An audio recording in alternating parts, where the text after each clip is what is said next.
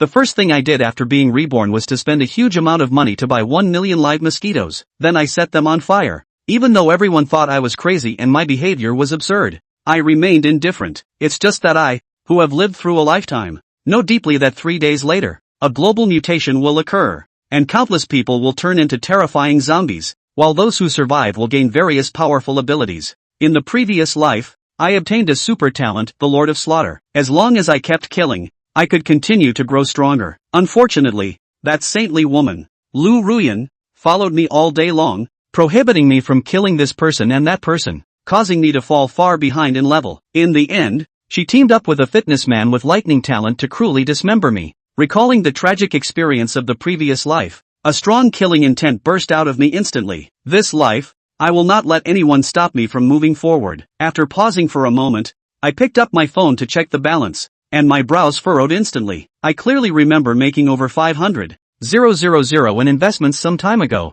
but now I only have 260,000 left. At that moment, the phone vibrated. Pressing the answer key, a sweet voice came through. Brother Chen, I want to buy a bag, but I don't have money. Can you transfer some to me? That bag is not expensive. It's on sale now for only 20,000 yuan. Hearing this familiar voice, I was so angry that I almost crushed the phone. Before the apocalypse, I learned from Lu Ruyan that this stinky woman had betrayed me long ago. Before the apocalypse, she cheated me out of hundreds of thousands and spent it all chasing handsome guys. Unfortunately, at that time, my hands and feet were cut off by her, so I could only be full of anger but powerless. Brother Chen, why aren't you speaking? Lu Ruyan continued with that disgusting tone. Although I was furious at this moment, the end of the world has not arrived yet, and blind actions will only disrupt the subsequent plans. Ruyan, I have something important to tell you. Let's not worry about that stupid bag for now. By now, I had already thought of a way to retaliate against her. What important thing? Seeing that I didn't transfer the money immediately, Lu Ruyan's tone instantly became much colder. I received the news that a stock is going to triple in just a few days. If you have money, transfer it to me quickly. Upon hearing that it could triple, Lu Ruyan's mind was instantly filled with money, and all other thoughts were thrown out of her mind. Really? She asked excitedly. Of course. Have you forgotten what I do? Before the apocalypse, I was a senior executive at a financial company. Wait for me to borrow some money. Don't rush to invest. After Lu Ruyan finished speaking, she hung up the phone directly. Thinking of Lu Ruyan's greedy and money-loving nature, I already knew what she would do. In order to make money, she will definitely stop at nothing, even resorting to using her own body. I sneered and began to plan how to survive the early stages of the apocalypse. Combat power, food, weapons, and shelter. These four things are indispensable. Shelter and food are relatively easy to solve. After all, having struggled in the apocalypse for more than a decade, if you can't even manage this, then it's really a waste of life. Combat power is the most important. As long as you have absolute strength, all problems will be easily solved. In the previous life, my strength came from the talent of the Lord of Slaughter. By killing, I could earn points, and the more points I had, the better the rewards. Opening the phone to search for targets, cows were too expensive, costing tens of thousands each. Pigs were also a few hundred each, although chickens were cheaper, costing a few tens each. The quantity was not enough. Obviously, it was not realistic to buy a large number of livestock. After all, these livestock could also mutate into mutant creatures, and the larger the size, the more ferocious they would become after mutation. By then, even if only a few dozen mutant roosters rushed out, I, who had just gained the talent, would definitely be unable to withstand it. What should I do? As I pondered in agony, a buzzing sound rang in my ears. Dare to suck my blood. I slapped the mosquito that was about to suck blood. Looking at the remaining blood on my hand, I was stunned for a moment, then excitedly shouted, Mosquitoes! Mosquitoes are the most suitable creatures for collecting kill points in the early stages. You can collect them in large quantities and burn them all when they mutate. When I thought of this, I quickly opened my laptop. What? Are you sure you're not kidding me? 10 mosquitoes for 25 yuan? Looking at the only store selling mosquitoes on a certain online platform, I suddenly felt incredulous. Would anyone really spend 25 yuan to buy 10 mosquitoes? I originally thought that with tens of thousands, I could buy tens of millions of mosquitoes, but in the end, I could only buy 100,000. No, I have to negotiate with the boss. Hello, I would like to buy 1 million live mosquitoes. Do you have them in stock? The customer service saw the message, and their eyes widened instantly. Stunned, what? 1 million? Dad, come quick. Hearing his son shout, the boss walked out of the tent where the mosquitoes were being bred. Sir, to be honest with you, I'm not sure how many mosquitoes I have here. After all, who has the time to count mosquitoes every day? Excluding the ones that can't be sold. I can sell you the rest. How much are you willing to pay? If he really has several tents full of mosquitoes, the number definitely won't be less than several 100,000. After all, these things are easy to raise. Just feed them a little and they can reproduce in large numbers. Do you want all of it? Looking at the message sent by the other party, the boss was momentarily unsure how to respond. After some discussion, he tentatively quoted a price, 500,000. Seeing this number, I couldn't help but shake my head. 300,000. If not, forget it. Sell. Give me an address, boss, and I'll deliver it to you tomorrow. The other party agreed so readily. Obviously the initial price I shouted was twice as high, but I couldn't be bothered to argue anymore. Spending 300,000 to buy mosquitoes. I guess only I would do such a thing. After setting up the order, I sent a message to Lu Ruyan. As for why not call, because I know Lu Ruyan is probably busy borrowing money everywhere at the moment. It's not convenient to answer the phone. Sure enough, half an hour later, Lu Ruyan replied to the message, I borrowed money from all my friends and relatives around me. You must make it back. At the same time, the transfer reminder also followed. Your account has received transfers totaling $520. Good guy. Seeing this number, Xiao was also shocked. It's all about rubbing the bottom straight up with fire. Plus taking some pictures to jerk off the black loan. Right? Not bad for a gold-digging woman. You're really hard on yourself. Baby, tomorrow night at 12. Come to my house and I'll witness the moment we make the big bucks with you. Pretending to send a message to Lu Yao. Then he told her to contact him less these days, citing that he still had business at the company. At this point, Lu Yao, who had just finished flipping off her trainer in the gym restroom, after seeing Xiao's words, he also revealed a cold smile. Shawshank, working all day long and not realizing that my old lady steals from people every day. When I make all your money tomorrow, I'll just break up with you. Ha ha ha, you cuckold. After getting the money, Xiao decisively gave an order on a certain treasure, and he had deliberately paid an extra $10,000 to make sure the other party would deliver it to his door by tomorrow afternoon. After all, tomorrow night at 12 o'clock could be the time for the end times to fall. He had to have everything organized by 12. I promise to deliver it to you. If I can't deliver it, I'll ask my son to come to your house and install mosquitoes for you for 3 days. The words the boss sent over also made Xiao laugh out loud in a rare way. Being his son can be dangerous, and you have to be able to pretend to be a mosquito. Having solved the problem of the first kill creature, it was time to do something else next. While water, food and shelter he could handle, it was better to save a little. After all, he now had over $400,000 on him to do whatever he wanted. Tens of thousands of dollars for 100 cases of water, and tens of thousands more for snacks. The remaining $200,000 or so, he used it all to buy meat, except for the water, which arrived the same day. Everything else is expected to arrive tomorrow. As for weapons and armor, there's really nothing necessary. First of all, the creatures that mutated out of it, whether they were zombies or something else, were very defensive and destructive. Even if he took the steel and surrounded it now, in less than a month, those powerful creatures that had finished evolving could just be torn apart.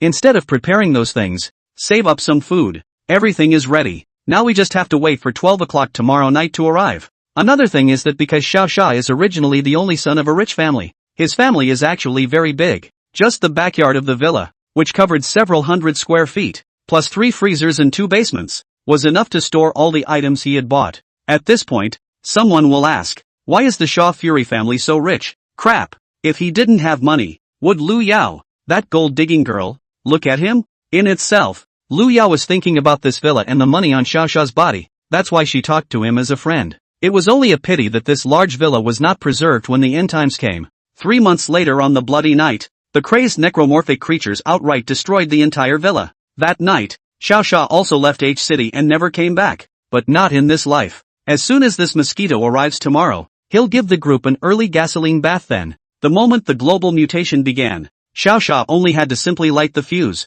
Boom! The moment the flame burns, these millions of mosquitoes will sacrifice themselves to the birth of himself, the Lord of Killing. Ahem. Feeling a bit anxious, Xiao coughed and put away his evil smile. There was still a day left on the clock, and one could do something else. For example, find the teammates you want ahead of time. Chapter 3, The Future Strong. 12 o'clock noon the next day. It was 12 hours before the end times came. After a day of preparation, one by one, the items he had purchased were transported to the cold storage facility. To Xiao's great surprise, He had still overestimated the size of this villa. 3 coolers can't hold that much meat. Eventually he had to move some of the meat to the basement, where it existed with the snacks and those things. Boy, stocking up on so many supplies. Is the world going to end tomorrow? An older man who was helping him carry his stuff laughed. Little kids don't know any better. They bought it for fun. Xiao Xia also touched his head and replied with a smile. These people didn't take the matter to heart. After all, the life of the rich was not something commoners like them could imagine.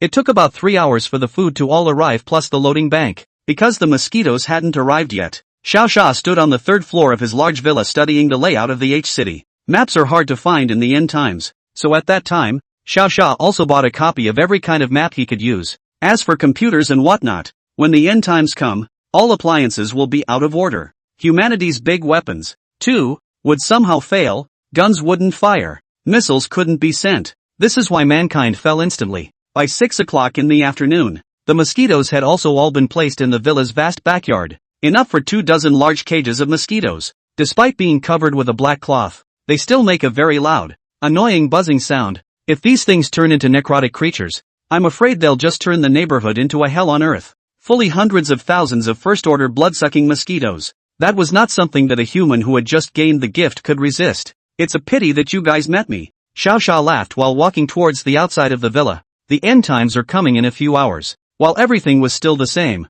he decided to go for a several $1,000 dinner. He had kept $10,000 or $20,000 in reserve when he bought something earlier, so he wasn't short of that much money. Walking to a high-end restaurant near his home, Xia Fury was about to head inside. At this time, but suddenly saw a girl in a small white dress, is squatting on the ground crying a meal. With her tiny cries, a certain part of her body rose and fell. If this were before, Xiao Xia would have walked right in. But with this apocalypse fast approaching, he'd like to see what kind of setbacks the girl had suffered. What's the point of crouching on the floor and crying in the middle of the night? Hearing Xiao Xia's untamed voice, the girl who was crouching on the ground stood up with a pang. She cursed with an angry look at Xiao Xia with her face still dripping with tears. I've never been to a high-end club once in my entire life, so why should my coworkers get to go if they sleep with their boss? Is that all? Seeing her cry so miserably, Xiao Xia thought her husband had run away. Isn't it just a crappy restaurant? Come up with me and I'll buy you a meal, okay? Don't worry, I don't miss your body either. It's just that I have money with no place to spend it. Xiao Xia's playboy-like casualness said. What? You mean what you say? A look of surprise appeared on the girl's face. Xiao Xia stared at her face, which was crying like a flower cat, and always felt a bit familiar. Although this face was a bit clearer now, Xiao Xia could be sure that she was definitely one of the certain strong people she had seen in the end times. As for which one, I'll find out later when I go upstairs for dinner and ask. It's just a couple $1,000. Follow me if you want. After leaving these words behind, Xiao Xia walked towards the building without slowing down. The girl behind her was stunned for 2 or 3 seconds. Then she also wiped the tears on her face and quickly followed. Hello, Mr. Xiao. The attendant at the door called out respectfully after seeing him. Take this lady to wash her face, and afterward bring her to room 318, he ordered as he casually pointed at one of the greeters. Okay, Mr. Xiao, there's no way around it. Being a valued gold card user, as long as he didn't do anything too outrageous, he could basically make use of any employee he saw in this restaurant. After arriving at the 5,888 private room she had booked, the girl also quickly followed the welcome guest in. Looking at her sitting coyly across from him, Xiao Xia laughed out loud. I didn't realize that the strongest person in the future was just a little girl who hadn't seen the world before the end of the world. Big beautiful girl, I'm treating you all. Xiao Xia squared his mind and asked, there shouldn't be any repercussions if you answer a few simple and serious questions for me, right? Seeing that the other party gently nodded, Xiao Xia also went straight to the point. So, what's your name? Chen Ling. The other man answered his own question graciously, though he dared not look at him. Ling Chen? Hearing this name, Xiao Xia's eyes lit up. An illusionist who can manipulate spirits to augment himself. Chen Ling. That was the existence of the top 5 in H City's battle power ranking in the previous life. It's a lot worse than his own second, but it's still a real powerhouse. I didn't think that I would be able to meet an expert of this level over a meal. I have to try to lure her to myself, Xiao Xia secretly said. If Chen Ling could become his teammate, it would definitely allow his rate of improvement to grow exponentially. But while the idea was good, he didn't know how to ask for it. After all, he couldn't be stupid enough to tell the other guy, tomorrow is going to be the end of the world. Hurry up and be my horse to save your life. In that case she would 100% consider herself a psychopath. Over here he was pouring a glass of red wine and thinking about how to talk later. As for Chen Ling, after receiving Xiao Sha's permission, she directly grabbed the food on the table and ate it. King crab, jumbo lobster, Buddha jumping wall. Every single thing was so delicious. With every bite, Chen Ling felt that she had lived the first half of her life in vain. If she could eat this well every day, she wouldn't have a job. Thinking about their own a few $1,000s a month also have to beware of the boss all kinds of harassment. Chen Ling's heart made up his mind. A part-time job? What job? She must get Xiao Xiaobao to wrap her up today. She, Chen Ling, didn't want a rage force anymore. Even if it was to be a mistress she would do it. Xiao Xia, who was savoring the red wine at this time, didn't know it yet. This meal of his own had directly given Chen Ling his entire life in turmoil. Just as Chen Ling had eaten a half-full meal, she lowered her head and asked Xiao Xia with a red face, Mr. Xiao, I don't want to rage power. Can you adopt me? I haven't had a boyfriend yet. Nice guy. This speech directly confused Xiao Xia. Xiao Xia was still thinking about how to fool you, but it turned out that you were raided after this meal? Can it get any more outrageous? Chapter 4 The End Times. Coming. Looking at Chen Ling, who had lowered her head and was being coy, Xiao Xia's playfulness increased. If I wanted you to slap my ex, would you dare? I dare. I dare even if you tell me to kick her. Chen Ling suddenly raised her head with great determination in her eyes. Seeing this, Xiao Xia clapped his hands. This is suitable to be his teammate. If she was coy and didn't dare to do it, then Xiao Xia really didn't necessarily want to take her in. Very well, I'll get the woman over here now, and you wait for her to come through the door and give her a straight shot to the floor. It was supposed to fool people into joining themselves, but I didn't expect that it would turn out to be a test of the other party's sincerity now.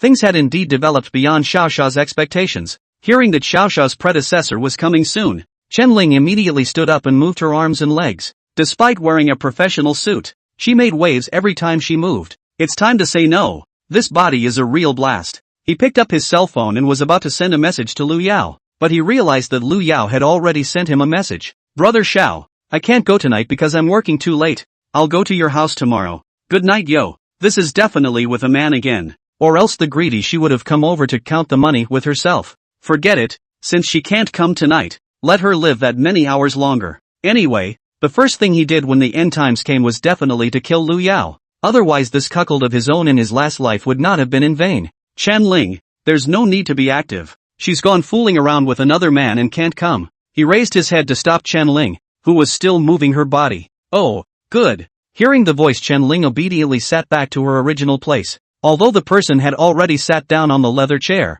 Chen Ling's mind was still thinking about Xiao Xia's words. The other guy said the ex went off to fool around with someone else. So wouldn't that mean a chance to become an incumbent yourself? While Chen Ling was still whimsically thinking, Xiao Xia looked at the time. 22:45 p.m. It took long enough to eat this meal on its own. Although all the delicious food was squandered by Chen Ling, Xiao Xia gained a powerful teammate. It's safe to say this is the deal that doubled the gains hundreds of times. Come on, come home with me. Looking at the playful expression on Xiao Xia's face, Chen Ling instantly understood. But now that he had the idea, there was no turning back, and Xiao Xia left the place where they were eating. The two walked a few steps along the street, and soon a luxurious villa appeared in Chen Ling's eyes, especially when he saw Xiao Xia's fingerprints unlocked and walked straight into the door. All those tiny insecurities in her mind disappeared. How is it possible to have such a luxurious villa and not have the money to bag yourself? It seems like you have finally made the most important decision of your life this time. What she never expected, however,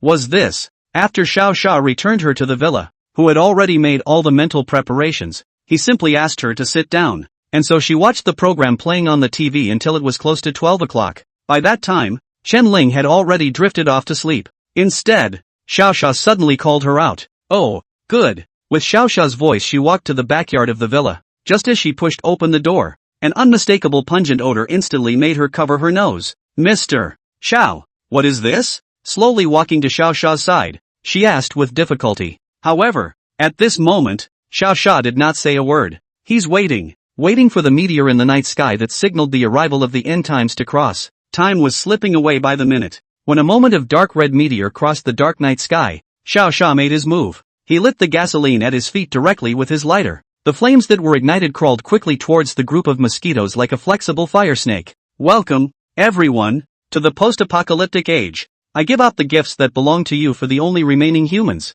Fight against the powerful necromorphic creatures. The familiar three voices, Herculean, resounded in the minds of humans all over the world. And those humans who didn't get the message, and most of the wildlife, began to change in amazing ways. The mosquitoes, especially those drenched in gasoline, have also begun the process of evolution. Only Xiao Fury's flames had snuffed them all out before they could evolve. Congratulations on acquiring the talent, Lord of Killing. Ding! Successfully killed one first-order necromorphic mosquito. Ding! Successfully killed one first-order necromorphic mosquito. The moment he gained the talent, frantic strike reminders began to ring in his head as well. The sound was loud for 10 minutes. The voice didn't stop until all the mutant mosquitoes in the cage were burned out. Ding! Successfully killed 1009528 first-order necromorphic mosquitoes. Killmaster successfully triggered. Congratulations to the host on receiving the reward, Blood-Eating Feathers. Discordian Bloodline. Unlimited Backpack. As the 3 shining rewards appeared in front of him, Xiao Xia laughed freely. Your blood-clad god of murder has returned. Behind her, Chen-Ling could not help but gently hug Xiao Xia when she saw him laughing so maniacally. Although she didn't know what was going on with the hints in her head and that illusionist talent, but in the dark, she always felt that Xiao Xia could protect herself. Linger, go back to your room and wait for me to come back, Xiao Xia said as he gently touched her head. Okay, I'll wait. Despite the constant hissing and desperate human cries for help heard outside, however, Chen-Ling still kissed Xiao Xia's back and then walked towards the building. Looking at this niece being so understanding, Xiao Xia also felt relieved to see that he had gained a reward. Blood-eating feathered wings, shape-shifting armor that can be transformed into other dress-ups, giving the possessor a powerful flying ability, and can be enhanced by absorbing blood. This feathered wing, that was a piece of equipment that Xiao Xia had acquired only after 3 years. It was because of its existence that he was nicknamed the blood-clothed god of murder. One is all too familiar with it. As for infinite backpacks, as the name suggests, they are backpacks with infinite space. For a post-apocalyptic world, this is the best thing to preserve food. Both of these are actually fairly normal. After all, he had killed 1,000,000 necromorphic creatures outright. This last Pango bloodline was actually the real priority. Pango bloodline, with the bloodline of an ancient powerhouse. Your attributes will be 100 times that of an ordinary person. Seeing this line of description, Xiao Xia was dumbfounded. Of all the bloodline talents he had seen in his last life, the strongest I've seen is the 9.5x attribute doubled 9.5x. That man was later to become one of the most powerful men in the end times. And now, he directly had 100 times the attributes. What was that concept? The equivalent of himself was an army of 100 elite warriors combined. Now, all the obstacles of his previous life, he could sweep away. But, right now, he has to kill the zombies in the neighborhood, and the Lu Yao that is just in the opposite building. Chapter 5, Only Power Doesn't Lie. Feeling around his iron door, something had begun to hiss and tap on it. At this moment, Xiao Xia, who was still in a state of surprise, immediately flashed a trace of viciousness in the corner of his eyes. I haven't even started going after you guys, and you're here looking for trouble? As he spoke, Xiao Xia immediately began to absorb the abilities of the Pango bloodline and the blood-devouring feather. Only 2 strands of mysterious energy quickly traveled throughout his body. Immediately afterward, Xiao Xia's body erupted with strength beyond normal. Just a few seconds had passed, and then a wing that flickered with a weird red aura and seemed to have blood flowing in it, full of technological sense, suddenly appeared on his body. And when Xiao Xia opened his eyes, his original eyeballs had turned a bizarre light golden color. This is the trace of the baptism of Pangu's bloodline. At this moment, Xiao Xia felt like he could dry smash his family's villa with one punch. The ordinary zombies outside the villa were even less of a match. Illusion. He mumbled in his mind and turned the wings behind him into a blood-colored robe. Everything is ready to end. Looking at the zombies that had crawled into the interior of the villa, Xiao Xia revealed a cold smile. Let's try how hard my fists are. Bang! He was seen flying a dozen meters in one easy jump. Xiao Xia then easily grabbed a hissing, ugly-looking zombie and directly crushed his head, then threw the body out. These walkers can be more scary than ghosts to others, but in the case of Xiao Xia, who possessed 100 times the attributes, they were like watermelons that didn't move in place. Xiao Xia only needed to fly over and easily crush their heads. The sound of bones breaking surrounded the villa. Upstairs, Chen-Ling watched Xiao Xia go on such a killing spree, and while she felt her stomach turn over, she was also glad that she had really followed the right person. Good job, Xiao. Vomit. The brutal scene eventually made her vomit. What should be said or not said? Chen-Ling's acceptance was really big, accepting the fact that she was in the end times so quickly. But when I think about how the other party even dared to be a mistress, it's not surprising. After spending less than 10 minutes, Xiao Xia had already wiped out all the zombies within 20 m of the surrounding area. Tonight, there is no walker coming any closer. Though the lower ranks had no brains, they could smell the death of their own companions. When sensing danger, These zombies won't come near their villa, at least until tonight. Ding! The host has killed a total of 26 first-order zombies. The Lord of Killing is triggered. Congratulations to the host for obtaining 1 bottle of physique enhancement potion. Blood-eating feather absorbed a small amount of zombie blood. Evolution progress increased by 0.5%. Looking at the red potion in his backpack, Xiao Xia skimmed his lips. The rewards are really crap now compared to before. If this potion had exploded in his last life, Xiao Xia would have been a cool level. After all, this is something that adds 20 blood directly. But the only 2 restrictions were that it could not be given to a bloodline class gifted person, and that it could not be used more than 3 times. No, he just happened to be the top bloodline class gifted person. Let's give it to Chen Ling later when she performs well, Xiao Xia secretly said in his heart. After solving the problem of the zombies, Xiao Xia lifted his head and looked at the layer of high buildings opposite his villa. In her last life, Lu Yao's note clearly wrote the process of her stealing. This bitch is trying to maintain this thrill of stealing. So every time she asked someone out for a night on the town, she'd get a room in that building directly across from the villa. And she also liked to be on the balcony facing the direction of the villa side, purposely facing the door of Xiao Xia's house. Not bad for you. Xiao Xia, who had long since stopped treating her as a human being in this life, would naturally not be affected by such things. Chen Ling, there's a flashlight under the sofa. Remember to keep an eye on the house. I'm going to take a revenge. I'll be right back. After shouting towards Chen Ling on the 3rd floor, he instantly flew up out of the air and headed straight for the opposite building. Recalling Xiao Xia's crazy killing before and such crazy words now, a familiar movie and television character instantly appeared in Chen Ling's mind. Fatherlanders, Lu Yao, who was tangling with the man at this moment, also jumped up from the bed after hearing the voice ringing in her head. Honey, did you hear anything? She asked in surprise to the little white boy underneath her. It says the world is coming to an end and that I've awakened the gift of thunder, the little white man said as he tentatively released his ability. A tiny blue arc of light slowly flickered in its hand. Yay! Lu Yao was overjoyed. So my ability as a healer is real too? That's right. These two are finally fooling around together. This little white guy was none other than the gym guy who had awakened the gift of thunder in his last life. The two at this point couldn't care less about the hissing around them, and were actually thinking about adding a little bit of fun with their abilities. Electricity plus therapy is more or less sour. Let's go to the balcony and check out that kid. Lu Yao hooked her finger and said to the fitness guy, Baby, it's better that you thought it through and actually had to see if the kid was dead. The two of them just loped out onto the balcony. The street beneath his feet was covered with flames and hissing. Lu Yao, however, looked in the direction of that villa and said grimly, that Xiao Xia kid won't be bitten to death by a zombie, right? If he dies, half the fun is gone. It's okay baby, even if he's alive. Tomorrow at dawn we'll both go straight to kill him and snatch his villa. The gym guy chuckled behind him. The two didn't realize at this time that Xiao Fury was actually floating a few floors below them. Mom, there's Superman. Ah, Mom you don't bite me. Help! A teenager on one of the floors just glanced at Xiao Fury and was infected by his own mother who had been transformed into a zombie. And from time to time, in the floors that Xiao Xia flew over, he saw some people who actually chose to end their lives by jumping to their deaths. In these chaotic post-apocalyptic times, it often takes more courage to live than to die. After all, one's closest family member had turned into a bloodthirsty monster, and the average person simply couldn't accept that reality. After shaking his head and sighing a few times, he continued to look for Lu Yao's location, Xiao Fury's villa immediately. Just as Xiao Xia was flying upwards, a familiar voice finally drew him in. When he lifted his head to look, he really saw a flirtatious Lu Yao and that little white boy on the balcony of one of the floors. Now I'll see how you run. Finally discovered this. Xiao Xia's heart was happy. The shadow of being cuckolded in his last life was something that had been with him for a long time. This time, he surprisingly did not have a trace of anger, and his heart was very happy instead. It was as if the Lu Yao and little white man that he was going to kill were like just two zombies that were about to be exterminated by himself. Chapter 6. What's old is new again. Oh, are you guys talking about me? Just as the two were still discussing how to torture Xiao Xia, a man clad in blood with an amiable smile on his face appeared in the air less than 5 meters above Lu Yao and the fitness man. Xiao Fury? Lu Yao stared blankly at the man in front of her who was flying in the air and emitting a blood-colored glow. The moment she saw Xiao Xia,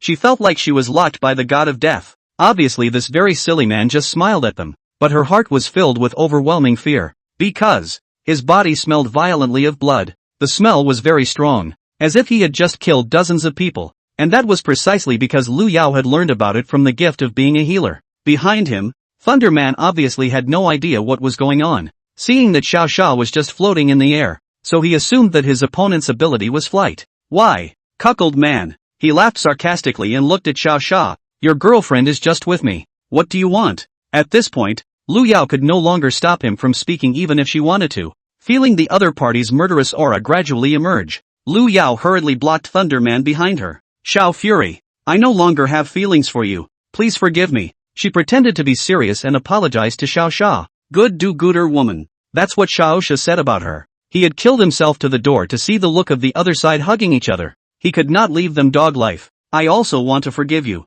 Xiao Xia laughed out loud, but I feel like my hands are itching, and if I don't teach you a lesson, I can't bear it in my heart. These words made Lu Yao's cold sweat run down her face. As a priest, she could see that the murderous aura on Xiao Xia's body was already thick to a certain extent. It was even about to turn solid and poke him in the face. So many monsters can be killed for you. Brother Xiao, there's no need to stalk us. The big deal is that we will tomorrow leave H City now, so we won't bother Brother Xiao to do it. At this moment, a sinister expression appeared on Thunder Man's face as he slowly gathered his power with his hands behind his back. Although he didn't understand why Lu Yao was so afraid, he was confident that he could definitely kill Xiao Xia in seconds with this thunder ability of his. However, what he didn't know was that Xiao Xia's attributes were now stacked together. Even if he drew out all of his blood to summon thunder, it's not likely to electrocute him either. And as a god of kill who had been mixing for more than a decade, just his little action had actually long been seen in Xiao Fury's eyes. The reason why he didn't point it out was because he wanted to let Lu Yao experience the feeling of despair.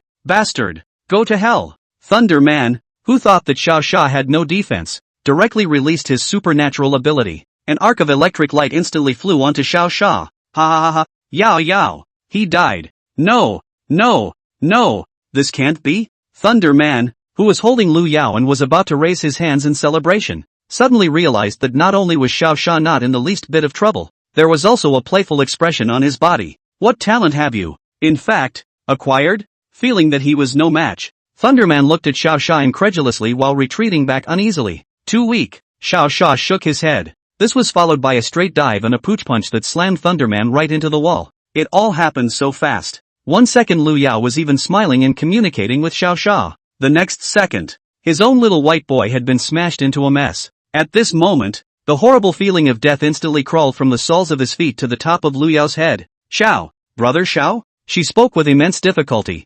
Actually, he forced me. These words were said in a way that even she herself didn't believe. Xiao Xia didn't know that she who had given herself countless cuckolds. How can you have the chutzpah to say something like that? Originally, he had thought of continuing to scare Lu Yao, but looking at her with these lost eyes and trembling feet that didn't know what to do, his interest was gone. I won't give you another chance. He took one step forward to the doomed woman. The moment their gazes made contact, Lu Yao knew that her time to die had come. Just when she was too fearful to act, Xiao Xia gently murmured in her ear, I prefer to the current you, dead you, pust. In the next second, Lu Yao, who had a big hole in front of her body, slowly fell down from the 21-story high building. Hearing the sound of a heavy object falling to the ground, Xiao Xia's heart was incomparably peaceful. Because Lu Yao liked the feeling of cheating, Xiao Fury purposely penetrated her chest slash. It's kind of a favorite way for her to die. It's time to go back, he muttered. As soon as this thought appeared, Xiao Xia rushed up from his original floor.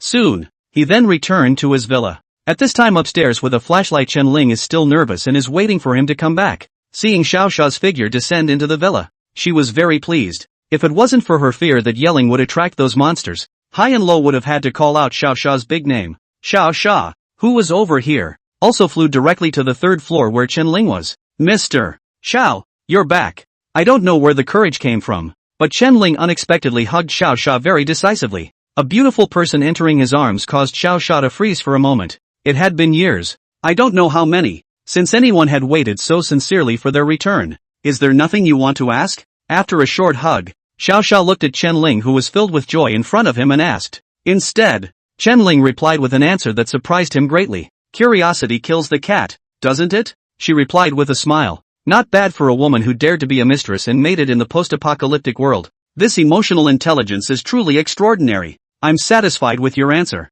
but I have to see if what you said is true. Xiao Xia looked at Chen Ling playfully. When a man and a woman are alone in a room together, of course certain reactions are going to happen. What's more, Xiao Fury was now very heavy with fury and needed to be cleansed. Looking at the longing in Xiao Xia's eyes, Chen Ling straightened her rippling gadgets in front of her. See for yourself how sincere people are. I won't lie to you yet. Since both sides knew what the other side was thinking, Xiao Xia naturally didn't have to take too much into consideration. Very decisively picking up Chen Ling, the two of them headed for the room. Into the night. On the outskirts of the villa, there was a hissing sound. Inside the villa, on the other hand, there were certain blushing noises from the two men's frenzied solicitude. The sound lasted from nightfall until dawn. It took several hours before it finally stopped. After daybreak, looking at Chen Ling who was sleeping dead on the bed, Xiao Xia was also a little heartbroken for her. The Pango bloodline is truly not a cover. Covering the quilt over Chen Ling, Xiao Xia sighed in his heart. Chapter 7. In the time spent waiting for Chen Ling to wake up and preparing to help her cognize the new world,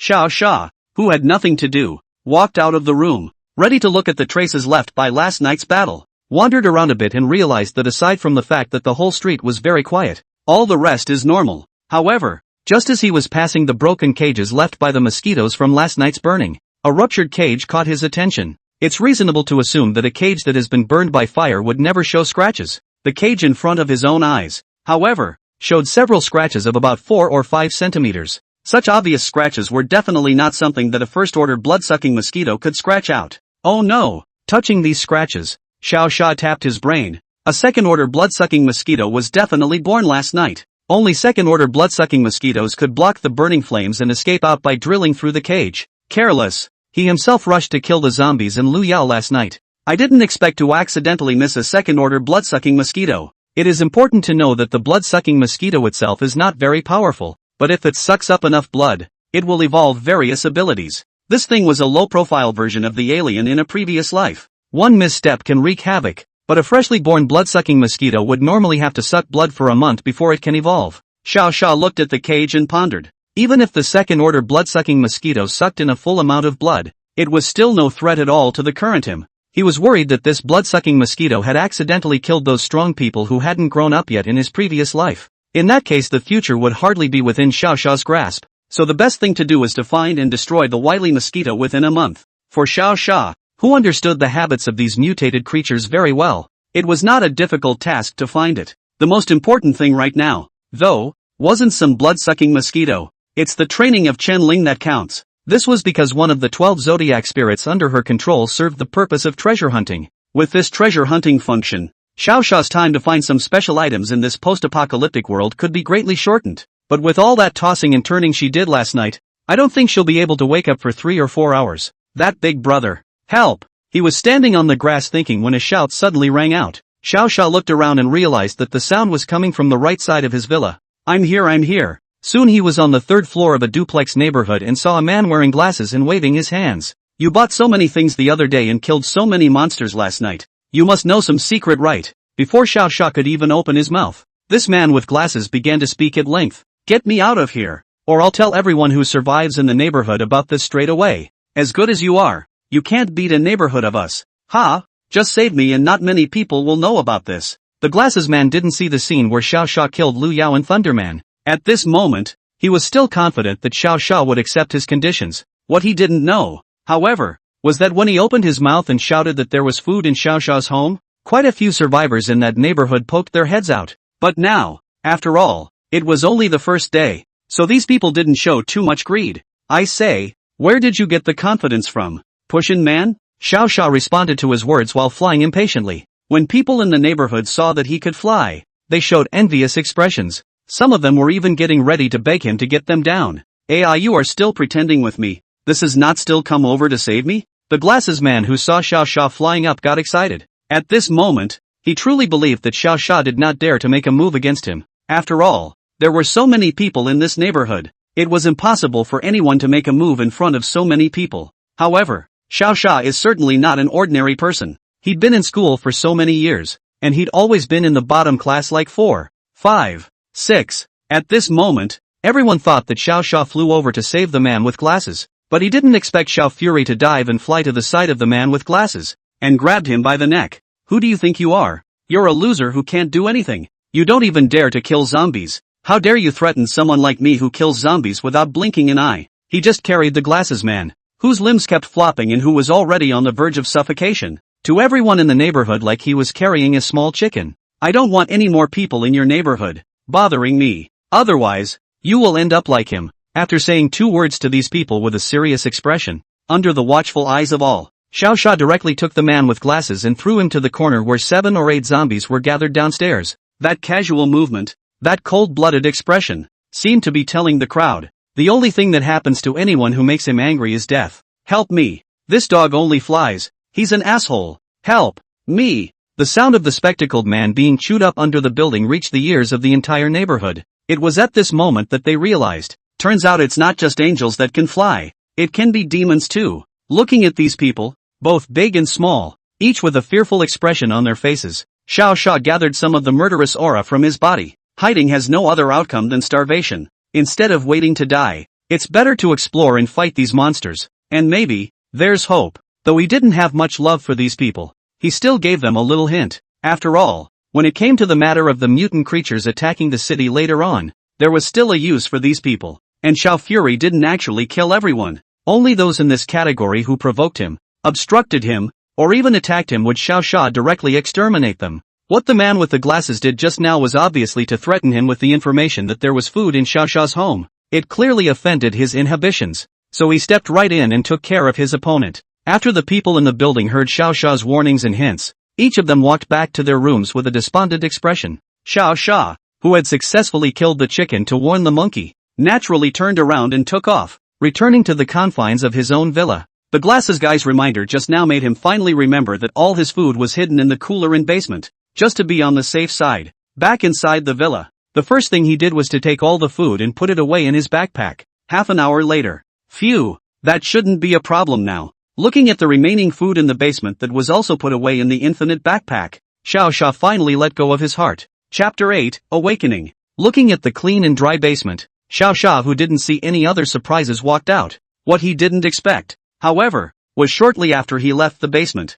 a fist-sized mosquito then slowly peeked out from the corner. It made a quick sweep around the area with those huge eyeballs. After making sure that no one was in the entire basement, it made a fiery run to the only drain within the entire basement. The entrance to the drain was instantly destroyed with a single stroke of its sharp forelimbs, and it, too, managed to escape from the sewers, from the grasp of the devil that was Xiao Sha. Only, it was still too weak to fly very far, and had just climbed up the sewers when it met a strange group of people. Big brother, there's a strange mosquito here. It's so big. After packing up the basement and walking back to the ground, Xiao Fury realized the corpses of the zombies killed earlier no longer served as a deterrent. A number of zombies had smelled his scent and were slowly coming towards the villa. These unconscious killing machines began to keep rapping on doors and scaling fences. Although it moved slowly, once the number of them increased, the periphery of their own villa would not be able to withstand it. Gotta think of a way to do that. While quickly cleaning up these zombies, he began to think about how to solve this problem. Normal contraptions can't stop these things. The post-apocalyptic people back then used the crystal cores from the brains of zombies and other necrotic creatures, which were subsequently made into metal through extraction. This metal, called gold crystal, can withstand most necromorphic creatures. If I remember correctly, it's only a week after the end of the day, when that black rain arrives, that the necrotic creatures will produce crystal cores. Xiao Sha looked at the sky and muttered, "That's right. All humans and necromorphic creatures were first order until the black rain arrived. Only with the baptism of the black rain will this world's genetic locks open. These zombies now are also just unenhanced zombies from the novice stage. By the time the black rain fell, all the necrotic creatures' attributes were strengthened. By then these walkers won't be Parkinsons. They'll be people." Zombie mean bolt. As Xiao Sha cleared the zombies around him, he also saw a group of survivors utilizing their talents to kill the zombies. Nice work, but be careful and reserve a few moments of strength for your next swing. Watching a man with a baseball bat sitting panting on the ground, Xiao Sha flew to him and handed him a cigarette. Thanks. He took the cigarette with trembling hands, and after taking a drag, the fear on his face finally dissipated a bit. Obviously, killing these zombies for the first time had burdened his mind. After all, many of the walkers were their former neighbors. They are no longer your neighbors, and in these times, you can only trust yourself. Xiao Sha also took a drag on his cigarette and returned indifferently. The two were like two old smokers who met by chance, chatting as they smoked their cigarettes. "Little brother, is the world still saved? The world is not yours to save. And if you want to save it, save this neighborhood, this block. But it takes my whole body to fight a monster. I'm afraid it's only heroes like you who can." Looking at the other party's disheveled appearance, Xiao Sha gently shook his head at him. "Not everyone is gifted in combat. Like you. You were born to be a manager, weren't you?" Looking at Xiao Sha's easy words, the man could not hide the shock in his heart. How did he know about my gift? although Xiao Xia didn't point it out. He clearly knew that his talent was elite management. That's right, it's a talent that specializes in managing various survivors and adding small attributes to those survivors. But Xiao Xia clearly wouldn't tell him much of anything. Wang Ming, in a week's time, I will have a mission for you. Xiao Fury exhaled a mouthful of smoke, then turned around and smiled. Until then, live. Although he didn't understand Xiao Xia's intentions, Wang Ming knew that as long as he didn't die, his future path would definitely not be difficult, because his backer would be this killing god who had pushed all monsters across the board without any rival. Xiao Xia naturally wouldn't lend a helping hand to ordinary people, only those he likes, and those he needs get his help. And the Wang Ming just now, in his previous life, was the very person who represented his own neighborhood in the eastern part of the city. With Wang Ming, in the future, there would be no need to worry about some unafraid thing attacking their villa. However, this matter would have to wait until the black rain landed. When she returned to her room, Chen Ling was already awake. At this moment, she saw that Xiao Xia was not at home, so she thought of helping him cook a meal. But when I twisted on the gas stove, I realized that the thing didn't work at all. Tried to use the electric stove, but electricity has failed worldwide. Just when she was worried and didn't know what to do, Xiao Xia had stood behind her and let out a laugh. Hungry? He asked softly. Yikes! Chen Ling, who was suddenly startled, let out a cry of surprise. You're scaring people. Turning around and realizing that it was Xiao Xia, she immediately ran over with a puff of air. It was only after a bit of the daily banter that a couple should have that the two sat down at the dinner table in unison. Xiao Xia took out a roasted chicken package directly from the air. The kind with rice and vegetables. Just how many other skills do you have that I don't know about? Chen Ling brightly took her share with sparkling eyes. You, just know that I'm great in bed. Someone told a dirty joke. However, these words directly silenced Chen Ling. Last night he did toss him straight to the ground, and if he did it a few more times, he wouldn't be able to hold his own.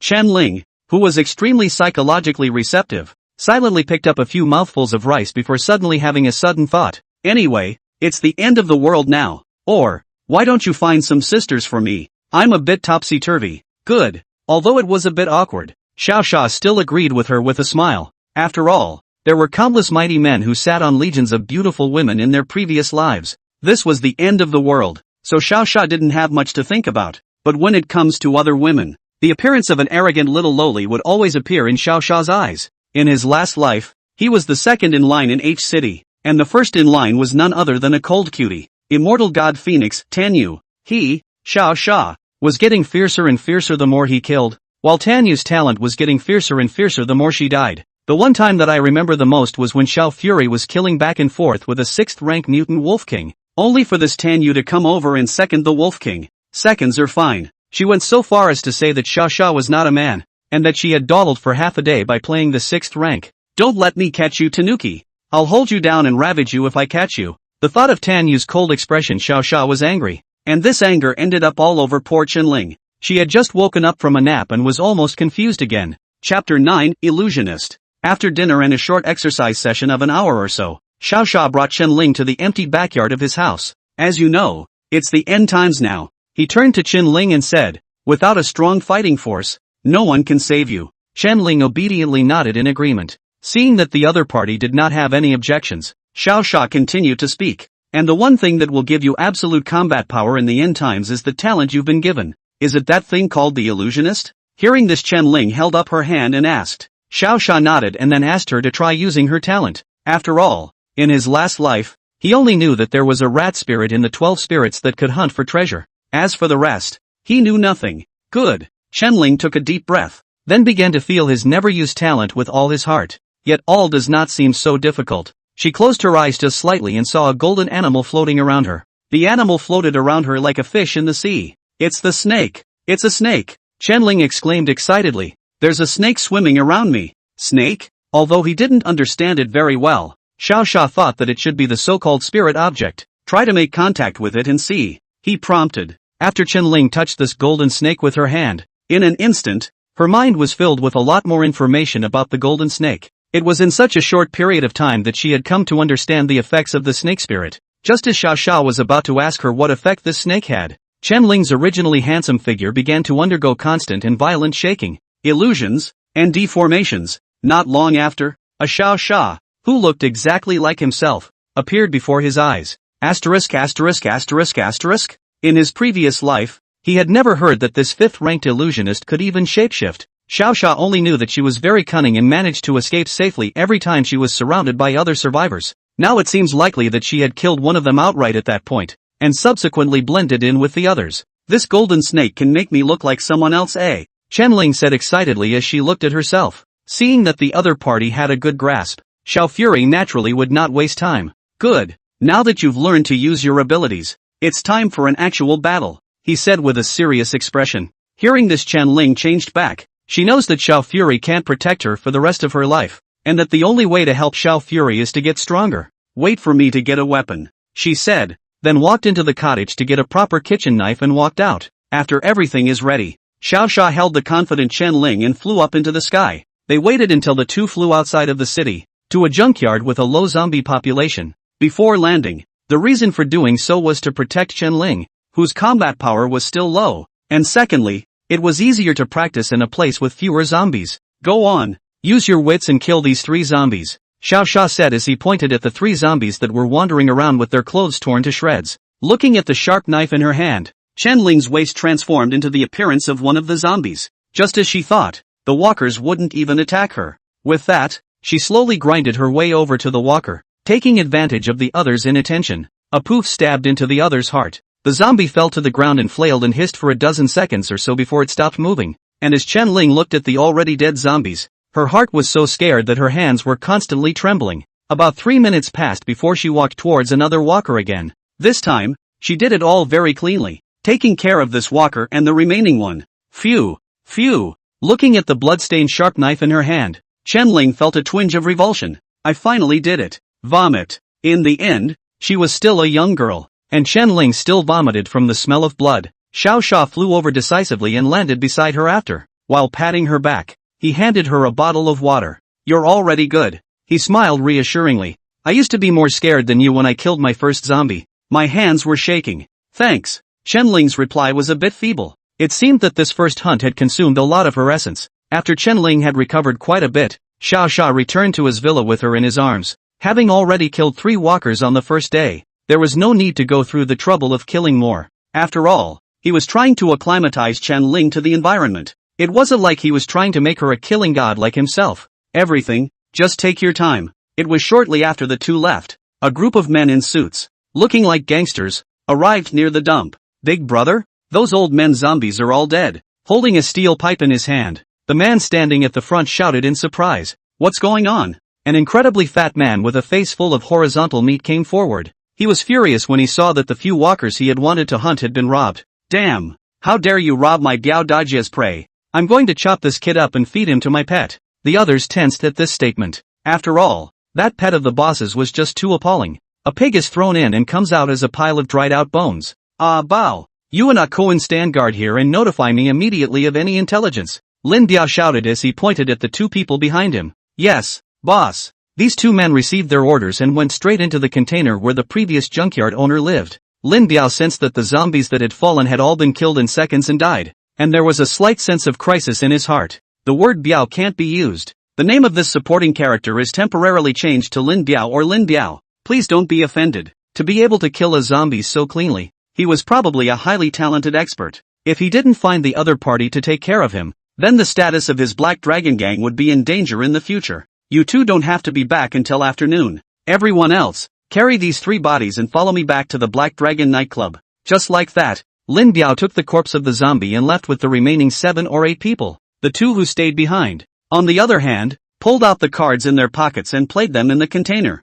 Why do you think the boss left the 2 of us behind? Pao asked casually as he shuffled the cards. What else could it be? It's not because we both have the worst talent. It was so blunt that it ended the conversation outright. Yes, they both have really crappy talent. Pao's gift is that he can absorb the sun's light and then glow, and he definitely won't light up without it. And Koan, as his name suggests, has a talent for making loud chicken noises. I should have known better than to be a little black boy. Akan secretly wept in his mind. Chapter 10. Treasures in the east of the city. 3 consecutive days passed. Quinn and Panther had broken their cards and hadn't been able to see any other humans come to the dump. When they returned to their Black Dragon nightclub again, Lin Biao also felt that the other party might have left long ago. Don't bother with that crappy junkyard. Lin Biao, who was holding the 2 petite women in his arms, waved his hand and gave them a new task. go to the east side of the city and take all the survivors there into our club as well. Give them a day. And if they don't obey, I'll bring someone over tomorrow to teach them a lesson. Hearing that Lin Biao actually had thoughts about the city's east, Koan and Bao were excited in their hearts. If we take the east side of the city, I guess the two of them can be a squad leader. Moreover, they had more than 100 people in the Black Dragon Gang now, and it was naturally not a problem to threaten some of the survivors who had fallen behind. After all, in the eastern part of the city, I heard that there hadn't been many experts appearing. Wait here, boss, I'll bring your message right away. With that, Koan went out with a dozen brothers. On the other side, Xiao Xia was still eating breakfast with Chen Ling. After 3 days of training, the current Chen Ling's combat strength was definitely at the forefront of normal people. It was because Xiao Xia had fed that bottle of strengthening potion to her before, coupled with very precise hunting training. As long as the opposite side's talent wasn't too outrageous, it was estimated that Chen Ling would be able to fight 3 or 4 by herself.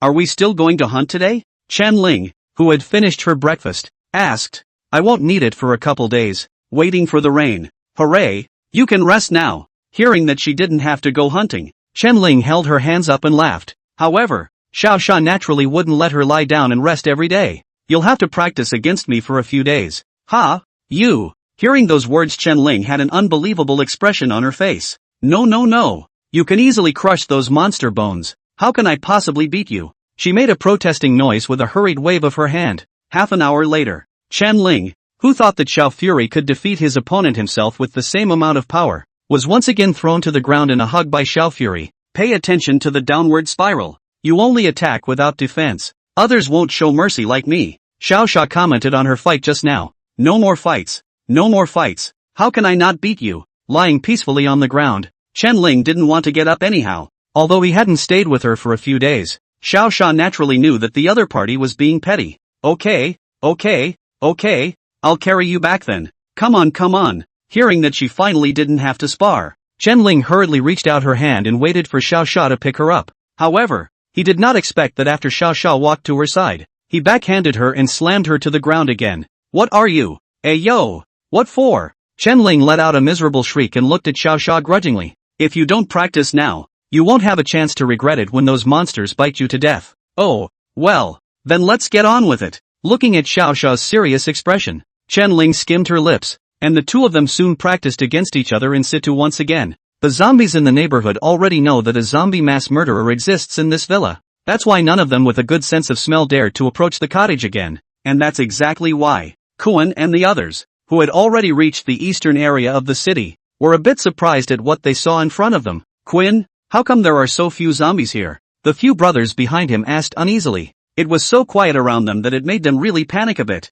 Don't be afraid. It's probably just them gathering elsewhere, Koan said casually with his few days of experience. The group continued to explore forward. Quinn, look. How dare that group of people all play outside? Aren't they afraid of zombies? Suddenly a junior brother pointed at a group of people in front of him and shouted. As this person said, Akan did see a group of people playing on a basketball court filled with blood. This scene is just bizarre. None of them from the Black Dragon Gang dared to play so wildly for fear of attracting zombies. Send those papers and get out of here. Come on. Sensing something was wrong, Koan immediately had his men spread out to distribute the flyers. These people were already scared to death, but they didn't expect Koan to act more scared than them. In the end, they could only find a few random safe corners and throw away all those flyers filled with dangerous statements in their heads. These guys didn't take a minute to come back. Koan also had no time to say anything more. Directly led the people to take the path back to the Black Dragon nightclub. Lin Biao looked at Koan coming back so early, and his expression instantly turned grave.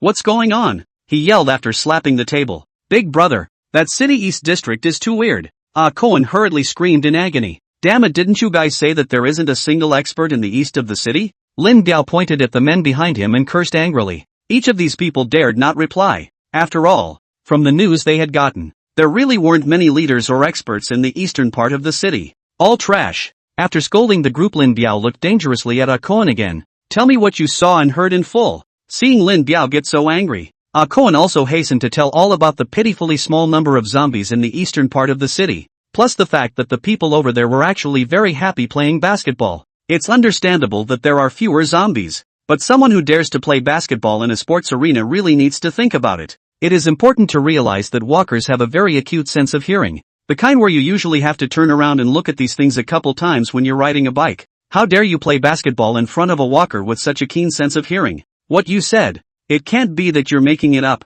right? A dangerous glint flashed in Lin Biao's eyes as he looked at Akuan. How dare I, big brother? If you don't believe me, ask the other brothers. They saw it too. Seeing how emotional Akuan was, Lin Biao also knew that this matter was mostly true. But why aren't the people over there afraid of walkers? The question made him close his eyes and think for a long time. Just as everyone was cautiously waiting for Lin Biao to speak, he suddenly slapped the table and laughed. I know. They definitely obtained a treasure that can isolate zombies. Treasure? The others had a thoughtful expression on their faces at the moment. The expression on his men's faces made Lin Biao's face cross. How could these people of his own be so stupid? You fools! What is that if it's not a treasure? It's hard to believe that there's still an expert in the east of the city who killed all the zombies. He cursed in anger. Gon got a jolt from the scolding. Not daring to go past the emotional quotient pulled full circle, he quickly reacted, and then joined the others in complimenting Lin Biao's cleverness. The compliments from his men dispersed a lot of the anger in Lin Biao's heart. Koan, you guys bring more people to poke around and make sure to find the location of this treasure.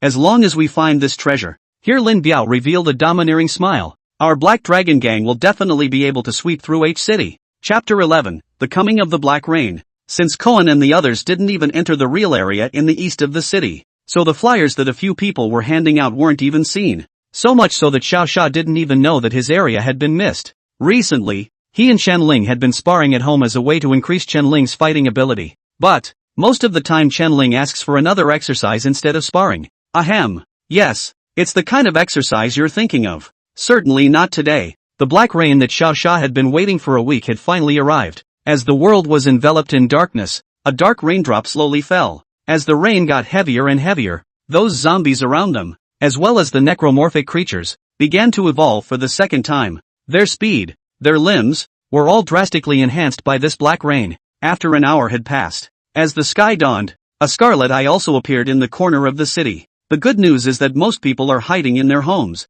so only a few are being killed by the enhanced monsters. Of course there are accidents. For example, Lin Biao's Black Dragon Gang, due to their penchant for wandering around, they ended up getting pounded by fortified monsters, and over 100 members ended up with only 60 or so left. Human gene lock has been opened. Necrobiological enhancement complete. This is my last gift. Rave. The familiar three voices once again resounded in the heads of all the survivors. Xiao Xia, who was sitting upstairs in the villa, skimmed his mouth disdainfully when he heard this. If I knew what you were, I would have done you sooner or later. The end times were brought about by this voice. Although he didn't know whether it was a god or a devil or an alien creature, Xiao Xia had already decided in his heart anyway. But whenever he had the chance to find this mastermind, he would fight it even if he died. This rain, what's wrong with it? Chen Ling, who was snuggled up against him, asked as she sat up. Do you know why I haven't been clearing all the zombies around? Sean Fury asked rhetorically as he stood up and smiled. Chen Ling shook her head,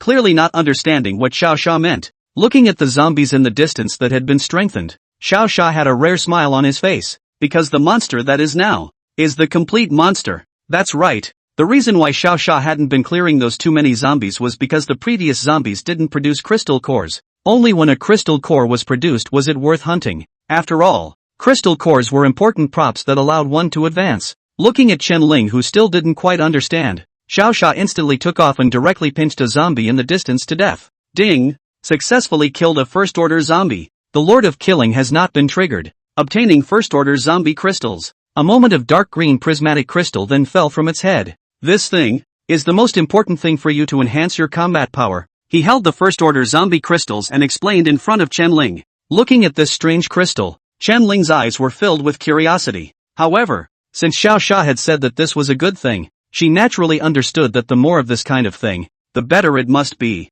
Okay, I'll help you collect them too, she replied with a very determined gaze. As a woman in her own right, that's definitely going to be unique. And originally, Chen Ling was a strong person in her last life, so of course Xiao Xia would not help her hunt and upgrade. Remember to stay safe, and if you encounter any creatures you haven't seen before, run away first, okay? Aha! After a few shallow reminders, Xiao Xia separated from Chen Ling. Chen Ling needed to kill zombies, but Xiao Xia naturally didn't. He's heading to the most chaotic part of the city, the west side, to kill something even more powerful. If he remembered correctly, the first second-order creature born in H City in his previous life was in the city's western district. A very, very important thing would drop from that thing, and Xiao Xia had to get it.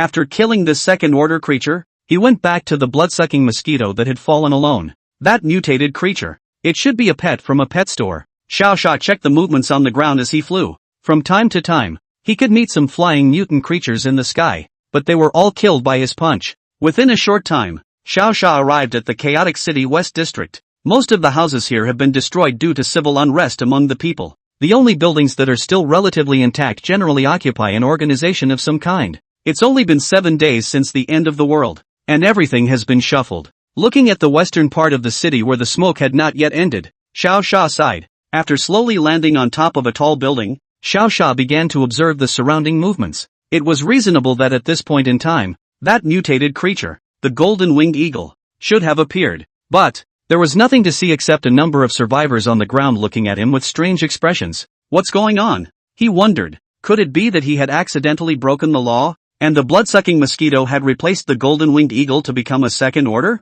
No, it can't be. He had lived for more than a decade in his previous life, and there was simply no such rule that did not allow two second-order creatures to exist. Either it was killed in advance, Xiao Sha thought while a cold aura appeared in his eyes. Either someone has hidden it. At the thought that someone had actually snatched his prey, Xiao Sha directly leapt down from the 20-something story building. Boom! Falling to the ground, Xiao Sha ruthlessly smashed out a large pit. The waves of air that rolled up even lifted the surrounding stones right off the ground. Those survivors who were originally on the ground watching the show were as surprised as if they had seen a ghost when they saw this scene, especially after seeing Xiao Sha walking out of the smoke with ease. The expressions on their faces froze directly. Is this fucking human? What about the brothers? This isn't a humanoid monster, is it? He's coming over. What now? Hurry up and think of something. While several people were confused, Xiao Sha had already walked up to them. Dude, aren't you guys supposed to have an awesome hawk here? He asked, opening his mouth. It was only when they heard that Xiao Sha had actually opened his mouth to speak that a few people finally realized that he was human. But when they heard that Xiao Sha was here to look for the eagle, a look of horror instantly appeared on their faces. Is that the golden eagle? One of them shuddered. Looking at the other party's behavior, he knew that this thing must have appeared. That's the thing. Where did he go? Xiao Sha continued to pursue the question. It has bitten many people to death, and now it is being chased by the martial arts curator and the others. So it should have run to the deserted mountains. The man with a fearful face broke off. Martial arts director? Arakan? Hearing this, Xiao Sha did not think much about it and left a thank you before rising up in the air. Who the martial arts curator was Xiao Sha was not clear, but the location of the barren mountain, he naturally knew, because, in the past, when H City fell, he happened to rest up there for so many days during his escape. Chapter 12, The Most Useful Talent. Arakan, one of the 3 great mountains surrounding the city of H. It is situated at the back of the west side of the city and was named Arakan because of the scarcity of vegetation. But there was one thing that Xiao Sha could not figure out a bit. Since the golden-winged eagle is already second-ranked, it was basically difficult for current first-order humans to inflict damage on a flying mutant creature like it. So here's the question. Why did it run off to the deserted mountains? Could it be that it was actually pretending to run away, with the aim of luring away the humans who were chasing it? Thinking about it, an idea that shocked Xiao Sha suddenly appeared in his mind. This golden-winged eagle might not be that second-ranked golden-winged eagle. The one that escaped was actually its father or mother deliberately luring humans away, so that it can quickly adapt to its ability to rise to the second rank. This mutant creature is so cunning. After finally figuring it out, Xiao Sha pressed on and didn't fly towards the barren mountains. Instead, he flew directly back to the west of the city. Fruity. He had just flown to the western edge of the city when he had already seen a giant golden eagle wreaking havoc in the residential area west of the city. Grandma, this group is still playing with him to transfer the tiger to the mountain. No wonder I heard from that brother at the time that a whole bunch of people died on the west side of the city before this thing was wiped out. Thinking that he was actually fooled by a man, Xiao Sha raised his flying speed. At this moment, the bloody clothes on his body directly transformed into a blood-colored lightning bolt. In the blink of an eye, he arrived at the heels of this golden-winged eagle. Eat my fist! He shouted angrily and directly punched the golden-winged eagle's head. Boom! The tremendous force directly shook the golden-winged eagle to the ground. With just one punch, the second-ranked creature fell to the ground dying. This was the powerful confidence that the hundredfold attribute brought him. The golden-winged eagle that fell to the ground continuously let out that miserable, half-dead sound. Seeing that the other party had long been unable to counterattack, Xiao Sha naturally had to fly down to make up for it. However, at this time, a voice suddenly sounded beside his ears. Stop! This monster was defeated by all of us. How can you steal our prey? Ha! Xiao Sha heard this and thought he was out of his mind. A punch to death by yourself is the same as defeating together? You don't have to be so funny, man. After shaking his head pitifully towards the man who made this sound, Xiao Sha directly swooped down and killed the dying golden-winged eagle with a single punch. Ding! Successfully killed the second-order golden-winged eagle. The Lord of Killing triggered. Obtaining the special skill, Eagle Eyes, has absorbed the essence blood of the second-order golden-winged eagle. The evolution of the blood-devouring feather wings has increased by 8%. Eagle Eye. What that good brother said in his previous life was really true. Even if the Killing Lord didn't trigger it, the skill would fall out of the brain along with the crystal core. And it works,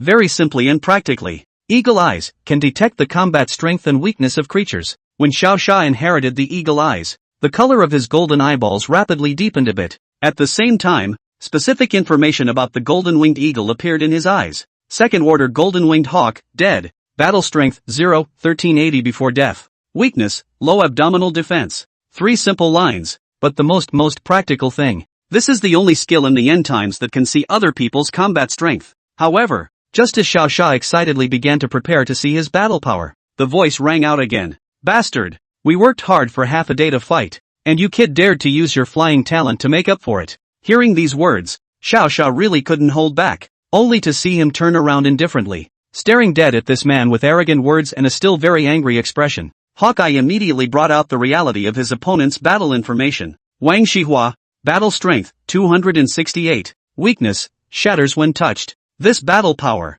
so low that Xiao Sha shook his head when he looked at it. Do you think you can beat this golden-winged eagle? Xiao Sha asked with a disturbing smile. Don't you care if we fight or not? This is what a group of us fought for. And now that you've robbed it, what do you think should be done? The other party also responded with an expression from Xiao Sha. Wang Shihua was ostensibly talking to Xiao Sha, but in reality, he was using his eyes and telling his minions to secretly surround him. For this little trick of theirs, Xiao Fury saw it all in his eyes, but he didn't care. Secondly, he looked at his battle power first. Sha Siren, battle strength, 12, 750, weaknesses. Looking at his tens of thousands of combat power, Xiao Sha was much more confident. What do you mean by 100 times the attributes? You have 5 points of attack power and I have 500. What are you going to fight me with? Only after determining the death of this group of people in his mind did Xiao Sha begin to answer the other party's question. Why do you think I'm not running when 7 or 8 of you have surrounded me? He asked rhetorically. When Wang Shihua heard this,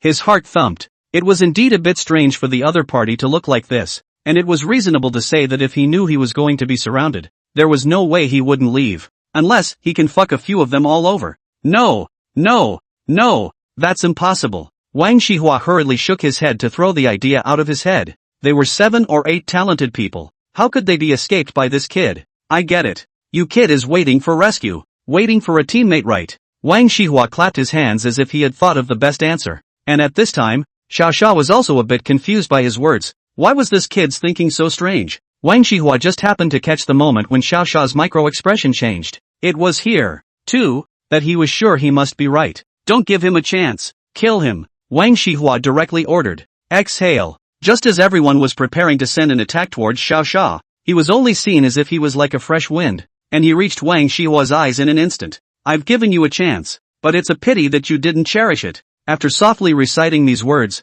Xiao Sha's right fist began to gather strength. Save the king, brother Wang? Before a reacting accomplice could finish his sentence, Wang Shihua had already been blown up by Xiao Sha's punch. You read it right. With just one punch, Wang Shihua's body instantly cracked open, and blood was directly spread on the others' faces. At this moment, they finally realized that they had messed with the wrong person. What is in front of you is no ordinary person who can fly. This is the motherland of the motherland of the motherland of the people.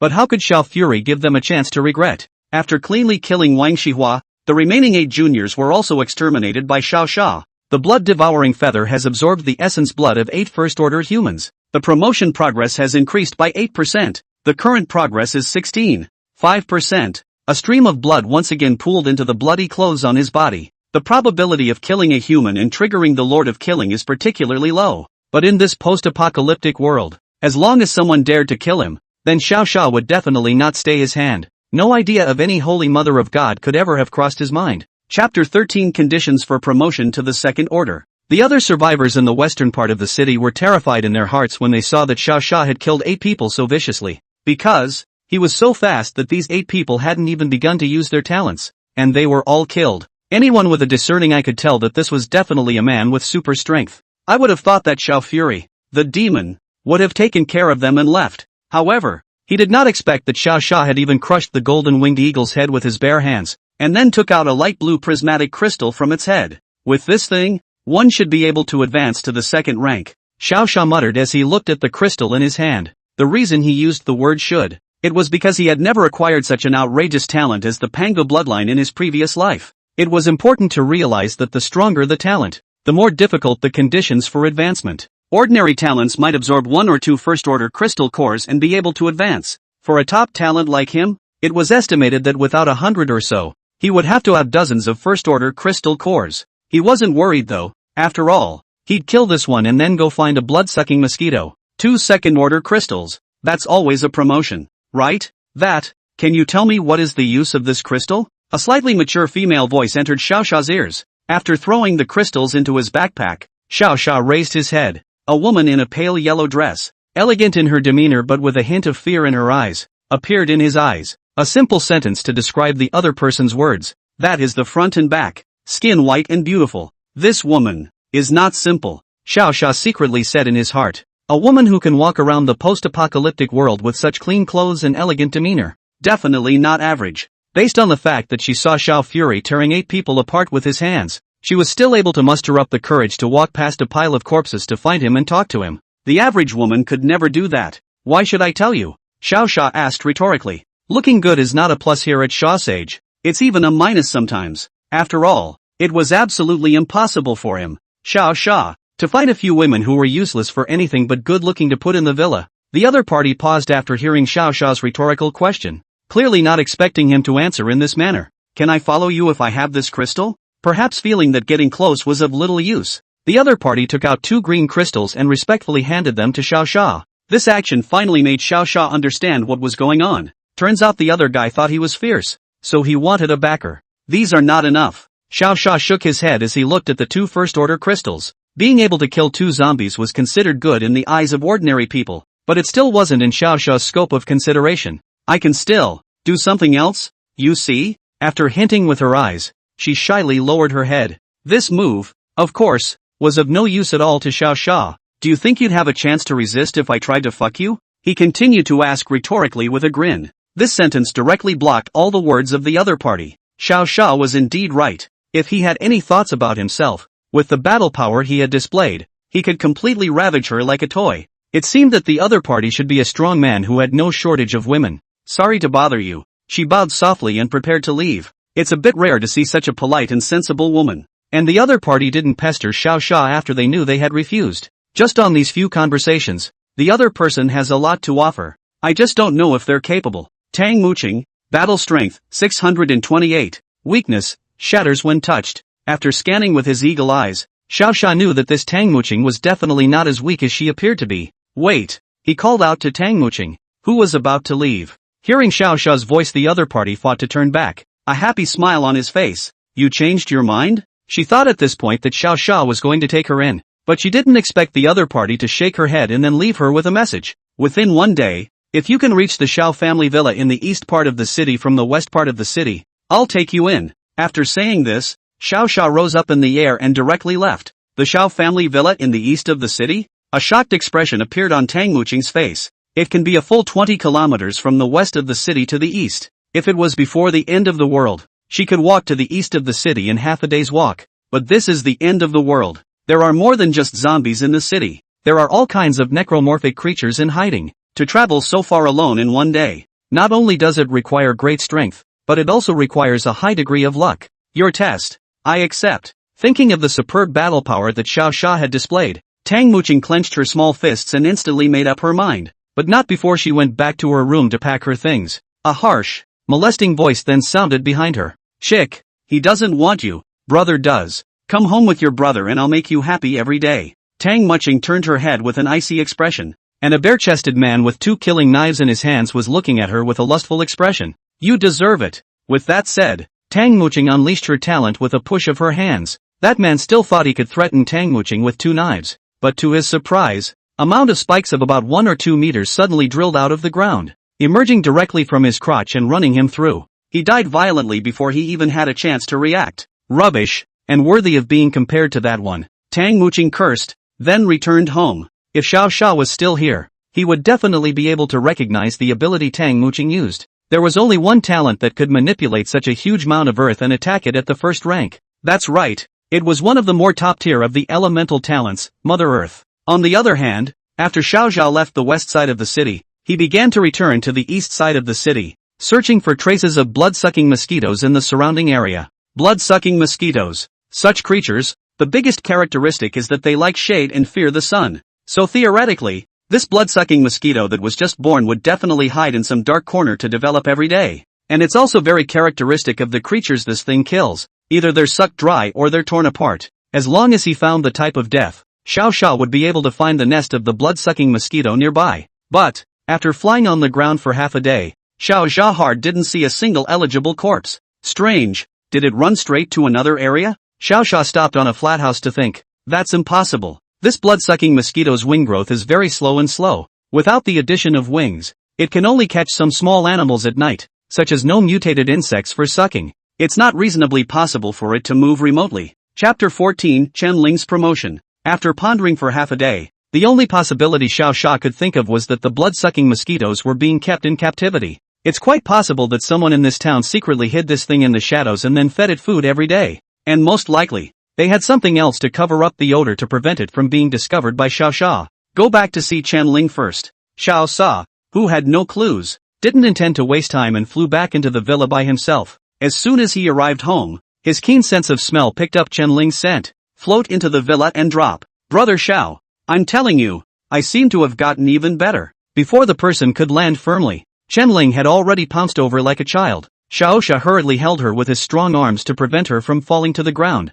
The other party excitedly rubbed against him without saying anything, so Xiao Sha had no choice but to check it out for himself. Chen Ling, Illusionist, Battle Strength, 1825. Weakness, for you, the other side is all broken. Looking at the information displayed by this weakness, Xiao Sha saw to think that this thing was still quite humanized. Strangers break at the touch of a finger, and their own people are all broken. Well, is reasonable. And this 1800 battle power can be even higher than that golden-winged eagle. Promoted to the second stage? Xiao Sha asked with a smile. Instead of answering the question directly, the other party began to share about what she had gotten out of the day. I'm telling you, I just killed a full 12 walkers, and then you picked up the baby, right? How did you know? Seeing that Xiao Sha had actually guessed what she was going to say, Chen Ling stared with big eyes and beamed. This battle power of the opponent was obviously not a first-order battle power. So of course Xiao Sha knew that she should have picked up a treasure. Otherwise with her killing efficiency, she probably wouldn't be able to advance without 3 or 5 days.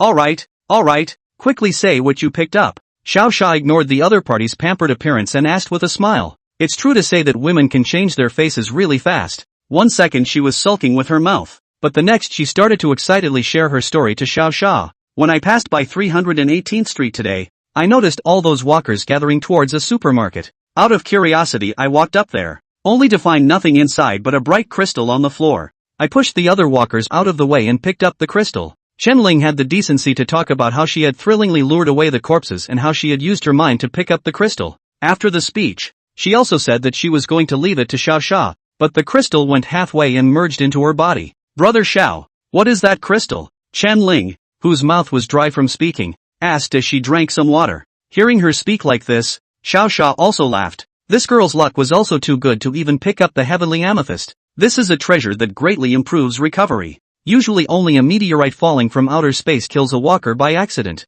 The fusion reaction created by the meteorite and the crystal core is what gives birth to the extreme treasures. The thing you picked up is called the heavenly purple crystal. Not only does it contain a large amount of energy, but it can also greatly increase your body's recovery ability. Xiao Sha explained to him. Is that thing really that powerful? Chen Ling muttered. She didn't feel like she had changed much, just slightly stronger than before. Xiao Sha told her that it was because she hadn't been injured, and when she was injured, she would know how perverse this recovery ability was. So when we have that, does it come back too? She suddenly blushed and asked a question. This question was asked and Xiao Sha didn't know how to answer it. This thing was an unattainable treasure. He had never seen it himself in his last life, so how could he know the exact effect? Shall we? He slowly pressed himself against Chen Ling. Let's give it a try.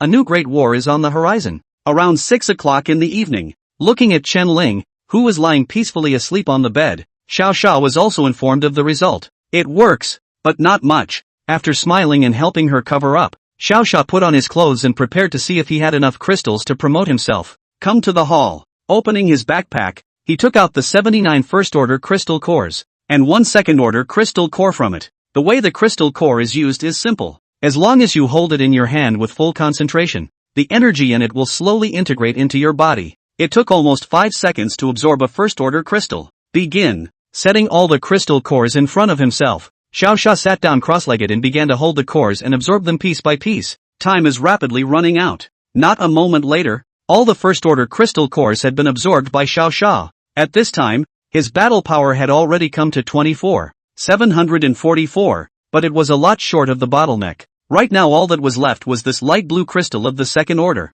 Keep picking up and absorbing. This time it took a bit longer than absorbing a first-order crystal core. After more than 10 seconds, Xiao Xia increased his light golden eyes. Damn, it's still close, he said sadly. It was probably obvious to him that his bottleneck was almost at an end. As long as he got that blood-sucking mosquito killed, the energy from that second-order crystal core could definitely allow himself to advance to the second order. Sha Siren, Pangu's bloodline, battle strength, 30,812. Weakness, you can't beat yourself. Looking at this battle power of his that had skyrocketed close to more than double, the unhappiness in Xiao Xia's heart was much less. However, the day this damned blood-sucking mosquito didn't die, the day it was hard on his heart. As the god of killers, Xiao Fury would never allow such a thing as a target leaving alive. I don't believe you can hide for the rest of your life. With the anger in his heart and a brand new strength, Xiao Xia once again flew out of the villa's range. If he couldn't kill it during the day, he didn't believe that this blood-sucking mosquito wouldn't show up at night.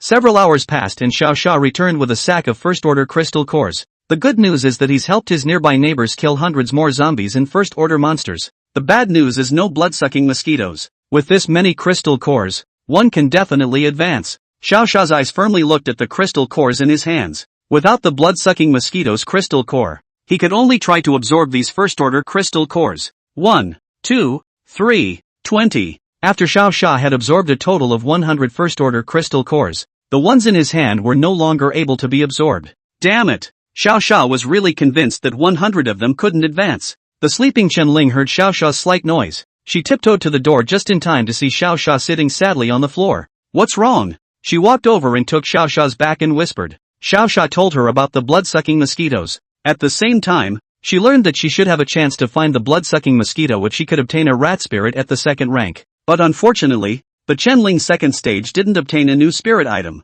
It's okay, we'll talk about this later. Sean Fury patted her ass then headed for the room. Chapter 15. Wait, who were you talking about? Early the next morning, up for breakfast. What took you so long to sleep? Xiao Xia, who liked to get up early, directly shouted Chen Ling, who was sleeping soundly. Up, well, you tossed and turned people all night last night, let me sleep more. Chen Ling murmured sleepily. Ha, Xiao Xia was not happy with these words. I slept peacefully last night alright, where did I toss you? He defended. Despite being a little sleepy, Chen Ling helped Xiao Xia's hand to sit up. After yawning she looked at Xiao Xia grudgingly and said, it's not that la, it's the rats. It was only when he heard the word rat that Xiao Xia realized. It seemed that the other person really wanted to help himself with his problem. Otherwise how could he think about it until he lost sleep? This matter can't be rushed. Don't worry so much, he said as he pinched Chen Ling's face. The other nodded, then got up and went to brush his teeth. It didn't take long. The two of them had a shallow breakfast at the dining table,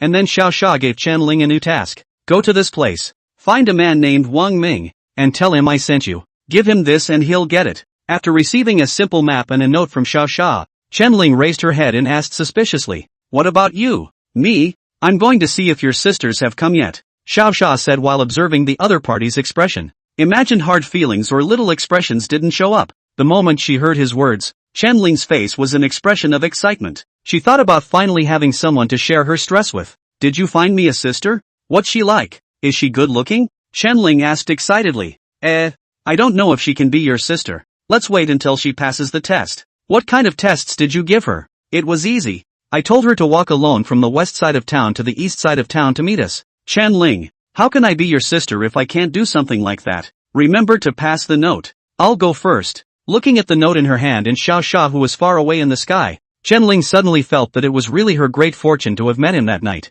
At least she didn't have to undergo such an outrageous ordeal as crossing a zombie horde alone. After blessing that sister in her heart for a while, she also left the villa and prepared to go and fulfill Xiao Sha's mission. The place marked on the map isn't far. Plus, Xiao Sha had already cleared out all the zombies in the neighborhood, so it only took Chen-Ling 10 minutes to arrive at the neighborhood marked on the map. In front of the cell, a few tables blocked the way. "Who are you looking for?" A male voice came from off to the side. Chen-Ling looked up, and it turned out that on the second floor of the cell stood two young men younger than her, about 20 years old. By the look of that nervous expression, it was probably in charge of watching for any walkers to the neighborhood. "I'm looking for Wang Ming," she spoke back. Hearing this name, a somewhat playful expression appeared on the faces of these two young men. District Governor Wang Ming had gotten a third woman through various connections to warm his bed the other day. The two at this time thought that Chen-Ling was also this kind of woman. After the two talked quietly for a few moments, one of the men told Chen-Ling with a smile, "District Governor Wang Ming is having a meeting with other local administrators,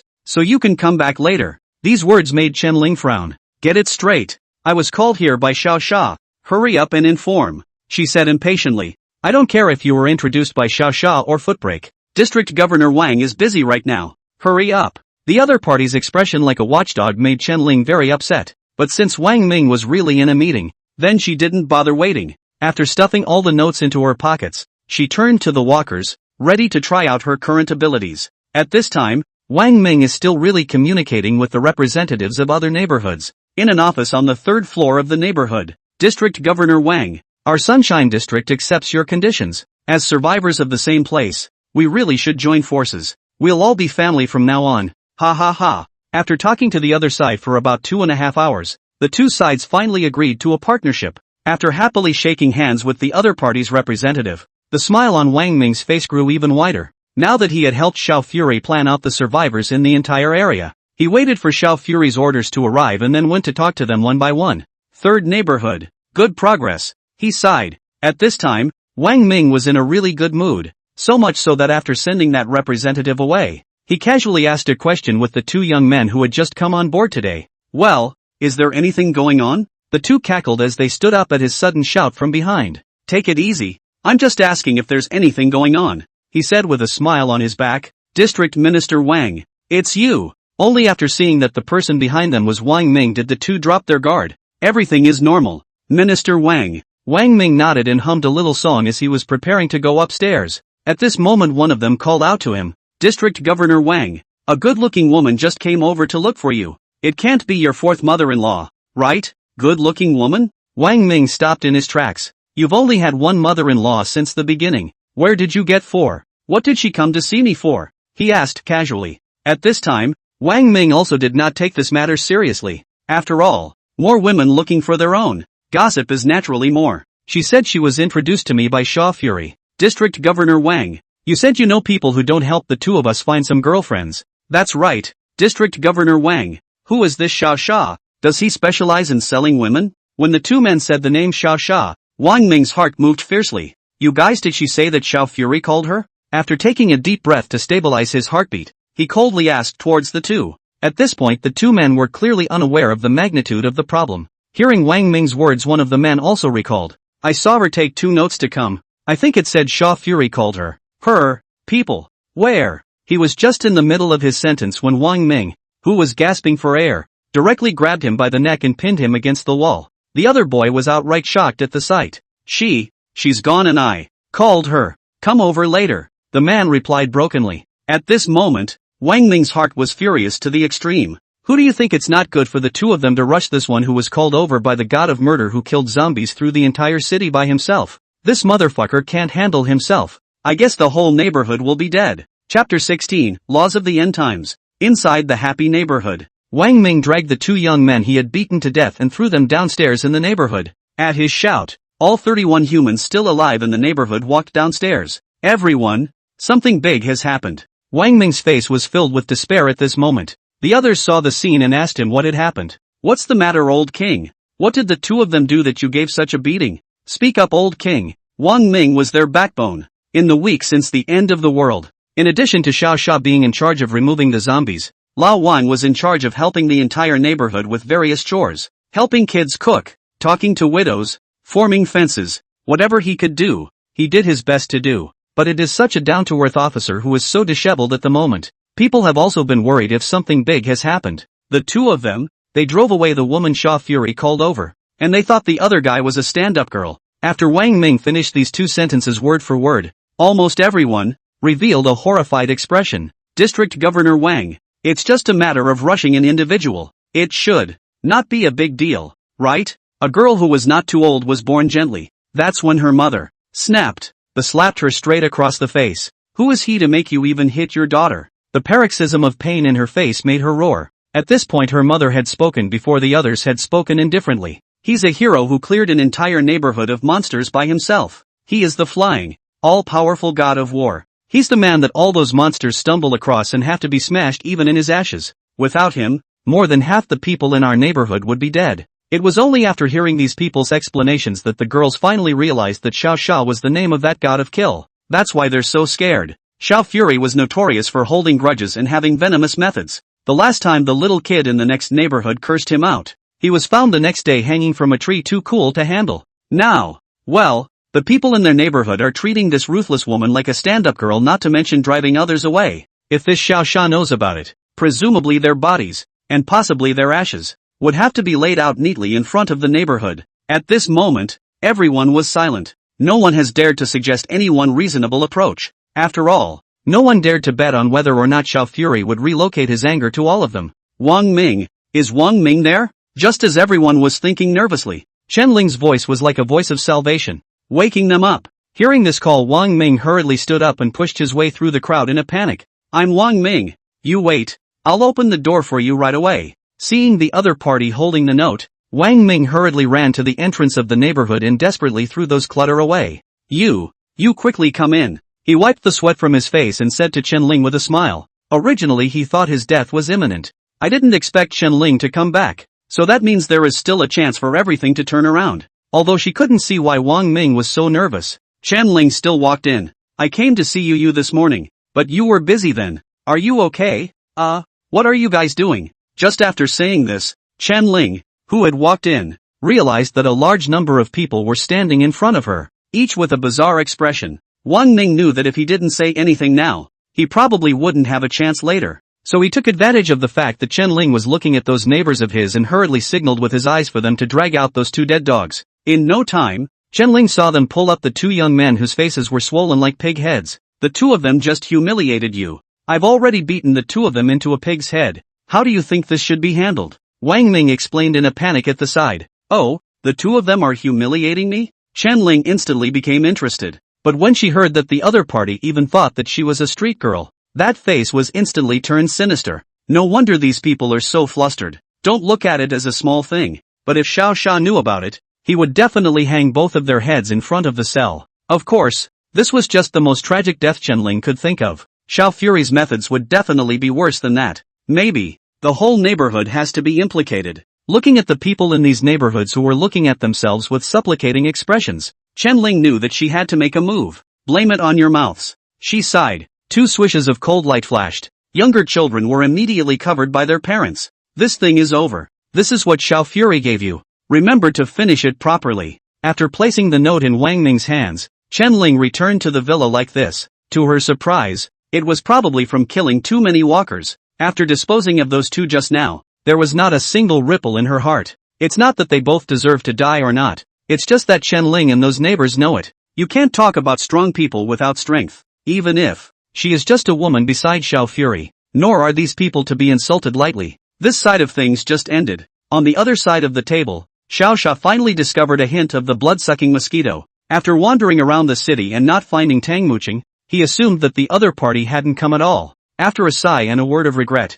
Xiao Xia then continued to start his journey to find the blood-sucking mosquito. Another wave of carpet searches. But as a result, still nothing. But he didn't go straight back to the villa for lunch this time. Because, in his line of sight, there finally appeared some. No, it was a pile of corpses that had been sucked by blood-sucking mosquitoes. The outskirts of the city. In a sewer drain on the east side of town. Xiao Xia saw more than a dozen shriveled corpses that had been gnawed on all at once. Look at his heart a little happy when he saw so many corpses. But there was also a lot of worry. Happy that the blood-sucking mosquitoes are still on the east side of town. The worry was that the blood-sucking mosquito, most likely, had already passed through the larval zone and turned into an adult mutated creature. And the thought he had thought before was indeed the right one. There are definitely people in the city who are secretly feeding blood-sucking mosquitoes. And still take those human survivors to feed on him. The blood-sucking mosquitoes fed this way will be an unstable bomb in their own region. The slightest mishap and it will kill many survivors who have no fight in them. If it wasn't for the fact that the entrance to the sewer was really too small,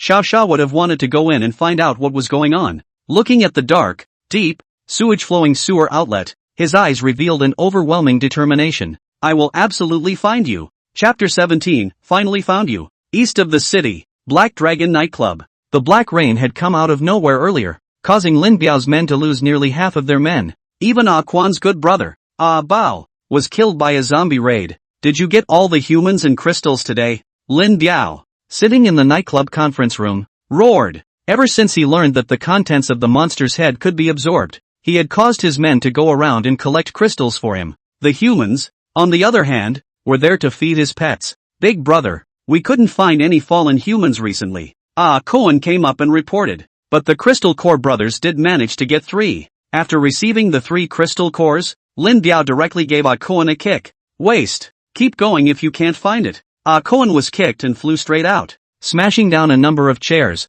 lying on the ground with a hint of sinister on his face. If it wasn't for Lin Biao's natural body enhancement, Ah Cohen couldn't fight. He's definitely going to get Lin Biao killed. But it can't be helped. His talent sucks and he has to be a parasite. I'm on my way, Archon said slowly as he stood up with difficulty, holding onto the wall. Just as he was about to leave, Lin Biao stopped him again. What about the treasures in the east of the city? Any results? Upon hearing these words, an excellent idea suddenly came to Cohen's mind. After observing the city for so long, he of course knew that there was a blood-clothed killing god in the east of the city, who had actually slaughtered all the monsters in that neighborhood on his own. As for the treasure in Lin Biao's mouth, Cohen only thought that it was an idea that only a brain-dead person could come up with. Lin Biao, you're powerful and look down on your brothers. Then don't blame me for being sorry. Cohen thought darkly as he turned his head. We've found out. That treasure is hidden in a cottage, he replied without thinking. Hearing this, Lin Biao immediately stood up, his eyes revealing longing. His expression then quickly changed again and he turned to look dead at Cohen. Damn, why didn't you report it earlier when you found it? Boss, there's a very powerful person in that place. The brothers can't beat him.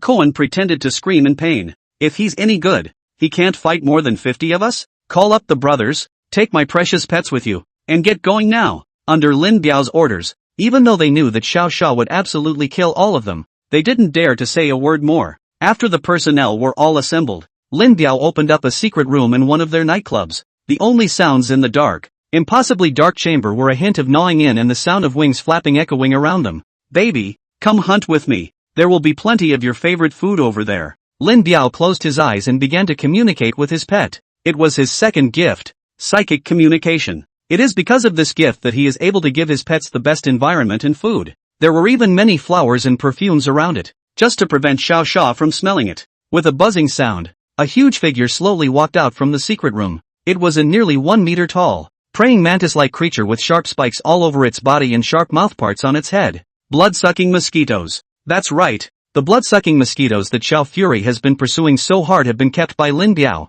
You want a cage to keep out the sun? Yes, I'll arrange that right away. After exchanging a few words with the blood-sucking mosquito, Lin Biao quickly found a cage, then covered it with a black cloth and sprayed it with perfume, and looked for 4 henchmen to carry the blood-sucking mosquito away. It's just so absurd in the end times. You can even see a group of people carrying a bloodthirsty monster to kill another group. Half an hour passed. As Lin Biao and his entourage were traveling to the east of the city in great numbers, they suddenly collided with a woman who was covered in blood and walking shakily. That's right, this person was precisely Tang Muching, who had survived 3 waves of corpses and finally promoted to the 2nd rank by killing crazily. It's amazing that she actually made it to the east side of the city on her own. Just another 20 minutes of walking and Xiao Fury's villa will be there. Don't think she had much strength left, but she was perfectly capable of walking through it on her own will. But, of course, it wasn't as simple as she thought. The street, which had been empty and deserted, was suddenly filled with a large number of humans appearing from behind. Tang Muching didn't know who they were and was thinking of getting out of the way.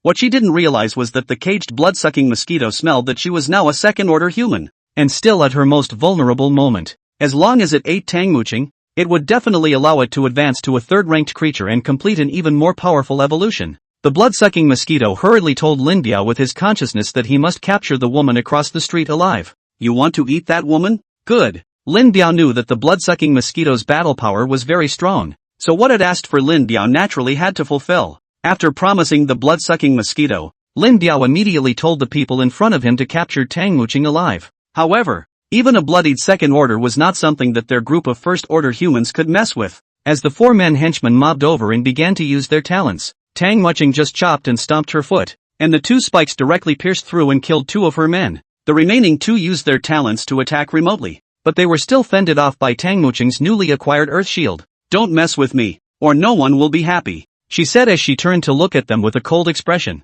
Although he didn't know who the other party was, but this instantly took out 2 of his own men, Lin Biao didn't dare to continue attacking. After all, he still had to go and seize that important treasure. He couldn't afford to lose too many people here. Can we eat her next time? He used his consciousness to start communicating with the blood-sucking mosquito. However, the blood-sucking mosquito had, by this time, decided that Tang Muqing was the best ingredient for his advancement. It orders Lin Biao to hurry up and help himself in an angry tone, but Lin Biao remains unmoved. So it was that the cage, which was covered by a black cloth, began to shake violently. Bang! The angry blood-sucking mosquito directly broke out of the cage. It always remembered in its heart that Xiao Fury had fucked over so many of its own kind. If it hadn't relied on the smell of those meats in the basement to mask itself at the time, it probably wouldn't have been alive. Although it didn't know how powerful Xiao Xia was, it felt that it only needed to eat Tang Muqing. The third evolution of his own self could definitely fuck over Xiao Xia. Blood-sucking mosquito, my millions of fellow mosquitoes,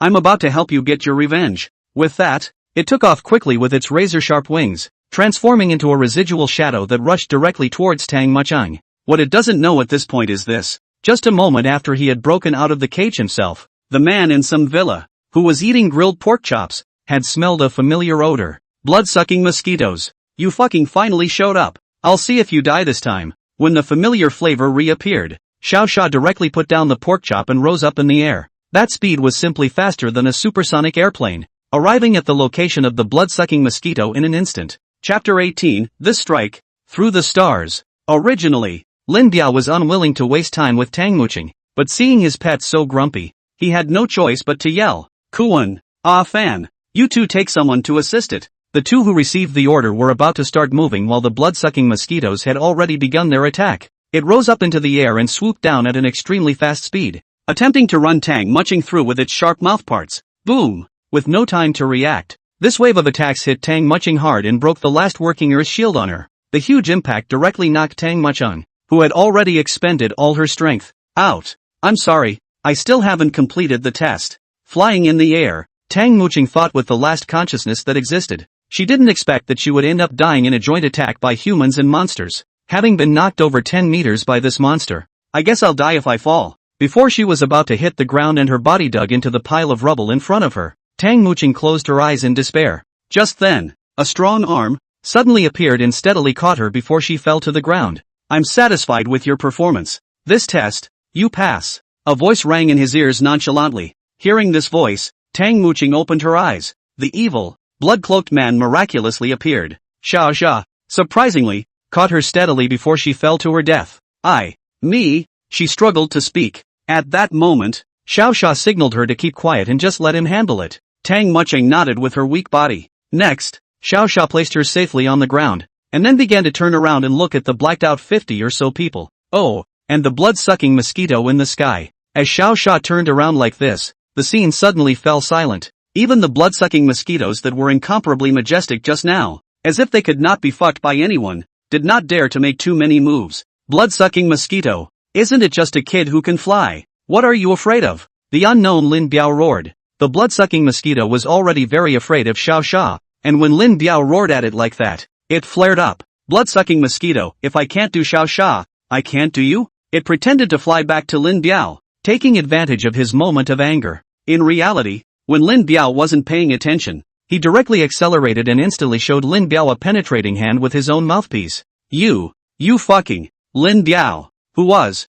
and whose mouth continued to ooze out sacrificial blood, cursed darkly. That's when he realized that this son of a bitch blood-sucking mosquito didn't even take himself as his master. Seeing that Lin Biao didn't break, the blood-sucking mosquito directly stabbed in with its own sharp forelimbs, along with Lin Biao's final scream. All the Black Dragon Society members standing nearby fled like mad. The boss is dead. Being brothers in heart, I'll slip away first, brothers. Hurry up and run, or else the god of killers is going to kill over. These people were burrowing around like flies, trying to find an escape. At this time, Xiao Xia looked at the blood-sucking mosquitoes that were still nibbling on Lin Biao's corpse. Blood-sucking mosquitoes. Battle strength, 3149. Weakness, shatters when touched. The other party's battle power value had spiked wildly while sucking up Lin Biao. What was 1,000 popped right up to 3,000. Xiao Xia was also feeling that it was estimated to have the possibility of advancing to the 3rd rank at this time.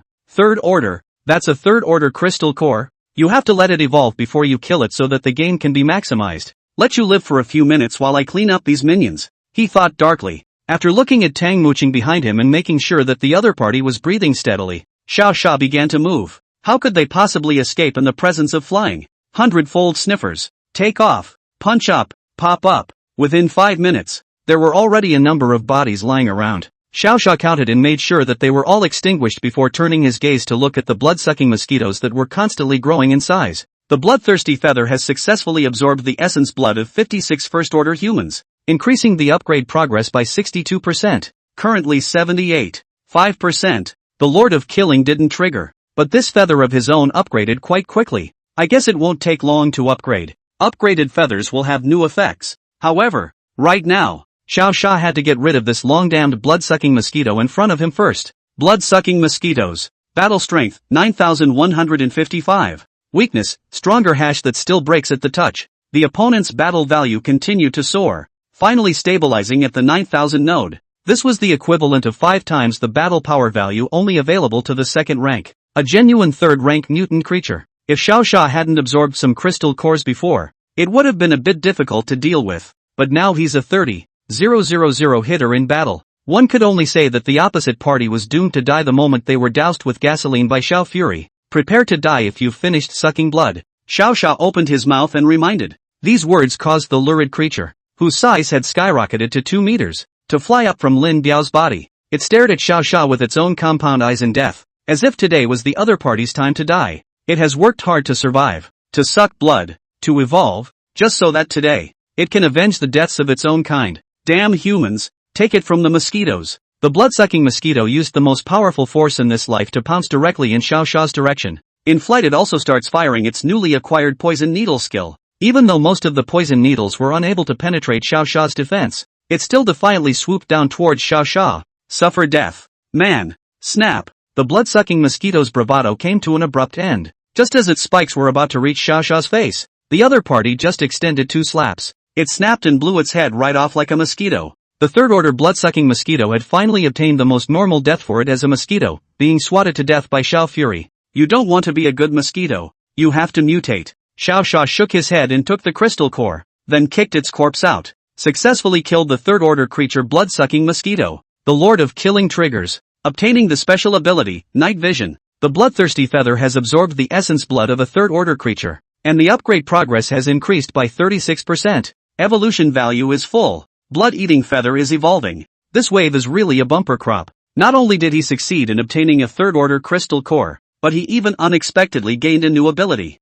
It seems that mosquitoes are my lucky stars. In the future I will have to specialize in finding this group of mosquitoes to kill. Xiao Xia thought with a smile. Taking the crystal core, he slowly walked back to Tang Muching's side. Since the other party was recovering from her mobility problems and her feathers were in the process of being upgraded, Xiao Xia had no choice but to carry her and start walking in the direction of the villa. Well, I hope that Chen Ling, who ran so fast and ate alone, will not be angry. Chapter 19, finally promoted. A vision fell from the sky. Since the other party was hurt so badly, the journey that could be traveled in a few minutes originally, Xiao Xia walked hard for more than 10 minutes. On the way, many survivors within the neighborhood wanted to come over to help, but Xiao Xia refused them all. Just like that, a bunch of people watched as Xiao Xia carried Tang Muching back to the villa. At the same time the object in their minds that they absolutely could not mess with, had another one. Great! Running so fast to get laid. Even if you find me a sister, you can't be so jovial. Chen Ling, who had seen Xiao Xia returning from upstairs,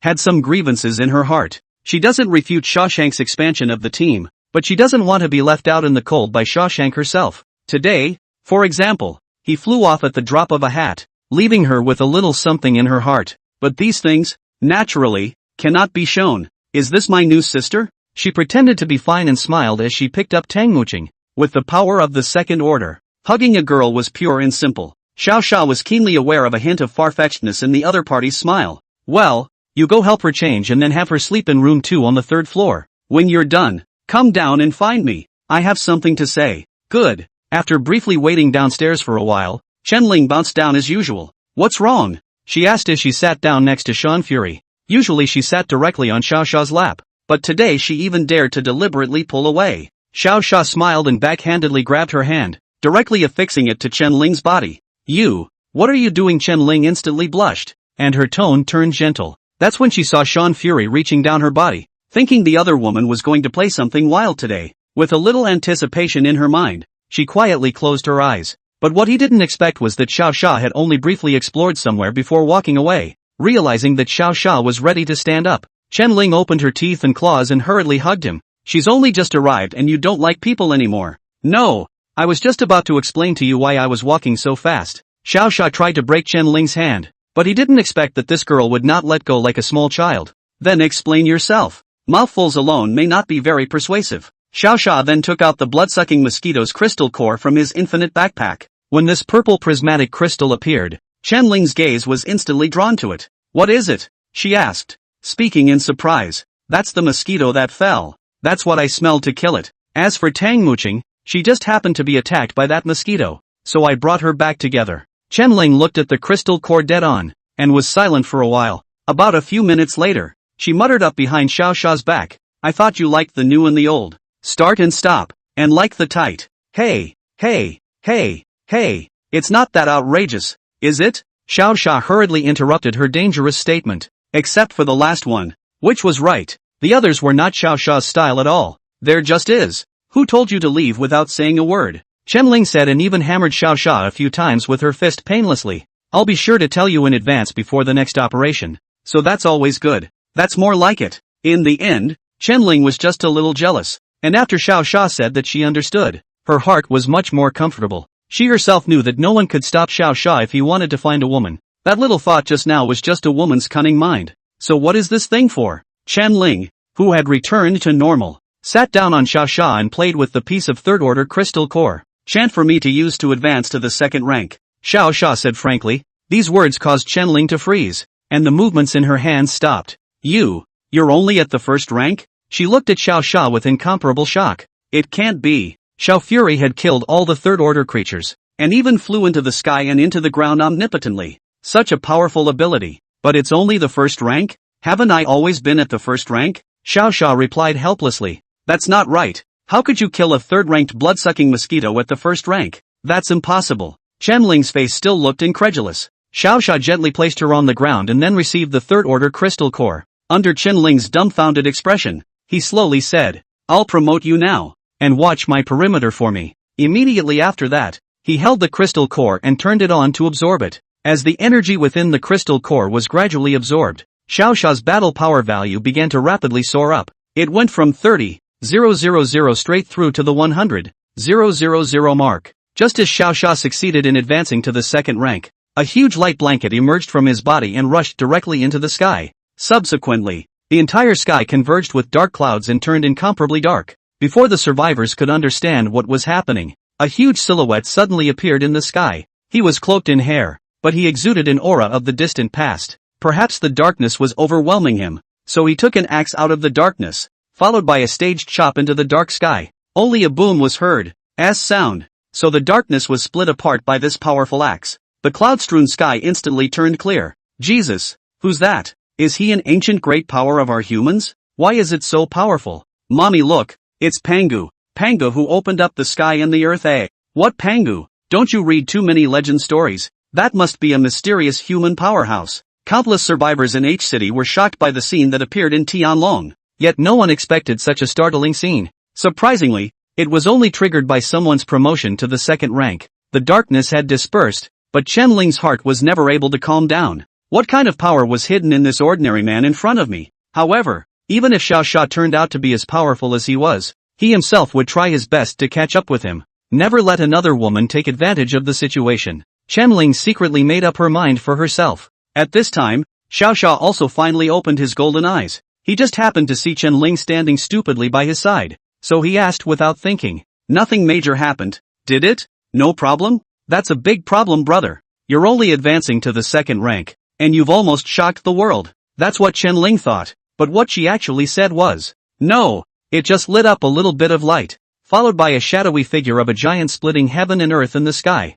Actually, Xiao Sha had just seen that image in his head, only he thought that only he could see it. I didn't realize this was projected onto the sky. Maybe that's how powerful the Panga bloodline is. Without fear, one force breaks all laws. This is the kind of grandeur Panga should have. Chapter 20. You now, aren't you more horny? Chen Ling, who had stared at him for half a day, suddenly blushed and asked. Before Xiao Sha replied, she reached out her hand and began to grope around his body. It was only after making sure that the muscles in his body hadn't changed too much that he finally let go. The enhancement shouldn't be great if the body hasn't changed much, right? She poked Xiao Sha's arm and said. Hearing this for this inference, Xiao Sha smiled and shook his head. There are some powerful that can't be seen just by looking at the surface. He replied, I'm at least 10 times more powerful than I was before. Well, in every way. Chen Ling's little face turned white at these words. It's more than 10 times stronger than even before. So wouldn't you die in bed?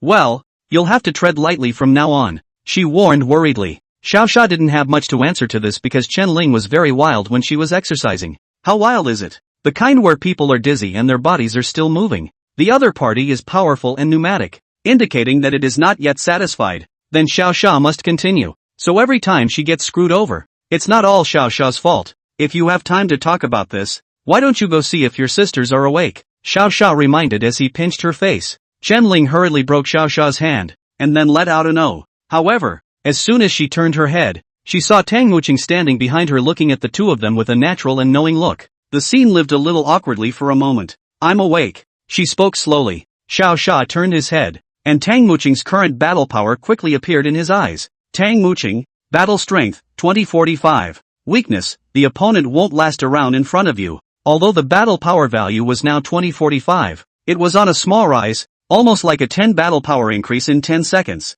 Xiao Sha thought that this should be related to the other party's talent. Originally he wanted to open his mouth and ask some questions about talent, but looking at Tang Muqing and Chen Ling with wide eyes, Xiao Sha interrupted this idea. Why don't you two go get dinner ready and get to know each other? He said as he looked to the two. It just so happened that Tang Muqing looked tired as well, and really needed a meal to make up for it. Sister Muqing, the kitchen is over here. Chen Ling was the first to speak up to break the awkward situation. Oh, good. Tang Muqing nodded gently, then headed in the direction of the kitchen with her. After the two left, Xiao Sha began to check how much his battle power value had skyrocketed. Looking at his arm with his eagle eye, the data soon appeared. Sha Siren, talent, second order Pango bloodline, second order Lord of Killing, battle value, 127,000. Special abilities, blood-eating feathers, night vision, eagle eye, destined weapon, heavenly axe, luxury. It's just too luxurious. This battle power value was needless to say. He could be sure that he was now the most powerful man in the entire end times. It's impossible for others to exceed 20,000 battle value even if they're very strong right now. It was also the fact that he possessed 100 times the attributes of the Panga bloodline that brought about such a powerful panel. I didn't realize that the eagle eye has been upgraded as well, showing more things. Xiao Sha looked at his brand new panel and a smile appeared on his face. No? Xiao Sha looked at it and suddenly froze. I actually possess a heavenly destiny weapon? The panel clearly stated that his heavenly weapon was the heaven opening axe. This made Xiao Sha really excited. The heaven's destiny weapon, the most powerful weapon in the entire post-apocalyptic world. Not only does it upgrade with its owner, but it usually comes with powerful abilities on it. In his last life, Xiao Sha had met a strong person of the 9th rank, gifted as a sword immortal, and his innate weapon was a long white sword called the Immortal Punisher Sword. The ability of this thing is called Immortal Punishment, and its effect is that each swing of the sword has a 1% killing effect on the opponent. Relying on this 1% thing, that strong man froze and directly fought countless rounds with a 9th order mutant creature. Eventually, relying on the effect of this exorcism, the monster was directly cut down by the sword. Recalling that the monster was directly disintegrated into countless pieces, Xiao Sha was not to mention how envious he was at that time. If it wasn't for the fact that he couldn't fuck the other party, he would have wanted to try and slaughter him to see if he would explode the immortal execution sword. But, times are different now. He, Xiao Sha, had also finally obtained his own original weapon. With an excited heart, Xiao Sha began to call out for the heaven-opening axe in his mind. Subsequently, a very well-fitting, strange giant axe with a black side and a white side appeared out of thin air in Xiao Sha's hand. Don't look at the axe. It was only half a meter long, but Xiao Sha could feel it. The terrifying power contained in this could easily destroy a city. Heavenly axe. A heavenly weapon accompanied by Pangu's bloodline. The only one of its kind in the world. Possessing the heaven-opening axe. You can obtain the ability of the heaven-opening axe's enchantment. To open up the heavens and open up the earth. Open heaven, first effect as the owner of the open heaven axe. When you attack with the axe, any damage you deal cannot be dodged by the opponent. The moment he got the heaven-opening axe, all the information about the other party had appeared in Xiao Sha's mind. This ability is too heaven-defying. Xiao Sha was surprised. Unavoidable. For short words, but the most powerful effect. You don't look at the current end of the world or some small characters. Xiao Sha randomly decapitated. However, after reaching the 4th or 5th rank, the counterintuitive effects of some talents began to gradually reveal themselves. Shield, dodge, counter damage, deflect damage, reduce damage, unable to take damage. Whatever you can see in your game will have a corresponding talent in this post-apocalyptic world. But now, with the effect of opening the heavens, Xiao Sha no longer had to worry about nullifying his damage. His purpose would be much simpler when he saw the enemy later. A punch that can be solved with a punch anyway. What can't be solved with a fist and axe chop is fine. Just as Xiao Sha was lamenting about his increasingly outrageous abilities, Tang Muqing suddenly walked out of the kitchen. That Linger asked me to come to you for a few pieces of pork. As she spoke, she looked a little scornfully at the axe in Xiao Sha's hand. Although the heaven-opening axe could not speak, Xiao Sha could feel it. If Chen Ling and Tang Muqing suddenly came over to touch it, they would definitely be killed by it on the spot. The more powerful the weapon of this name, the less it is allowed to be touched by anyone other than its owner. In order to avoid the heaven-opening axe exerting pressure towards Tang Muqing, Xiao Sha hurriedly put him back. 3 pieces should be enough, right? Is there anything else you want to eat? After Xiao Sha retrieved his axe, he began to take out a number of pork from his backpack. Watching the other party turn out several pieces of pork out of thin air, Tang Muqing was dumbfounded. How is it that there are still people in this world who can conjure up pork out of thin air? Chapter 21, The Little Minds of Women. Chapter 21 is a bit watery, but it's too long to change, so people should read it directly from chapter 22 or 23, because it was very tense to be face to face with Xiao Sha. Without saying a few words, Tang Muqing returned to the kitchen with the pork. It was the same second she walked into the kitchen. Out of a woman's good nature, the two began to watch each other. Tang Muqing, Chen Ling, soulful and cute and can also cook, is the men's favorite type. Chen Ling, even if this Tang Muqing has such a good figure, she's still so good looking. If she puts on black silk, I guess Xiao Sha's eyes will look straight. Of course, this was just a surface observation that the two men had come to in their minds. They didn't actually communicate much. Instead, they were doing their normal dishes. One frying pork chops and one making soup, and finding each other to greet each other once in a while when we need something. In the end, this first encounter could be said to have gone to no one's advantage. However, after the two chatted for a while, Chen Ling realized that the other party was probably 3 years older than herself, so she would have to call Tang Muqing Sister Muqing, while the other party called her Ling Ling. Anyway, it turned out pretty good. At least the two didn't have any conflicts at all. Soon, the three of them then sat around the dining room table. Xiao Sha sat on one side, while Chen Ling and Tang Muqing sat across from him. Muqing, what is your talent? Just after cutting a piece of pork chop, Xiao Sha raised his head and asked. After all, Tang Muqing had been starving all day, and answered him even as she ate. Mother Earth, can manipulate the earth element for attack and defense. Hearing the other party's reply, Xiao Sha finally realized why she was so fierce. This Mother Earth was one of the top group of elemental talents. It certainly has the ability to control more than just the earth element. When the gifted's level is high enough, it can even control all objects that are on the ground. This includes rocks, water, and even air. Not bad talent. Xiao Sha sighed in praise before helping her analyze. Mother Earth should have strengthened your recovery ability. That's why you recovered so quickly today. These sentences froze Tang Muqing, who was eating, for a few seconds. Why does Xiao Sha even know about this? That's the biggest secret on her. He understands everything, but just don't ask him why he understands. Not only will he not say anything if you ask, he will also beat you up. Chen Ling prompted from the side. These whispers amused Tang Muqing. It seems that Xiao Sha is still very good to his woman. At least Chen Ling dared to complain in front of himself, so that meant he didn't bully the other party every day.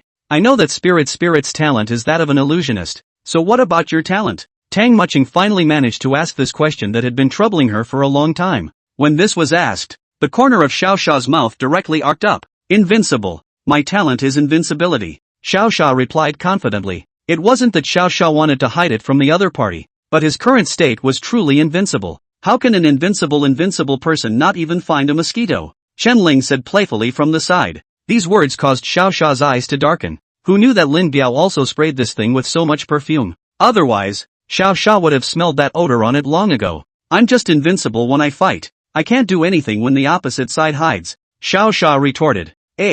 That's not exactly invincible. I think you have itchy skin. Look, Sister Mu Qing, he can't beat me. He's going to hit someone. I'm siding with Sean Fury on this wave. Yeah, you two are ganging up on people. The meal, under Chen Ling's cheeky stirring, also ended smoothly. In the meantime, far away in the outskirts of H City, inside a small duplex 3-story house, a man who looked extremely similar to Lin Biao, but with a much more robust figure, was eating under the service of 4 women. That brother of mine is rumored to have taken over an entire block in the city, so I'll take you guys over there in a few days for some good food and drink. He strangled some woman's waist and said with a bold face. Really? Ringo? The woman asked in surprise even though she was strangled a bit. How can it be fake? He pushed the woman away and stood up from the table. My brother was helping out at a nightclub before, and he has a lot of brothers behind him. When the time comes, I'll go over and work with him to make sure we take down the rest of the neighborhood. These women certainly knew how powerful Link Enemy was. Hearing him speak so confidently, her mind had even begun to fantasize about being a gorgeous gangster's wife downtown. Then you must take someone with you. Ringo. I'm going too, Ringo. I'm giving you my body. A few women chattered and yelled in Link Enemy's ear, and Link Enemy didn't get angry. He turned around and wrapped his arms around them and headed upstairs. I'll take whoever serves me well. Ha ha ha ha. At this time, he did not know that his invincible brother had long been sucked into a white bone by the blood-sucking mosquito. After nightfall, the 3 men in the villa are finally facing the session that is due. Tang Muching didn't have much hesitation about this, and in 3 tries, she took off the excess. This incomparably natural and skillful demeanor almost made Xiao Xia think that the other party was a veteran of love affairs. It wasn't until he started to actually operate that he realized Tang Muching was actually quite funny. Weren't you quite natural just now? Why are you nervous now? Xiao Xia teased with a smile. Chen Ling, who was on the side, also quietly touched next to Tang Muching, not knowing what she was going to do. I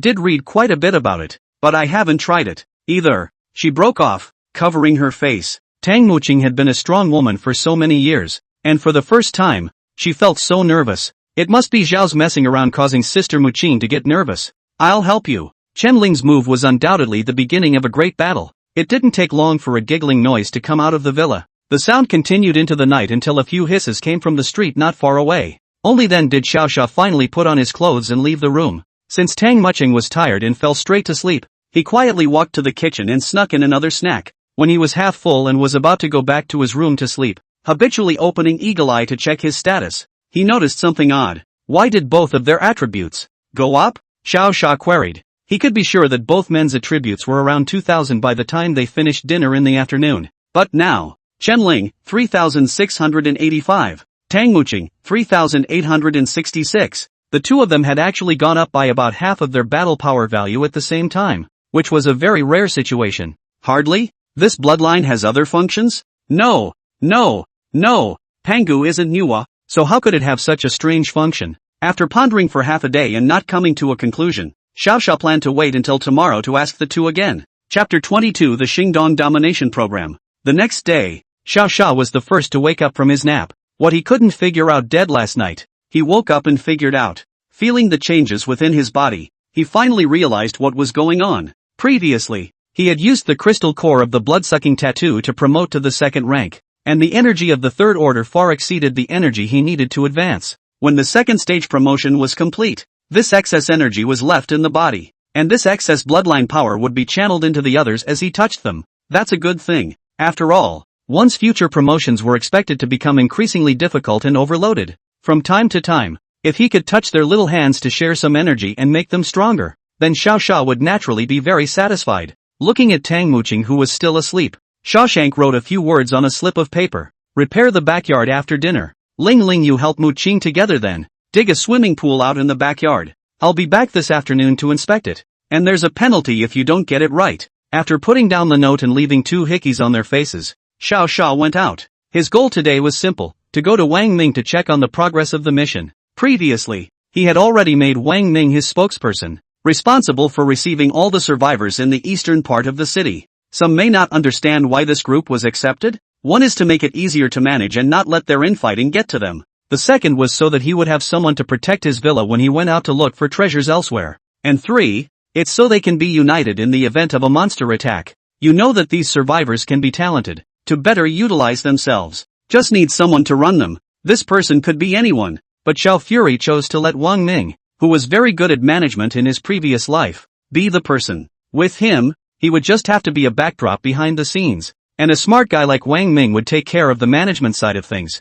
The blood-eating feather is not yet finished evolving, causing Xiao Zha to then have to walk over on foot. Good morning, young Master Xiao. You're up early today. Xiao. My mom cooked tea eggs today. Do you want some? I can steal one for you. Playing basketball? Xiao.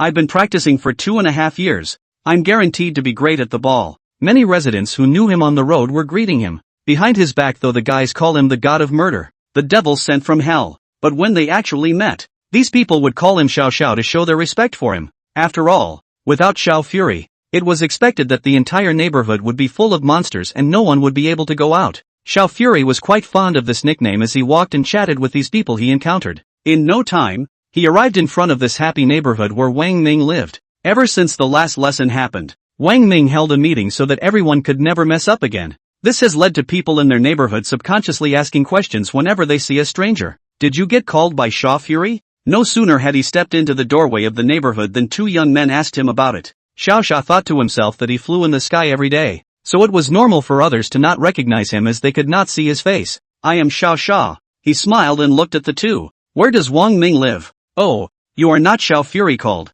Wait, you are Xiao Fury? As soon as the other party heard this answer, they immediately looked at him nervously. Xiao nodded. One of them hurriedly ran backward, and as he did so, he turned back toward him. Wait, I'll call District Governor Wang down right away. The lads who stayed behind were in place that were very nervous. Although he had never seen Xiao's face, this big sunny boy with a smile all over his face exuded an aura that made him uneasy. Don't be so nervous, I'm easy to talk to. If you have something to do, go ahead and leave. You don't have to wait here, Xiao said as he patted his shoulder. The words were a relief to the other man, who made a random excuse and ran away. Not long after, Wang Ming and the man from earlier ran down from upstairs. Young Master Xiao, you're here. Wang Ming quickly walked over to Xiao and greeted him. The plan given to you a few days ago, how is the process going now? Xiao Fury said straight to the point. Wang Ming seemed to have known that Xiao was here to ask about this, only to see him quickly pull out a notebook, directly from the jacket pocket of his shirt.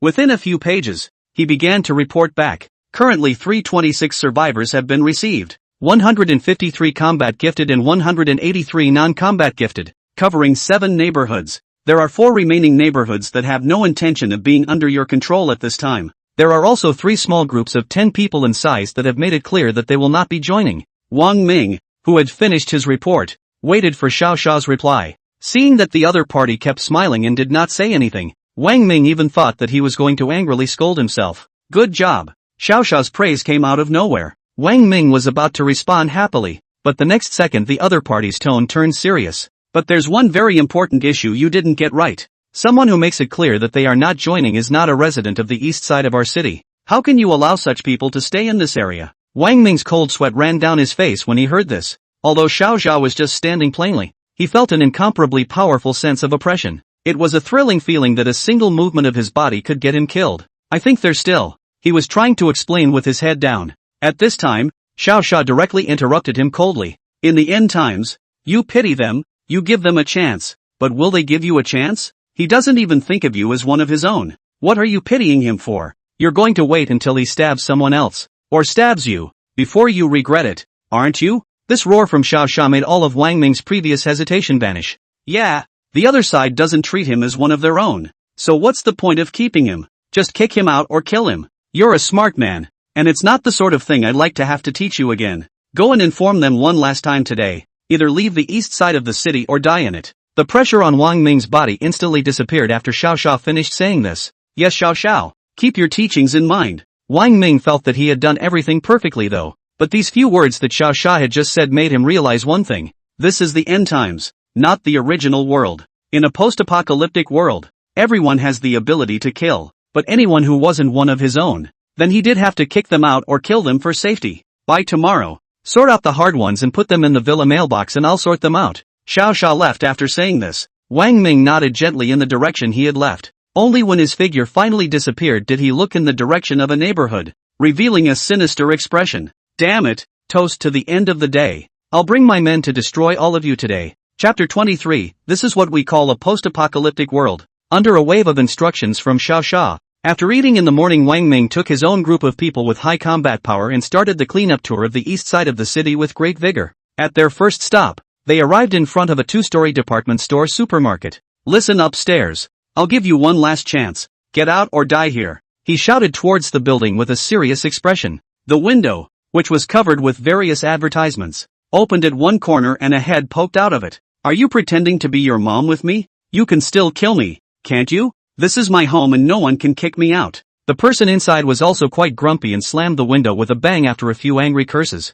Shit, I'm not even afraid of zombies. I'll be afraid of you guys? He even cursed a few times after closing the window. However, the next second, a sharp dart suddenly pierced through his glass, then instantly plunged into his chest. Without struggling for a few moments, he fell straight to the ground and lost his life. It's the end of the world. Where would you get a home without strength? You had to die when you were given the chance to roll. Wang Ming, who walked up to the second floor, looked at the other party's corpse and coldly spat. Go! Move on to the next one. After a full day of brutal cleanup, the entire neighborhood, at last, was all under the survivors of Xiao Fury's administration. 2 of the 4 neighborhoods that were not going to join them accepted the offer to leave. The remaining 2 neighborhoods still wanted to actively attack Wang Ming and the others. Nay, these people had absorbed a lot of crystal cores from Xiao Fury's side before they were sent out. A group that barely absorbed the crystal cores were of course killed by all of Wang Ming's top team. In this way, Wang Ming completed the task very easily. Xiao Xia,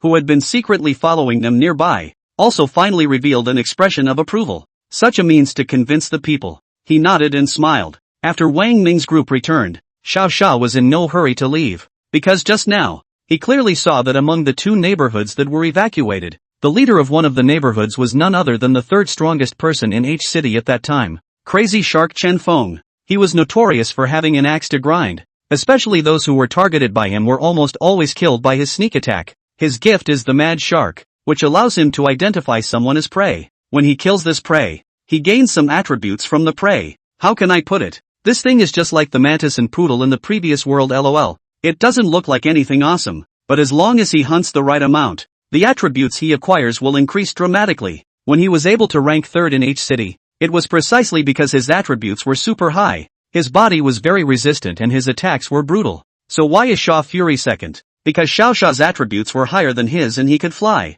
Chen Feng ah Chen Feng. In this life you won't treat me as prey too, right? While thinking about this, Xiao Xia had already begun to follow behind Chen Feng and the others. He wanted to see if the group would launch an attack towards himself. A fallen Shingoner. Stop! Xiao Xia, who had masked his face and changed his costume, shouted. Chen Feng, who was walking at the front, turned back. Many brutal means flashed through his mind as he looked at the hooded figure. Of course, being smart, he knew that the fact that the other party dared to come alone meant that he probably wasn't even afraid of the 20 or so of them. We've already left. We don't have to push so hard, do we? He said with a sigh. The other party acted very calmly, causing Xiao Xia to be a bit surprised. The people behind him were eager to try, but they were all stopped by Chen Feng. My friend, there's no need to push to death. We just don't like being managed, Chen Feng continued to say towards Xiao Xia. From these few moments of contact, Xiao Xia decided that the other party was indeed an expert. But barring that, he didn't happen to have touched Xiao Xia's bottom line,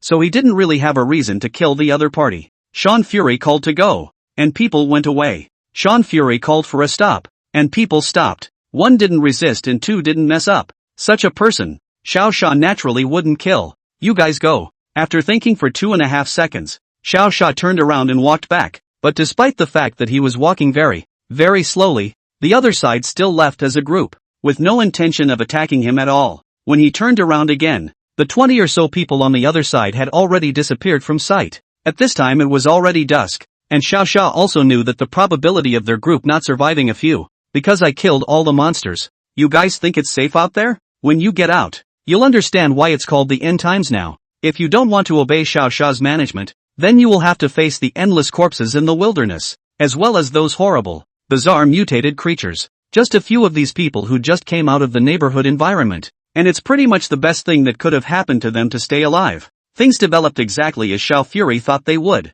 It hadn't been long since the group had left the east side of the city, just about to enter the southern part of the city. But a large group of zombies and a few robust mutated stray dogs suddenly rushed out of the woods. Everyone, watch out. There's a walker. It's okay, these walkers are nothing serious. Dad. Ooh-hoo. My dad got bit by a walker. Chen Feng, you protect us? Grass. How did you run away? Ah. The scene was chaotic, with screams and cries for help resounding throughout the woods. It was only at this time that they realized how powerful Xiao Xia was and how safe the eastern part of the city was. It's just a shame that this time there's no one to protect them anymore. And all of this is a random choice they made. On their own. After half an hour of discussion, 5 minutes later, the whole forest went quiet. There was nothing else to be seen on the ground except for 24 blurred corpses. At this moment, Chen Feng was frantically fleeing like a mad dog. As luck would have it, he deviated from the direction to the south of the city and turned to a rural suburb. A small 3-story duplex house in front was flickering with a faint firelight. This undoubtedly allowed Chen Feng to see a ray of hope.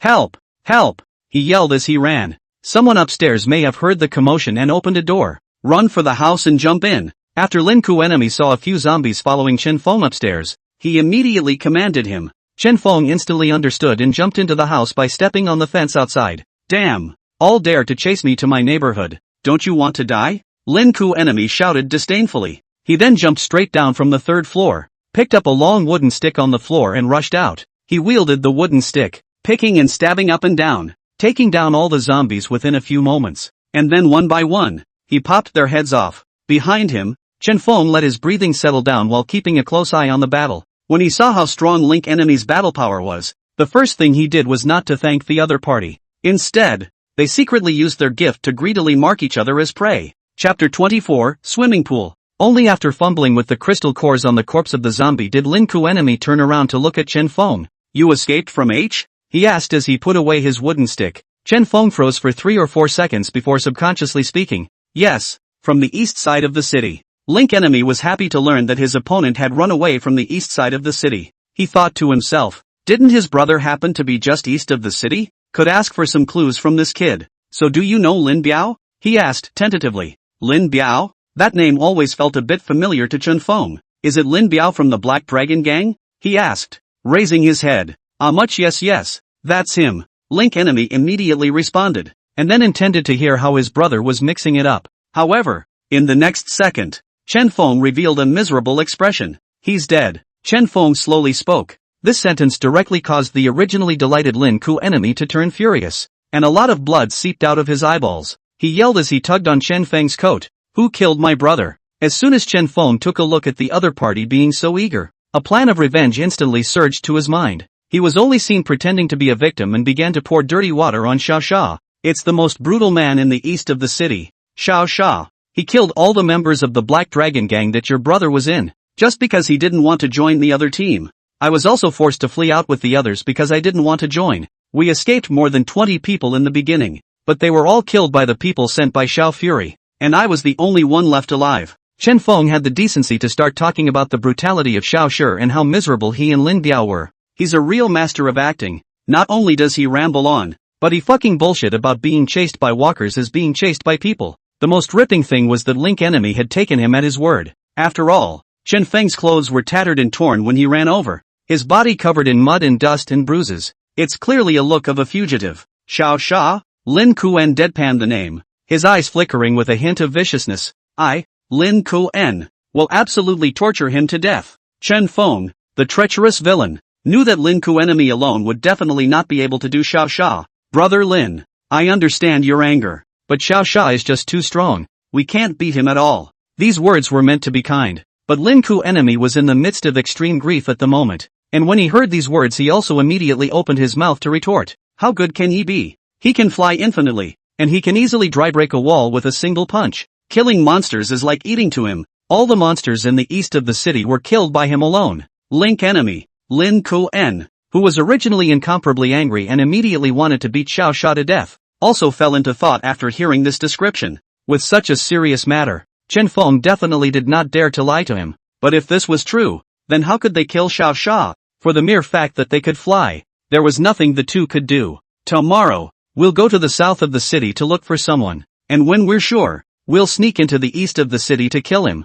Calmly calming down, Lin Ku enemy said to Chen Feng. Chen Feng, who no longer had any place to go, could only nod his head and agree to the other party's idea. East side of town. After testing the waters with Chen Feng, Xiao Sha returned to his villa on time in the afternoon. The two women had long ago built the beginnings of a swimming pool and were waiting for Xiao Sha to return. But as soon as he walked into the backyard, the two women's counter should be very different. Chen Ling was bouncing and jumped right on top of him, yelling "You're back." Tang Mucheng, on the other hand, stood still and gently nodded her head and smiled, waiting for Chen Ling to have pampered herself enough before slowly walking up. These two have opposite personalities. One is the sappy girlfriend type and the other is the homebuddy wife type. Faced with the welcome of two people, he naturally couldn't just focus on one person. Xiao Sha, who had his emotional quotient pulled full, held Chen Ling and walked to Tang Muqing, asking softly, "How's that? Did building the swimming pool today improve your strength a bit?" Tang Muqing didn't expect Xiao Sha to walk over with Chen Ling in his arms. The scene gave her the feeling that her husband had come over with the kids and asked if she'd cooked yet. "Well, it's boosted by about 20%. She gently patted the fallen leaves on Xiao Sha's shoulder before answering. At this time the Chen Ling in her arms was not happy. "Yes," she beamed and jumped down. "As soon as you came back, you were talking to Sister Muqing and didn't even say a word to me." Looking at the jealous Chen Ling, Tang Muqing curved the corners of her mouth and made a rare mention. "Then how about next time I let Xiao Sha carry me while you stand and chat? I think it's fine. Next time I should let you stand," Xiao Sha added as well. The serious look of the two made Chen Ling a little flustered, and she hurriedly waved her hand to stop their plans. "No way. Sister Muqing's rabbit is too big. It doesn't feel good to hug it." This was said in such a way that Xiao Sha and Tang Muqing both laughed. This girl, she always thinks of places that normal people don't think of. If it wasn't for Xiao Sha's certainty that he was the fifth strongest person in the previous rankings, he would have really had to treat her as a neighborly teasing little sister. Alright, tell me what you did today." Xiao Sha put on a serious face and asked Chen Ling. Chen Ling also put on a serious expression and began to report what they had done all day. "Today we built the pool and then we went around the neighborhood to buy some clothes. That supermarket owner is very nice. He didn't even charge us for the crystal cores and gave us several sets for free. Oh yeah, Sister Muqing bought a set of black silk and I bought a set of white silk." As important as this latter black and white silk sounded, Sha Fury turned to look up at the pool's beginnings first. Less than 20 m away from the villa, there was already a piece of land that had been dug by the two women into a deep pit of 20 x 15 m. Next, just fill and secure. Add water and a comfortable pool is built. The black and white silk they both bought will serve them best when the time comes. "Good job. I'll take the two of you out to have some fun in a few days," Xiao Sha said to the two with a smile. In the entire post-apocalyptic world, it was probably only Xiao Sha who dared to say this. After all, everyone else was still busy consolidating their bases and raising their strength at this time. Only Sean Fury thought about how he should go around entertaining himself. Xiao Sha's promise made Chen Ling instantly happy. She hurriedly walked over to Xiao Sha and asked excitedly, "We're not going to play field play, are we?" Xiao Sha directly froze at these words. "I'm serious about getting ready to have fun, so don't slander me." It was even if Chen Ling was immodest, but the key, Tang Muqing, was also led astray by her. Thinking of a certain scene, she blushed and agreed. "I bought a lot of disposable stockings if you need them." Xiao Sha, who had originally made a casual remark, was successfully brought askew by these two. He also really pondered the idea of what place would be good for three people to hang out together. Chapter 25, The Stalemate. During the night, Xiao Fury had already asked someone to inform Wang Ming and help him find a few architecturally talented survivors, as a solution to his pool problem. The three of them also discussed about where they should go while eating dinner. Under Xiao Sha's proposal, the destination was finally set at the most prosperous before the end of the world, the northern part of the city. The reason was simple: the monsters over there were the fastest evolving of the city's monsters. This would be just the thing to find some second-order creatures for the two of them to practice on. Why not have fun while traveling and giving the two girls a boost in strength at the same time? "Why don't we go tomorrow?" After eating, Chen Ling suddenly raised a question, perhaps looking forward to this first excursion. Tang Muqing also looked her head towards Xiao Sha, waiting for his answer. "Because I can't fly right now," Xiao Sha replied truthfully. The blood-devouring feather upgrade this time was not quite the same as in his previous life. It had been too long, and even Xiao Sha did not know what exactly it would metamorphose into. "We can drive there." Chen Ling once again put forward her idea. "I see that there aren't quite a few people in the neighborhood who also drive." Driving? Making noise? That's a big no-no in the post-apocalyptic world. Although Xiao Sha could finish killing the zombies that were blocking the road, but battles are going to leave masses of bodies in craters. With too many battles, piles of corpses can completely block the path of advancing vehicles. They can drive because I cleaned up the monsters. Vehicles are no use at all if we're going to go outside and face so many monsters. Xiao Xiao's reply caused Chen Ling to be momentarily speechless. She searched for how these monsters could block their way when they weren't that fierce. At that moment, Tang Muqing poked her arm. Ling Ling, what Xiao Xia said is true. The ones I met on my way over who were driving were all besieged to death. Tang Muqing was the one who had rushed from the west side of the city to the east side of the city. So naturally Chen Ling couldn't refute her words. But without a car they would have to go back in a few days. And the impatient Chen Ling couldn't stand it. At this time, Xiao Xia also realized that something was wrong. Although Chen Ling was usually quite fond of hemming and hawing, she never messed around when it came to business in general. But today, how do you even propose to drive to the north of the city? Such a ridiculous idea. Is there something on your mind? Spirit. Smiling, he looked at her seriously and asked. Tang Muqing saw Chen Ling suddenly lower her head, so she sat down beside her and held her slightly trembling hand. What are you afraid of with Xiao Xia? If you have anything to say, just say it. Under the encouragement of the two, Chen Ling finally told the original story. She's an orphan, but has a good friend over in the north side of the city that she's made friends with online. Although she hadn't met much before, she knew the other person's address. Male or female? Sean Fury asked tactfully. It's a girl. Chen Ling resumed her usual cheeky look. I was just afraid that you'd be in trouble, so I never mentioned it. Once he heard that it was a girl, Xiao Xiao's heart was relieved. But when I think of Chen Ling having friends outside, then isn't Tang Muqing also? Seeing Xiao Xia turn his eyes towards himself, Tang Muqing also read his mind. After some thought she spoke. I'm an only child and I haven't seen my parents since I took over the company at 18. I have nothing to say to them and nothing to see. There was a hint of poignancy in her words. This time, instead, it was Chen Ling's turn to hold her hand. It's alright Sister Muqing. We will always be by your side. Aha! The understanding Chen Ling made Tang Muqing's originally anxious heart much more comfortable all of a sudden. Looking at the two of them being so close, Xiao Xia also directly wrapped his arms around the two of them, causing the sense of atmosphere in this moment to rise once again. As for Chen Ling's what's her name internet friend, that would definitely have to be discussed when they were done warming up and Xiao Xiao's feather upgrade was over. Day 2. Wang Ming sent over 2 people with architectural talent. When this man and woman heard that they were going to build a swimming pool for Xiao Xia, they waited at the entrance of the villa early in the morning before dawn. If it wasn't for the fact that Xiao Xia had gotten up early, these two might have had to wait until what time? Why are you guys here so early? Xiao Xia asked towards the two of them while opening the door of the villa. Good day, Xiao Xiao. As soon as they opened the door, the two of them quickly bowed to him. No need to be so polite. Come in. Xiao Xia waved his hand and received the nervous two inside. Although he asked them both to join him for a quick breakfast, these two refused to go into the villa and only dared to sit on the small pavilion in the backyard and wait for the work to begin. Xiao Xia, who had no way out, walked back to the villa alone, then made a few Western-style breakfasts,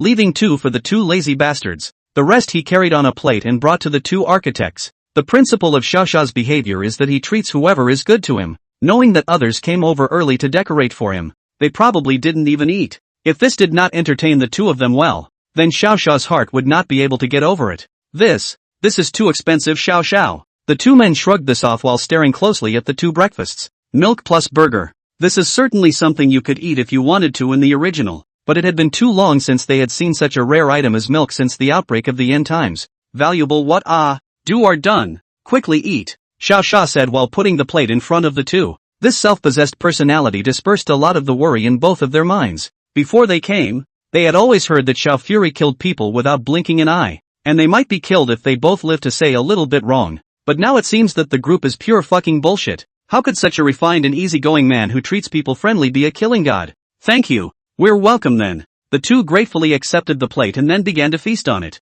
That look of hunger and thirst made Xiao Xia suddenly remember that it had been close to a month since the arrival of the end times. This group of people you manage, they're not all starving, are they? Other people he Xiao Xia cannot control and do not want to control, but the people of their own city East District, that cannot be hungry. Only when the 2 of them quickly eliminated this breakfast and kept thanking Xiao Xia did he open his mouth to ask, are there not many supplies left for you and your neighbors? The question froze the 2 men in their tracks. It was only after a long time that the female architect spoke with a difficult expression on her face. Almost everyone only has about half a month's worth of ingredients left. If we don't find any more food, we're probably going to start people starving to death. Nice guy. If he hadn't subconsciously asked, he wouldn't have known such things himself. Damn, this Wang Ming is also. Just think of doing the enemy, care about their own people such a big thing. How he forgot to report to their own. Chapter 26, Feather Wing Upgrade Completed. Xiaosha looked around the two for a moment. It's also outrageous to find people with architectural talent.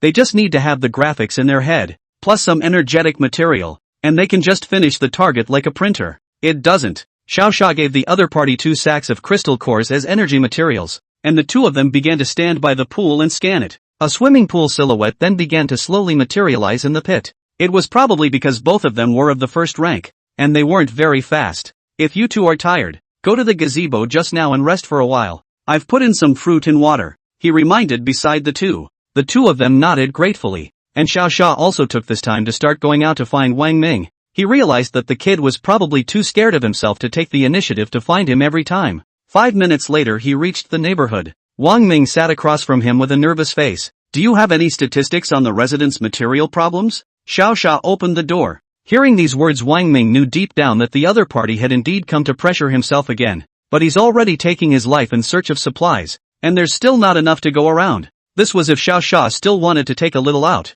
They would really have to starve to death. That's right. Wang Ming thought at this point that Xiaosha was out of food, so he came over to ask him for it. A few. Almost every family just has about a week's worth of food left. Wang Ming replied apprehensively. Then why didn't you report to me earlier? Xiaosha lightly slapped the table. It seems that those two just now are still relatively well off, and everyone else has starved. I don't want to trouble you. Xiaosha looked at him and shook his head helplessly. You can fear me, but you don't have to be afraid of me. Understand? He explained patiently. You'll report back on any problems that can't be solved. And if you're afraid of me, just find some little kids to take care of the messaging. This communication problem can be fixed. After all, Xiaosha's back is going to go out every day. Who's going to guard the villa for him if he doesn't take care of these people under him? Yes. Wang Ming nodded, memorizing the words in his heart. It was then that he realized that Xiaosha didn't seem to be here to plunder the residents' supplies. After all, his strength was here, so instead of pulling the wool over his own eyes,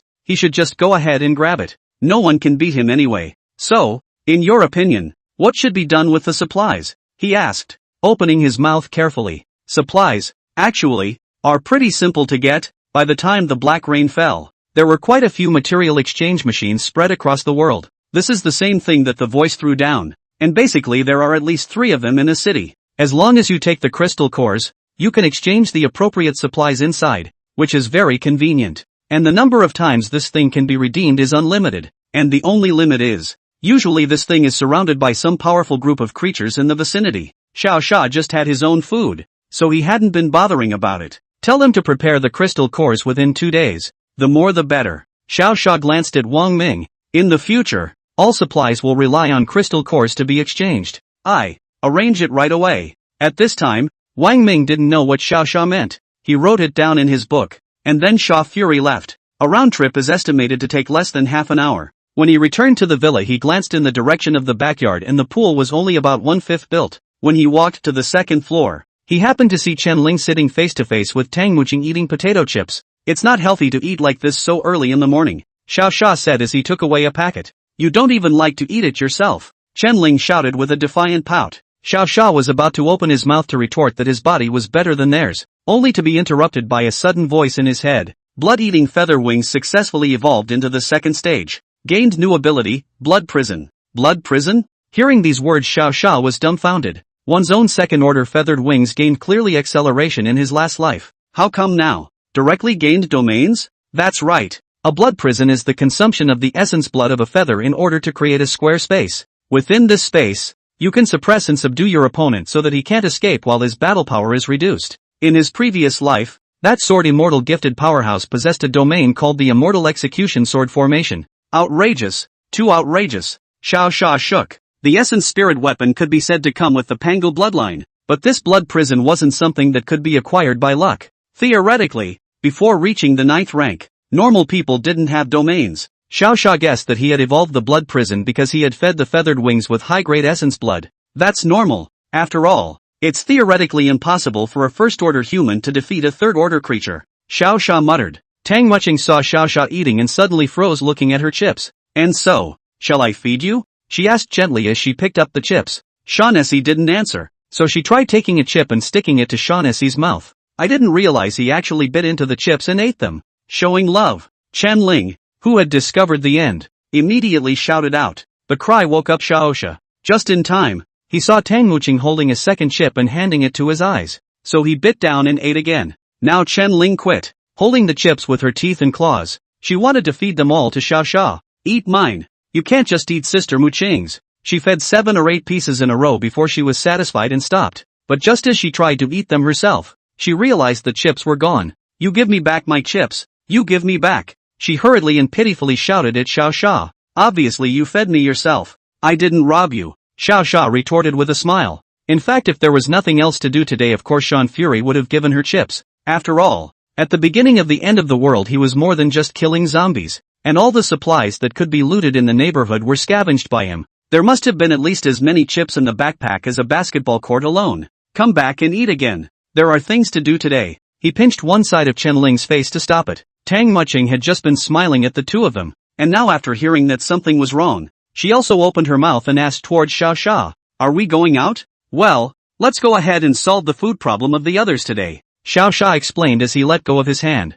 Chen Ling rubbed her face just as she was about to spit out a few words. As soon as he heard that he was going to solve the food problem, people immediately got excited. "Isn't it time to go grab supplies?" Xiao Xia looked at her with a scornful expression. "Am I the type of person who robs things? Didn't you say that you were going to grab supplies every day during the first few days of the end times?" Chen Ling retorted. "How can those be considered robbery? Those were the ones I picked up when no one wanted them on the road." Chapter 27. Although Chen Ling was still spitting on Xiao Xia with her lips, she had actually begun to pick up her equipment and prepare to go out. Tang Muqing was taking nothing, while Chen Ling needed to bring a weapon. After all, she didn't have an attack spirit in her current one, and could only carry a weapon to deal damage. After everything was ready, Xiao Xia held one in one hand and directly flew up in the air in front of the villa. It's time to say no. The feel of holding Tang Muqing was determined to be much more comfortable than holding Chen Ling. After all, Tang Muqing was much more plump. Wow, it flies so fast. In the sky, Chen Ling waved her hands very happily, and Tang Muqing held Xiao Xia's hand and looked around, not making too much noise. "Brother Xiao, what are we going to find?" Seeing Xiao Xia flying aimlessly, Chen Ling poked his hand and asked. "We're going to the deserted mountains to find a magical machine," Xiao Xia replied as he looked down at her. Chen Ling nodded, then began to pull Tang Muqing along to see the scenery with her. With the two women in tow, Xiao Xia's flying speed did not dare to be too fast. After about 20 minutes, he finally arrived at the barren mountain behind Shiroishi. If he remembered correctly, at the top of the mountain, there was a post-apocalyptic redemption machine. Found it. Soon Xiao Xia found the target. After landing on the ground with the two women, there was a 2-meter-high blue self-service redemption machine about 50 m in front of them. Only, around this redemption machine, there happened to be standing more than 2 meters tall, a zombie with a bit of a head and dead eyes staring at the surrounding area. Sure enough, there are third-order creatures. Xiao Xia smiled. Only zombies that had reached the third stage and had a spirit would have such a sharp mind and cautious eyes. That zombie is so big. Chen Ling revealed a scornful expression. It's much stronger than me. Tang Muqing also put away her gentle eyes and said, "Crap, you two are only 3,000, but the other side starts with 8,000. Isn't that better than you?" Third-rate zombie. Battle strength, 8,255. Skills, berserk. Necrophilia. Weakness, shatters when touched. After checking a glance at this zombie's panel with his eagle eye, Xiao Xia suddenly had a bold idea. "I'll leave this big one to you guys. I'll kill the small one," he said to the two women. "Ha, ah." Both of them looked at him at the same time with a "are you alright" expression. You know that the opposite side is a third-order zombie. That wasn't something the two of them could just siege to death at the second rank. However, Xiao Xia did not explain too much, only to see him leaping up in the air and charging towards the corpses, with the sound of fists hitting flesh. Within a few minutes, of the dozens of zombies on the field, only the third-order zombie was left. Looking at Xiao Xia in place in terror,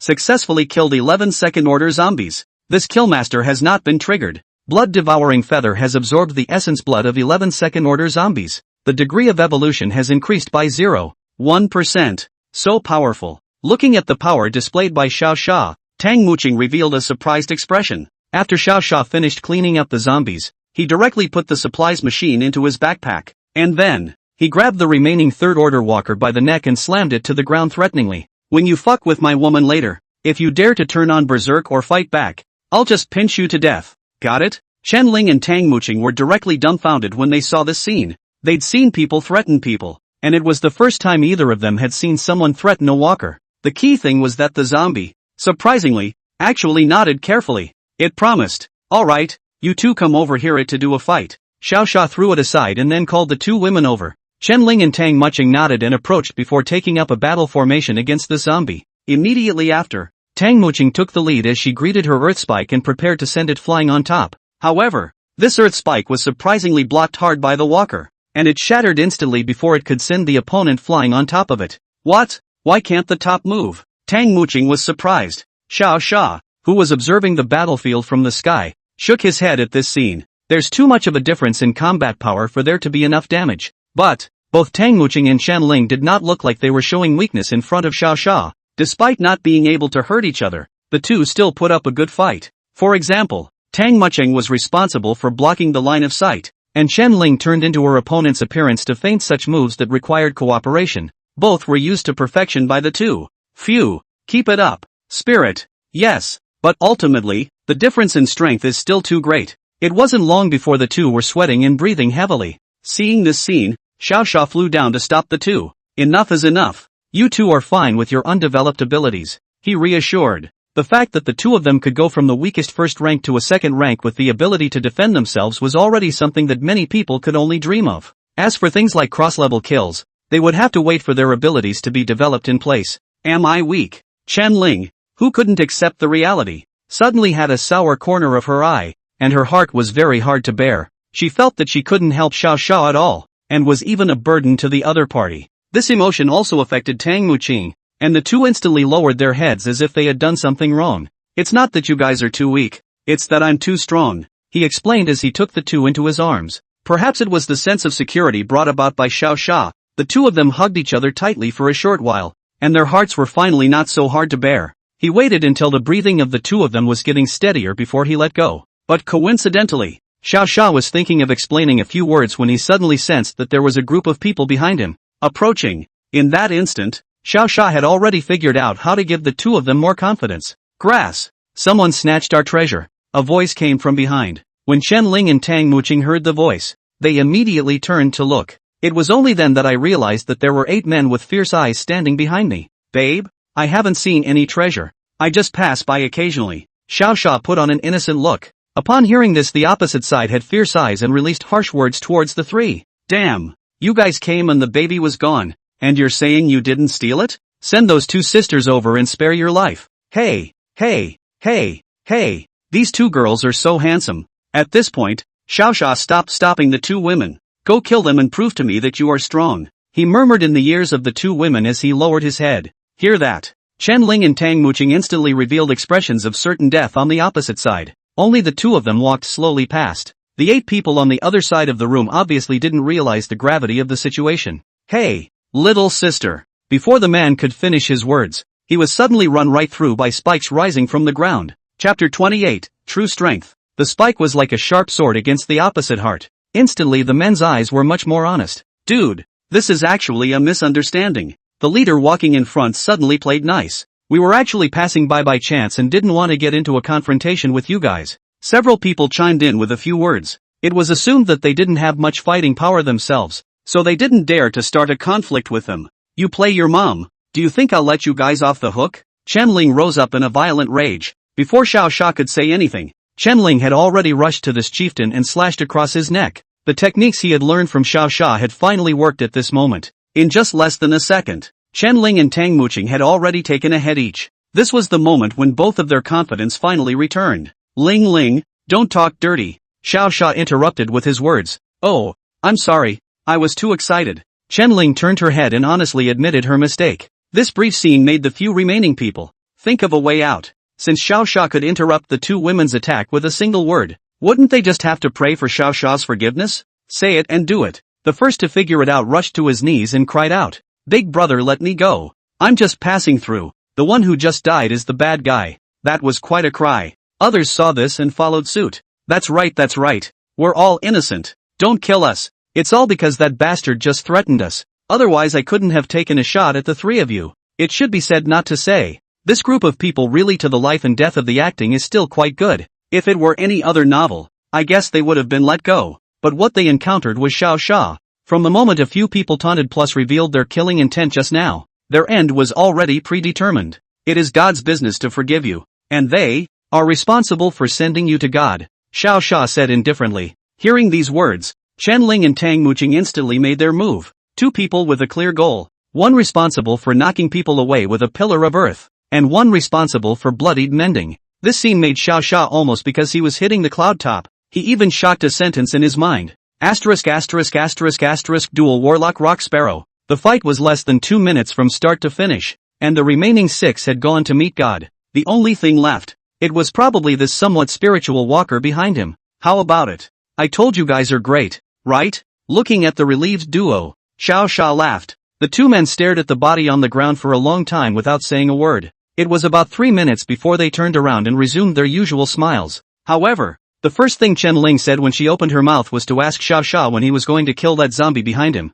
Xiao Sha could clearly feel that the other party's intelligence seemed to be much higher than all the other third-order zombies, because it's only natural that other walkers would be afraid. But it surprisingly didn't run and didn't move a muscle. That wisdom is extraordinary. Do you understand me? Xiao Sha asked towards the kneeling zombie. How can a monster understand human speech? Before it was probably because he was afraid that he didn't dare to attack? Chen Ling revealed a skeptical expression. If Xiao Sha said he could understand it, then it's really possible. Tang Muqing added as she stroked her chin. With the three of them watching, the zombie actually nodded towards Xiao Sha again. In order to test whether the other party's intelligence was high or not, Xiao Sha stretched out 5 fingers towards it. How many is this? The other looked at it, and then surprisingly, with his own stiff fingers, he wrote a crooked 5-like shape on the ground. Wow! Is it that smart? Chen Ling exclaimed. No wonder it didn't dare to fight back even once just now. It seems to really know that Xiao Fury will kill it, Tang Muqing said while looking at Xiao Fury. Both of them knew Xiao Sha's character.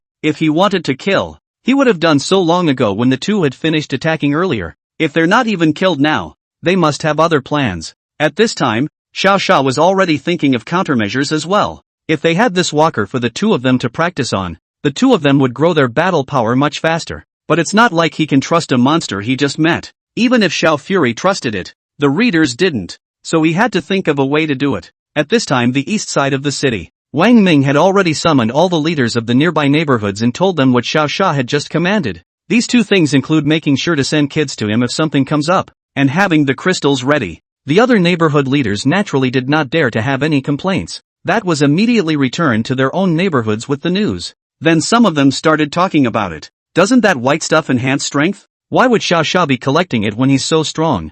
That's what you don't understand, right? The stronger you are, the more you like to elevate. You know? Cut the crap, you guys. It's a good thing others don't collect your food. Most of these people who were talking didn't know much about Xiao Sha. It's still the same. Xiao Fury doesn't consult anyone who wants something. Either you beat him or the thing is his. There is strength. It's just so overbearing. Certain people's theories reached the ears of that architect who had just had his swimming pool repaired from Xiao Fury's house. Actually, Xiao Sha is a very nice person. It's impossible to forcefully rob everyone's crystal cores. He retorted. You went to help build a swimming pool and received a lot of favors, didn't you? That's right. Who among the big guys doesn't know that Xiao Fury is a cold-blooded killing god? Seeing that this group of people even mocked him, he frowned and continued arguing with a few people. And the more you talk, the more violent you get, and directly give the opposite side of the dry silence. Isn't it true that you guys don't even know what Xiao Fury looks like, and you're starting to speculate that someone else is a cold-blooded killing god?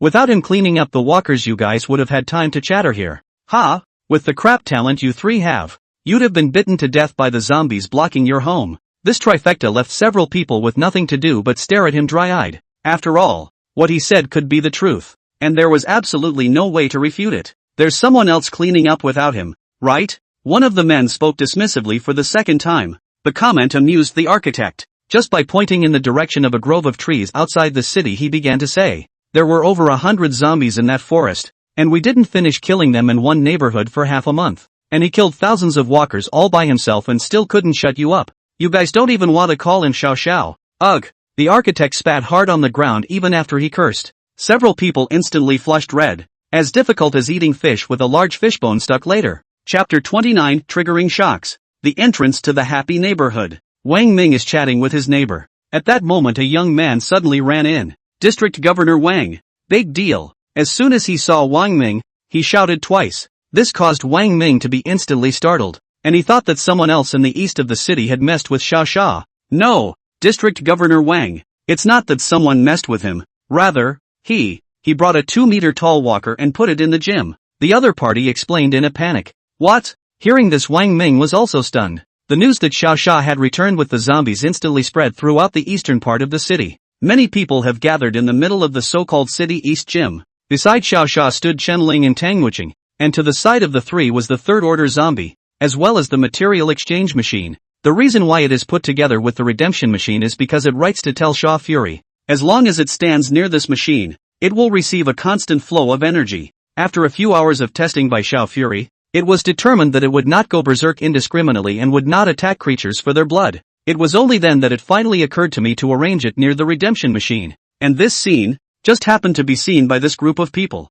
And for a while there were a lot of people surrounding this side of the redemption machine. Everyone be quiet. Xiao Xia gently opened his mouth, and all the murmurs instantly disappeared. You may be wondering what this walker is and what this machine is. Now to introduce you. Xiao Xia carried his hands behind his back, fearless in front of dozens of people. This one is called Big Dummy. Don't think he's the kind of zombie that has no brain and bites people on sight, but he's actually not. He's very smart. He pointed aside and introduced Big Dummy. The others didn't dare to say a word. After all, the group didn't dare to be stubborn with Xiao Xia. But of course there are exceptions. Just as Xiao Xia was about to continue, a childish voice rang out from the corner. And does it understand us? Xiao Xia looked towards the source of the voice. It was a little girl who was about 10 years old. Since they want these people to believe that the Big Dummy is harmless, it is natural for it to behave a little differently. So Xiao Xia turned his head to Big Fool and said, Big Dummy, say hello to this little sister. Hooray! The Big Fool nodded, then waved kindly in the direction of the little girl with his huge palm.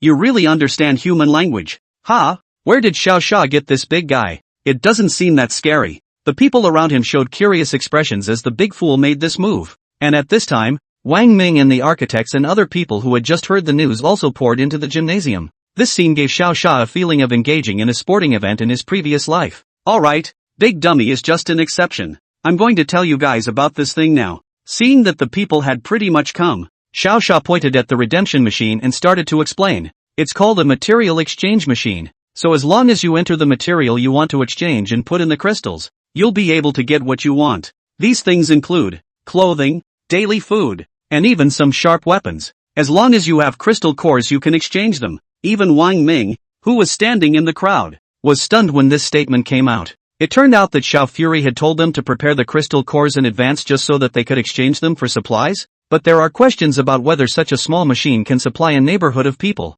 This question Xiao Xia decided to let them understand on their own. After all, how could he have so much time to answer these people's questions? Do the rest of your own research? That's all I'm saying. After saying this he was about to leave, but he didn't expect Chen Ling to tug on the corner of his coat, then stick to his ear and mutter, I want ice cream. Can I be the first to switch? Xiao Xia was delighted, thinking that this girl was really gluttonous. Anyway, with so many people watching, it's just as well to ask them to demonstrate. Now let Miss Chen and Miss Tang show you how to use it. In between his words, Chen Ling had already entered the information for the ice cream on the exchange machine. After putting in a first-order crystal core, a carton of ice cream immediately appeared in the exchange machine. And it's the most expensive brand of Häagen-Dazs from a previous life. Yay! There's ice cream to eat. Chen Ling excitedly walked out holding the ice cream. The others watched the ice cream in her hand, their mouths watering. Of course that's not all. When it came to Tang Wuqing, she even exchanged one crystal core for a fried chicken set out.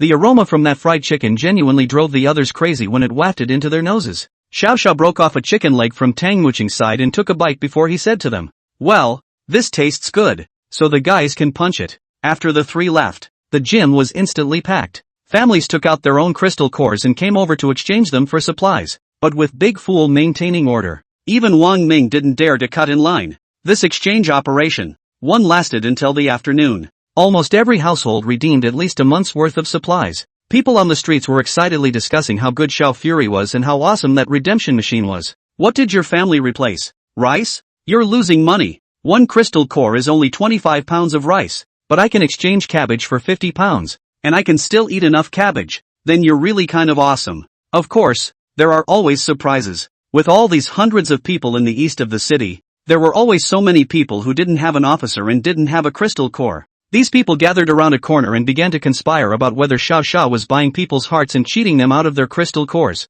There was even talk that maybe one crystal core could be exchanged for a truckload of rice, only to be partially coveted by Xiao Xia. Perhaps the conversation was getting exciting. After these people's words reached the ears of the others, a few hot-tempered young men couldn't sit still. They were seen quickly running over to where the guys were chatting, and in one fell swoop, they held them down on the ground in a rage. Xiao Xiao is working hard to do good things for everyone, but you guys are good. You're talking nonsense here? These people were still unconvinced and directly opened their mouths to retort. You've all been bought off by him. You have no right to talk about us. These young men are no slouches either. Since he says they are being paid off, grab them one by one and ask them neighborhood by neighborhood to see who has the problem. The move was a call to arms. In the end, dozens of people pressed the four of them and arrived in Wang Ming's happy neighborhood. As soon as Wang Ming heard the incident, his face was black with anger, and he immediately clapped his hands in anger. Damn it! Is Mr. Xiao something you four little yakuza can talk about? Throw them in the woods and feed them to the walkers.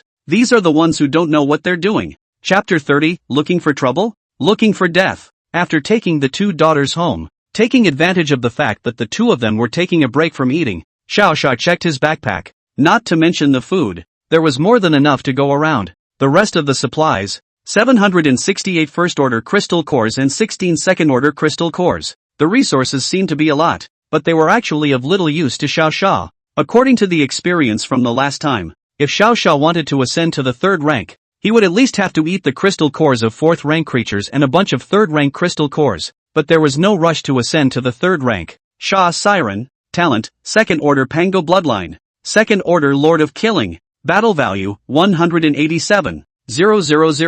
Special Abilities, Second-Order Blood-Eating Feathers, Night Vision, Second-Order Hawk Eyes, Destined Weapon, Heavenly Axe. Looking at his panel, he realized that Feather's blood domain had directly added half of his battle power value. Now that's really unbeatable. With his current battle power value, let's not talk about the fourth rank. Even the fifth order Xiao Xiao Fury was messy to kill, and it was estimated that it would only take a little bit of effort. Ling Ling, Mu Qing, we need to give you enhanced training starting tomorrow, Xiao Xiao said to the two girls. A few days ago Chen Ling mentioned going to the north of the city to look for her friend. Then the strength of the two women has to be in place for it to work. Otherwise it would be more trouble than it's worth if something happens then. A week went by in a flash. Tang Muqing and Chen Ling rose to the third rank in unison. Chen Ling, who had been suffering from a lack of combat ability, finally received an epic enhancement. Now she had not only obtained her second spirit, the tiger spirit, but her original snake spirit had also been greatly strengthened. And Tang Muqing was even more outrageous.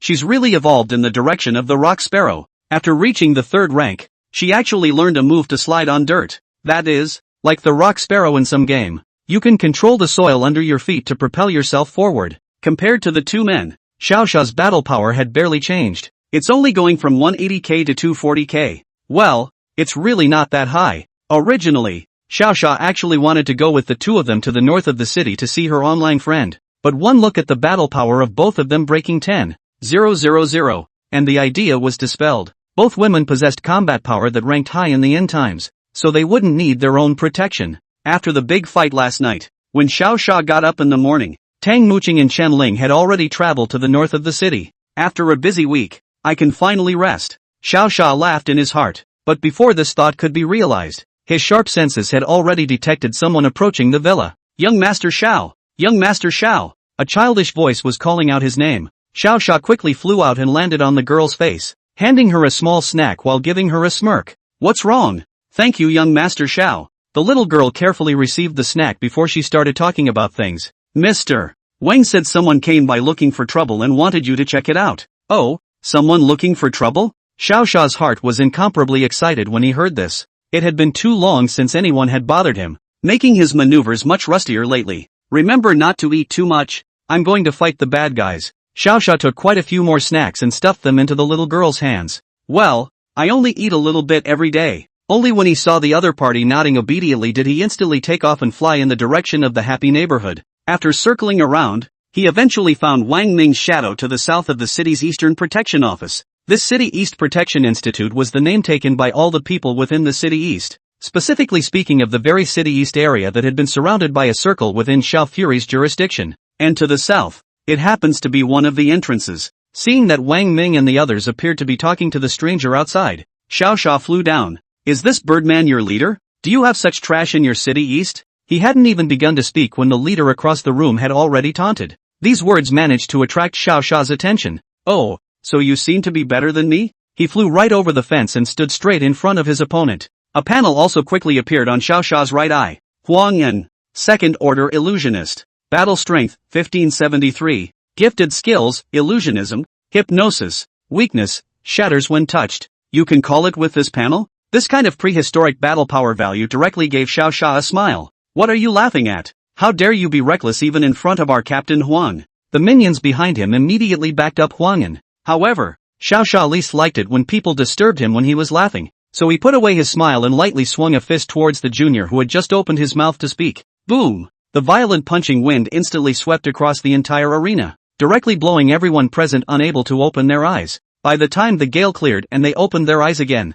the one who spoke just now had already been blown into various skin fragments by Xiao Fury's punch. Your little brother is not very knowledgeable. I'll help you teach you a lesson. Is there a problem? Xiao Sha said slowly to Huang Yan, who was already weak in the legs and feet, who was following him, which knows that this Huang Yan is also a person with no guts. After seeing Xiao Fury swiping a small trick, he quickly kneeled down and begged for forgiveness. Big brother, spare me your life, big brother. The others followed his example and fell to their knees. Ignoring the others, Xiao Sha directly picked up Huang Yan from the ground. Didn't you say I was trash? He looked at Huang Yan playfully. Then you're now using your illusions to hypnotize me. Either you hypnotize me to successfully escape today, or else I will directly poke your eyes out. The devil. This man is definitely the devil. Everyone present, including Wang Ming, felt a deep fear of Xiao Sha's words. You have 5 seconds. Come on. After saying this, Xiao Fury stood straight and hypnotized his opponent. At this point, Huang Yan was so frightened that he didn't know what to do, but with so many people watching,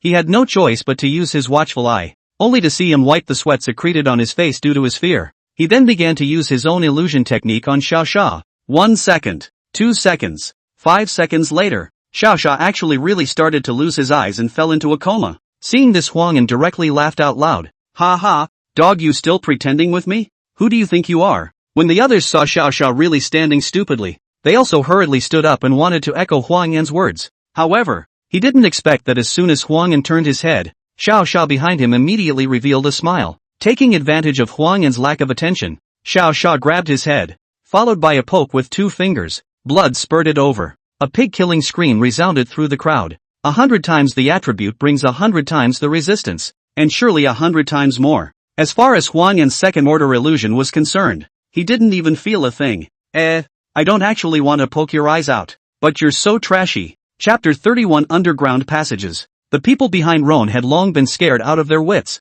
Seeing that the other party was subdued by Xiao Sha with such brutal means, they hurriedly fled like mad. Wang Ming, I'll leave these people to you. Xiao Sha turned back and said, then carried the squealing Huang Yan to the side. Escorts, follow Xiao Shao's orders and strike. Under Wang Ming's command, the few survivors left fleeing were quickly caught alive on the spot. What exactly are you guys here for? Xiao Sha asked towards Huang Yan, who was still screaming miserably. However, the other party was as if he didn't hear it, and kept lying on the ground while screaming miserably and rolling from side to side. Seeing this situation, Xiao Fury directly kicked over. You're fucking a second-order body. Where does it hurt so much? The opponent was kicked and covered his stomach, an extremely painful expression on his face. Well, now that would really hurt. After walking over and directly lifting him up, Xiao Sha said with a smile in front of his eyes, I'm going to give you a choice. Either you answer my questions honestly. Either. Xiao Fury's words changed. I'll directly tell them to crush your balls. The words made Huang Yan's lower body tremble.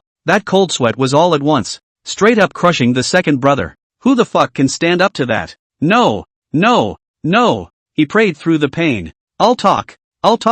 Knowing that the other party had finally obeyed, Xiao Sha threw him aside with a small wave of his hand. Tell me, what the hell are you guys doing here? Huang Yan, who had fallen to the ground, didn't dare to be sloppy and hurriedly answered Xiao Sha's question. We were called here by the Church of the Black Rose, and the woman told us to come over and find out more about you. The Church of the Black Rose? What the fuck kind of organization is this? He had never even heard of this organization in his last life. Where did you come from? Without a clue, he frowned and continued to ask. West of the city. We came from the west of the city. Huang Yan hurriedly replied, fearing that Xiao Sha would honor his promise. As soon as these words were said, Xiao Sha felt that something was wrong. Now it was the number of monsters' second order that had become quite high. It was impossible for their team to break through the monsters' defense to reach here. You're the only second order in your group. How could you possibly walk from the west to the east of the city? He voiced his question. There's the subway between the east and west side of town. There's not a single monster down there. And that's where we crossed.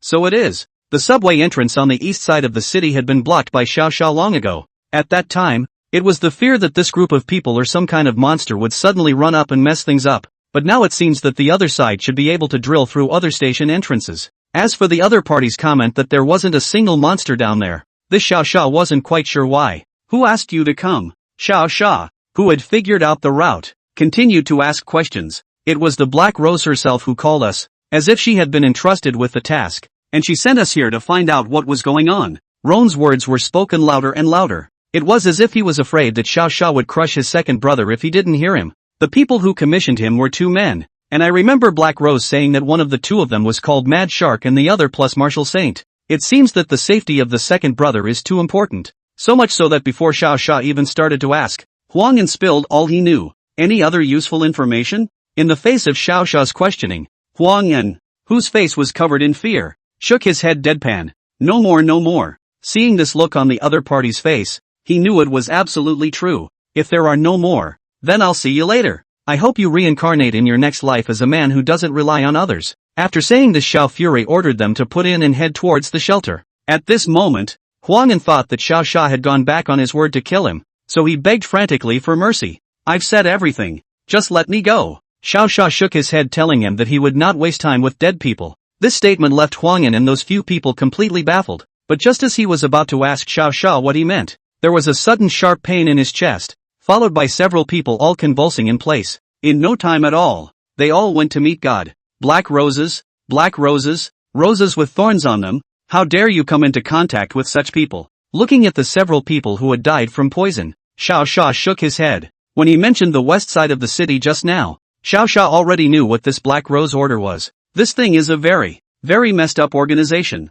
Their leader, the Black Rose, poisons all his men silently. As soon as they didn't go back for her after a while, they would immediately die a violent death. Being so evil, it seemed like it was all but wiped out within a few months at the time. In her last life, she died, but in this life, Xiao Xia kind of wanted to make some contact with her. Because their organization's people were a good hand at obtaining information, if Xiao Fury could get the Black Rose under control, he might actually be able to turn this organization into his own. The intelligence item is very useful no matter what time of year it is. It was excluding Black Rose regardless. Then there was still the boy Chen Feng to deal with. Last time, he held back and fled. But this time, Xiao Xia would not give him a chance. No matter what the hell this martial saint was, since he dared to provoke himself, he had to slaughter these two. Wang Ming, strengthen the nearest alert. Try to keep all the escorts in a state of readiness before I return. Xiao Fury, who was afraid of an accident, ordered Wang Ming. I'll arrange it right away. Wang Ming nodded seriously. After saying these words, Xiao Xia did not go directly. After all, although there were a few second-ranked ones in this escort, most of them were third-ranked. One has to add another layer of protection. Flying to the gymnasium and finding the sleeping Ertie, Xiao Xia woke up the 2-meter-tall third-order zombie by slapping him. Dummy, listen to the others later. If someone comes over to fuck, you're going to help the people here, okay? Roar. The big fool nodded smartly, then walked out the guys to help the others with their patrols. In order to not let the people in the escort group be afraid, Xiao Xia also personally explained how powerful Big Fool was. When the big dummy was on patrol with the others, Xiao Xia then rose up in place and flew extremely fast in the direction of the western part of the city. At this point, what he didn't know yet was that just as he was traveling at breakneck speed to the west of the city, in the middle of the subway passage under the ground in the east side of the city, there was also a group of people who were holding various kinds of equipment and were rapidly coming in the direction of the east of the city. If Xiao Fury had been there, it would have been obvious. Among the two who walked in the forefront, one of them was the maniacal shark Chen Feng, who had endured the humiliation. Chapter 32, Cunning Enemies. After Xiao Xia arrived at the west side of the city at breakneck speed, then he began to think about the Black Rose and Chen Feng's few people, and where they would be. But as he flew, he knew he didn't have to look for it, because he had smelled. There was a faint scent of roses in the air. This is actually a toxin that Black Rose relies on her gift to release. As long as the amount inhaled reaches a certain level and there is no Black Rose to detoxify the poison, it will slowly poison to death. Of course Xiao Xia was not afraid of this thing at all. Following the smell, Xiao Xia flew directly to the center of the city, a place that looked like a rose store. After kicking the door open without mercy, in the store, he saw a plump to the core mature woman. How can I describe it? It was the kind where she simply turned around and could make Xiao Xia see a wave. You are Xiao Xia, right? The first time the other party saw him, he even directly said his name. Not only that, she wasn't the least bit intimidated. Wearing a black skirt, she even sat down very casually at a table and quickly crossed her legs together while Xiao Xia wasn't paying attention. Every move seemed to be a hint to Xiao Xia. Purple. Sorry, my eyes are fine. Xiao Xia spoke nonchalantly. These words directly froze the black rose across the room for a few seconds. However, she ended up holding back a flutter in her heart and opened her mouth with a smile towards Xiao Xia. Interesting, worthy of being the strongest man in the eastern part of the city. Don't talk to me about all this nonsense. Since you all know me, you should know my style. Where are they, people? Xiao Fury didn't want to say much and went straight to the point. I'm sorry, but the Black Rose will not disclose any information about its customers. As this woman spoke, she recklessly rubbed her thighs in front of Xiao Xia's heel. If you are arrogant with me, you will end up miserable. Xiao Xia's words had begun to carry a hint of impulse. The Black Rose, who sensed the situation, hurriedly showed weakness with her own foxy and flirty voice. But I just don't know it. Don't hit me. Okay. Sean Fury had wanted to beat her up before asking, but the thought of the other party not just running when they knew they were fierce, then this Black Rose in front of her, definitely had some kind of certainty that Xiao Xia could not help her. Right now, Xiao Fury didn't have anything to do, so he decided to have some fun with her and see what the opposite side's bottom line was. Even though you're good looking and act like you're not afraid of anything, I know that you actually have a very serious case of misogyny, don't you? Xiao Xia said while walking towards her with a smirk on his face. He had heard this news by chance in his past life and had no idea if it was true. However, as soon as she heard Xiao Xia's words, the Black Rose on the opposite side of the table clearly had a momentary panic in her eyes. Seeing this, Xiao Xia knew that this was absolutely true. This was because with every step Xiao Xia took, the scorn in the other party's eyes became more and more obvious. If I touch my hands on you, you should listen once your misogyny kicks in, right? He began to walk closer and closer, and Black Rose stood straight up from the table to the floor. Don't think you can do whatever you want just because you have power, she suddenly shouted. This shout gave Xiao Xia a shouting halt. He knew that the other party was about to use his bottom card. Taking this opportunity, Xiao Fury used his eagle eye to probe towards her, and the other party's information appeared. Summer Rose, Black Rose, Third Order Black Rose, First Order Space Traveler, Battle Strength, 12,880, Gifted Skills, Thorny Rose, Blinking, Weakness, Shatters when touched. This look really gave Xiao Xia the doorway. Turns out the other guy is still a rare dual talent. This Blinking was presumably the other party's bottom card, and it had the effect of being able to pass right through space to appear somewhere else. When the other party saw Xiao Xia stop, they began to taunt him. You think you're invincible. You think you're great. But I didn't expect that today. You're still being fooled by my Black Rose. Humph. All men under the sky are losers. Seeing this, Xia Qianmei talking more and more vigorously, Xiao Xia was also happy. What makes you think you've got me fooled? Aren't you still in my face? He replied to the other man, pretending to know nothing. Ha ha ha, that's why I say men are losers. They don't know anything and they're still trying to catch me.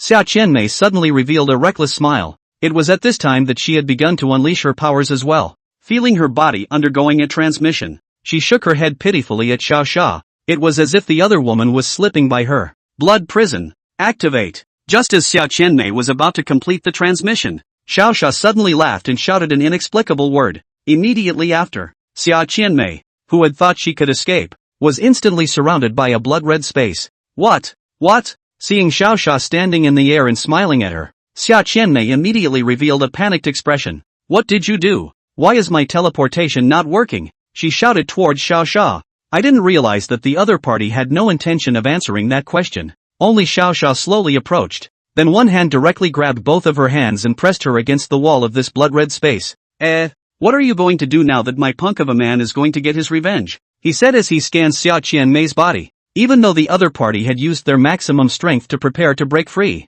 Xiao Xia's hand could not break free at all. At this moment, Xia Qianmei finally panicked. I'm sorry, I shouldn't have underestimated you. Will you let me go? I can find you other women. As many as you want. She looked panicked, her body shaking and praying. It seemed that the other party really had misogyny. Otherwise, this body reaction probably wouldn't be so strong. Xiao Xia also intended to let her gather intelligence for herself, so naturally she couldn't play too much. But, over a little bit should be fine. Other women aren't much fun. I like guys like you with personality. Ha ha ha ha. Xiao Xia acted like a bad guy, intending to continue to increase the pressure on her. As his right hand got closer and closer, Xia Qianmei's eyes became more and more frantic, so much so that her breathing began to catch. Please don't touch me. I'll go crazy. I really will. Originally when he got here Xiao Xia wanted to call it quits, but then he thought about the other person's previous taunts and that. So with a cruel heart, he directly choked her neck, making Xia Qianmei unable to resist at all.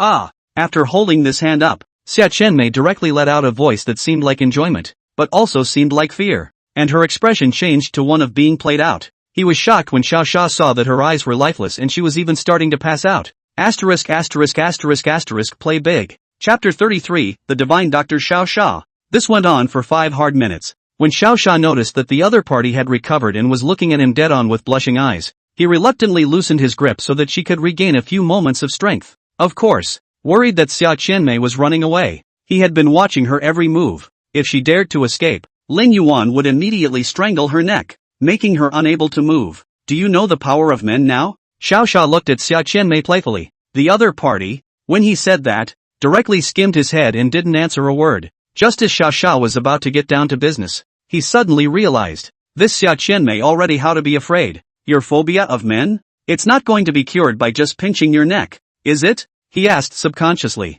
The other kept his head down and didn't answer. The scene came to an awkward halt. Xiao Fury searched for what to do now. If this is played out for her, it will be difficult to gather information in the future. You knocked her out, Xia Qianmei suddenly said in a rather cool tone. The voice was completely different from the previous one, as if it came from a different person. What does it mean to get dizzy? Don't you have your eyes open? Xiao Xia replied as she went along. I have a dual personality, Xia Qianmei replied faintly. Dual personality? Is this fucking still happening? Not knowing whether the other party was telling the truth or not, Xiao Xia still subconsciously swept again with his eagle eyes. Summer Chimei. Second Order Red Rose. Battle Strength, 4562. Talent Skill, Flower Healing. Weakness, shatters when touched. After this look, Xiao Xia was certain that the other party was telling the truth. Because the talent of this current Xia Qianmei was completely different from the other Xia Qianmei. You don't have any male phobia in this personality? Sean Fury said while releasing his hand.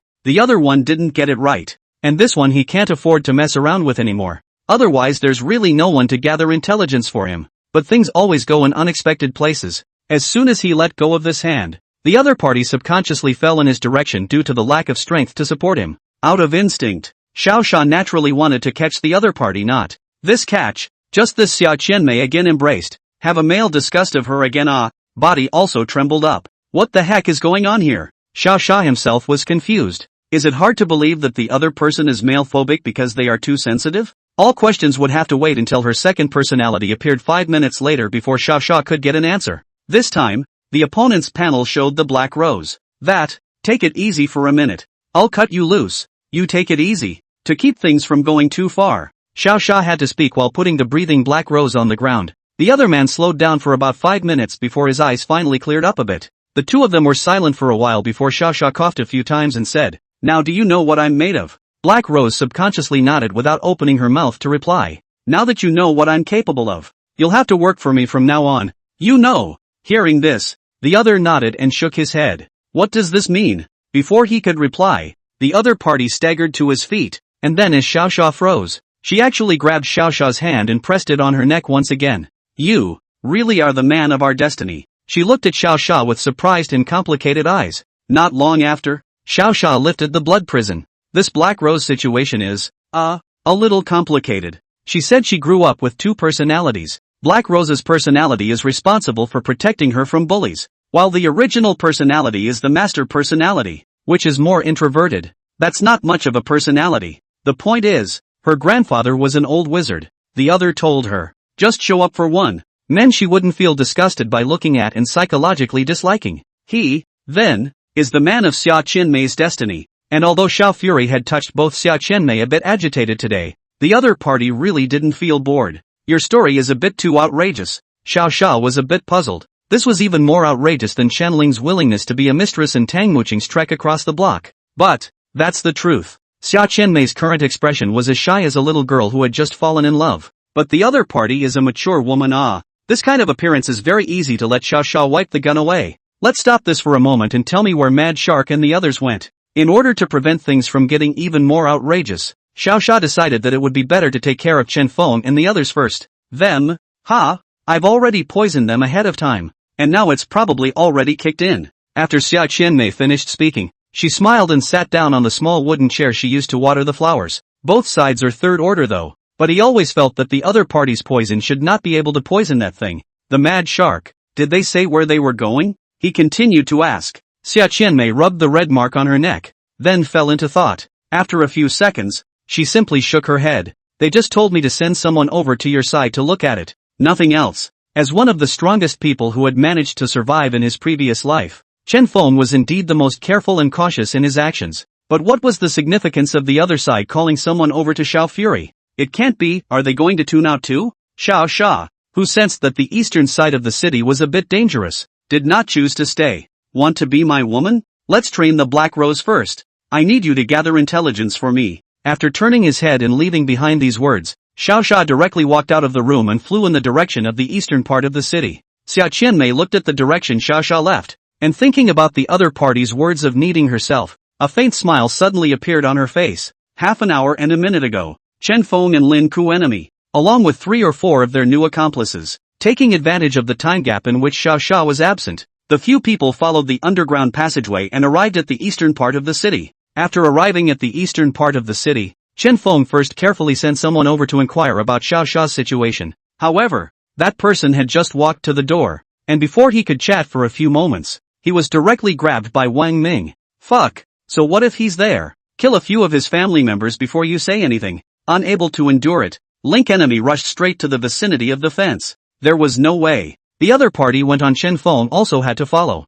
The escort spotted the approach of the two at once, and hurriedly informed the others. Lin Ku enemy's heart was filled with anger towards Xiao Sha at this time. Seeing that the escort was actually calling out to him, he was ready to just jump up and poke the guard with a shot. But just as he made his full strength to throw that silver spear, a robust figure suddenly appeared and directly blocked his silver spear with his body. What? How is this possible? Chapter 34, The Great Fool Shows His Power. When Link enemy fixed his eyes, he was immediately dumbfounded by the sight before him. In front of the human's heel, there was surprisingly a 2m+ tall zombie with clear eyes standing. It, surprisingly, helped the human, deflecting its own attack. Aren't all zombies brainless monsters? Why would they help someone block a gun? A series of questions appeared in Link enemy's mind. Chen Feng, who walked up, was also surprised. There's something odd about this walker. However, the two men's goal was still to kill the humans within the Shawshank shelter, so they weren't going to hitch a ride with the big dummy. Before Xiao Sha returns, leave it alone and directly kill the others. Lin Ku enemy,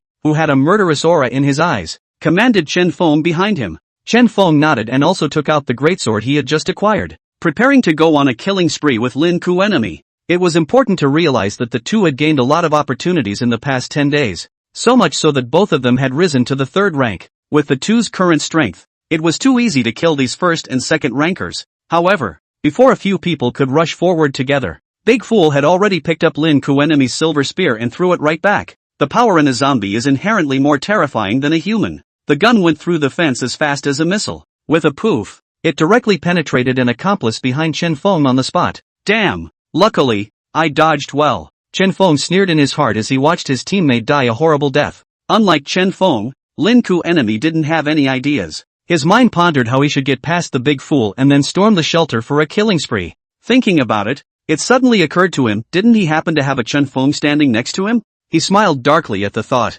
Chen Feng, you help us keep an eye on this monster. I'll rush in with the others. After Lin Ku enemy finished speaking, he kicked Chen Feng out. Chen Feng, who hadn't reacted, stumbled and flew directly in front of the shelter. The Big Fool stared at him with scarlet eyes, then jumped right out of the shelter. Seeing this, Chen Feng hastily backed away, fearing that Big Fool would directly hammer him to death. I have a feeling it's a bit smart and won't fall for the trick, Chen Feng said as he retreated back to a few people. On the surface he didn't look like he had much to complain about, but at this time, he had already killed Lin Ku enemy a million times in his mind. That was a kick that could have almost given him away. Smart indeed. It appears to have never left the vicinity of the shelter. Link enemy began to think when he saw that the Big Fool was blocking the entrance to the shelter. It didn't take long before Link enemy came up with a good idea. Restlessness was already heard in the shelter. Big stupid brother is right in front of the top. If it wasn't for it, I almost got poked to death with a shot just now. Damn it, dare to sneak up on my brother and brother Big Fool.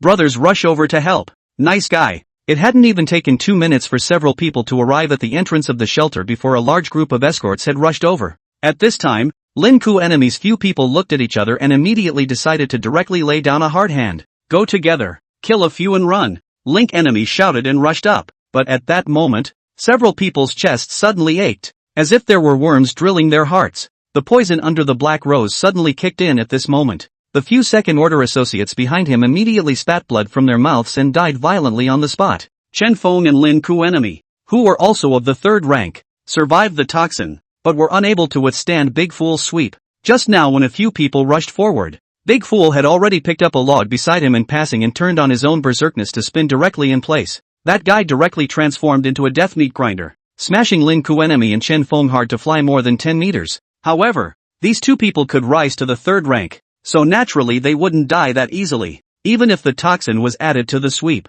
the two of them would only be seriously injured. Asterisk asterisk asterisk asterisk, is the big dumb brother that good? This hand of tornado destroying the parking lot. Alfred would have to say yes when he comes here. Worthy of being a zombie brought back by Xiao Xiao. It's really different. The people in the shelter applauded Dumbo. At this point, Big Fool was also ready to continue his pursuit and take down the two. But I didn't think Lin Ku enemy, who had fallen to the ground with serious injuries, actually had the strength to get up. Just as Big Dummy slowly approached with the logs, Lin Ku enemy pulled out a very old-looking copper pocket watch directly from his arms. Ho ho ho! Big Dummy let out an excited shriek, ready to club the two to death. When I come back, you will die, Link enemy shouted with all his might while indignantly pressing the button on his pocket watch. Ding! At that moment, time around everyone seemed to stand still. When this wave of swings from the Big Dummy landed on the ground, there was indeed only one person in the smash. That's right, that person was naturally the dying Mad Shark Chen Feng.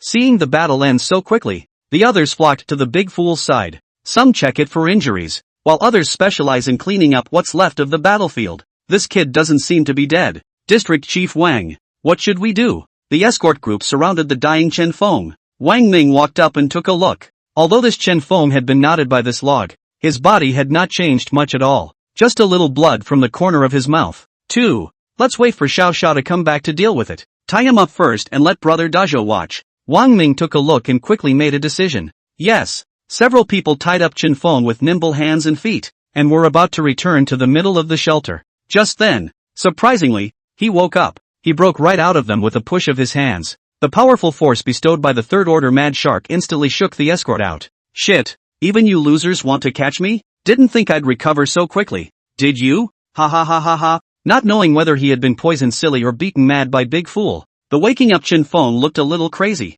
Seeing this situation, Big Dummy immediately made a dash, ready to knock Chen Feng out of the crowd. However, without the berserk enchantment, it unexpectedly couldn't push the skinny Chen Feng. His opponent crossed his arms and blocked Biggie's attack. Fast recovery power? Then let me try. A voice suddenly came from the sky, causing Chen Feng's heart to jolt. He looked up just in time to see Xiao Xiao descend from the sky, and to add to his despair, he realized that Xiao Xiao was swinging his fist to attack, but his opponent was too fast for him to block. Bang! As a sound similar to kicking a soccer ball rang out, Chen Feng was like a kite with broken strings, directly flying backwards. Xiao Xiao followed and flew over, only to realize when he landed that the punch had shattered all of his internal organs. Shit, why are you dead? I was clearly using minimal force. Chapter 35, The Mysterious Pocket Watch. Originally, he had wanted to see if Chen Feng had become much fiercer now, but I didn't expect the force to be uncontrolled and killed him directly. It felt a pity, but there was nothing he could do about it. After all, his current battle power was just too high. Successfully killed a third-order human. The Lord of Killing has not been triggered this time. The blood-eating feather has absorbed the essence blood of a third-order human, and its evolution has increased. Current progress, 1. 15%. After resolving Chen Feng, he flew back to Wang Ming and the others to inquire about what had just happened. Wang Ming and the others then told everything that had happened before. Oh, Big Fool fucked both of them flying all by himself? Xiao Xiao heard Big Fool's feet and also looked at this third-order zombie with an approving gaze. It seemed like he had made the right decision to get the Big Fool back then. If it wasn't for the Big Fool, maybe Chen Feng would still be fighting for his life to replace a lot of people. Good job, Big Dummy. Next time I'll get you a weapon when I kill the baby, he said with a smile at Big Dummy. The other smiled with a horrible expression and nodded stiffly. Wang Ming continued on. When the other party spoke of Link enemy's escape, Xiao Xiao reached out his hand to interrupt them. Wait, are you guys saying that he pulled out a pocket watch? At the mention of the pocket watch, others began to speak. Yeah, a very old pocket watch. One of those Western ones with a case. One press and the person is gone. You guys don't think that thing is Madoka's pocket watch? You kids have been watching too much secondhand, haven't you? Maniac 3 is even here. Pocket watch? Wild 3? These two terms swirled around in Xiao Xiao's head. However, as far as he could remember, there seemed to be no information about this martial saint, or this pocket watch. What kind of pocket watch disappears at the touch of a button? In his last life he had definitely never heard of such a thing. It wasn't his fault though. In his previous life he was personally developing obscenely and hardly ever went out. This also led to some pre-apocalyptic happenings that he knew little about. You guys go back first. I'll see if I can find him in the neighborhood. Xiao Xiao decided to let them go back to the shelter first. Yes, Xiao Xiao. Young Xiao, you must be careful yourself. If you see Mad San, please let me take a look, even if it's a. You guys don't pull me. Brother Binary was dragged away by Wang Ming and the others in a raw manner. Without their influence, Xiao Xiao began to scrutinize the place where he had just fought. The two puddles of blood that appeared on the floor caught his attention. Since one is Chen Feng's, the other should be that martial saint's. After noticing the incident, Xiao Xiao took a deep breath and closed his eyes. Using his keen sense of smell, he began to explore the air. Chen Feng, dead man, dead man. A scent of blood filled the air, all of which he recognized. After about 5 seconds had passed, Xiao Xiao snapped his eyes open, and the corners of his mouth drew an arc. Found you. In a mountain forest close to 10 kilometers from the eastern shelter of the city. Link Enemy covered his chest and leaned his back against a large tree, adjusting his breathing in place. Damn, it's definitely the black rose that poisoned old me. He cursed angrily in his mind. They've only been in contact with that woman, and there's no way anyone else could be trying to harm him besides her. It's a good thing that I joined Annihilation, or else I would have died in the east of the city today. Looking at the pocket watch on his hand, a hint of relief appeared in Link Enemy's eyes. He and Chen Feng were able to rush to the third rank at such a fast pace, all because of the help of this organization. Strange to say, he still didn't know what the identity of the group of black-clad men was. Anyway, the other party just said they were from the Annihilation organization and threw 3 potions and a pocket watch at them. 2 of the potions were direct strength boosters. The other bottle was a rejuvenation potion, which was drunk by Chen Feng. The sudden awakening of Chen Feng when he was captured earlier was because the rejuvenation potion had taken effect. The pocket watch held by Link Enemy, on the other hand, was an enhanced version of a portal that could instantly teleport up to 10 kilometers away. I wonder how that Chen Feng kid is doing. He wouldn't have been killed before he came back to life, right? He sighed. He didn't care much about whether Chen Feng died or not. There were only 2 things that filled his mind right now. One was to kill Black Rose, and the other was to kill Xiao Xiao. He couldn't sleep a day until these 2 were dead. Just as Link Enemy was furiously thinking about how to take revenge, less than 5 meters in front of him, 2 mysterious people wearing thick black robes suddenly appeared.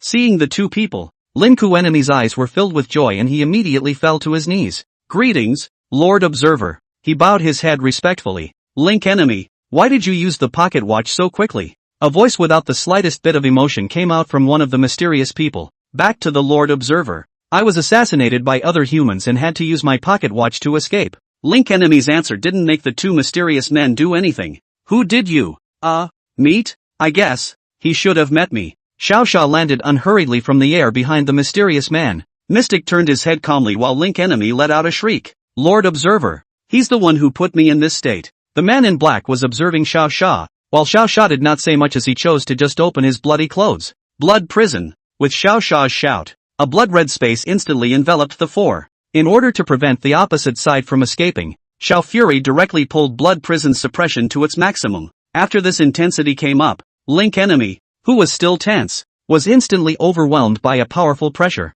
Within a moment, he was already bleeding from his 7 orifices and died violently on the spot. On the contrary, these 2 mysterious people were still standing straight and unchanged. To possess a domain at the 2nd rank, you are definitely a genius, the man in black said in a cold and icy tone. Join Annihilation and we will help you become the strongest in the world. This one sentence from the other side showed that the opposite side was definitely not simple. It was because it not only saw through that Xiao Xiao was a 2nd rank, but also that blood prison was a domain. This, by no means, is something that can be seen by someone whose end times have just opened a month or so ago. Unseen mystery pocket watch, suppressed mystery man. All indications were that the opposite party was most likely not from this era. Just like himself. Who is your boss? Xiao Xiao brought up the biggest question in his head, but the opposite party didn't seem inclined to answer that question, and kept repeating the call for him to join. Xiao Xiao, who could not bear it, directly struck towards one of the mysterious people. Subsequently, something that made Xiao Xiao's eyes widen in shock happened.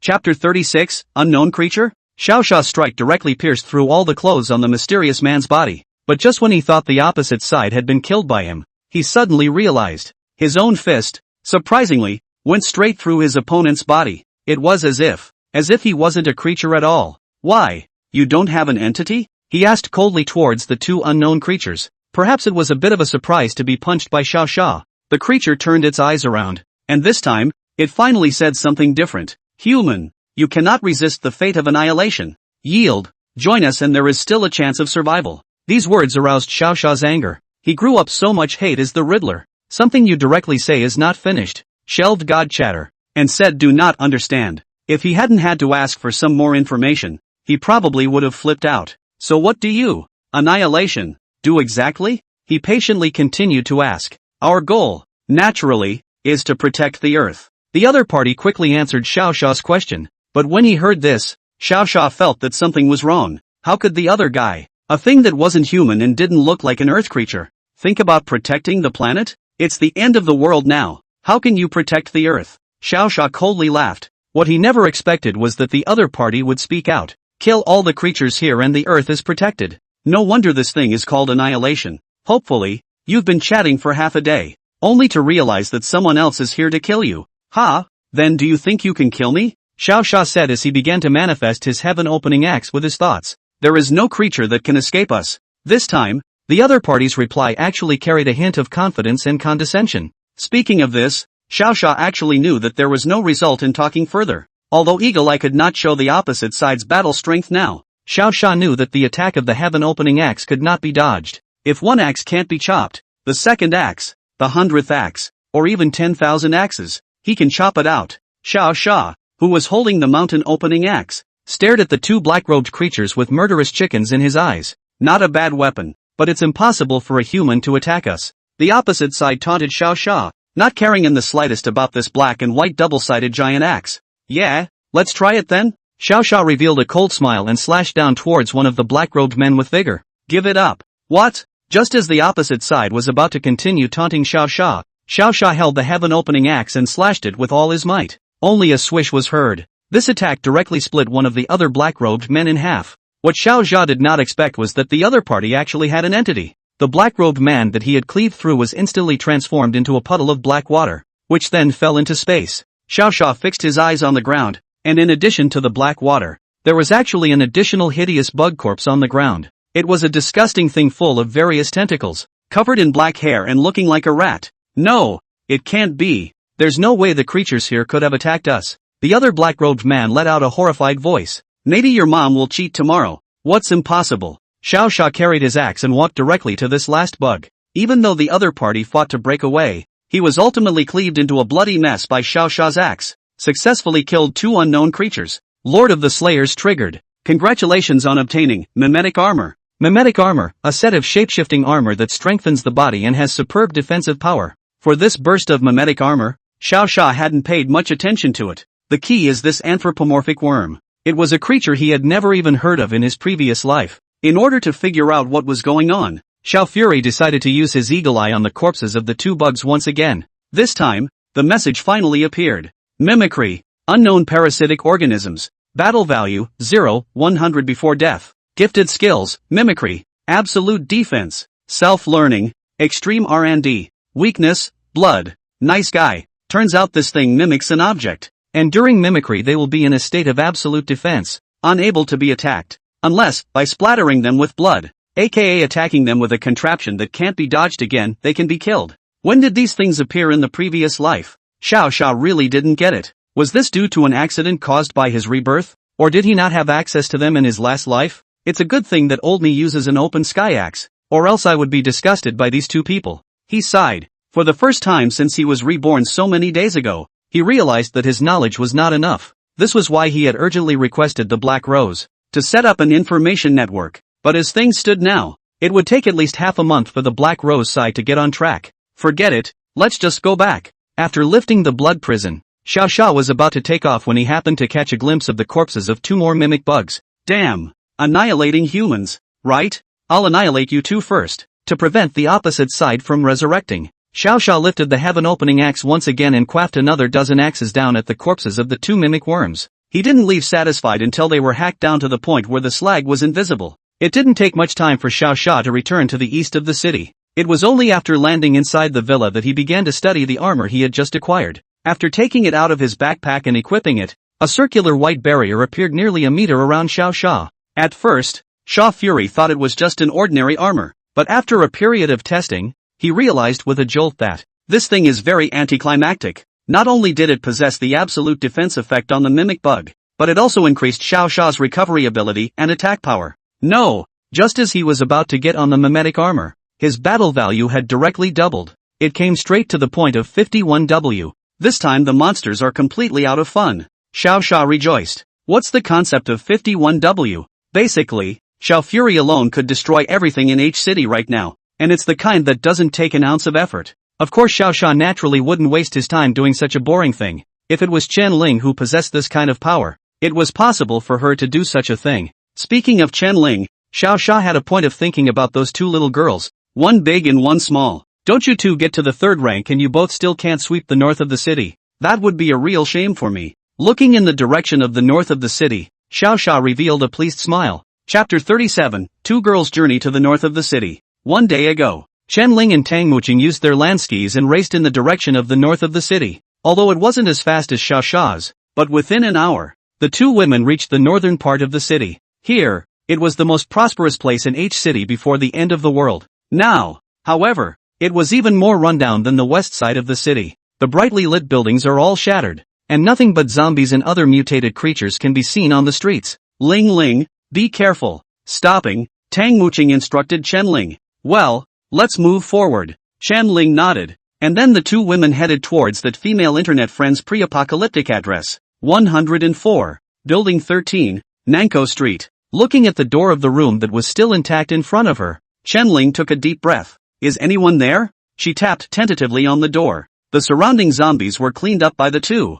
so the two weren't afraid of being surrounded in the slightest. Hello, is anyone there? Since there was no response, Chen Ling continued to knock twice. Seeing that the other party did not respond at all, Chen Ling's expression became more and more downcast. Seeing this, in order to make Chen Ling face reality, Tang Muqing raised her foot high and directly kicked the door of the room open. Bang! The door to the room was instantly kicked open, and the scene inside was quickly exposed to the two of them. A strong smell of corpses, but also straight into the nostrils. Chen Ling covered her mouth and slowly walked in. It didn't take long to see, on the bed, the body of a female that had long since dried up and decayed. Judging from the fact that she was holding a dagger, she should have been affected by the cruelty of this post-apocalyptic world and thus committed suicide. Chen Ling stared blankly at this scene, her mind momentarily in a bit of a trance. Nana? She murmured softly. Following Chen Ling's steps, Tang Muqing naturally saw the scene. My condolences, Spirit, she said as she gently covered the other's eyes. Chen Ling let out a wow sound and directly hugged Tang Muqing just to cry.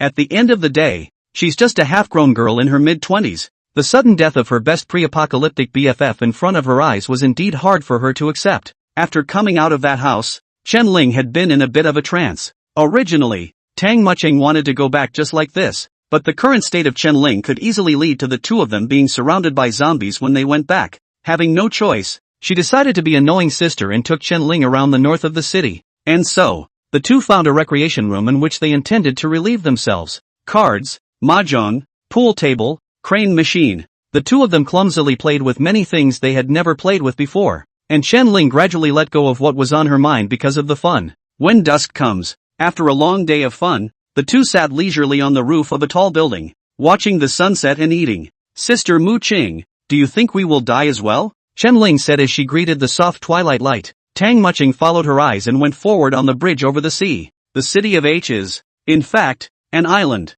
It was a cross-sea bridge. In fact, the only link between H City and other cities. Only, it had collapsed there. All people die. Who do you think won't die? Tang Muqing replied with a smile, a hint of spontaneity in her voice. At this time, Chen Ling suddenly inclined her head joyfully. I think Xiao Sha won't die, yay. These words directly gave Tang Muqing a sudden speechlessness. Shan Fury won't die. Is that so? For all the abilities he's shown so far, it does seem like nothing can kill him. As our man he's very certainly very strong. But people grow old and die, don't they? Tang Muqing replied. Grow old, get sick and die? Chen Ling lowered her head and made a thoughtful gesture. Yes, people are born old, sick and die. Seeing that the atmosphere had become a bit off again, Tang Muqing hurriedly pulled a piece of bread and handed it to Chen Ling. The other party smiled and took it, gently biting into it before suddenly looking at Tang Muqing again. But are we still human? Such power, such ability. Tang Muqing was stunned, and in her heart, she was completely unable to think of how to refute Chen Ling.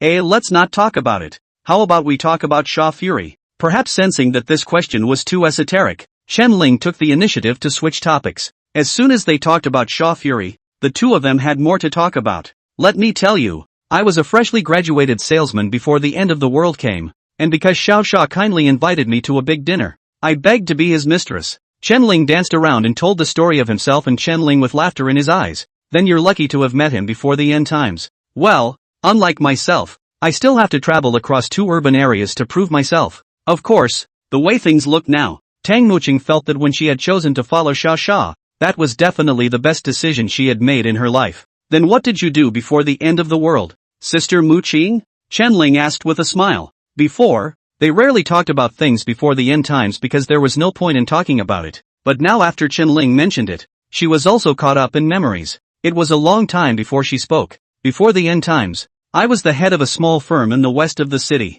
After the end of the world I realized that my ability to kill is very powerful, so I held back my nausea and killed 2 zombies and dug 2 crystals out. Chen Ling quietly listened to Tang Muqing's story from the side. She knew that the other party must have had a much harder time than she did without the protection of Xiao Sha at first. After digging up those 2 crystals I've been keeping an eye out for what this stuff does. Until that day, when I was spectating a group of people surrounding that golden giant eagle, Xiao Sha appeared. That horrible giant eagle killed many people stronger than me outright, and no one could beat it at the time. However, after Xiao Fury flew over with a smile, he killed it with a single punch. That arrogant punch really froze me for a long time.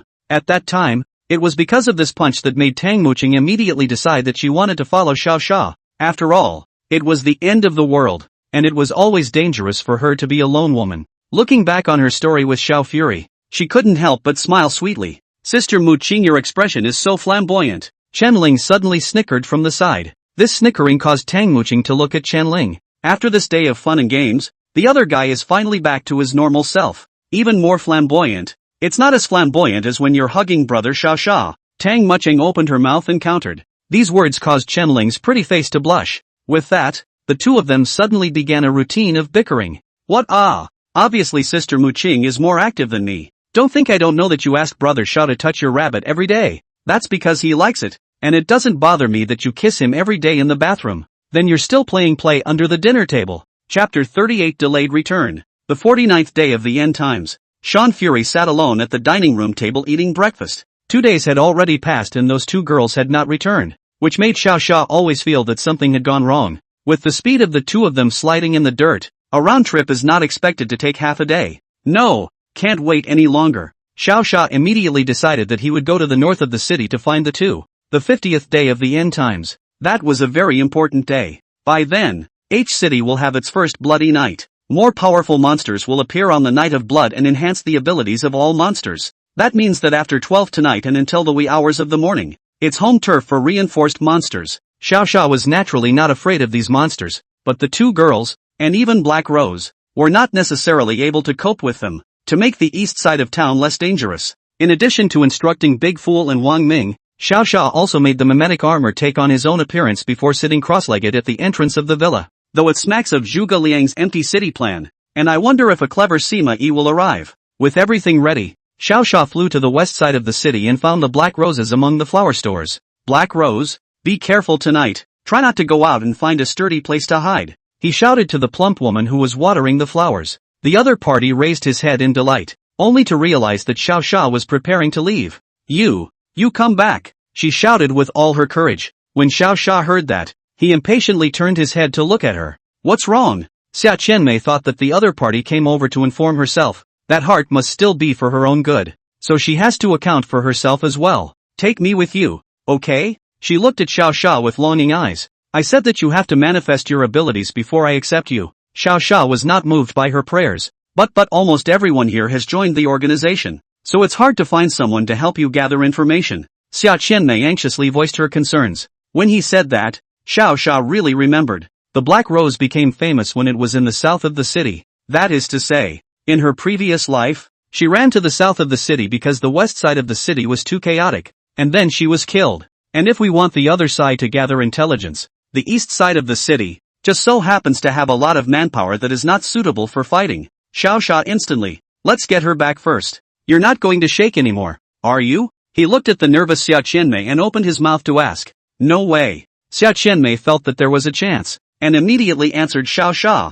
Subsequently, at Xiao Fury's signal, Xia Qianmei picked up the only 3 bags of flower seeds left in her last house, and then rode on the private plane called Xiao Fury Aviation. This time, Xia Qianmei really didn't have any problems, except for her face being a bit red. Everything went smoothly. Within a short time, the two of them appeared within the city's eastern villa. You live on the first floor. Just find a random house. Leaving these words behind, Xiao Sha flew away. Xia Qianmei knew that the other party was going to look for his 2 women and could only nod her head obediently. Thanks to the speed of the blood-devouring feathered wings, Xiao Sha quickly reached the north of the city. But what made it hard for him was that the scent in the air about the 2 women had faded from too much time. If you can't find someone by smell, then it means that the other person has most likely left, or it could be hidden. Go to the home of that internet girl first. Xiao Sha felt that the 2 of them should have gone to be guests, so they played a bit too long. But when he reached the piece of house, he likewise found that the other was long dead. Where the hell have you guys been? Xiao Sha clenched his fist and blasted out.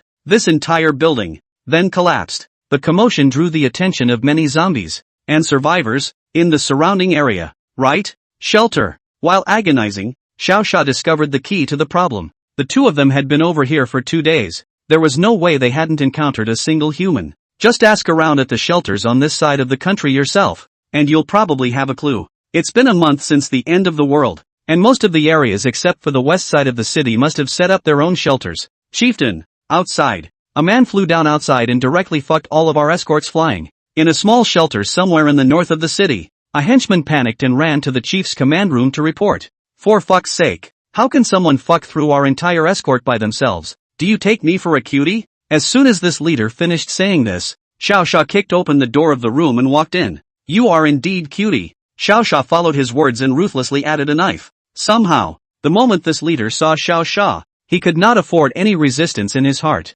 He always felt that if he said one bad word, he would be pressed by the other party and rubbed hard on the ground. Why don't you say a word when you come? Please sit down. Smartly, he immediately picked up his own chair and put it in front of Xiao Sha. Xiao Sha ignored the other party's small movements and asked him directly, cut out the bullshit. Have any of you guys here ever seen 2 women? Very good looking. One big and one small. And the kind that will ride around on dirt and slide around. These words directly baffled this chief. It's not a big deal that this one is big and one is small and very pretty. What the hell is it about riding dirt and sliding all over the place? That is something we'll have to ask those sentries at our shelter. He replied nervously. Since this shelter was originally a supermarket, there were not many sentries scheduled, just 3 a day. When this leader called the people over, soon Xiao Sha got an answer from one of them. I've seen it. Those 2 women with the slippery dirt headed for the department store north of town. When Xiao Sha heard this, he flew directly to this person and stared at him with his eyes in death. Is there anyone following them? Are the 2 of them injured? Will the monsters nearby sneak attack? Although the other party was nervous, they told Xiao Sha that both of them seemed to be happy when they saw them the day before yesterday, and no one was hurt or followed. Determining that the other party had not deceived him, Xiao Sha immediately dared to go towards the so-called department store in the north of the city. As soon as he left, the few remaining people were relieved and talked in place. Where did this god come from? The sense of oppression is so strong. When he flew down and kicked his brothers one by one, I thought the motherland was coming. It scared me to death. It's a good thing he didn't lay his hands on us, or else we probably wouldn't have been enough for him to kill. Kill what? I guess we are even worse than zombies in people's eyes. At least zombies kill and drop crystal core. Everyone was silent at that comment, even though he was telling the truth. It was always hard to hear. Chapter 39, The Woman. Xiao Sha arrived at the so-called City North department store. Traces of the 2 having eaten were found on the roof of the building, but there is still no specific information on the 2 women, so a nearby shelter, once again, suffered. Have you ever seen 2 females? A big one and a small one that are very pretty, the kind that can ride a mound of dirt and slide all over the place? Xiao Sha asked as he pinched the corner of a leader's coat. Conversation bitterly pondered for half a day, but did not think of the relevant impression, and could only shake his head in fear. Since the other party said they didn't know, then Xiao Sha naturally wouldn't waste any time. But just as he turned around and was about to leave, a few women, who had been talking on the sidelines, suddenly opened their mouths. I know where they are. This sentence caused Xiao Xia to immediately turn back to look at the other party. Where are they? He asked with a very serious expression on his face. The woman with a fairly good figure twisted her waist and walked out, very alluringly walking up to Xiao Xia. I'll tell you if you take people away, she said daintily to Xiao Xia in a made-up tone. Page. First degree Jiu-Jitsu. Battle value, 100. Opened eagle eye and looked at it. The panel was so outrageously bad that Xiao Fury didn't even know how to take this kind of stuff. Give you a crystal core and tell me the answer. Xiao Xia returned in a cold voice. The other party probably felt that Xiao Xia was not as intimidating as he had imagined. So then she got sick. I won't tell if you don't take me away, she said while lifting her dress. But I never thought that these words would make the originally anxious Xiao Xia instantly act. He squeezed the woman's neck in one super fast motion, then stared at her dead in the face with an expression that was meant to kill. You think I'm bargaining with you? Perhaps it was the other women present who sensed something was wrong and immediately rushed forward ready to pull Xiao Xia away. But they pulled half a day. But also simply can't pull away Xiao Xia's hand. As if this pair of arms dead Hummer in general. Tell me, where are they? Xiao Xia said as he intensified his slow force. Bai Jia's face was instantly pinched by this huge force in immense pain. She struggled to speak, but couldn't speak at all. I'll give you one more chance. Where are they? Xiao Xia finally planned to keep her alive for the sake of the news of the two daughters. But as soon as Bai Jia was thrown to the ground by Xiao Xia, she quickly ran away with the other women. Only after she had distanced herself from Xiao Xia did she rub her neck and laugh coldly. Who the hell knows where those two are? I just purposely tempted you. Hearing this, Xiao Xia's expression had instantly chilled, those golden eyes slowly flickering. A few people didn't know how powerful Xiao Xia was and were still sneering over there. What's the big deal about having strong hands? It's not like a few of us haven't gassed the strong ones. That's just it. You don't realize that a few of us just got close enough to have already dropped quite a few bombs on you, do you? Our talent is miniature bombs. If you move, we'll blow you up. Oh. Xiao Xia could no longer hold back at this point. Seeing the other man still hemming and hawing, he lifted his foot and headed for a few people. Damn it, I told you to stay put, or else I'll blow you up. One of the women cursed in a cold voice. However, Xiao Xia was still walking slowly, like a god of death who was about to harvest lives. The woman who was annoyed by Xiao Xia's actions directly used her talent, detonating the dozen or so powder bombs dipped in Xiao Xia's body.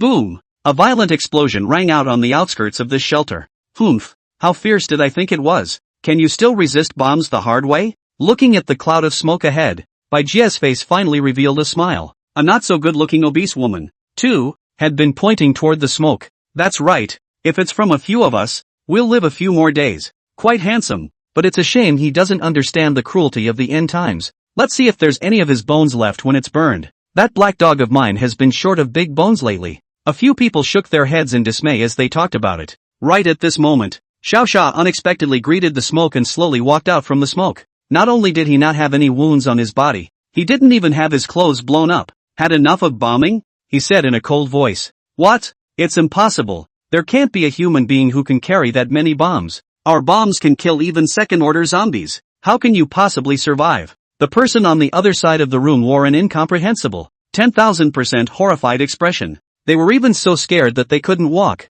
and both of their legs were shaking like crazy. But how could Xiao Fury give them a chance? He took off in a straight shot, grabbed one of the women and pressed her to the ground. Then he grabbed another one and threw it straight up in the air. The remaining obese woman, he killed with the same punch. In less than 5 seconds, there was only one last one standing on the field, the woman who could set off the bomb. She stared at Xiao Xia sluggishly, her mouth constantly murmuring for the other party to spare her. Spare you guys? You guys didn't spare me when you detonated the bomb, Xiao Xia said with a smile imitating the other party's tone. The sound of this directly scared the opposite side to tears. Crying? This isn't pre-apocalyptic. Crying, too, will kill you. Xiao Fury smiled and lifted the other party, then snapped her neck with one hand. After doing this, he didn't have any expression on his face. That's how it is in the end times. Without an invincible strength like his, anyone could potentially set him up. Originally, as was his former habit, he would not have left anything alive in this shelter. But finding the two of them was the most important thing right now, and he couldn't afford to waste any more time. Of course he wouldn't mind a killing spree if people like that wasted his time every time. After taking off in the air, Xiao Fury once again searched for the location of the two. After searching all the shelters in the north of the city, he finally got a very, very important clue. A little kid told him. Yesterday morning while she and her friend were picking up something, she happened to see her two sisters skidding on a mound of dirt heading in the direction of the Cross-Sea Bridge. Following this message, he flew right over the so-called Cross-Sea Bridge. There was no one in sight on the bridge. and pretty much only a few first-order walkers wandering around. But as he searched along the shoreline, suddenly, on one of the shores, he saw a familiar face. She wore a long blue dress, her thin body swaying in the wind. Standing alone on the shore, she actually looked across the sea in a daze. If you look closely, you'll see, behind the opponent's back, there was actually a looming phoenix shadow. This was the #1 expert in H City in her previous life. The little woman who always pressed Xiao, immortal god Phoenix Tanyu. Chapter 40, The Secret Phoenix Realm. Phoenix Lady, ever seen two women? Xiao asked as he landed behind this cutie who was less than 6 meters tall. Phoenix Woman was the name he had called the other person in his previous life. Because he was used to saying it, Xiao didn't change his words, so he subconsciously said the name. Tanuki turned around woodenly after hearing the voice. A little cutie whose eyes were burning with a blazing flame appeared right in front of Xiao. That's when Xiao realized with horror, this wasn't fucking Tanyu. It was the phoenix bloodline in her that was controlling her body. The fire that burned in her eyes was proof of that. By the time he reached here, Xiao also finally understood where the two women were going. They had definitely, along with Tanyu, mistakenly entered the other party's phoenix secret realm. Tanyu, 4th Order Immortal Phoenix, 12%. Battle Strength, 28,555. Talent Skills, Phoenix Nirvana, Phoenix Fire, Divine Phoenix Burning, Phoenix Shield, Divine Phoenix Possession. Weakness, a rookie who is a little stronger than a weakling still breaks at the touch. Upon seeing this 12% progress on the other side, Xiao Fury then knew his guess was correct. The two of them were definitely close to Tanyu because she was upgrading, and then they got trapped into Tanyu's Phoenix secret realm. No wonder Xiao was dead set on not being able to smell the two of them. I remember that Phoenix Lady said that as long as you are near the Phoenix's side, you will be sucked into the Phoenix secret realm. Xiao thought as he approached Tanyu. When he reached a distance of 10 meters from Tanuki, a dazzling light instantly enveloped him. When he opened his eyes again, he had already arrived in the so-called Phoenix secret realm. It was said to be a secret realm, but it was actually a world similar to the Flaming Mountain. Everything was nothing but the hollow of a volcano at his feet. Sure enough, it's here. Xiao revealed a smile, because the first thing he saw when he came in, was at his feet, a piece of colored candy paper. This stuff was Qianling's favorite thing to eat when she was at the villa. Following the direction of the candy paper, he caught a glimpse of a flight of steps. It was a stairway to the bottom of the volcano, built into the rocky walls of the volcano's interior. Of course, it was for others to walk. Xiao didn't have to. That's right, because he can fly. Flying along the steps all the way down, he probably flew a distance of several hundred meters before Xiao finally found a few people. The very bottom of the volcano. Tanyu was sitting in the middle of the altar in the middle of the entire volcano. Surrounding her was a massive volcanic lava that was blazing. As for Qianling and Tangmuching, they stood by her side anxiously watching her, not saying a word. Perhaps there is a marvelous connection. As Xiao quietly flew towards the two, both of them unexpectedly turned their heads violently at the same time and looked at Xiao in the middle of the sky. Brother Xiao, ×2. The two men wore the longing expression of wives waiting for their husbands to return, and cried out in amazement. When Xiao landed on the ground, the two ran excitedly and instantly embraced him. Well, as usual, Tang Muching's side was more comfortable. The three of them tacitly didn't say a word, just enjoying the marvelous warmth of the moment. After a long time, Xiao stroked the hair of the two and asked in a low voice, "What the hell?" After the two women's explanations, Xiao understood the events. The general idea was that after the two of them had spent the night, Qianling still wanted to visit the cross-sea bridge early in the morning. This look coincided with Tanyu's promotion to the 4th rank over here. Thus, the two were sucked into the secret realm, along with Tanyu. They tried many things during that time, but they could never get out. In the end, they could only wait for Tanyu to complete her promotion and think of other ways. "I'm sorry, it's me being capricious." Qianling lowered her head and apologized. "It's my problem. I didn't protect Ling. You can scold me if you want." Tang Muching also spoke softly. "Punish you all to go back to wearing black and white silk," Xiao said with a smile. The two women suddenly froze, then happily agreed to Xiao's request. Aha! After getting it all out in the open, the two women were not so scared. Xiao loosened the two from his arms and began to work out how to get out. It's about to be blood night. This Tanyu stood alone on the seashore. He might have to teleport many monsters in.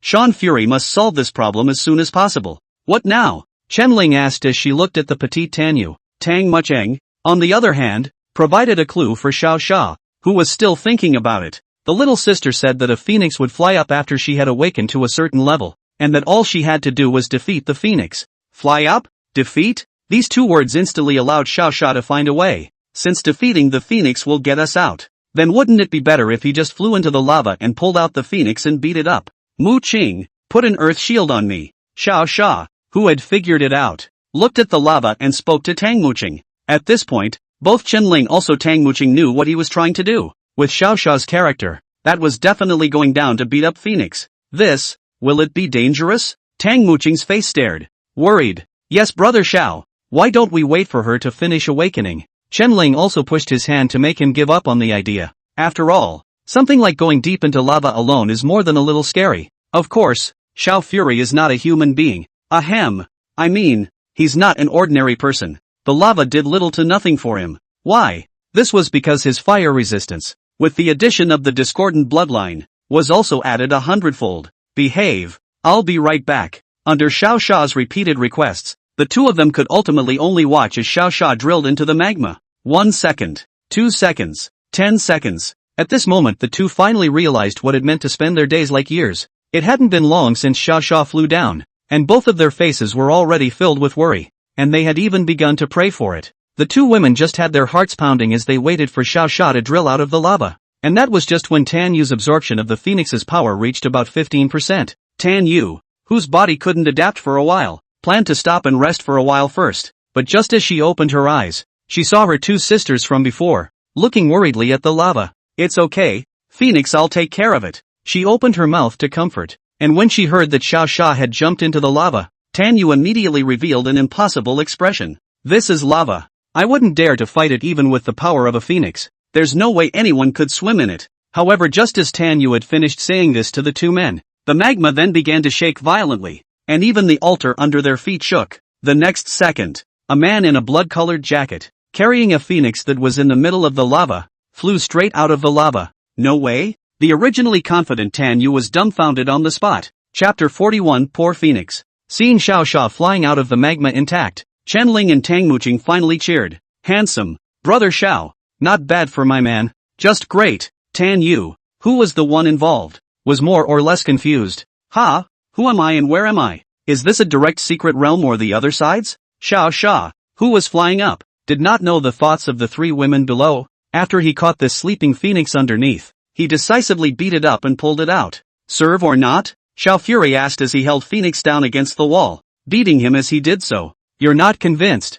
are you? I'll continue to fight if you don't. 3 more punches went down, and this phoenix had been completely convinced, convincing as it may be, but it can't speak at all. Still not convinced? Xiao Sha's words continued to surround the phoenix's ears. Just as he tried to nod nicely, he was punched in the head again by the cruel Shawshank. In the end, it was Tan Yu from below who sensed that the phoenix was about to be killed before she hurriedly called out to Xiao Sha. Don't fight, don't fight. It's dying, she shouted anxiously from the bottom. Xiao Sha stopped at this time to take a look, and sure enough, this phoenix's claws and wings were both powerless and hanging down. It does look like it's going to die. But just as he was about to let go, he suddenly remembered something else about Phoenix. It's a phoenix. Surely it can come back to life. I'll hit it a few more times and see. At these words Tan Yu hurriedly jumped up in fear. That smaller figure jumped up alive like a rabbit. Don't fight. It's a phoenix spirit. It won't come back to life. Looking at the other party in such a hurry, Xiao Sha secretly rejoiced in his heart.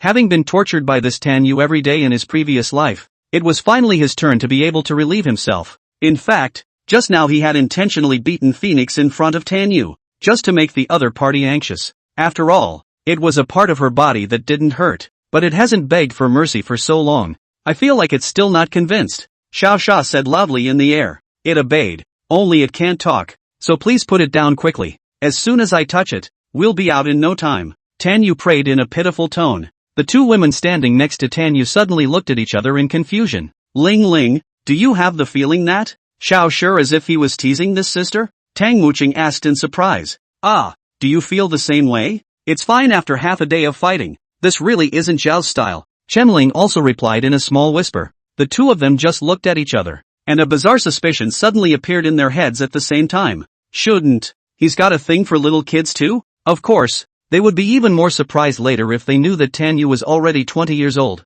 As the two of them were thinking about it, Xiao Sha had already lifted this half-sized phoenix and placed it in front of Tan Yu. Hurry up and advance, then let us out, or I'll continue the fight later. Before leaving, he also tensed up a face and deliberately threatened. However, Just as he walked up to the two women, Tang Muching secretly pulled him and muttered in his ear, "Do you like girls?" Xiao Xiao sure searched for what this had to do with a girl. Couldn't it be that this Tang Muching wanted to have a child? "You're pregnant?" Xiao Xiao asked in a deep voice. This question caused Tang Muching's face to instantly redden and she didn't know how to answer Xiao Xiao. Yeah. Sister Muching is asking you if you have some thoughts about that," Chen Ling said while raising an eyebrow at Tanyu, who was still communicating with Phoenix. This small action made Xiao Xiao understand what it meant. He also laughed out loud on the spot. "Let's not talk about liking it or not. The point is that other people aren't children. So what are you guys nervous about?" He smiled and looked at the two. "She's 20 and was a college student before the end times came." He added to the two women whose faces were as skeptical as they could be. "How can it be? It's not even if she looks so small. The key is that her face is like a little loli. There's no way she's 20 years old." Chen Ling shook her head, stating that it was never possible. Tang Muching nodded along with Chen Ling's words. He knew that he probably wouldn't be able to make sense of this matter, so it was better to wait for Tanyu to finish her advancement before explaining. Xiao Xia, who was too lazy to explain, could only turn to look at Tanyu to check how the other party's advancement progress was going. Under the Eagle Eyes display, Tanyu's current progress in reaching the 4th stage had come to the 86% stage. Looking at this, it was estimated that the crowd would be out together in less than half an hour. But what Shawshank doesn't know is, as he turned to stare at Tanuki without answering his words, the suspicion in Chen Ling's heart deepened. She thought to herself, if Xiao Xia really likes a smaller girl, then her and Tang Muching's status in the future is worrying. After all, the two of them, 124 and 127, were not in the least bit a match for this cute little loli in front of them. "Ah, Sister Muching, look at him. His eyes are looking straight. What should we do?" She pulled Tang Muching and asked anxiously. Unlike the spirited Chen Ling, Tang Muching has always been a representative of composure. He knew that Xiao Xia had no reason to lie to them, and since the other party had said that this child was 20, then it must be 20. It's just that others may not be developing as fast and that's why they look young. He often looks straight at us like this too. "You didn't notice," Tang Muching calmly replied, but Chen Ling had long since panicked at this point, and didn't listen to the other party's words in the slightest. He felt that Xiao Xia must have been unsatisfied somewhere in his usual life, and that was why he had thoughts about this kind of little loli. And so, she sneaked up behind Xiao Xia and muttered in his ear, "If you have any ideas you can mention them. Don't be afraid that Sister Muching and I won't accept them." These words to Tang Muching behind her, that really instantly held her forehead and shook her head, speechless. As soon as Xiao Xia heard this, he knew that this Chen Ling did not know where she was thinking again. He cupped her cheek with his hand straight away. "Can't you think of something nice to do all day? I really don't think much of her." "Nah, Nanny, why? Did the child have to look at her and look at Div for so long?" Chen Ling, who had her face pinched, slurred and continued to ask. These words did give Xiao Xiao's question that little moment to think. It was important to realize that neither she nor Tang Muching knew they were travelers or how fierce future Tanyu was. Not to mention the fact that Tanyu, in his last life, spat at him every day for being weak. So how do you explain this yourself? After half a day's thought, he finally decided to answer thus. "Because she's cute. And it's normal for men to look at cute things more often, right?" However, what Xiao Xia did not know was that Tanyu had already finished her promotion and stood up. She frowned when she heard Xiao Fury's words. "Thanks for the compliment, but I don't like you." Chapter 42, A Little Mouth is Poisonous. Tanyu's words caused Chen Ling, who was already worried, to instantly die of excitement. "Yeah, look, she doesn't like you. That way there's always no way for you to pester people. Ha ha ha." She broke free of Xiao Xiao's control and laughed uncontrollably, as if she were a psychopath. Tang Muching, who couldn't watch, shook her head and hurriedly pulled her aside. "Be ladylike." Xiao Xia, on the other hand, was clearly not affected by Tanyu's words in any way. He just casually glanced at Tanyu, then smiled and said to Chen Ling, "When did I, Xiao Fury, ever need to ask others to like me? There are so many people begging me to like them that I can't even finish lining up a block." These words caused Chen Ling's movements and smile to come to an abrupt halt. He seems to be making a lot of sense. He himself is the one who took the initiative to chase Xiao Xia, and Sister Muching is also the one who took the initiative to chase Xiao Xia. He really hasn't chased any women. "Little sister, you must not get close to this kind of man in the future. He is very handsome. Ahem. Very bad. Not only kills people every day, but also always bullies his own woman." Chen Ling suddenly walked over to Tanyu and chattered a lot. The other party had already felt that Xiao Xia was a violent maniac, and had just assaulted his own phoenix, so he was definitely not a good person. Now after hearing that he was such a nasty person, an even more disgusted look appeared on his face. "I would never associate with such a man." "Ha!" Tanyu huffed. She had just finished saying this, And since the promotion had already ended, the entire Phoenix mysterious realm, too, disappeared with a bang at that moment. In the blink of an eye, the four of them were back on the coastline next to the sea-crossing bridge. The sound of waves crashing on the beach made Xiao Xia the first to wake up. Okay, let's go. He looked at the two women with a serious expression. Chen Ling and Tang Muqing, who heard the voice, nodded, and then hugged Xiao Xia left and right. Immediately afterward, Xiao Xia lifted his foot and directly took off out of thin air, taking the two women with him as he flew towards his villa. Little sister, be safe. Chen Ling's voice, from the sky, reached Tan Yu, who was dazed on the coast. How is that possible? It's not even if he can fly. Why can he take others flying? Tan Yu felt as if she had said the wrong thing at this moment. She'd been searching for someone who could fly for far too long,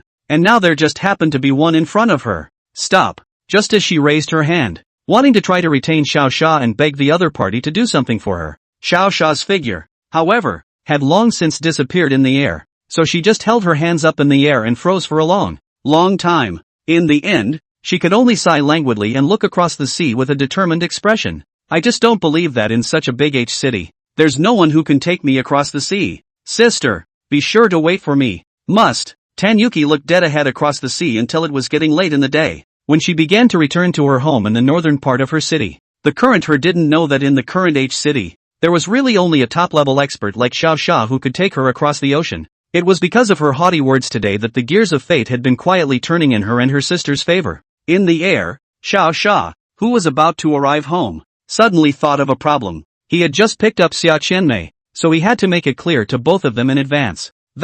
Let me tell you a situation, so you two take it easy, he said slowly to the two. However, Chen Ling had seen this kind of expression on Xiao Xia's face last time, so she directly opened her mouth to ask, older or younger than me? True to form, Chen Ling has always spoken bluntly. Older than you. About the same as Mu Qing. No. Not this. Xiao Xia suddenly felt like he was being set up. He was going to say that the Black Rose was going to be in charge of gathering intelligence. So how come he's now saying it instead? Like he's looking for a third woman. Bigger than me. Then I'm not under pressure. Looks like it's your rival coming. Sister Mu Qing. Chen Ling snickered and looked towards Tang Muqing who was thinking. It's okay. I believe that Xiao Fury will not start and end. Like the tight. Stop. Why are you like Chen Ling? I'm not that kind of person. Xiao Xia interrupted Tang Muqing's sultry speech like last time. It's not this kind of person who brings people home again. Only left for 2 days and you're starting to look for someone else to replace them. Tang Muqing continued to spitefully spit out, while saying that he also pinched the flesh of his waist with his nails. If it wasn't for the defense being too high, maybe Xiao Xia would have to be pinched for a blood mark. You'll understand when you get home. Later. Fearing that he couldn't explain himself, Xiao Xia temporarily ended the topic. Soon, the three of them returned to the villa. Xia Qianmei, who just happened to be sitting in the pavilion in the backyard, saw that the three of them had returned, so she immediately walked out to greet them. You guys are back? Xia Qianmei said with a smile. Aha! The two women's tone was half cold, making Xia Qianmei a bit embarrassed. So, she took the initiative to call out the Black Rose, who was more fluent in communicating with people. The moment they opened and closed their eyes, it was the Black Rose that stood in front of the trio. The smart Black Rose, knowing that it was at times like this that Xiao Xia's words were the most useful, chose to smile. Alright, you three are creeping me out by laughing. Xiao Xia hurriedly interrupted this strange atmosphere now. You guys will understand when I tell you everything. Under the watchful eyes of the three women, Xiao Xia told the whole story, including the two personalities of the Black Rose, the immediate arrival of the Blood Knight, and the fact that the Black Rose was in charge of gathering intelligence. It was all explained. As for what identity the Black Rose was here, Xiao Xia naturally avoided such a dangerous topic. The rest of the stuff, they just have to understand on their own. Do you really have two personalities? Chen Ling suddenly spoke out. Well, I'm more communicative and the other one is more introverted. Black Rose replied with a smile. Wouldn't that be the equivalent of him getting two at a time? Chen Ling's thoughts were still beyond normal, directly confusing Black Rose. The reasoning seems to be this, but there's always a feeling that something's not right. Forget about that one or two first. I'll go and cook. Xiao Xia drove the three into the kitchen, and then also instructed, make a little more out of it. Tonight you guys are definitely going to kill until your hands go limp.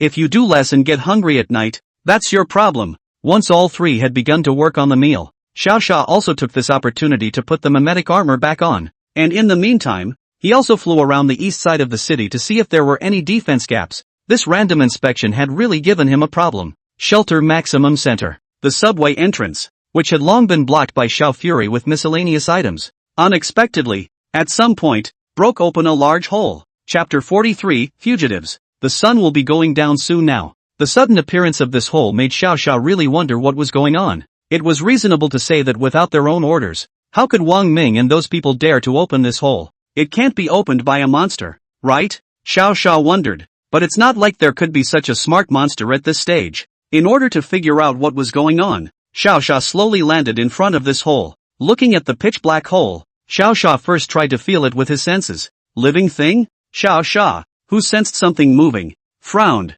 If I'm not mistaken, there's a dozen things down there, moving silently inside. The speed was slow, and it seemed as if they were afraid of making a noise and thus being noticed. Just as Xiao Xiao was about to walk in, someone behind him suddenly called out to him, "Xiao Xiao." Hearing the noise, he turned just in time to see an older woman, looking at herself strangely with a pile of food. This older woman was the pastry chef within the shelter, usually specializing in cakes and tarts and other desserts. Every time Xiao Xiao passed her family's sweet store, the other ran out and stuffed herself with a bunch of pastries. Of course, such things are usually eaten by Qinling and Tangmuching, and Xiao Xiao prefers to eat heavy snacks like spicy noodles. "Auntie Zhao, it's getting to be night. What is this going to be?" Xiao Xiao responded with a smile. The other party was also observing Xiao Xiao's movements. When she realized that Xiao Xiao had been paying attention to the cave entrance, she immediately revealed an expression of "I get it. Wang Ming hasn't reported the matter of this cave to you yet, right?" She mumbled up as she spoke. "But yeah, it seems like you were gone all day today, and Wang Ming was busy, so I guess he forgot." "Stop, stop, stop. What is it, Auntie Zhao?" Xiao Xiao hurriedly interrupted the other party's spell casting. As soon as he spoke, Auntie Zhao didn't pull any punches and fired off what had happened today. Today in this cave? A group of people who fled from the south of the city suddenly came. At that time, Wang Ming had wanted to kill them or drive them away, but he found out that two of these people have special abilities, and he thought you'd take them in, so he's letting them live in the subway entrance for now. Oh, no wonder Xiao Xiao heard the movement below so lightly. So it was a group of fleeing? And what are you bringing these over here? He pointed to the pile of pastries that Auntie Zhao was carrying.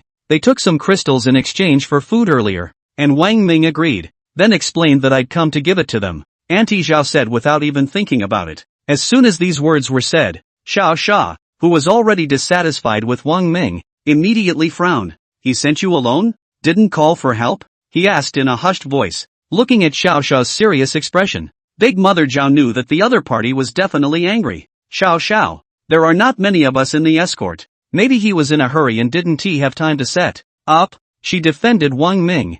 "I know he's busy, but what if these are bad people? How are you going to keep your life safe? That's a dozen runaways down there. Who's to say they won't see the food and kill them?" At this pause, Auntie Zhao fell silent. Xiao Fury was indeed right. The danger level of the dozen or so hungry and impatient people below was indeed high. If it wasn't for Xiao Xiao's visit today, she wouldn't have noticed that herself. "Bring me the stuff, and you go get Wang Ming over here." Yes. After receiving the other party's pastries and passing, Auntie Zhao finally left with a sense of relief. Looking at the pastry in his hand, Xiao Xiao turned around and walked towards the cave entrance. Before he was about to reach the mouth of the darkened cave, he stopped and shouted coldly into it, "All walk to me in 10 seconds or die." Here in Shawshank, as long as it's an outsider, it doesn't matter how powerful or useful the other person's abilities are. But for those who don't listen and like to make trouble, Xiao Fury would rather kill you than receive them in. After the people inside heard Xiao Xiao's voice, they immediately surged up in a chaotic manner in Xiao Xiao's direction. In no time at all,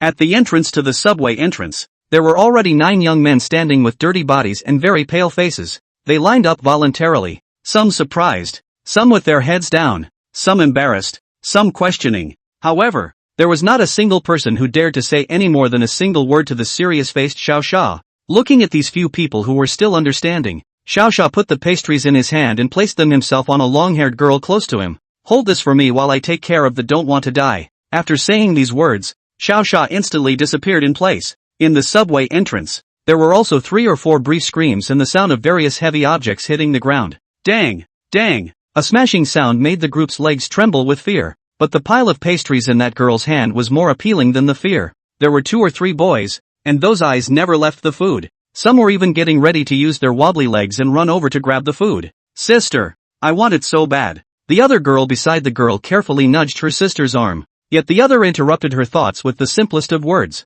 If you eat it now, you'll absolutely die. Yet there are always people who go crazy over food. The two boys who had eyed the girls earlier looked at each other for a few moments before they began to threaten the girls viciously. Give us the food. He's already inside. Are you afraid he won't let us have it? Hurry up and send it to us. The girl but affectionately experienced the oppressive feeling from Xiao Xia. This food how she dared to send out indiscriminately. No, we have to wait for that lord to return. She replied to a few people with firm eyes. That one sentence had some effect at first. However, since Xiao Xia hadn't returned yet, these people were getting impatient. He must have a long time before he gets back, so why don't we all just eat? Big deal. We'll just eat and run later. No? Makes sense to me. The crowd just stood there, but a double infighting had begun, both psychological and practical. As for Xiao Xia, he was naturally waiting for this kind of timing to happen. His ordeal wasn't long. 5 minutes. As long as someone in the group doesn't eat the food they put in front of them for 5 minutes,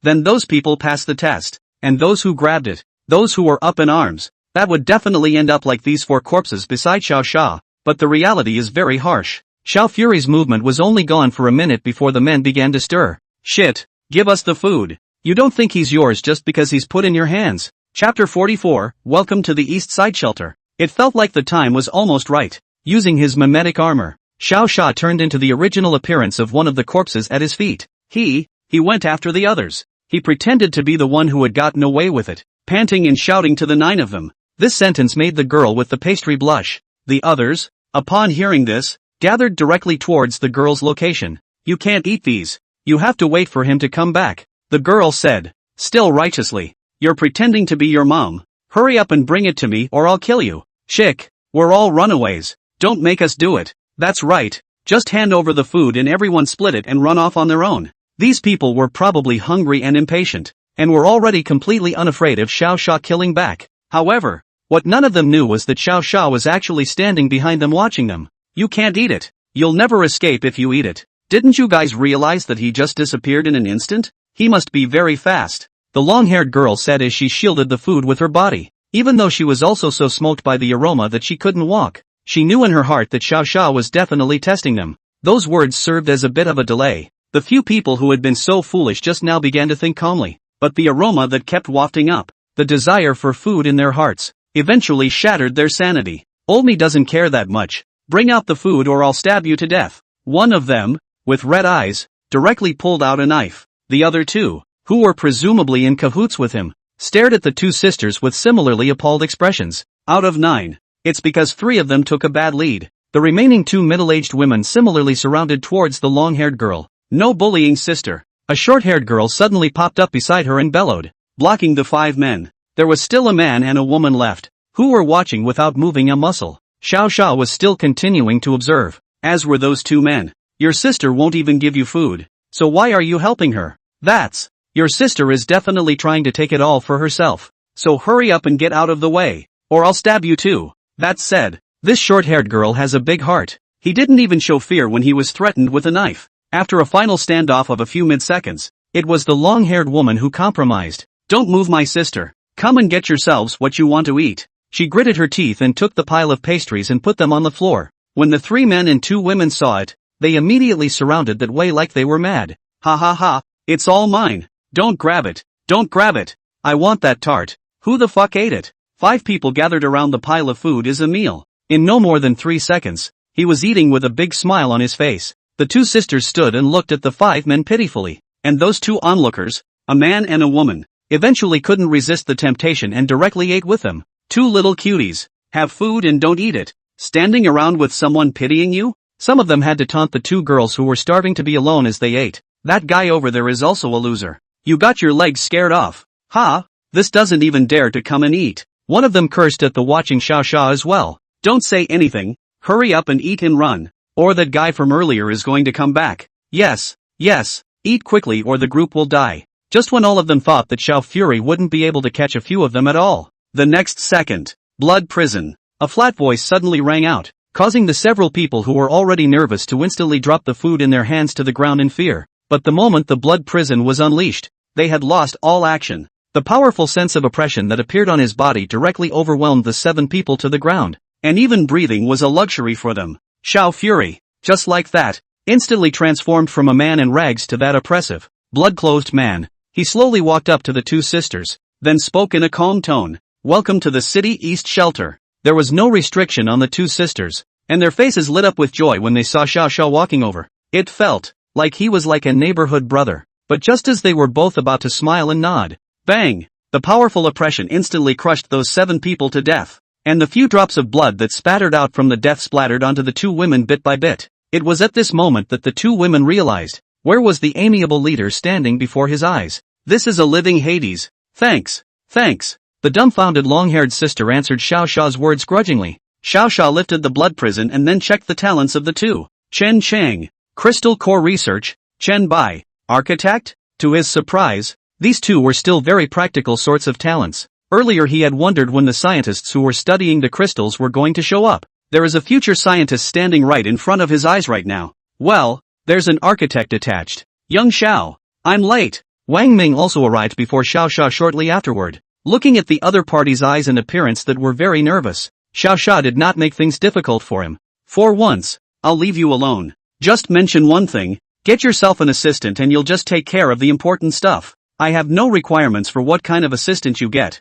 Just one who can do the job and understand people. These 3 words, that really moved Wang Ming to the core. Yes. Other than a deeply moved yes. Wang Ming could not think of a better answer. Only after finishing the other's question did he point to the 2 sisters who were eating. Find a better neighborhood to put them both in. And remember, they're both important. Wang Ming glanced at the 2 sisters and realized that these were not the 2 he had previously settled on. However, looking at Xiao Xiao's relaxed expression, everyone else should have GA. Yes, arrange it right away. He nodded and then left with the 2 sisters. Xiao Xia, on the other hand, slowly looked at the sky only after he had resealed the subway exit. At this time, the sun had already completely set, and on one side of the sky, a blood-red full moon had already begun to loom in the air. The night of blood is coming. And Xiao Xiao was ready for a big kill. In this short 6-hour period, 99% of the world's human population must avoid those crazy monsters. And Xiao Xiao is different. He had to kill a certain number of third-order creatures in those 6 hours.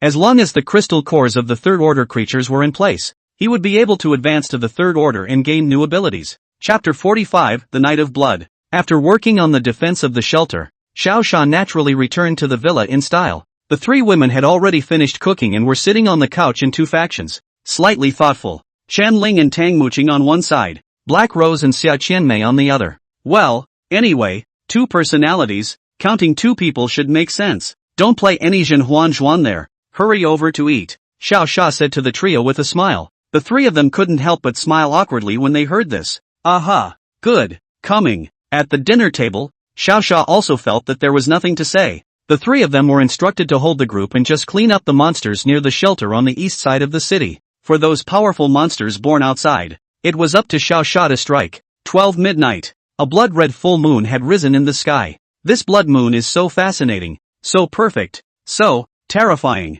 Who? Underneath the blood moon, the various necromorphic creatures that had been ambushed before were hissing one by one towards this blood moon. It seemed to thank the other for the gift. In less than 5 seconds, all of the creatures completed their enhancement, their eyes each glowing red as they hissed for prey. The night of blood, at last, descends. Xiao Xiao looked at the blood moon, and his mind recalled the days when, in a panic, he had fled from H City. He was so weak back then that he could only flee his hometown with his eyes open to avoid being hunted by these monsters. Time turns, let's try it again. Monsters, I'd like to see who can destroy H City under me. Ha ha ha ha ha. Xiao Xiao, who was floating in the air, his bloody clothes completely blending into the blood moon, laughed maniacally. It was a laugh that put all the people in the shelter east of the city at ease, and caused all the monsters to panic. This laughter made people feel that what Blood Moon had reinforced wasn't a monster at all, but rather this epileptic killing god. Xiao Xiao. Young Xiao is too handsome. When will I be able to be like Xiao Xiao, reigning over the world without any enemies? Forget you. You're struggling to hit a zombie and you're in King's Landing. Don't you dare underestimate my talent as a chef. And half of the food in your neighborhood will be missing tomorrow. While people were discussing, near the east of the city, some eyeing third-rank monsters had begun to appear. In particular, a giant wolf close to 3 meters in length had led its pack in preparation for an attack on the shelter. For humming or whimpering. A long wolf growl made the other lone wolves in the city respond. A third-order wasteland wolf? Too weak. Xiao Xia, who was standing in the air, shook his head. Although this team of wasteland wolves could kill more than 95% of the humanoids, they were simply no match for themselves. He's waiting for the monster that led the corpses and directly swept through all the urban areas of H City to appear. As for the wasteland wolves, for humming or whimpering. In less than 5 minutes, Chen Ling and the others had already beaten it into a begging hobgoblin. Stinking dog, die for me. Chen Ling, who had used the tiger spirit to explode his power, punched the head of the Baron Wolf. Approving glances came from Tang Muqing and Black Rose, who were in charge of playing the match next to them. But before she could take out the crystals, she had beamed and looked to the sky. Brother Xiao, don't pretend to be in the air. Help! Hearing this, Xiao Fury shook his head toward her and said, the main event is still behind. Heavy drama. That's not even a favor. Ha! Chen Ling eventually took out his resentment on the body of the wasteland wolf, punching it into a mess of code. If an ordinary person saw this miserable appearance of the wasteland wolf, they would probably have to think that Wu Song had descended into the world. It's coming. Xiao Xia finally sensed a supreme presence, and the direction of this energy is exactly that, north of the city. Mysterious corpse emperor of unknown rank. Here I come. Xiao Xia, who was incomparably excited in his heart, raised his head and flew towards the north of the city at a rapid pace. That speed was as fast as lightning, directly leaving a blood-colored residue in the air. In a few blinks of an eye, he had arrived directly above the northern part of the city. Help! Those zombies are crazy. Old Li, the dog you raised bit all the people in the shelter to death. Somebody help us. Sister. Ooh, where are you? Sis? The misery underfoot is like a hell on earth. Monsters have overrun almost every shelter here, and all humans are on the run in a hurry. Under the effect of night vision, the miserable and desperate looks of everyone fleeing surfaced in Xiao Xia's eyes. At this moment, he remembered the days when he was forced by the corpses to leave his hometown and spend 3 days and 2 nights in despair on a deserted mountain. In the last life, no one came to save the city of H. Now then, it's up to me to save the day. After making up his mind in his heart, in Xiao Xia's hand, the black heavenly destiny weapon instantly appeared. A black and a white heavenly axe that represented chaos in origin. Swish! Holding the heaven-opening axe in his hand, he swung out an axe directly from the air. A wave of light that represented destruction and unstoppability instantly flew out from the axe. The 4 third-order monsters that were doing damage under their feet didn't even have time to react before they were directly split into pieces. The loud explosion caused all the fleeing humans to stop and look into the sky. There was a man dressed in blood with a maniacal face. At this moment, time seemed to have stood still as everyone stared blankly at Xiao Xia. He was sent by the gods to save us? He actually cleaved several powerful monsters to death with a single axe. Who the hell is he? I also want to be as powerful as him, but I can't help that my talent is too trashy. From more than one corner, someone suddenly cried out the word hero. The other surviving humans then responded. Hero! The entire city, though covered in darkness and blood-colored moonlight, could still clearly see the men waving their hands. The humans who were originally suspicious of each other one by one suddenly seemed to have found their backbone. They regarded Xiao Xia as a descending god and waited for his salvation. Yet they were certainly wrong to think so. Xiao Xia's goal was to kill those monsters that were of a high level and that humans couldn't fight against. But, of course, he had to say something. Otherwise this group of people keep looking at themselves. It is highly likely that they will be bitten by the zombie sneak attack. Gentlemen, I am not a hero. Look around you at the humans who fight the monsters to the death and guard you. The real heroes. Xiao Xia's words caused many people to look around. Some human seniors were still fighting against the monsters, and even some half-grown children were hacking away at the monsters with their weapons. The scene was heartbreaking and regrettable for those who had originally fled. Shit, I'm not running away. Either we die or they monsters die today. Up, everybody. Chapter 46, Humans Defeated? While Xiao Fury was clearing out the third-ranked monsters along the way, on the north side of the city's sea-crossing bridge, there were already many humans directly rowing or even swimming as a way to escape from H City. Yet the monsters of the sea are even more terrifying than on land. Tan Yu, standing on the shore, witnessed the humans, none of whom survived, all being dragged down by the fish monsters. Yet fish monsters aren't the scariest. The scariest part was that a few minutes ago, Tan Yu had witnessed a zombie, covered in bones and wearing a vestment, leading the corpses directly to overthrow the human shelter. Why is there such a powerful monster? Sister, are you okay? Feeling very helpless, Tanuki sneaks a tear down the shore. She was powerful, arguably the most powerful human in the entire city of H. Although Xiao Xia was able to burst hammer the phoenix spirit all by himself before, but the spirit of the phoenix had also told her that her 4th-ranked self could do the same. That is to say, as strong as Xiao Xia was, it was still about the same as himself. But, a few minutes ago she had merely locked eyes with the mysterious walker. The phoenix spirit in her then frantically reminded her to hurry up and leave. In other words, the other party definitely had the ability to kill himself in seconds. A monster that can't even defeat itself. Is there really anyone left in this H-city who can stop it from destroying humanity? Tanuki didn't think it was possible for anyone else to stop the other side. Ha ha ha, Corpse Emperor, is that all you can do? While she was secretly grieving, in the sky, a bold voice suddenly came from the sky. This is the bad man? The familiar voice made Tanyu gather the tears from the corners of her eyes as she jumped onto the highest rock on the seashore and peered into the downtown area north of the city. What? He's confronting the Corpse Emperor. Tanyu covered her mouth in surprise. At this point, on the department store center building in the north of the city, Xiao Xia laughed up in the air while the mysterious zombie actually ordered his corpses to frantically stack into a zombie ladder. That Corpse Emperor just stepped on this group of zombies and walked step by step to the roof of the department store. At this time, it was less than 20 meters away from Xiao Xia in the air. A few minutes ago, Xiao Xia had already exchanged a few rounds with it, even taking out his heaven-opening axe to attack. However, what surprised Xiao Xia was that after a few axes with the unavoidable heaven-opening axe, the other party did not feel injured. This made Xiao Xia feel for a moment that, whether the opponent's blood level had no upper limit at all, or maybe, it was set up to be invincible from the start? Human, you're funny. The zombie, surprisingly, opened its mouth and spoke unexpectedly, and the voice was even louder and deeper than Xiao Xia's. Submit to me and I will give you great power beyond all humans. Perhaps in order to make Xiao Xia believe, it actually held its own staff and directly manipulated the lightning to directly split a nearby building.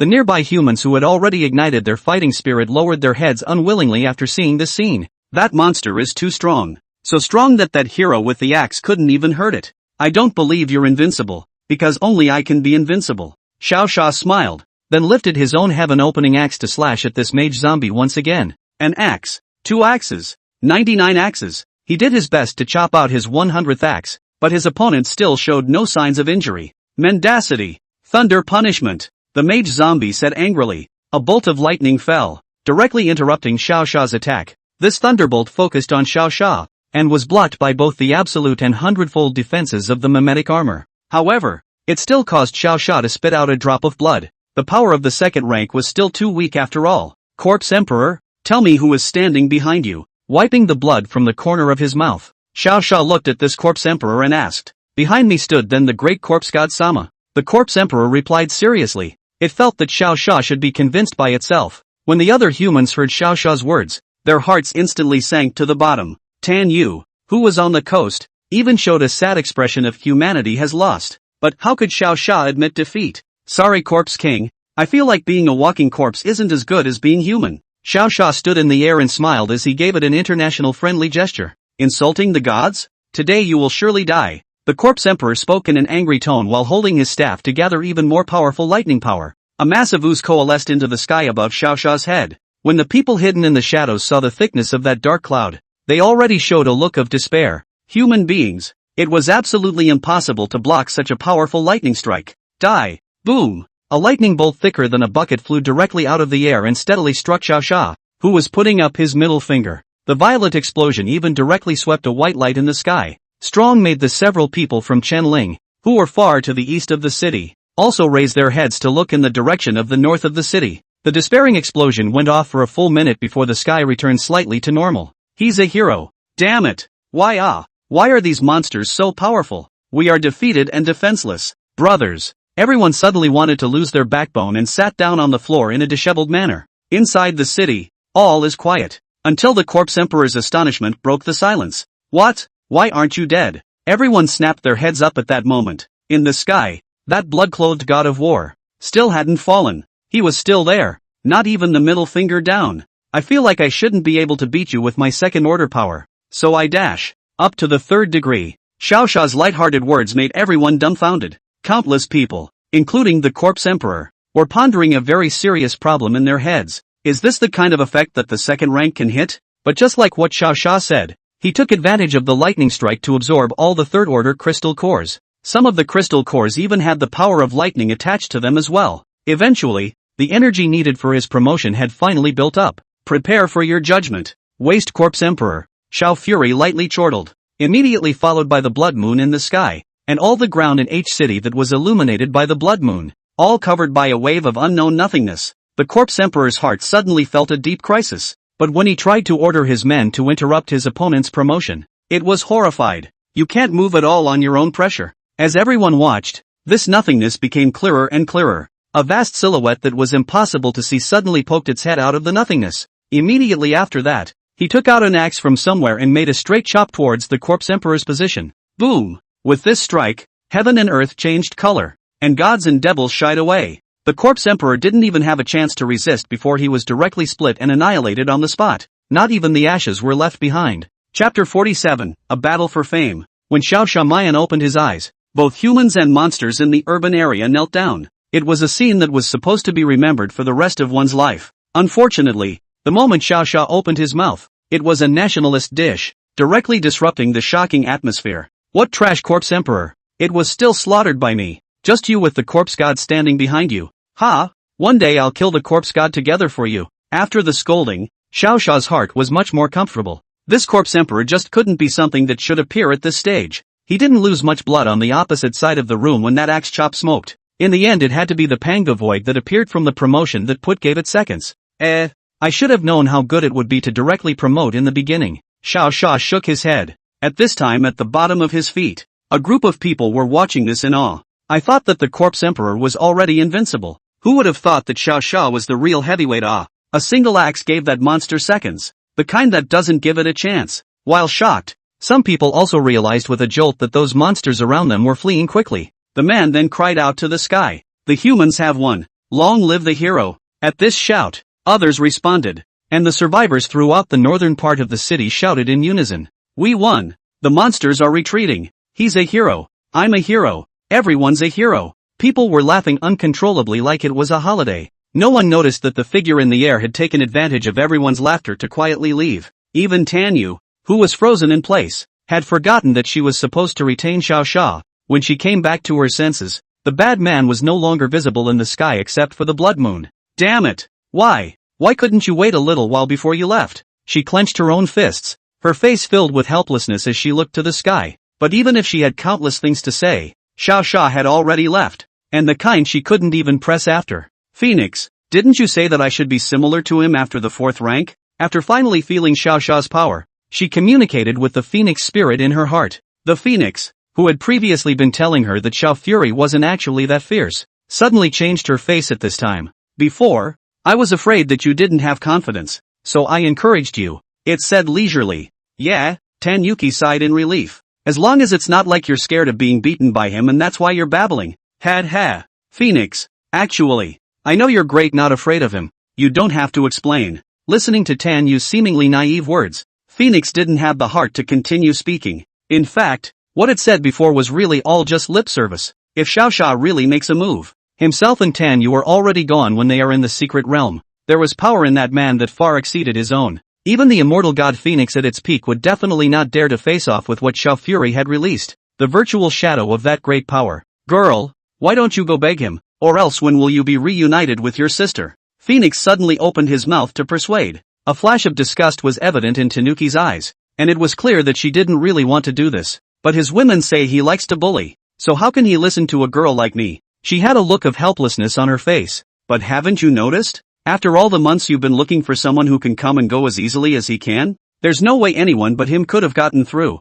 much less taking you with him over the broken bridge. You think it over yourself. After saying these words, the Phoenix spirit fell asleep. Tanuki, on the other hand, was clenching her trembling pink fists, unsure of what to do next. After a long time, she looked across the sea to the area and made a certain hard determination. Sister, has gone out of her way for you. As she said this, Tanuki was scanning her body with shameful eyes. What made Xiao Fury feel strange was this. As soon as he himself cleaved that corpse emperor to death, all of the reinforced high-level monsters led their respective groups to retreat. After wandering around, the entire city of H was restored to tranquility. He also flew in the direction of the villa with excitement as he did so. While using Eagle Eye, he began to check out the various rewards he had received from his advancement. Sha Siren, Talents, 3rd Order Pangu Bloodline, 3rd Order Slayer, 1st Order God Eater, Battle Strength, 2, 738, 700, Mandate Weapon, Heavenly Axe, 2nd Liberated Form,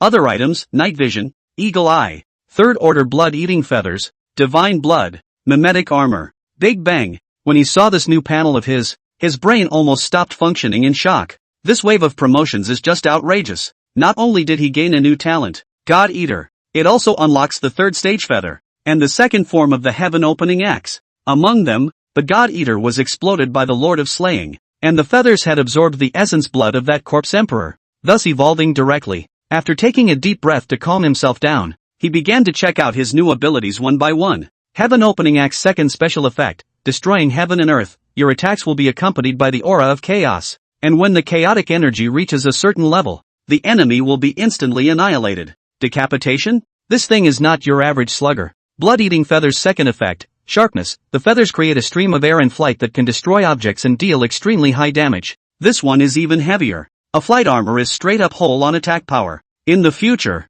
Xiao Sha could kill a large group of monsters in seconds without even using his fists. After reading the previous two, Xiao Sha's heart was already excited enough, and he didn't expect the new talent, which was even more heaven-defying. God Eater, you triple the damage you deal to gods as well as minions, and double the damage you deal to non-divine creatures. How? It seemed like this life was evolving itself more and more towards invincibility. Nope. Xiao Sha suddenly shook his head after lamenting. The God Eaters had all appeared, so it proved that the gods would definitely appear in the future as well. But, in the last life, I had never heard of the gods at all, so how could I suddenly be told that there were gods in this world? But the divine blood that fell from the corpse emperor also seemed to imply that there were indeed gods manipulating the end times. The overnight destruction of H City in his previous life is the best proof. If there really are gods playing with the earth, I will make all the gods involved in this matter taste death. Looking at the city that was filled with smoke everywhere, Xiao Sha made up his mind. He wanted to let this group of gods, too, feel the despair of being tortured and toyed with by others, unable to resist in the slightest. Chapter 48, Corpse Emperor's Strength. It was almost 3 in the morning. Chen Ling, Tang Mucheng, and Xia Qianmei sat back to back on the ground gasping for breath. Phew, the monsters are finally gone. If it weren't for Sister Rose's healing, I guess I would have exhausted myself long ago. Chen Ling said as she twisted her wrists and gave herself a massage. I didn't expect that your two personalities would have two talents. Tang Mucheng also looked at Xia Qianmei in shock. In the face of the two men's praise, Xia Qianmei appeared a bit shy. Not being good with words, she softly hummed and stopped speaking. Compared to the Black Rose, her own personality, she was still a bit too cool. Right. What do you guys say about why Brother Xiao hasn't come back yet? Chen Ling suddenly looked in the direction of the north of the city. As the only person who had witnessed Xiao Sha's promotion, she naturally knew that the wave of commotion just now was caused by his promotion. It can make such a powerful Xiao Fury promote in place. It seems to have met an extremely strong opponent. He should be over there fighting monsters. That shadow just now, it should have been made by him. Tang Mucheng had seen that axe of Xiao Sha's, and it was exactly the same as the giant axe that the figure had wielded in the false shadow just now. Did that come from him? Hearing Tang Mucheng's words, Xia Qianmei looked at Chang Bei in surprise. It just so happened that with this turn of the head, the ripples that lifted in her chest as her breath rose and fell were seen by Chen Ling and Tang Mucheng. Aha! How can anyone be so big that they can move with a single breath? I'm going to die of envy. After looking at it for a few seconds, Chen Ling suddenly became a daily offender, and Tang Mucheng also covered her mouth and secretly observed. Well, it is indeed a notch bigger than myself, and it's not sagging or warped. Now his own advantage over Chen Ling would be overshadowed by Xia Qianmei. Xia Qianmei's red face didn't dare to answer, because a scene like this would actually be more appropriate for Black Rose. But the other guy said he wanted to work on himself and was dead set against switching back. It has grown very large since I was a child, and people used to call me Big Tits Girl. After thinking deeply for a while, Xia Qianmei dared to answer carefully. Well, that nickname does fit your style. Xiao Sha in the air suddenly laughed out, breaking the original tranquility between the three. The first one to react was Chen Ling, who stood up with a flutter and then looked at Xiao Sha as she slowly landed in front of her. You're hurt? The blood stains on Xiao Sha's chest and the shredded clothes made her heart rush and she hurriedly walked over to check things out. The two women on the floor also got up when they heard that. It's fine. I'm just measuring my physical strength. Xiao Sha stiffened his mouth. Anyway, there was no way he was going to tell them that he had slashed halfway across the room without getting hurt. You're lying. You obviously like to settle every fight with one punch. This time, one should have met a very, very strong opponent. Chen Ling poked at his words while using her own light fingers to gently stroke around his wound. After determining that Xiao Sha's wounds were small and had long since healed, she actually smiled and then hugged Xiao Sha and gently licked at her chest. It's Xiao's flavor. She revealed a very enjoyable content. Xiao Xia was really flustered by this scene and hurriedly gently pulled her away to spit out a sentence.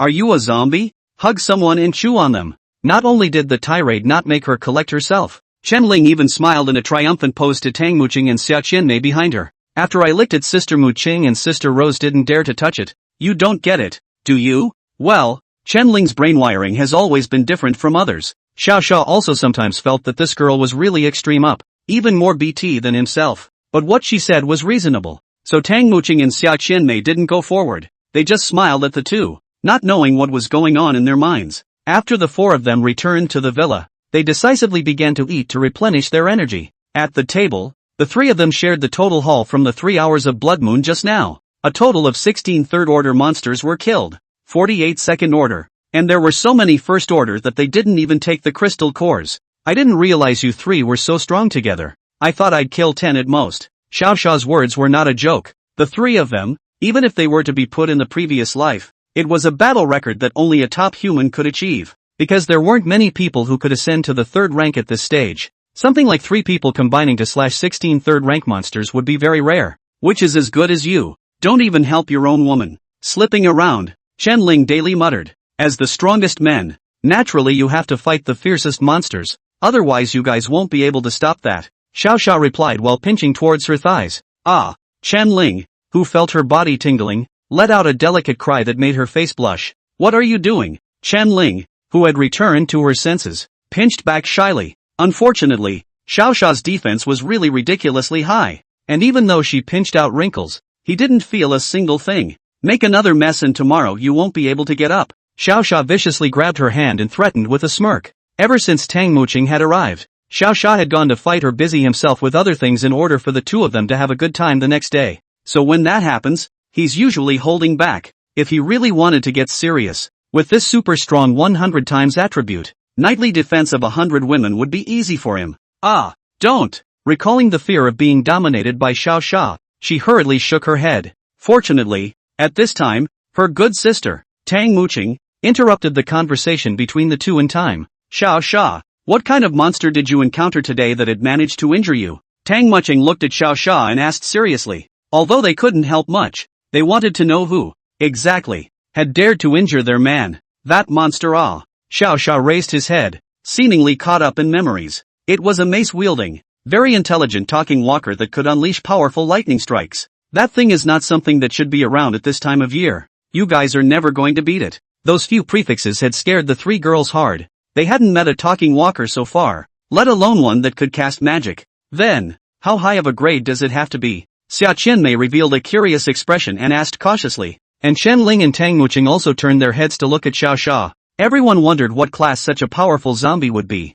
In theory, there should be no rank. If anything, it's hard to match it with a corresponding grade. Its strength has definitely reached above the 9th order. Above the 9th order? Listening to Xiao Xia's glib sentence, the three women instantly froze. Chapter 49, Training Xia Qianmei. 9th order. What's the concept? The three girls' tiny brains couldn't even imagine how strong this stage really was. But judging from the heaven and earth vision of that wave of clouds gathering and the shadow letting go of his hand to slash, at this stage, it was estimated that one had already reached the point where one could call the wind and rain and merge with heaven and earth. So are you beyond the 9th rank? Xia Qianmei raised her head to look at Xiao Xia and continued to ask. For some reason, when talking to Xiao Xia, she was not as nervous as she was when she was with the two women. Xiao Xia smiled and didn't say anything. Tang Muqing, who usually heard Xiao Xia say that she was second ranked every day, had no choice but to clear up Xia Qianmei's confusion. You ask him about rank, that's not going to get you anywhere. Rank doesn't mean much with him. Meaningless of course just for them. If that zombie-like divine minion continued to appear, then Xiao Xia still had to be cautious. In addition, besides the divine minion, the alien creature mimic bug that he had encountered earlier was also a bad deal. Right, Qi Mei. Xiao Xia looked at her leisurely. For your intelligence headquarters, where do you want to build it? Intelligence headquarters? Speaking of this, Xia Qianmei's expression immediately flustered. It was because the person Xiao Fury had explained to was the Black Rose in the first place. Not himself. I asked about you, not Black Rose. Xiao Xia spoke out again, interrupting Xia Qianmei's panic. In the face of Xiao Xia's expectant eyes, she could only take a few deep breaths and forcefully suppress the panic in her heart. If there's a map, I can try to find it, she replied with her head nervously bowed and her handheld cupping the corner of her coat. knowing that the other party was a perfect goddess in her 20s. Such an action was really not in line with her perfect body that attracted people to commit crimes. Xiao Sha shook his head. How could he survive in the end times if he was so timid and nervous? Come over here and sit next to me, he ordered, staring at Xia Qianmei. Chen Ling and Tang Muqing know Xiao Sha's temper. He is definitely going to transfer. Not, train the other party a bit. Tang Muqing took the lead and stood up, taking a map from a nearby table and handing it over to Xiao Sha. As she watched Xiao Sha show a smile towards Tang Muqing, Chen Ling beamed. Why did you know Xiao wanted the map? She hurriedly and quietly asked for advice while Tang Muqing sat down. Shoo, later, with their man in front of them doing something important, the two of them didn't dare to continue the discussion. Just like that, under the watchful eyes of the three of them, Xia Qianmei slowly sat on Xiao Sha's lap even though she was still squirming. Well, no shaking this time. Raise your head and look at me. Xiao Sha continued to order in a serious tone. Xia Qianmei obediently raised her head, but her eyes still didn't quite dare to look directly at Xiao Sha. Sorry, I'm a little scared. She didn't look away for a few seconds before she lost it and lowered her head. At this time, Xiao Zhou also noticed that the other party had also been sitting for just a few seconds, and a lot of cold sweat had already broken out on his body. The psychological stress made her feel like she was going through a big battle. All this sweat flowed and soon soaked her clothing. That perfect figure was even jumping in Xiao Sha's eyes if it was hidden. Of course, now that he was on business, Xiao Sha naturally wouldn't be affected by this bit of temptation. Regarding this side that Xia Qianmei had shown, Xiao Zha had already understood almost everything about the other party. Actually, you're not manphobic, but you were bullied as a child, weren't you? He asked in a deep voice towards Xia Qianmei. Perhaps it was the word bullying that made her uncover the scars in her heart. Xia Qianmei shivered in obvious fear. There's no one to help you, and you're too afraid to fight back yourself. It leads to the fact that eventually you become more and more afraid of approaching people, and that the so-called misogyny is just a justification for your own cowardice. The louder Xiao Sha spoke, the louder she spoke, while the rise and fall of her body grew larger and larger. I want to resist, but I can't beat them. There are 7 or 8 of them. It's useless for me to resist anymore on my own. She suddenly raised her tearful head and roared at Xiao Sha. They called me a fat sister. They called me ugly, but I didn't do anything wrong. Oh. Sitting on his lap, Xia Qianmei covered her face and cried bitterly, as if she couldn't stop her tears from pouring out. It was as if the emotions that had been squeezed for years were released in this moment. Chen Ling and Tang Muqing listened with a bit of heartache, but did not dare to interrupt Xiao Sha's actions. Unlike them, seeing this scene, not only did Xiao Sha not get angry, he even laughed. That was before. Now that you've gained the gift, why are you still afraid? He gently hugged the other and slowly pursued the question. Speaking of talent, Xia Qianmei cried even louder. Ooh, my gift is of no use at all. I can only heal others. I will always, can only be bullied by others and cannot fight back. Fight back. I was bullied for a long time as a child, and I thought that I would grow up and become beautiful, and that I would be able to get my revenge when the end times came, but I didn't expect that in the end. My own talent would be healing and pressing for a fight. It's a nightmare life when this situation falls on anyone. Who said your treatment is useless? Xiao Sha lifted her face with his hand and gently dried the hint of tears on her face with his fingers. Haven't you ever heard of what is called poisonous milk? At this time Xia Qianmei had almost cried, and her voice had become weaker. Hearing this poisonous milk from Xiao Sha, an expression of resistance appeared in her eyes. Poisoned milk? Available at. I don't want anyone else touching my body. Only you can touch. With it she grabbed Xiao Sha's hand and gently pressed it against her neck. You're overthinking it. It's not what this milk means. Xiao Sha pinched her nose, then explained with a smile. I mean, your gift of healing can sometimes poison people, can't it? Chen Ling hid behind and stared dead at Xiao Sha's hand. Training is training. What are you two up to? She said, secretly jealous in her mind. On the contrary, Xiao Zhao sighed. After Xia Qianmei heard Xiao Sha's explanation, a hint of hope immediately showed in her eyes. But, isn't that Rose's gift? She trailed off excitedly. Rose? Referring to her protective second personality. Xiao Sha shook his head and pointed at her body. You two use one body. There's no way she'll have a talent you won't. The only explanation is that, since you and she had communication problems, the gift split in half. When he said this, Xia Qianmei was instantly speechless. I feel she's too violent and she says I'm too gentle for problem solving. We fight a lot in our sleep. At this moment, Xia Qianmei finally took Xiao Sha as the only reliance in her heart, and it was a decision that changed her life for more than 2 decades of darkness. Chapter 50, the first anti-bullying. What about bullying? If this had been in a previous life, everyone would have thought of going to their parents and teachers, and the end result? They will call the person who bullied you in front of you and falsely apologize to you, and you accepted it reluctantly, thinking that was the end of the matter. But most of the time, those people will still bully you again. And it's the same kind of thing that's gotten worse. Your situation. It's very well resolved. Xiao Xia loosened his own grip on the other party's shoulder hand and said seriously towards Xia Qianmei, "Tell me where the people who are bullying you live.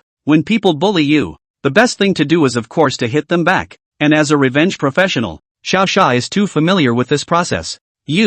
Are you going to help me beat them?" Xia Qianmei revealed an unbelievable expression. "It's not me, it's you." Xiao Xia pointed his finger at her, an unspeakable smile on his lips. Although Xiao Xia didn't say anything, Xia Qianmei had already read his meaning. He was trying to get himself to do it himself, to put an end to the grudge of that year once and for all. All the bullying she had been subjected to, she herself was finally able to give it back. Remember where their home is? Xiao Xia's question interrupted Xia Qianmei's memories. Remember. I'll never forget it for the rest of my life. When she answered Xiao Xia, her eyes no longer had the previous dodge in them. They're revealing her deep determination in the matter of revenge. Good. Then tomorrow after breakfast, we'll go on a road trip and get these problems solved on the way. Now, why don't you go downstairs and go to bed? Xiao Xia finished a sentence lightly, then told her to leave. These words caused Xia Qianmei's heart to panic to the extreme. She had a feeling that Xiao Xia might have thought that she hadn't been cured of her male phobia, so she didn't dare to touch her. "I'm actually cured of my male phobia.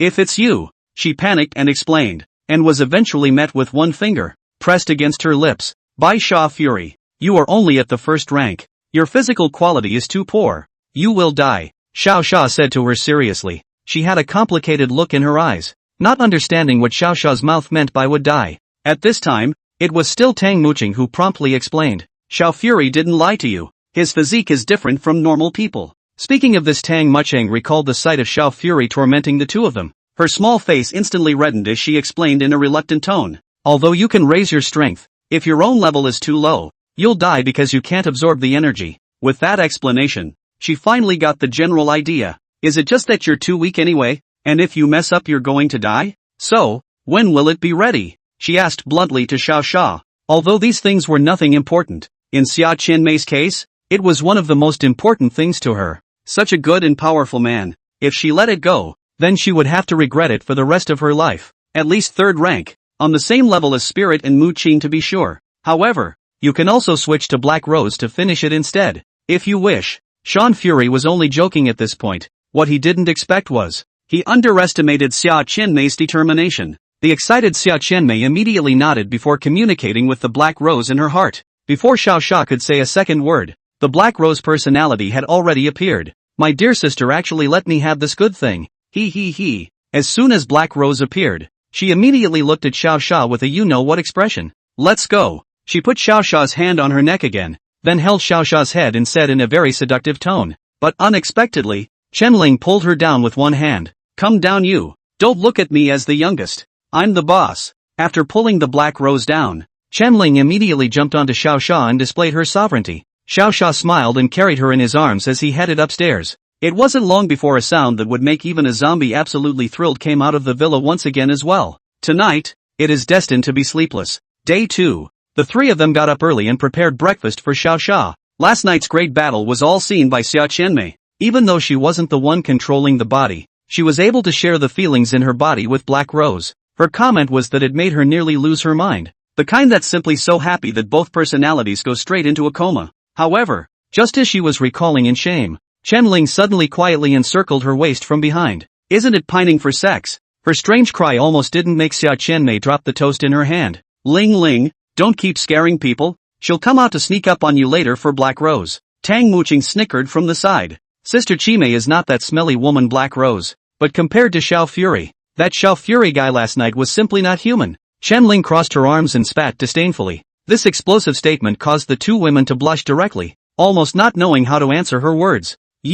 Why are you two blushing talking about this? It's no fun." Seeing the silence of the two, Chen-Ling skimmed her lips and ran off to fry her meatloaf, self-consciously uninterested. As soon as Grinchi left, Tang Muqing and Xia Qianmei took the opportunity to chat. "Chimei, were you really fat before?" Tang Muqing asked in surprise as she looked at her body, which was described as perfect. She just couldn't figure out why someone with such a good-looking and perfect body would be bullied. "I grew up with my grandfather, and he left when I was in elementary school. When I was in school I was developing very quickly. I was very fat and had a lot of acne on my face. It looks pretty ugly. Probably not very good looking. The head girl at school used to get on my case a lot back then. Natsuchime reminisced as she told her stories of her past. I changed schools after high school to get away from them. And immediately after that I started losing weight like crazy. And the weight slowly stabilized by the time I got to college. After I graduated I opened a flower store and I took care of that flower store of mine until the end times came. A smile spread across her face as she said this.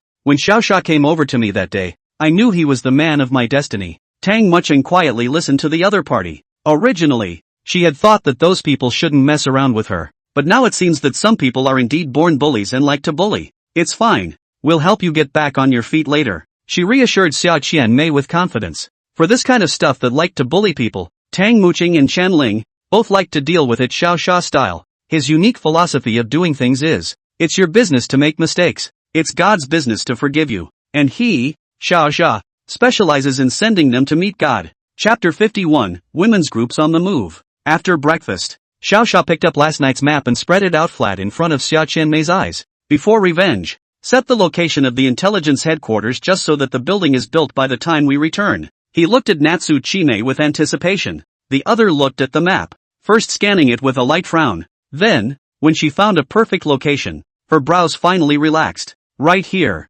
she pointed to a riverside neighborhood roughly a few hundred meters beyond the shelter. Because the intelligence involves so much, it's safest to build outside the shelter instead. And it's not far away, so you can be informed if something happens. Her eyes revealed a strong sense of confidence, completely different from yesterday's shyness. Well, that's very thoughtful. Here it is. Looking at the location, Xiaoxia nodded his head in agreement. Originally, she had thought that Xiaoxia would correct her, but she didn't expect him to readily agree. Xia Qianmei's heart was also a little sweet. It's delightful to be recognized by the man you love most. Ling Ling, go give this map to Mimi and tell her to convey it to Wang Ming. Xiaoxia folded the map and handed it to Chen Ling. The opposite party nodded obediently, took the map and walked out. In less than a minute, Chen Ling had completed her task and walked back. The time has come. At that moment, all three of them looked at Xia Qianmei with serious expressions. Ready to make them feel despair? Xiaoxia asked gently to it. Aha! 10 minutes later, a shelter on the very edge of the city's south side.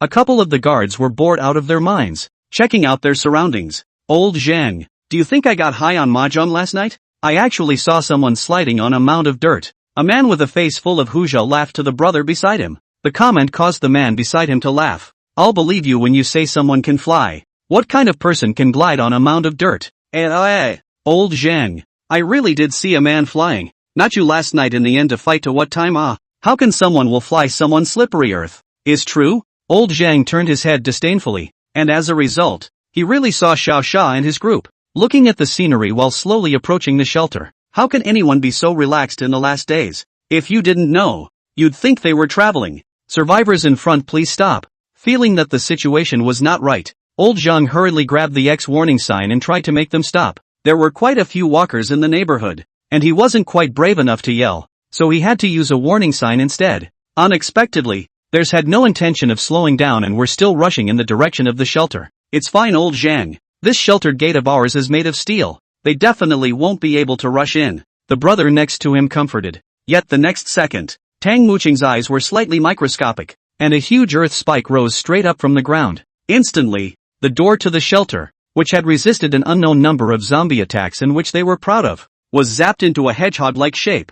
Lao Zhang. It's alright, Old Zhang. Even if the gate is pierced through, it's still in place. They can't get in just the same. The sentence was just finished. Chen Ling, who had just been sliding on the soil, stomped his feet and flew up a dozen meters in the air. Under the astonished eyes of Old Zhang and the other guard, she stored up a punch towards the gate. With the Tiger Spirit's enhancement, her power reached a point that these people couldn't even imagine. Bang! This steel gate was directly blasted away in place, the door frame breaking apart for her. Old Zhang was instantly dumbfounded. Is this a fucking woman? It's okay, Lao Zhang. We still have. He already knew what the pile was, but this one standing guard with himself was surprisingly unaware of it. A few consecutive whispered mutterings directly pissed off Old Zhang, only to see the angry Old Zhang, a fist to his head to dry. Know your mom's head. Don't you know that there's an honored guest coming? Old Zhang stormed out. He continued to greet him with a few more punches in the face. After making sure he was no longer afraid to speak, he immediately jumped down from the sentry building and greeted the three women with a smile on his face. Big brothers, I'm sorry to have missed you. What is it that brings you all to our shelter 7? South of the city? Old Zhang was worthy of being able to be the captain of the guards, and his posture was extremely low for these types of people that he absolutely couldn't beat. It is he who knows better and saves a lot of trouble. The 3 women, who were still chatting, stopped in front of him. Is there a female named Lin Cheng in your shelter? Chen Ling asked in a cold voice. As soon as old Zhang heard the name Lin Cheng, a figure of a do-gooder instantly surfaced in his mind. Isn't that one of the chief's favorites? Is it hard to believe that these people are one of her best sisters? There is. Are you all looking for her to catch up? At the thought that this group of people were Lin Cheng's sisters, old Zhang's words warmed up. At this point in time, he hadn't realized the seriousness of the problem. Well, it's true that we're going to catch up with her. Where is she now? Xia Qianmei asked to old Zhang with a big smile. It's over here. I'll take you there. Old Zhang smiled as he prepared to lead the way, but at that moment,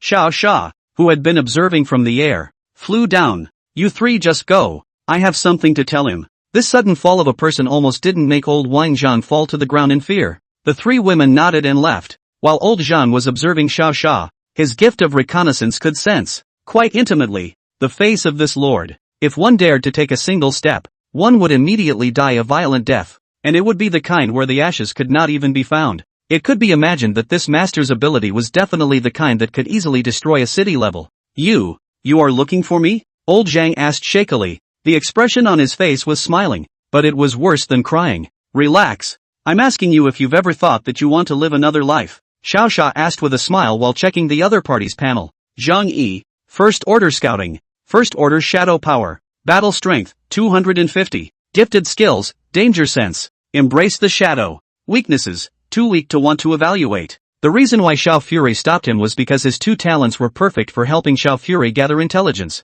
It's an intelligence harvester if you use it well, but my chief shouldn't. Old Zhang was about to reply when an explosion suddenly rang out. When he turned around, he was just in time to see his leader trying to run out of the shelter, but he didn't get more than a few steps before he was pierced by a spike. Now then, what is your answer? Xiao Feit's words were like an evil ghost from hell that hooked souls, causing old Zhang to hurriedly kneel on the ground in fear. I will do whatever you tell me to do. Chapter 52, Who is spared by time? Looking at him being so understanding, Xiao Xia casually grabbed 20 pieces of first-order crystals out of his backpack. Take these and report to the east side of the city shelter yourself after you've absorbed them. Go in and announce my name, Sean Fury. After finishing these things, Xiao Xia decisively flew towards where the 3 girls were. Old Zhang, on the other hand, was looking at the crystal cores scattered on the ground with an incomparable shock in his heart. I've been guarding the gate for 3 months. And the crystal cores I've earned aren't even as much as what others casually throw out. Fuck the guards? Fuck the guards.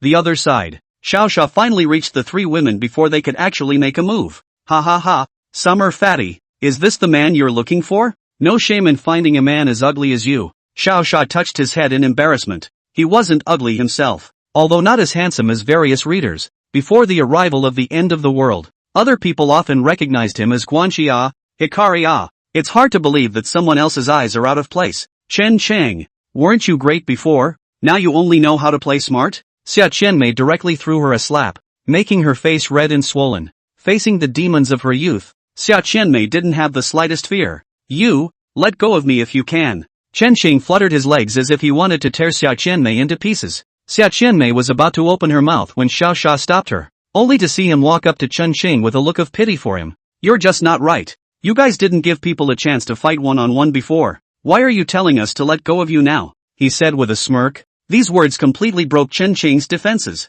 After first cursing a few times, she once again demanded to fight Xia Qianmei one-on-one. Xiao Xia felt that this kind of person was better to solve it directly, and there was no need to say much about it if he had a powerful mouth. Come and try Rose's ability. I'm sure you can do it. He gently looked at Xia Qianmei encouragingly, after saying that he gave his place to Xia Qianmei to end this. Good. After standing in front of her opponent, she took a deep breath and looked at her nemesis with disgust in her eyes. As the ability was unleashed, an aroma of roses instantly surrounded the crowd. Ha ha ha, is your ability healing? Not only am I not in pain, the wounds on my body are okay. What a thank you to our summer fat. Chen Qing's smile crunched to a halt. She, who was still feeling comfortable, felt her insides beating rapidly. Soon, the intense pain of a bug gnawing at her entire body had her screaming in place.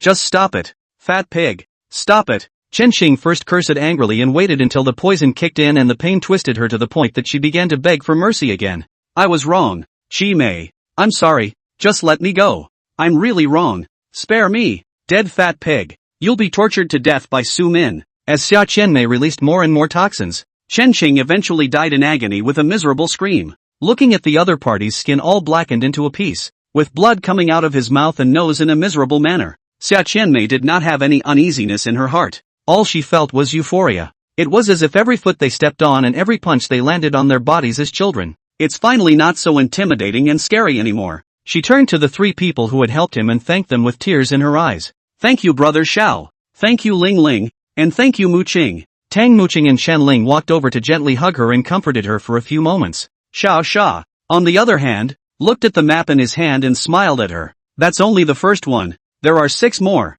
Go on. And so begins the long journey of revenge for the 4 men. 4 of the 7 had been completely sanctioned by Xia Qianmei, while 2 had turned into zombies when the end times arrived. Now, there was only one last target left, the leader of all the bullies in the first place, Su-min. The place where she lived before the end of her life was on the west side of town. Soon, the few people arrived at the west of the city, the most chaotic area, which was also where Xiaoxia found Xia Qianmei and Tang Muqing. The 4 searched all the shelters throughout the west side of the city, but found no one of relevance. Xia Qianmei and Xiaoxia and the others thought that this woman named Su-min was dead, so they took advantage of the time they were out and just happened to go back to Xia Qianmei and Tang Muqing's home to see if there was anything they needed to pick up. Mu Qing, go to your house first, Xiaoxia said as he looked at Tang Muqing. Good, there's so much I didn't bring last time. It's just time to pick up a few things. The other party nodded obediently. And then a few people set off for the home Tang Muqing had lived in before the end of the world. But when they arrived happily at the second floor of a duplex,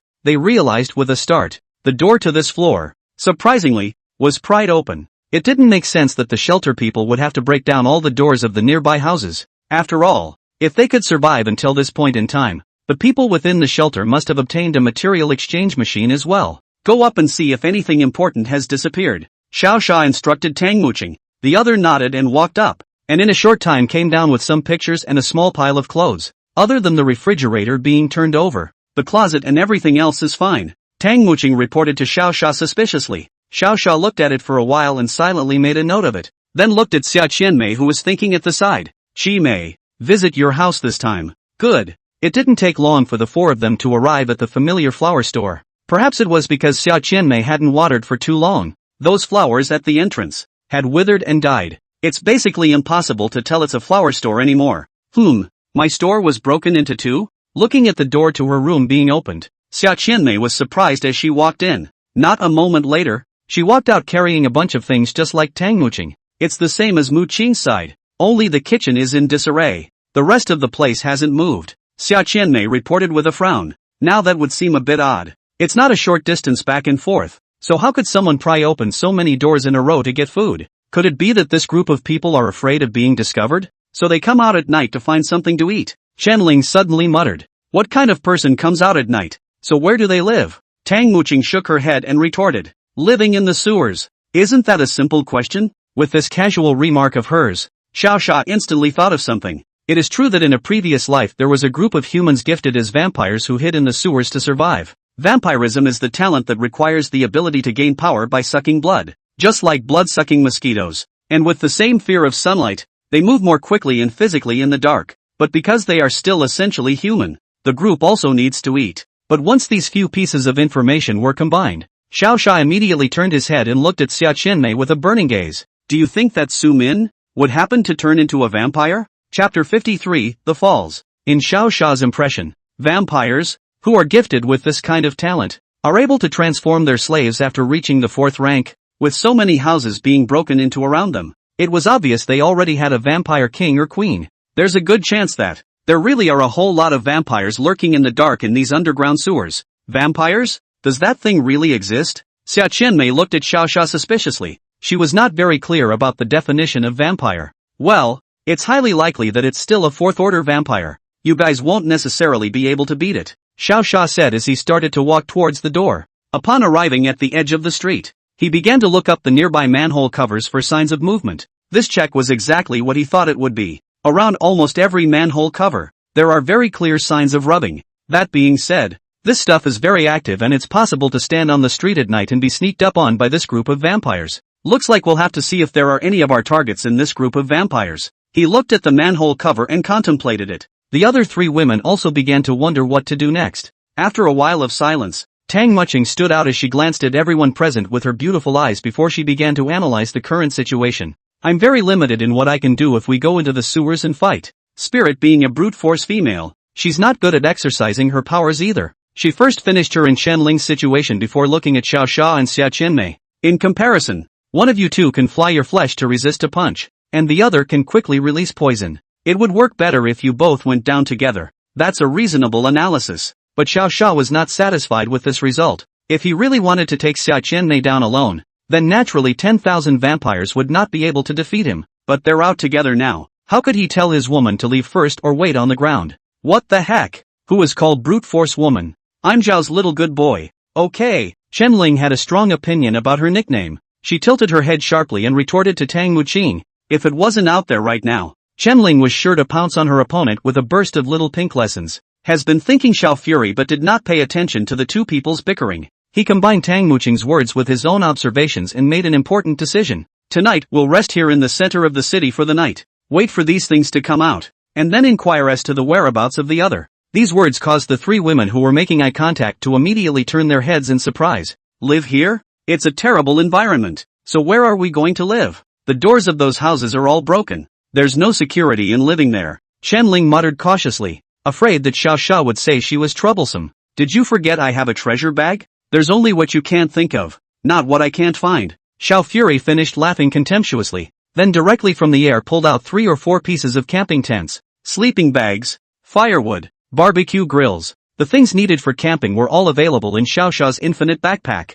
It's no exaggeration to say that he's now a post-apocalyptic mobile hypermarket. How are you more magical than Doraemon? Do you even have all these things? The camping is fine, but no stickers tonight. I'm afraid the neighborhood and the monsters won't be able to sleep. Spirit, let me help you assemble the tent. Ling Ling, don't touch it. It'll be up in a minute. Under the operation of the 3 women, 4 tents and 2 campfires were finally ready. However, just as the 4 of them were happily camping and barbecuing, the outskirts of the city's eastern shelter happened to be visited by a mysterious guest. There seems to be a little girl approaching over there. What's the situation? A guard spotted the situation from afar. The other guard hurriedly looked over in the direction he was pointing. Sure enough, I saw a little girl who was less than 1m6 in height, and although her face was a bit dirty, I could still tell that she was very cute. And what a little kid! How did she end up wandering around out there all by herself? He said in surprise. As the two watched, the little girl slowly made her way to the outskirts of the shelter on the east side of town.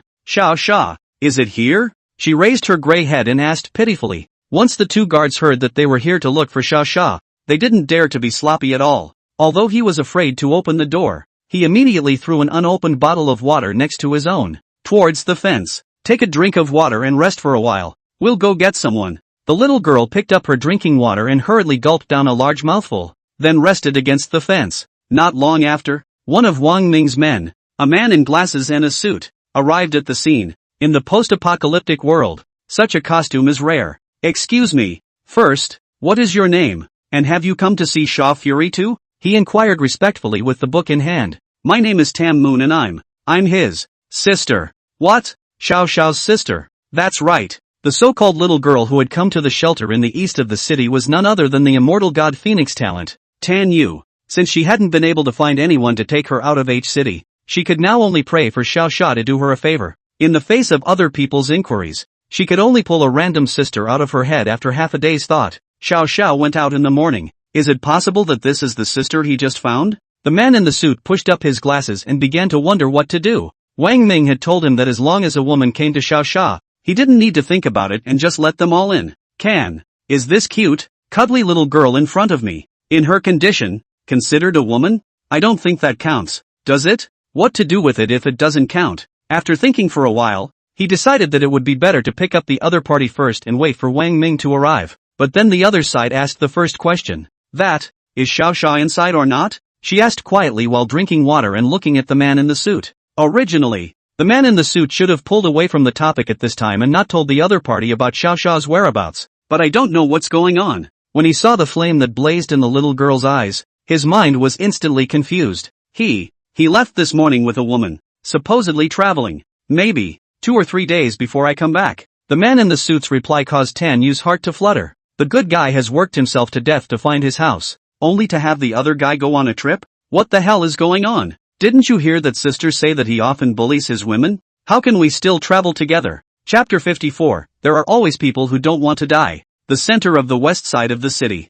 At this point the night finally fell. Xiao Xia and the 4 women also started their barbecue journey. A few people were happily eating beer and kebabs, and those who didn't know really thought this was a movie. This is the end times. After all, what kind of person brings a tent and a barbecue grill to the center of a nearly deserted city full of monsters to have a barbecue? It wasn't long before a few of them attracted a number of monsters with their eating and drinking antics. Only, Sean Fury didn't even put down the skewer. He was seen biting on a skewer and carrying an open sky axe, clicking and slashing his way around the neighborhood. Soon the sound of these monsters hissing faded away. When he retrieved his weapon and returned to the 3 women, the ground was already strewn with the remains of various monsters. Mutant rats, mutant cats, mutant wolf dogs, mutant cockroaches. Almost everyone who dared to come within 500 meters of this area died a violent death. Successfully killed 22 second-order creatures, 19 first-order creatures, and the Lord of the Kill was not triggered this time. Blood-devouring feather has absorbed 22 second-order essence bloods,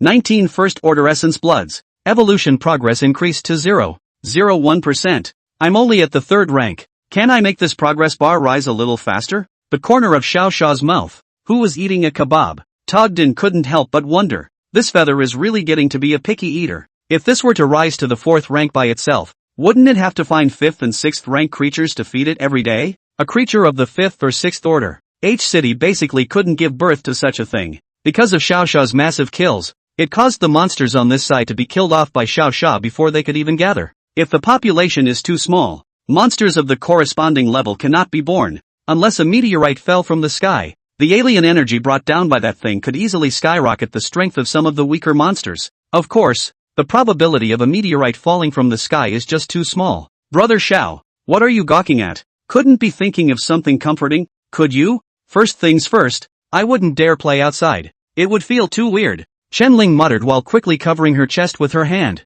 as if Xiao Xia was about to pounce on a hungry wolf in the next second. Ling Ling, Xiao Xia doesn't have this kind of fetish. Don't talk nonsense. Tang Muching knocked Chen-Ling's head with the leftover bamboo stick. This prying certainly had no effect on Chen-Ling, but just as she was about to return the favor, the light from the campfire flared up just enough to shine a light on a few figures that were walking this way.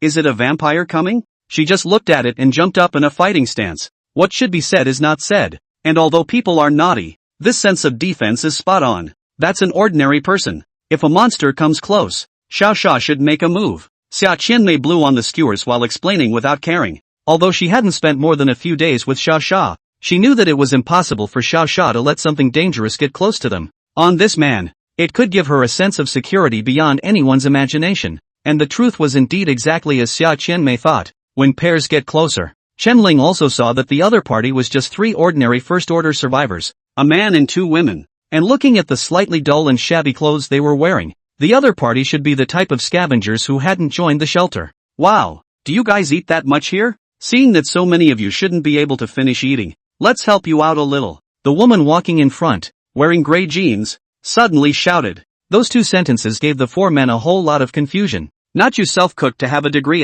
how can still come up to want to eat? Hey, who said I was going to give you food? Chen-Ling once again stood up and blocked the trio and roared. You guys couldn't eat it all in the first place. Why can't you give us some? It's the end of the world. How can you guys be so wasteful? The other party remained unrelenting. Xiao Fury ate kebabs and drank beer, and did nothing else. He also wanted to see how the 3 women would handle this. You can eat it if you want to. A 3rd-order crystal core piece of meat. Chen-Ling suddenly thought of a crooked idea and said righteously as she extended her hand towards the other party. So expensive. You're robbing? As soon as he heard this price, the other party's face instantly turned ugly. 3rd-order crystal core, that can go to the shelter to eat and drink a lot, which still need to exchange this piece of roasted meat. You love to buy it or not? Did I beg you to eat it? Chen-Ling replied with a smile. Once these 3 heard this, they too fell silent on the spot. Originally, they still wanted to morally kidnap Chen-Ling as before, but they realized that after the end times came, this moral kidnapping didn't seem to have much effect. You have the balls. Maybe one day you guys will be retributed and bitten to death by monsters. The woman knew that she couldn't beat the other party, so she could only clench her teeth, and left these words in a sinister manner to leave. At this point, Chen Ling didn't want to do it. What kind of person comes over to threaten a meal and then wants to leave? Then wouldn't he or she be threatened for nothing? And so, before the woman turned around, he exchanged a glance with Tang Muqing and Xia Qianmei. Subsequently, 3 huge pillars of rock instantly drilled out of the ground, stopping straight in front of the 3. After the other party saw the sudden rise of the rocky thorns, that was when their faces turned white with fear. We're just passing through to beg for food. There's no need for this, is there? The woman in jeans, with a complicated look, turned around and said. On the surface she looked scared, but in reality, she was already thinking grimly in her mind about how she was going to take revenge later. As soon as the 3 of them left the place, they immediately drew a bunch of monsters over to surround them. If they can't eat the meat themselves, who are they to eat it? Don't froth there. Hand over all the crystals on your body or I'll throw you out and feed you to the zombies. Chen Ling was about to feel up her pockets as she spoke. The 2 people behind this woman, at this time, secretly took out their hidden knives from behind their backs, preparing to catch Chen Ling off guard. But no, they were just about to take out their knives. The woman in jeans suddenly threw back her head and yelled.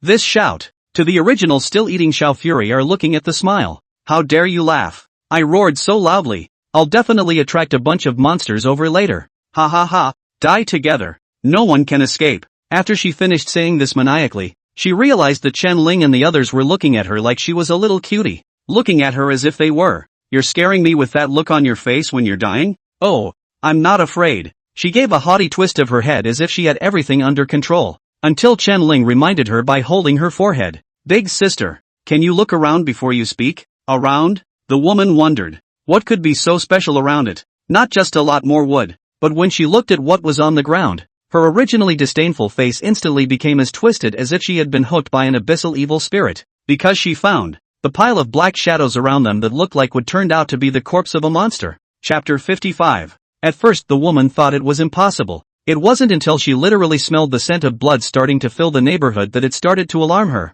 Who the hell are you guys? She asked Chen Ling with wide eyes and trembling. Just now, Chen Ling actually didn't want to kill, but now they had the audacity to attempt to call on the monster to die with them. Xiao Sha can still be silently watching from the back. The 3 women categorically cannot let them leave. Chen Ling then clenched her fists, and together with Mu Qing and Qian Mei, she pressed towards the trio's position with a murderous look on her face. Before Chen Ling could throw a punch, Tang Muqing's rocky thorns and Xia Qianmei's floral scent had already killed the woman behind her. The 2 men and women who had leapt to their feet in direct seconds, watching her teammate die a horrible death on the spot. The woman backed up frantically in fear, and then fell to the ground with a careless flop. You can't kill me. As powerful as you are, you definitely can't defeat my master. She shouted while waving her hands, fantasizing that her hands could block Chen Ling's attack. And yet the truth is, after Chen Ling raised her hand and slammed her fist over, the immense force caused her to fly directly out of thin air. Just like a kite with a broken string, a wall was smashed hard before it finally stopped.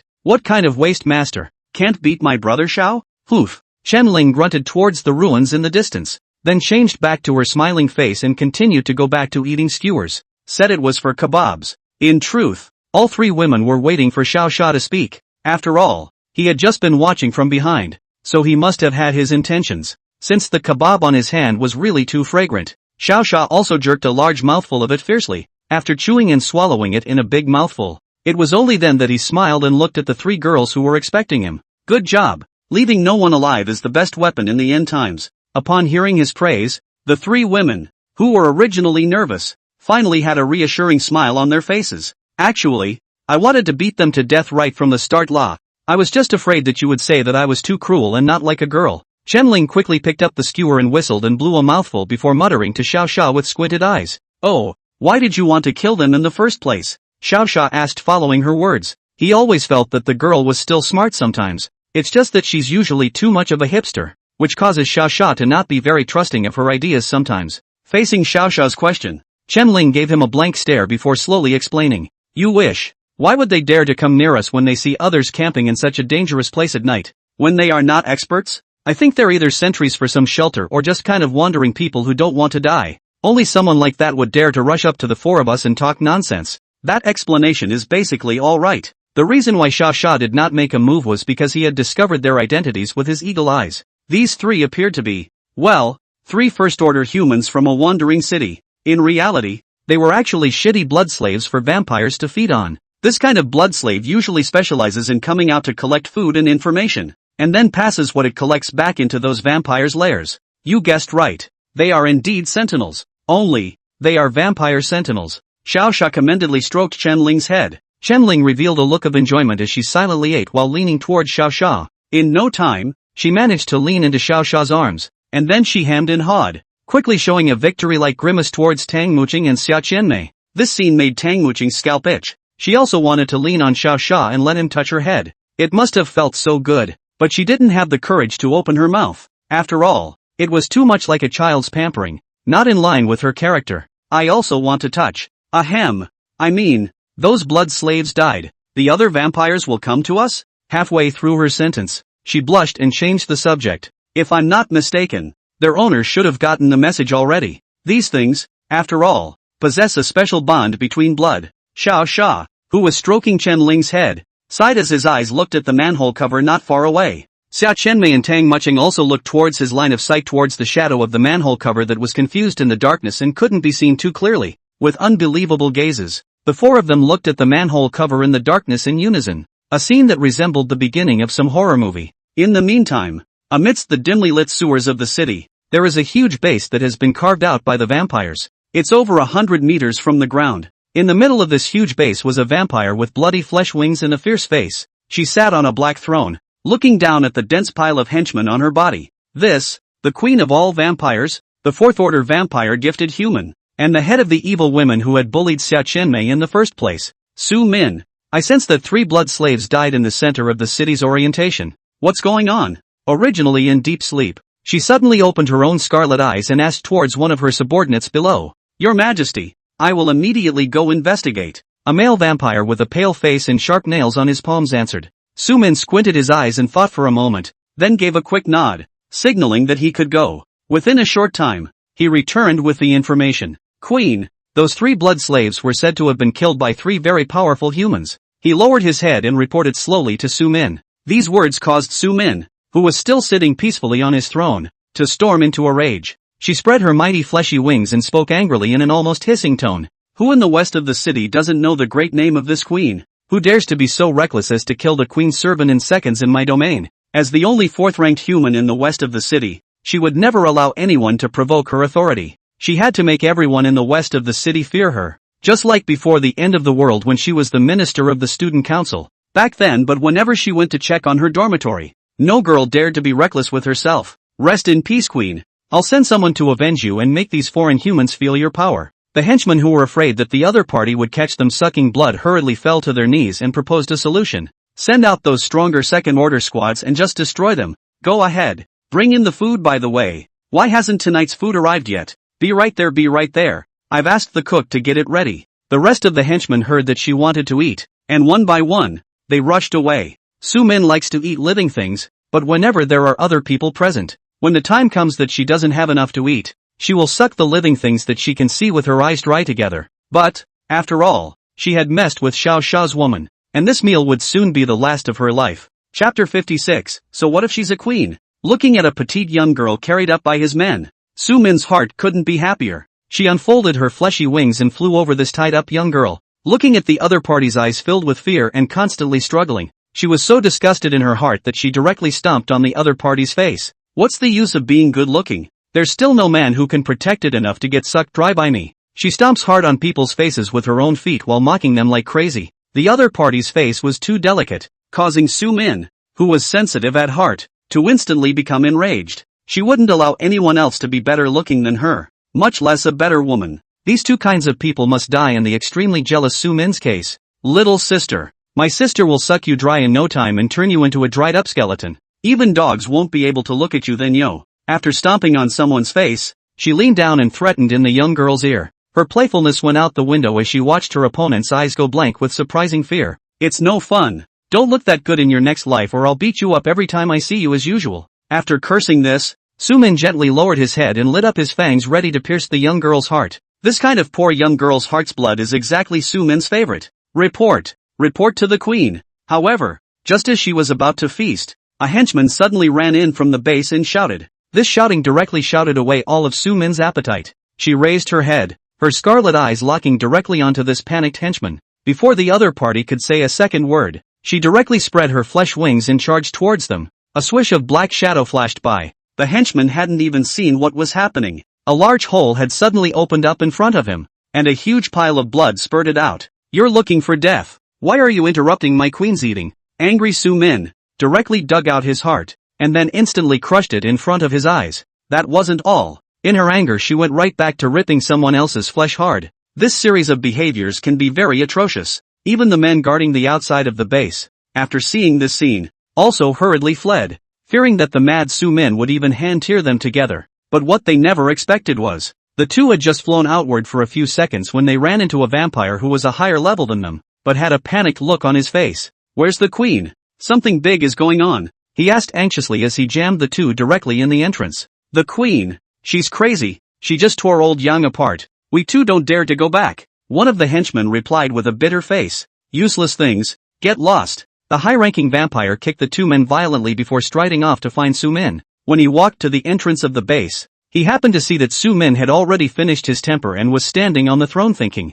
The bloody mess on the ground confirmed that the words of the two henchmen just now were indeed not scaring him. "Your Majesty, the second order squad we sent out was completely annihilated by the other side." He gulped and hurriedly knelt down to report the battle situation towards Su Min. And Su Min, who was still angry, couldn't help but feel angry when she heard his words. "You can't beat a second order squad, can't you guys get on a third order squad? To report such a small matter to this queen, do you want to die as well?" Feeling the other party's cold killing intent, and the scarlet eyes that locked onto him, the henchman didn't dare to say more, and hurriedly nodded and ran away. After 5 minutes, the furious Su Min finally sensed that something was wrong. She could clearly perceive it. The blood slaves that one had contracted were unexpectedly dying rapidly one by one. Even the third-order henchman who had just run out was suddenly out of contact. Which region's expert is this? Coming to the west side of the city? Su Min put away her temper and tried to analyze what was going on. It was possible for a third rank to kill a third rank in seconds, but he had a full 12 third-order blood slaves under his command.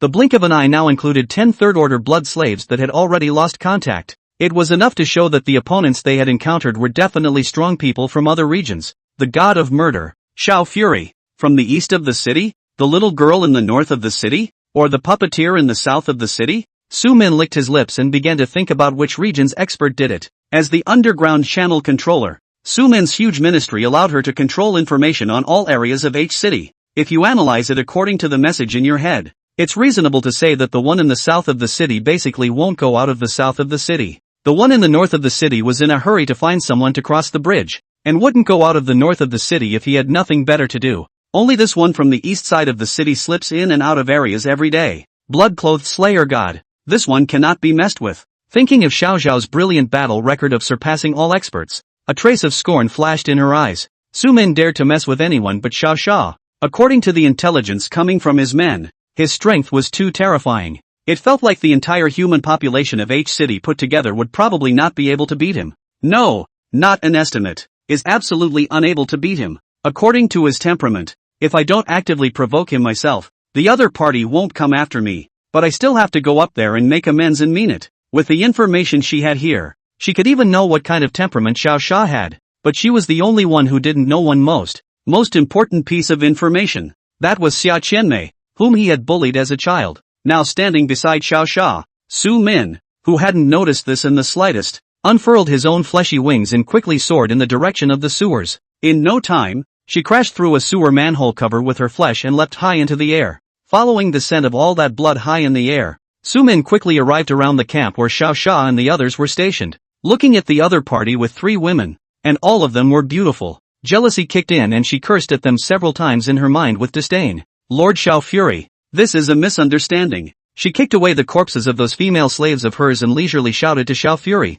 who was sitting in the center holding a kebab. Saw this inhuman thing walking around the neighborhood. Chen Ling frowned and was about to walk up and ask her what it was again. However, at this time, Xiao Sha, who had not moved for a long time, suddenly raised his hand and gently pulled her back. I'll take this one. You guys take a break. Seeing Xiao Sha's gentle smile, she knew that the other party's strength was definitely not something that her current self could fight.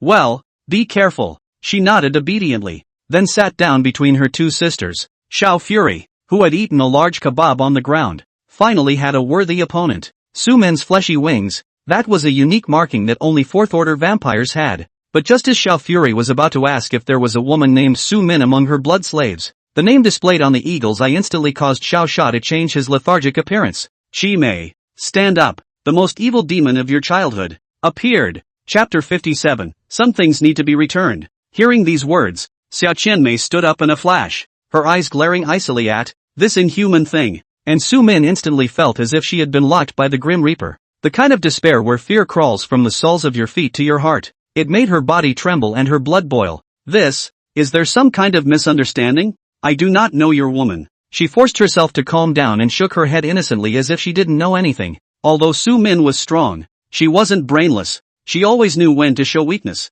Have you forgotten that you used to bully a fat girl in H City's 6th elementary school? Xia Qianmei asked coldly. Fat girl? Although it was also an old story, Su Min still had some memories. She glanced at the three women beside Xiao Sha, and didn't see a single one that was a fat sister in the slightest. So she concluded that the fat girl was probably just the sister of one of these guys or something. Sorry, I didn't know any better as a kid, and calling her a dead fat pig wasn't something I wanted to do. If she's still around, please let her accept my apology. Su Min replied with a relaxed face and no emotion at all. It's as if, as a child, the bullying that you led to cause was just a small thing. I am the dead fat pig in your mouth. Xia Qianmei suddenly sneered. These words caused Su Min's heart, which had originally been put down, to instantly fall to the bottom. She looked hard at Xia Qianmei for a long time, but she didn't see any difference between her and the fat pig in her memory.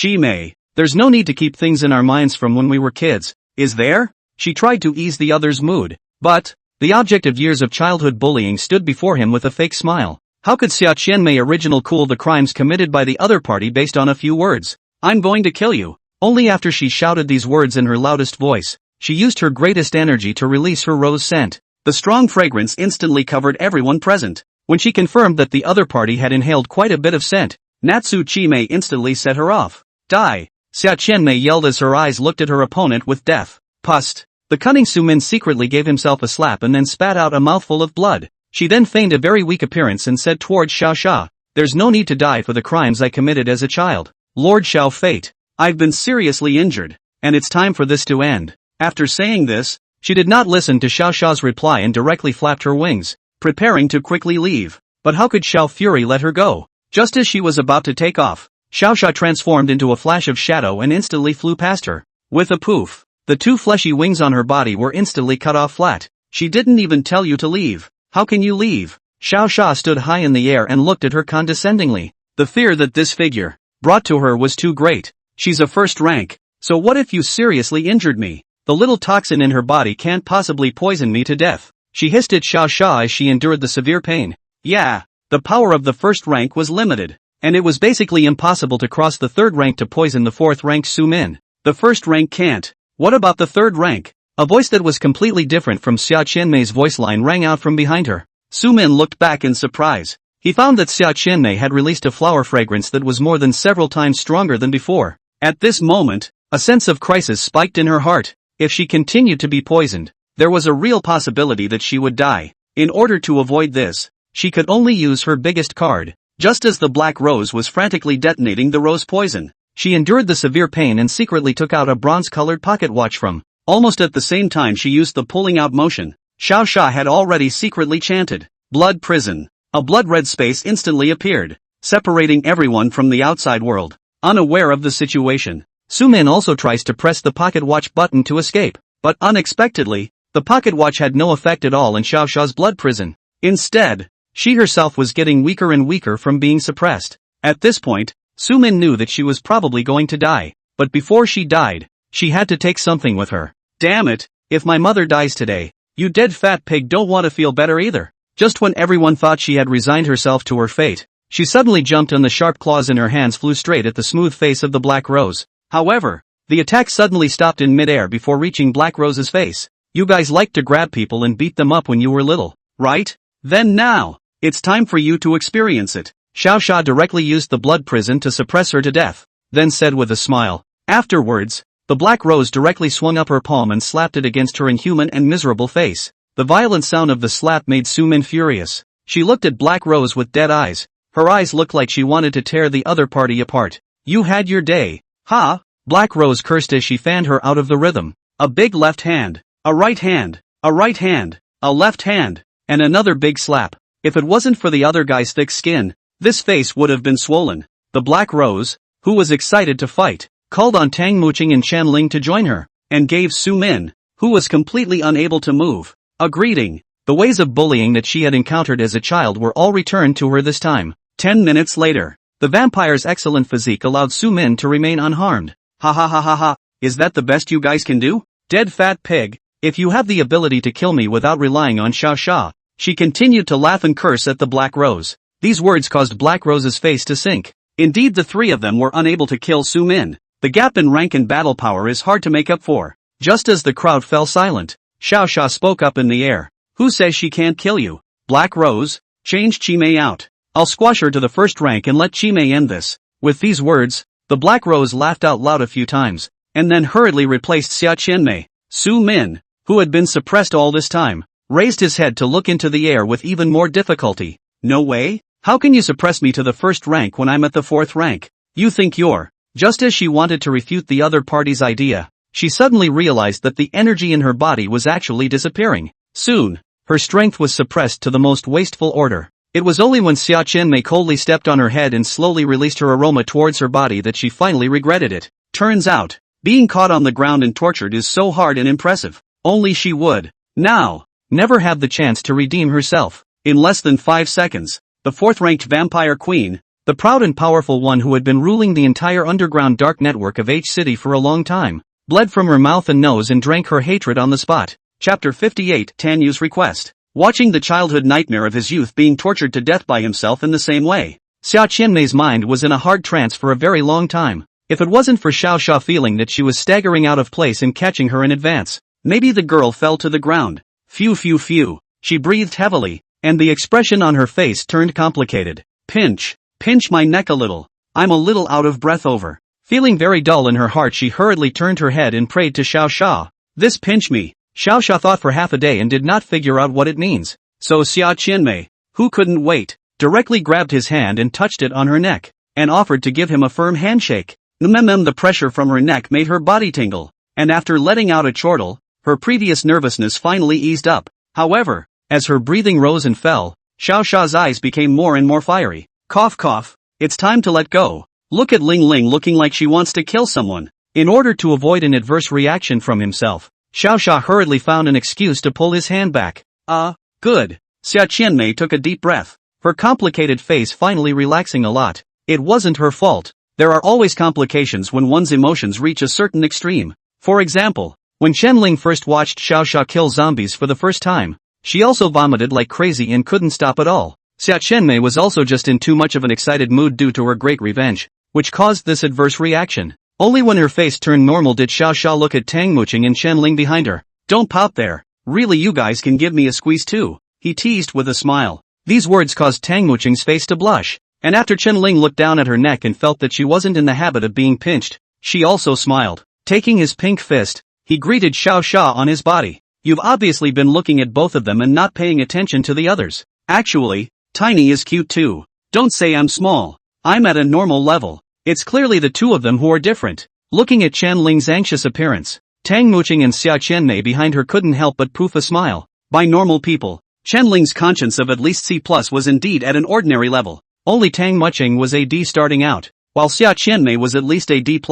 That was a full circle larger than Chen Ling. What's the point of dwelling on this? Hurry up and pack up. Get ready to go back. Xiao Xia took his hand and cupped Chen Ling's face to stop her from continuing to pound herself. Poof. Chen Ling snorted coldly and broke away, then very obediently began to clean up the remaining kebabs with the other two women. Not long after, all the things that could be used were taken back into the backpack by Xiao Xia. The three women, on the other hand, stood on two separate sides ready to leave. Xia Qianmei's blinking couldn't reach too far away, so she could only follow behind Tang Muqing and have her lead the slippery soil forward. Chen Ling, on the other hand, copied Tang Muqing's sliding skill and slid forward together with them. Although her speed was a bit slower than Tang Muqing's, she was at least a third-ranked earth sliding technique, and her speed could be faster than those sedans that hit the highway before the end of the world. Watching them sliding on the dirt, Xiao Xia felt that the talent of sliding on dirt was really quite fun. If he hadn't been able to fly, he would have loved to try a kind of dirt skating between cities at breakneck speeds. Let's go home. With Chen Ling chanting, a few people flew and slid, embarking on the not-so-distant journey home. The time soon came to the next day. Looking at Tang Muqing's exhausted appearance on the bed, Xiao Sha shook his head and walked out of the room. I would have gone to bed early last night, but the two of them, Chen Ling and Black Rose, got into it and had to try to see whose talent was stronger. The result was that together with Tang Muqing, they couldn't beat Xiao Sha and were tortured by him for a night. This hundredfold physique. Once you fight, you simply can't stop. He touched his nose and sighed with a smile, sighing, and casually, from his backpack, he rummaged through a number of breakfasts and walked out to the backyard to eat them. As he ate, he acutely sensed someone approaching in the direction of the villa. The pace is brisk and light-footed. If I'm not mistaken, it should be the little boys and girls who often give themselves the news. This little guy came over to find me so early in the morning. It should be something urgent. He pondered slightly for a while. Then he directly put down his breakfast and flew to the front of the villa. From the air he had seen a blurry shadow. Only, the faster the figure got, the more wrong it became. Tanuki? How could it be you? After landing on the ground, he realized that this little girl was actually that immortal god Phoenix who often taunted him. Xiao Sha revealed an expression of uncertainty. I have something I want you to do. I'll do anything to get you to agree to do me a favor, including that sort of thing, as long as you don't mess around too much. Tanyu's small face was red and she nervously said 3 words, which caused more question marks in Xiao Sha's head. Hold it. Let me run through what's going on. Xiao Sha interrupted, then looked her up and down for half a day, even checking her panel with his eagle eyes. It was only after he was finally sure that this was really Tanyu that he said something in a nagging voice. Say, aren't you in the north of the city, running over here all by yourself? Tanyu lowered her head and didn't say anything, not knowing what she was thinking. Hey, why are you frozen? Xiao Sha poked her little head. The thought that the person who taunted his waist every day in his last life had come over and begged him. Xiao Sha's heart was really cool, though it's also true that in his last life, Tanuki wasn't his mortal enemy, and sometimes helped him fend off enemies from outside the city. But the condescending look on the other side always made him feel bad. I want to go to G City, please, help, okay? Tanyu suddenly fluttered to her knees, her face turning into a look of extreme supplication. As long as you take me there, I'll do anything. This begging look with this lovely face of hers really makes Xiao Sha want to hold her down and ruthlessly pinch her face. Ahem, can't think wrong. So cute, how could he possibly get off on it? What are you doing in G City? He cast aside his thoughts and helped the high-spirited young girl, who had never begged for help in her previous life, up off the floor. My sister is studying over there. She's my only relative. Tanyu stared at Xiao Sha and spoke her answer. However, these words caused Xiao Sha, who originally had an incomparably relaxed face, to instantly fall into deep thought. If Xiao Fate remembered correctly, Tanyu had never even mentioned her sister in her last life. So her sister,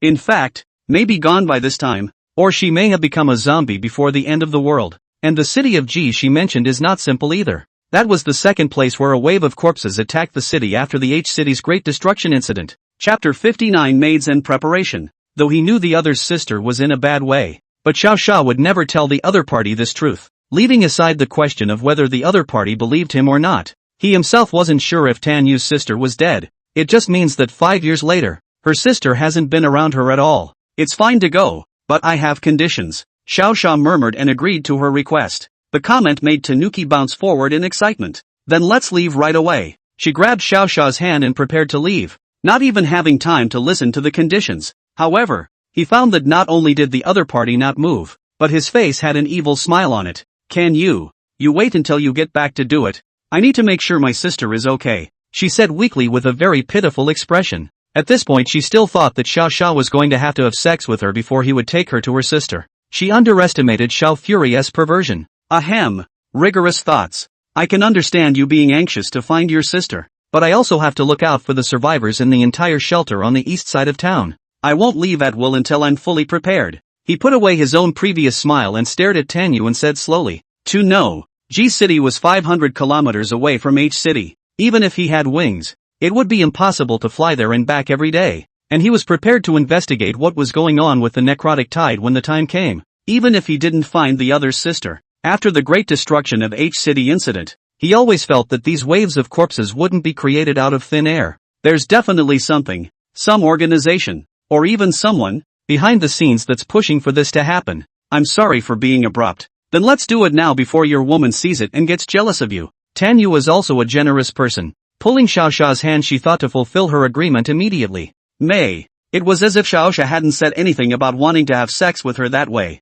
and hadn't even gotten around to making his own offer. Looking at the anxious Tan Yu, he smiled evilly and pulled the other back. When did I ever say I wanted to have sex with you? Do you like guys? What like guys? I mean, I'm not in a position to fuck you. So what are your terms? Hearing the conditions that Xiao Sha attached his ear and gently spoke out, an unbelievable expression appeared on Tan Yu's face. She thought hard for a while before she turned her head violently to look at Xiao Sha. Are you sure? You're asking for a little cutie with a clear voice and a soft body that's easy to push around. Be your maid? Or one of those permanent personal maids? Tan Yu's expression was like she was looking at a little cutie. Like, she really couldn't figure out what Xiao Sha's reason for doing so was. A maid is not a slave. So what are you afraid of? It's just taking care of the living and living. Isn't it good to help out when you're not doing anything? Xiao Sha replied to her righteously, with an expression on his face that, this kind of thing is normal. Although Tan Yu was extremely torn between her clenched fists, she finally let out a sigh of relief and nodded her head in agreement.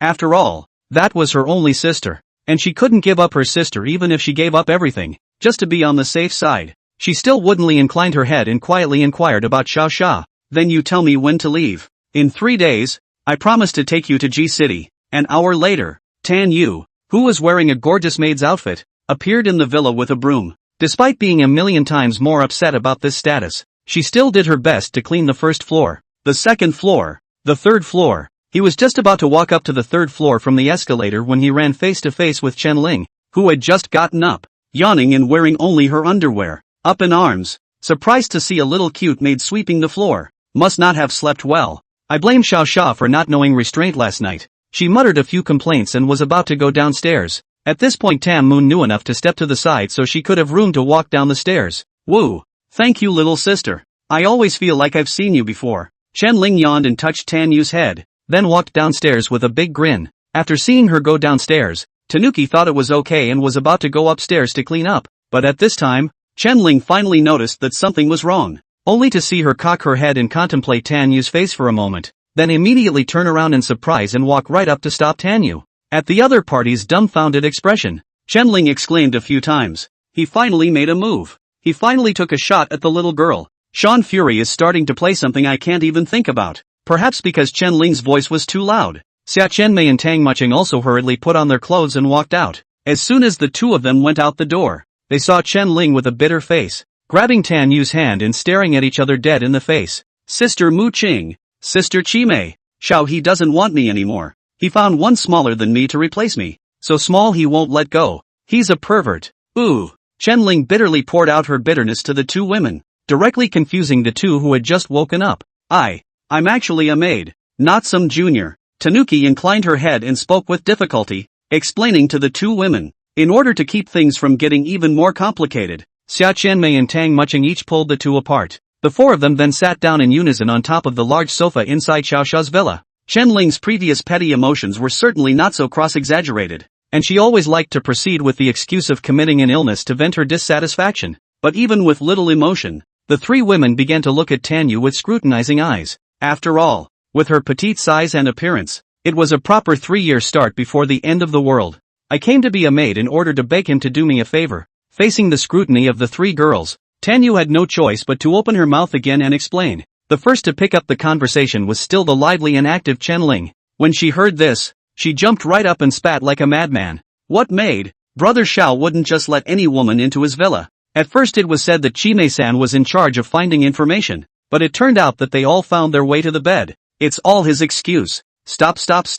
Ling Ling, don't scare people. Tang Muching hurriedly pulled Chen Ling back. If this was not stopped, it was estimated that she would have to imitate all those details from the Xiao Fury battle. Chen Ling belongs to that kind of crazy personality. Only Tang Muqing can pull back. Taking advantage of the two pulling aside, Xia Qianmei took the initiative to walk over to Tan Yu and took the broom in her hand and put it on the floor. At the other's puzzled gaze, she smiled slightly and explained to him. Tan Yu, right? Actually, Spirit is right. Xiao Fury really wouldn't just let a random woman in. There must be something about you that attracts him. He just doesn't tell you. Tan Yu was silent, but the other party's words had changed her impression of Xiao Sha quite a bit. Well, just a little bit. Chapter 60, she's still young. 2 days passed in a flash. Even though Xiao Fury didn't do anything, Tan Yu was also sleeping alone in the next room, but only Xiaosha would make her and treat her like a maid. Chen Ling and the others, on the other hand, treated her like a sister, and even sometimes Chen Ling would come over to chat with her on her own accord.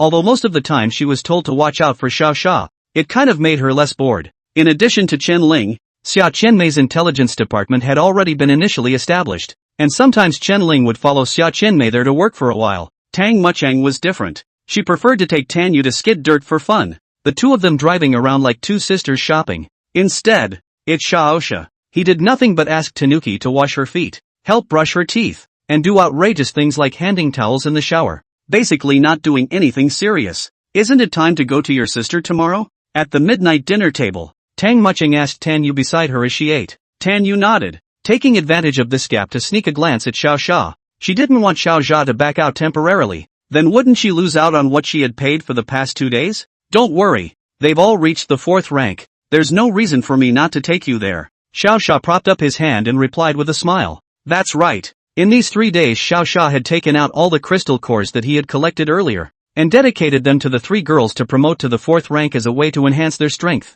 He paid 1/3 of the crystals in his backpack and accomplished this very easily. Another 1/3 of the crystal cores were left for Wang Ming as a way to enhance the strength of some key residents. For the last 1/3, Xiao Fury kept it as a spare. Although he couldn't absorb this kind of low-rank crystal core right now, it would definitely be useful when the two of them traveled to G City, no matter if it was to buy people's hearts or gain information. Hey, others, you use body is so small, don't mess around. Chen Ling suddenly turned her head to look at Xiao Xia and muttered. That said, is he the kind of man that Xiao Fury is? Such a cute tanuki she could go down on her hands? Is it possible? Well, it's definitely possible. A man's desire for conquest had been buried as early as Tan Yu's phrase, men can't do it, in his previous life. Of course, if the other guy didn't have that in mind, he didn't have anything to be tough about. Anyway, the last few days of making her had pretty much taken the piss out of her last life. I'm not that kind of person, and you can see that Tan Yu doesn't give me a good face every day. There's no way she'd let me touch it. Xiao Xia responded with a smile.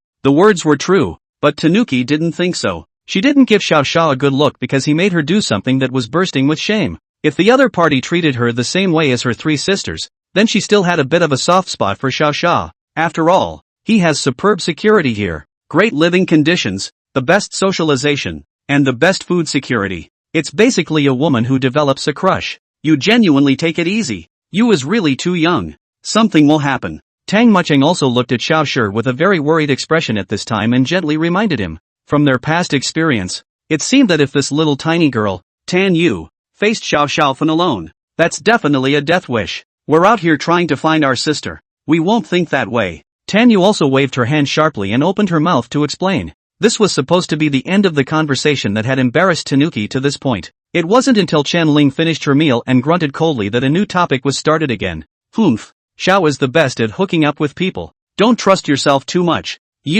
I hooked up with what me? Aren't you guys the ones who hooked up with me? Who hooked you up? You're the one who hooked us up. Don't talk nonsense. Oh, but I seem to recall someone saying they wanted to be my mistress. Who was it? You're not allowed to talk nonsense. I didn't say anything like that at all. In the end, amidst the jeers of the crowd and Chen Ling's blushing and annoyed expression, this dinner was finally finished. Tan Yu, who liked to take walks, spoke to a few people before heading out for a solo stroll. About 2 hours later, Tan Yu, who was much cooler and more relaxed, finally returned to the villa. Only as soon as she opened the door, she saw a scene that made her blush to her ears. Chen Ling was disheveled and collapsed on the couch, huffing and puffing. The blush on her face proved that Xia had been through a great battle. Embarrassed, Tanuki tiptoed into the bathroom after covering her with the blanket, ready to wash her face and rest. As a result, as soon as he opened the toilet, he saw the two of them, Xiao Xia and Tang Muqing, standing in the toilet and were looking at themselves with some sort of strange expression.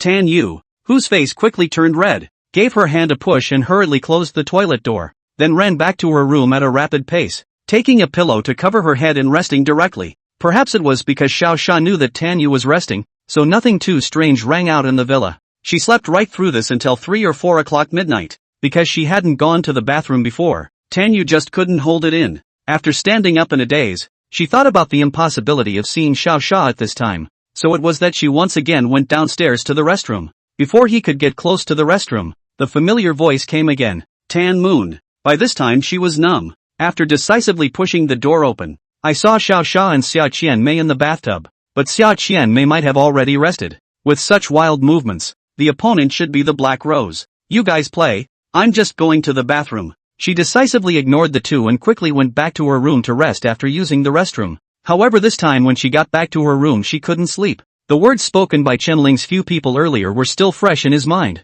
Now she was finally starting to believe them. Looking at this situation, if Xiao Xia messes around, with this body and bones, she might really die. You, heavy dark circles under your eyes today. Did it bother you last night? Actually, I don't blame them. Xiao Xia is gone with you this time. It might be several days before they come back. They also need to charge some interest. You understand. In the face of Tang Muqing's explanation with a smile on her face, Tan Yu said she needed to be quiet. The scene that happened last night made her tingle so much that she didn't fall asleep afterward. Come on, go to Ji and sober up. Xiao Xia smiled and held Tan Yu, who did not have any pushback, and flew straight up. Tang Muqing didn't say much when she saw the scene. After all, what was said and done last night was more than enough. Come back early and be safe. She waved goodbye to the two who had flown away. Feeling the fresh breeze in the air, Tan Yu was getting sleepy. In the end, she chose to tug on one side of Xiao Xia's bloody coat and cover her little head to sleep peacefully. Sister, wait for me. Despite being asleep,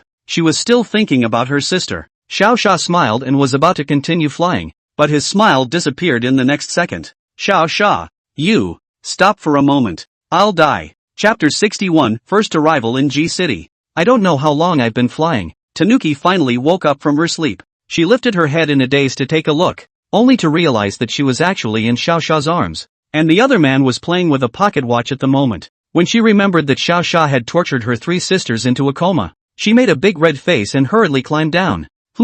You're awake? After noticing the movement, Xiao Xia narrowed his eyes at her. Did you just mess around? My body is aching up and down. She pointed at Xiao Xia and asked cautiously. She could plainly perceive a paroxysm of pain in her neck and lower back. Is there a possibility dash? It's the fact that you just slept in a position like a snake and had your body held by me that caused the bout of pain. Xiao Xia replied very flatly, then continued to play with the pocket watch that he had retrieved from Su Min. This thing is by definition something that was developed specifically by the Annihilation Organization. The mimic bugs. But Xiao Xia did not find any trace of the black-robed man at the scene or in the sewers at that time, so it was very likely that Su Min was also just a pawn that they happened to look at. Next to her, Tanuki touched various parts of herself to make sure there was nothing wrong before she sighed in relief. But when she thought that she slept so dead, Xiao Xia did not have any idea at all. She felt a little hard to get up again. You really didn't do anything? She inquired again. At this time, Xiao Xia turned his head and threw the pocket watch in his hand to her, followed by a playful smile on his face. Is it something you'd really like me to do? Tan Yu took the pocket watch in a panic and pretended not to care as she returned. Who cares? Looking at this Tan Yu who seemed to have a little arrogant attribute on her, Xiao Xia didn't have the time to bother with her too much. G City is here. Where exactly is your sister's school? He asked to it while looking at his surroundings. Tan Yu also looked around at this moment along with Xiao Xia's line of sight. This lush woods, plus a monster hiss. It was obvious to learn that this was some suburb of G City. My sister's school is called G City 6th Middle School.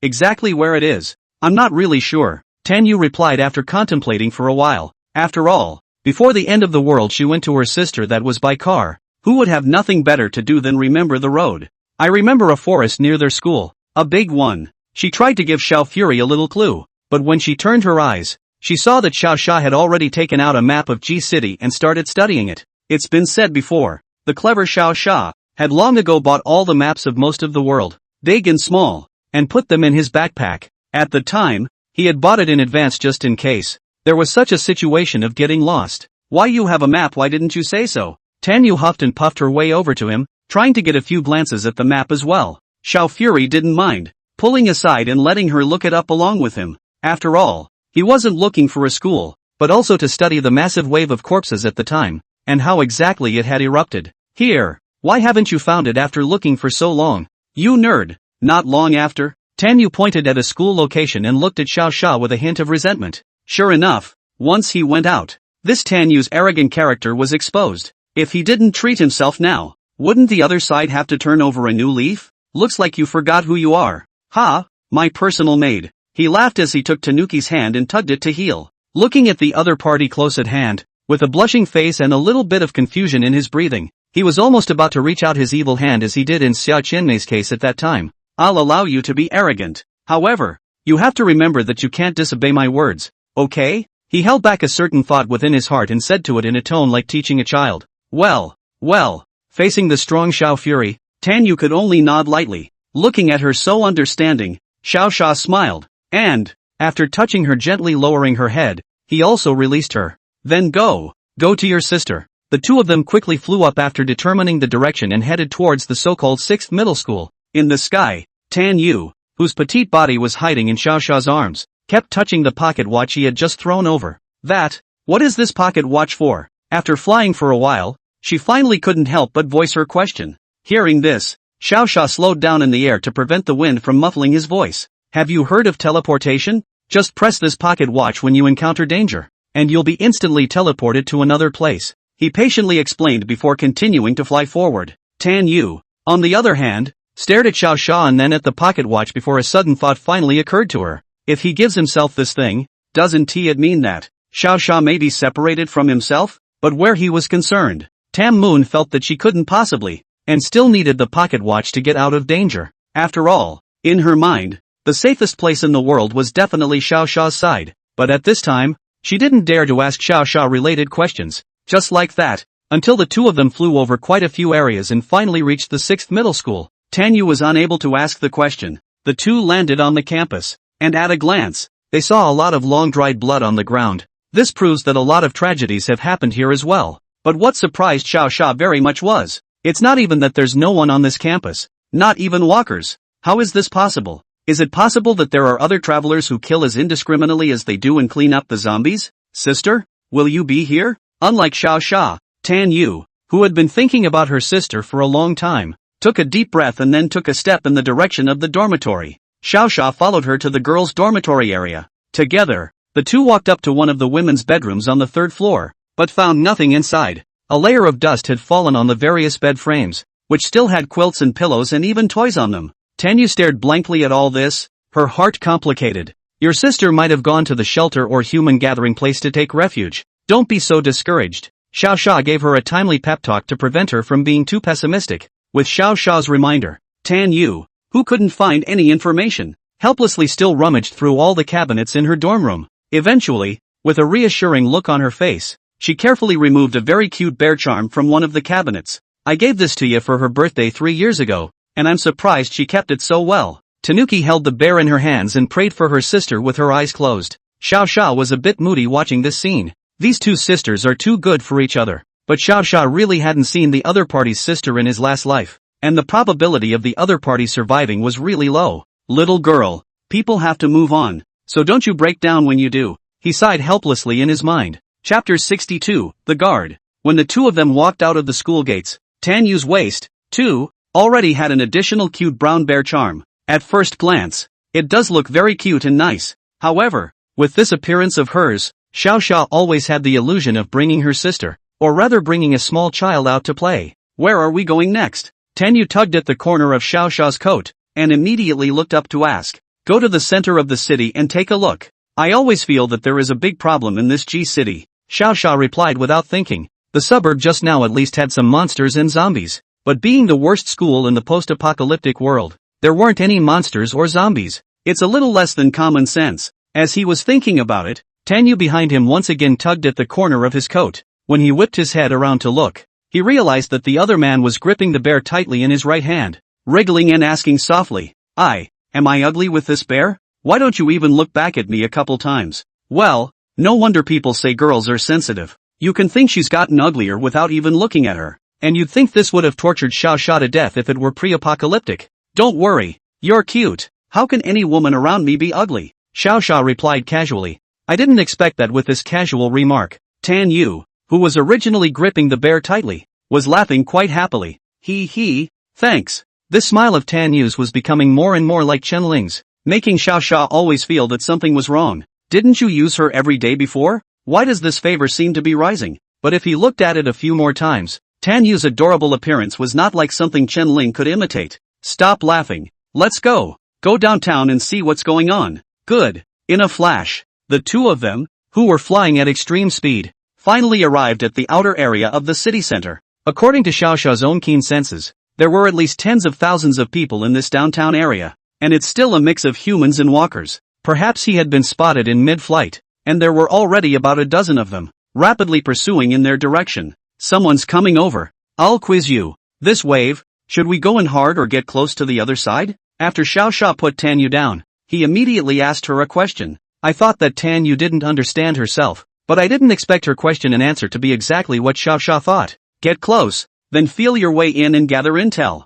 she replied confidently. When Xiao Xia asked her why, Tan Yu even pointed to the center of the city and leisurely replied, if you were going to go in hard, you'd have gone in and shot them all. You wouldn't have had to stop here at all. These guys can't beat you anyway, can they? Good lord, this Tan Yu is quite cute for a little one, but the little brain was as smart as Chen Ling. Well, that's right, reward you, the identity you'll apply later. From maid to sister, Xiao Xia said with a smile, but Tanuki obviously didn't care about any maid or sister, just as long as the two could get in and find their own sister anyway. Not much longer. A group of men in silver armor were yelling at the two from a distance. G City Patrol, please stop for inspection for the two in front of you. Originally, the two had no intention of leaving, but also obediently waited for the dozen or so people, vociferously, to come to heal. Proof of your access, please. The man in charge opened his own helmet and addressed the two with a serious expression. It's hard to imagine. The end times have only been happening for about 6 months.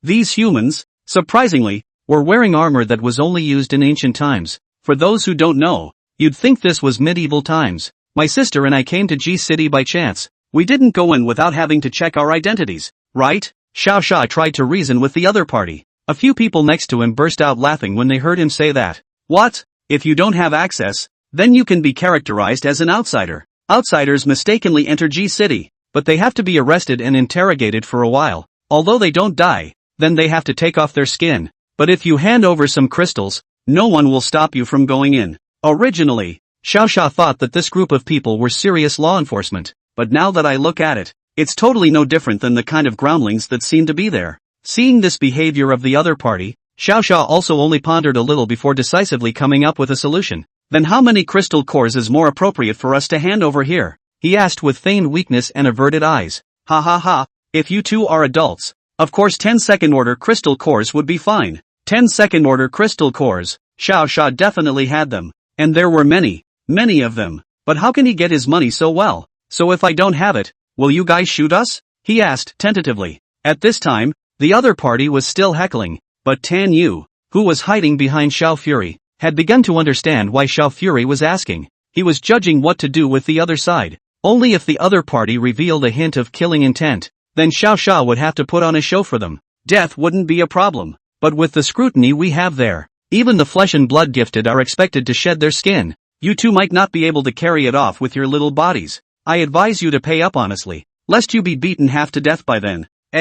Originally, Xiao Fury was thinking of leaving the opposite side some chances, but now it seems that they are not very eager to give themselves a chance. Tan Yu, ever played king? Xiao Xia suddenly turned his head and said to her with a smile. Tanuki shook his head with a confused look on his face, stating that he didn't usually play games. There's a classic line in there. Do you know what it is? What is it? The phrase called, if you can't get to the road, use your fists to open it. After saying these words, Xiao Xia turned around, ready to give this group of people a small lesson. And as the other party looked at the invincible look on his face, his original smirk changed to anger. Grandma, you kids are playing us, aren't you? Today I'd like to see how the two of you can outfox a dozen of us. As soon as the words of this group of people fell, Xiao Xia was also ready to do some good maneuvering. But on the contrary, the moment when the swords were drawn was suddenly interrupted by a very soft voice. This gentleman, please stop. It wasn't that Xiao Xia was interrupted by these words that he didn't make a move. Instead, Tan Yu, who was behind him, suddenly pulled on his hand, signaling him to stop for a moment. For the sake of Cutie's face, Xiao Xia could only grudgingly give them a bit of a chance. Not long after, a woman in a light yellow blouse with an anxious look on her face ran to the two from a distance. When that escort saw the face of the visitor, his face instantly changed, and he directly kneeled down and saluted in fear, not daring to say a single word more. But this is the same woman who made them so afraid, yet it was right under their noses. With a nervous look on his face, he walked over to the two outsiders from earlier and pleaded for them. The people below don't know any better, so please don't blame the two of you. Chapter 63 Deterrence. The scene just suddenly froze. Those escorts were dumbfounded. At this moment, it so happened that one of the unintelligent subordinates suddenly raised his head and said with a disdainful look at Xiao Xia, Minister, why are you pleading with outsiders? What's so great about them? Pust. As soon as he finished his words, the woman quickly drew her sword with a gaze. The moment the sword light cut through, blood flew across the air, and a fresh life instantly dissipated into the air. Is this treatment satisfactory, Your Excellency? After slashing her own subordinate to death with a sword, she smiled and inquired to Xiao Xia. At this point, even if the remaining people were stupid, it was impossible for them to keep talking. For a while everyone waited silently for Xiao Xia's reply. It was as if he was a Yama who had taken the book of life and death, and whoever he scratched would have to die. Tough enough. I'm satisfied. Xiao Xia first laughed. At this point the woman thought it was alright and was just about to continue speaking. However, the next second Xiao Fury once again changed his words. But I was stopped before I even reached the city, and I was threatened a bit for no reason. So how does this count? Hearing this the woman broke out in a cold sweat. These dogs are not good at what they do. Why are they messing with this one? As a human with the dual talents of healing and sword saint, she could see the good and evil values on others. There's not much in the way of special effects on generally good people. Then the bad guys and those murderers will have a little bit of black shadow on them that no one else can see. And Shaughnessy, the dark shadows on him were all straight up dozens of stories high. If you really want to draw a comparison, it's probably the feeling of Red Lotus Godzilla entering the city with a blazing fire. So much so that at that time, Xiao Xia was still chatting with Tan Yu outside of the city, and all the women in the city already knew that he had come. She had run out as fast as she could to prevent this ultimate killing god, who had killed who knows how many things, from messing up. But in the end, I missed it and let the damn things threaten people. Deal with it yourself. Follow me up when you're done. I'll ask something. Xiao Xia chose to throw the question to the woman, while he himself pulled Tan Yu and headed towards the city center. Once he was gone, the escort had thought it was fine, but unexpectedly, the woman coldly stood up, and after clenching her teeth, she quickly swung out a few swordlights. When she put away her sword, several more fresh lives completely perished on the spot. If you want to blame, you should blame yourselves for not having the eyes to earn some pocket money. The woman looked at the several bodies on the ground and shook her head without pity. 5 minutes later, Xiao Fury and Tan Yu, led by the woman named Huang Wenjing on their behalf, arrived in the middle of the patrol bureau in the center of G City. All along the way Xiao Xia was observing the situation inside the city. Most of the buildings along the way were in a semi-destroyed state. There were quite a few humans, and basically no monsters or zombies to be seen. This is the state of downtown G City. How can I say it? It was better than what Xiao Xia had imagined, but it always felt like something was still a little off somewhere. Long story short, can you guys find out information about other people here? We're looking for a girl named Tanya. Before the end of the world, she lived in G City's 6th middle school. Just after sitting down at the patrol bureau, Xiao Fury opened the door to his request. Anyway, he wasn't interested in any patrol bureau, and the identity of the woman, and stuff like that. Helping Tan Yu find her sister was the first thing he should address. I'm sorry, although I'm the head of the patrol bureau, I'm unable to collect information on everyone in the city right now. Huang Wenjing revealed a helpless and apologetic expression. The arrival of the end times was followed by unbelievable chaos. Although patrol bureaus were built and order was found, but people don't readily disclose their information and talents these days, so they can't find people through their identifying information. As for the previous certificate of access, that was simply just a piece of paper with no information about so-and-so. Having said that much, I haven't asked you two for your names yet. Seeing that the situation was suddenly a bit quiet, Huang Wenjing tried to find something to talk about. I'm Tan. Tan Yu was about to reply, but Xiao Fury gagged her mouth with his finger. He then smiled and looked at Huang Wenjing, replying to him with a calm face. I, the god of kill, and this is the immortal god Phoenix, Tan Moon. These two names shocked Huang Wenjing. She was sure 100% certain that she had definitely heard both names before, but for some reason, she couldn't remember the information in the slightest, as if someone had obscured it. Can I ask where you guys are from? She tried to get more details from the two, but Xiao Xia was naturally too lazy to explain this kind of problem.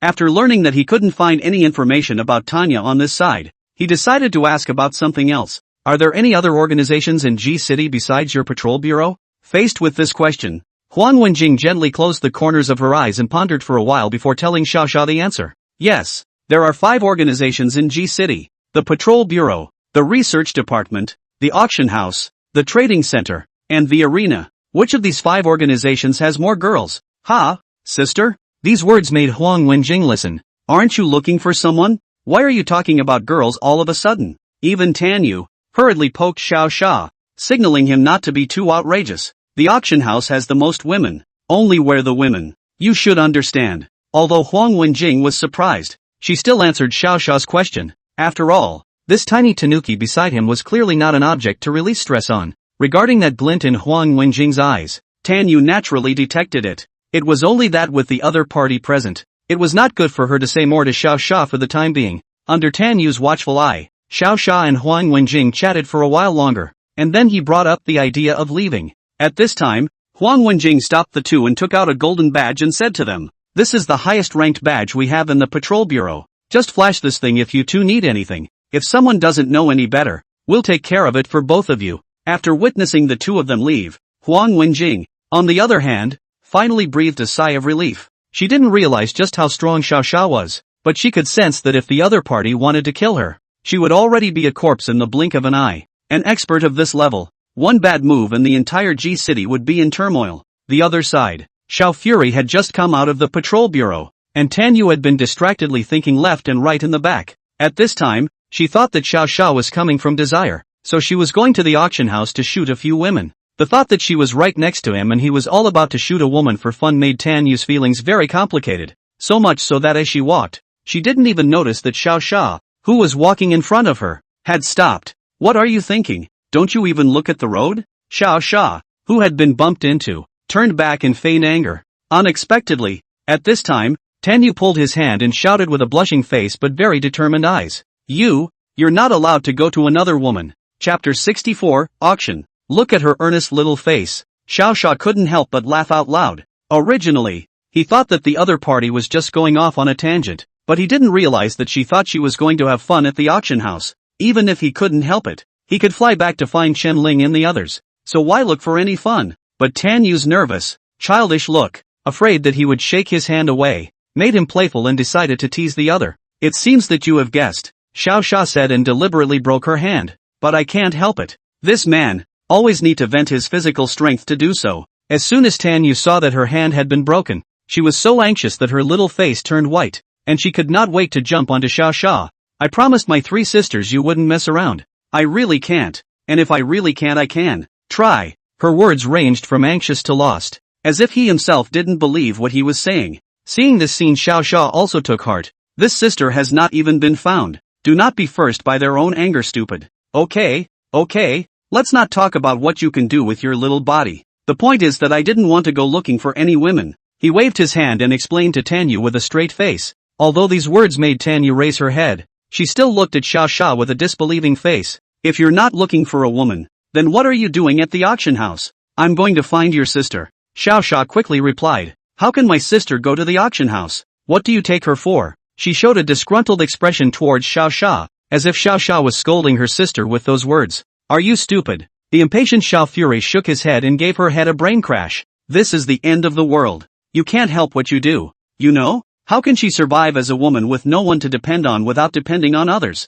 Do you think she's me? Or do you think she's as resurrectable as you are?" This scolding plus a brain crash finally straightened Tan Yu out a bit. Yeah, his own sister wouldn't necessarily be able to obtain such a powerful talent like her and Xiao Sha. So unsupported. She does tend to show up at the auction house. After learning that she was really wrong about Xiao Sha, Tan Yu instantly panicked. Covering her head with tears in the corners of her eyes, she gently tugged on Xiao Sha's coat, then said uneasily, "I'm sorry. Hurry up and follow me. If I want to find a woman I'm looking for you." "Shoot, what woman? Really?" After saying these words, Xiao Zhou walked towards the so-called auction house. Hearing this, he learned that the other party still had thoughts about him. Tan Yu somehow managed to get a surprised smile on her face and quickly followed after wiping the hint of a tear off her face. "I thought Xiao Zhou didn't care if she cried or not, but I didn't expect that." Just after walking to his side, he took out a pack of tissues from the air and handed it to Tan Yu without saying anything. Now she was even happier in her heart, and the smile on her face was even brighter, like a small child who had eaten candy.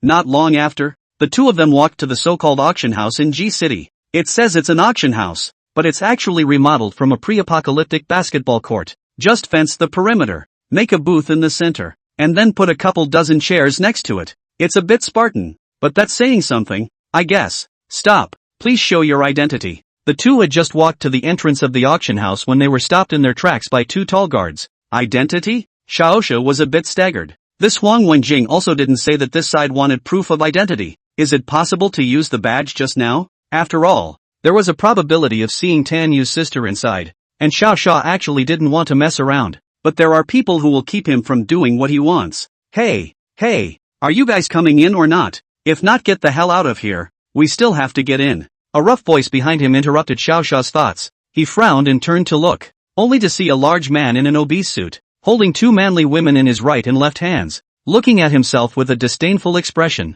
The outfit resembled that of a thug, or a grouch from some movie. Wang Yang, second order ability transformation. Battle strength, 2300. Looking at the other side of this panel, Lo Xiaoxia all shook his head. Really, even the wild monsters he brushes are stronger than this kid. Yeah, how do you get into an auction house without an ID? What a turd. Humph. Brother Wang, leave them alone and shine your identity to scare them to death. The two women beside him also began to daintily fan the flames of Wang Yang. At this point Wang Yang did not know what kind of person was standing in front of him. He was only seen skimming his lips, and then very godly, he walked past Xiao Xia and showed the guard a green badge. Old me contributed dozens of crystal cores to get this badge from the trading center side. Humph, you think? He waved the badge on his hand in a godly manner toward Xiao Xia, as if showing off how powerful he was. After the guards saw this badge of his, they also let him through immediately. Only, due to the low grade, he couldn't stay to bring people in with this badge. The two women, who had been smiling broadly,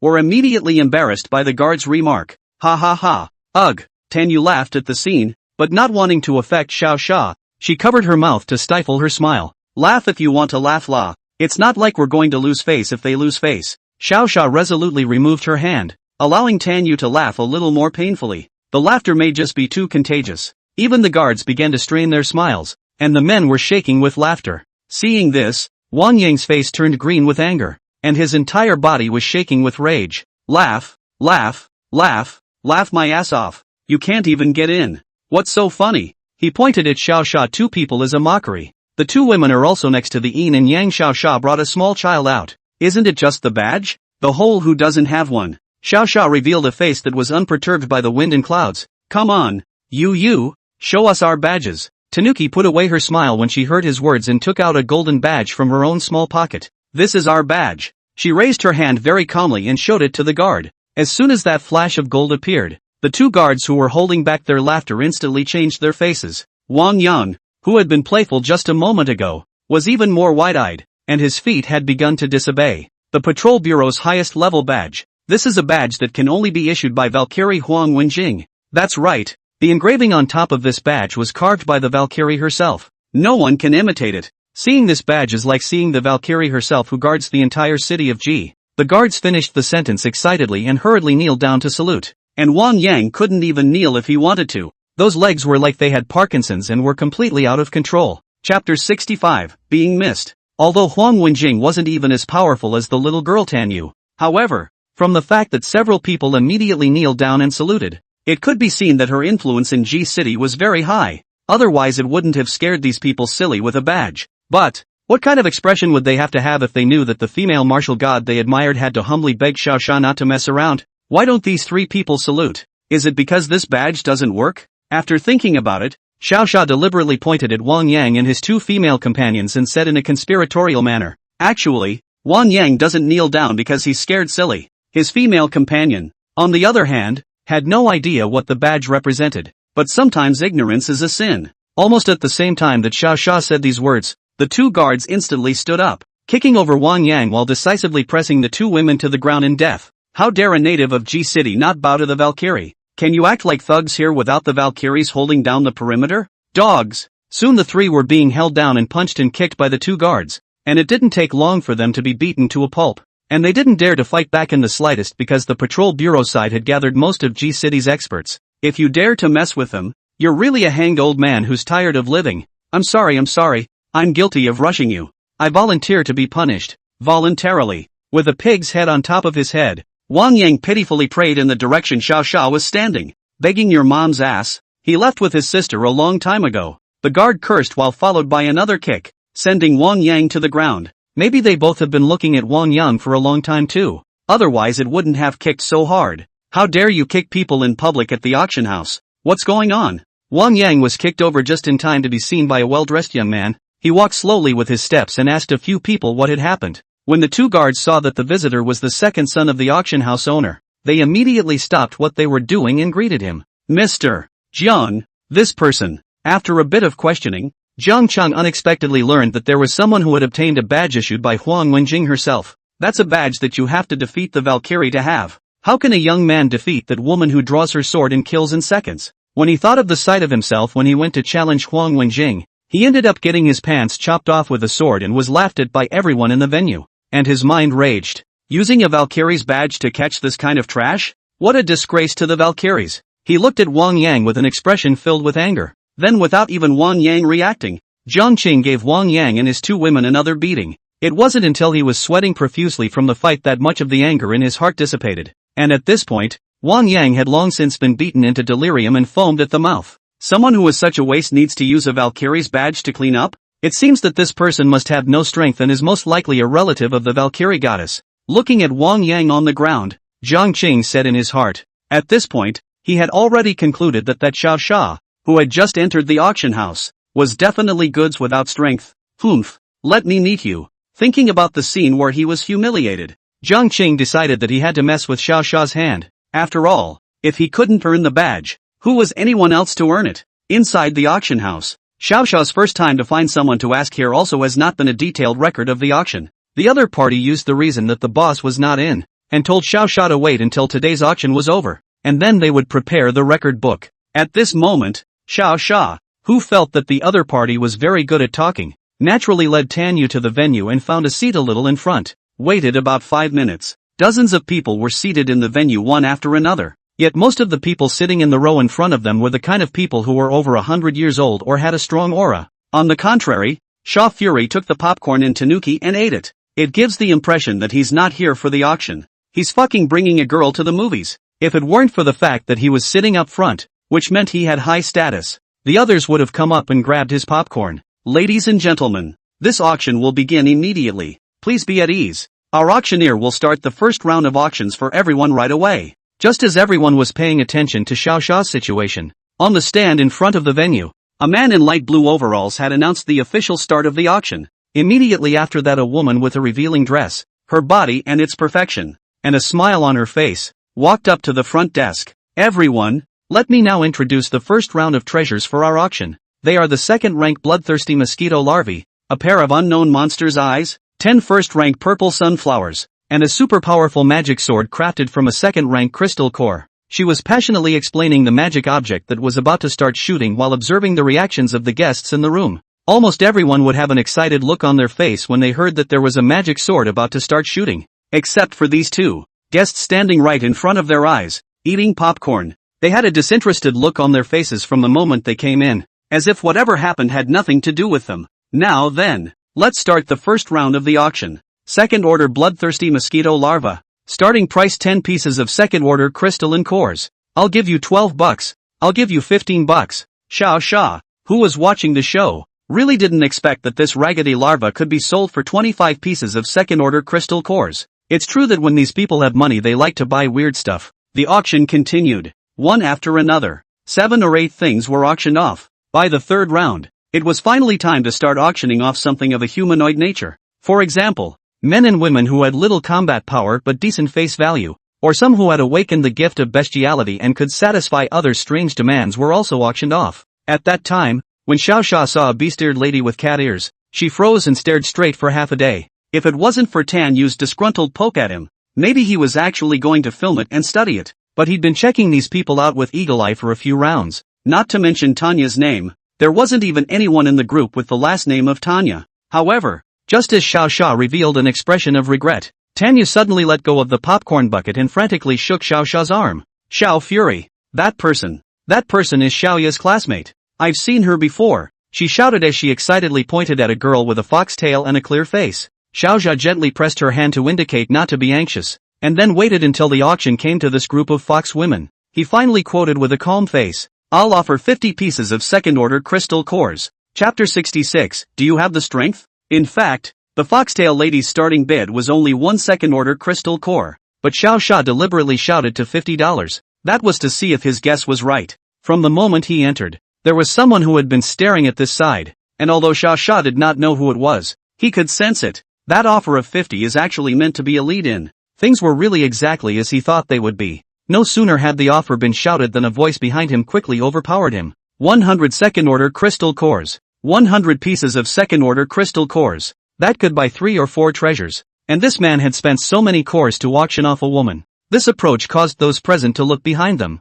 when they realized that this person was actually the owner of the auction house, Jiang Wu's second son. The murmurs suddenly became much less. A woman you want to rob with me too? Don't pull me. I have to rob him to the end. 200 second-order crystal cores. Xiao Sha turned his head and said as he feigned fury, and Tan Yu was just about to remind him that it wasn't this woman, and after seeing him in this state, she knew immediately that he must be setting someone else up again. You want to buy it for $200? I'll offer 500 pieces of second-order crystal cores. Jiang Qing shouted with his neck sticking out once again, causing the crowd to murmur. 500 second-order crystals. How many fox girls can you buy? How is it that all the young people nowadays are crazy? Having 500 crystal cores and not buying anything else, they all use them to satisfy their strange desires? $500 ah, then I'll let you have it. Seeing the other party's offer, Xiao Sha smiled and sat down. The offer is just amazing. Let's congratulate eldest Prince John for winning the auction for one of the beautiful fox girl slaves. The auctioneer also froze for a moment before smiling and congratulating. Everyone clapped their hands and congratulated him at this moment. Even Xiao Sha was like you're a cutie. Expression. Clapping for him. Jiang Qing instantly felt as if something was wrong. That said, didn't he deliberately raise the price so that Xiao Sha couldn't buy it? How come you're the big bad seed now? Stop. Stop. Stop. No. That fox girl should have been sold to him for $200. Jiang Qing suddenly yelled as he pulled his neck out. This action confused those in the room even more. Why did you suddenly let someone else have it when you obviously shot it yourself and then didn't want it? It seems that your so-called Mr. Jiang is a poor man, offering a price and not being able to afford the auction. At this time, Xiao Sha also stood up and mocked at him without the slightest fear. Originally, Jiang Qing was not used to seeing Xiao Sha, and with this mockery, he was directly angry. Surrounded by many people, he directly stood up on the ground and shouted while walking in Xiao Sha's direction. What are you pretending? Who says I can't afford it? Then why didn't you buy it when you bid on it? I don't want to discourage other people from bidding with high prices.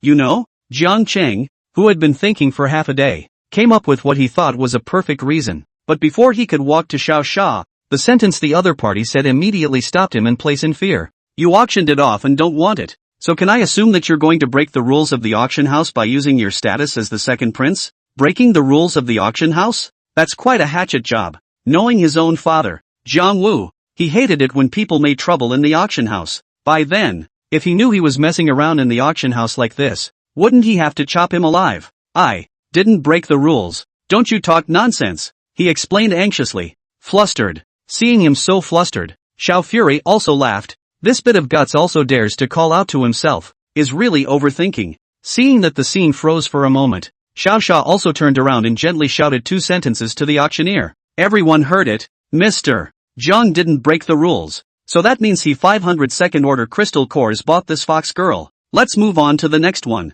For a while, everyone was bowled over by Xiao Sha's boldness. The ones who could be so arrogant in someone else's territory, they had seen. But the only one who could be arrogant in someone else's territory, and disliked them so much that they were directly blue in the face and incoherent, was Xiao Sha. Then, let's move on to the next fox girl. The starting bid is still 1 second-order crystal core. The auctioneer froze for a moment, but eventually used his superb professionalism to auction off all the items. Xiao Sha was also under Jiang Qing's death glare, and very simply got his target with a starting bid of 1 crystal core. Why are the others afraid to follow? The main reason was that Jiang Qing didn't dare to continue to follow the shot, while the others didn't dare to get involved in the conflict between the two. After all, one of these two people had an honorable status, and the other was the son of the owner of the auction house. It could be said without hesitation that all of the people in the room combined would probably not be able to do anything more than the two of them. That's why everyone very wisely chooses to avoid it. After the auction, just when everyone thought this farce was about to end,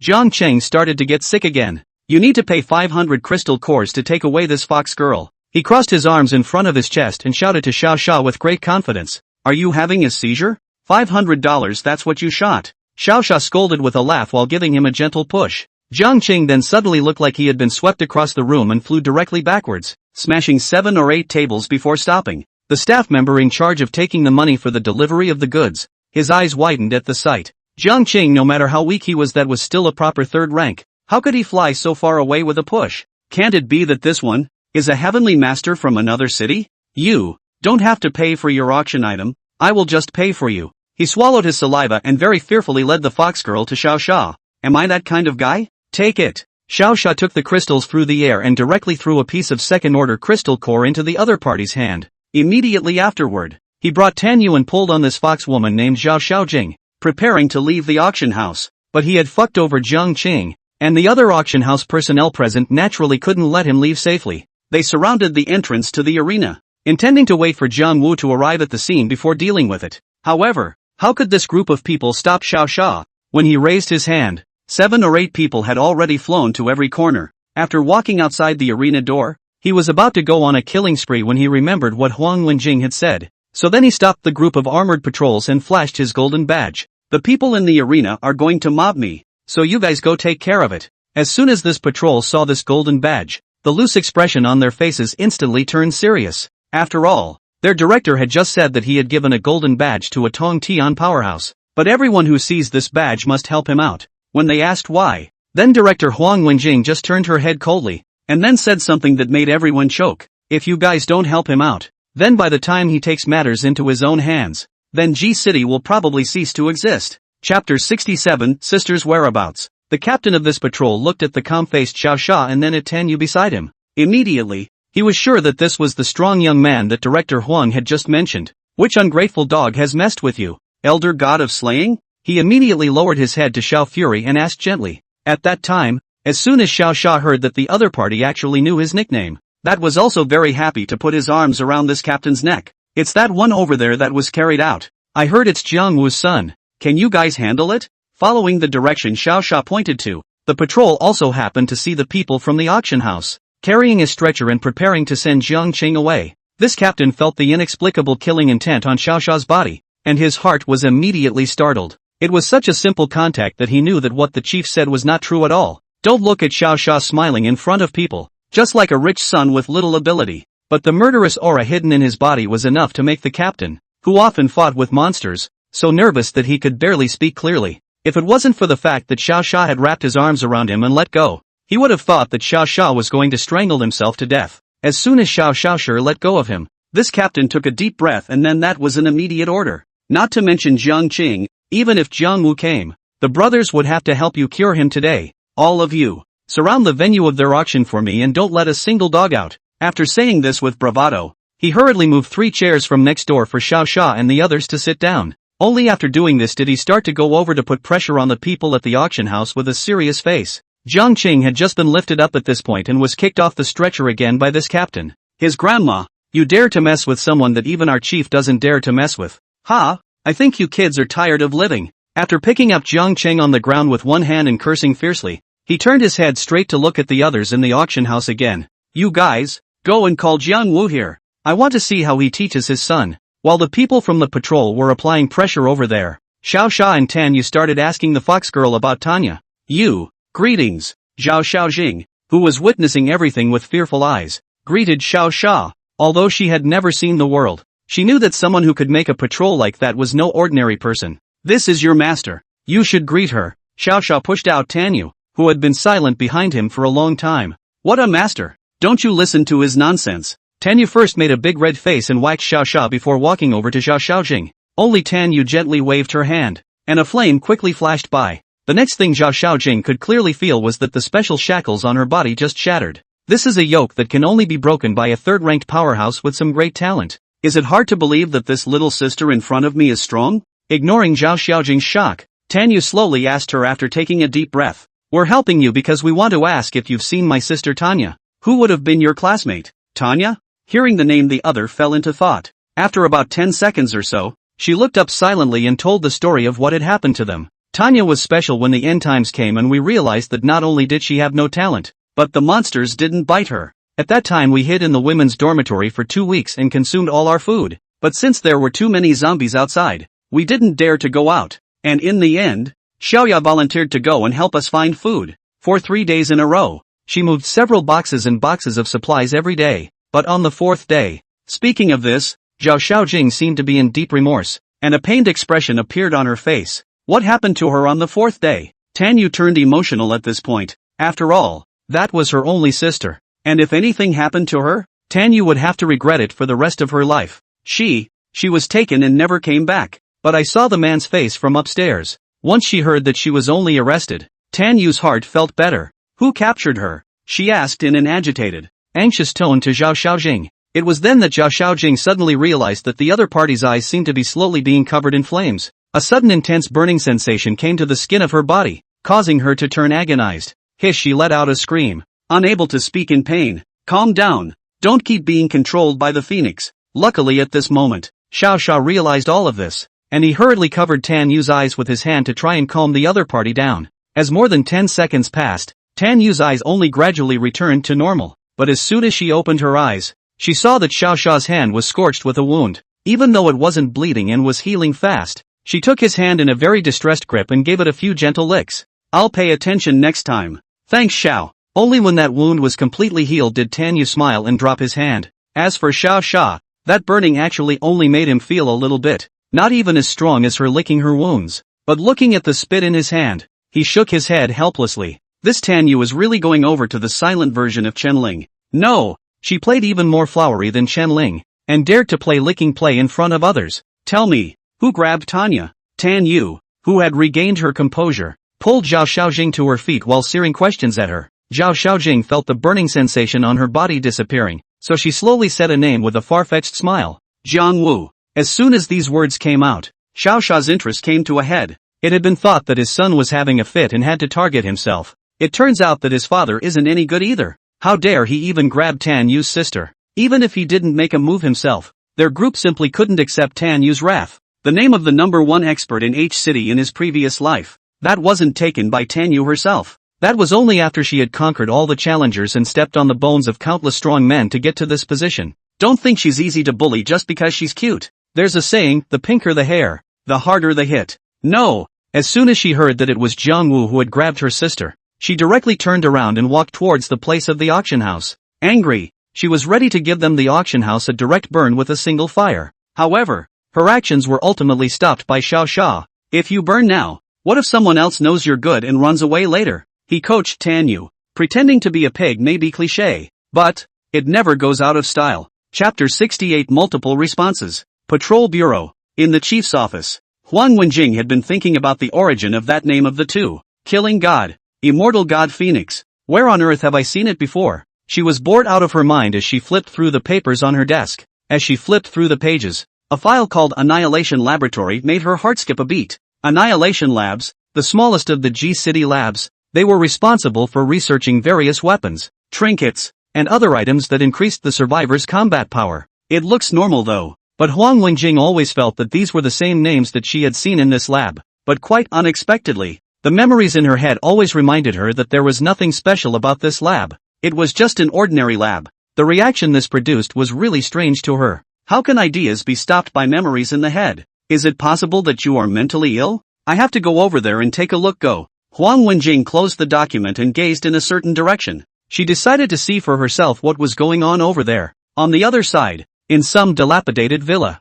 Damn it, my son can't be bullied into this state even if he's useless. Get the brothers on board. If the patrol bureau wants to fight us, then we won't let them. Jiang Wu, who knew that his son had been knocked to the ground, his veins rippled and he shouted as he slammed the table. When the people crouching down to report heard these sinister words, they all shrunk their necks, not daring to answer in the slightest. In the post-apocalyptic world, prestige is naturally something very important. If Jiang Wu didn't show up today to make a scene, maybe in a few months people won't see him as the boss. After all, outsiders have beaten up his son today, and as a father he didn't react. That would naturally make him look like a bloodless, second-rate piece of shit. And so, there was this scene of him leading hundreds of people to his own auction site in preparation for calming the scene. The current ones didn't know that they were traveling, not to some venue, but to an abyss full of deathly taboos. Jiang Shi, take a group of brothers to surround the patrol bureau side. I'll take the others to save your brother. If you see that Huang Wenjing bitch, you'll drag it to us for backup.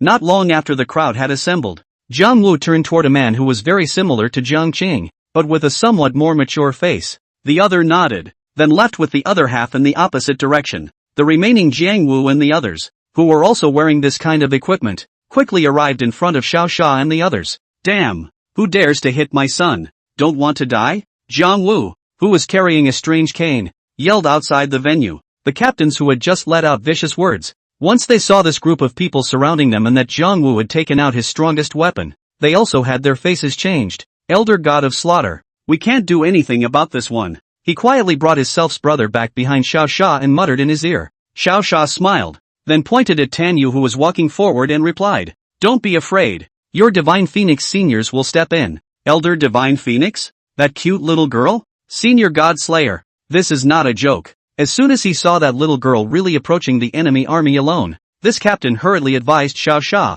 "Jiang Wu's talent is a third-order botanist. The plants he manipulates out are tough and powerful. It's very tricky. Isn't it just a third-order botanist? Flustered like this for you?" Xiao Sha waved his hand and told a few people to just watch. Since he had said so, there was naturally no reason for the group to say more. However, it could be seen from their tense expressions that the group was still very skeptical regarding Tan Yu's strength. Soon, Tan Yu walked slowly to Jiang Wu's group. "Where were all the schoolgirls you caught near the 6th middle school auctioned off to?" Tan Yu stopped where she was and coldly questioned Jiang Wu. Jiang Wu was a bit angry watching this scene. Are people so rampant nowadays? To dare to let a little girl come over to question herself. This was not putting herself in her eyes at all. Where did that little brat come from? Get the hell out of my way. The furious Jiang Wu raised his hand and waved it. A root as thick as a small arm suddenly flew out from the ground. This rhizome was like a nimble snake, swiftly slapping towards Tan Yu's direction. Dangerous. Zhao Xiaojing, who was beside Xiao Sha, saw that Tan Yu was not moving at all in her original position and hurriedly opened her mouth to warn her. But the scene that happened in the next second made her cover her mouth instantly for a long time, only to see the flames on Tan Yu's body suddenly burning dramatically, directly forming a solid flame shield around her. That thick root, just as soon as it hit this flame, was instantly burned into a pile of charcoal. Such an outrageous scene caused those present to stare in disbelief. "I'll ask you one more time. Where exactly was my sister auctioned off to buy you?" At this point, Tan Yu was no longer going to show any mercy as she once again coldly inquired. Jiang Wu, who was unaware of the situation, was currently carefully pondering over Tan Yu's situation. The opponent was definitely not from the city, but it wasn't like the nearby city had ever heard of such a powerful little girl. So where the hell did she come from? And he was completely afraid to mention anything about the girl from the 6th form school she was talking about, because the girl they caught at the time was very much against the grain. She can nullify everyone that exists around her, the gifts they have. And what's even scarier is that all the monsters don't dare to approach her easily. They wouldn't have dared to go after her in the first place if someone hadn't offered a high bounty for such people. "I have no way of knowing who your sister was captured by." Jiang Wu, who had been thinking for half a day, decided to muddle through this topic. However, by this time Tanuki had decided not to give him a chance. Just moments after he had answered this statement, boom! Extremely strong and extremely violent flames erupted from Tan Yu's body. The flame was as tall as 4 or 5 meters. While Tan Yu was disguised as a flame sprite and maneuvered the flame towards Jiang Wu's direction to kill him at breakneck speed, wherever this flame had burned, it hardened and scorched the ground into black, and the surrounding plants instantly turned withered. Jiang Wu was never expecting this little girl to have a bigger temper than even himself, and directly killed her. "Green vine entanglement," he exclaimed in horror, maneuvering a large mass of plants in front of him, ready to block the blow. However, he had underestimated Tan Yu's strength too much. This flame was the flame that burned on the Divine Phoenix. How could it be stopped by this ordinary plant? When the flame spirit incarnated by Tan Yu swooped over, all the plants were instantly burned into a pile of white ash. It only lightly touched Jiang Wu's vicinity, and the violent flames instantly burned onto Jiang Wu's body. Aha! The howl of agony that occurred as he tumbled to the ground made none of the again fearful of Tanuki. Chapter 69, The Unexpected. If it wasn't for the fact that Tan Yu still had to pry for information about her sister, she would definitely burn Jiang Wu alive. But now that there was still no news about her sister's whereabouts, she couldn't afford to cheapen Jiang Wu. "Tell us the news and keep your dog's life." After saying this, she waved her small hand and her own flames, and the flames on Jiang Wu all dissipated. Jiang Wu, who was lying on the ground being burned in pain, surprisingly still did not intend to tell the answer at this point. "No, can't say it. I will die a terrible death." Not knowing what came to mind, a look of horror appeared on his face. "Then I'll burn your body section by section, so you can see for yourself what you look like when you're burned into a ball of ash." Tan Yu finished with a flat face, then once again greeted flames from her hands. This passage scared Jiang Wu so much that even his body trembled. The burning sensation from earlier was still fresh in his mind. He didn't want to experience this feeling of life and death again. "No, no, no, I'll talk, he spoke anxiously, interrupting Tan Yu's movements. Knowing that the other party was finally going to reveal his sister's whereabouts, Tan Yu also put away her flames and prepared to listen to him carefully. "Your sister." At the time, We sent her to, after we captured her. Just as Tanuki was concentrating on the other man's words, Jiang Wu, who was in the middle of his words, suddenly stared wide-eyed and spat out blood, and died in front of the crowd just like that. The only clue was once again interrupted, causing Tanuki's emotions to go from excitement to complexity, and she just couldn't stand the situation. Why? Why be the Riddler? I'm going to burn your body and raise the ashes for you. She uttered the most appalling few words with her tiny body, but just as she was about to give in to her actions, Xiao Xia once again stepped forward and gently wrapped his arms around her as everyone watched. His death. It's not that simple. Let's just calm down, okay? A few short sentences made the angry Tan Yu eventually, forcefully suppress her emotions.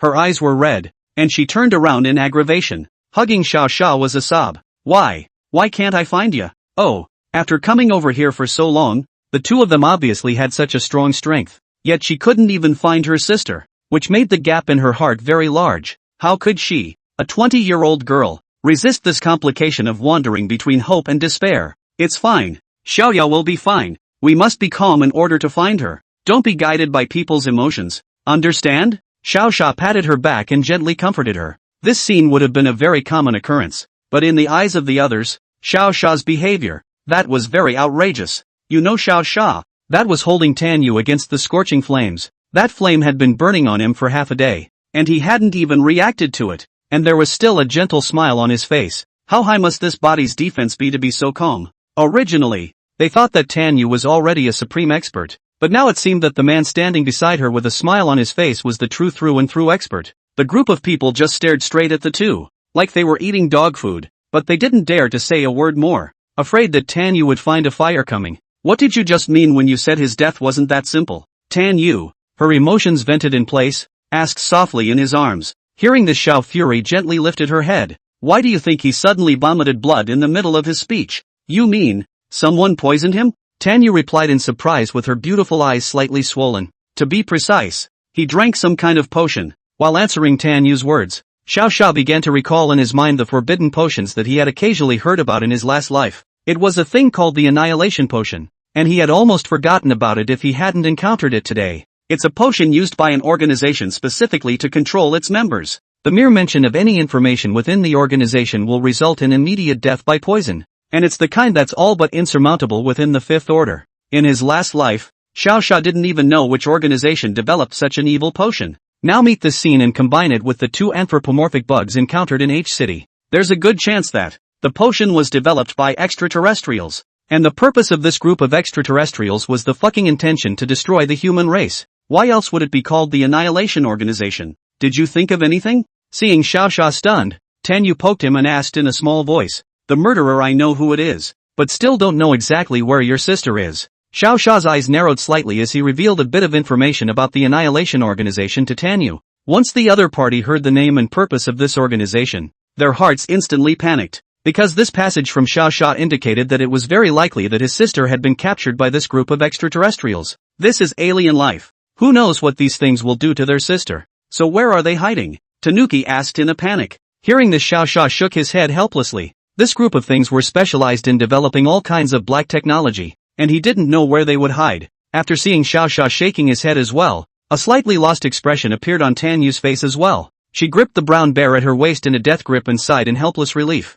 You don't have to be discouraged, even though he's dead. Here, aren't there still dozens of people? Xiao Xia's words were crisp and with a hint of an evil smile, causing the dozens of people who had all originally fallen to their knees in fear to reveal expressions of horror. One by one, they regretted it. Had they known not to follow Jiang Wu out to commit a crime, this next person hadn't even made a move, and they had messed with a heaven-defying existence that could kill everyone in seconds. It's bloody bad luck. You should be glad you didn't make a move, or else you'd be lying down right now instead of kneeling. Xiao Xia said in a shocking voice to the dozens of people kneeling and crouching. Every word he uttered was like an abyssal magic sound, deeply imprinted in their hearts. You guys should know I'm not much of a hands-on guy when you see I haven't made a move in half a day. So as long as you guys tell me today what Jiang Wu's favorite place is to go usually, I'll spare you. When the crowd heard this, they all called out that Xiao Xia was a good person, and their hearts were not so scared. After all, if you can walk away by providing a little clue, wouldn't it be better to just say something? But they had underestimated Xiao Fury too much.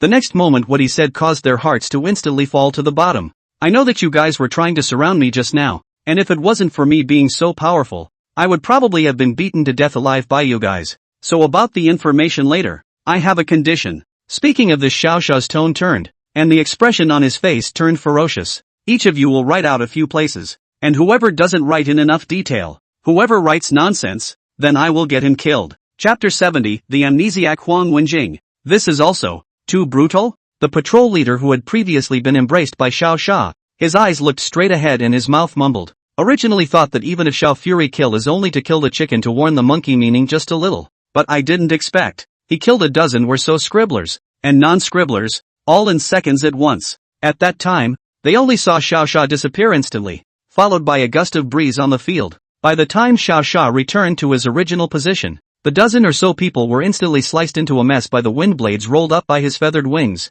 After doing this, he flew away with Tanyu while the few of them were still shivering at the scene in front of them. It's true that all those who smile are monsters. Those anime I watched weren't wrong at all. Luckily we helped him, and he even rewarded us with some crystal cores. In fact, this senior is still strangely nice. Stop all the fucking bullshit and clean up the mess. This blood is going to the soles of your feet. 10 minutes ago, just as Tanyu was still confronting Jiang Wu, Huang Wenjing, who had come out of the patrol bureau, had also finally followed the clues to the outskirts of the research department. In order to avoid detection, she knocked out a guard who was only a first rank and replaced him with his white coat. After putting on a mask, it was only then that he slowly walked in along the gate. After a bit of walking around, she found that the research department contained a weapons research center, an armor research center, and a potions research center. But the only thing she hadn't seen was where the so-called annihilation laboratory actually was. And from what she could see, the group of labs were not simple. They were all in a trance. Their demeanor was repetitive,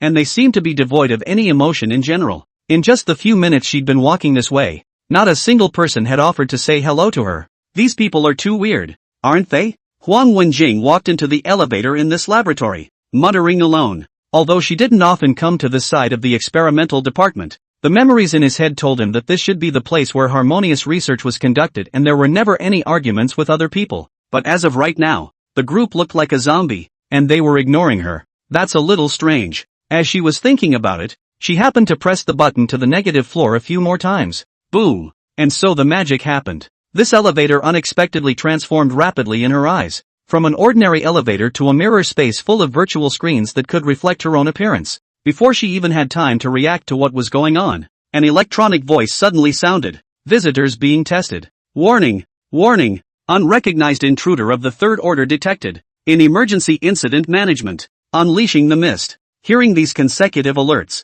Huang Wenjing, who sensed that there was a big problem in this place, quickly drew her own sword and attempted to destroy the elevator space. Yet no matter how much she crackled and slashed, the space was completely undamaged. Instead, she was affected by the mist that was released, and unable to resist, Huang Wenjing ended up fainting and losing consciousness. After she fainted, a laser quickly swept over her in the mirror space. Several mechanical announcements came from within the space immediately afterward. The intruder's information was found to be the chief of the G-City Patrol Bureau, and this is her third attempt at intrusion. Due to its special status, the obliteration procedure has been temporarily modified to a memory wiping procedure. Annihilation 199. Please take charge of completing the program and returning it to the Patrol Bureau. After she fainted, a few mechanical announcements came from the mirrored space. A door then slowly opened in space, and a black-robed man, whose face was completely invisible, slowly walked in. After walking up to Huang Wenjing, it squatted down and pinched Huang Wenjing's neck,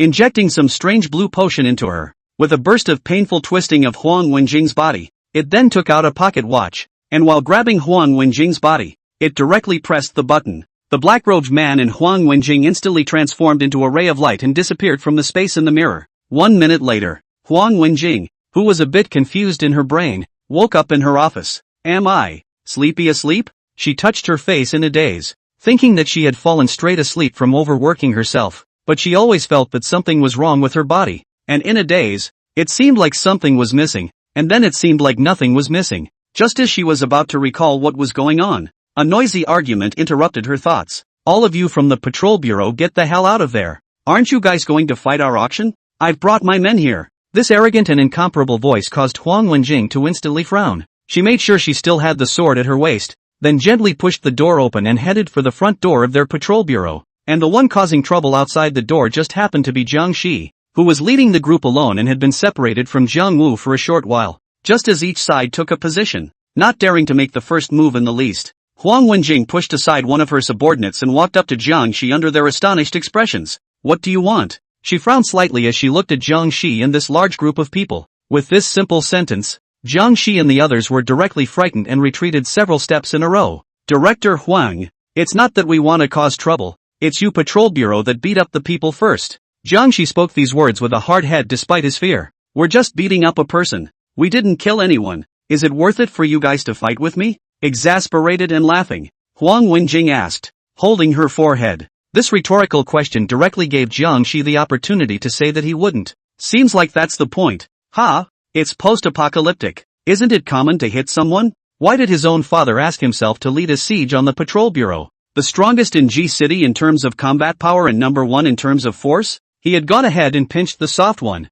allowing himself to face the undefeatable powerhouse that was the Valkyrie. Shit, Pit father. No, Pit son it is. Jiang Shi secretly said that it was not good. He seemed to be set up by his own father. But right now there is no way back. So we have to pull the rug out from under each other first. Valkyrie. In fact, this matter was ordered by my father. And we have no choice. He had to bow his head and pray to Huang Wenjing. This humble appearance was completely different from when he had just clamored. I don't care if it's you or your father who's in the wrong. Since you have the realization of besieging us, it's only natural that you have to pay the price. Huang Wenjing finished his sentence in a bored manner, then drew his sword and retracted it at a speed that no one could see. All the crowd saw was a flash of light. By the time Huang Wenjing turned her head again, Jiang Shi was already shaking and trembling. 3 seconds later, this warrior who dared to challenge authority was separated from his head and fell to the ground with a thud. The rest of you kneel on the ground for an hour, and anyone who dares to run early will end up the same as him. When Huang Wenjing said this, the rest of them were so shocked that they decisively fell to their knees, not daring to take any other action in the slightest. Chapter 71. When Xiao Xia got the various information written down by those people and flew in the air with Tanyu, he began to ask for the opinion of the one he held in his arms. Tanuki, which place to go next? Xiao Xia asked softly with his head bowed. Let's go to the research department first. Didn't you say those guys from the outer planets like to do research? Go over there and take a look. Tanyu pursed her lips, and then set her sights on this place. The research department. It was logical that under normal circumstances, if they liked to do research themselves, it would be even less likely that they would set up their base at the institute, because wouldn't that make it easy to get caught? Of course, thinking about it, Xiao Xia still nodded his head and took Tanyu and slowly flew to the so-called G-City Research Department. This was a pre-apocalyptic institute that was dedicated to genetic research, which had been turned into a new research department after a simple renovation. With that, he led Tanyuki inside, asking if there was any sign of Tanya's whereabouts while wandering around to check out the situation with his eagle eyes. Perhaps he had been detected ahead of time in general. Xiao Xia was completely different from the personnel Huang Wenjing had seen. Now not only was this group of people talkative, but Xiao Xia's eagle eyes didn't find anything unusual. It's basically just normal people with talents that are all related to science and research and absolutely nothing else. And so the two of them walked around the entire institute with the person in charge while chatting. Still haven't found anything related to Tanya. I hope you find and mess Tanya soon. With a farewell from those in charge, the two took off again for their second destination. What the two didn't know, however, was that 10 minutes later, just as the two of them were leaving, a misty fog quietly appeared inside the institute. All the researchers, all of them changed back to what Huang Wenjing had seen before, with repetitive movements and dull eyes. And so the two walked all over, everywhere outside of the trading center and the arena. Even Jiang Wu's wife's room had been rummaged through, and there was no sign of Tanya. We, still looking? After a long search, Tanyu's small eyes had lost their luster. Search, even if we walk all over the place, we have to find information about Xiaoya. Xiao Xia's reply revealed a deep determination. It was all about walking the target through, and he wasn't going to do it halfway anyway. As for Tanyu, even though she was on the verge of breaking down, she nodded her head and followed Xiao Xia as she continued on to other places. The penultimate target, an arena located on the outer edge of G-City. It's a bloody area similar to the Roman Colosseum, converted from a pre-apocalyptic soccer stadium. It's here. People can bet on the winner while watching people fighting people, or even people fighting monsters, in the arena. Utilizing Huang Wenjing's golden badge, Xiao Xia and Tanyu arrived at the backstage of the arena without any hindrance. Here he met many of the participants, including some monsters. It's not unusual to have humans, but why are you even bringing monsters to fight? Xiao Xia looked at the monsters kept in several special cages and raised doubts to the management. This is a monster sent over from the research department. It's not wild. the staff explained with a smile. The research department? Is this an artificial monster? Tanuki questioned. She felt that monsters were always monsters. How could they have been created? Yes, the research over at the research department includes this fusion monster. The staff member finished pointing at a cage and continued to explain. Look at that zombie over there that has almost no zombie features. It belongs to the latest modifications. Following his hand, Xiao Xia saw a human version of a zombie that was completely different from a human being, with only his eyes revealing a ferocious killing intent. It wasn't the walker that surprised him the most. It was the display on his eagle eye that still showed the human's name. That is to say, for this new monster, Hawkeye's recognition function could no longer be of any use. This also explained why Xiao Xia could sense many zombies but didn't see many zombies present. Most likely, most of the people in G City are zombies. Except they don't even know they're zombies themselves. That's why this place seems to be calm, but can instantly erupt in a wave of corpses. This layout is not something that a mimic worm can do. It's more like the handiwork of some kind of god. Xiao Xia looked straight at the fusion monster in the cage and said in his heart, this discovery was so unexpected. This meant that when he had gone to check out the research department earlier, it was highly likely that the people there were all created neo-humans as well. Brother Fury? What's wrong? Tanyu asked to him as she saw him thinking for so long. For this Fury brother, Xiao Fury didn't care. He smiled and told Tanuki he was fine. He just happened to find the monster's novel. Although Tanyu nodded, she also looked towards the fusion monster for a long time, and something came to her mind. Soon the entire arena was gone and Xiao Fury still hadn't used his eagle eyes to discover Tanyu's name. Only he had the answer in his mind by this time. Human genes and monster genes can never be fused. Unless a human like Tanya exists who can eliminate human talent and make monsters incredibly approachable. Although Xiao Xia was very unsure. He had heard about it in his previous life among a Ninth Order senior. Mankind once had one such similar being that people called the Nuwa body. As human beings at the beginning of the descent of heaven and earth, those with this type of talent possessed the purest physique and bloodline.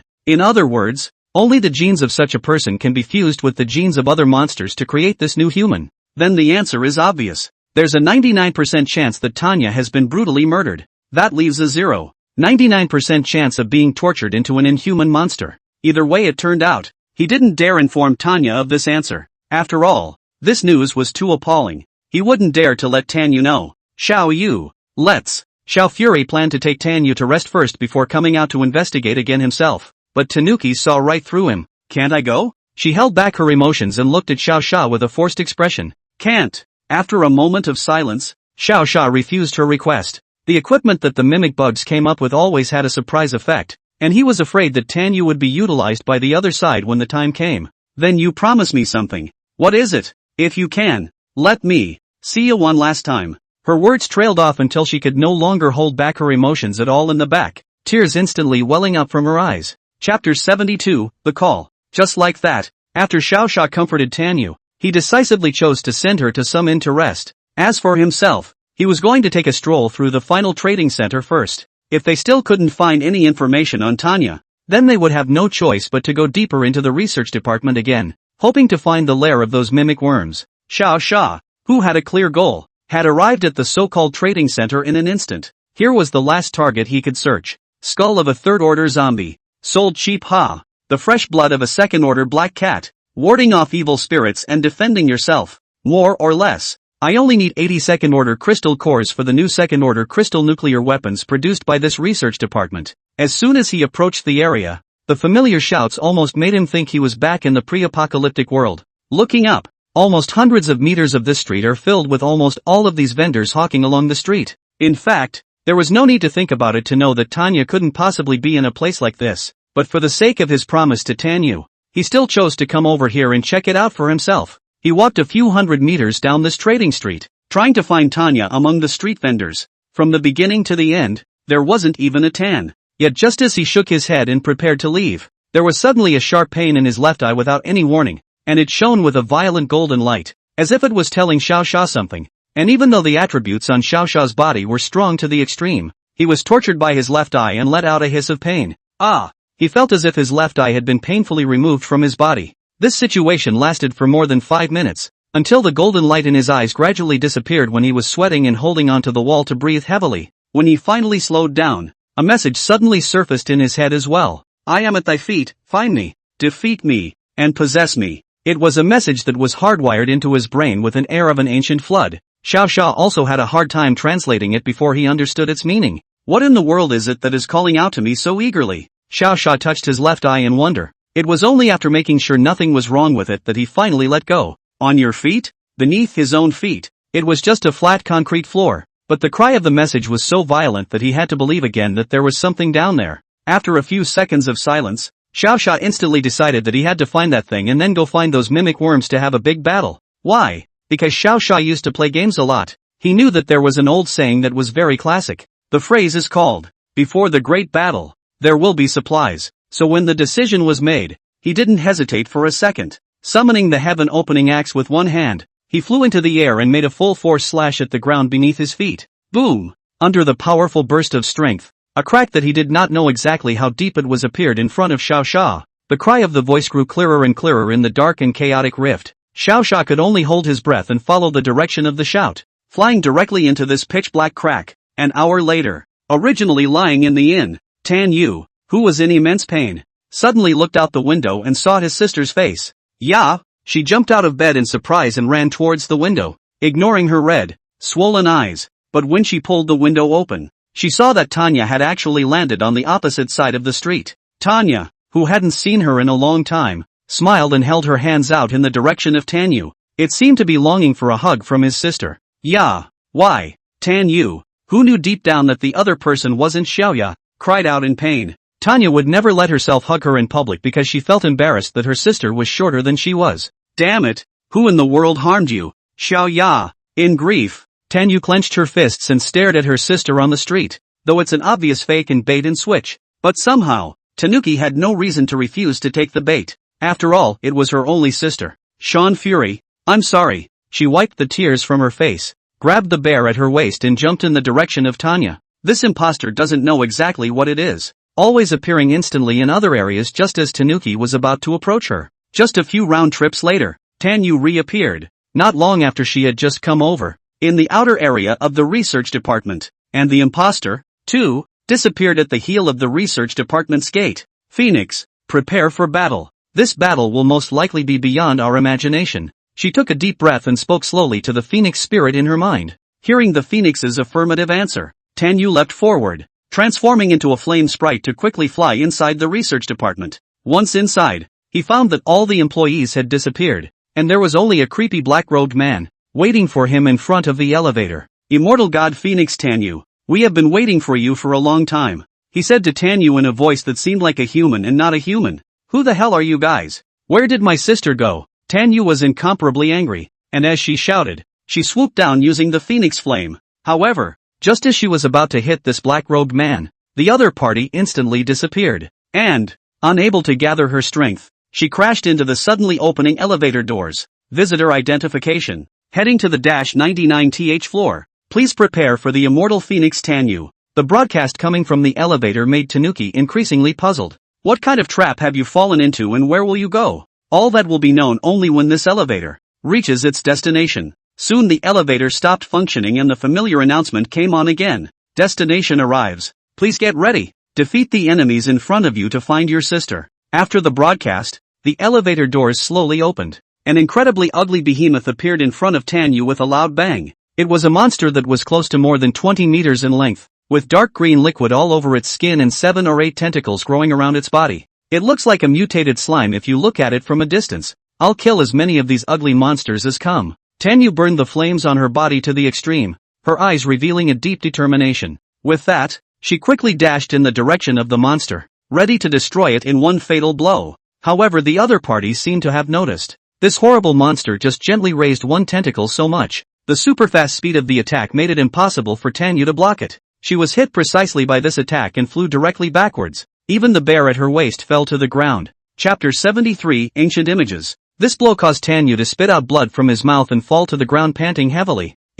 What kind of class monster is it? She staggered to her feet with her hand propped up, looking at the monster in horror. Contrary to what she had expected, the creature didn't attack her in a frenzy. It just knocked her back and then proceeded to look around. Look at that. The appearance of the bear on the ground caught its attention. It only lifted its thick tentacles and gently pulled the bear out. It was the first time in all his life that he had seen a toy other than a glass enclosure. And that's when Tanuki didn't notice. This giant slime, when it saw the little bear toy, Its huge body unexpectedly jerked around for a few moments. "That's my sister's stuff. Give it back. You monster." Frantic, Tanuki's eyes blazed with fire as she allowed the phoenix to temporarily take over her body. With that she burned her own phoenix fire and swooped up again, engaging the monster in a new round of combat. The other side. Xiao Zhao also finally explored the source of the call coming out from within the cracks. With his night vision, he could clearly see that there was a mysterious round object the size of a house, deep in the strata, in the midst of the chaotic rift. Its circumference was engraved with many unknown inscriptions,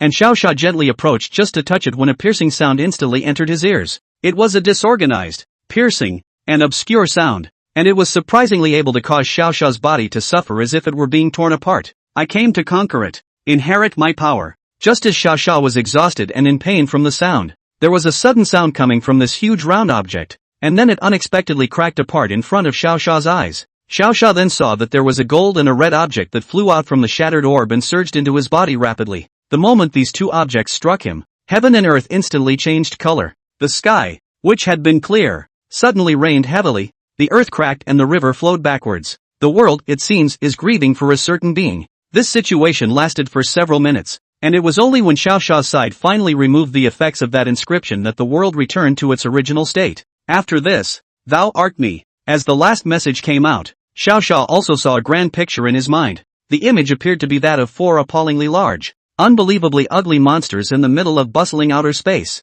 surprisingly straddling the void and coming towards an equally huge human. The battle between the two sides caused the entire void to become turbulent, and countless black holes were born as a result. That human, whose face could not be seen, actually carried all the attacks alone and repelled all four of these appalling monsters, which were bigger than planets. He was like a lone guardian, once again guarding the space against the attack of an external enemy. After everything was over, just as Xiao Sha tried his best to see the face of this powerful person, instead, he had suddenly awakened from his meditation, and in his mind, too, there had been more information about the two objects. God's left eye. The left eye of a certain powerful god shed after a great battle has finally been awakened by you after a long slumber. Possessing this object, you will have the ability to see the real and the imaginary. Blood of the gods. A drop of blood left behind by a certain powerful god. Absorb him and you will gain a new talent, the divine body. It's actually an ancient god? Xiao Sha's heart was very surprised. After all, it's not like he wasn't strong enough in his previous life or anything.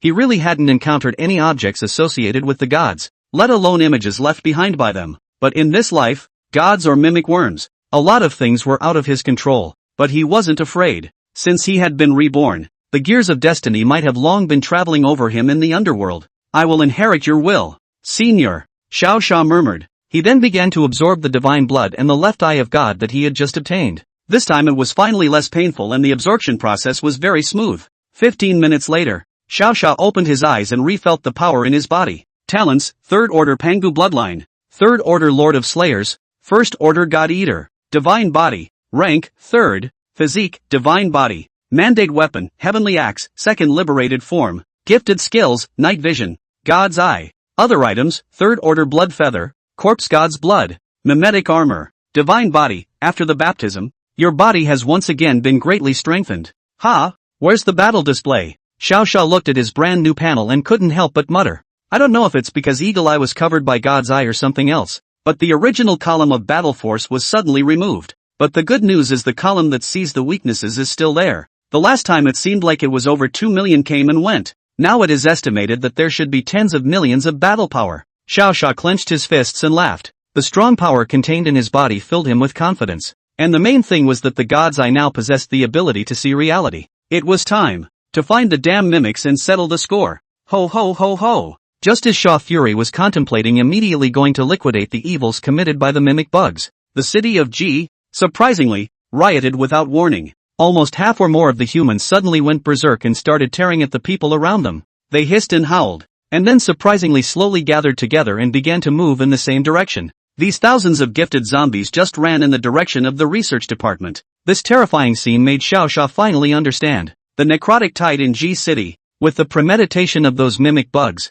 finally began to erupt as well. Without delay, Xiao Sha that was immediately flying rapidly in the direction of the research department. Within a short time, Xiao Sha arrived at the gate of the research department. At this time, an unknown number of zombies had already gathered here. Some of them were vendors, some were patrol members, and some were researchers from the research department. Originally, all of these people should be sitting at their posts doing their jobs, but at this time, they are gathered as if they were walking corpses. Maybe they themselves don't know exactly when they were transformed into zombies. If you do evil, I will reap you all. But you are also poor, sad, miserable people tormented by fate. Xiao Xia shook his head in the air. It was the first time he hadn't gotten up to killing this large group of monsters. I'll save you all if I get the chance. Wait for me, guys. After silently saying 2 words in his heart, Xiao Xia directly smashed the door of the research department and rushed in. Chapter 74, Finally Meeting Tanya. Perhaps the mimic worm didn't know that Xiao Fury's perception was so perverse.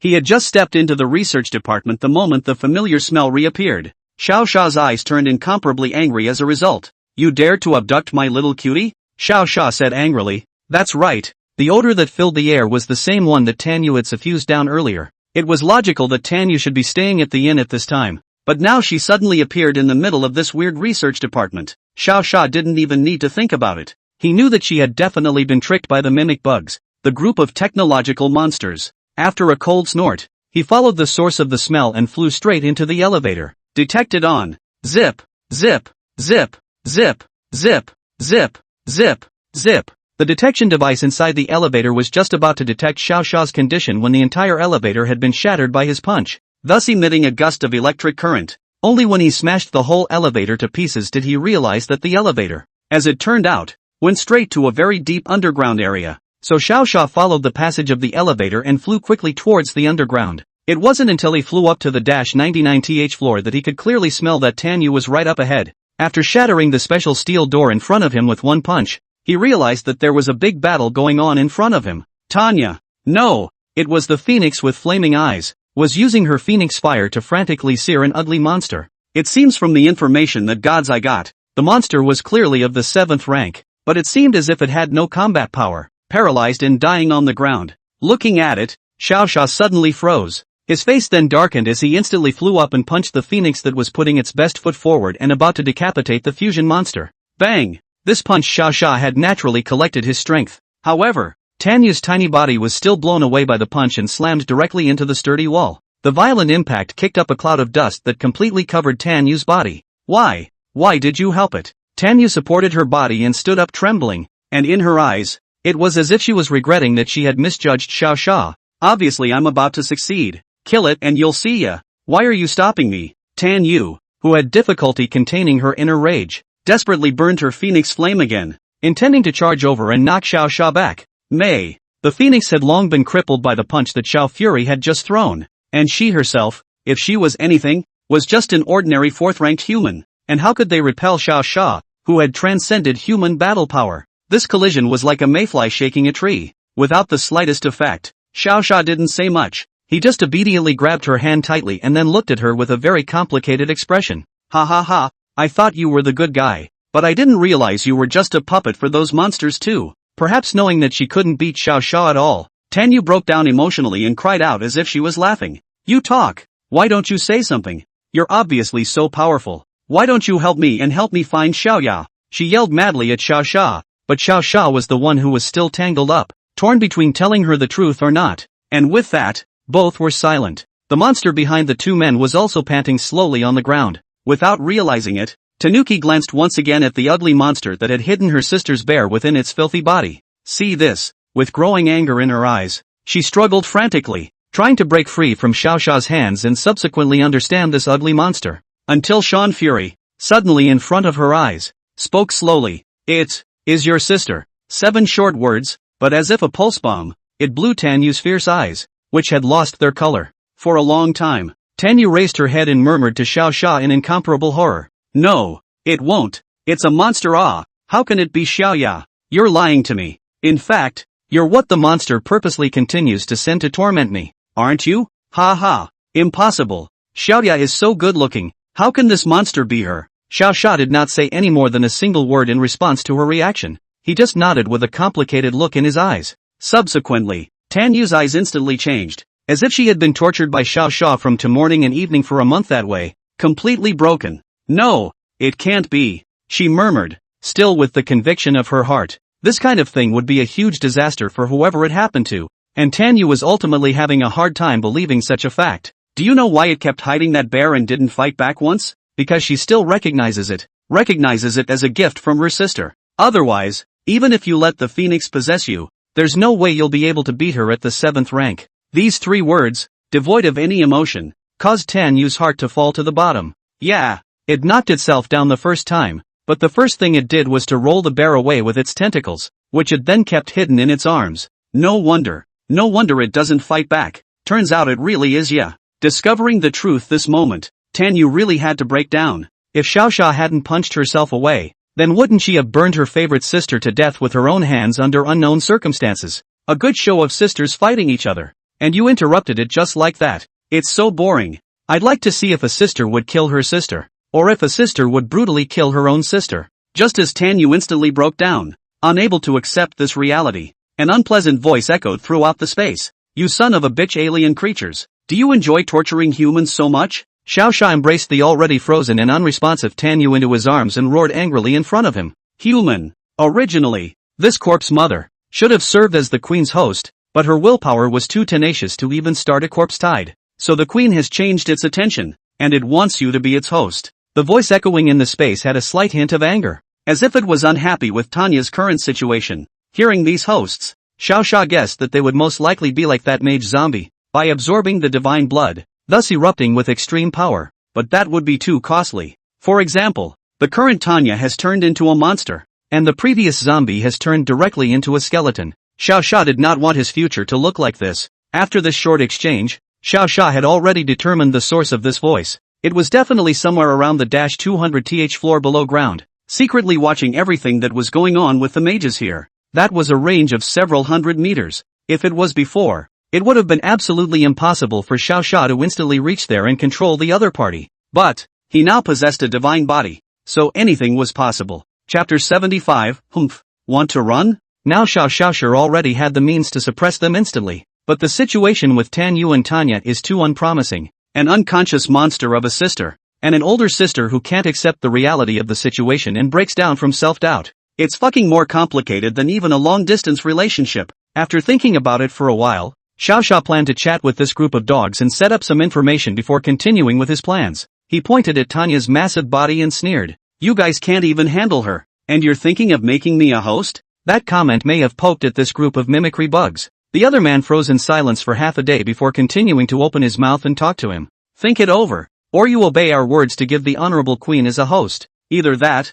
or I'll just blow up your little girlfriend's sister in front of her. Yoo-hoo. These dogs are pretty cranky. Xiaoxia also said just one sentence, and the opposite side just couldn't play anymore. Of course this bit of threat had no effect on Xiaoxia. Now they were the ones begging themselves, not themselves begging them. So what was there to be afraid of? You blow up. It's not the first day you've known me. Don't you guys realize how cruel I can be? Don't say it's your girlfriend's sister. If you really piss me off, I can do without my girlfriend. After boldly saying this, Xiaoxia quickly whispered in Tan Yu's ear. This was followed by a kick straight to her ass, giving her a kick to Tanya's side. Tan Yuki barreled down to the massive Tanya, looking very miserable. The mimic bugs that saw the scene underground were directly dumbfounded. It's not even if you're so murderous that you don't care about the people around you. Is this Xiaoxia Fury a human being or not? The queen has decided to make a deal with you. Perhaps because they knew of Xiaoxia's brutality, the group of mimic worms suddenly changed their minds. The honorable queen found you interesting,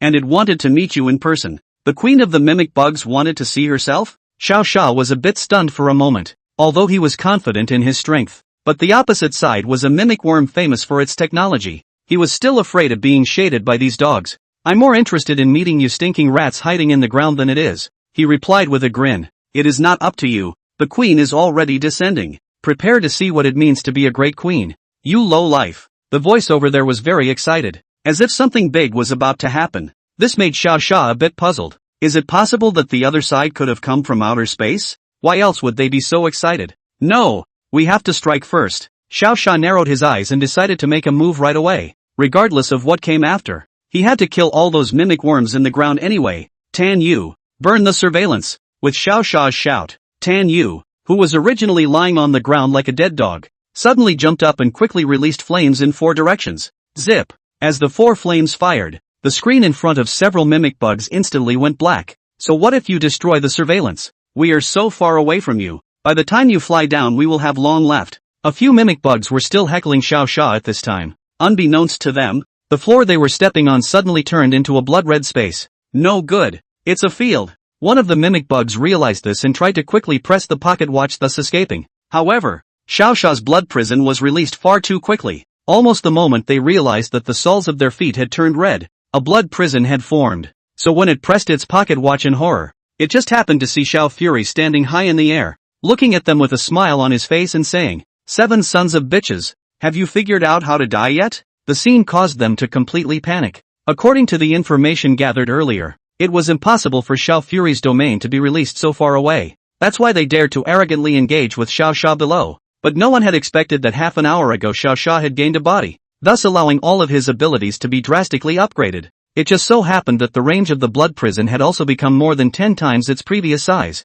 I will spare whoever tells me how to undo the changes in them. While saying that, Xiao Xia slowly flew to the side of these 7 mimic worms that had evolved to the height of half a man and possessed 3 or 4 tentacles. He's lying to us. The information shows that none of those who messed with him lived. A mimic worm was about to anxiously remind the other accomplices. However, in the next second, an axe suddenly flew across the room and split it in half. Are there any other bugs to talk to now? Xiao Xia smiled and pulled the axe from this bug's corpse. There were still a few drops of blue blood dripping from the axe, while Xiao Xia looked at the remaining 6 mimic bugs with a smile. The horrifying scene made the mimic bug's scalps go numb with fear. Avoiding death is an implicit trait possessed by all creatures, whether alien or earthbound. So when they saw their companions dying horribly, one by one they grabbed and opened their mouths. Your girlfriend's sister has a very special physique. She will automatically purify and expel the abnormal energies in her body. 1 month. Just 1 month and that human girl will be back to normal. The others can recover if they drink some of her blood. These 6 bugs scrambled to talk about the solution.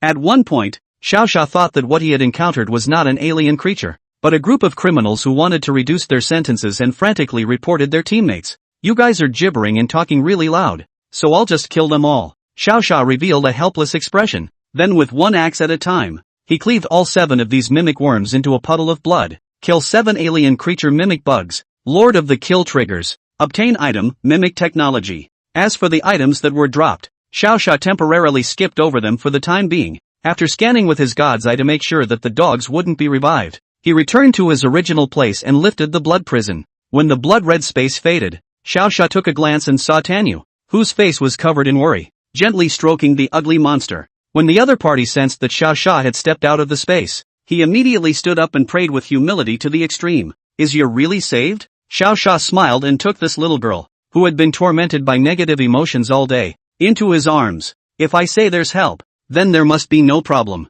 Those 3 words plus this unabashed hug made Tanyu finally let go of her heart. The negativity plus repression that had been experienced throughout the day finally blossomed in this moment. This time she finally wasn't crying. Instead, she revealed a hopeful smile and was also very excited as she said back to Xiao Xia, as long as you cure ya, I won't cry even if you force it in. Chapter 76, Critical Situation. Looking at Tanyu's naive appearance, Xiao Xia sighed in relief. Luckily, she didn't break down too badly and was brought back to life by her own. Your sister is saved. Let's see how your sister is doing first. He stroked Tanyu's head, not taking the other man's words for the moment. After all, although her sister was a monster in appearance, but in case someone else had memories at this time and heard the conversation, then wouldn't Xiao Xia have to earn the nickname of perverted brother-in-law? In order to avoid this, it's better to come in a bit more steadily yourself. I've just been testing her and she's breathing steadily and seems to be slowly recovering. Those scars I burned off earlier have also slowly solidified. Tanyu opened her mouth and slowly explained the situation she had met earlier to Xiao Xia. Xiao Xia nodded and then began to seek a solution. Previously mentioned, Tanya estimated that it would take a month before she could use the purification of the Nuwa body to restore herself to her original state. In other words, it would take a month for the group of man-made monsters outside to be purified back through Tanya's blood as well. But the problem now is, the so-called queen of that group of anthropomorphic insects was already on her way to find Xiao Xia. If he remained here, or if he brought Tanyu back to H City, it would put the people around him in crisis, though it was unknown, at this point, what exactly this mimetic queen was. But as the leader of a species, the other party's strength absolutely crushed the other mimic bugs. So for the sake of safety, Xiao Furious' best course of action is to leave first, and subsequently lead this queen to other places. Luna, take this thing. Xiao Xia, who had been silent for a long time, took out a purple prismatic mechanical box to Tanyu. The other man cocked his head strangely and took it, also weighing the object in his hand and asking strangely, What is this? It's mimetic technology. You'll understand how it works when you take that out and put it on your head. As for Xiaoya, she'll be back to normal in a month's time. While everyone else out there will need Xiaoya's blood pressure diluted before they can be released from necromancy. Xiaoxia carefully gave Tan Yu all the things he needed to say. The other nodded good-naturedly at that, and then asked what to do next. Next, you need to stay with Ye and wait for her to recover. I'll leave 2 months' worth of supplies for you in case you starve. His words caused the smile that was surfacing on Tan Yu's face to freeze slightly. She really knew Xiaoxia too well. Only when facing an enemy that he was completely unable to fight. The man in front of him, whose brow was as gentle as it could be, wouldn't carry himself. So Xiaoxia's words also meant that the matter between her and Tanya was completely over. But Xiaoxia still had to face, alone, the queen that the monsters were talking about. When will you be back? She asked, pretending not to care. That will have to wait until I do away with that queen. Xiaoxia smiled back. Hearing this, Tan Yu was silent for a moment, silently caressing the box Xiaoxia had just handed her. That is, until Xia Fury got a little weird and was just about to ask her what was going on. Only then did she speak carefully, in an expectant tone. Kiss, what the hell? This sudden appearance of English, coupled with her vague tone, made Xiaoxia momentarily fail to react. A kiss is a kiss. Don't even know that. The way the other party was rubbing her head in thought made Tan Yu pout in anger. Just this request? Xiaoxia gently lowered his head and looked down at this cute little girl. After seeing her nod gently, he didn't intend to say much and tilted his head towards her cherry mouth for a kiss. For a long time, the lips parted, and the moment they parted, a hard silver thread was pulled out. Tan Yu, who had reacted first, patted her slightly red face and followed up by telling Xiaoxia that he could leave. Remember to take care of ya. After leaving behind sufficient food, Xiaoxia also smiled faintly at her and then quickly flew in the direction of the ground under the other party's gaze. After coming to the ground, he looked at the walkers still hissing and gathering outside. Xiaoxia shook his head, then took the map and prepared to find a place with fewer people to meet this so-called queen. Mountains, or sea? Looking at the terrain around G City, he fell into thought. Before he could think of an answer, he suddenly felt that he was trembling all over, as if he was being locked up a bit by some kind of terrifying existence. For a normal person to encounter such a situation, the first thing they would definitely be afraid. But Xiaoxia, not only was he not afraid, he even got excited. To make one's body react in such a way meant that the other person was very powerful, but it only deterred rather than directly killed Xiaoxia, so that also means the opposite side didn't have the ability to kill him, which was why they intentionally gave him a downward spiral. Since the other party could not kill him at all, Xiaoxia naturally did not need to go too far. Glory Hog Farm? Well, let's go here. Looking at a certain mountainside suburb shown on the map, Xiaoxia quickly made a decision. In a short time, he arrived at the so-called pig farm. However, what surprised him more was that just this kind of suburb, there were people who had defended themselves against the monster's attacks. When he landed on the roof of one of the pig farms, a young boy who looked to be only 11 or 12 years old and was still wearing a blue school uniform, unexpectedly jumped up and flew over in his direction. Who are you? Why are you standing on the roof of my house? He flew in the air and questioned towards Xiaoxia in a very godly manner. Looking at the other party's panel that was only of the second rank, Xiaoxia smiled and did not say anything. Perhaps it was the sound that startled the others in the room. An old man, half 100 years old and on crutches, walked out slowly. Zi Yang, quickly apologize to him if you don't want to be hung from a tree. The first words that came out of his head made Xiaoxia really a bit surprised, because the idea of hanging this little kid from a tree had just popped into his head. Huh? Yeah, sorry big brother, I just thought you were a bad guy. The little boy was probably scared of the old man and quickly apologized with his head bowed towards Xiaoxia. But Sean Fury didn't care about the little boy. I didn't expect to come to a suburb and see a top expert. He smiled and flew to the old man, looking straight at the other party. Did you already know I would come? This old man smiled like him and raised his hand, making a pleased gesture, inviting Xiaoxia to enter the door and talk. Sean Fury gazed at the talent displayed on his head. After a long time, he still nodded towards the old man and walked in with him. After all, he'd like to know, what things did this old man of the Fifth Order, gifted as a great prophet? Prophecy. Chapter 77, The Prophet. Walking into the house, Xiaoxia realized that a pot of tea and 2 exquisite bronze teacups had already been set up on the table. It did seem that the old man had predicted his arrival. My humble self, Bai Du Feng. Just call me Old Man Bai. Young Master Xiao. As soon as Xiaoxia sat down, the old man introduced himself to him. He nodded, and immediately afterward, Elder Bai began to make tea, pour water, wash the cups, and pour the tea. A set of processes came down, and only after Xiaoxia took a sip of tea and praised the cup of tea as being good, did Elder Bai open his mouth to explain with satisfaction. As you can see, my gift is none other than the Great Seer. I foresaw your arrival a month ago. Elder Bai's smile was amiable,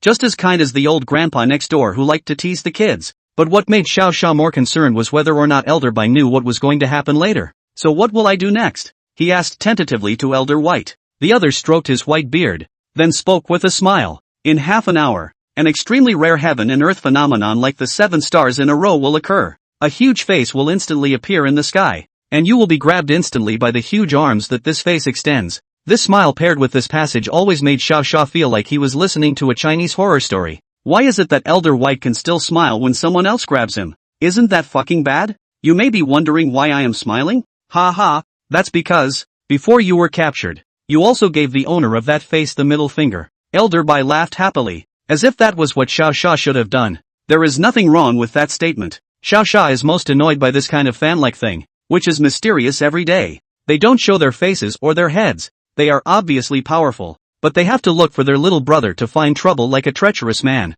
If Xiao Fury was so powerful, how would he even look for any minions? He would just fuck whoever messed with him. Yes, exactly as he is now. So, what exactly did the other side take me for? What happened back there? Xiao Xia asked after what happened next, but Bai Lao shook his head at this time. He tells Sean Fury that's all there is to the prophecy about him, although he tried to use his ability to seek out what happened behind him. For some reason, whenever Xiao Xia's shadow surfaced in his mind, the prophecy would immediately break. It was as if Xiao Fury was some sort of taboo, completely unpredictable, but he didn't know what was happening behind Xiao Xia though. However, from the mysterious power that could block the prophecy on Xiao Xia's body, he concluded that Xiao Xia would definitely be fine. After all, there were only 3 types of people that he explicitly could not prophesy in his great prophecy. One is extremely honorable, a kind of unmentionable person. The last one, on the other hand, is Bai Lao himself. Xiao Xia, no matter which of the above it was, would possess absolute strength and the blessings of heaven and earth. With just these 2 things added on, even if the opponent's as big as a monster of the stars, Elder Bai knew that it was impossible for Xiao Xia to lose. Xiao Xia, who was informed of the situation, didn't dwell on what happened behind him. After all, it was pretty much the limit for a 5th-order prophecy to see itself arrive. He took a slow sip of tea, then refilled it for himself and Elder White. Has there been any prophecy about the little one's future? He inquired to Elder Bai. Anyway, that mimic queen would not arrive for another half an hour, so Xiao Xia was not in a hurry to leave. Zi Yang, I don't want to predict his future, whether it's good or bad. Old man, I really can't afford it. And what about your own future? Elder White? You're joking not. Prophesying yourself is a big no-no. Ha ha ha. 20 minutes later, Xiao Xia walked out of Old Bai's house with a calm demeanor, turning around and bidding farewell to an old man and a young woman. He then flew high into the sky, ready to see what this so-called anthropomorphic queen was. Soon the familiar shivering sensation reappeared. The originally clear sky instantly turned dark and cloudy, followed by the dark clouds disappearing instantly, thus allowing Xiao Xia to see very clearly. The atmosphere that protects the blue planet is slowly disappearing. Immediately after that, he realized that his eyes could directly see everything that was happening in outer space. That's right, that so-called 7-star streak is as clear as if you were sitting in a movie theater watching a movie for the whole world to see. Jesus, what's happening? Why do I see other planets moving? That's the 7 stars? Isn't that a scene that can only appear in legends? What? 7 Dragon Balls? Come on guys, summon the divine dragons. You can make a wish. Sorry guys, this guy was blinded by a dog the other day, so you can leave him alone. Countless people looked at the spectacle that appeared in the sky in shock and astonishment, but what they never expected was, it is not the dragon, or Aladdin, or God's blessing that appears after the 7 stars. Instead, terrifying, twisted, evil monsters so massive that the entire sky could only accommodate 2 pairs of eyes.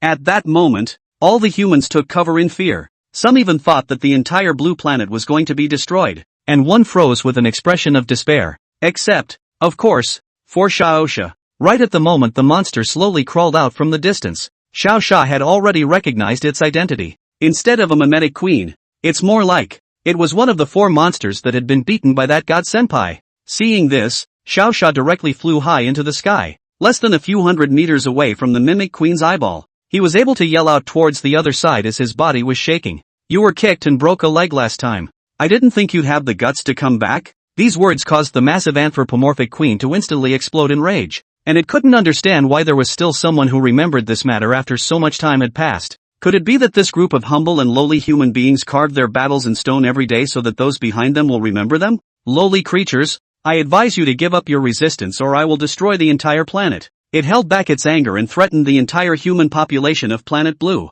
But not long after these words were said, Xiao Xia was the first to make a rebuttal. If you're so good you'd crush it instead? There's not going to be someone who can't fight their way in and has to threaten someone else, is there? Since he was standing right in front of the anthropomorphic queen, the voice went along to the ears of humans all over the world. These two very eerie words stunned everyone. Who's so great? It's not that you have to have a degree in pretending. Don't hitch us up. Yeah, I surrender. This kind of monster can't be beaten at all. You dogs, you wimped out before anyone else even fought their way in? All of you are losers. Chapter 78, The Mimic Queen Breaks Defense. Regardless of how the people below reacted, Xiao Xia naturally would not be restrained, because he already knew that the other party, even if they were more powerful, would never be able to fight their way in. Why? Because if it had this ability, it would have long ago used its huge body to pinch and crush Xiao Xia to death in the first place. Low life, you will pay. Xiao Fury's approach caused the anthropomorphic queen to become furious, and the monster,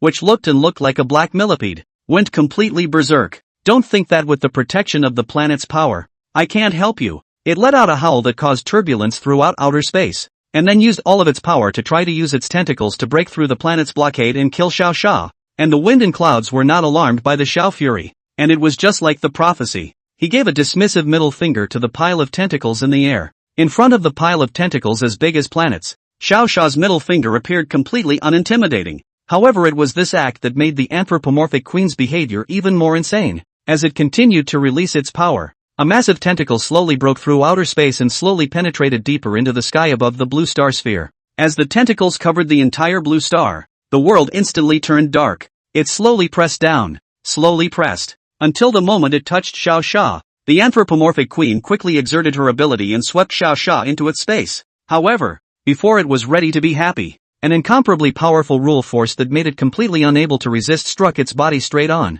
Not even a second later, its huge body shattered with a bang, followed by annihilation, disappearing into outer space. The world soon returned to normal, and the azure sky reappeared. It was as if nothing had happened, except for a group of people who knew Xiao Xia who were nervously praying that he was alright. At this time, somewhere in a purple-black space that was nowhere to be found, Xiao Fury was smiling as he exchanged words with this anthropomorphic queen. And no, aren't you great? Why don't you talk anymore? He was trapped in space, but he still didn't make it easy for the mimic queen. Low life, you have been trapped here by me. You can't get out for a long time. Sooner or later you'll die of a mental breakdown. The mimic queen forced herself to hold back the emotion of spraying against Xiao Fury and slowly uttered two words. These words caused Xiao Xia to frown and raise his heaven-opening axe, and he began to test the defense capability of this space. When this black and white axe appeared, the mimic queen's consciousness left within this space instantly dared not say anything in fear. It stared dead at Xiao Xia's movements. When Xiao Xia swung his axe and slammed it toward space, it was as if it recalled the time in ancient times when it was chopped into 18 pieces by a certain being with an axe and fled in a hurry with only one head left. The axe, at that time, was identical to the one held in the hands of this lower being. However, when Xiao Xia's axe struck this layer of space with a solid chop, and yet it left no trace at all. Can't even see a scratch. Lowly being, you have your day. The consciousness left behind by the mimic queen immediately opened its mouth to taunt. At the same time it quietly breathed a sigh of relief. It was fortunate that the demon with the giant axe was truly dead, otherwise they wouldn't have dared to invade this space. Don't cry when I split this space later. Xiao Xia snorted coldly and then used his power to quickly split several axes on the ground. 1 axe, 2 axes, 3 axes, 999 axes. Although his strength was barely depleted, at this point, there was still no trace on the ground. Just as he continued to make his move, the mimic queen made sure that there was no way for Xiao Xia to leave, so she madly taunted him. The identities of the two men are skillfully transformed. Lowly beings need not waste their strength, though this is only an alter ego of my command, created to block off space, but neither are you fragile enough to be destroyed. This sentence was expected by Xiao Xia. No wonder the other party dared to fight him to the death, so the one sent was just a doppelganger. However, Xiao Xia wasn't in a hurry. He continued to swing, not paying the slightest attention to his opponent's mocking words, and so he chopped for hours on end. Perhaps the mimic queen was overexcited, and the words she said became more and more licentious. It's useless. This outer layer of space was created with my divine power. Non-gods cannot shatter it. He seemed to be advising Xiao Xia not to be ungrateful. However, Xiao Xia, who heard these words, stopped the movements of his men, only to see that he slowly took out the drop of corpse god divine blood from his backpack, and then prepared to apply it on the heaven-opening axe. But the heaven-opening axe frantically dodged and pressed Xiao Xia to not let him do so. It felt insulted by the blood. Corpse god? That's just a subordinate of the god of death. Even if you apply it,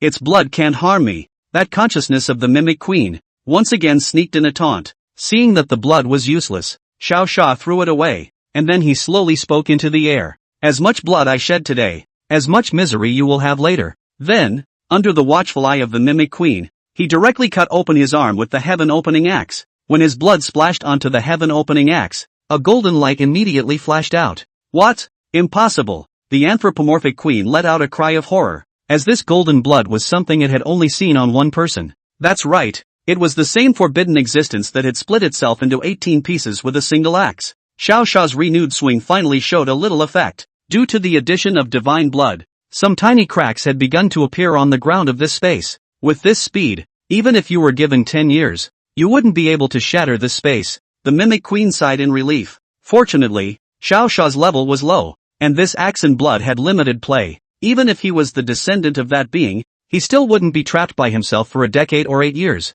Ha ha ha. If he didn't have a face, I'm afraid this realization's mouth would be crooked with laughter. Soon, though, its smile disappeared. It was because when Xiao Xia chopped into the 6th hour, he suddenly smiled and stopped his movements. Before the mimic queen could begin her taunting, he took the lead. Divine blood might just add a bit of damage. But if, for example, I take out the decimation special effect, destroy the sky and destroy the earth, how should your excellency respond? In the middle of the conversation, Xiao Xia headed towards the ground and swung out his last axe in a lighthearted manner. Boom! The special effect of destroying the sky and earth was triggered, and the entire space was instantly blown to smithereens. At this time, the outer space of the blue star also shook up a ripple as if a nuclear explosion had suddenly occurred. The mimic queen's consciousness, in horror, disappeared as far as it could go along with this space. At the same time, in some distant void. What? It's him? It's him back. A huge, incomparable mimic worm revealed the most horrified expression in his life. Chapter 79, Evil God Conspiracy. This is terrible. The few of them had seen the demon melt into various pieces before they dared to invade that area. But now, its own split consciousness told it that that being actually had descendants. How could this make the mimic queen quiet? It hastily sent a message towards its 3 previous teammates. In a hurry. Death, spacetime, the elements, I am life. There is one thing I must warn you about. That guardian of the galaxy. There are descendants who have inherited his will. Come to my mimetic galaxy quickly and discuss a plan. As soon as these 3 messages were sent out, the silhouettes of 3 other monsters soon surfaced in the murky void. God of life. Is this matter serious? A vain figure that looked like a cockroach asked very anxiously to the mimic queen. God of death. Do you know that the corpse god's recently dispatched henchmen were precisely decimated by the other party? The mimic queen gently uttered a sentence, causing this so-called god of death to instantly fall silent. The only way at the moment is to do our best to stir the pot and behead him in advance, never letting him turn back into a demon. The silhouette of the other god of reincarnation slowly said, I agree with reincarnation's approach, but that area is protected by the power of rules. How should I invade in? The blurring void of the god of time and space was the first to ask a question. Immediately afterward, they began to discuss how to kill Xiao Xia before he grew up. What they didn't know was that the deepest conviction in Xiao Xia's heart wasn't guardianship, but rather insane killing. Even if he became a god, it would still be a killing god that killed at their doorstep, not a guardian god that guarded the galaxy. On the other hand, in the outer space of the blue star, Xiao Xia, who had just split the entire space, was floating alone above the starry sky. Vast, spectacular, mysterious, dangerous. It was the most exhilarating sight revealed in all of outer space. In his last life, how had he ever been in outer space? Will he be able to break through in this life? Cough cough cough, there is not enough oxygen. Xiao Xia, who was lamenting, suddenly realized that he was still in outer space. As strong as his body is, at this stage he needs oxygen. Plus it was normal to feel a twinge of discomfort after holding him in that space for 6 hours. To avoid suffocating someone as powerful as himself so hard, Xiao Xia hurriedly unfolded his own feathered wings, while the blood-colored battle robe immediately carried him, flying in the direction of the blue star. Within a short time, Xiao Xia had reappeared in the outer space of H City. He hadn't seen the 3 Chen Ling for 2 or 3 days, and before he went back to Tanyu, he thought of going to look for Chen Ling to see. Landing in the familiar villa area, the place was not as lively as expected. The entire villa area was unusually quiet, with hardly a soul in sight. It was logical that it was midday, and even if they weren't eating, it was a rest session, so how could there be no one there? With doubt, he began to sense the location of the three women. When he closed his eyes and faintly perceived, he quickly found the location of Chen Ling and Xia Qianmei's bearing. Chen Ling was in the wilderness, and Xia Qianmei was at the Black Rose headquarters she had built before. As for Tang Muqing, Xiao Xia did not perceive her to be around. You have to know that Xiao Xia's current perception is covering a very long range, and it is not too much to say that it is the entire city of H, or this entire island. But if they didn't find Tang Muqing's location like this, then it meant that the other party was definitely not in H city. Forget it, let's go and ask Qi Mei first. Collecting his thoughts, Xiao Xia immediately flew up and headed towards the nearby Black Rose headquarters. Within a short time, he landed in the gates of the Black Rose headquarters. The guards at the door who wore black tunics made Xiao Xia a little startled. It's only been a few days since they recruited so many people, and it's amazing that one of them doesn't even know any of them. Enemy attack. There's an enemy invasion. Seeing Xiao Xia land coldly, these people panicked and began to shout. In less than 3 seconds, he was surrounded by members of the neighborhood, and if he were an ordinary person, he probably wouldn't have been able to leave. Who dares to raid our Black Rose? Just as Xiao Xia sighed that the members of this session had responded well, a familiar voice came. Xiao Xia watched as a man dressed in black with a red jaw badge on his chest walked out from the crowd.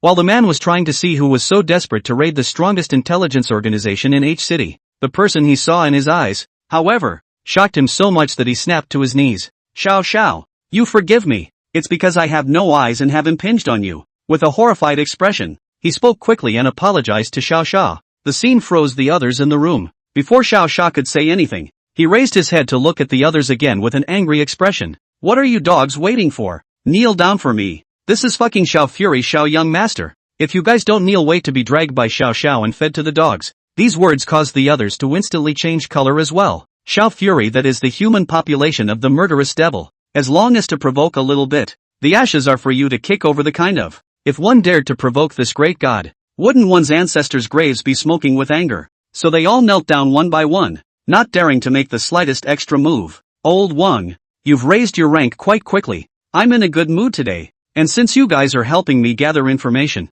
let's forget about this one. Next time, remember my face or... When he said the last sentence, Xiao Xia revealed an evil smile, which made the group of people not help but nod their heads frantically on the spot in fear, fearful that Xiao Fury would backtrack and randomly get a few dead. Just like this, Xiao Xia slowly walked into the middle of the Black Rose headquarters, and these people froze and waited for Old King to stand up before they dared to follow along with a sigh of relief. They were relieved, but Old Wang's face was darker than anyone else's. He looked at the group of people and then at Xiao Xia, who had walked away, and immediately broke into a fit of cursing. You guys are fucking really daring to play. Xiao Xiao even dares to surround him. If I hadn't been quick on my knees, you guys would have had your parents sent to their deaths a long time ago. Even though I've only been here for more than 10 days, I know how powerful Xiao Xiao is. When these people heard his words, each one of them revealed an unclear expression, making the old king was getting angrier and angrier. Do you know about the alien monster that appeared in the sky more than 10 days ago? He held back his emotions as he continued to ask at the group. The appearance of this monster had shocked the whole world, so how could they not know about it? A few people that were immediately nodded. Seeing them finally nodding their heads, Old Wang raised his hand on the spot and slapped each of them in the face, then yelled at them. The one who stood high in the sky and confronted that monster and was captured in the first place was Xiao Xiao. The fact that he's back now means that he definitely fucked up that monster too. Get it? You bunch of mealies. Chapter 80, Vanishing Time. When Xiao Zhao walked into the headquarters, he soon saw Xia Qianmei sitting in a high position. She was bored and was going over and over the information with it. Obviously, she was working, but Xiao Xia always felt that this niece was absent-minded and seemed completely unable to quiet her mind. You're not even serious about work. Did you stay up late last night and steal snacks with Chen Ling again? He reached behind Xia Qianmei with a flash and laughed as he crouched in his ear. But to her surprise, these words caused Xia Qianmei to fiercely freeze, and only after a long time did she turn her head in a daze. Thoughts blossomed instantly when she saw herself in front of her eyes. The very same man who was full of smiles.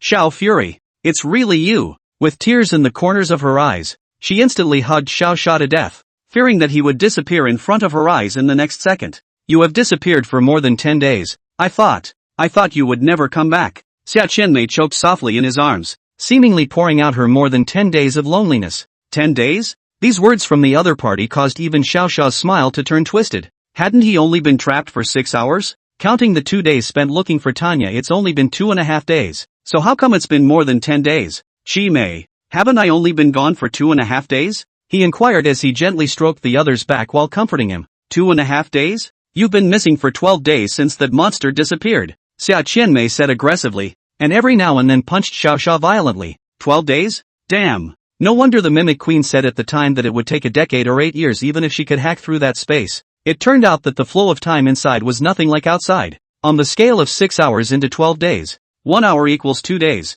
and if you stayed in there for a day at that time, it would be the equivalent of 48 days. It was fortunate that at that time, he did not take the other party's taunts at that time, or else he would really be disgusted by that mimetic queen. Mimic queen, huh? Don't you get caught by me, Xiao Sha said with vicious anger in his heart. Can't stand a little bit of stealing 12 days of your own time for no reason. But for now, it would be better to comfort these little girls first. After all, the sudden disappearance of their reliance for 12 days did put a lot of psychological pressure on a few of them. Next time, no leaving so quietly. I'd rather you stay with us honestly than be in danger. Xia Qianmei, who had finally eased up, grabbed the corner of Xiao Sha's coat and muttered twice. Xiao Sha gently touched her head and told her that he was like that. He couldn't see others pretending and couldn't see others being mouthy. When he saw people trying to make something of him, he had to slaughter them to do it. This is the kind of Xiao Fury I like. When the familiar voice line appeared, Xiao Fury knew that Xia Qianmei had disappeared. In its place was the Black Rose, who had a winking smile on her face and was frantically groping around Xiao Sha's waist.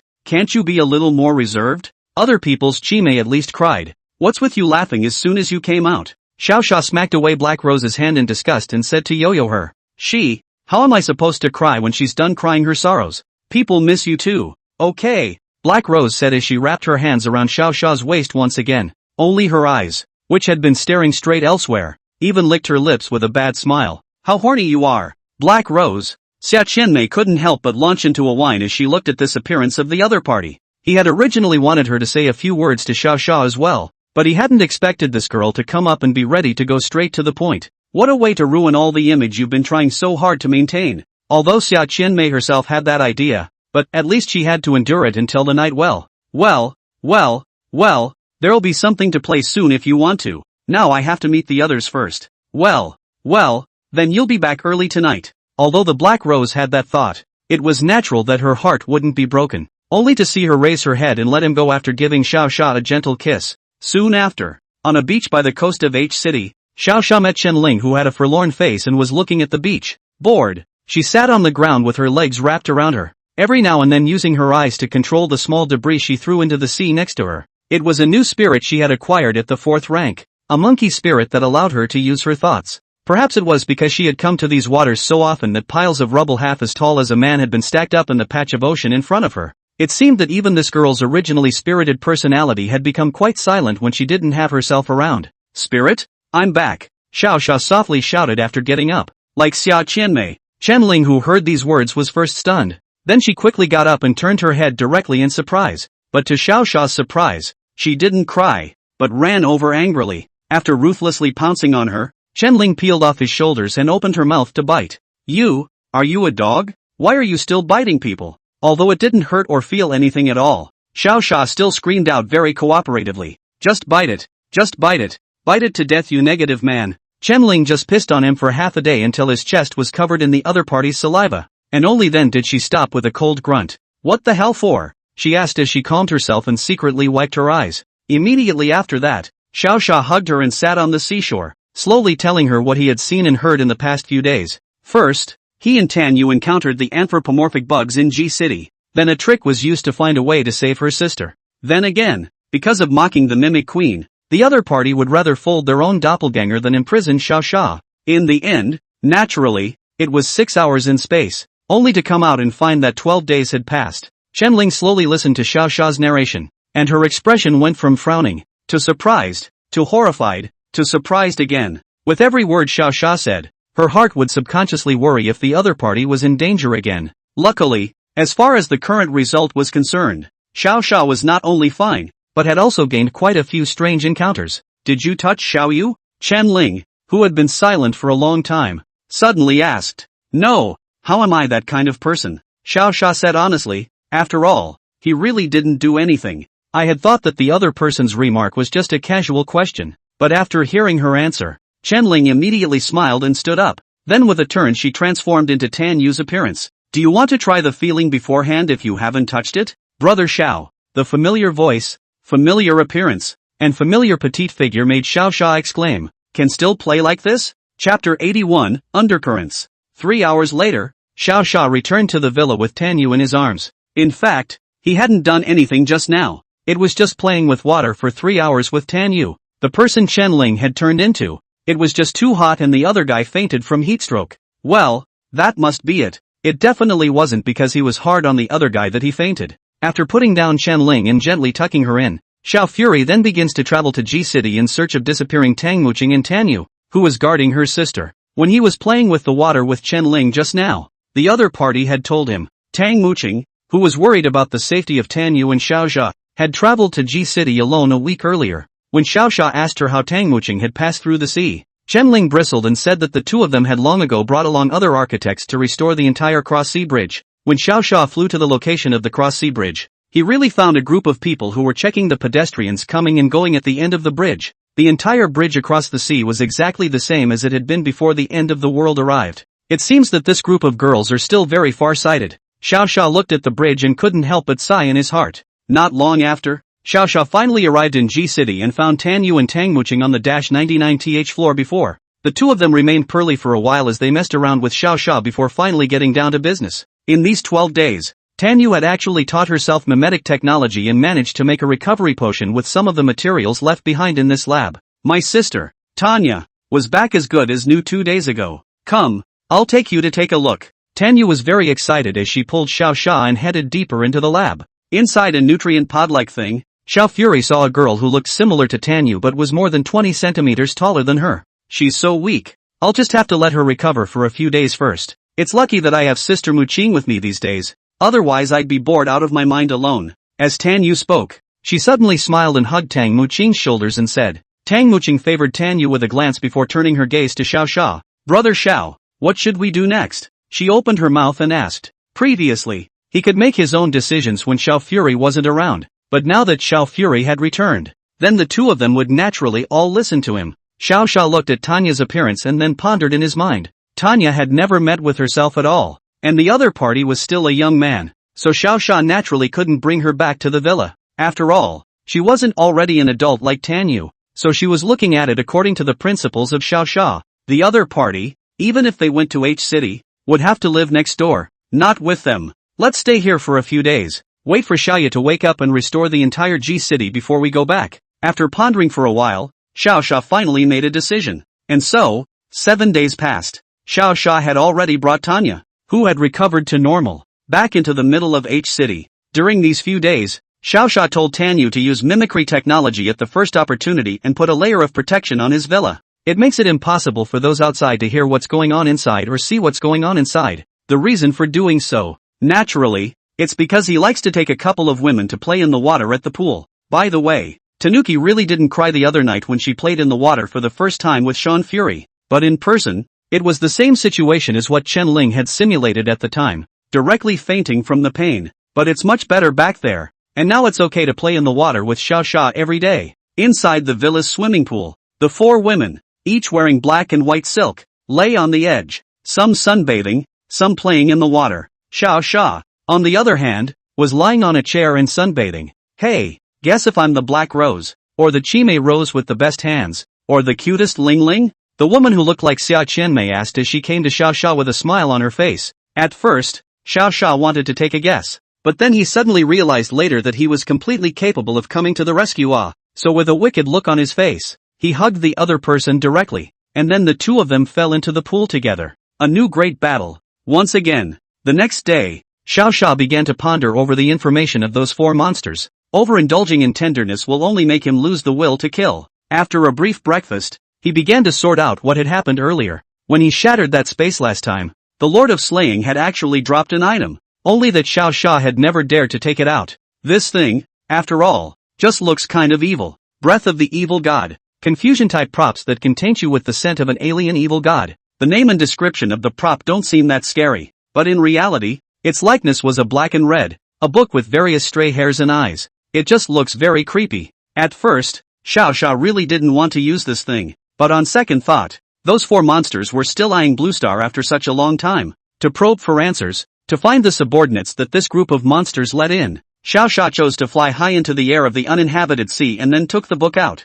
As soon as this black and red book appeared in the air, a dark red blood quickly came out of his hand and slowly encircled his entire body. Not a moment later, a lot of information appeared in Xiao Sha's mind. Life, death, space, and the elements, the four evil gods that have been around for years. They spread their game of death by invading other universes through their own power. When the creatures of that universe lose the game, the entire universe becomes their sustenance. As soon as these three lines appeared in his head, Xiao Sha's eyes revealed a burst of icy viciousness. So it is. It turns out that all these necromorphic monsters were turned out by them. The gifts in himself and others, on the other hand, had been handed down to the remaining humans by the will of this universe in order to resist the other side. No wonder the end times came so quickly. Even humans were completely defenseless. It turns out that everyone is just a pawn for that group of evil gods and cosmic consciousness henchmen to fight each other. In this world, there were too few people who were as different as Xiao Sha, because he inherited the bloodline of Pangu,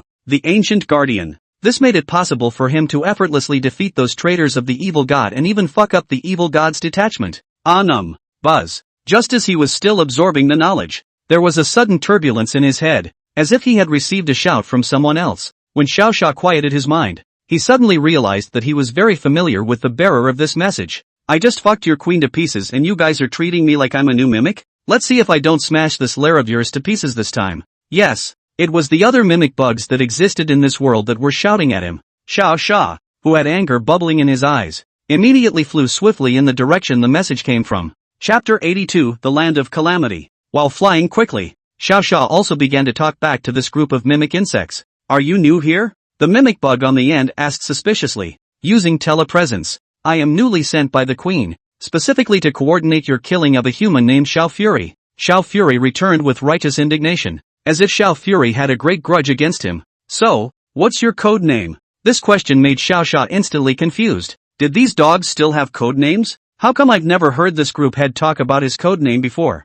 This question caused Xiao Sha to fall into a short silence. What exactly is your code name? The opposite party also raised his voice and continued to ask. Time passed by minute. Xiao Sha was pondering how to answer. After all, this thing called code name was very peculiar. Maybe a bad word would be exposed. Just when both of them were at a standstill, Xiao Sha finally spoke. Code name 9527, which was given to me by the queen herself. With a flash of light, Xiao Sha remembered the four numbers that Master Star liked to use the most. The codename is presumably a character of some kind. Surprisingly, the opposite party froze for a very long time before answering respectfully again. Senior, I didn't expect you to descend to this planet as well? Before Xiao Sha could excitedly ask where their location was, the voices of other mimic bugs were suddenly heard in his ears. Who? 9,527 seniors? Turn off the comms quickly, you retard. 9527 is a senior who specializes in decapitating traitors. How could it possibly come to this place? You don't.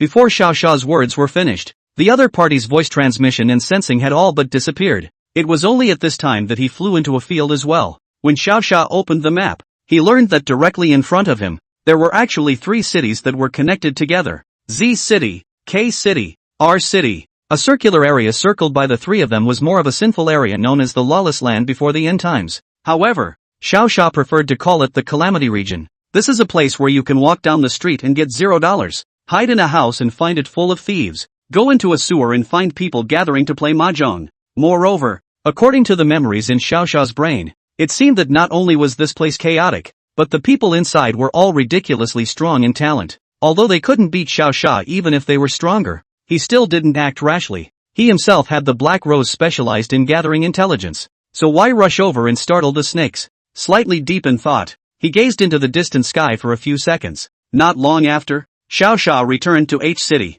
After handing over the matter of investigating the target to Black Rose, Xiao Sha returned to the villa and temporarily waited for the intelligence to be gathered. However, this had just landed near the villa when they saw Chen Ling and the others, testing Tanya's abilities. Hello, brother-in-law. Seeing him approaching, Tanya greeted him very nicely. Xiao Sha smiled and nodded, signaling that it was fine for them to do their own thing, and that he was just casually looking around. After testing, Xiaoda's new body can suppress the talents of everyone within 100 m at most.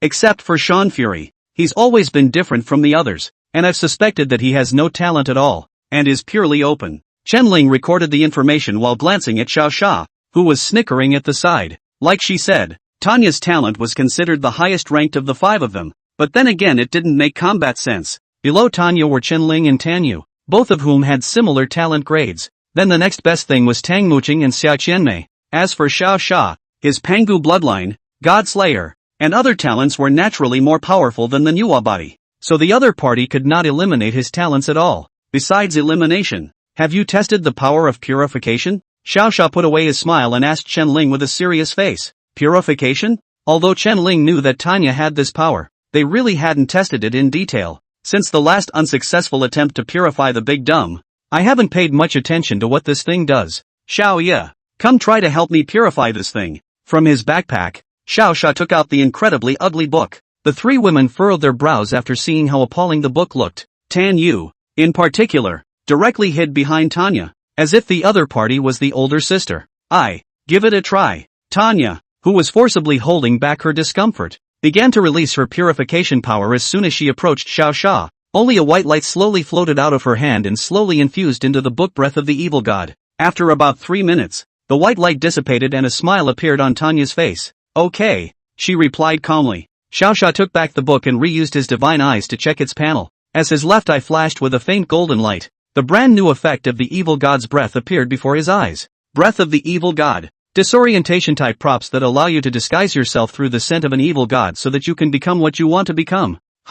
Wasn't this an ability that only Chen Ling's snake spirit had? So you can transform yourself now? How's it going? Did it work? Tanya trailed off cautiously. After all, she also knew that her brother-in-law that was invincible and generally strong. If she could help him a little bit, then Tanya was naturally very happy. Your purification has helped a lot, Xiao Xia replied with a smile. That's not a lie. Although this disguise wasn't really taking the form of someone else, it would allow Xiao Xia to better search for clues in other areas. After all, he's so famous now that he probably has to have his picture on the door of every mimic's room. After laughing for half a day, why don't you tell us what it's good for? Chen Ling poked Xiao Xia's shoulder with a beak. After all, this book looks so evil. She was curious what the book would do, and Xiao Xia, who was standing in front of the 3 women, turned into Xia Qinmei's appearance in the blink of an eye. Chen Ling, who was still muttering a second ago, soon had her mouth wide open in shock at Xiao Xia's maneuver. Isn't this Chimie-san's likeness? How could you turn into her appearance? Is it hard to believe that this book has stolen my snake spirit? Chen Ling was startled and hurriedly checked if her snake spirit was still there. While she was communicating with her spirit object, Xiao Xia also scanned his own situation. Things were exactly as he thought they would be. His own body hadn't changed in the slightest, just a faint white light around him camouflaging his body. The next second, he changed back again. Looking at Chen Ling who was flustered in place, Xiao Xia flirted at her. Now that I can transform too, next time you whisper to someone else, be careful that sister is me. As soon as these words came out, Chen Ling's face froze. Obviously it was his own exclusive ability. Why did Xiao Xia also have it? Chapter 83 Visits by Spies. 3 more days passed in the blink of an eye. At the dinner table, Xia Qianmei slowly sat on Xiao Xia's lap and began to report the news she had gathered in the past few days. The strongest people in the 3 cities have all been gathered clearly by me. The strongest in City Z is a 4th-ranked flame mage. The strongest in City R is a time walker of the same 4th rank. And the strongest in City K is a bit stranger, a 3rd-ranked shadow summoner. 2 fourths and a 3rd? It would be too easy for himself to clean up this group. How's the investigation about the organization going? Xiao Fury spoke out and inquired. For who is the strongest? Xiao Xia has nothing to want to know. After all, even more fierce cannot beat himself. His only purpose was still to see if the mimics were in the area or not. And it's actually pretty easy to analyze whether or not this group of mimics is in that area. It mostly depends on what's higher tech in that area is all. After all, the mimic worm thingies like to play around with tech. Regarding the organization, the most famous organization in there is called the Scavengers. And the headquarters of the other side seems to be in what you call the Calamity Land. Just one organization. That would mean that the other 3 cities are split up into factions, each running their own city. As for the so-called technology, I didn't find anything relevant from the intelligence, Xia Qianmei reported while taking Xiao Xia's hand and roaming around her body. She was getting bolder now that the other 3 were watching and she had the nerve to do something like this. So if everyone else was out, wouldn't you be playing with Xiao Xia yourself? Ahem. Pay attention to the image, pay attention to the image. A certain man pretended to be serious and pressed Xia Qianmei's hand down. Are there any other clues? He ignored Xia Qianmei's frown and continued to pursue the question. When the other party heard this, she decisively leaned against Xiao Xiao's shoulder and lightly raised her beautiful eyes before recalling. Within a short time, she quickly raised her head and excitedly said back to Xiao Xia, I remembered. Black Rose said that someone had come after us in the afternoon near the Cross-Sea Bridge, and the other party claimed to be from our city. Ha! The other guy was far away from our city, and he managed to hike down to the beach and say hello to the guards at the bridge across the sea? It's really kind of amazing. You change Rose out. I want to hear the specifics. Xiao Xia replied to Xia Qianmei. The matter was urgent, and it was necessary to hear the details of the whole thing before Xiao Xia could judge how the other party had arrived. Good. Xia Qianmei obediently communicated with the Black Rose in her heart. Without a moment's notice, the one sitting on Xiao Xia's lap had already turned into that one,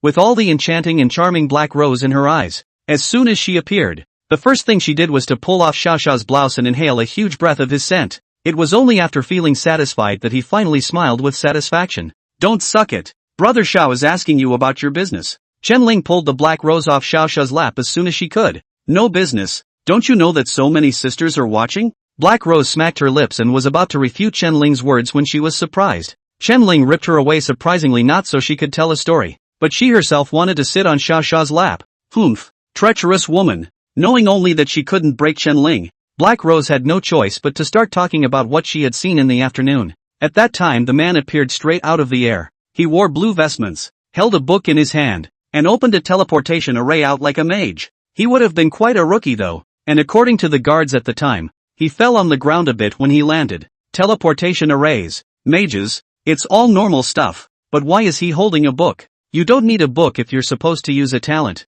do you? What did he say after he landed? Xiao Xia grabbed Chen Ling's fumbling hand and continued to pursue. He said he was a scout for our city and told us to turn in supplies to them on a regular basis, or else they'll all attack our city of H. It was probably because the person who was speaking at the time was so funny that Black Rose laughed as she spoke. He ended up half dead from the guards before I could make a move. If he hadn't opened the portal and run away so fast, I guess we could have caught him alive. The fact that such a vegetable could be a scout meant that there shouldn't be a large number of mages on the other side. But what about that book? Those who were gifted mages in their previous lives had never seen them flying around with a book, because it's not like this world has spell scrolls or anything like that. There were just too many questions, and Xiao Xia finally got too lazy to think about it. Since the opposite side is so arrogant, then it will surely come back again. So Xiao Xia immediately decided to let a few of them take turns guarding the bridge for a few days. For himself, he was going to travel to the Calamity region alone to see what was going on over there. The next day, it was the same as what Xiao Fury had arranged.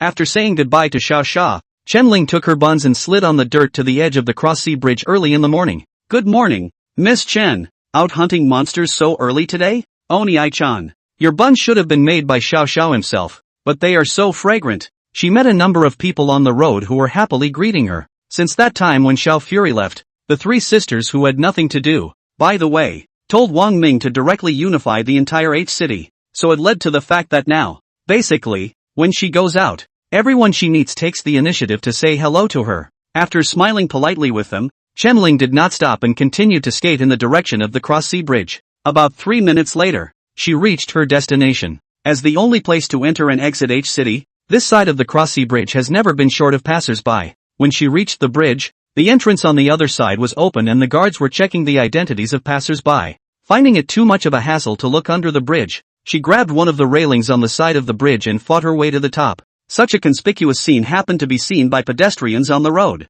Some of the passers-by who had come to H City for the first time to make a deal were talking about it. Hey, look how there's a girl up there. She's so arrogant. Do none of these guards care about her? What's going on? One of the people who knew Chen Ling hurriedly pressed down on the two men's heads and angrily whispered in their ears. Don't seek death. You too. That's one of the strongest women in H City. An existence that can crush a third-order monster with her bare hands. You don't want your lives, I want mine. These words caused one of them to be honest, but the other looked at Chen Ling with a disdainful expression. She's just a woman. How ruthless can she be? Don't you be afraid. However, just as he finished those words, Chen Ling at the top of the bridge also casually waved her hand. It was as if the man had been hammered into his body by a stone pillar, and he flew into the ocean at a fiery speed, and was subsequently dragged into the water by a group of fish monsters. You should be glad it was me you met. If you had met Brother Xiao, you would have been hung under the bridge and fed to the fish. Chapter 84, Infiltration. Chen Ling stayed like this for 3 hours until the sun had risen and the warm sunlight slowly shone directly onto her face.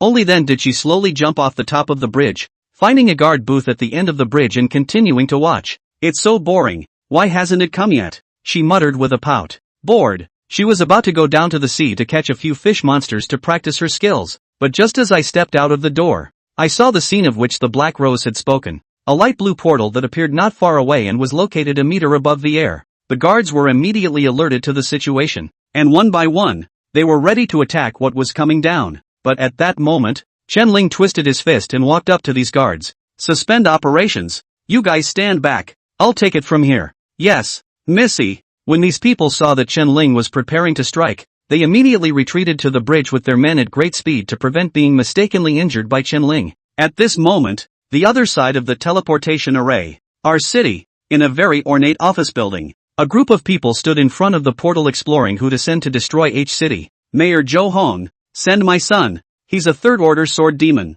He'll slash at anyone he sees. He's sure to make a killing. That's not true. My nephew is a third-ranked swordsman, and he uses a hand of wind control techniques like a god, so I think he's more than capable of handling it. The two subordinates, in front of Zhou Hong, the leader of the entire R city, tried their best to recommend their relatives. After all, in their opinion, how could there be geniuses in H City, a place that was on an island and barely communicated with the outside world? Sitting in his seat and contemplating for a long time, Zhou Hong, who was wearing a blue vestment robe, finally decided to let these two people go together, along with his own pet, the third-order Dark Moon Coyote. And so at his pat decision, two fierce youths, plus a wolf that was 3 meters tall, stepped into the teleportation array together. At this point they didn't realize who they were about to face. Time passes by. The two subordinates desperately tried to curry favor around Zhou Hong, and subsequently bragged about how great their nephews or sons were. I believe that they, and my pet will definitely return with a big victory. Under being bragged about by his subordinates, Zhou Hong's face was also filled with confidence at this time. But to the surprise of a few people, the portal had just opened for less than a minute before it relit up again. What's going on here? Zhou Hong frowned. How could the portal open so quickly over there? Ah, Mayor Zhou, this could be that they have already killed the strongest person over there, so they are coming back to report the good news. One of the subordinates fawned and catered. When Zhou Hong heard this, it seemed to make some sense. After all, these were 3 third order. Wouldn't it be simple to go over there and exterminate a few natives? A joyful smile appeared on Zhou Hong's face at the thought that he would soon have a new territory. But it was at this time that a ball of green-colored scrap iron, curled together, suddenly flew out of the portal. One of his men's face changed. That was his son's sword. How did it bend into a ball of hempal? Mayor Zhou, this is probably a weapon they captured during the battle. Despite worrying about his son's safety, he explained stiffly. Before he could finish his sentence, another mass of red scrap iron, too, fell out of the portal. Ah, Mayor Zhou, this is definitely a weapon seized by my nephew. Before Zhou Hong could frown, another henchman had already opened his mouth to explain,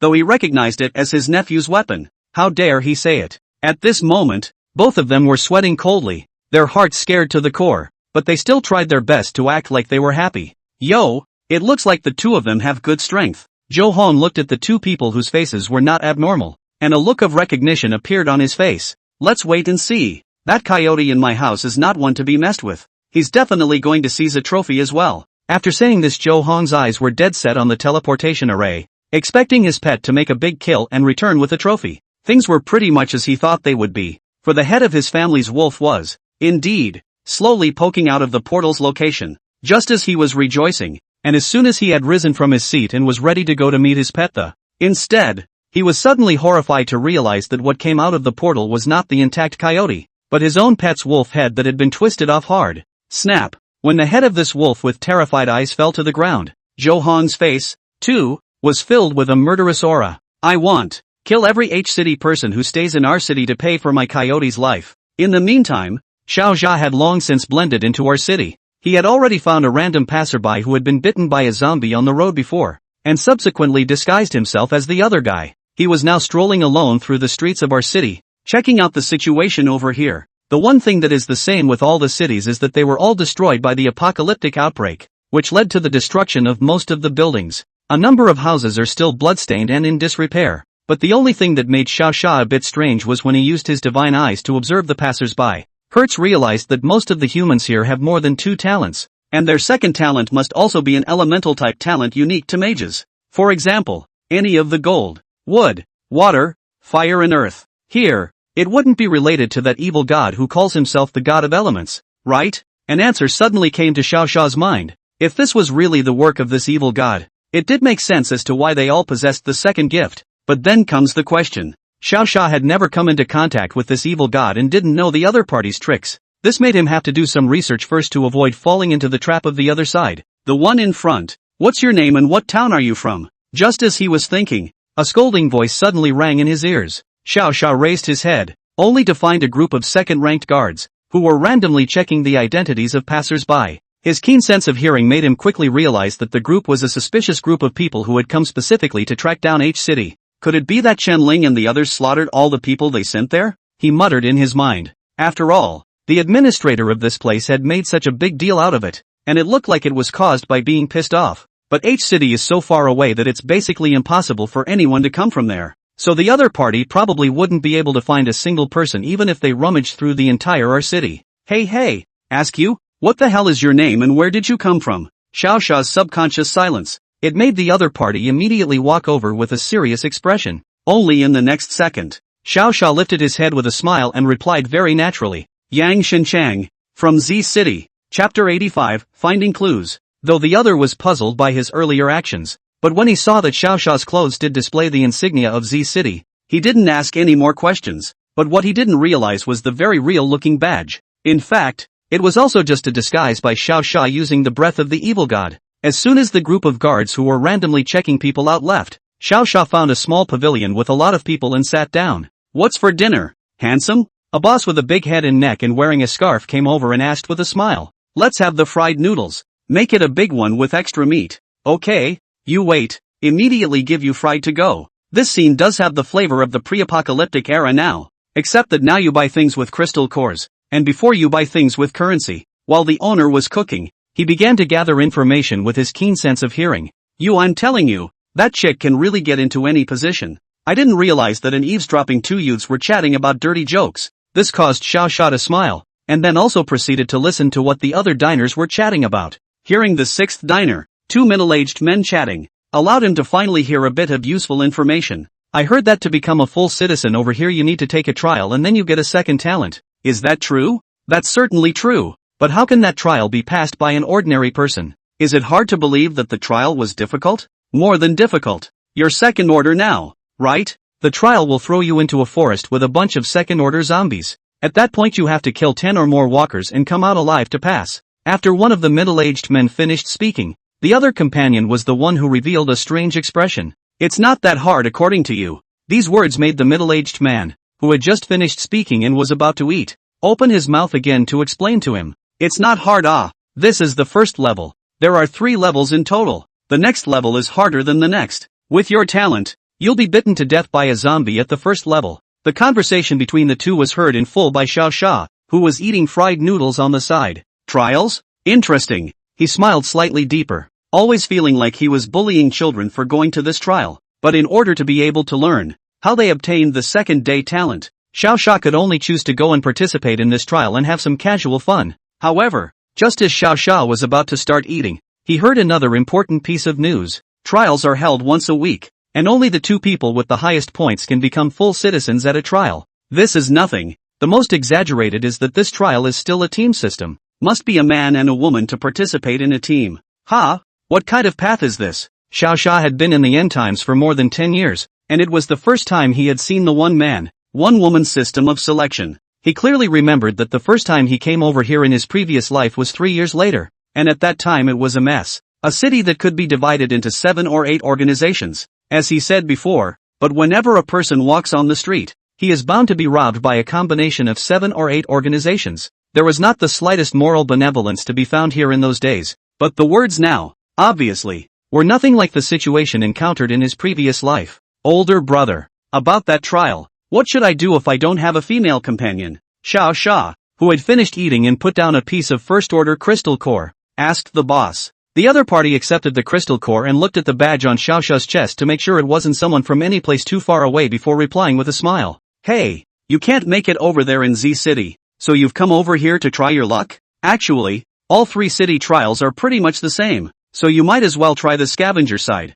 The boss first said a few words in a persuasive tone, and then could only sigh after seeing the determined expression on Xiao Xiao's face. Well, since you want to give it a try, look over at the slums. I've heard that's where a lot of people group up. Thank you, old man. After thanking the boss, Xiao Xiao left very decisively. After a few inquiries along the road, he soon came to the heel of the so-called slum. This is the area that was destroyed the most during the outbreak of the end times, the most marginalized area of our city. All of the large buildings visible to the naked eye had collapsed, and many bloodstained and cracked cottages were being left. Because most of the occupants of this place have useless talents, it has become what people call a slum over time. In a relatively open and clean zone, Xiao Xia saw the so-called grouping area. Here stood a group of men and women, almost all residents from out of town like themselves. They also either communicated or observed, seemingly picking and studying the right teammates for them. Among this group of men and women, Xiao Xiao's divine eye suddenly failed on a girl. Other than the panel showing a name called Mori,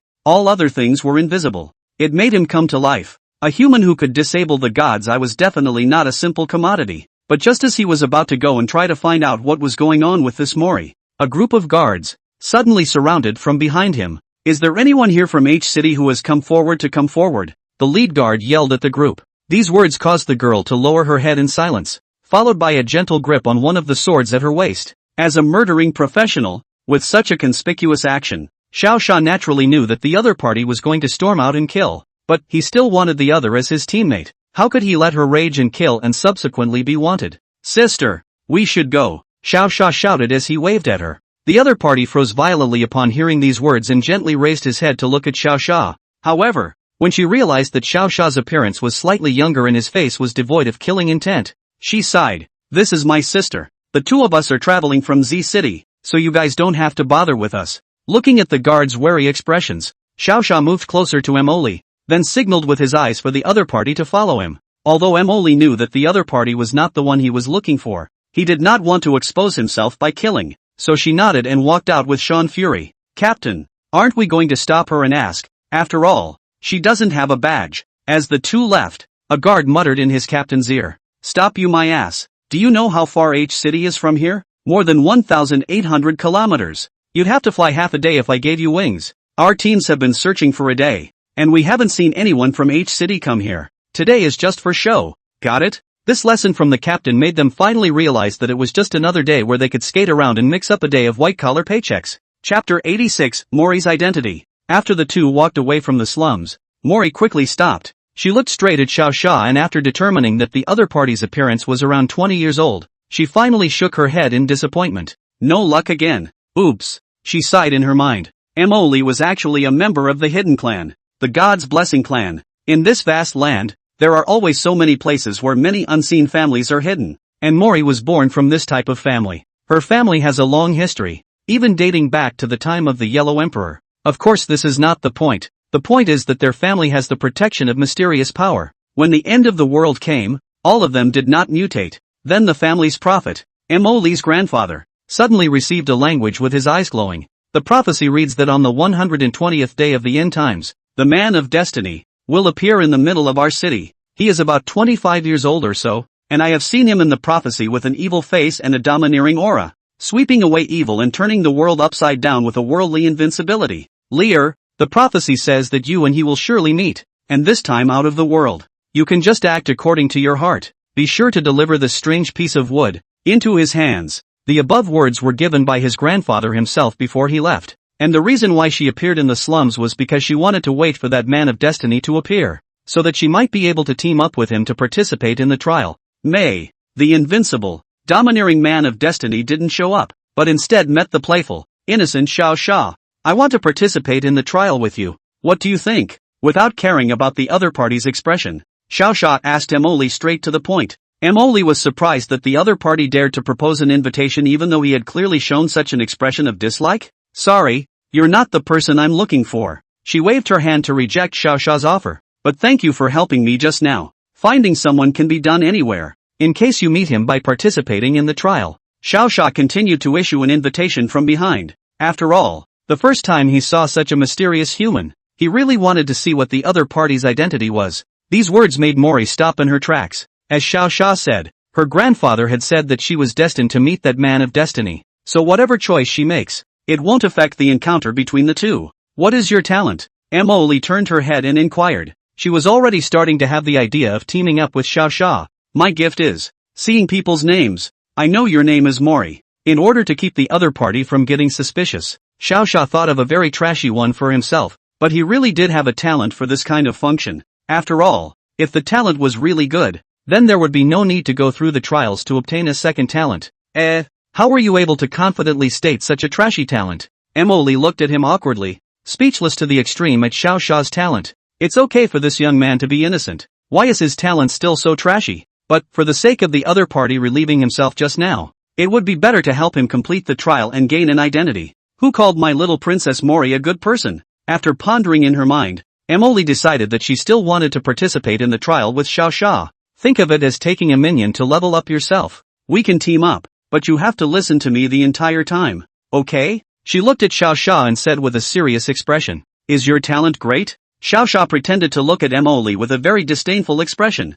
The gesture annoyed the princess of the family, who was wearing a white dress, only to see her snort coldly and quickly control her sword in the air with her mind. Then, under Xiao Xia's expression of feigned surprise, he split the thick wall in front of him with a sword. How about it? Handsome or not? Looking at her masterpiece, Emily had a very proud expression on her face. So handsome, then you have to take me flying. Xiao Xia also acted like a little brother who wanted to hug his thigh and shouted excitedly at Emily. For someone who had lived in the post-apocalyptic world for more than 10 years, this bit of performance was just too easy for him. But Emily, have you forgotten something? In his excitement, Xiao Xia suddenly put away his smile. What is it? Emily revealed a puzzled expression as she looked at Xiao Xia. Then in the direction he was pointing, Emily saw 3 people standing on the grass mat in the small courtyard, furious with themselves. I'm sleeping. What are you doing splitting my fence? After giving the other party 5 first-order crystal cores, Xiao Xia took Emily, who was full of apologies, and walked out from there.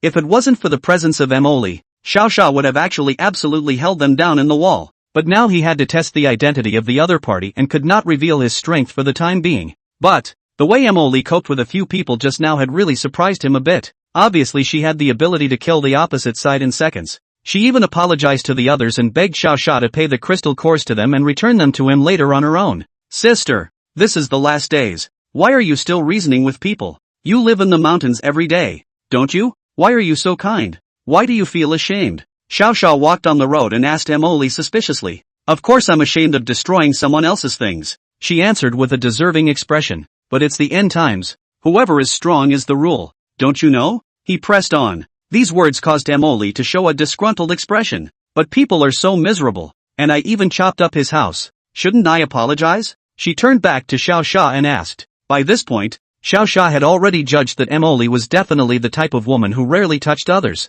It's similar to that family jewel. Some parents carefully tended baby. The overly long protection of others has resulted in her being impervious to the malice of human nature. That is to say, it is highly likely that she is an ultimate invincible Grand Madonna. But did it ever occur to you that they might be robbing someone else's house to live in? He asked coldly and rhetorically. These words caused Emily to reveal an incredulous expression. She was just about to retort, but it turned out that Xiao Xia added another sentence with a smile. You may not believe it, but think about it. If that was their home, why would they have straw mats in the yard instead of beds in their rooms? The words revitalized Mori. According to Xiao Xia's inference, the other party does not live in the room is actually not that they like to live in the courtyard, but because they simply do not have the key to go in, and they cannot pry the door. Synthesizing the information received, these 3 people were really bad guys who invaded other people's houses, just as Xiao Xia said. Chapter 87, Trials. Mori was just stunned. She suddenly felt that although Xiao Xia was not talented, he was very observant. And you, yourself, with your bare talent, can't even see the simplest of questions. No wonder Grandpa warned himself so seriously about the dangers that must come from other people. Thank you.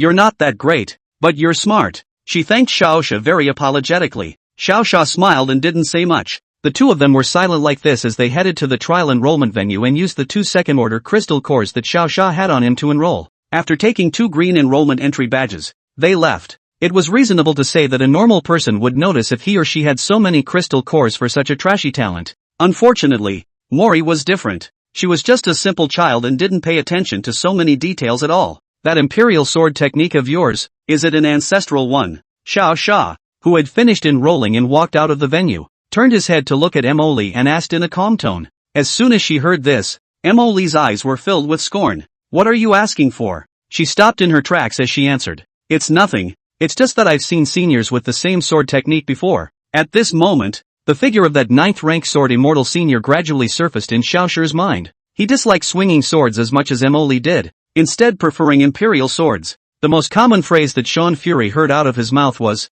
"This sword. Ah, it's like a condescending woman. You have to conquer it and dominate it to be qualified to ride it." At that time, Xiaojia did not understand what the meaning, until the two separate time. Xiaojia suddenly realized that his sword even flew out of a dainty sword spirit. Seniors? Poof. With this strength of yours, I guess you'll have to call out to a senior when you see a small child with a better talent than you. Mo Li's scorn disappeared. Before he thought that Xiaoxia was prying into his clan, but he didn't realize that it was just a casual question. After all, his own family's people hadn't even come out of the world, so how could they have been seen by Xiao Fury? That senior isn't a piece of trash, is he? 9th ranked sword immortal, and rumored to be the head of a hidden family. However, this point Xiaoxia naturally couldn't tell Emily, since she felt it was trash. Then Xiaoxia could only obey her. After all, one couldn't expose his strength now that he hadn't found out where she came from. Enough about this, where do you live? After skimming over the matter of his seniors, Xiaoxia stared at the green enrollment badge in his hand and asked Emily, who was in thought.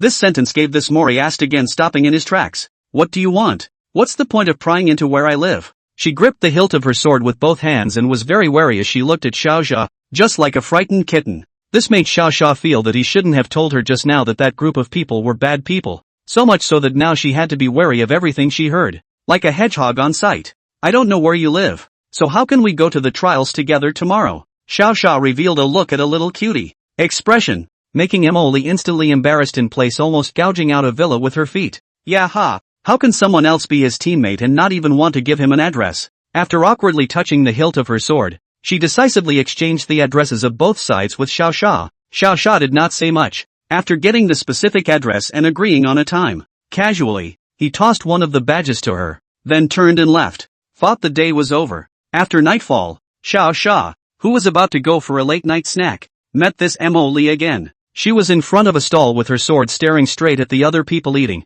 like one of those little girls who wanted an adult to buy candy. Only there wasn't much in the stall to buy her food. After all, the guys are ordinary people. No one dares to take the initiative to provoke this kind of woman who can sneak around alone at night. How did you get so poor to this point? Xiaoxia spoke from behind coldly, almost giving Emily a fright in jumping up. She had thought it was a bad guy approaching, but she didn't realize it was the little brother she had just taken in that afternoon. It's over. You've been discovered by your little brother that you have no money. This is bad. She felt that if this was ridiculed by Xiaoxia, she would never dare to talk to Xiaoxia again. And so, without a word to be said, she headed straight ahead at a brisk pace. I originally wanted to give my big sister a treat, but I didn't expect to recognize the wrong person. Xiaoxia pretended to have a look of pity as he walked over to the stall and slowly sat down. It didn't take 5 seconds for Mori to sit across from him as if she had just passed by. Only she didn't dare to talk to Xiao Fury with a big grin. Once she sat down, she lowered her head and silently waited for Xiao Fury to open his mouth.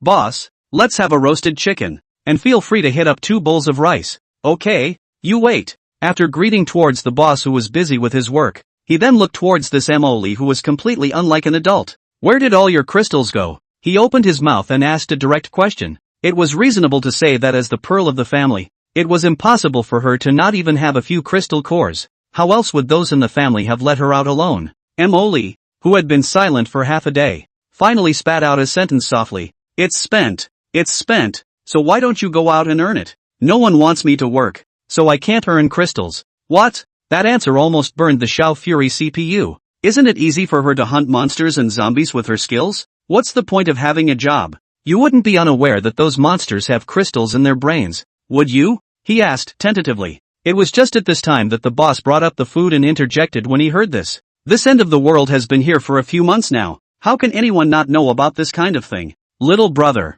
your joke is not funny. He cheerfully finished those words quickly, then set down his plate of roasted chicken and 2 bowls of rice, and proceeded to leave, leaving Emily sitting in place like a retard. Forget it if you really don't know. It's nothing really. After all, there are always accidents in the world, and you just don't happen to know about such things. Seeing that she looked like she was about to cry, Xiaoxia hurriedly said a couple words to comfort her. Of course the comforting was just an excuse. In reality he was trying to get the other party's favor and then find a chance to ask her about her identity. I saw on TV that they all have to work for money. How come it came out different than what I saw on TV? She said as she picked up her meal, seemingly spitting out her ignorance. At this time, Xiao Sha sensed that the opportunity had come, so he hurriedly set her off. Big sister, where the hell did you come from? Why do you feel like you have no common sense at all? Emily silently ate a mouthful of rice, chucked a piece of roasted chicken, and swallowed it very elegantly before she spoke back to Xiao Sha. Would you believe me if I said that I was one of those reclusive people who never left home or contacted the outside world at birth? Chapter 88, God's Blessed Clan. Looking at the other party's serious expression, Xiao Sha nodded and answered her with exaggerated words.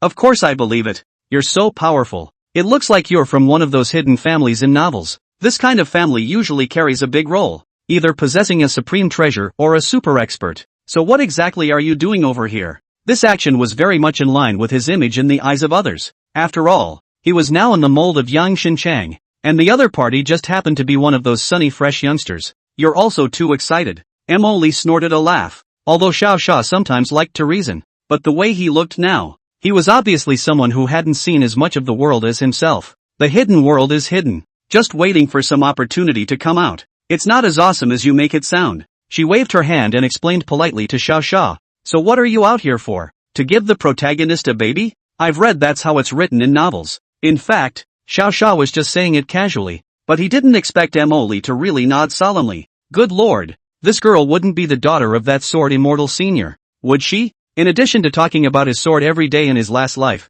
one of the words that senior most often muttered to Xiao Sha was to look for some kind of destiny person. The world is invincible, domineering, God stops killing God, Buddha stops killing Buddha. Whenever he muttered these words, Xiao Sha had to come close to him and ask with a smile, is it possible that this man of destiny is me? And Sword Immortal Senior would caress his sword and shake his head at Xiao Sha. You can't even beat me, how can you be invincible? Well, it made sense, but it always made Xiao Sha feel that it was a curse. As far as Xiao Sha knew, even if he died in battle, he had not been able to hear that Senior Sword Immortal had found any news of the man of destiny. So he now suspected that senior might have been pitched by the old guys in the family, just like Mori is now. It's not exactly a gift of treasure. But anyway, I have to find that bearer in order to fulfill the task my grandfather gave me. Emily ate Xiao Sha's meal, so she didn't hide it from Xiao Sha, and she tried to tell Xiao Sha everything she could. But the important things, like what the baby was, what her family's name was, and where their family came from, among other questions, she refused to answer. But from these mixed messages, Xiao Sha could also come up with an answer. Emily, she is 100% the daughter of Sword Immortal Senior, and both were lulled out of their well-fed, sheltered secret realm to find some trackless man of destiny. Is it possible that there is no such person of destiny at all? As Xiao Sha ate, he suddenly raised his head and asked Emily. Impossible, Grandpa said. Emily anxiously argued. After all, this is Grandpa's own words. Very important things. He said you're bound to meet the man of destiny on this trip, right? Xiao Sha interrupted Emily, who was about to explain. These words made Emily freeze on the spot. She frowned, not having the slightest idea how Xiao Sha had learned about this. Could it be that his talent was actually mind reading? Just take it as a casual remark. Xiao Sha sighed with a smile. Originally, he wanted to tell her bluntly that he knew his father, and that he'd been looking for the man for over a decade and hadn't found him, but it violates his own principles. Regarding the future, it was enough that only he knew, and he would not say much to anyone. But he didn't say anything. But Emily was made very curious by him, and she was curious to know how exactly Xiao Sha knew about this matter. Haven't you ever played a game? Usually when you walk out of a novice village, the village headman will give you a sword that claims to be the best in the village, followed by telling you that you are a brave man destined by fate. Yet you walk to the second area only to realize that the sword is worse than any copper sword hawked on the street. 3 short sentences caused Emily to slightly wrinkle her beautiful eyes for a moment. Although she didn't know if what Xiao Sha said was true, she did falter. After all, Grandpa's prophecy was indeed very confusing, and in this sea of people, there was no corresponding person who appeared at all. If I don't find anyone after the trial tomorrow, I'll go back and ask Grandpa. She silently made a decision in her mind. It just so happened that by this time the two of them had also filled their stomachs. And seeing that Emily was still thinking, Xiao Sha quietly left. Senior Sword Immortal had saved his life in his previous life, so he naturally wouldn't let the other party's daughter waste more than a decade of her own time by looking for a vain person. After all, the man of destiny, who had never appeared in the first place. Day 2, the two arrived at the so-called trial venue early, that is, near the city of R, the outskirts of a fenced-off forest. Coming too early caused the trial time to not yet arrive, so the two of them had to wait in the waiting area on the side, resting for a moment. Since there were very few people now, Xiao also used his sense of hearing out of habit to poke around the staff present to see what they were talking about. Brother-in-law, will this work for you? I fought tooth and nail to find you. Inside the room where the staff members were, two very alert discussion voices caught Xiao's attention. What are you afraid of? This trial is supposed to be passed by whoever pays. With my brother-in-law here, you'll just have to wait and take the identity with Mei and be done with it.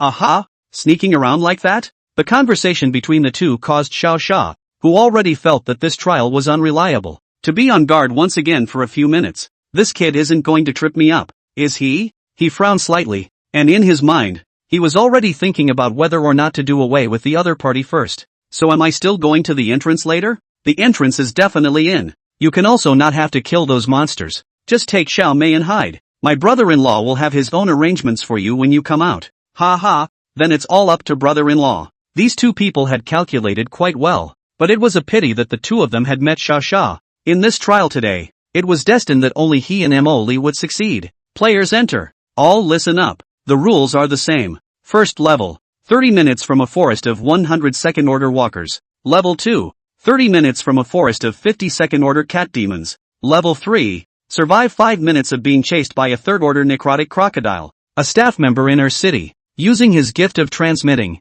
communicated these messages to everyone around him. Most people were still in high spirits when they heard the first part, until a look of horror appeared on most of their faces when they heard the third order necrotic crocodile. This place can be full of second-order humans with lousy talent who just want to try their luck or not. But this last level was a third-order creature, so how could they dare to participate? When that was said, almost 80% of the human race left on the spot. Chapter 89, Stay Behind Me. Seeing so many people frowning and leaving, Emily sneaked a look at Xiao, but I didn't expect that the kid didn't have any fear on his face. Instead, he looked relieved. Why do you have a smile on your face when you have such a crappy talent? She poked Xiao's back and muttered behind him. It's not with you, big sister. You'll be in charge of flying me around later. And I'll be behind you yelling 666. What does 666 mean? It means you're so good, you can't beat anyone. Once she heard that Xiao was actually so understanding, Emily was also snubbed with a smile on her face. This little brother is so on the ball. Just as the two were happily talking over there, a piercing sneer came from the side. Yo, yo, yo, yo, yo, yo. Yo, yo, yo, yo, yo, yo, yo, yo, yo, yo, yo, yo, yo, yo, yo, yo, yo. Those who don't know will think you've bought the examiners. Xiao and Emily turned their heads at the same time, just in time to see a heavily made-up woman, loudly discussing not far from them. If he had heard this in the past, Xiao would have definitely pushed this woman into the dirt. But right now, his appearance and identity were that of a little follower, so he had to do what a little follower should do. What? Are you jealous of my big sister's good looks? Or are you jealous of her being powerful? He walked in front of Emily and barked at the woman. You. The woman across the street was obviously infuriated by him. The hand pointing at him was shaking uncontrollably with anger. What right do you soft rice man have to talk about me? After holding back for half a day, Xiao thought she could say something, but she didn't expect to just say this kind of words. What's wrong with me being soft? I'm happy she's happy. It's your turn to talk? You're a heavily made-up ugly bitch. Taking your makeup off will probably kill you, right? Xiao's retort was quite brilliant, causing the other party to suddenly breathe heavily in anger, not knowing what to reply. That's certainly not the end of it. Just as Mori pulled him into the arena, Xiao also divinely spat out a soft SB to the other party. This scene directly gave the opposite party an explosion of anger, itching to take off his shoes and throw them at Xiao's head. Unfortunately, Mori pulled so fast that she was too late even to take off her shoes. Not long after, the woman's companion came out of the staff house. Mei, come on, let's go inside. The man dressed in a suit as if he had come to walk in the show said towards her. What took you so long to get here now? I'm getting yelled at. They're calling you a loser and calling me ugly. The woman huffed and puffed and started babbling, presumably about whatever came to mind. But on the contrary, the man really believed it. He half-coaxed the woman while promising her that he would definitely teach his taunters a lesson later. That's all. All the rest of them, too, entered the forest of the trial, with a couple of uninspired staff members, closing the fence. The trial finally began in earnest. Big sister, there's a walker over there. Kill it now. As soon as they arrived in the forest, Xiao started acting, hiding behind Emily and pretending to be scared. Look at you. Stand behind me. I'll take care of it. Although Emily spat at him, she still controlled her sword and began to defend herself against the approaching zombies. But she just resisted. But she didn't dare to kill these zombies in the slightest, which made Xiao Xia hurriedly stimulate her in her ear. You have to kill them quickly. Or what if we're surrounded? Perhaps it was because he was acting too much like a zombie, and Morley was so scared that she hurriedly decimated the few zombies that were close to herself. However, to Xiao Xia's surprise, the rest of the zombies, almost all of them, began to slowly walk this way. What the fuck is going on here? He said in his mind. It always felt like the walkers were being manipulated. In order to find out what this was all about,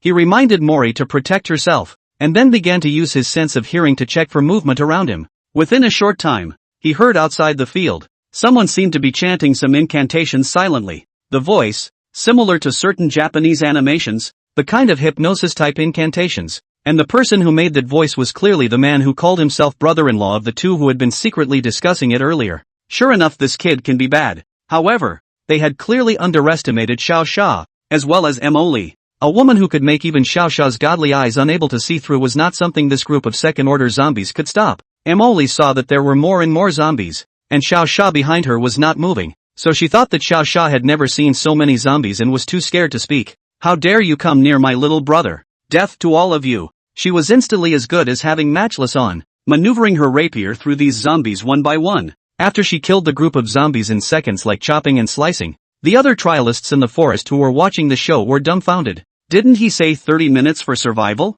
What's up with you cutting up all the walkers? The youth standing near the fence at this time, chatting with his brother-in-law, didn't realize that the zombies on this side had already been cleared. They saw that the hissing in the forest had disappeared and were about to go in to collect the corpses of Xiao Xia and the others. As a result, as soon as he walked into the forest, he saw a field full of zombie corpses and a group of people who were shocked to the point of being dumbfounded. What the hell is going on here? The man who was managing this trial roared angrily at those present. Only Xiao Xia knew that this kid was actually the one behind the manipulation of the zombies. Looking at the name displayed on the other party's head, third-order hypnotist Hong Cheng, Xiao Xia felt like he should teach him a little lesson to see. If no one explains, today's trial will be cancelled outright. He didn't get an answer from the people, so he could only continue to utter threats. The result is the next second. A man who looked exactly like him flew out of the forest. Where did that monster come from? How dare he imitate me? Xiao Xia turned into the opponent's likeness and directly killed him. Originally these people felt things were outrageous.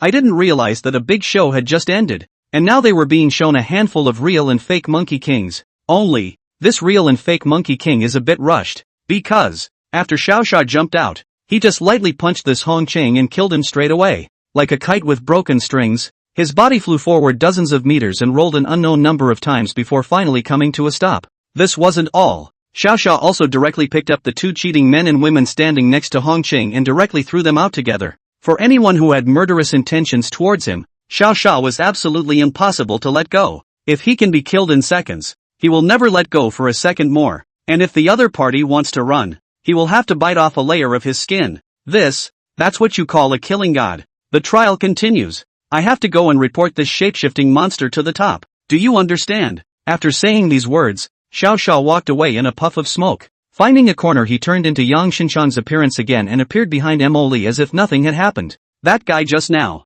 He's so good. Chapter 90, he appears. At this moment, only Xiao Xia was relatively calm. All the rest of them did not dare to utter a single more word. After all, no one would have thought that this Hong Cheng would be so brutal, and without any explanation, he directly killed the monster in seconds. However, there was a look on the face of one of these people that was interesting. I found him. Little brother. Emily watched dumbfounded as Hong Cheng beat Hong Cheng to death. Then a look of excitement quickly appeared on her face. She was completely certain that the aura emanating from that person called Hong Cheng, when he swung his fist recklessly just now, was the kind of invincible, domineering look that the world had. But his age estimate would be around 30.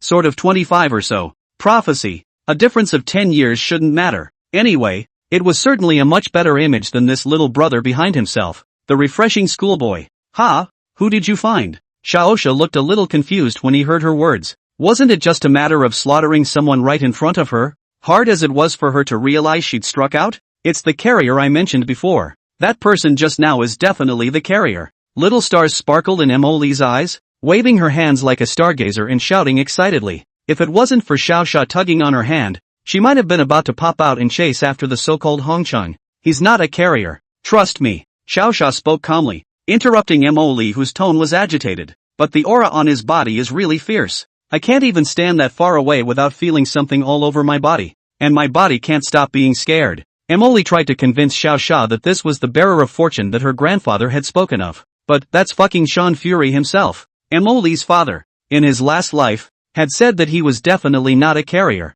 So in this life he was also convinced that he was certainly not a carrier of any kind. Maybe he's a homicidal maniac? It's just that there are just so many things to kill. So the killing is heavier? Xiao Xia's bitter words, or want to persuade this girl. After all, this what the hell is the man of destiny? Pressure does not exist. Otherwise, her father in his previous life would have given away that piece of rotten wood, which he carried in his arms every day. Even if he kills a lot of people, he still fits the profile of a carrier. After a moment of contemplation, she muttered. It seems that in her mind she is still unwilling to give up this message. Xiao Xia thought to himself, let it be. After all, she wanted to find it herself. Then he was too lazy to continue to persuade. Then you'll quickly go through this trial with me and get your badge. So you can go and chat with him. Unable to persuade him, he chose to obey Mo Li.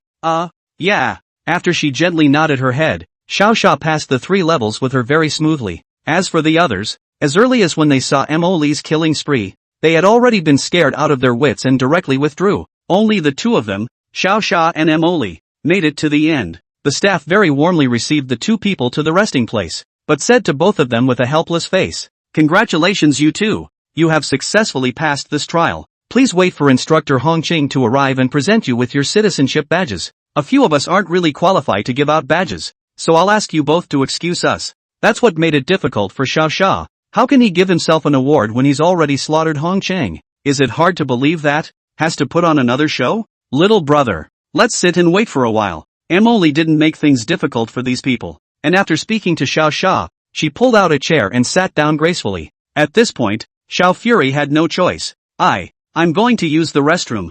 You wait for me first. He clenched his hands around his stomach and pretended that his stomach hurt. Then before the staff could tell him where the restroom was, Xiao Xia had already run out the door. After about 3 minutes, Hong Qing, with a serious face, walked briskly from the door to Mo Li, who was waiting. How come there's only one trialist today? He pretended to be surprised as he looked at Mo Li and asked. My little brother has something going on for the time being, so I'll just help him with the badge. Mo Li was replying on the surface, but her eyes had been watching Hong Qing. Unlike what he had seen earlier, the current Hong Qing's aura of kingly dominance had completely disappeared. This caused her to have a little trust in what Xiao Xia had said. It was indeed possible that this Hong Qing had just killed someone with a heavier killing aura. While she was speculating, Hong Qing had then nodded and then called out to one of the staff members. Old Chang, bring the badges and hand them out. Feel free to tell them all the notes they need to say. I'm going to turn in the bones of that monster later, so I'll leave you guys to deal with it here. After saying this, Hong Qing walked into his instructor's office not knowing what he had tinkered with. It didn't take long for him to take a pile of information and leave again. The staff member nicknamed Old Zhan was initially surprised when he heard these words. After all, Hong Qing had never asked them to issue badges on his behalf. But since he was really in a hurry, this was understandable. Okay, Instructor Hong. He nodded and agreed to Hong Qing's request as he left. Mo Li, on the other hand, had been sitting on the chair since the beginning, carefully observing Hong Qing's every move, until the other party gladly left. She did not produce the idea of calling out to Hong Qing, because that breath has really disappeared, and it is the kind that disappears without a trace, and it is completely unable to find a reason. This is an exclusive badge for both of you. Your names engraved long before the record. By presenting this badge in the city of R, you will be treated as citizens of this city. Mo Li took the 2 green badges from the other party. For some reason, the moment she touched the badge, she always felt a wave of nausea flood through her heart. The badge you hold. Then your identification records will be sent to City Hall this afternoon, and tomorrow you'll be able to go to our City Hall and pick up your second talent development potion. Old Zhang relayed to Mo Li one by one according to what he remembered Hong Qing saying to those who passed. When he finished speaking, Mo Li also nodded, but did not entertain the idea of going to receive the development potion,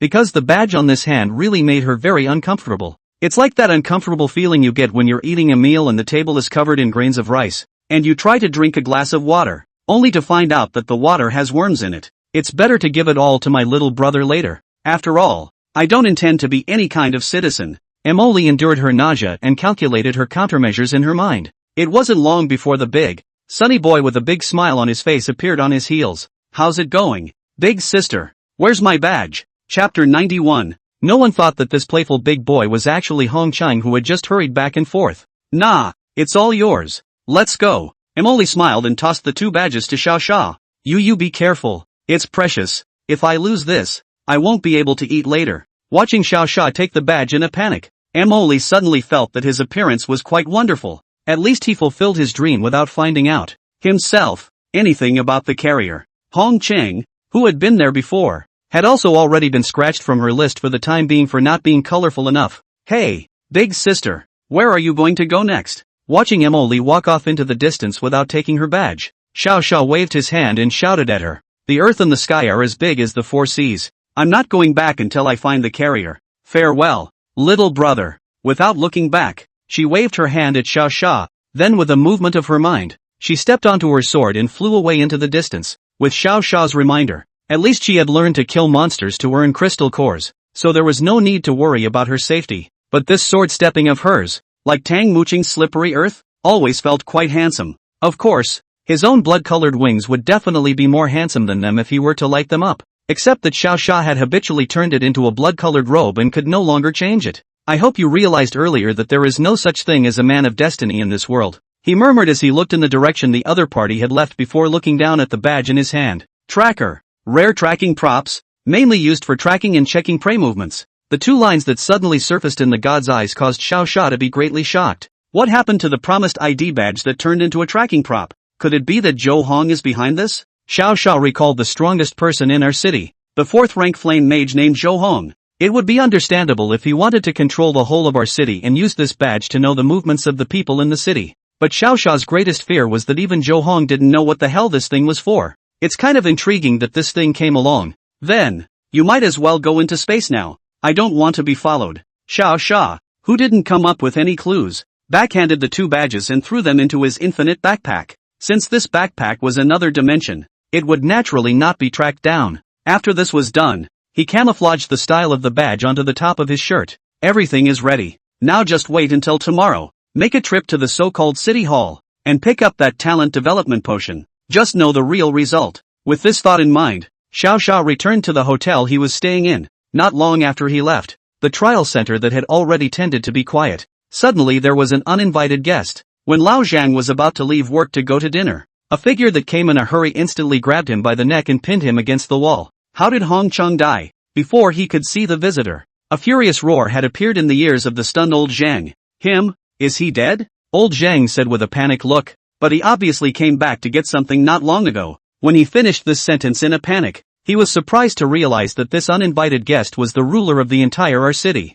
4th-ranked flame mage expert, Zhou Hong. Tell me everything that happened today, word for word. Zhou Hong stared at Lao Zi menacingly. This look made old Zhang how dare to slack off, and immediately told what happened today, word for word. Even small details like Xiao Xia having gone to the restroom in the middle of the day, he hadn't forgotten. Old Zhang had thought that if he said it so clearly, Xiao Xia would let him go. However, right after he finished saying a whole thing, Zhou Hong deadlocked his neck. Hong Qing, a hypnotist plus a wood element mage. How can he use his fists to kill someone? Are you out of your mind? The one who was killed was the real Hong Qing. You blind dog-eyed thing. Zhou Hong, who was furious to the extreme, directly made a strong effort with both hands, and a fiery flame violently engulfed old Zhang. The temperature of the flames was so high that old Zhang didn't even have time to struggle for long before he was already burned into a corpse. Zhou Hong, on the other hand, didn't have any hint of pity, and after throwing his body outside, he started to return to his residence. 15 minutes later, in the mayor's office, Zhou Hong slowly opened the dark door behind himself and walked into a very gloomy secret room. Reporting to Lord Elemental God Envoy, that citizen was killed by an outsider. I already have her information. He went so far as to report the information he had gathered very humbly to a shadowy, unreadable black statue. That outsider, is he named Xiao Xia? A strange voice came out from the statue, echoing throughout the entire chamber. No, this person's name is Emoli, and he is a very powerful sword talent expert. It's unclear what the opponent's rank is. After these words were said, there was silence on the statue's side for a long time, while Zhou Hong kept his head down in silence. At this moment, in the black space within the statue, three blurred figures were talking in the void. The other party isn't Xiao Xia, so do we still need to be cautious? The king has informed us that Xia Fury is hunting our countrymen everywhere. regardless of whether the other party is Xiao Fei or not. We have to catch her and eliminate this hidden danger before we can do so. There is no need to say more.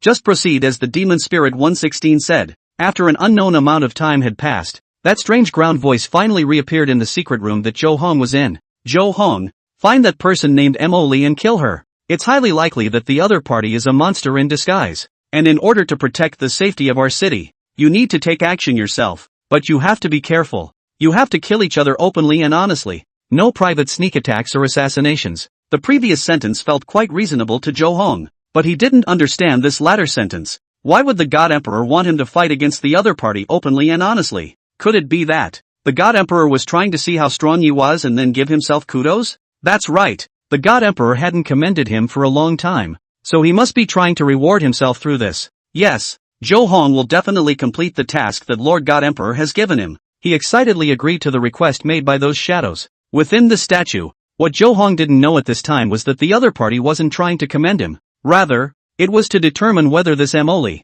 through his sparring with Emily, was or was not that enemy who had been personally ordered to be hunted down by the Demon Spirit King. Chapter 92, Trying to Trap Me? After detaching himself from the secret room, Zhou Hong began to think about how to capture Emily. As for the one called Yang Xinchang, from the moment he heard that his talent was displaying his name, Zhou Hong was already convinced that it was definitely not him who killed him. After all, with such a trashy talent, how could you possibly get a kill? However, there is actually a big hole here. If Zhou Honghai had kept Lao Zhang, he would have realized that the person who killed Hong Chang and pretended to be Hong Chang had called out Lao Zhang's name with only one glance. Only the old Zheng had already gone into the ground. Even if Zhou Hong wanted to ask more, there was no way. Secretary Lu, go get the city management book. Zhou Hong, who had thought about it for a while, gave a task to the black silk beauty secretary sitting in the opposite room, who was dealing with the documents. Alright, Mayor Zhou, I'll immediately ask someone to move it over. The other party nodded, then walked out of the room.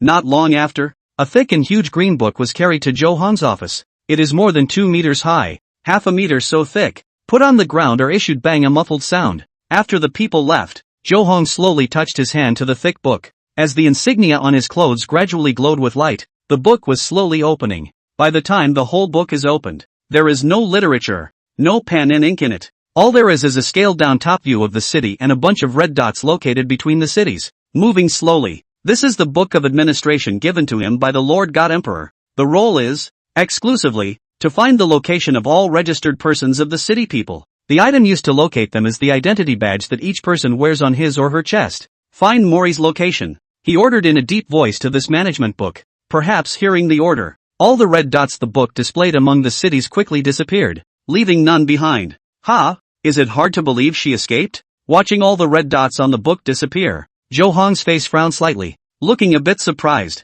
Although she didn't know why Emily participated in the trial, but since she had completed the trial, then he thought that the other party would definitely take out the badge for use. Now, however, it was impossible to locate Emily's movements. Find the location of Yang Xinchang. After thinking about it for a while, he decided to change characters and look for the punk kid, if he was missing as well. This time, the results were really different. When everyone disappeared, the red dot belonging to Yang Xinchang appeared on the map. Moreover, the other party was coming towards his own city hall. At this time, the periphery of the city hall, Xiao Sha held the badge in his hand and slowly walked inside the city hall. He was supposed to come back the next day to get the potion, but now he's changed his mind. It wasn't like he had anything to do in the middle of the afternoon, so naturally he had to get this potion early to see what was going on. So he took his badge and came to City Hall. Only the talents had just entered the compound when they were surrounded by a group of people. Some of the group were flying, some were maneuvering vines, some had fire in their palms,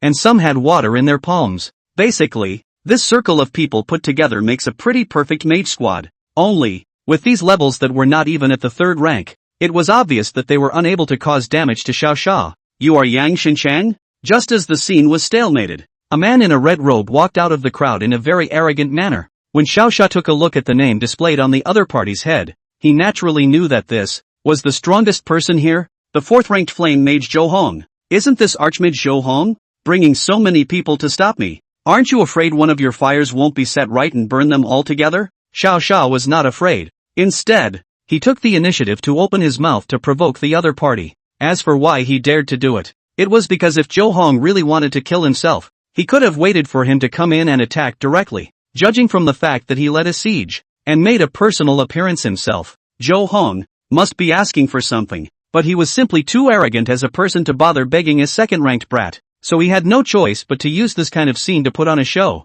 as a way to make Xiao Xia afraid and thus obey the other party's conditions. But, judging from his icy face, and the flames that were gradually rising from his body, he had underestimated Xiao Xia's arrogance and his own temper. Do you know who you are conversing with? The furious Zhou Hong stared straight at Xiao Xia and said angrily in a very appalling tone. I don't care who you are. You haven't dared to make a move since just now, so that means you didn't dare to make a move in the first place. In that case, there's no need to pretend next. Hurry up and tell us the task you want to explain. Xiao Xia spat out a few words lightly. This made the group of people surrounding him. Each and every one of them thought that Xiao Xia would surely die today. The last so provoked Zhou Hong, not to mention the ashes, even the grave grass as soon as it grows out, will be Zhou Hong burned every day to burn again. However, to their great surprise, right after Xiao Xia finished these words confidently, the flames on Zhou Hong's body really did fade away. His face even went from being angry to the point of icy coldness, slowly turning into an okay smile. Although little brother Yang's talent is not good, but this brain, it's really smart. He applauded Xiao Xia, indicating that the other party was smart. Of course it's all staged. His heart had long been enraged to the extreme, and he couldn't wait to burn this young Xinchang in front of him into charcoal with a handful of fire. It was only that he couldn't do so for the time being, due to the task given to him by the God Emperor. All of you disperse, little brother Yang and I have something important to talk about. After waving his hand to drive the group of clueless people away, Zhou Hong hypocritically invited Xiao Xia into his office. Mayor Zhou, what exactly is it that you want? Xiao Xia arrogantly sat directly on Zhou Hong's seat, not treating him as a human being at all. If this were anyone else, Zhou Hong would really be furious. But, let the low-end kid have a few more days of pizzazz. Zhou Hong, who had crossed a trace of viciousness out of the corner of his eye, changed into a fake and sympathetic face and said to Xiao Xia, little brother Yang, I was wanting you to help me find that third-ranked female sword spirit, Mo Li, who participated in the trial with you in the morning. A third-order female sword spirit? Ha! Mori wasn't just third rank. This Zhou Hong obviously didn't even gather intelligence clearly before he dared to find trouble with Mo Li. What are you looking for her for? After then flipping through a few reports on Zhou Hong's desk, Xiao Xia looked up and asked, I see that she is so strong in combat. I want to invite her to join our city. I can give her the best treatment. Zhou Hong replied very naturally, obviously having thought of the answer in advance. These words could fool others, but they couldn't fool Xiao Xia. Chapter 93 Intelligence from the Little Darlings. As someone who had spent so many years in the post-apocalyptic world, Xiao Xia naturally knew what Zhou Hong was thinking. Looking for Mo Li to join is a fake. In reality they are trying to make bad things happen to Mo Li. Not killing, that's the kind of thing you capture to study, because there's absolutely no need for you, as a city leader, to ask a second-order kid to plead for you. My big sister, naturally, is easy to find. But well, you have to promise me a few conditions. He cheerfully looked at Zhou Hong and replied,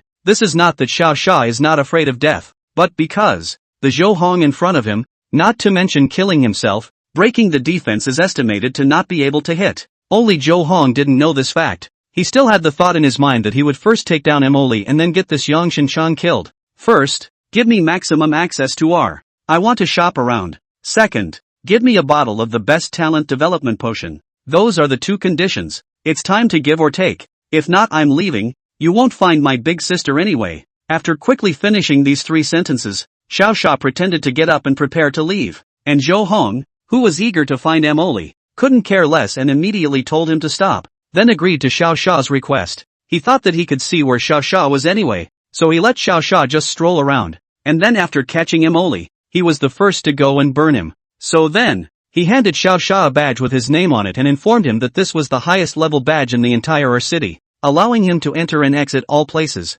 Immediately after that, he took out another bottle of blue potion from the table and told Xiao Xia that this was the highest level potion. When Xiao Xia smiled and pocketed the 2 objects, he hurriedly asked Mo Li where exactly she was. She's scheduled to meet me in the slums in 3 days. Xiao Xia replied casually without thinking. The moment he heard those words, the flames on Zhou Hong's body had begun to gradually burn up. After all, he already knew the clues, and even if he killed Xiao Xia now, it wouldn't have any effect. However, the words Xiao Xia said in the next second made him hurriedly put away his flames. But if I wasn't there, she probably wouldn't have shown up. Xiao Xia replied with a feigned naivety. Hearing this, Zhou Hong which still dared to do away with Xiao Xia, this if he died Mo Li really disappeared. At that time, The Lord God envoy rage. They cannot afford this price. After scrambling to collect the flames, he then smilingly and personally sent Xiao Xia away from the city hall. Only when he saw Xiao Xia walking away did he reveal an extremely sinister expression and stared dead at his back. Let's give you 3 days of pleasure. After 3 days I'm going to burn your skin inch by inch and make you suffer, he thought viciously in his mind. Unlike the angry Zhou Hong, Xiao Xia was happy. As soon as he left the city hall, he picked up the bottle of blue potion and began to appraise it with his divine eye. Alazime development agents. The ability to take the physique of any species and gradually transform it into that of a magic spirit, and give that species of magic spirit an elemental talent unique to it. Grandmas. In the end it's just another thing that's here to maim humans. The last mimic one remodeled humans. And now this demon spirit one is fucking remodeling humans. The demon spirits, who are actually the race of the elemental gods, are the kind of shadow creatures that live in darkness, the kind that die violently at the first sight of sunlight. But Xiao Xia really hadn't figured out why on earth they were so obsessed with controlling humans. Not only did the combined invasion of the 4 races bring about the end of Basket Star, now it's thinking about guiding humans to transformation. Is it hard to believe that there is a very important secret in human beings? You guys have weird clothes? What's that from? Just as Xiao Xia was pondering hard to find an answer, several noisy voices suddenly broke his tranquility. Cocking his head, he realized it was a group of our city patrolmen who had stopped the 2 young men. The 2 young men were wearing brake jackets and were eventually recognized as suspicious by patrol officers because they were looking around. Is the Lord really over here as Lord Blackrose said? The 2 surrounded men pressed together, looking nervous as they discussed. Definitely on it. Otherwise it wouldn't have rushed us to send the information. So what do we do now that we're surrounded? Do we have to sneak out first? Hold on a second. There's a man over there who seems to be approaching. The 2 Black Rose Order members, upon seeing Yang Xinchang in the guise of Xiao Fury approaching, decided to see how things would unfold first. Xiao Xia also felt very surprised. I didn't think I'd be in her city, seeing members of my own intelligence service. What's more, he didn't realize that he had just seen them and they were about to be taken. He didn't even know if he should be happy or helpless right now. Stop, this is my guard. How dare you arrest him? Yang Xinchang, who had approached a few people, shouted indignantly. The patrol was just about to get angry when they turned around and realized it was a half-grown boy. However, he didn't expect that Xiao Xia had directly lit up the flame badge that represented Zhou Hong. This scared the group, and they knelt down on the spot, begging Xiao Xia to spare them. Xiao Xia signaled with his eyes for these 2 Black Rose members to give the group a kick each, after which the group hurriedly left. What does the Black Rose have to say? Seeing that the people had all gone away, Xiao Fury opened the door and asked the 2. As soon as these words were uttered, the expressions of the 2 instantly changed because Xiao Xia was the only one who dared to recognize them with such panache and call out the Black Rose's name. I was just saying that I was looking for the Lord, but I found him. Although the 2 were very open to seeing Xiao Xia for the first time, they also knew that this was not Xiao Xia's true appearance. My lord, this is the information sent over by Lord Black Rose. She said to be sure to deliver it to you herself. The other party handed over a piece of paper that had been folded into a small flower and respectfully placed it into Xiao Xia's hand. Xiao Xia received but did not open it directly, found a place to treat the 2 to a meal and left a little crystal core for them to leave early before he returned to his rented house. After all, other people had come from thousands of miles to deliver information, and as the Lord of the Black Rose himself, he still had to be nice to them. The first thing he did when he got back to his room was to unwrap the small flower and spread the piece of paper out flat on the table. Brother Fury, important news. The 3 cities over there, including the calamitous region in the very center, each believe in a kind of god, and through the side of an informant who can read souls, it was learned that the mayors of the 3 cities would be in the land of calamity in a week's time, to have a meeting with the leaders there. We can't gather clues about the calamity land for the time being because it's just too confusing over there. Be safe for all. Your 4 favorites. Nice guy. 6 sentences and 4 handwriting. It really is a case of every woman writing a line before sending this information to herself. Chapter 94. The 4 gods? The contraption shown on this note reminded Xiao Xia very naturally of those 4 evil gods. Nice guy. I was just catching a small thief, but I didn't expect to stab the old nest. Wouldn't he or she be able to kill this group of evil gods in one fell swoop and hit their aspirations hard?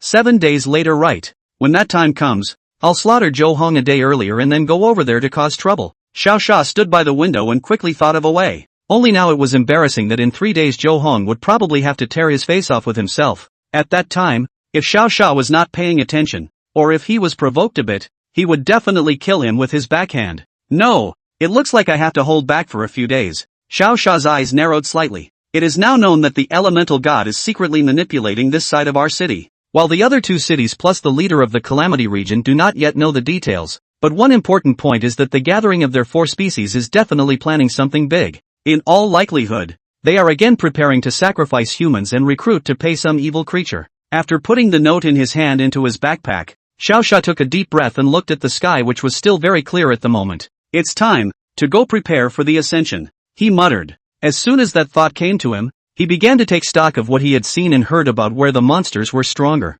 In less than 10 seconds, the answer was already in his head. There's a J city over on the East China Sea that was specialized in storing nuclear bombs before the end of the world. If Xiao Sha remembered correctly, the people there had tried to use nuclear bombs to destroy the monsters before the end of the world, and had ultimately gotten what they deserved. Not only did it fail to exterminate the monster, but it also caused a leak, thus covering that area of the sea and region with radioactive radiation. Indirectly, the monsters there are more powerful, more grotesque, and more disgusting. Grandma, let's start with you guys. Xiao Fate naturally disagreed with this reckless approach, and at this moment, his eyes revealed a hint of resolute sinister viciousness. After figuring out the solution, Xiao Sha raised his hand and threw the badge he had been wearing into his backpack to prevent it from being tracked by Zhou Hong. He then walked out of the room, found a corner where no one could see him, and flew straight up into the middle of the high sky, then flew in the direction of the East Sea. When he exploded his speed at full force, the air unexpectedly resounded with gusts of cracking sounds as Xiao Sha transformed into a blood-colored residual shadow,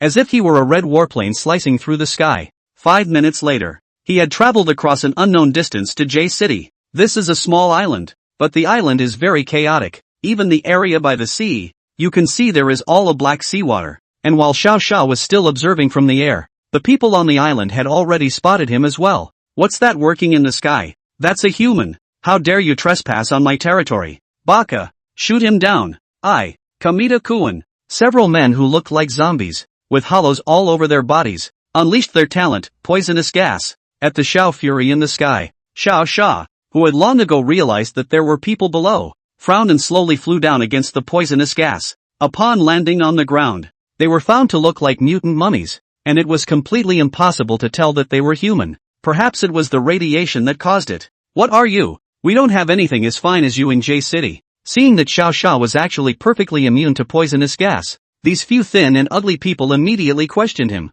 What? Did you guys eat too much radiation? All turned into monsters? Xiao Sha replied with a smile. Baka, this is a perfect body given by the god of heaven. How dare you insult the god of heaven? The man with Kamita Ichiro's name on his head immediately retorted against Xiao Sha. The other one, Umegawa Niku, and Nakata Osaka, were also staring straight at Xiao Sha. As a person who had come through, Xiao Sha saw a certain longing in their eyes. It was a deep envy of having a perfect body and a handsome appearance. Are all the people in your part of the world so ugly? He asked rhetorically to the two men who were looking straight at him. Perhaps having been poked by Xiao Fury? These two immediately joined Kamita in physically attacking Xiao Fury. However, Xiao Fury had long been impatient to see them, and pulled out his heaven-opening axe to deliver an axe, and the powerful force directly cleaved the three of them to pieces. Only after giving a pitiful look towards the bodies of the three did he begin searching the neighborhood for those powerful monsters. After all, he needed the energy of at least a few dozen fourth-order crystal cores to ascend right now, so it's just a matter of taking your chances in this area. But what he never expected was that just by strolling around the nearby beach, he found at least 7 or 8 fourth-order monsters in the dark waters. There are mutated fish, mutated crabs, mutated shrimp, mutated octopus, and even mutated seaweed. Xiao Sha didn't even know if this was caused by the power of the end times or the power of radiation. Only, with so many monsters, he was naturally very happy. Come on, it's been a while since I let you absorb blood. Touching the bloody clothes on his body, Xiao Sha lifted his black and white axe and charged forward, successfully killed one fourth-order alienated monster. The Lord of Killing has not been triggered. Successfully killed 2 fourth-order alienated monsters. The Lord of Killing has not been triggered. Successfully killed 16 fourth-order alienated monsters. Obtained 16 fourth-order crystal cores. The Lord of Slaying was not triggered. Due to the creature's genetic disorganization, the blood-eating feather is unable to obtain essence blood, times n. After a messy kill, the bodies of many monsters were already lying on the beach, but the reminder in his head caused Xiao Sha to actually become a bit numb. These things were really radiantly evolved, so much so that their own feathers didn't even bother to absorb each other's essence blood. You have to know that before the blood-devouring feathers, even if it was ugly, smelly, and dirty, no matter what kind of monster it was able to absorb the essence blood. But this group of monsters, Xiao Xia, are too lazy to comment. If it wasn't for the fact that they had the crystal cores he wanted inside them, he wouldn't have been too lazy to kill these disgusting monsters. That one over there. What are you? What? How dare you kill Sato Kamikawa-sama's pet? Baka. Xiao Xia, who was cleaning up his victories on the beach, once again heard a human-like roar in his ears. When he turned around, he indeed found a few more humans that looked like mummies, staring at Xiao Xia with their bleak white eyes. Too much radiation? It's a monster. I kill monsters, that's for your own good. What's the problem? Xiao Fury nonchalantly turned around and retorted. Perhaps it was this sentence of radiation that had poked the other party's sore spot, and these few people were also jumping in anger. It was only that the combat power displayed by Xiao Fury was not something they could withstand. So these few people were waiting for support? Chapter 95, Sending You to Eternal Life. Xiao Xia also saw through their trick. Only he was now wondering why the group was full of these monstrous-looking people. It's logical that there are always accidents, right? Is it possible that everyone here was raised on radiation? No, no, no, it shouldn't be. After shaking this thought out of his head, Xiao Xia once again looked at the group. What kind of thing tosses ingredients and raises monsters for a reason? That's Lord Sato Kamikawa. Not some tossed ingredient. Show some respect. Okay, then hurry up and call out that guy who called. Tossing ingredients. I want to talk to him. Being disliked by Xiao Xia, the faces of the group of people across the street were as pale as if they had died. If it wasn't for the fact that he couldn't beat Xiao Xia, this group of people would probably have come over to get him killed. Toss. Lord Sato isn't in the area, but he'll bring someone right over. You'll see. He'll absolutely chop you up and feed you to his pets. Oh, how dare you put harsh words in Xiao Xia's mouth? This kid has a lot of promise. Well, casting the future. Are you sure you want to threaten someone who can kill you in seconds? He sneered at the group. Lord Sato will avenge us. Even if you kill us, you'll die just the same. And you're not even from our city of J. He'll definitely take you in for research. A group of people chirped and began to make a mockery of Xiao Xia. Xiao Xia, who felt that he couldn't ask anything, unfolded his bloody clothes and flew towards them. Quick slick up. Just like a gust of wind passing by, a group of people were instantly killed by the wind blades rolled up by the bloody clothes, without the slightest possibility of resistance. After taking care of this group of people, Xiao Xia rose up in the air and began to look for any normal people in this area. However, just as the group of people said, all the people here have turned into inhuman monsters, and one by one, they are eating food made from the flesh of those monsters. The material exchange machine located in the center of the city was covered in fucking cobwebs, and not a single person had come to exchange it. No, are you guys human or not? Xiao Xia frowned in the air. Why do these people prefer to be monsters when they are not good humans? Is it possible that they have a brain problem? Really caused by too much radiation? It seems like, is still true. What he saw along the way made Xiao Xia feel that the humans here were indeed abnormal, even after the end of the apocalypse and everything restarts. Can this group of people who have turned inhuman still be considered human? The answer is no. How did you guys become like this? Xiao Xia grabbed a man who was eating the mutated monster's meat and questioned him.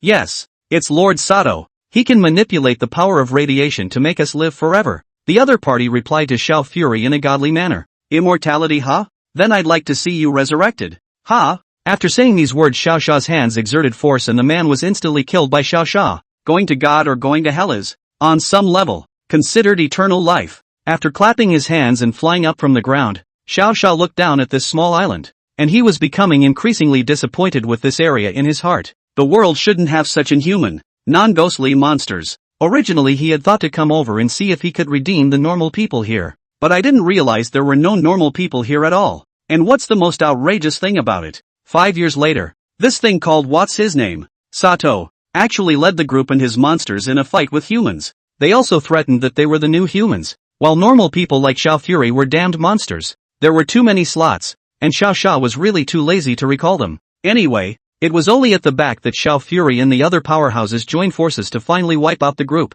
However, that was 5 years later, and at that time, Xiao Xia was already an 8th-ranked powerhouse. Now he was only at the 3rd rank, but everything was different. After taking one last look at this small island, he shook his head, picked up the heaven-opening axe and flew high into the sky. At this moment, on a certain building on the island, a monster whose entire body had disappeared in flesh and blood, leaving only a skeleton, received a message from his men. Sato-sama, the divine favorites that you have raised have been decimated by an evil island outsider. My subordinate implores you to step in and execute this person. Upon hearing this, Sato was going to turn around and curse angrily, However, the vision that surfaced in the sky caught his attention. Satori lifted its head and looked to the sky with its dead eyes. The shadow of a giant axe seemed to gradually appear in the vast and boundless sky. A half-black, half-white axe? Which god's artifact is this? He pondered in his mind. And the humans on the island looked up at the situation. This never-before-seen vision of heaven and earth made them all excited. That must be a weapon given to us by the gods. Definitely a gift from Lord Orochi. Heavens! That giant axe is coming down. I'm going to meet that light and become a servant of the Lord God. Under the watchful eyes of all the creatures on the island. Standing high in the air, Xiao Sha attacked with all his might and swung his strongest axe. In your next life, eat less radiation. Boom! Along with Xiao Sha's sigh, the heaven-opening axe erupted with a great amount of energy. A powerful chop that contained the power of destroying the heavens and destroying the earth flew straight down from the high altitude and chopped straight onto the ground. The moment it made contact with the ground, this energy exploded once again, erupting with a force that could be called annihilation. An intense white light that looked like a little boy's explosion surfaced again on the island. Wherever the white light went, all creatures were annihilated. And it wasn't just the creatures on the island that were annihilated. The entire island, too, had been split in half by the axe and was slowly sinking into the ocean. Successfully killed one fourth-order monster. Successfully killed two fourth-order monsters. Successfully killed 68 fourth-order monsters and one fifth-order monster. Obtaining 68 fourth-order crystal cores and one fifth-order crystal core. Lord of Killing Trigger. Congratulations on acquiring the skill, Divine Domain. Divine Domain, gain the Divine Domain. You will gain the power of a god within the domain and can manipulate all states within the domain. The violent explosions, as well as the hit alerts that appeared frantically in his head, rang out for more than half an hour before they managed to stop. Surprisingly, there was a big explosion this time, and it wasn't in vain that Xiao Sha had spent so much time over here. With this Divine Domain plus these crystal cores, he wouldn't have to worry at all about the four gods gathering he faced next. Looking underneath him, at the small island that had long since sunk to the bottom of the sea, Xiao Sha did not have any pity on his face. Since none of them wanted to be human, Xiao Fury naturally laughed and killed them when faced with this kind of thing that was not human. To have exploded a working divine skill for themselves, it was considered to be the greatest contribution of this group of monsters. Their group. In this life. Chapter 96, Temporary Change of Plans. Looking at the dozen or so crystal cores in his backpack, Xiao Sha's brows wrinkled as he slowly landed on a reef in the sea, somewhat tangled in contemplation. It could be known that after he reached the fourth stage, he would trigger a fixed heaven and earth vision. Although this thing could be used as a decapitation skill, Xiao Sha didn't want to reserve his strength too much this time. Instead of upgrading at the critical moment, it would be better to unfold the Divine Domain now and upgrade secretly. When the time came to gain new abilities, there might be unexpected results when fighting that group of monsters again. Just as well. Let's upgrade now. God's Domain. Unfold. In the deep sea that no one had ever encountered, Xiao Sha suddenly disappeared from the air, and then within his Divine Domain, he began his promotion. In the meantime, not long after Xiao Sha left from her city, Zhou Hong, who had been keeping an eye on him, had already discovered the matter of the other party's disappearance from the city's management book. Yang Xinchang. You kid. There is definitely a problem. The experienced and seasoned Zhou Hong squinted his eyes and immediately discovered something uncomplicated. Assuming that Xiao Fury's backstage was really the unknown Emoli, then why was he so confident in playing tricks on his own heels, and even frequently angered himself? In this post-apocalyptic world everyone can be very life-threatening, and ordinary people don't have the guts like Yang Xinchang. No, we have to tell Lord God Emperor about this. Zhou Hong, who noticed that something was wrong, immediately slapped the table and stood up violently. This Yang Xinchang, a big living person, disappeared out of thin air. It is really too bizarre. Have to defend. So he hurriedly pulled open the door to the darkroom behind himself and ran inside in a panic. Lord God Emperor, I have something important to report. It didn't take long for a few cold responses to come from the darkened chamber. What's the panic? Lord God Emperor, I gifted the badge you bestowed to a human who was close to Mori, and he disappeared out of thin air a second ago, unable to be located. Although superficially flustered, Zhou Hong explained the whole incident very clearly. In the darkness, the statue was silent for a long time. It was only when Zhou Hong was almost ready to start asking questions out of his mouth that the other party answered back. There are indeed two badges that have lost contact.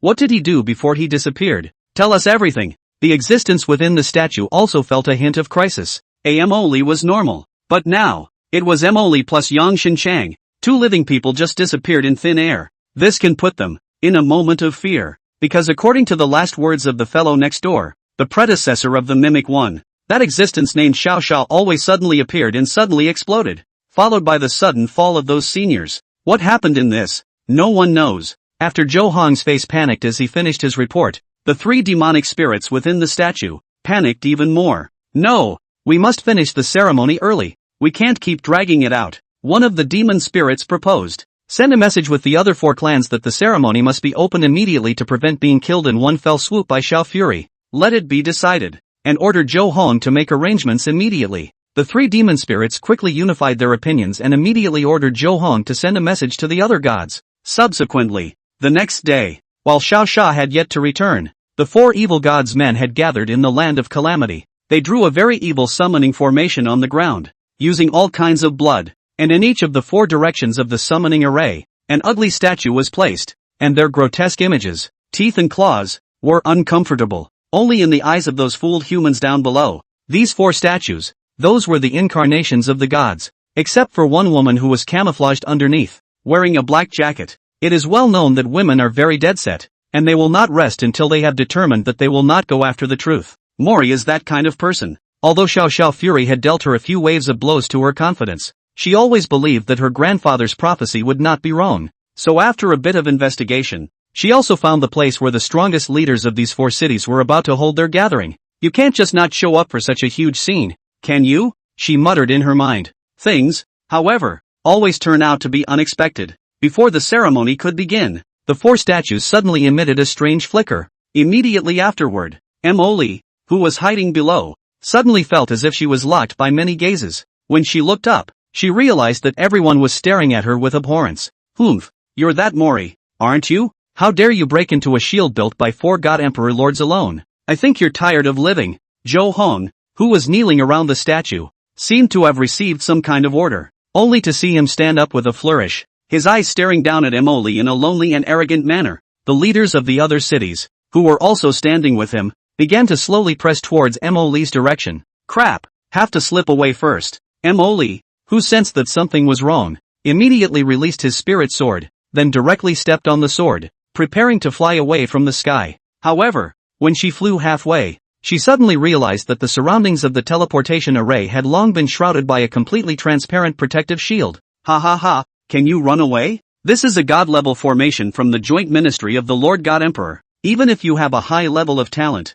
it's impossible for you to escape. Citizens, listen to my orders. Give me a collective attack. The Lord God Emperor wants us to take her alive. Before Emily could think of what to do, the group began to frantically unleash their talents on Emily. Decelerated, weakened, atrophied, agonized, poisoned, due to the range being too small to avoid, various negative buffs instantly surged onto Emily. Emily, who was still full of confidence and felt that she could escape, ultimately lost out because she was too young and inexperienced. The shield, not only could it isolate her from escaping, but crucially, it could also weaken her. Despite her desperation to kill and injure dozens of people, she was ultimately slapped to the ground directly by Zhou Hong with a flaming palm. Where the hell are you, carrier? Emily, who had been seriously injured, was still fantasizing about the appearance of that fateful person before she fell unconscious. Carry her to the center of the teleportation array. The Lord God Emperor said to keep her alive to witness the arrival of the gods. The teleportation array was still slowly absorbing all that blood on the ground.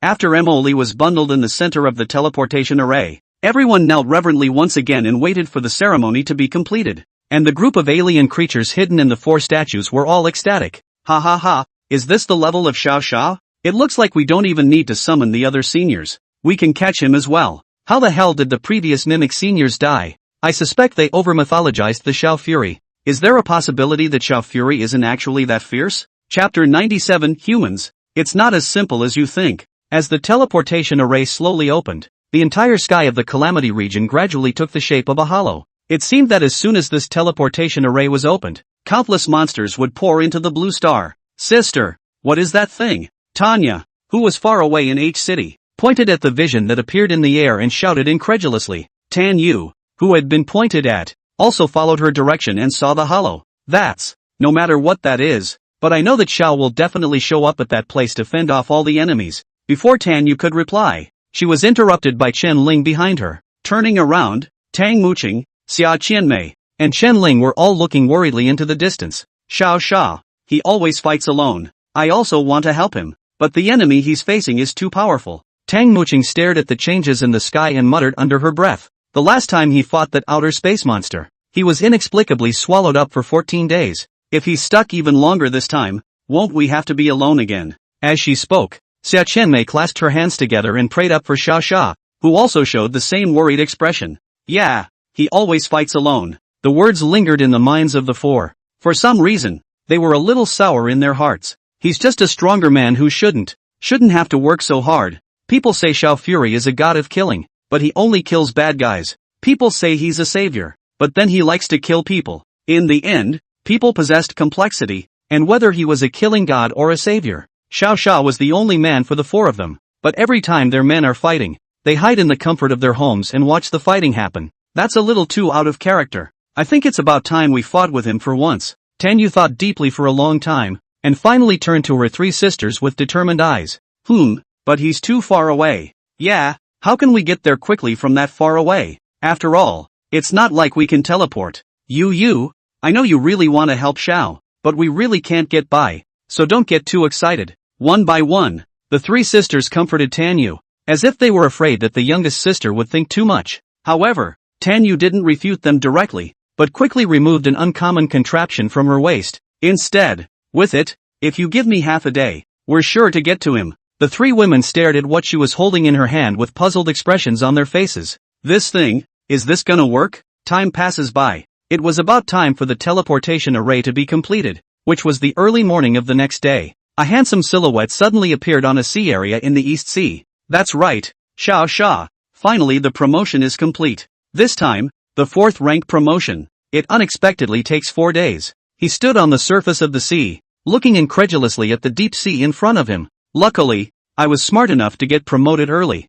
Otherwise, the card promotion must not die a violent death in the middle of the time. But this divine realm can actually control time. Thanks to it, or else I'd have to wait 4 more days. That's right, the flow of time inside the god's domain could be adjusted to 1:4, which meant that he had been inside for 4 days. And in reality, only 1 day had passed outside. 1 day can't be enough time for all 4 of those things to have finished assembling, can it? Asterisk.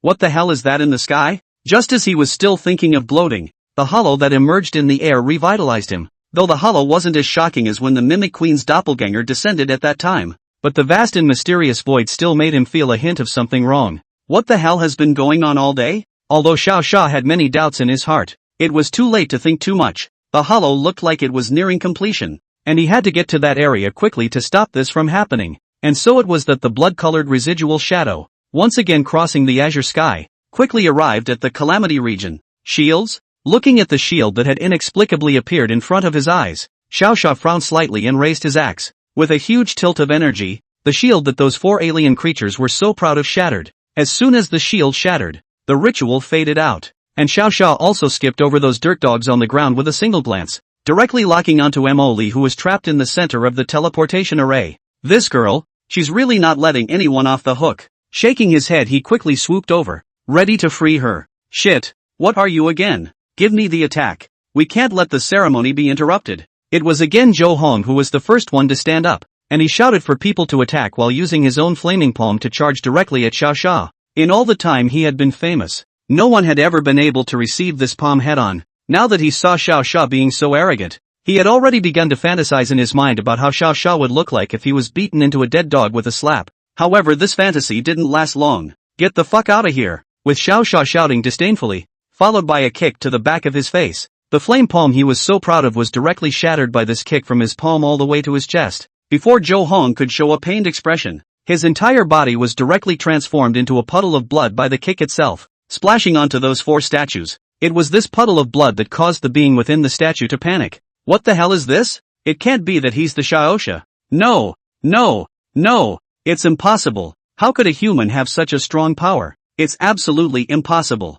One by one, they anxiously thought about countermeasures, but since they had already been fused with the statue and had become fodder for the teleportation array, they couldn't run away even if they wanted to. They could only wait for the teleportation array to open. I've said that the man of destiny doesn't exist. Why don't you believe me? Xiao Xia ignored anyone and picked up Mo Li in a hug after unlocking the restrictions on her body. Originally, the being within the statue thought that Xiao Xia had left after saving the people, but I didn't expect him to still turn his head and look at them. The 4 black, ugly-looking statues. Someone kneels even for something this ugly? He said as he walked towards them.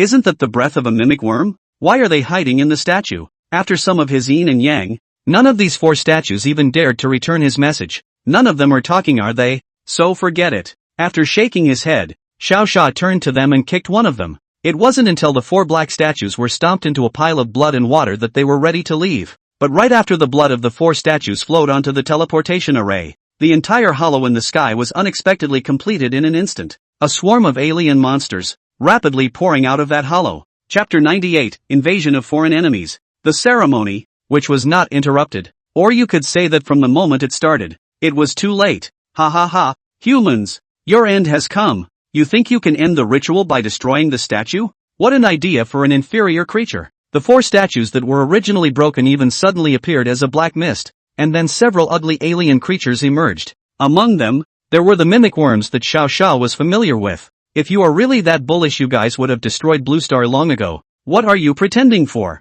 Xiao Sha looked at the dozen or so monsters with disdain. Not the slightest bit of fear in his expression. That did make sense. And a few of the monsters in the hole paused for a moment.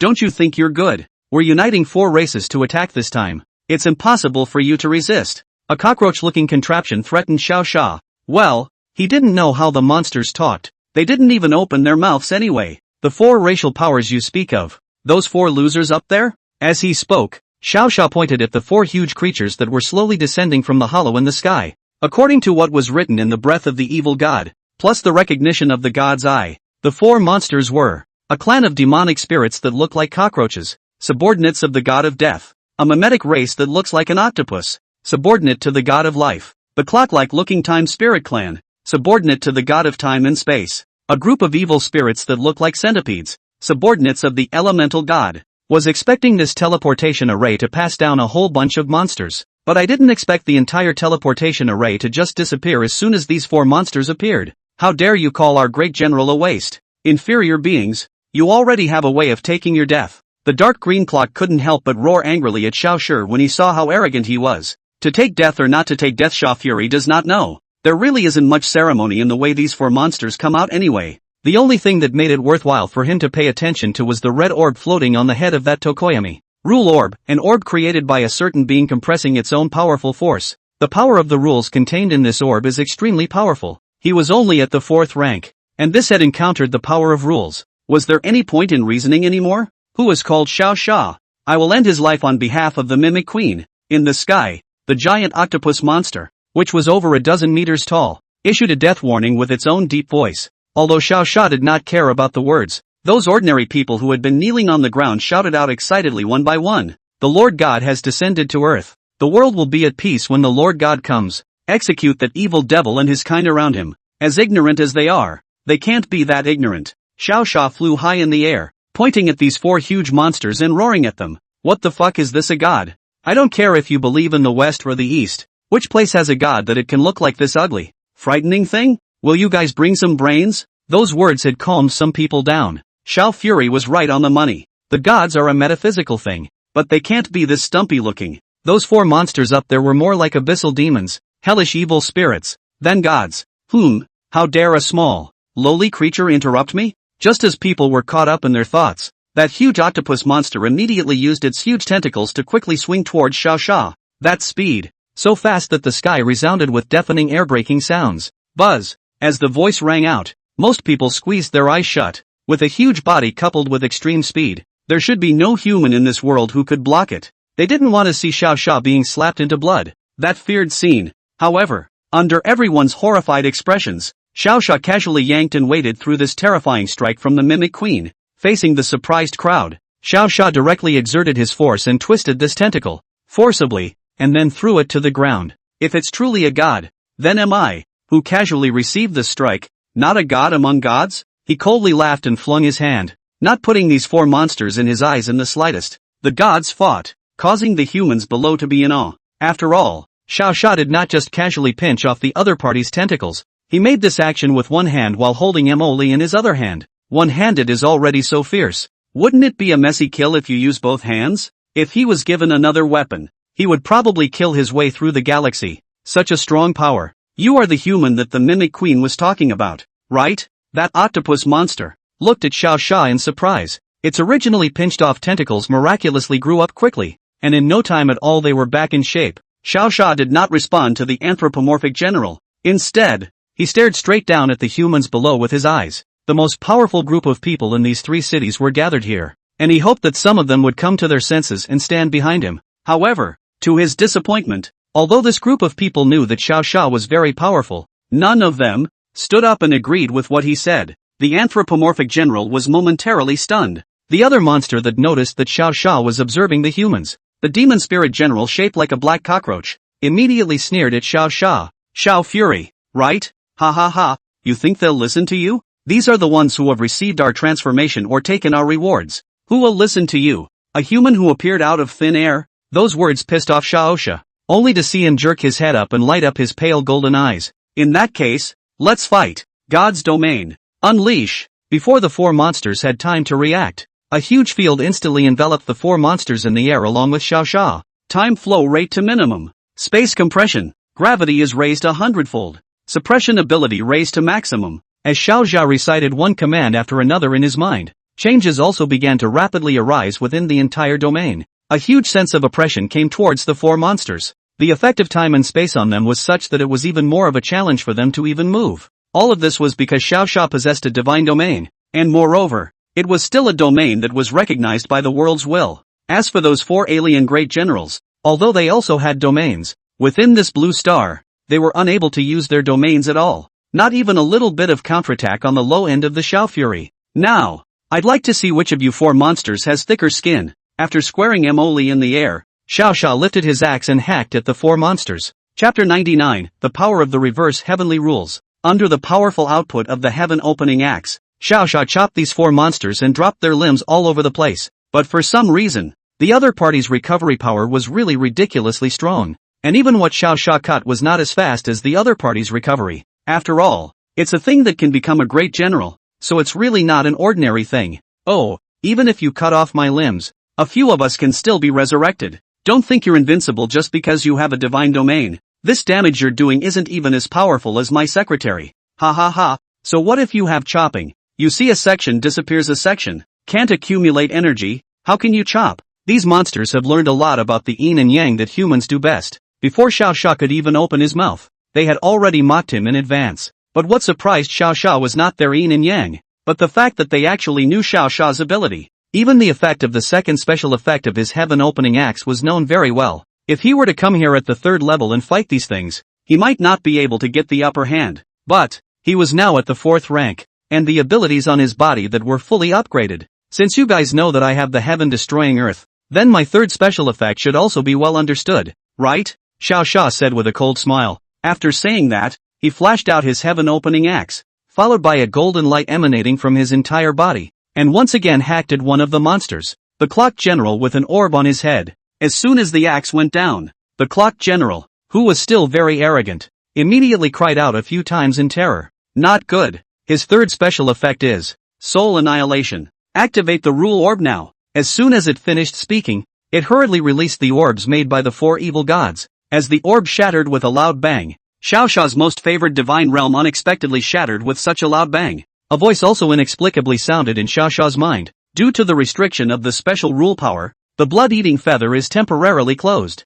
and the divine domain is temporarily closed. Your personal attributes will be boosted by the number of your subordinates, family and friends. Current number of teammates, 1. Personal attributes added, 1%. Wow, so anticlimactic? No wonder Xiao Sha felt that this orb was dangerous. It turned out that it could even affect the divine realm. Now, big trouble. Ha ha ha, can you still pretend? Without feathers, without a domain, without the proudest 100-fold attribute, what are you going to fight us with? A few monsters let out a loud laugh, as if today was the day Xiao Sha's death. However, Xiao Sha was not flustered as he gently held onto Emoli, and then plunged down from the heights. After placing it on the ground, Xiao Sha gently turned around and used his divine eye to check the one with the strongest and highest addition among these monsters. That check was a shock to him, due to the fact that the other side had those humans' admiration. That evil spirit general. The bonus was a full 4,800%. That's the equivalent of 48x attributes. It would be a real disaster if Xiao Fate's 3rd order came.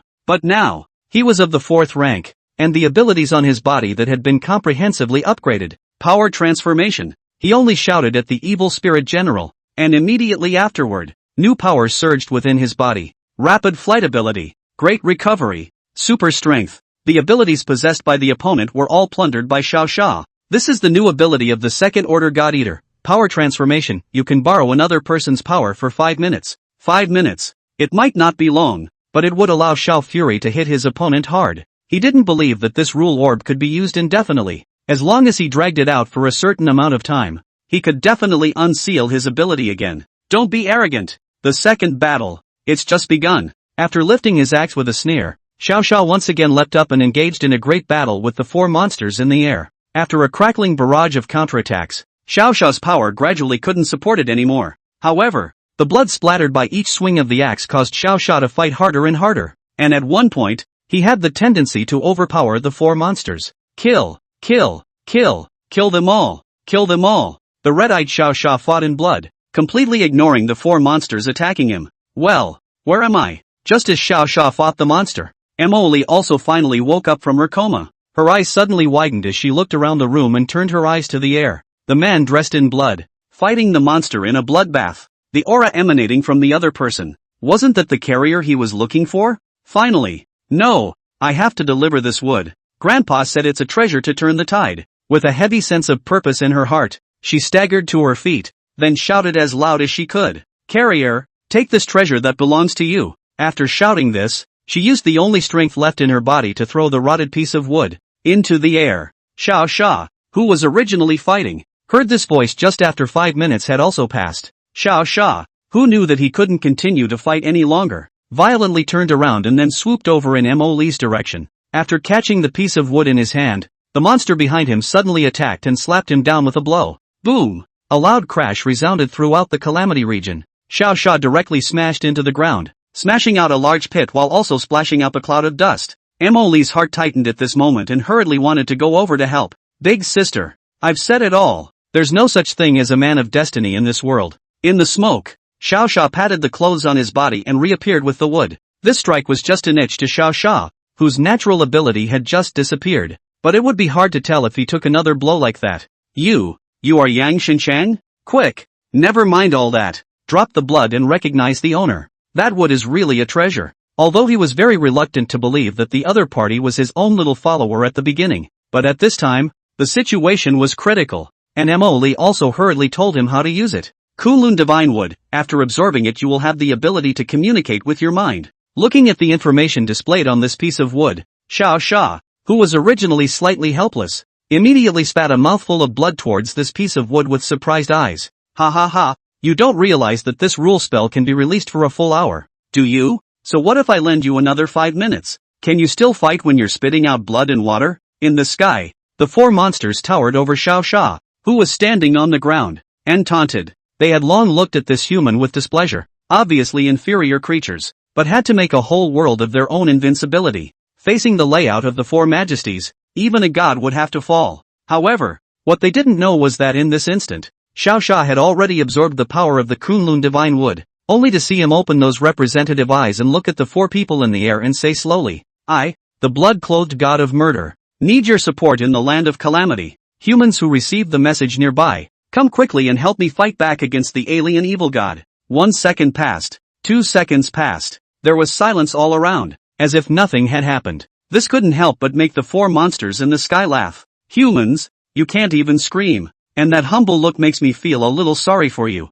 Even Emily suddenly felt as if the wood she had given to Xiao Xia was not that powerful. Is it hard to believe that the man of destiny really doesn't exist? Who dares to bully my husband? A clear and delicate voice suddenly rang out, just when everything was about to settle down. Behind Xiao Xia's back, there suddenly appeared 1, 2, a full dozen teleportation doors. Xiao Xiao, we're here. Bullshit evil god. I'm going to fuck them up with Xiao Xiao today. When Xiao Xia snapped his head back, only then did he see Tan Yu holding the pocket watch he had gifted her, leading a large group of people, walking out of the portal. She did it. Tanuki managed to redevelop that pocket watch using mimetic technology, thus creating a large directional portal. In addition to his own 4 women, there were also those in H City and G City who he had saved, and one by one, their expressions were resolute as they walked out of the teleportation array. At this moment, Xiao Xia was finally no longer fighting alone. The number of his teammates in front of him continued to soar. and his battle strength was rising wildly. When the portal finally closed,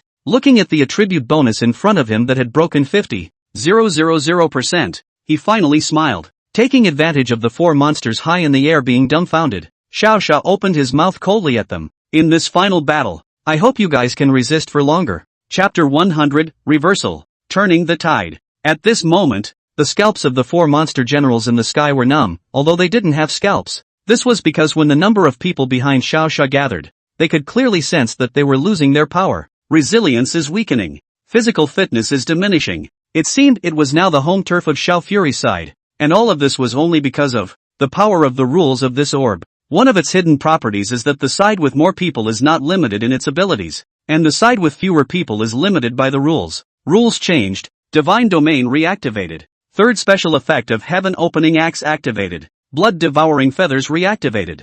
God Eater passive reactivated. Killmaster's second passive takes effect. Once these voices resounded in Xiao Xia's mind again, Xiao Xia knew. Counterattack. It's time to start. Guys, I'll leave the humans down there to you. I'll take on the monster up there. After shouting towards the people behind him, Xiao Xia once again took off, transforming into a residual shadow and directly slashing towards the most arrogant octopus monster. Due to the various additions, Xiao Xia's speed was fast to the extreme. Only a bloody light was seen cutting through the night sky, and that huge octopus monster was instantly split in half by this axe. With just one axe, this evil spirit great general fell on the spot. Asterisk asterisk asterisk asterisk. Is Xiao Xiao so fierce, brothers? This is the first time I've seen him strike. The people below watched the scene in amazement. That's nothing. I've heard that one axe from his full strength can even split the solar system. Whoa, wouldn't that be invincible? Invincible in heaven? With small eyes, he's invincible in heaven too. Don't be ridiculous. Miss Tan Yu is leading the charge.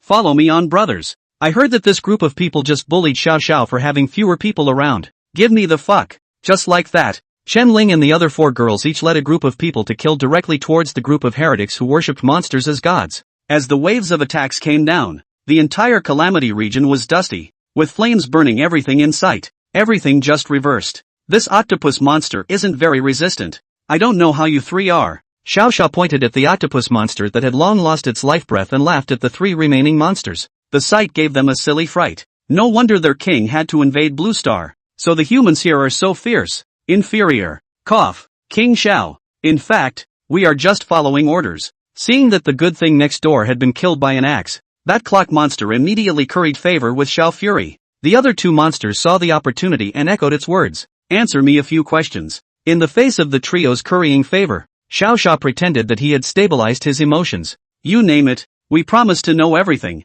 Ah yes, yes, yes, go ahead. The 3 monsters, sensing something was up, responded. In reality, however, they had already, in their minds, begun to report the news to their king/queen. Honorable Timeless King, emergency, the rule orb is being utilized by the opposite side instead. Far away in the heavens, in some vast dark galaxy, the bloated Timeless King suddenly received this message. How can it be? Their guardian clan has always been solitary. How could they possibly have help? The Time Spirit King rose up in anger when he saw the news, causing the entire galaxy to shake and create turbulence. Drag until my alter ego comes forward to receive you. Never lose that orb. Without it we'll lose our coordinates to this galaxy. One of you 3 must bring that orb back alive. The Time Spirit King angrily called back to its general. At the same time, he also hurriedly contacted the other 3 accomplices and prepared to go forward together to receive his subordinates. It was important to realize that they had relied on that orb to stay at Blue Star for orientation in the first place,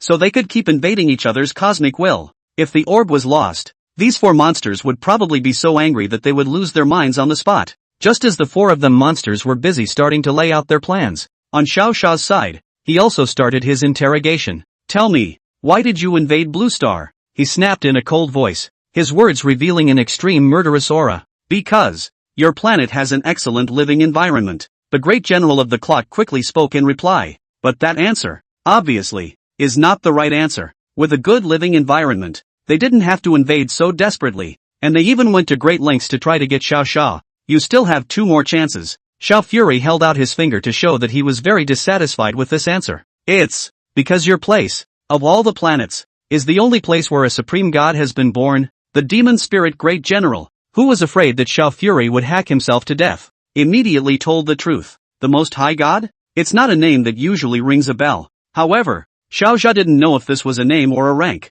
so he could only continue to inquire about it. What is the connection between the fact that the Supreme God was born here and you're coming to invade? There's a big connection. It is said that if you find all the treasures left behind by the Supreme God when he dies, you can be promoted to a new Supreme God. In order to stay alive, and to delay until their boss picks them up and takes them home, the monsters have no choice but to tell the whole truth. But this reply made Xiao Xia even angrier. You guys can look for treasures if you want. Why are you dragging innocent human beings down with you? Why let the end come and let countless ordinary people die from monsters and struggles? Tell me the name of the Most High God, and the treasures he has left behind. This was Xiao Xia's last question, and after asking this, he also planned to send them to their deaths. After all, he hadn't said he was going to leave them alone in the first place. Just let them answer the questions. No, no, no, no, no, no, no, no, no, no, no, no, no, no, no, no, no, no, it'll kill you to talk about it. The name of that Supreme God, we will be instantly obliterated by the will of the universe just by saying it. The three monsters were unexpectedly trembling in the face of this question, and shook their huge collars in unison. They might not actually be able to say the name if you look at it that way. After all, it's not like the terrified look can be acted out. However, the information Xiao Xia had gathered was enough to at least know the other party's purpose. Since the words are all said and done, then, suffer death, Xiao Xia said as he directly raised his axe and aimed it at Shiling, who was too late to react. The second special effect was triggered on the spot, and the great general of time spirit was instantly blown to smithereens, leaving only the rule orb still floating in the air. What? You can't kill us. Seeing that the time spirit general was dead, the remaining demon spirit general and evil spirit general immediately ran in the direction of the orb. Because the other party was closer than he was, the orb still fell into the hands of the grinning evil spirit general. Evil spirit king, save me, I have the orb. The moment it got the ball, it gave a quick yell towards the high sky. Chapter 101, The Perfect Solution. Xiao Xia wasn't in a hurry. Hearing this roar from it, it also glanced into the air very casually. Once again, a void appeared in the originally blue sky, and the three evil god doppelgangers in outer space actually worked together to resist the will of the universe and forcefully broke through Blue Star's protection. A giant cockroach extended its tentacles, slowly, intending to rescue its minions. They forced themselves to endure the oppression of the cosmic will and vowed to get the orb back. Ha ha ha, you loser. My boss picked me up. See you later, kid. Even if we fail this invasion, as long as you have the coordinates on the orb, you'll be invaded for the rest of your lives. Sooner or later, you will be tortured to death by us. The evil spirit general, who felt that he would be able to escape immediately joined the demon spirit general in taunting Xiao Xia. Only, with all their calculations, they forget one thing. Just as the tentacle trembled and was about to touch the two generals' hands, it suddenly stopped out of nowhere. Yes, it was that hard stop, never to move forward again. The originally smiling expression on the evil spirit king's huge face directly froze. Before he could react to what had happened, the evil spirit king's broken voice resounded in his head. What? How does it possess the divine realm in there? How the fuck are you guys doing your jobs? Why didn't you say something so important earlier? You guys. My doppelganger. Hiss. As the miserable screams of the evil spirit king, the demon spirit king, and the clock king rang out, the tentacles that appeared in the hollow, as well as the other two evil god detachments that were resisting outside, were instantly annihilated by the will of the universe. The entire outer space soon returned to its original azure color.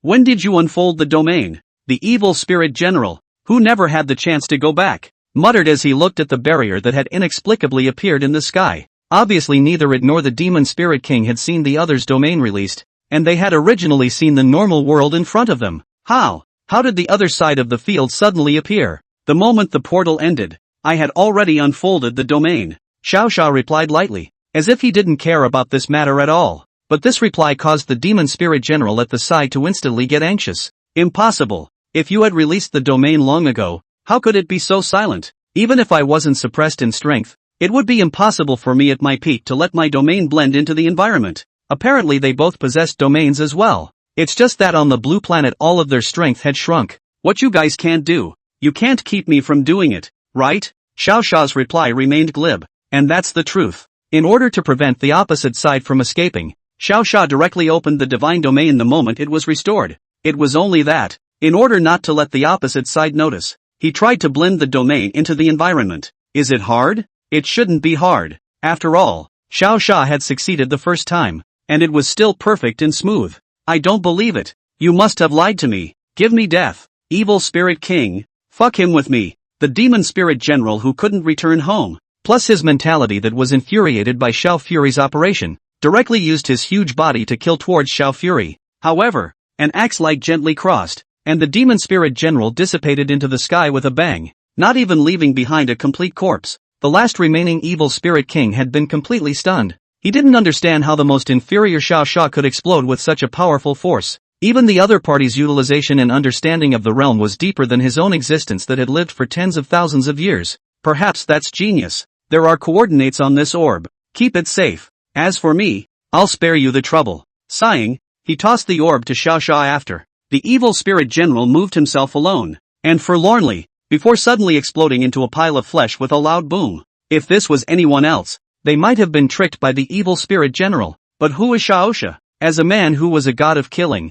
that was a glance to see that the other party's panel was even still floating on top of the pieces of meat. So that actually, this kid is swindling, trying to muddle through. Grandma, don't think you can play dead just because you're all dolled up like a fallen hero. I'd like to see how well you can pretend. Xiao Sha snorted coldly, lifted his heaven-opening axe and began to frantically mend his sword. 1 axe, 2 axes, 3 axes. The super-fast speed made him whip out the stumps directly. It wasn't until the news of his opponent's death finally appeared that he finally put away his axe with a smile on his face. Successfully killed General Mimic, General Evil Spirit, General Time Spirit, General Demon Spirit, and obtained the alien monster location map. This killmaster has not been triggered and has accumulated points. Blood-consuming feather wings absorbing too much essence blood. Evolving. 3 consecutive prompts made Xiao Sha overjoyed. I didn't realize that the 4 monsters were carrying a map for locating their kind. As long as he had this thing, when the time came, he would kill all the remaining evil god monsters at the first opportunity after he was done here.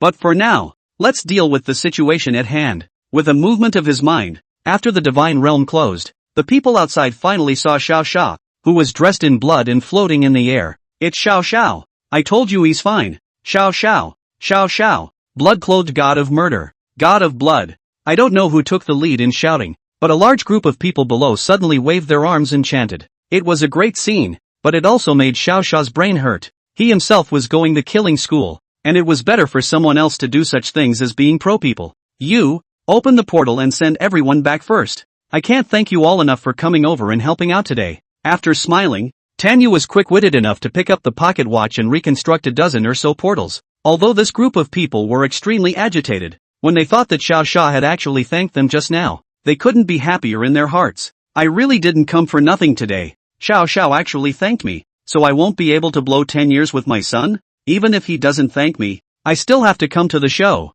That's right. Xiao Xiao maintains the shelter. The treatment can be much better than other places. I've heard which place next door. Exchange your rice and noodle all have to use 3 times the crystal core. So dark It's a good thing I'm from H City. It's just comfortable to have Xiao Xiao around. The group left happily, leaving only 4. No, 5 women. Of course, Emily Xiao Xia has no feelings for her, and the other party stays because she has something to say to Xiao Xia. And the thing is, due to the appearance of Xiao Fury, the man of destiny, the secret realm that her divine providence clan had guarded for thousands of years was also about to open. Chapter 102 Mo Li's Request. After the personnel finally finished walking, Xiao Xia also landed in front of a few women. Brother Xiao, I was awesome just now, wasn't I? I killed all those bullies that were picking on you. How's that? Chen-Ling was like a small child as she immediately jumped onto Xiao Xia and giggled foolishly. As a person from the past, how could Xiao Xia not know that she was putting on a show for Emily to see? This girl had designated Emily as her new sister,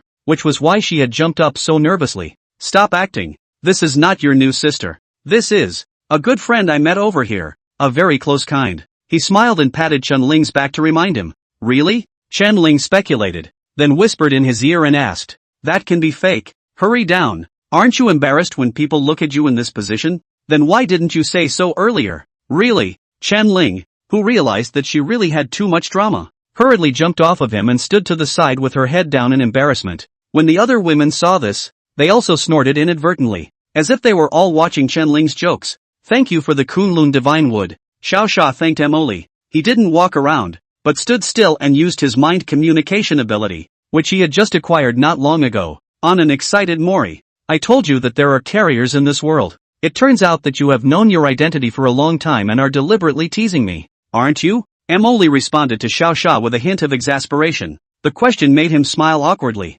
After all, it's true that your father didn't find any bearers in the last life. And who knows? In this life, he seems to fit the profile. Is that taking away someone's creation? It shouldn't count. After all, he didn't know what happened behind those humans in his last life. Without getting into that, you're done giving this baby. What's next for you? He wisely changed the topic. Of course I have. Grandpa's words are more than just sending this piece of wood. As soon as it came to business, the expression on Emily's face turned a bit more serious. Since you've already come out of the world. Then according to Grandpa's prophecy speaking here. Emily paused for a second as she turned to look at the sky and murmured, Tenglong mysterious realm, it's time to appear. Tenglong mystery? In the late post-apocalyptic period, some secret realms would appear throughout the blue planet, and when people entered them, they would obtain some heaven-defying encounters. And the Tenglong secret realm was precisely one of the secret realms that was very famous in the previous life, because in there, it's said that you can get a powerful assistant. However, it was a pity that when the Tenglong mysterious realm would come out that time, Xiao Xia was not that fierce. What exactly was in there? He didn't know. Who the hell is your grandfather? Compared to the Tenglong secret realm, Xiao Xia was more interested in knowing who exactly Emily her grandfather was, that he could even know in advance such a very crucial thing as the secret realm was about to open. My grandfather. You'd better go to him yourself at that time. He said that you will definitely go to see him once, Emily said, revealing a cunning expression, making Xiao Xia always feel that there was a setup here. Then leave a place for me, and in a few days I will go and visit his old man in person. Since the other party had said this, Xiao Xia could not ask anything more. After all, someone else had come all the way out to give himself this Kunlun divine wood. It wouldn't be right if he didn't personally come to his door. That's more like it. Remember to bring some tea for my grandfather. His old man is good at this. Emily nodded in response. Tea leaves? This is very simple. Xiao Xia's backpack has a large pile of them. No matter if it is expensive or cheap. There are a lot of them. By the way, our goddess of mercy clan lives in the Kunlun mountain forever. Only a special token can get in. Emily said while taking out something and handing it to Xiao Xia. It's this thing. Don't get it off or you won't be able to get in at that time. Kunlun mountain?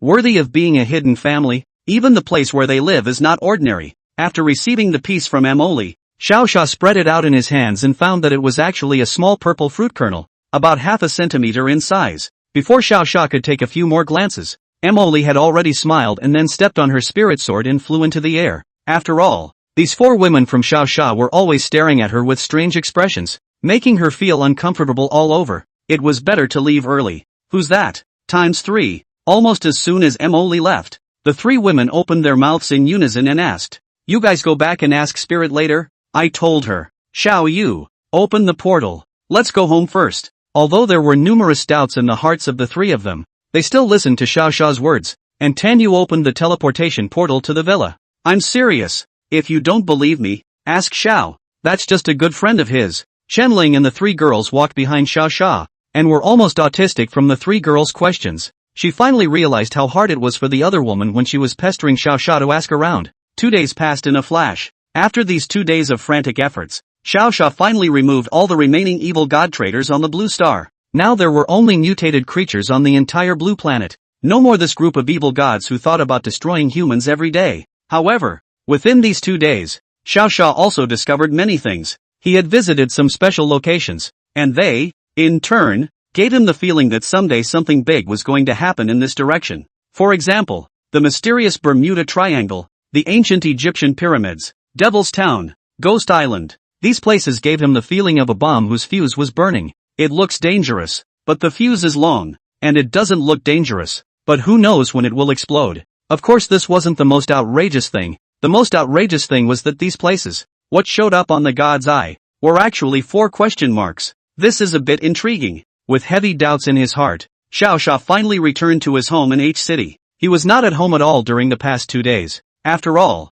he was not at ease at all until the evil god traders were removed. Now it was finally good. At least those 4 evil gods could no longer interfere with this side without the blue star coordinates. He, at last, could have a quickie for a while. Welcome home. Gently pulling open the front door of the villa, the 4 women were already at home, right on time, to welcome him back. No, just as he opened the door, he was surrounded by 4 men. Chen-Ling was the first to hug him, and with an extremely seductive voice, she asked softly in his ear, After not being home for so long, are you going to eat first, take a shower first, or eat something else first? Although Xiao Xiao wanted to eat and take a bath first, after seeing the crazy expression in someone's eyes, he instantly realized, it seems one has no choice. Chapter 103, Traveling to the Kunlun Mountains. 2 more days passed in the blink of an eye. After accompanying the 4 women to play until they didn't dare to continue, Xiao Xiao was able to have the opportunity to continue to other places. Remember to come back early. No more women. Aren't 4 enough? I'll bite you to death if you bring back a few more smaller than you. If there are any nice flowers over there, find me some seeds. Remember to tell me the first time you come back. Oh, I can open the portal early to find you. Each of the 4 women left a message in his mind. After having this mind communication, Xiao Xiao felt that it was quite convenient. At least this group of girls wouldn't have to think about him, and they could just ask if there was something wrong. Of course, most of the time these 4 were saying certain arousing, abnormal seductive words, which Xiao Xiao naturally selectively blocked out. Ahem. Back on topic. Xiao Xiao was flying in the air at this moment, holding a map to find his bearings. If Kunlun Mountain. Well, here it is. Soon he was on the map, finding the destination of his trip. The location was found, but I don't know exactly where. Never mind. Let's talk about it over there. After shaking his head and putting away the map, Xiao Xiao accelerated and flew in the direction of the Kunlun Mountains at breakneck speed. Within a short time, he arrived in the middle of a mountainous area that had been burned to the ground, with only a smattering of trees left as far as the eye could see. Here, it was the Kunlun Mountains, only it was the Kunlun Mountains that had been greatly damaged after the end of the world. In order to find Mo Li's so-called entrance, he took out the fruit that the other party had given him from his backpack space. As soon as this purple fruit was taken out, a strange thing happened. A ripple, slowly swinging out from the circumference of the fruit, followed by the entire mountainous area, actually changed radically. The forest that had been burned turned lush, and the dirt roads that had been destroyed were restored to their pre-apocalyptic appearance. The road under his feet slowly extended towards the mountain, and at the end of the road, about a few hundred meters away, Xiao Xiao raised his eyes and saw an ancient building that resembled a Taoist temple. No wonder it's called the Hidden Family. So the place where they live is directly another space? Xiao Xiao squinted his eyes and murmured. This was something that if the end times hadn't come before, he would never have imagined that such a place even existed in this world. Ha! What are you? Why haven't I seen you before? Just as Xiao Xiao was still feeling emotional, in the forest, a little boy with braided hair and wearing a red belly band suddenly popped out. The other party kept sizing up Xiao Xiao with a curious gaze. I am here to play with your family adults. Xiao Xiao thought left and right and said a more reasonable reason. But it was such a casual reason that caused the expression on the little one's face to snap. Oh, you're that big brother that Sister Mori said you were. He bounced in place excitedly, seemingly very happy. Grandpa Mo is waiting for you in the large hall. Go now. He pointed a tiny finger at the large building on top of the mountain and said with a smile. It always seemed as if the little kid liked himself. Little fellow, what is your name? Xiao Xiao asked as he gently squatted down and touched his head. Big brother. My name is Little Rock. So Little Stone. Tell brother, is there a convenient way to get to the Great Hall if you want to walk there? It wasn't that Xiao Xiao was being cautious. It was just that he felt that it was more convenient to ask someone how to get around someone else's house, or to ask someone else how to get around. Only what he didn't know was that all that he was doing was being watched by several people located inside the hall.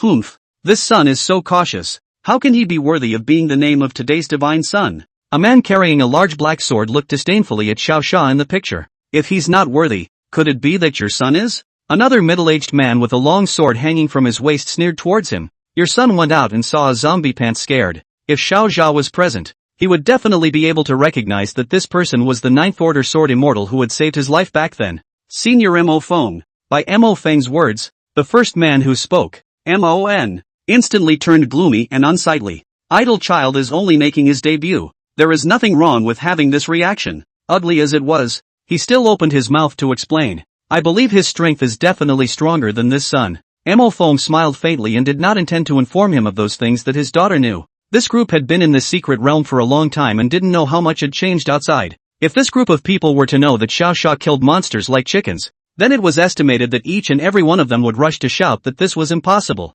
Just that Mo-sien of your family. He can't even beat my family Emoli. What's so godly about it? Mo Feng casually said another sentence, directly blocking Moen's face. Moen dares to say a few words about anyone, but only dares not say Emoli. After all, this is the patriarch's own granddaughter, the only saint daughter of the clan, not to mention his son. Even if he himself went up against Emoli and put his best foot forward, then he wouldn't be able to beat the other side. Patriarch, there can't be an invincible person under the sky. I think it's because the holy maiden was frightened outside and just happened to be compelled by this kid. Knowing that he couldn't speak to Mo Fong, Mon had no choice but to ask for instructions towards the patriarch sitting on the high seat. As the patriarch of the Divine Providence clan, he was gazing at the picture, smiling and stroking his beard Mo Tiangao, but he was looking at it very openly. Since his granddaughter had brought someone and the Kunlun Divine would have been taken by the other party, it proved that his prophecy was fine, but he was also puzzled, because at the time he predicted it, it was clearly a few years behind.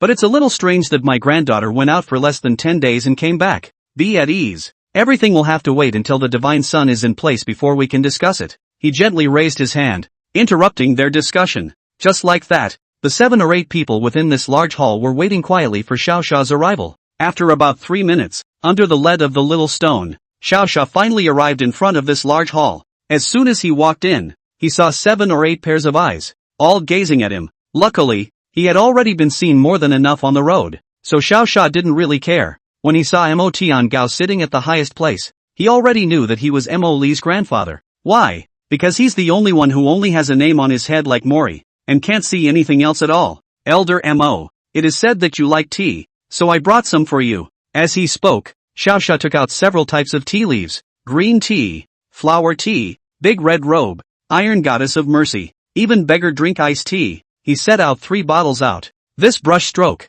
10 sacks of tea has fallen to the ground, really put the people present to see silly. The look on almost everyone's face said the same thing. Can't you send tea in a better bag? What kind of person packs tea in a sack? I threw out more than 10 bags at once. Chapter 104, actually I'm not that fierce. The entire hall was silent. In the end, it was Mo Tiangao who was the first to react. He coughed twice to ease the embarrassment and said, "Ahem, that's a big thank you to the godson for the gift. Although this form is not grand at all, but Mo Tiangao, the tea lover, has long smelled the smell of these more than 10 bags of tea, all of which are the flavor of fine tea. This is enough to show that the other party is actually very generous. After all, when he asked Mo Fong to buy a few pounds of tea from the outside world a year ago, the other man shook his head and told him that there was simply not enough money. But now, Xiao Fury directly gave 10 sacks, and he will have tea every day in the future. For a tea lover like him, it was the perfect gift. The divine wood given by your old man is not something that can be compared to these tea leaves."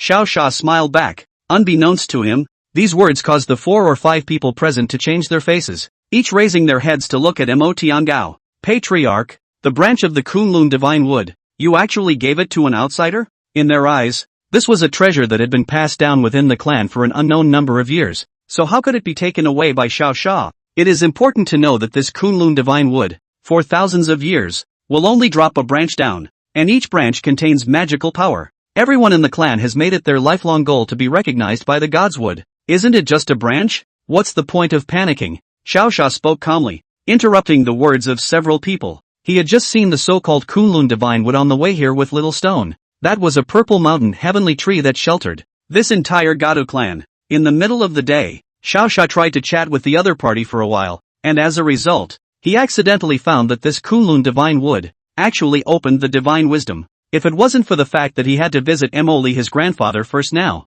Xiao Sha would have thought about chatting with it for a while longer. "Do you know what that one branch represents?" Mon retorted at Xiao Sha as if he had been struck. "That is the most precious treasure of our clan. You're an outsider. You're simply..." Just as Mon was about to spit out his grievances to Xiao Sha, stating his grievances, Xiao Sha stretched out his hand and interrupted his movements. "Stop. If you really want it, I'll ask Kunlun Shenmu to send you a few later. Now the 4 of you be quiet. I'll finish talking to Elder Mo first. Do you understand?" He was too lazy to mess around with the others. And anyway, the purpose of coming here was just to ask Mo Tiangao about the Tinglong mysterious realm. What a divine object the Kunlun divine wood is. How could you, an outsider, obtain a branch from it? Matriarch, he's insulting our clan suppressing divine wood. Mon immediately took advantage of the situation, as if Xiao Sha had made some great mistake. The other 3, who had long been in cahoots with him, echoed his words. Upon seeing Xiao Shi's frown slightly, Mo Fong hurriedly opened his mouth,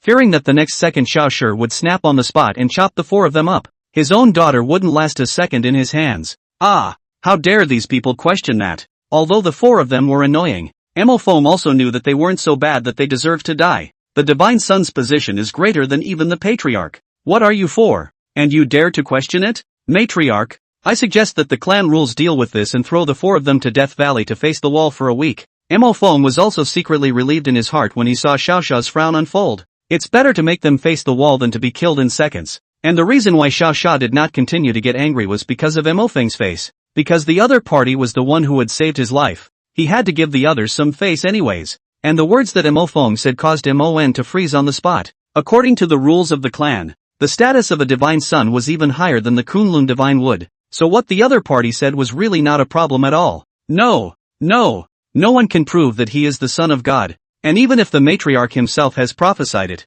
he may not really be. Mon suddenly blushed and looked very anxious as he began to argue. Mo Feng was also tit for tat, attacking them with a deadpan reason for disrespecting the divine son. As a result of this, in the end, both sides were arguing about whether or not Xiaoxia was the son of God, almost turning the whole thing into a university-free debate. Xiaoxia, who was too lazy to fool around with this group of people, silently used his mind communication and started chatting with Mo Tiangao. Senior, I would like to know something about the topic of the Tinglong mysterious realm. Hearing the voice that suddenly appeared in his head, Mo Tiangao looked at Xiaoxia incredulously. Surprisingly, he could still communicate mentally? It seemed that this Xiaoxia was most likely the son of God. As for why, it is very likely, because Xiaoxia came really early. He did not know how to call each other. If you really are the person in the prophecy, then the Tinglong mystery realm will be opened in 7 days, and the location will be in the Kunlun Mountains. Mo Tiangao said all the things he knew. Regardless of whether or not Xiaoxia was the son of a god,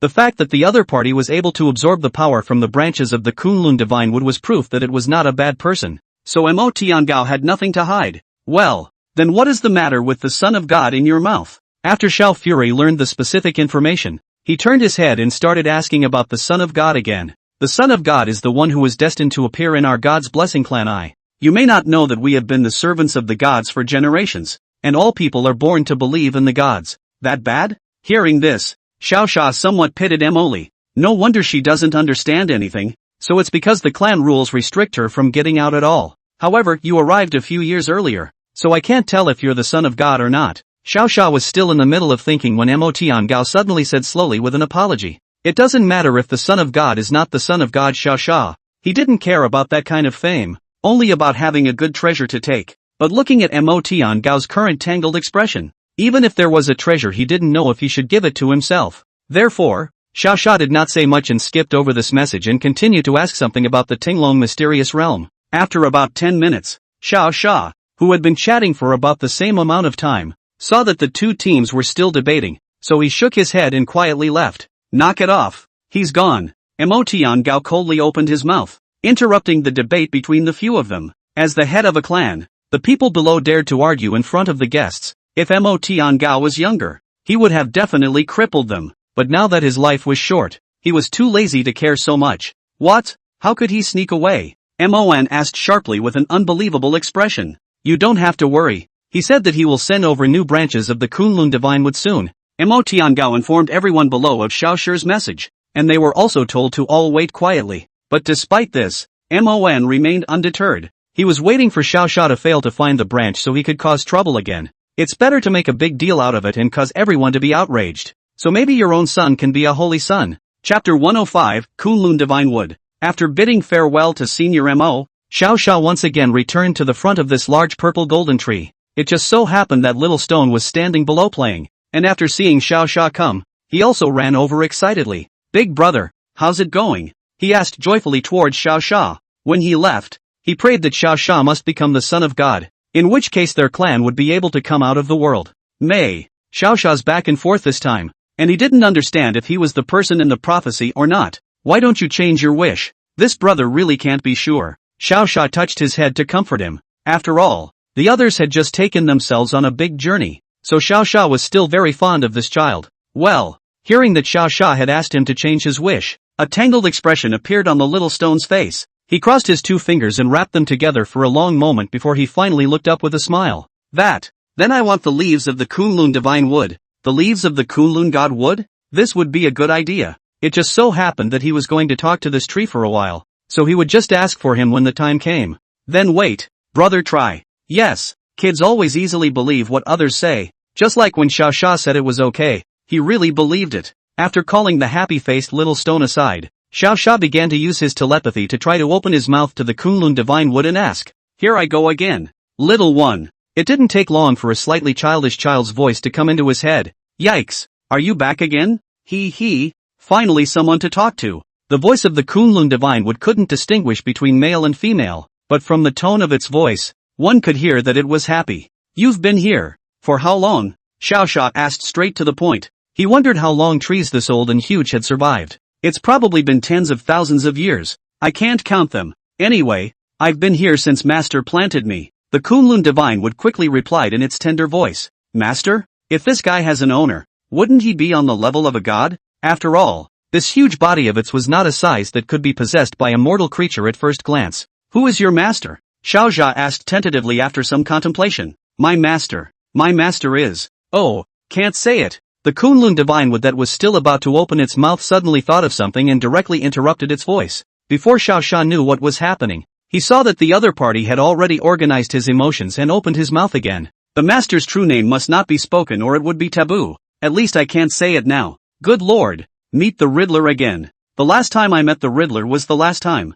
I didn't expect this Kunlun divine wood to be this kind of character. So, without getting into the master's business, what was the purpose of your being planted here? Or did your master give you any assignments?" Not getting an answer, Xiao Sha had to retreat and ask some other questions. "The mission is not available. All I remember is that my master wanted me to grow up well and protect the neighborhood." The Kunlun divine wood's reply had basically told Xiao Sha the answer. Maybe it was just planted casually and then grew over a long period of time to become the huge tree it is now. But this answer, he didn't feel the need to let this little guy whose spirit was just beginning to open know. Looking at the little stone that was still looking at him expectantly, Xiao Sha coughed and finally asked the key question. "Then can you give me some leaves and branches? I'm told the people here love these fallen dead leaves on you." The other party was actually silent for a long time when he heard this question. Only after the Kunlun divine wood had figured it out did it respond to Xiao Sha's question once again. Only this time the tone was a bit lower. "I was supposed to give you some as a gift as my good friend, but there are restrictions on me unless you touch my body and subsequently try to get it to give you some branches. If it agrees, you can get even the most important fruit on it. Not to mention the branches and leaves." This reply made Xiao Sha a bit strange. Wasn't the voice the Kunlun divine wood itself? Why can't it control itself? "Actually, I am a tree spirit born from the heart of a tree, so I don't control this entire tree." Good guy. No wonder this kid was silent for half a day. So it was just a tree spirit born in the heart of the tree. However, Xiao Sha did not get angry at it, but instead heard its voice low and comforted it with a few words. "It's fine. I'll give it a try. Maybe it'll actually give it to me." Xiao Sha smiled, then gently walked to the Kunlun divine wood and touched his hand to the huge tree. "Kunlun divine wood, how about sending me a few branches with leaves? I'll have this group fertilize you more often to ensure that you grow faster." His incomparably serious words caused the tree spirit hiding in the heart of the tree to secretly shake its head. The Kunlun divine wood doesn't reason with people. It only identifies with two things: its owner and the person who is connected to its owner. The rest of them, whoever they were, couldn't get anything from it, even if the other person had the ability to cut it up. Harm. It's a pity that the boss doesn't listen to me, or else I would have begged for this friend. There might still be hope. The tree spirit murmured as it looked at Xiao Sha with great pity. Just as the tree spirit was still lamenting, Xiao Sha's right hand, surprisingly, reacted violently with the entire tree. For some reason, a dazzling purple gold color emerged from the Kunlun divine wood, frantically shaking its huge tree body, and even at one point had the feeling that it was going to break out of the ground. The entire secret realm, due to the move of the Kunlun divine wood, was plunged into a great shaking, and the movement was more frightening than a magnitude 10 earthquake. How? What's going on? The crowd inside the great hall was made to fall over by the shaking, and if it wasn't for the fact that everyone had practiced, they would have been designated to fall into disability. This shaking is the Kunlun divine wood. Only the Kunlun divine wood can create such a huge commotion. Is it hard to believe that someone is attacking it? One by one, the crowd was speculating about the situation at the moment, but none of them dared to go out to see what was going on. And Xiao Sha over here was amazed. How do you scratch up the other side so much movement? Can't it be that is ticklish? Calm down. Calm down. It's only a matter of borrowing a few branches. You don't have to be so agitated if you don't want to give them. Xiao Sha composed himself and continued to send a message to the Kunlun divine wood, but it had no effect. This entire massive Kunlun divine wood, after shaking for a while, then shrunk with extreme speed, turning into a small purple golden tree as big as a palm. Before Xiao Sha understood what had happened, The Kunlun divine wood, which had already shrunk to the size of a palm, actually followed his palm and directly merged into his skin. What the hell is this? Xiao Xia was completely confused. Chapter 106, His Identity. Not only was Xiao Xia confused, the tree spirit was also confused, because it only now realized that its boss had run away, leaving only himself, a huge silver white, at least as big as a house, heart of a tree, alone in the air. What the hell is going on? Where's my boss? Give me back my boss. The tree spirit shouted at Xiao Xia, but Xiao Xia himself was still wondering. It took less than 5 seconds for the entire Kunlun divine wood to disappear, and there wasn't even a crater left where it was originally carried. The only one awake was probably Little Rock. After the Kunlun divine wood disappeared, the sharp-eyed little stone soon saw that there were 3 branches with many leaves on the ground. Big brother, you really did it. There are 3 branches now. He very excitedly picked up the 3 branches and smiled at Xiao Xia. This Xiao Xia didn't know what to say. The branch is going to arrive. But this Kunlun divine wood, what is the matter with sneaking on oneself? Go, please, take me away. Just as Xiao Xia did not know what to do about it. Weak with a hint of softness voice suddenly came from his brain. At the same time the tree tattoo on his arm was emitting a faint glow. Are you, Kunlun divine wood? Xiao Xia asked tentatively. Go, please, take me away. The others somehow kept repeating the phrase, and seemed eager to leave. Looking at the tattoos on his hands and then at the happy little stone, Xiao Xia instantly clenched his teeth and made a decision. Little stone, remember to give one of these 3 branches to your grandpa Mo. Brother, I'll leave first, haha. Both for me? Thank you, brother. Bye, brother. As soon as he heard that Xiao Xia had actually given himself 2 branches, Xiao Xia's mouth crookedly smiled, and without lifting his head, he began to say goodbye to Xiao Xia, and Xiao Xia felt that this Kunlun divine wood was a treasure at first glance, and since it had taken the initiative to follow him, it was something that belonged to him, Xiao Xia. And so, when the little stone looked up happily again, Xiao Xia had already disappeared. In its place, there was Sister Emily, who had hurriedly arrived and had a serious, tense look on her face after arriving at the venue. Little stone, where did the divine wood go? Emily stabilized her emotions and asked the little stone. I don't know. That brother touched it earlier and it disappeared. Here are the 3 branches that brother gave me. The little stone didn't have any concept of the Kunlun divine wood. He only knew that the branch in his hand was the treasure that the adults often talked about.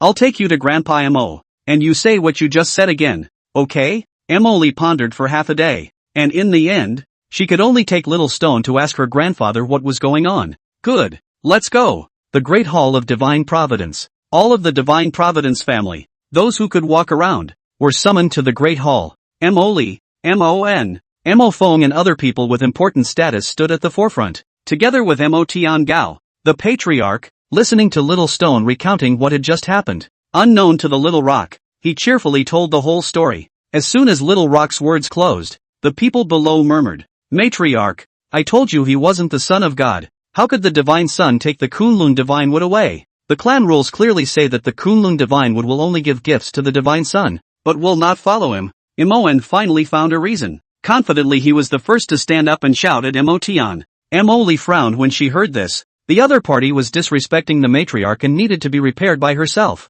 the holy maiden. But when she was about to draw her sword to teach Mon a lesson, her father, Mo Feng, gently grabbed her hand and then shook his head towards her. Immediately after signaling her, she turned her eyes to Emotian Gao. When Emoli looked up, he realized that a faint white light was emanating from his grandfather. This was him casting the only secret technique of the patriarch, the divine blessing prophecy technique, which had been passed down by the gods themselves. Why is the patriarch sleeping? Give a word. With the sacred tree gone, will we be attacked by the monsters outside? That outsider stole the divine wood just like that. Mo Tiangao as the clan leader, do you have nothing you want to say? While he was casting the prophecy spell, the people below him were up in arms and began to put pressure on him, one by one, with Mon taking the lead. This was too much for Mori to bear. Ignoring his father's discouragement, Mo Li Tang directly flew in the air with his sword. Any questions you have will have to wait for the matriarch to fulfill the prophecy. Anyone who dares to say another word about this, I promise I will personally help the matriarch clean house. The angry tone of voice coupled with a furious expression directly forced down the crowd's comments. After all, Emoli was the most capable fighter of their clan, and who would dare to touch her eyebrows with this group of people who lived peacefully all day long and had lousy talent? Poof. After coldly snorting and making sure that this group of people didn't dare to be more, Emoli once again flew back. In a tense and depressing atmosphere, 5 minutes passed again. Completed the prophecy Mo Tiangao. seems to have learned a very appalling truth in general, only to see him violently open his eyes in the great hall to exhale a few breaths, before finally slowed down. I heard everything you just said. Now, I want you to recite the clan rules in your hearts and make a choice. Tian-gao stroked his white beard and began to point with his hand as he said, those in favor of retrieving or snatching back the sacred wood, stand on this side. Those who don't support the retrieval of the sacred wood, business as usual, stand on this side. The choice is just too easy. Almost 2/3 of the people followed the indifferent-looking Mon and stood on the side of snatching back the divine wood. Mo Li, Mo Feng and Little Stone felt that it was due to fate and stood on the other side. Old man, the minority obeys the majority. Hurry up and tell me where that kid hid the divine wood. Looking at so many people on his side, Mon was so happy that he hurriedly shouted at Tian-gao, but to his surprise, Tian-gao coldly shook his head and looked at their group with a serious expression. Violate the first rule of the clan rules. All of you. You must die. This statement directly confused the people below. It's not just about taking up a team left and right. How come they're dead? Don't you fucking talk shit. Old man. When did we violate the first clan rule? Looking at Tian-gao's serious expression, Mon hurriedly opened his mouth to explain. The first rule of the clan rules. No disrespect to the gods. When did we violate it? In the face of Mon's questioning, Tian-gao just sneered back. Do you know why Kamiki was so agitated just now? Mon was about to open his mouth, but he was directly interrupted by Tian-gao's roar. Because of that outsider you just mentioned. He is, in himself, a god. And it's still the same god who personally planted the divine wood in ancient times. Boom! These words were like deep-sea bombs that directly scared Mon and the others to the point where they instantly fell to their knees. Chapter 107 Walking in the World. A look of despair appeared on Mon's face after hearing Tian-gao's words. No! It can't be. Old man. You're lying to me. Although his person had fallen to his knees, his mouth was extremely hard. How does he, a common human, deserve the title of God? You lied to me on purpose, didn't you? You wanted to change the subject and cover up the fact that you lost the divine wood. As the man with the toughest mouth in the entire room, Mon stared at Tian-gao with a deadly stare, hoping that on the other party's face, a hint of relief would appear. However, Tian-gao was calm the entire time. His face was icy cold, and he didn't put his words into his ears in the slightest. If you think you have not offended him, why can ye not stand up now? He spoke back to Morn in a flat tone. It was this sentence that made Mon suddenly realize that he really didn't seem to be suppressed by Tian-gao. Rather, it was deadened by some force within himself. It was a power that was similar to the shackles of the mind, causing him to be completely unable to resist. I'm sorry, matriarch.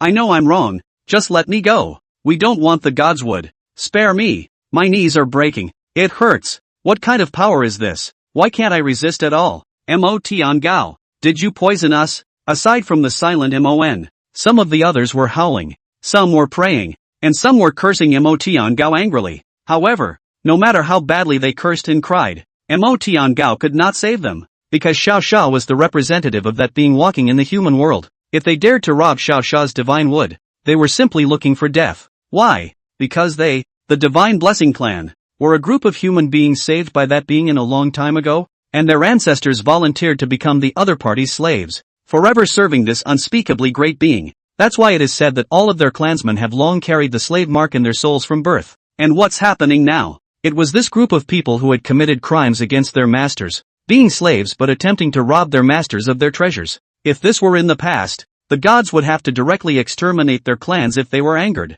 No, the one who resisted the most fiercely, Mon. In the next second his body slowly disintegrated and disappeared from sight like dust. No, no, no, I'm not disrespecting the god. I just want Godwood's protection. Leave me alone. Mon's tragic situation of instantly flying away in ashes made the rest of them unable to help but be shocked. They cried and begged. Yet in the end, none survived. 2/3 of the entire clan, straight to ashes, as if they had never existed. Grandpa, this. Emily looked at the scene in front of her in a daze, and murmured to Tian-gao with a bit of impatience. Although it was true that this group of people shouldn't be thinking about snatching back the divine wood from Xiao Fury, such a price was too much. Little Lear, you have to know that if our clan did not have the help of that existence, it would have long disappeared in the long river of history. Tian-gao couldn't help but sigh with emotion as he looked at the direction Xiao Shi left. The rest of the clansmen, too, were all dumbfounded at what was happening. The atmosphere within the entire hall suddenly turned unusually heavy. We of the Divine Providence clan have been hidden from the world for too long, and many of us have long forgotten our identity as slaves in our hearts. This group of people is destined for this fate. After sighing, Mo Tiangao's icy expression gradually loosened up and turned helpless. On the other hand, Xiao Xia had long since left the world in the secret realm with the Kunlun Divine Wood. Upon reaching the real world outside, he found a gazebo under a tree that had not been damaged by monsters, was intact and quiet, and sat down. "What the hell are you following me for?" he asked as soon as he sat down, taking his finger and jabbing it at the tree tattoo. Likes. 1. Together. Go together. This intermittent voice almost didn't make Xiao Xia think it was about to die. Besides, there is no correlation between this liking and walking together. Can't it be that it has lived too long and was suddenly touched by Xiao Fury, so it likes Xiao Fury? It can't be, can it? Even if it was a tree from ancient times, the other party's behavior couldn't be this outrageous. "Can you speak more fluently?" he continued to ask. Learn. It's very soon to be done." Its reply changed from being intermittent to becoming clearer and clearer, and when it said the last paragraph, it even responded to Xiao Xia very loudly. Kunlun Shenmu. Mysterious trees born in ancient times seem to be related to an unspeakable being. The data shown on the God's Eye was almost as good as nothing. Perhaps the divine eyes were simply not as advanced as the Kunlun Divine Wood, so they couldn't see through the other party. There was no way to get a clear picture, so Xiao Xia had no choice but to plan to go home first and then make plans. "Xiao Xia, wait!" Just as he was about to leave, a voice he hadn't heard in a long time suddenly entered his mind. Mo Li? Hearing this voice, Xiao Xia thought that the other party had come to claim the Kunlun Divine Wood, but before he could open his mouth to explain, Mo Li had already spoken in advance. "Great! I thought I wouldn't be able to reach you once you were gone. Cough cough. How could I be that kind of person? See, you are talking so urgently. Is something wrong?" Xiao Xia coughed and took the initiative to pick up the topic. Hopefully, with this, he could clear up the matter of the Kunlun Divine Wood with the other party. And Mo Li was actually more anxious than him. Ever since his grandfather had just told him that Xiao Fury was 100% a god who walked the world, and was also a god that he, the Holy Maiden, must serve for the rest of her life. She had been pondering how she should interact with Xiao Xia in the future. After all, in theory, the other man was his master, and he had to do whatever he wanted him to do. Luckily, it seemed as if Xiao Xia didn't know his identity now, nor did he care about these things. "Grandpa forgot to tell you something. Because of your appearance today, the secret realm will likely open early." "Ha?" These words gave Xiao Xia a blank stare. What do you mean that the secret realm was opened in advance when it appeared today? Didn't Mo Lao tell himself that he wouldn't know the details until 7 days later? Was it because I took away the Kunlun Divine Wood that the secret realm opened early? He raised his eyebrows and asked towards Mo Li. Even though the two were communicating with mind communication, Mo Li suddenly felt a violent sinking in her heart, as if the slave mark on her body was seizing up. No, absolutely not. That divine wood was supposed to be yours. After all, it must have liked you enough to follow you, right? Mo Li replied quickly against the pressure of the slave seal, which if she was slow to answer for a few seconds, this slave seal was going to press her down to her knees. Chapter 108. Hearing Mo Li's reply, the corner of Xiao Xia's mouth inadvertently raised. It turned out that this group of people were so afraid of the Kunlun Divine Wood, if they had known, they wouldn't have had to leave in such a hurry. "You do have a point. This thing is just glued to me and I can't shake it off," Xiao Xia replied with a smile. Right at the moment the corners of his mouth rose,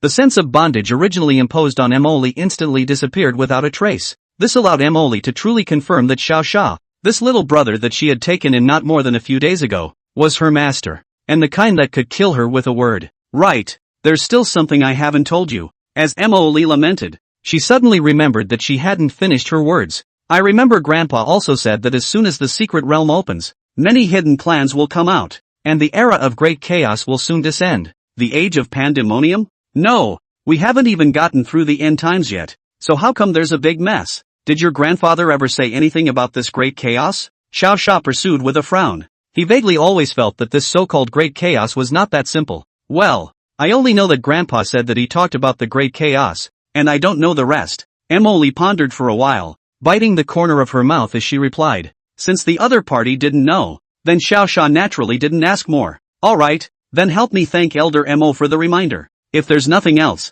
I'll be on my way." Feeling that the conversation had run its course, he decided to leave first, and Mo Li was relieved to hear this from him, with a happy expression on her face, because she didn't have to worry about saying the wrong thing when Xiao Xia was gone. She naturally wasn't afraid of being tortured by the slave seal. "Oh, good. Then the next time you come over say something in advance so that we can make adequate preparations." Mo Li hurriedly bid farewell to Xiao Xia. fearing that he would find himself talking about something else again. Good. Watching Xiaoxia's voice finally disappear in her mind, Emily let out a big breath. Exhausting her physical strength, she couldn't support herself any longer and violently fell to the ground. This slave seal is also too torturous. Why does it make my whole body go weak? Falling to the ground, she spat in her mind with a blushing face. Next time she said something, she had to let Xiaoxia know that she had a high status and couldn't treat herself with that much respect. Otherwise, once the slave seal kicked in, Emily, as a holy maiden, would react differently from the others. Others are physically and psychologically difficult, oppressive, like being crushed to the ground by a boulder. As for Mori, it was the uncontrollable tingling all over her body, and the feeling of bondage that was so tight that she couldn't breathe a little. It was as if Xiao Fury, himself, had pressed on her. This feels so humiliating. Xiaoxia, who didn't know anything about what had happened, flew to a certain distance and quickly reached the villa with the support of Tan Yu's teleportation portal. But now the villa, and a whole city of H, can be said to be new. With Tan Yu's research utilizing mimetic technology, the people in the shelter now used various machines that were based on crystal core energy, and Xiaoxia's villa is even more so. After the last addition of the protective shield that insulated them from the environment, with the efforts of Tan Yu and the other women, they had renovated the entire villa. The villa, which originally had only 5 floors, was hardened and overhauled by the women into 7 floors, and each floor of the house carried a different function. Xiao Yu, where did your 3 sisters go? After landing on the 5th floor of the villa, Xiaoxia gently held onto Tan Yu, who was speculating with the crystal core. The 5th floor, where the great inventor Tan Yu, specialized in research, had all sorts of information, and her research results. Who would have thought that Tan Yu, who had the strongest combat power among the 4 women, would choose to become an inventor who researched crystal cores? Feeling a rush of warmth, Tanuki gently turned around and buried her head in him for a rub, feeling that she had rubbed him enough before looking up. Sister Mu Qing heard that there was a whirlpool that suddenly appeared on the beach, so she took Sister Linger along to check out the situation. Chimie-san's words have been gathering information over at Rose Castle. A whirlpool? Or on the beach? When these two things were combined, Xiaoxia's heart thumped. This thing, it wouldn't be related to the great chaos that old man Mo was talking about, would it? Ling Ling, Mu Qing, where are you two? He immediately used mind communication to send a message to the two. Sean Fury? We're at the beach. What's wrong? When Chen Ling heard Xiaoxia's voice, she replied ahead of Tang Muqing. In order to not let Tang Muqing beat her to it, she still quickly hugged Tang Muqing while answering to Xiaoxia. Who wants to grab an answer from you La? Hurry up and come down. Tang Muqing looked at the happy-faced Chen Ling and knocked her little head breathlessly. Only when Chen Ling climbed down did Tang Muqing put away her helpless face and very quickly returned a message to Xiaoxia in her mind. We're at the beach. We were just interrupted by Spirit. What's up? Hearing that the two were well, the tension on Xiaoxia's face finally dispersed. But now he didn't know what was going on in that vortex either, and he had to tell the two to leave before something suddenly burrowed inside. Get out of that vortex first. Quick! I'll be with you in a minute. After hurriedly dropping 2 words to them, Xiaoxia also passed through Tan Yu's teleportation portal and quickly reached the seashore. Of course, since there were no specific directions, Tan Yu could only set a general location. Fortunately, Xiaoxia's perception was very strong, and he soon followed the smell from the 2 men and quickly flew over. At this moment, the 2 men on the seashore also heard the anxiety in Xiaoxia's words. Since Brother Xiao has said so, let's hurry up and go. Tang Muqing frowned slightly as she stared dead at this blue vortex and said to Chen Ling, Okay, I thought there was something fun. I didn't realize Xiao was so nervous. Let's go. Chen Ling nodded, and Tang Muqing instantly used her talent of sliding earth, preparing to quickly leave this side. But without realizing it, they had just put both feet on the dirt and were about to slide forward. A strange laugh suddenly came from the blue vortex behind him. Ha ha ha, the gods are dead. Evil gods are in power. We, the Blasphemy clan, can finally see the light again. Hearing the eerie voice, the 2 women remembered Xiaoxia's reminder and prepared to leave at full speed. The source of this strange cry, however, seemed to have discovered the 2 who were leaving, just as the 2 of them had slipped a great distance away. A hideous-looking creature, long like an upright black ape, suddenly paralleled the super-fast women. Humans, wonderful food. I was lucky to see 2 sweet-smelling treats as soon as I came out. The creature drooled and stared dead at the 2 women who were fleeing with its hideous face. Chapter 109, Strange Ape Man. Although Chen Ling hated that face of the other party, she still stabilized herself and reported the scene to Xiaoxia. Brother Xiao, a very ugly ape popped out of the vortex and is now following us. Hearing Chen Ling's reply, Xiaoxia was horrified in his heart, although he didn't know what that thing was. From Chen Ling's tone, He knew that the other party was definitely stronger than Chen Ling. Otherwise, Chen Ling would have long ago brought Tang Muqing towards the other party to launch a counterattack. Hang in there. I can already see you guys, Xiao Sha replied as he opened his divine domain at breakneck speed. He hoped that the divine domain would quickly envelop the other side, thus trapping the strange creature. However, a scene that Xiao Jia did not expect happened. What? The scent of a god? The news is wrong. I have to run. Feeling Xiao Fury's divine domain rapidly enveloping over, the strange ape-man actually revealed a terrified expression before hastily retreating in the direction of the vortex. If it was any other protagonist, it might have really gotten away from this ape, but he had met Xiao Fury, and Xiao Fury, who had an axe to grind, would naturally not let him retreat in peace. Humph, want to run? Only to see Xiao Sha shouting,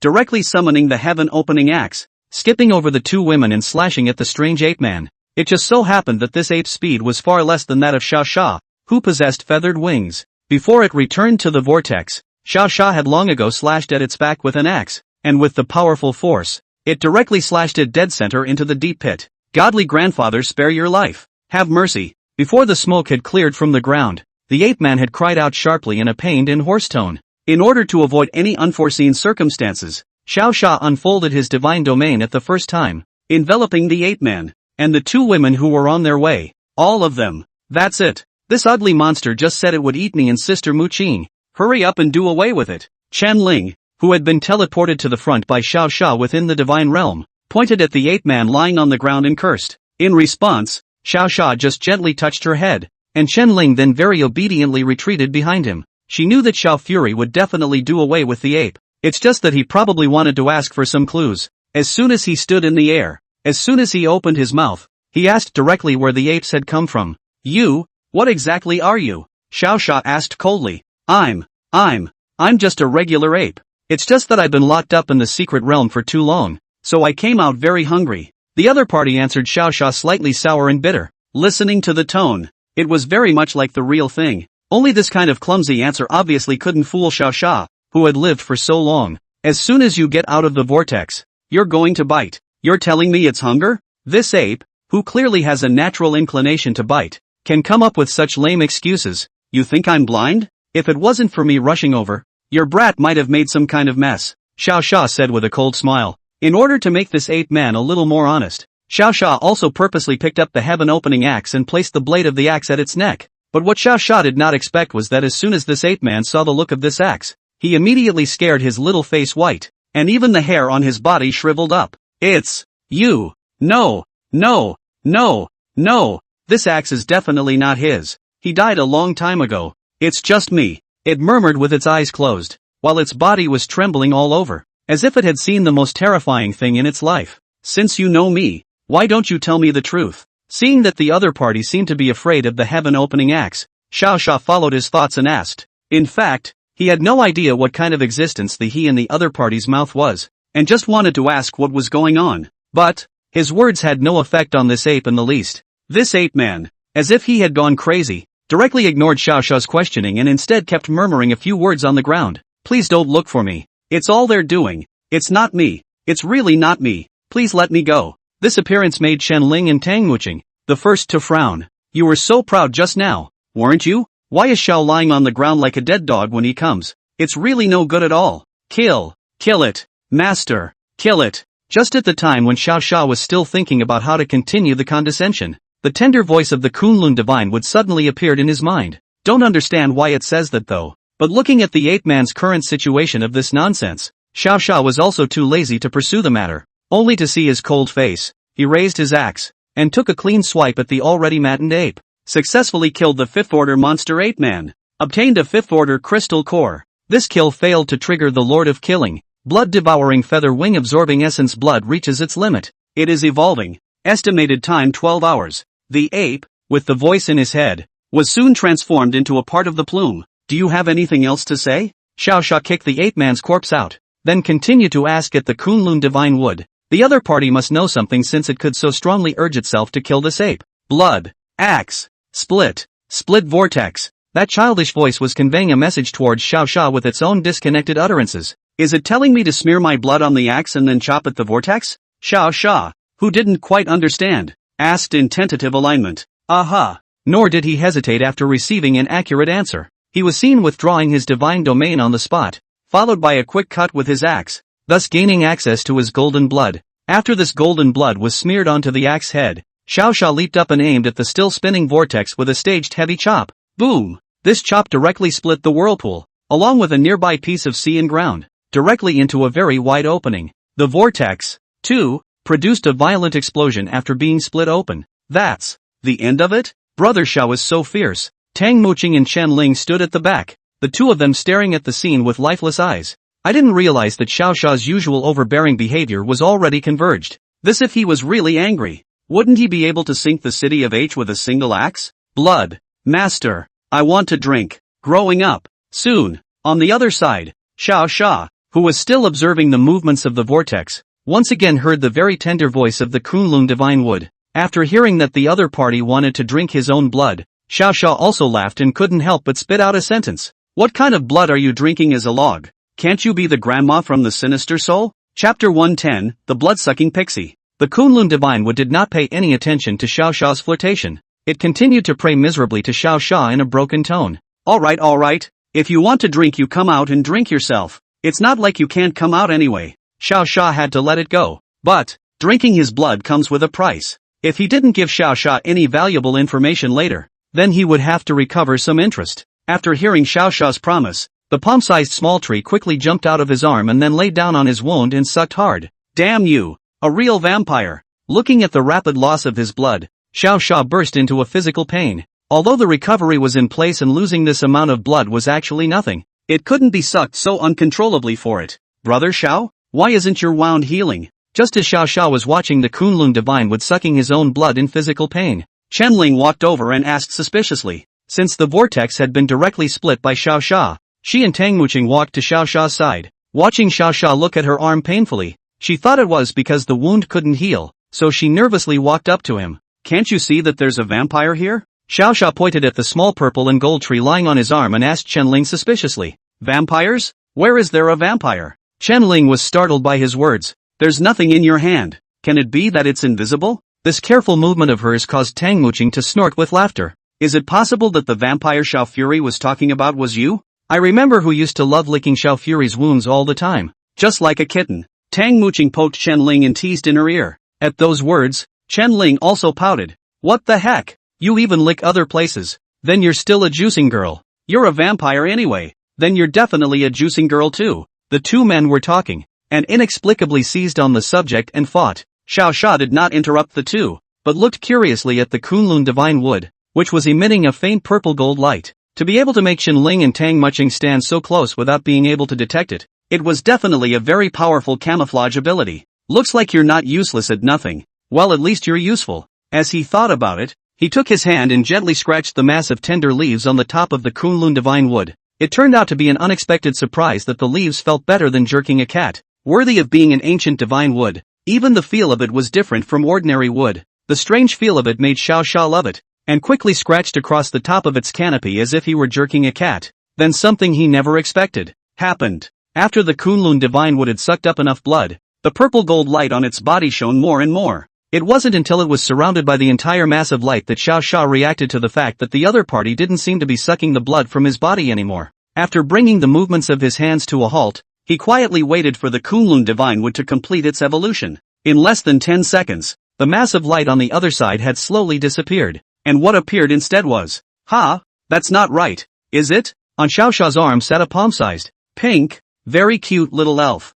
If it wasn't for the fact that she was wearing a purple and gold leaf skirt and had a crown made of leaves on her head, Xiao Xia would have almost thought that she had seen a ghost. Master, I can talk. Seeing that Xiao Xia's entire body froze, the little cutie, which looked like a forest elf, used the wings on its body to quickly fly up and spin around on Xiao Xia's head. It seemed to turn out this way and she was still happy. Ahem, just calm down. When did I become your master again? Seeing this, Xiao Xia hurriedly interrupted her actions. You, a Kunlun godwood that has been alive for an unknown period of time, turns into a cute little elf? Is this like that? Master is master all. The little elf gently tilted her little head, seemingly not understanding why Xiao Xia asked this. But wasn't it just the first day you met me? Xiao Xia replied with a frown. First day? Hearing Xiao Xia's reply, the little elf panicked and landed on her shoulder, carefully feeling the scent on Xiao Xia's body. After about 3 seconds, As if she was certain of something, the corners of her mouth soon lifted in a reassuring expression. It seems that Master has lost his memory. But it's fine. With me here, I'll be able to make sure you get your memory back quickly, she said with a smile. You, forget it, you go back with me first. Originally, Xiao Xia wanted to ask her a lot of questions, but when he turned his eyes around, he realized that Chen Ling and Tang Muqing were both looking at him with strange expressions. Yeah, after all, he was staring over his empty shoulder showing all sorts of expressions, which to anyone else would actually look like the same action as a mental patient. In the end, he could only explain casually, and after making sure that the vortex would not reappear, he took the two women and the Kunlun divine wood, and returned to the villa. Wow! What's this? Unscrew it and it runs, eh? That's the water fountain. What about this? What's this crunchy thing this girl is eating? That's chips. In the eyes of the elf, the things in Shawshank's home were very rare. After all, Mo Li's life in their clan was actually a semi-primitive one, and she didn't have the chance to touch the real world at all. Looking at the way she flew around asking questions, Xiao Xia felt that she was just like a curious baby. Then this, just stop for a moment and fly over. I'll ask you a few questions first. Xiao Xia shook his head and interrupted the elf who was about to continue asking questions. After all, he had a lot of questions to ask and couldn't put it off any longer. Oh, yes, I'm coming. The elf didn't mind landing on the glass of wine set out on the table. With a petite body, she sat on the edge of the wineglass and waited very attentively for Xiao Xia to speak. The first question, why did you call me master? Xiao Xia asked, the doubt in his heart. Because you're the one who gave me life. It's just that you seem to have amnesia now and have forgotten a lot of things. The elf replied the same as before. These words reminded Xiao Xia of the various things on his body. God's eye, God's body, God's gift. Most likely, the other party had recognized something in him as the scent from the previous owner's body. Only a god, after all, can live that long. So what kind of person was I, before? In order to find out who this mysterious existence really was, Xiao Xia intended to pursue the matter. You are the great being, the generous being, the invincible being, the entire. The elf crossed her arms and very seriously began to introduce herself. It was only that all of this information seemed to be very chicken ribs, and it was completely useless to Xiao Xia. Chapter 111, The Blasphemous Ones in Lilia. After listening to the little elf ghosting for half a day, Xiao Xia didn't get any useful information, and the most ridiculous thing was that whenever he asked the other person to tell him the name of this being, she would say that the name was unspeakable. Only those who don't know him can call him by his name. Those who knew him would be sanctioned by the world's consciousness if they spoke his former name. Why are they all riddlers? Xiao Xia was speechless. Knowing so many people, both strong and weak, not a single one could say the name of this being. The whole thing was such that Xiao Xia did not intend to ask about this matter in the future. After all, he could not get any answers if he asked. Then tell me about that ape man. Why did you just tell me to kill it? Xiao Xia set his face straight and asked the second question. Upon hearing this question, the elf's expression changed from being happy as always to suddenly being very serious. Because it is the sinful blasphemous one. The elf took a deep breath and answered slowly. The Blasphemy Clan, a race that has existed for a very long time. They are not chosen by the gods because they have not been chosen by the gods, and thus they are on the path of blasphemy and fighting back against the gods. And the scariest thing is that their ancestors, from the time they were animals, have been thinking this way. What the hell? This plot made Xiao Xia feel that it was really a bit outrageous. What do you mean? You've been fighting back against the gods since animals? Animals can think? Master has lost his memory. It's normal for him not to believe it, but that's just the way it is, the elf said very seriously, as if guessing that Xiao Xia would not believe it. So, what happened then? There was a point where he was looking forward to what was to follow. After all, it was a bit of a surprise that animals had to think about such sci-fi issues. Later on, since the things couldn't get refuge from the gods, they turned to the corpses of evil gods and gained their evil powers. This force altered their genes, making their appearance ugly and fearful of sunlight, and in the end, being hunted down. They could only hide in various secret realms. So it is. Hearing the truth of the matter, Xiao Xia finally understood the general direction of things. That means what the elf said was the same as Mo's prophecy. Once the secret realm opens, all kinds of ancient monsters that have gained the power of the evil gods will appear. And the era of great chaos is coming. And there's a very specific point here, that is, this group of creatures of the blasphemous ones most likely existed in great part as monsters. Then it's highly likely that Xiao Fury can still see long extinct animals, like saber-toothed tigers, white rhinoceros, even that most ancient of creatures, the dinosaurs. Xiao Xia was really excited at the thought that he would still be able to see these things, although they were likely to meet and have to bite themselves to death. It was naturally an exciting moment to see such ancient creatures in person. Then do you know where all these secret realms will appear? Xiao Xia, who had come to be interested, hurriedly asked a follow-up question to the elf. Forgive my ignorance, master, but I don't really know how they hide in the secret realm or how they come out. The elf shook her head regretfully, indicating that this was a question she really didn't know. When the topic came up here, Xiao Xia had actually made it clear. Anyway, the goal now is to go from killing evil god traders to killing another group of evil god traders, right? When it came to killing, Xiao Xia was naturally the best at it. But the problem now was that he couldn't find his opponent's location, and he had to look for a chance to break the situation when the Tinglong mysterious realm opened. And this chance to break the game had a lot to do with the elf in front of him. Since she knew more than Xiao Xia, she had to ask her a lot of times to know the results. Looking at the little elf sitting in front of him, staring at him all the time, Xiao Xia suddenly thought that it wasn't good to keep calling her an elf. And so, Pixie, since I'm your master, shouldn't I give you a name? In a seductive tone, he inquired to the elf. That's for sure. So what does master want to call me? Hearing that she was going to name her, the elf flew up happily. Seeing as how you like sucking blood so much and you're so petite and cute looking, let's call you Lilia. Then my name will be Lilia from now on. Thank you, master. He. Unexpectedly, the other party did not think at all and immediately agreed to Xiao Xia's proposal. In fact, he was initially torn between Lily and Lilia, the two names, because he felt that the original name of Kunlun Shinmu, paired with a Lilia, had a bit of a weird sense of combining East and West. But on second thought, Kunlun is just what it's called now, and it could have been various other names before. For a godswood that had survived for so long, a name like Lilia clearly fit her better.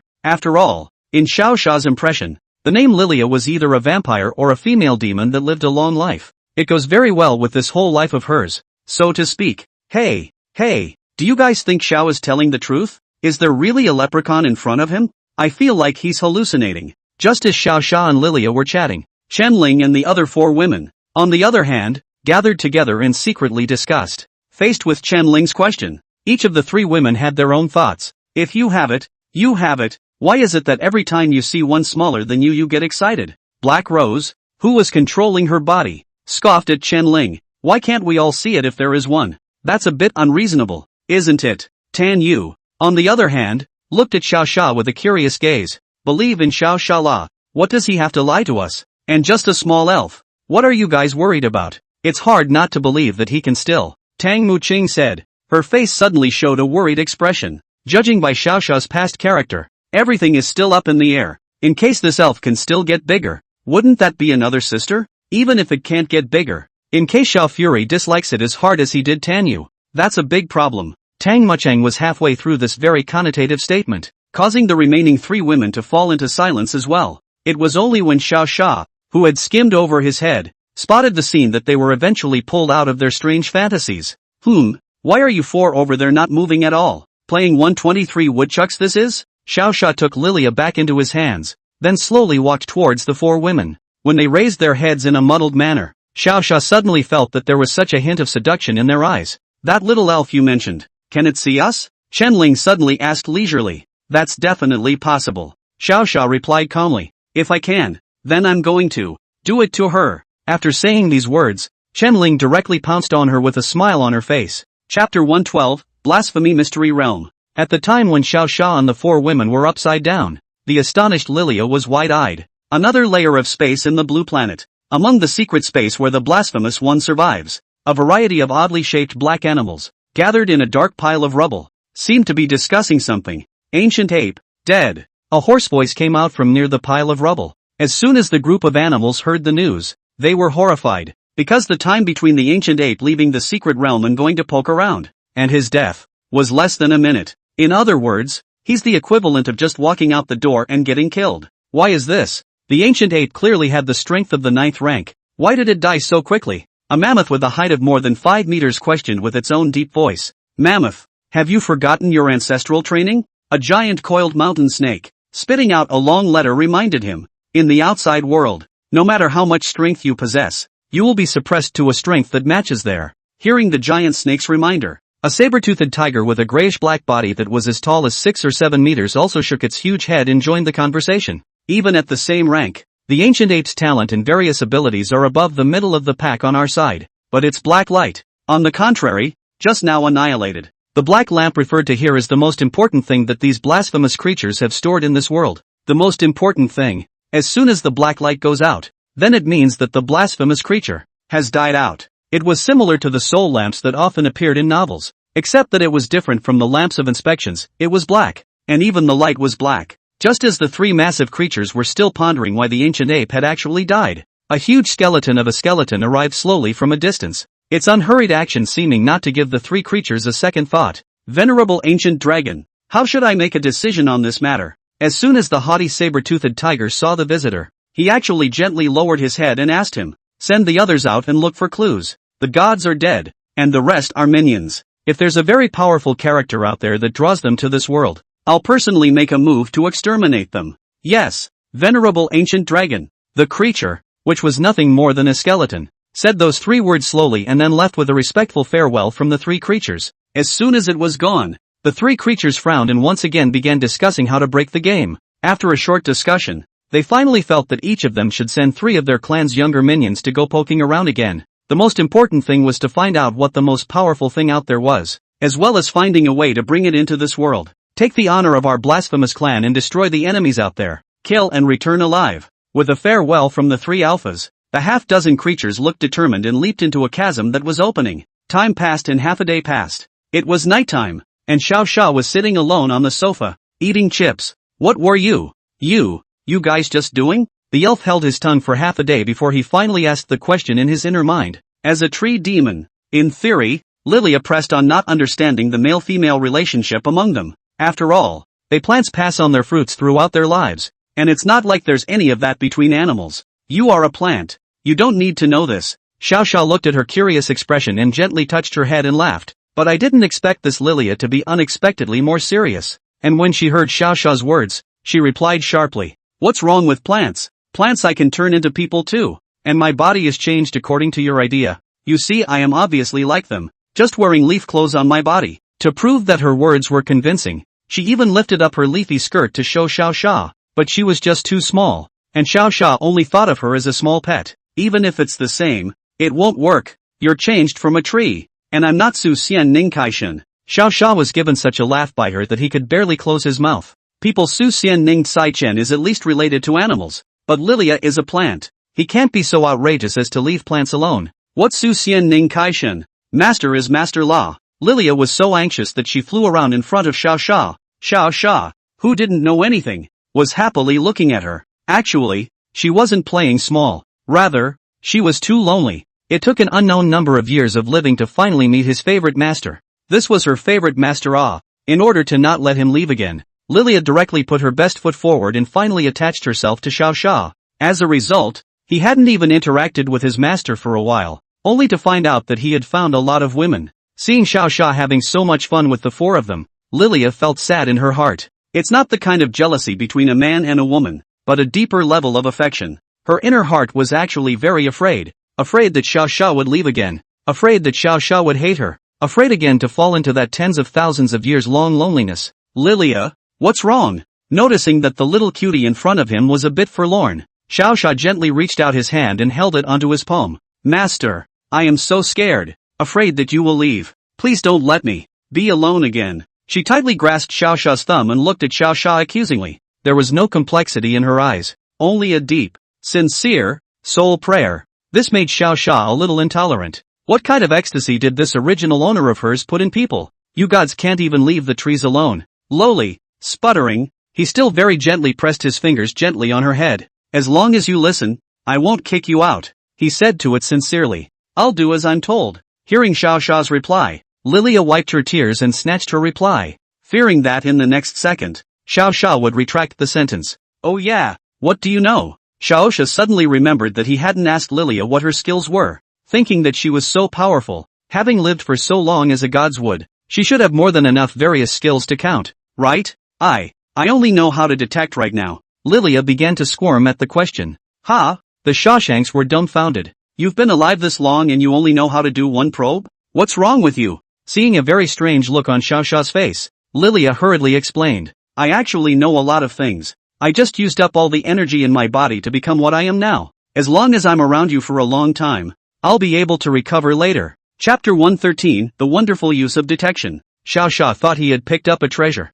but he never expected that what he had picked up was a broken treasure. Why do you think you had to take human form? What's the point? He looked helplessly at the worried-looking Lilia and gently shook his head. There. That way you can follow your master. Lilia's little face flushed red as she grabbed the answer. Originally he was going to say wouldn't you be able to follow himself just as well if you turned into a tree? But seeing the other party's tense expression, he held back from saying the words. There's no point in saying anything else now, Xiao Xia said as he picked up the chips again and ate them, looking back at Lilia as he did so. Introduce your detection talent. Hearing this, Lilia's expression tightened again, and then she began to describe her detection. In order to not let Xiao Xia be too disappointed, she also deliberately said a few more words, hoping that Xiao Xia would not dislike her. After all, the previous owner, that was all-powerful and omnipotent. Just these little tricks of his own were as simple as a child's playground to him. Did you just say that this detection can be enchanted on others? Xiao Xia pursued. Xiao Xia didn't care that much about the effect of the detection.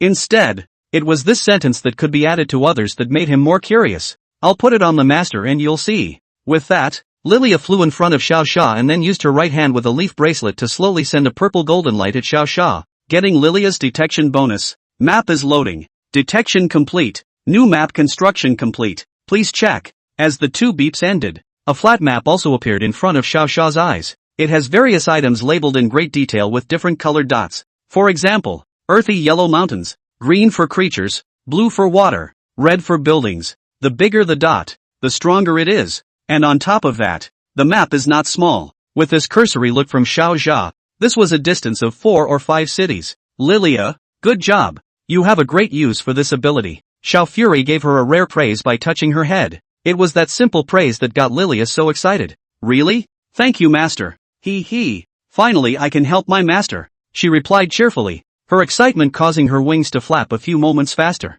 I do have a question though. These black ones, what do they represent? Black? Hearing Xiao Xia's question, Lilia's expression froze, and then she hurriedly explained. That's a symbol unique to the Blasphemy clan. Although she did not panic, she explained very quickly, as if she was eager for Xiao Xia to solve them. Hearing Lilia's answer, Xiao Xia was also a bit surprised.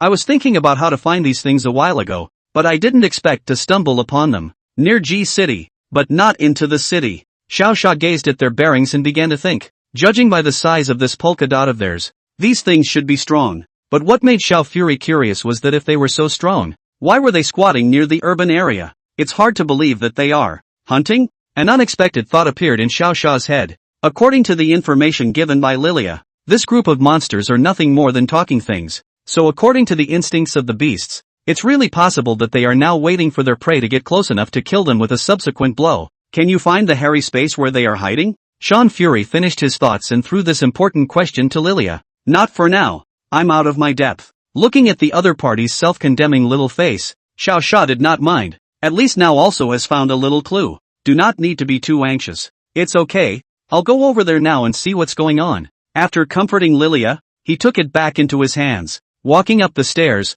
he was about to ask Tanyu to open the portal for himself when he realized that the girl was naked and sleeping. Remembering that they had also just finished the big battle, Xiao Xia also had to touch his head awkwardly and walk downstairs. Never mind. I'll just drive it myself. The operation of the portal wasn't difficult. It was just that Xiao Fury habitually told Tanyu to open it. After walking downstairs to the operations center, getting directions, and choosing a location, a light blue portal soon appeared. Let's see what you fuckers are up to. After a sinister expression surfaced on his face, Xiao Xia quickly transformed into Yang Xingshan's appearance and slowly stepped into the teleportation portal. On the other hand, the outer area of G City after nightfall. 6 gray and black monsters that are hiding in the forest, waiting for the humans to arrive. They don't know at this time that the area they are hunting in happens to be the place where Xiao Xia gamed the God's Eye that day and split a piece of the earth with an axe. Since that gap was so wide and separated the two sides from each other, there was basically no human passage through this place. Wind Tiger, is there anyone here or not? In the forest, a large snake that couldn't hold its temper began to question the saber-toothed tiger on the side. Originally, the creatures of their 3 species were at odds with each other, and this squatting was ineffective. Airing out whoever it was would have a few whines. But the 2 saber-toothed tigers on the other end thought otherwise. As an excellent hunter within the clan, it knew that if it crouched long enough, a creature was bound to pass by. So it didn't respond to the big snake's whining, just staring silently at the road in front of it. This action clearly annoyed the big snake on the opposite side of the room. As a clan of Titan pythons, Their body temperatures need to be regulated just like normal snakes. And this was still the blue planet, an area it had never been to since it was born. The intense discomfort with its environment was gradually seizing up in this titanic python, causing the anger in its heart to grow larger and larger. Shit, I'm going to be pissed off. Are the creatures in this place extinct? Why haven't I seen a single living thing? It spat rapidly and hissed frantically, as if venting the discomfort in its body. Offhand, at this very moment when it hissed, a prey also finally appeared in the saber-toothed tiger's eyes. It was a creature so small that it looked like it could be killed in one bite. But just as the saber-toothed tiger was about to strike, the hiss of the titan python followed. Asterisk asterisk asterisk asterisk? What's that screaming? Hearing the sound, this small creature immediately stopped at the heels of the forest in a vigilant manner, then quickly turned its head and frantically fled. I'll settle the score with you when I come back. The saber-toothed tiger, Wind Tiger, viciously threatened the titan python, then quickly jumped out of the forest. Super-fast movement combined with excellent hunting experience allowed it to quickly catch up with this prey. Chapter 114, Playing Dead. Hearing the sound of catching up coming from behind him, Xiao Xiao's heart was overjoyed. I didn't realize that these things were actually hunting, but a saber-toothed tiger popped up as soon as he showed up. Asterisk asterisk asterisk asterisk, what a big tiger. In order to act like one, Xiao Xiao found the right moment to turn back in horror, then pretended to trip and fell straight to the ground. With this fall,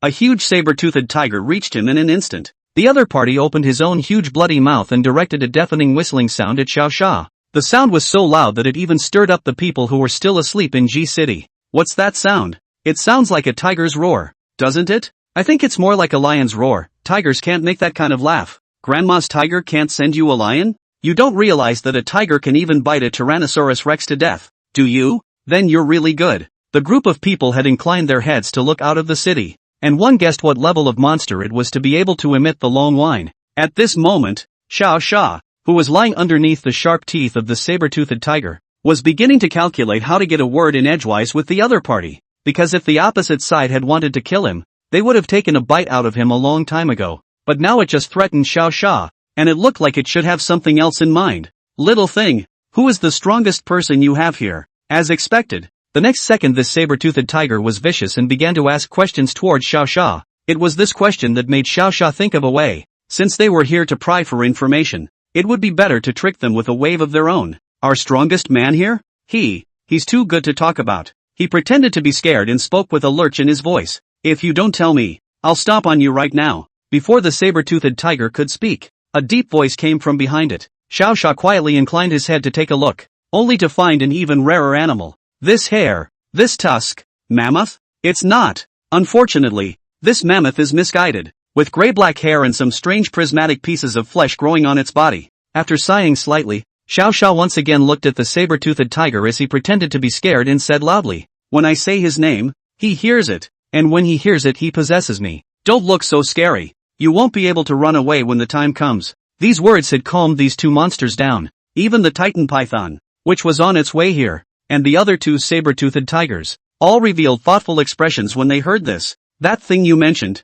what is its strength? The saber-toothed tiger was the first to calm down and asked again. That's the right person to ask. Xiao Xiao blew himself. That was the best. After all, other people he was too lazy to blow. I'll talk to you guys. He struggled to his feet from underneath the saber-toothed tiger and wobbled to stand in front of the group of monsters. His strength, that's too profound. We all say he is. He's invincible under the gods. 1 for 1 above the gods. Others say he is the lord of demons subduing in heaven and the god of the earth. A monster bigger than a few of you wouldn't last a second in his hands. The exaggerated descriptions coupled with the colorful movements made the hearts of these monsters flutter. No wonder I heard before I came that the ancient apes of the 9th rank were killed in seconds. It seems that there really are experts out there. Then what is his name and where does he live now? The saber-toothed tiger had already passed on this information to the clan leader who was far away in another world, while continuing to ask after Xiao Xiao. If I say his name, he will really possess me. Xiao Xiao pretended to look terrified. Originally, when the saber-toothed tiger heard this,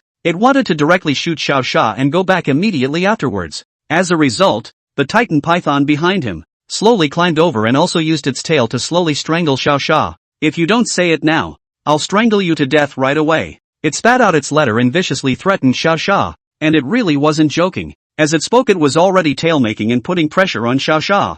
Although the force didn't even feel like a massage, Xiao Xiao still acted like he was scared. His name is, Hearing that Xiao Xia was about to say the answer, the group of monsters revealed expressions of anticipation. As long as they know his name or identity, their mission is perfectly accomplished. But unexpectedly, in the next second, Xiao Xia suddenly struggled violently and shouted under his breath, "It's over. He's on me. You're finished." This scene made the Titan giant snake think that the other party was playing tricks on him, so he used all his strength himself and prepared to strangle Xiao Xia in one fell swoop.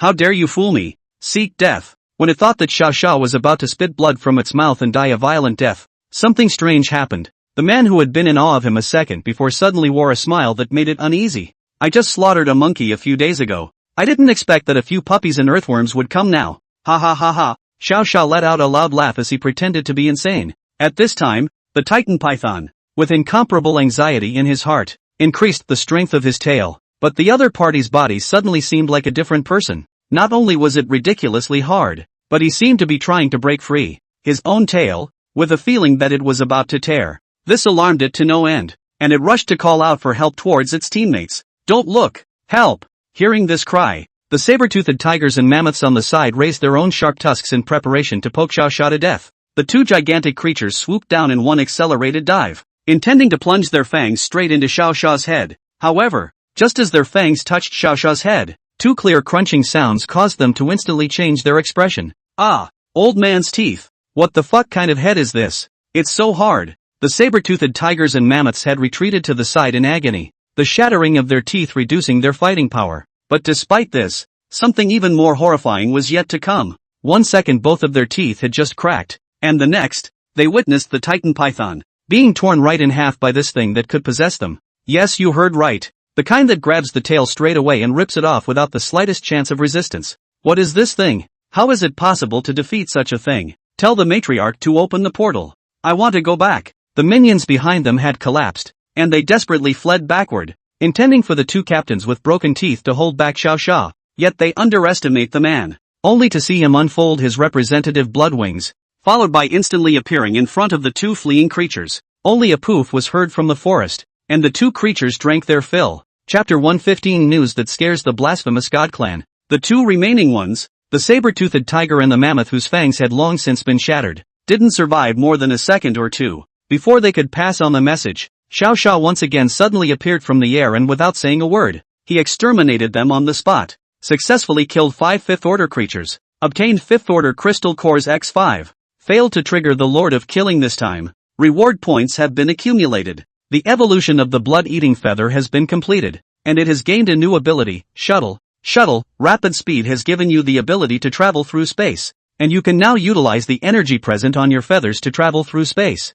Fawn's instantaneous disappearance was precisely relying on the blood-eating feather's new ability. From now on, he would no longer rely on Tanuki's portal, and being stolen from his home was not likely to happen again. You say you but look like decent animals and I'll call Tanya Purge. It's a shame that you are self-sacrificing and unsaved. Looking at the corpses on the ground that were being rapidly corroded by the black sewage, Xiao Xia's heart was incomparably unfortunate. Is this what happens when you embrace an evil god? When you die, you can't even leave a corpse, so why bother? It would be nice if there were still categories of these extinct animals that hadn't absorbed the power of the evil gods. Master, they deserve to die. Even if you don't kill them, they will treat you as enemies. Lilia got out of her arm and was cursing at the group of corpses. Before it had been surrounded by the secret world, the creatures had often tried to break the barrier it maintained. If the owner hadn't slapped them all to death later on, they might have caused some kind of trouble. But the current master seems to be more simple and rough than before. Ha ha ha ha. Lilia thought secretly. After all, the master used to not strike out at will. He only liked to kill with those evil gods. Of course, now that the owner has lost his memory, it's normal for him to become a little different. Lilia, have you ever seen a person from the blasphemy clan that has the kind that didn't absorb the power of the evil god? Xiao Xia, who did not have an answer, asked at Lilia. It wasn't that he was kind-hearted, but he thought it would be a good thing if a few of these extinct creatures remained. However, Lilia shook her head, stating that these things wouldn't be called the blasphemous ones if they didn't absorb the power of the evil gods. The helpless Xiao Xia could only sigh and probe the surroundings again. After making sure that there wasn't another black dot nearby, he made a shuttle and appeared directly in his villa. Sleepy sleepy sleepy, we'll see how it goes tomorrow. Though the body doesn't have any problems now even if it doesn't sleep. Still, he took off his shirt out of habit, then buried himself headfirst into the large bed where all 4 women were sleeping, and settled into sleep immediately afterward. He was sleeping peacefully, but there was a panic in the secret realm where the blasphemous ones were located.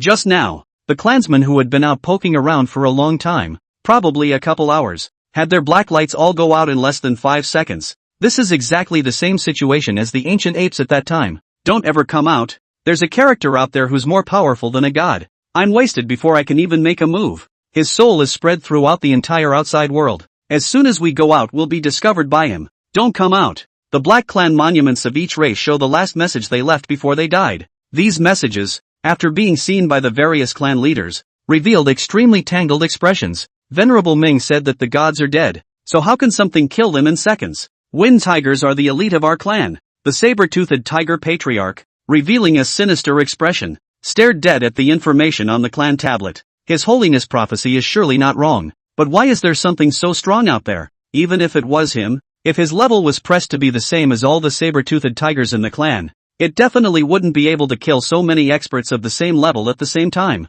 What the hell are you? It wore a defiant and angry expression. Theoretically speaking, this kind of creature that could kill a creature of the same rank in seconds, even if it was the chosen spokesperson of the gods in the past, that couldn't do it. Without hesitation, only the gods can do such a means. The Python Patriarch in the other place, as well as the Mammoth Patriarch, also revealed the same expression of unwillingness. None of them believed that something could kill so many experts of the same rank in seconds at the same time. But on the contrary, it happened, and it happened twice. The Black Tiger, the Black Python, the Black Mammoth, the prophecy is not in question. Just as all three races were pondering if the gods hadn't died, the ancient dragon Venerable, the only powerhouse beyond the 9th rank, spoke. That being was just an accident. As far as I know, his ability exceeds his own by about 3 orders, which is why he was able to kill so many of his companions in seconds. Beyond the 3rd order? What the fuck kind of creature is this? Does something that can beat a 4th rank at 1st rank really exist?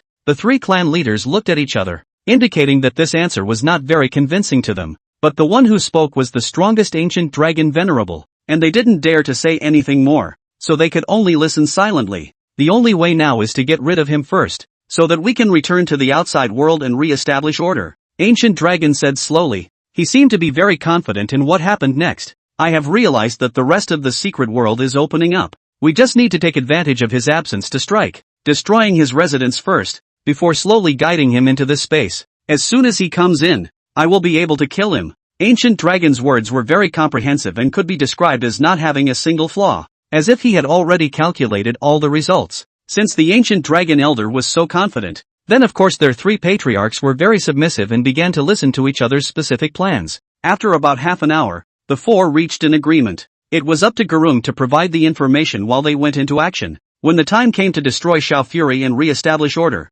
Ancient Dragon promised them that they would only need 1/4 of the area. The 3 patriarchs naturally agreed very quickly to this kind of bargain. After all, Shao Fury's strength was too strong, and without the help of the Ancient Dragon, the 3 of them were afraid that they wouldn't necessarily be able to do it with all of them. The layout is over. So next, we'll wait for the rest of the secret realm to open. I have a hunch that the first secret realm to open will definitely be within 3 days. When that time comes, as soon as that man leaves, you will follow my command and send out a direct strike. In his own dull voice, Gulong spoke slowly, as if he had already seen through Xiao Xia. But how could he not have thought that Xiao Xia was actually getting stronger every day? Chapter 116, The Secret World Opens. After killing those blasphemous scouts, Xiao Xia waited for another 3 days. But in those 3 days, no other black dots were ever seen on the map.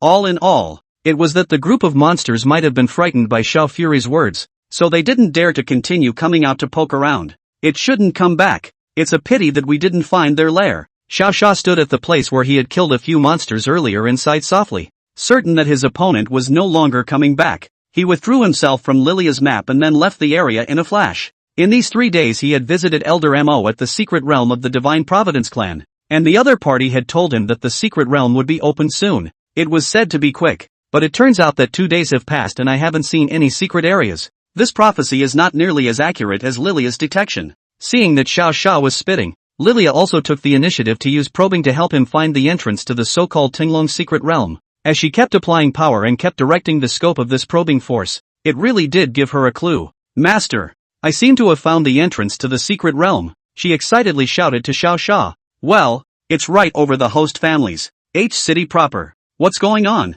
Xiao suddenly felt that there wasn't something wrong with this entrance. In his last life, he had only heard of the Tinglung secret realm that had entrances all over the world, but he had never heard of an entrance in H City. This girl can't be mistaken, can she? With a puzzled expression, Xiao turned his head to look at the location she had indicated on the map. Soon he was on the map, spotting a pale black, widening vortex. Although it looked very much like a secret realm portal, Xiao Fury rejected Lilia's answer with a single breath. Have you forgotten that the color of the God's Blessing clan is pale yellow? This pale black color is not normal at first glance, he said very seriously to Lilia. Lilia listened and felt that what Xiao Fury said was indeed a bit more reasonable, but just as she was about to continue probing, the map suddenly noticed a change. A large number of swirling yellowish dots suddenly surfaced rapidly around them. Master, look! So many new swirling dots have appeared. Lilia, who noticed this scene, covered her small mouth and quickly shouted to Xiao, and Xiao's voice slowly reached Lilia's ears. No need to look, the portal is in your face. When Lilia collected her power and looked up unexpectedly, she realized that directly above her, a pale yellow vortex, at least a dozen meters in size, was slowly descending. This is what Xiao had been waiting for, the entrance to the Tinglong secret realm. Originally, Xiao wanted to see what was going on with the vortex over his city, but after waiting for a few minutes, the black vortex didn't move at all. Ling, over the shelter, is there anything strange? Since he was not in H City, Xiao could only ask Chen Ling what had happened. Overhead? Well, there isn't any, there's only blue sky up there, and you can't even see a fly. Chen Ling's reply made Xiao feel that this vortex was definitely not that simple. Either that group of blasphemous ones had messed it up, or it was a new, unopened secret realm. These two, no matter which one was the correct answer, Xiao could not let his guard down, because he couldn't be sure what exactly would burrow out of the secret realm. You and Tanuki turn up the defenses to maximum and keep an eye on the sky.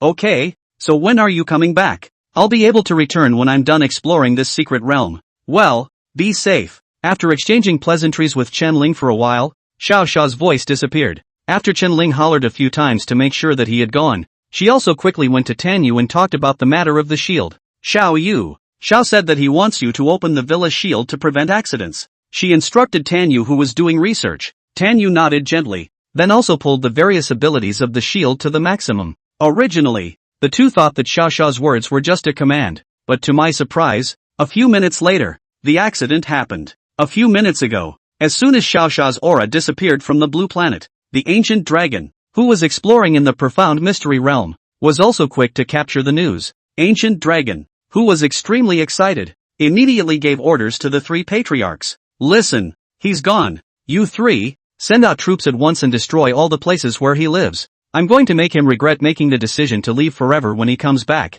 Ha. As soon as his order was issued, how dare the three patriarchs be careless and immediately sent out their top teams to leave through the teleportation portal created by Ancient Dragon. Just like that, a huge vortex quickly emerged right above H City, followed by a huge and lurid figure that climbed out of the portal one by one. Python, saber-toothed tiger, mammoth, they burrowed out one by one, and then with the ability of one of the clan's captains, made it possible for them to float very neatly in the air. 1, 2, 3, 60. A full 60 elite clansmen of the blasphemous god clan floated neatly in the sky just like that, as if they were floating demons. On my command, kill all the creatures below and rebuild the glory of the blasphemous ones. Depart! A saber-toothed tiger, as large as the black tiger, roared at the group of creatures. Immediately after this the creatures also roared towards the sky, responding quickly. Charge! Kill them all! Kill! These 60 creatures, divided into 5 directions, quickly killed their way towards the residential area below.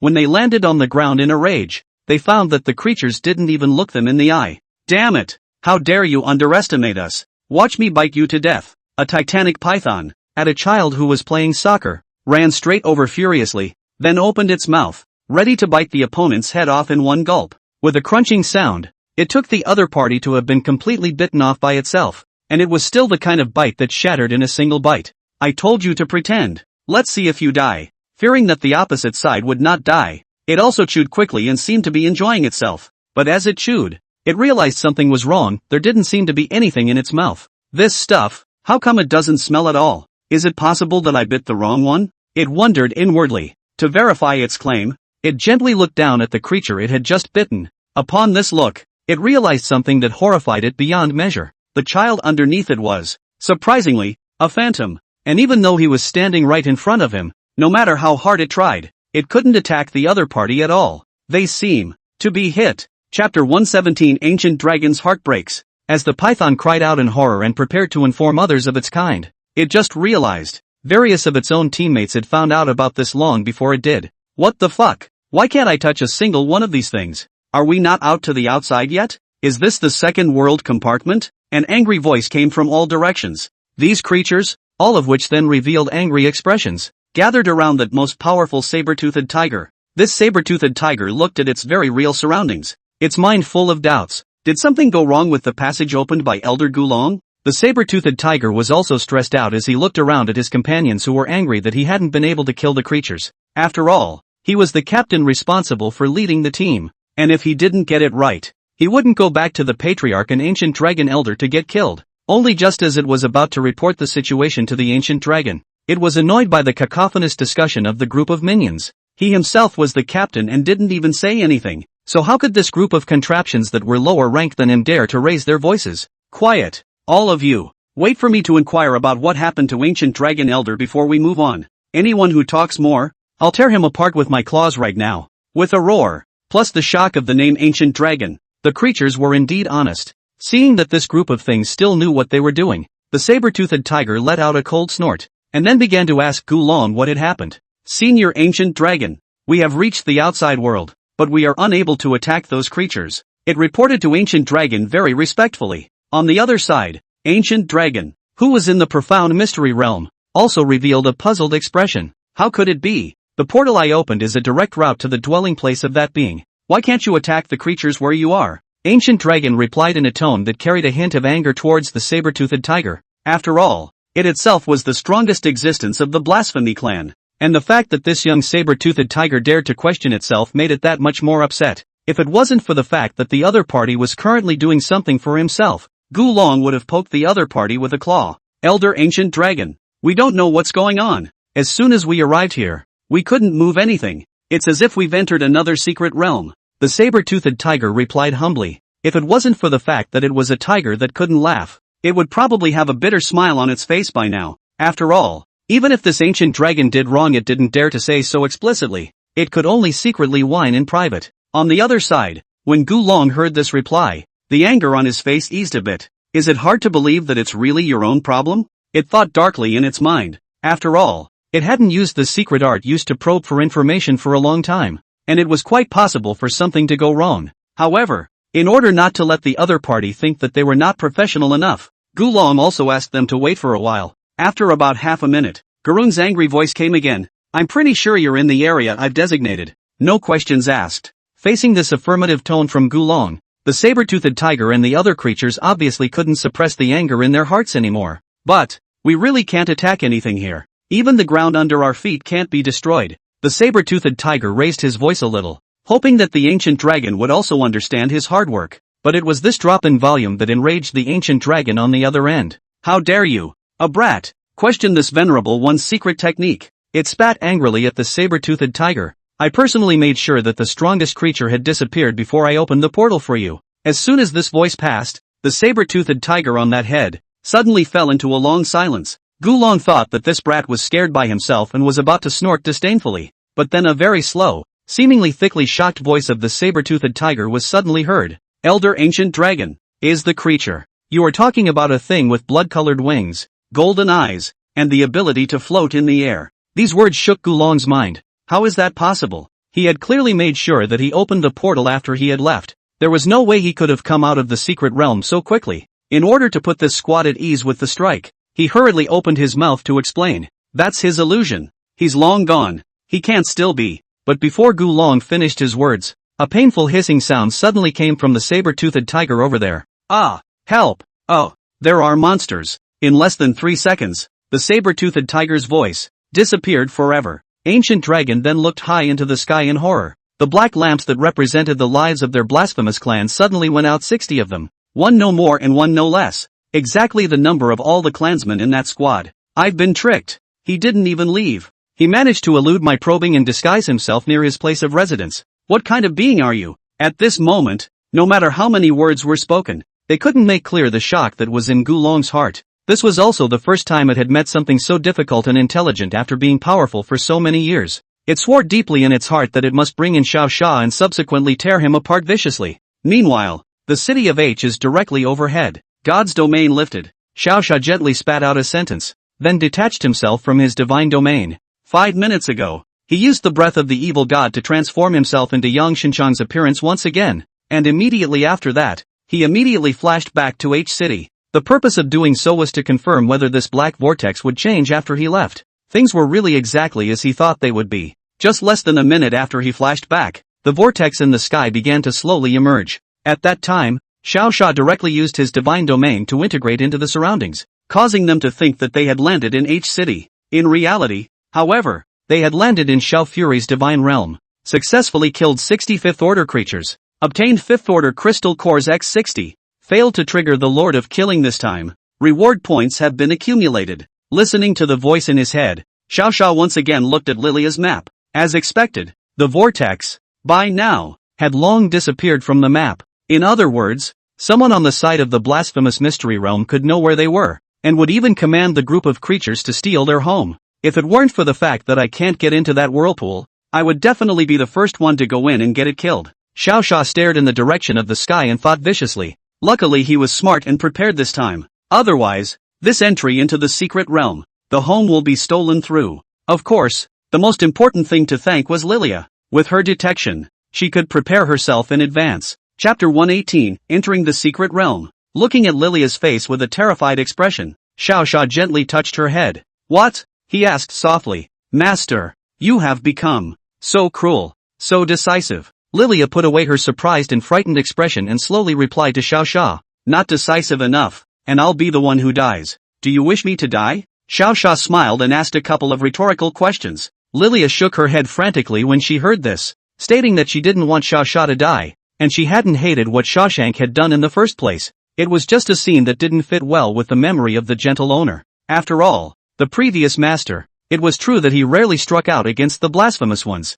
That was why, before, Lilia had wanted Xiao Fury to get these things killed every time. Looking at Lilia as she lowered her little head and began to think, Xiao Xia had no choice but to say a few words of comfort to her. You'll get used to it later. You can't be a Madonna in this day and age. After saying these 2 words he didn't stop and directly turned into Yang Xinchang's appearance again. He then made a shuttle back to G City, took Lilia with him, and stepped into the portal that led to the Tinglong mysterious realm. The moment he stepped into the portal, a yellow light passed through Xiao Xia's eyes. In the next second, he and Lilia arrived in the so-called Tinglong secret realm. What comes to mind is not a gorgeous wonderland or a treasure trove of gold. The entire world was nothing but broken, vegetation-free gray land, humans from all over the world who were fighting, and a few monsters within the secret territory. Other than that, the brightest thing that stood out was a huge tower that ran through the entire secret realm. Yes, you heard right. It was a huge bronze tower, so big that Xiao Xia did not know what kind of object to describe it in reality.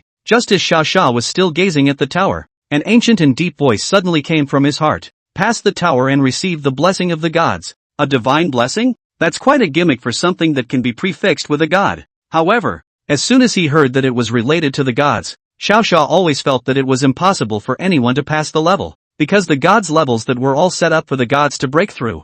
This group of humans, how could they possibly pass through? Just in the few seconds that Xiao Xia stood still, he had already seen quite a few people who were arrogantly thrown out directly by the high tower. Lilia, recognize what that thing is? Instead of rushing to the tower, he asked towards Lilia. Lilia heard the sound and stood peering over his shoulder for half a second, but didn't recognize what it was. I have a feeling it's not a good one, because it doesn't have its owner's aura on it. She frowned and replied in a delicate voice to Xiao Xia. This reply was amusing to Xiao Xia. Can good things still be judged by their scent? What if it's something good that his master hasn't touched? Mysterious tower. This is a tower of opportunity and danger. As mysterious as Pandora's box. The news given on the God's Eye was pretty much the same as Lilia's judgment. However, this sentence, Pandora's magic box, had attracted Xiao Xia's attention. Although this Pandora wasn't really a Pandora in the true sense of the word, he always felt a vague feeling in his heart. What was inside was very important to him. Whether it's good or bad, we have to see it. After replying to Lilia, Xiao Xia also quickly shuttled to the vicinity of the high tower. Those humans below, who were preparing to enter the tower to seize the opportunity, also spotted him. Birdman, take me up. I'll broad to give you a lot of crystal cores. a dark-looking middle-aged man, who looked like an old non-friendly person, shouted at Xiao Sha in his stiff Chinese. After shouting this, he also flashed out several pieces of third-order crystal cores that he regarded as treasures. Originally, he was confident that Xiao Sha would turn back, but he didn't expect that the other party wouldn't even turn his head and directly drilled into the tower. Mom messed with Fark. Why won't you listen to me? He looked at the group of monsters near the tower and cursed in frustration. As already mentioned, the Tinglong Mystery Realm is global with entrances, so you can see here old African friends, old European friends, old American friends, only you can't think of. No, it can't see. This group of people who did not recognize Xiao Sha at all were also envious after seeing Xiao Sha fly directly into the tower. After all, there were too few people with the gift of flight. Aside from this group of people who didn't recognize Xiao Sha, there were of course many people who knew him and came to the secret realm ready to look for opportunities. After they realized that Xiao Sha had flown into the tower, a look of pity appeared on each of their faces. I seem to have just seen H-City's Xiao Sha go in. Are we still going? He came What's the point of going then? Go back. If Xiao Fate passes, there's definitely nothing for us to do. And if he doesn't, it's even more unlikely that we'll pass. So this high tower doesn't really have anything to do with us. Those who knew that they were not strong enough to do so withdrew. And those who liked to watch the show hid nearby with a few friends to see what the treasure was after the passage of this high tower. At this moment, in the midst of the people's fervor, Xiao Sha had already arrived inside the tall tower. To his great surprise, it was empty, with nothing but the age-old, dark yellow interior of the tower. There's nothing here. How can we pass the level? Xiao Zha nerdily wondered. No hints, no stuff, so how do you know the pass conditions? Who the hell is the owner of this high tower? Can't they make the inside of this high tower look better? After trolling the interior, Xiao Sha trolled the owner of the high tower again. It was precisely at this time that a voice once again sounded in his head. You cannot receive the blessing of the gods, please leave. Next, in the blink of an eye, Xiao Sha had already moved to the outer area of the tower in an instant. Just like the others, that old nonce immediately revealed his own white teeth and scoffed when he saw that Xiao Sha had also been kicked out. Ha ha, Birdman, you're still not okay. If it were up to me, I'd have gotten through by now. That laugh was just too loud and drew the attention of those around them. It just so happened that there were 3 or 4 men in fury clothing in the group around them. Grandma, this old black man dares to mock the Lord. Follow me, I'll fuck him up. That's right. I think he's at most 3rd rank. Get together and teach him a lesson. After a few of them talked about it, they immediately surrounded this old black man. Before he could react to what was going on, he was confined by the group and punched and kicked. I told you to smile. Are you still laughing? Don't fight it, Grandpa. I'm just saying, who's your grandpa? Are we that old? Keep fighting. You, stop fighting. Dying. As this output went down, this old black man was so bruised and swollen on the spot that he couldn't even speak. Chapter 119. After teaching Old Black, the few people threatened him verbally again until he didn't dare to continue talking too much. And only then did the few people clap their hands and look high into the sky, in their eyes. At this time, Xiao Zha had already been kicked out of the high tower, and the whole person seemed to be in a whole daze as if he had been kicked away from the high tower, floating straight in the air and staring at the high tower in front of him. He was also constantly surrounded by various humans who were rejected by the tower and thus flew out. In terms of what happened at the site, almost everyone was not selected by the tower, and everyone fell at the first hurdle. Even Xiao Sha was no exception. What the hell do you think this tall tower is? There should be strong people from all over the world present here, right? How come it can't see any of them? A few humans of the 3rd rank were looking out at the tower in the distance and discussing. A young man with rocky skin on his body took the initiative to pick up the conversation when he heard this. He was seen reaching up to the sky, and then he began to introduce himself to the group. See that guy with the spear and wings? That's the strongest man on the Nordic side, the 5th-ranked fallen angel, Raijido. This one over here that's rushing over, the bald head that's stepping through the air, that's not simple either. That's the strongest 5th-ranked human on Sandside, Hamid. And then there's that thing in the red battle robe with the red hair, real name Thompson, who claims to be a 5th-order superhuman, the strongest human on the Ugly Kingdom side. And this, although the group didn't recognize the character the youth was talking about, the rank he verbalized was enough to shock them. 5th order, that's the highest level of Blue Star. If this were usual, you probably wouldn't see one of these characters in a year. But today, as soon as this secret realm was opened, countless strong people poured into this secret space at the same time. Obviously everyone wants the opportunity. It's true that opportunities are either given to the strong or to the protagonists, and there's naturally no way for them, a group of ordinary people of the 3rd rank, to snatch them up. Just as a few people were suddenly lamenting, someone exclaimed from the sidelines, "The second level of the tower is actually lit up." When they turned their heads to take a look, they were truly shocked to find that the second level of the tower was actually flashing with golden light. It was the first change that had occurred in the nearly hour that the secret world had been open. At this point, all the humans in the neighborhood who hadn't left yet were boiling. Everyone was discussing who had been recognized by the tower and managed to enter the second level. Who went in there? Who was it? Rigido, who had just been kicked out of the tower, stared angrily at the tower in front of him with his own spear. He didn't believe that anyone could be better than he was. Since he himself was not recognized by this high tower, how could anyone else be recognized? But just as he was staring viciously at the tower, ready to use this opportunity to make a scene, a voice that sounded to him like a native tongue suddenly sounded behind him. "Scholar, why be so grumpy? Such opportunities are not meant to be touched by mortals." When he turned his head in a bit of surprise, he found the bald San, who was traveling in the air, wearing a light yellow robe. Of course, it wasn't an accident that the bald San was surprised. The surprise was that he suddenly realized that he understood the San language. "What's going on here? My humble self, Hamid. This is my talent. The effect of the transformation of all things. There's no need for the infuser to worry." This bald San also very sweetly explained to Lei Jieduo. His tone was flat from start to finish, and with his outfit, Reggie more than knew the other man must be a member of some sect. "Humph. I'm just curious as to what would be recognized by the high tower." He snorted coldly and responded to Hamid. It wasn't that Reg was much afraid of him, it was just that the other man had so much of the power of holiness in him, which was very much a restraint on his gift,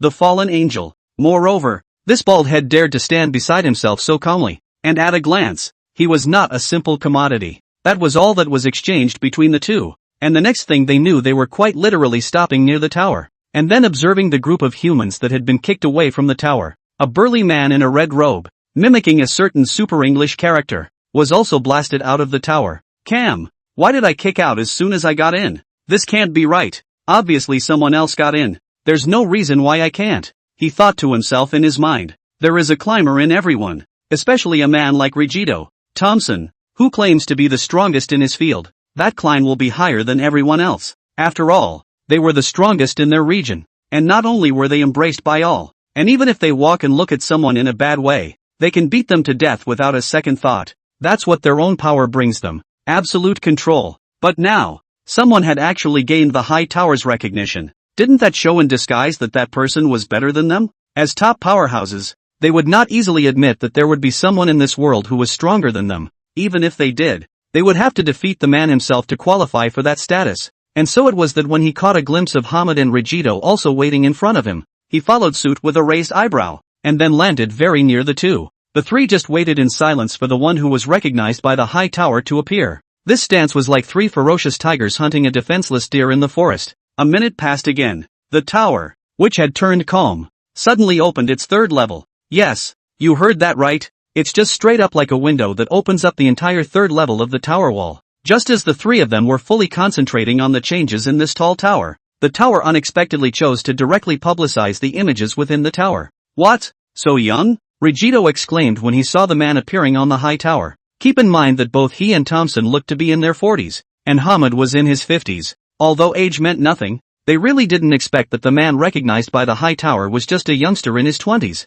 This cultivator is really young. I wonder if he can utilize the true strength of this blessing, unlike Rigido and Thompson. Hamid, however, suddenly opened his mouth and said something very profound. It was the same comment that made them both smile wickedly along with it. "Yeah, this kid is so young. It's possible that he was just lucky to be chosen. As long as I make a slight move when he comes out, won't the reward from the high tower be at hand?" Jia. With that, the three of them watched the images of the third level with their hearts in their mouths, ready to see how this young man had actually passed the test. Chapter 120, The Real Test. Time back to 15 minutes ago. At this point in time, Xiao had only just been kicked out of the high tower. "I went in here for a second and got kicked out? It's not scientific." He stared at the tall tower in front of him in wonderment in his mind. By definition it says it's unfit. It has to give itself a valid reason. But this one sentence gave him a kick out. Then Xiao would not leave so simply. "You say I can't get in? I'm going to enter." Only Xiao crooked the corner of his mouth and then thought of a crooked idea.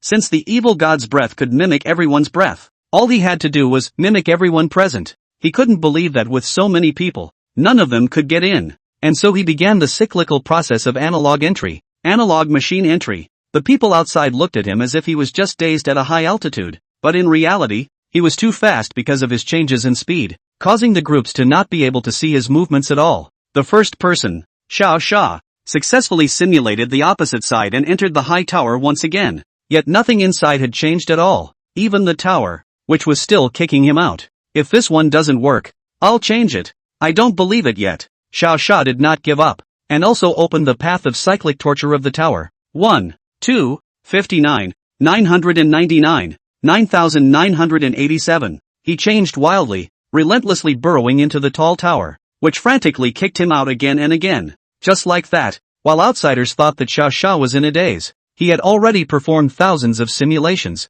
There were more times than he could count, and he even forgot whether he had made the change or not, and just kept drilling forward. After being kicked out of the interior of the tower countless times, he finally heard something different. Congratulations, you have passed the first level of the test and have successfully entered the second level. Just like that, the scene shifted and he finally landed inside the empty bronze tower. But when he looked up, he realized that this time, there was a hint of something different. The wall, which was originally nothing, suddenly appeared as a scroll that was evolving. In the picture, there was a man-tall giant fighting off, with his bare hands, a black and a white, two monsters that looked like aliens from some movie, with hideous limbs and all sorts of spikes. The two monsters were biting this giant's arms in a deadly attempt to get him to let go. However, he was from nowhere, suddenly called out a small bronze-colored tower. The two are making a wailing monster, violently sucked into the tower. The image came to a sudden and abrupt end, and the walls reverted to the dark yellow color that symbolized old age. What does this mean?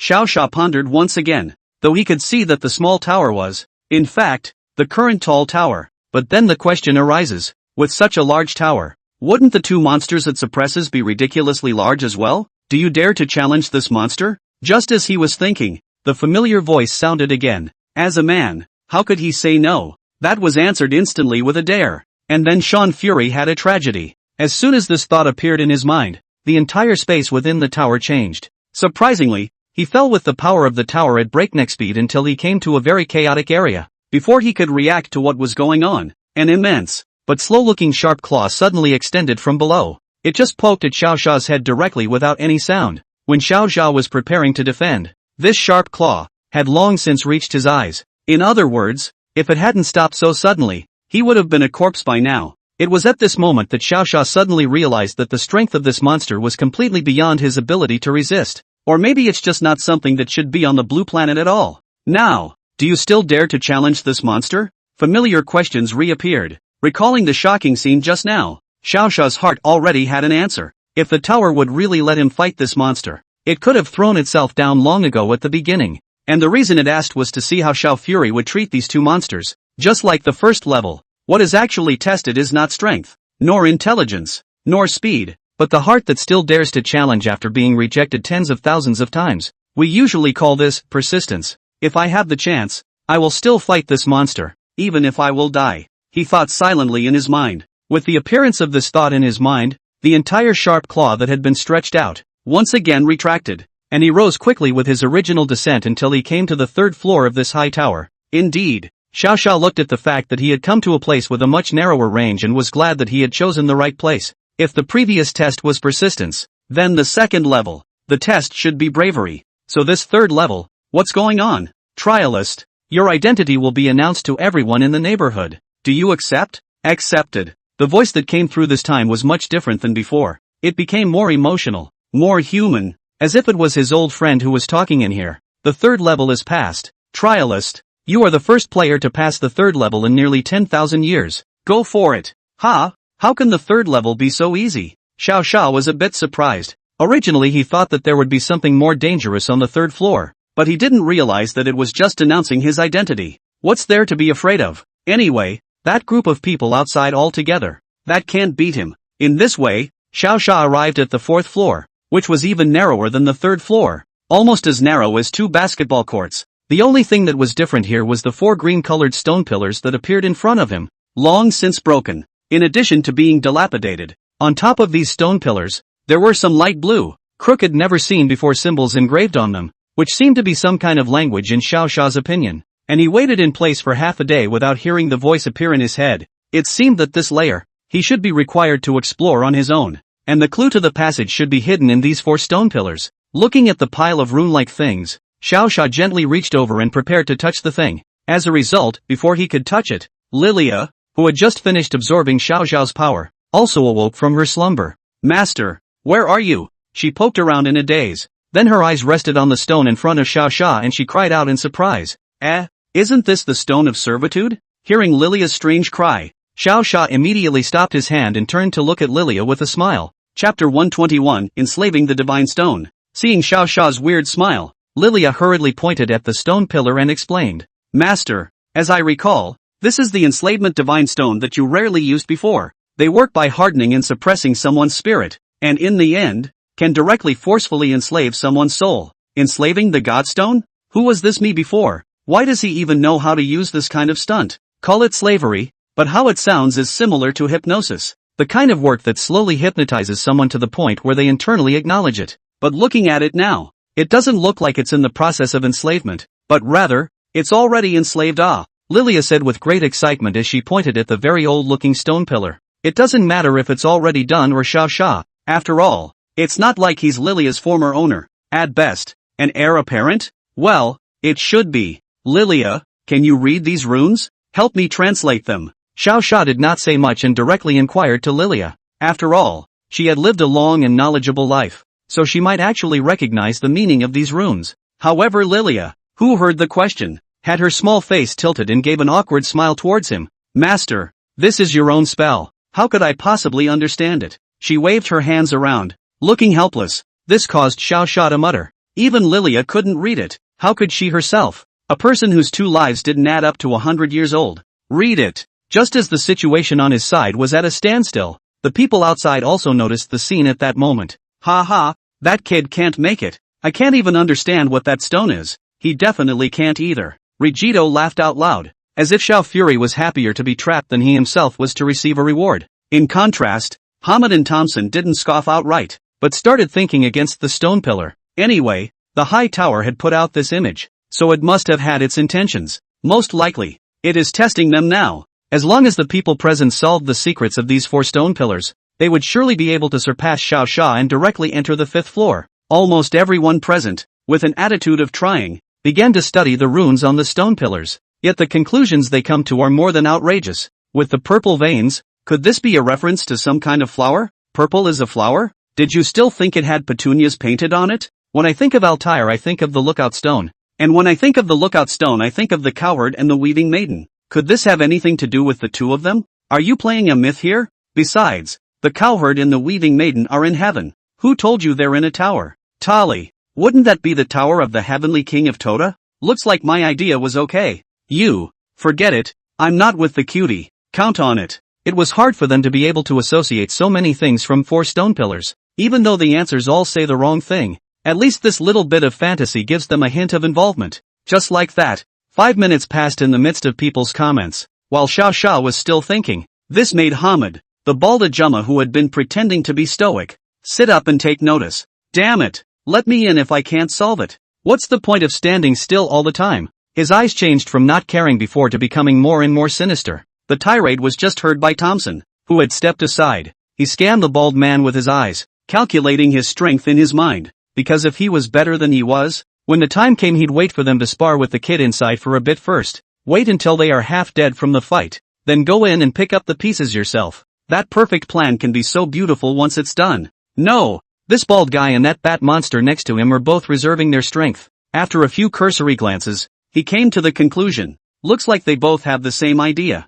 Perhaps sensing Thompson's line of sight, Rigito and Hamid began scanning each other as well. The 3 of them just suddenly looked at each other, and the atmosphere on the scene suddenly turned very subtle. It seemed like everyone was ready to take the lead and take out one of them. The atmosphere lasted for a full minute, and it was only when Thompson realized that Xiao Fury was on the move that he finally defused the dangerous atmosphere. This kid has finally made his move. He suddenly shouted towards the image that was being broadcasted within the tower. Hearing this, Hamid and Rigito also hurriedly turned their heads to look. Fighting wasn't important right now. None of the treasures had been released yet, and there was no reason for a fight between them yet. If you want to fight or kill, then you have to wait until you see the treasure before you speak. Just like that, the 3 of them suddenly became quiet again, each watching Xiao Xiao's every move within the high tower. inside the 4th level of the bronze tower. Xiao Sha pondered for half a day and suddenly came up with an idea. Since Lilia had said that it was something her master had left behind, all one had to do was trigger it with something else of his master's.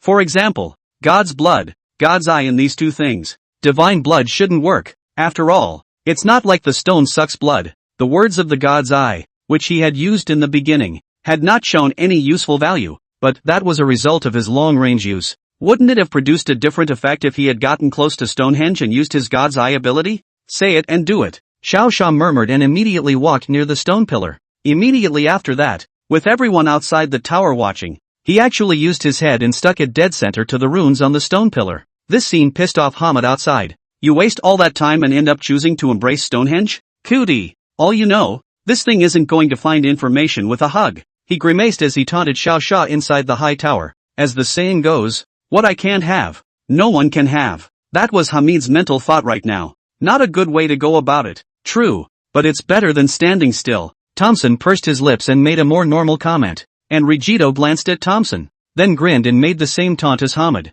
If this can be solved by hugging, I'll eat this pagoda as if I were eating it. He had a stormy and unperturbed look on his face, as if he was determined that Xiao Sha's approach was ineffective. But what happened next immediately smashed his face. In less than 10 seconds, when Xiao Sha's head was attached to the stone pillars, the 4 stone pillars began to flash with a dazzling bright light. With Rigito's mouth wide open and his expression of complete surprise, Xiao Sha thus very smoothly entered the 5th floor of this bronze tower. Chapter 122, Damned Young Man. In fact, there was no problem at all with Xiao Sha's idea. The moment he touched the stone pillar, a message about the enslaving god stone entered his mind quite naturally. It was a very ancient and deep voice, and he slowly explained for Xiao Sha what exactly the runes on this stone pillar were. The method of enslavement is the most dangerous of the abilities I have developed. It will utilize the enslavement godstone to apply pressure and continuously erode the soul and even the flesh of the opponent until it completely tames them into my pet. As this ability is forcible suppression and too cruel, I have only used it in duels against these 2 alien spirit creatures.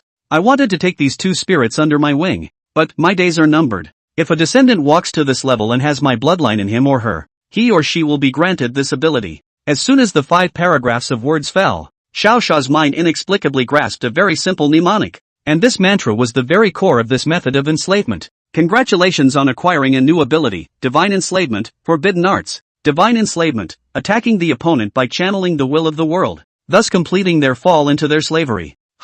Originally, Xiao Sha thought that this was just an ordinary hypnosis ability. As a result, as soon as he saw the sentence about guiding the will of the world to carry out an attack, he was dumbfounded on the spot. Rules, and will. These 2 things should be considered the most powerful things in a side of the world. But I didn't expect that the founding father of this divine slavery would still be able to use their power. This discovery today really surprised Xiao Sha too much, because since this founding fathers have utilized each other's power, it is also possible they are also defeasible. After defeating the will of the world, did this world fall apart? He rubbed his chin and thought, although he was not yet strong enough to defeat the world will. From what he had seen now, this matter was really possible to realize. In the future, if he had the chance, he would have to see what this world will was. But for now, gotta get through this tower first. He gently raised his head to look upward, muttering, 3 more levels to go. We'll take the tower in no time today. At this time, Xiao Sha did not know that his every move was all being watched by the people outside, especially since he had just bragged about the impossibility of him obtaining the information low-end Regi Duo, and there was an awkward yet nonchalant smile on his face. I didn't expect this kid to be quite lucky and give him an accidental bump into some organ. He rubbed his head and spoke, attempting to make the atmosphere less awkward. Thompson didn't mind the incident too much. His eyes were always on Sean Fury. Only Hamid's eyes narrowed slightly as he pointed to the tower and then slowly spoke back to Rigito. High tower is over there. Go eat. As a top powerhouse, you're not even going to practice what you preach, are you? As much as Rigito wanted to fuck the dead bald guy in front of him, it was too early in the day for him to strike. He had originally had a death grip on the spear in his hand, but when he thought that the treasure had yet to come out, he eventually shook his head in his mind, then let out a long breath and slowly loosened the strength in his hands. Just joking around, seeing as the atmosphere is a bit stagnant, he replied calmly as he calmed down. Hamid responded to this with a disdainful sneer and then stopped speaking. Thompson looked at Xiao Sha, who had been unperturbed by the wind and clouds on the image, and suddenly thought of something, so he opened his mouth to say a few words. Do you guys think there's a possibility that this kid is strong? Look at him pass 2 levels in a row without ever showing a hint of fear or anxiety on his face. That's not an ordinary mind. Hearing Thompson remind them of this, the two of them also finally began to have that slightest change in their impression of Xiao Xia. Of course it was just a sliver, but once they had the chance, they were bound to snatch Xiao Xia's treasure. A good thing. That's only really good if it's in your own hands. Obviously all three of them, at this moment, possessed the same thought. A good heart is indeed a symbol of strength, but it also means that he has no temper and is destined not to be a top powerhouse. Hamid observed for a while and eventually shook his head, coming to a seemingly correct conclusion. This was also the first time Xiao Xia heard someone say that he had a good temper since he had become famous for so long in the end times. This comment was too rare for Xiao Xia. If he were out there right now, he'd probably have to thank Hamid for his highest praise. Upon hearing Hamid's comment, Rigito also watched it over and over again, and then came to his own conclusion as well. Indeed, if I were trapped like this, I would have tried to break the walls long ago, but this kid doesn't have any temper at all, and it looks like he's a frequent parasite, so he's bloodless. The way I see it, he's just a fourth-order character at best. There was still a look of disdain on Rigito's hazy face. He was half right and half wrong in those 3 sentences. Xiao Fury was indeed of the 4th rank, but to speak of true strength, that would not be able to defeat all the people present. Only, they simply could not imagine that Xiao Xiao's battle power was so outrageous. Amidst the denigration of the crowd, Xiao Xia was not at all flustered as he continued his journey to pass the barrier. The 5th layer is the same as the previous one, only smaller in size than the 4th. Other than that there was no difference. There were still only those dull yellow rust-colored walls around. As the first person to make it to the 5th level in a long time, you're good, especially at the 1st level. It's very rare for someone to be rejected tens of thousands of times and still persevere. A familiar voice rang in his head and took the initiative to praise Xiao Xia. It made him flutter. It's not just anyone who can get a wave of unstinting praise from such an awesome character. Of course, its compliments came at a price, for from the 5th level onwards, it was no longer an ordinary test. But you shouldn't be able to pass the next test. My trial. It's just too hard. His voice began to turn a bit deeper, and he didn't seem to be optimistic that Xiao Xia would still be able to pass next. Xiao Xia, on the other hand, didn't care and quietly waited for the other party to say the new test item. The 5th level of the test is practical test. I will transport 100 of the world's strongest creatures to the tower, and all you have to do is hold out for a day against these 100 creatures. Hearing these words, Xiao Xia instantly laughed. Isn't that giving yourself away? Chapter 123 Global Calling. Just as Xiao Xia secretly laughed, the 100 strongest figures in the world all had a teleportation portal appear in front of them. Because of the shouts they received, these characters stepped right into the portal without much thought at all, perhaps fearing that the venue would be too small. The entire tower was also expanded to a very large space. It was more than 2 or 3 times bigger than the 1st layer at the very beginning. After the expansion of the venue was completed, 100 light blue teleportation gates, as if they were the sword formation of the heavens, appeared out of thin air in front of Xiao Xia. A human with a strange and very cautious expression also came out from inside. There were both men and women in here, and there were even a few faces that Xiao Xia was very familiar with. Brother Xiao, why are you here? Chen Ling, who had just walked out not far away, saw Xiao Xia on the opposite side at a glance. The remaining Tang Muqing, Xia Qianmei, and Tan Yu, likewise smiled and waved their hands at Xiao Xia. It was the same scene that caused the others to frown, because when they came in, they were hearing the call of a certain being. It is said that by defeating the characters in this, they will gain great power. But now, there were 4 women waving at the opposite side of the room. Wouldn't that mean that this woman, in all likelihood, was his woman, or one of his relatives? Almost more than half of them have started to have some bad thoughts in their minds. These included the trio of Rigito, Hamid, and Thompson, who had stayed outside to watch the show. Of course there were other people in here who knew Xiao Xia who intended to side with Xiao Xia. The group ended up walking very silently to someone they knew, because it was the only way to feel a little bit safer. In less than 10 seconds, the entire battlefield changed in a small way. On Xiao Xia's side, together with the 4 women and the other 3, there were a total of 8 people, and 32 on Rigaldo's side, 29 on Thompson's side, and a little less on Hamid's side, just 20. The other 11 don't go either way, just stand still and stare at both sides. Of course, what appears to be a 1v1v1v1v1 is actually a 1v3, because although the 3 of them didn't say anything, Xiao Xia knew that the other party would definitely strike together. Fittingly, just as the crowd was standing in line, Thompson cleared his throat and took the lead. Gentlemen, since the group is here to get the reward, since that voice told us to defeat that kid across the street, shouldn't we join forces? After Hamid's gift of translation, those present understood Thompson's words, yet just such commonplace words would not unite them so quickly. After all, now that the strength of the opposite side was still unknown,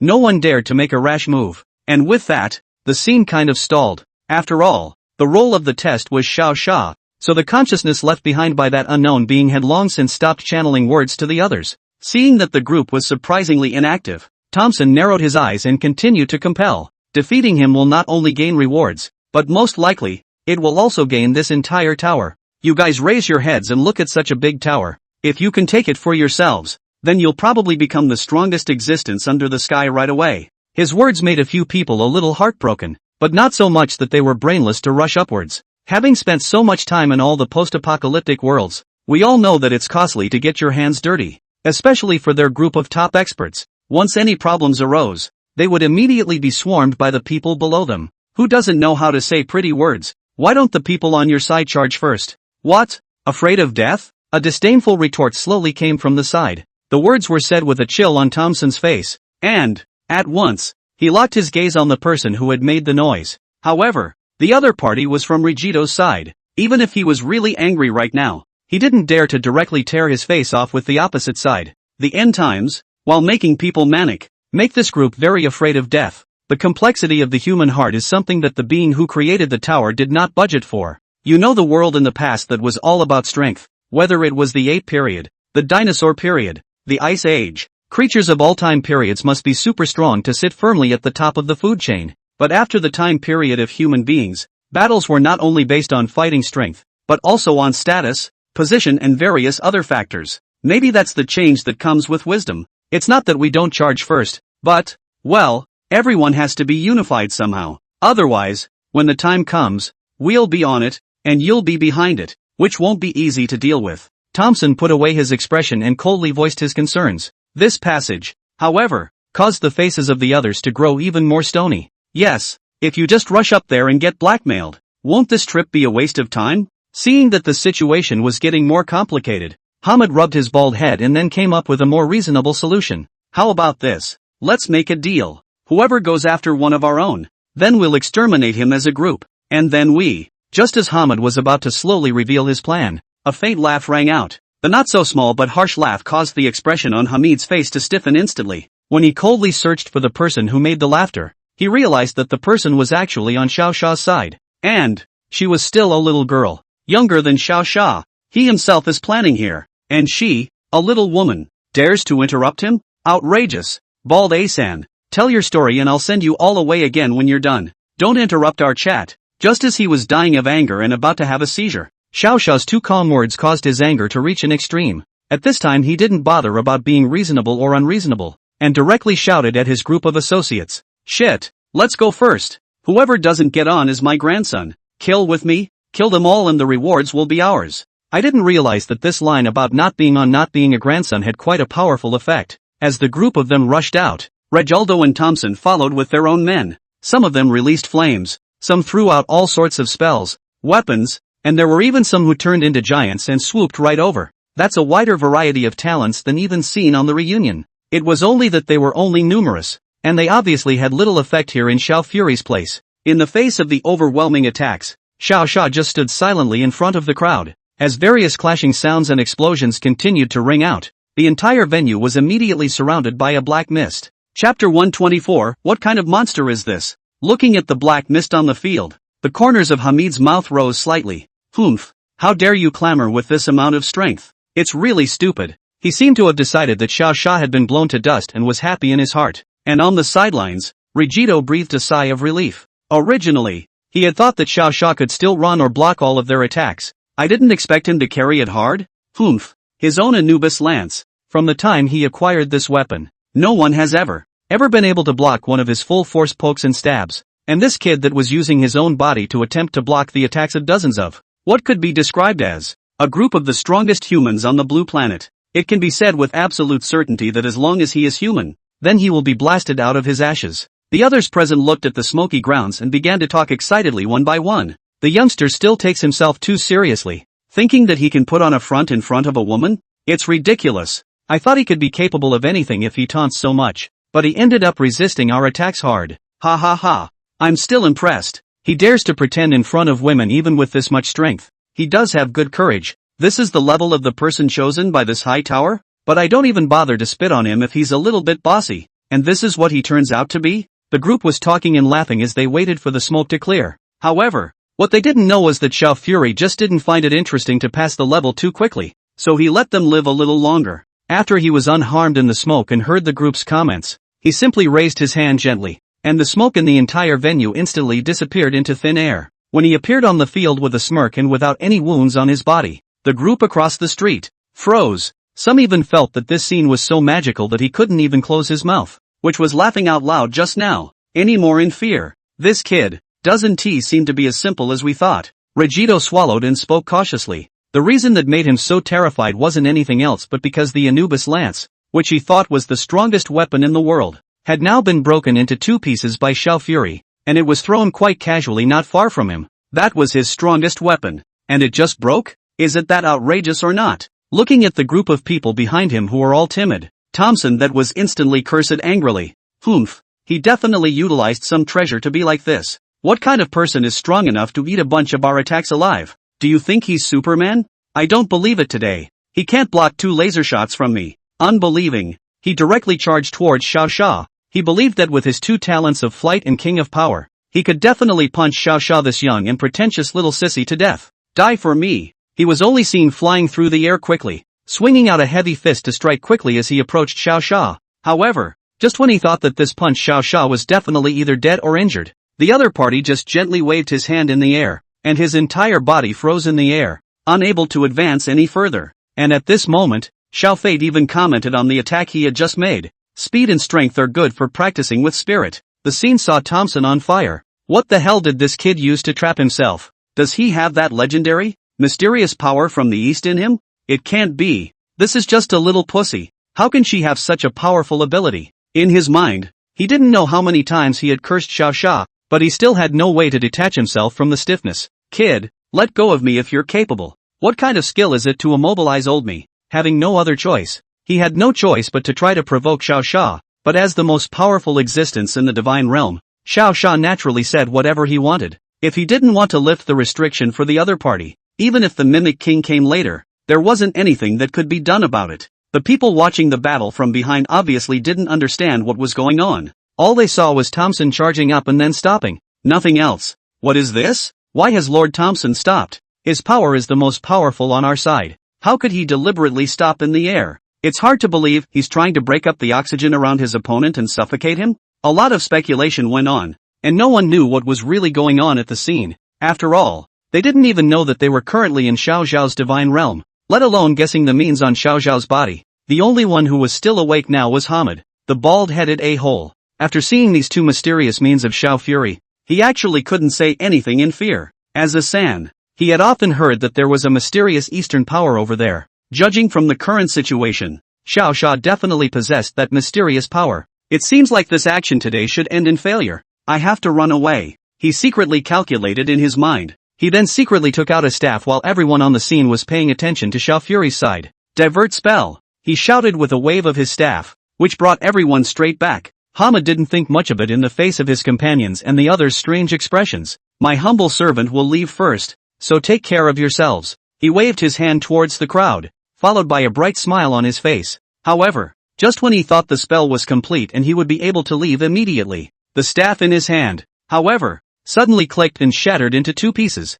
falling to the ground with the next click. Now, the smile on his face froze. As for Xiao Xia's side, a mocking voice suddenly came from there as well. Don't leave in such a hurry. So many of your brothers are still here. Hearing this, Hamid had a look on his face that was worse than a death in the family. However, this did not have any effect on Xiao Xia. The reason why he didn't do it was because he just happened to want Chen Ling and the other women to practice. After all, he hadn't seen them fight in a while, and he wondered if they usually trained. Spirit, this flying one is said to be very powerful, so I'll leave it to you. Koyuki, that winged one is your opponent. Mu Qing, you hit this bald guy. As for Chi Mei, the rest is all yours. After a round of instructions, the women behind them came up one by one with smiles on their faces, while the faces of the group on the opposite side of the room suddenly showed a surprised expression. Although they couldn't beat Xiao Xia, they couldn't beat just any woman. Chapter 125, Taking the 5th Floor. Just 5 minutes after Xiao Xia finished these words, the end of the whole battle was set in stone long ago.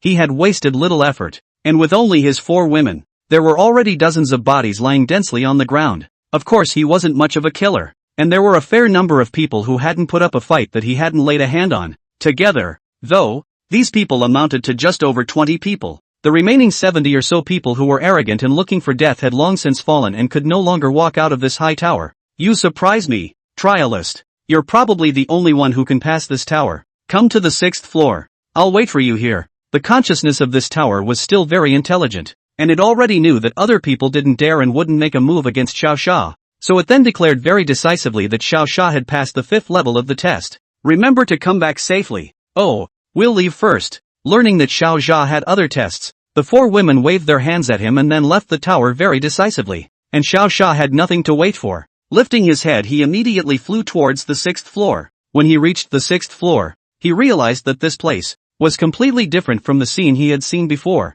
The scene inside the originally dilapidated tower suddenly transformed into a vast and bright starry sky, and in the very center of the entire mysterious starry sky, there was a black, and slowly moving towards him, mist. Kid, you're really good. A voice suddenly came from the mist, causing Xiao Xia, who was originally still looking at the starry sky, to be somewhat surprised. Elder, you are actually very good as well. Xiao Xia, who had returned to his senses, replied calmly to him. It was probably because it had been too long since anyone had reached this place, and when it heard Xiao Xia's voice, it seemed very happy. Ha ha ha, I didn't expect that I would be able to get a compliment from the mouth of my juniors. It's not in vain that I have been fighting for many years, he said with a big smile. This smile made Xiao Xia even more surprised. He had thought that the original of this consciousness was a very serious person. I didn't expect this contact, only to find that the other party said the same thing as the neighbor's uncle, natural and casual. Senior, since I've complimented you, isn't it time for you to reveal some information about the 6th layer?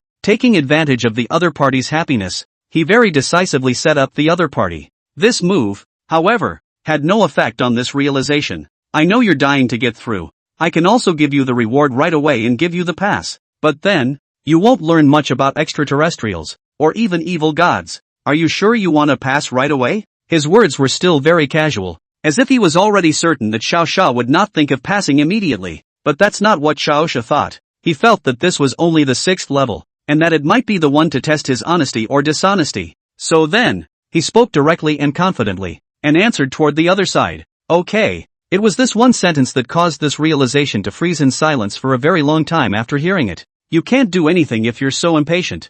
I've got a lot to say. There's no hurry. The other party seemed to have uttered these 2 words very helplessly. After all, before he left this consciousness behind, he was a true god. How great he was in the beginning. That's not something the little guy at the moment can imagine, but it's useless to say more. The world has changed. Maybe people don't recognize you even if you say your name. It's better not to tell him too much about yourself. This consciousness silently pondered for a while before speaking to Xiao Xia once again. Now, I'd like to tell you about the evil alien gods. In ancient times, after the great supreme god was born, he created this heaven and earth, and also created a whole bunch of creatures. But while these beings are still just cells, still evolving and evolving, a large group of extraterrestrial beings suddenly attacked here. With the resistance of the Most High God, they didn't succeed in invading, but they did cause considerable damage. Xiao Xia was already shocked in his heart just by listening to this small section, because if this matter of the creation of Blue Star by the Most High God is true, then it is very likely that this Most High God is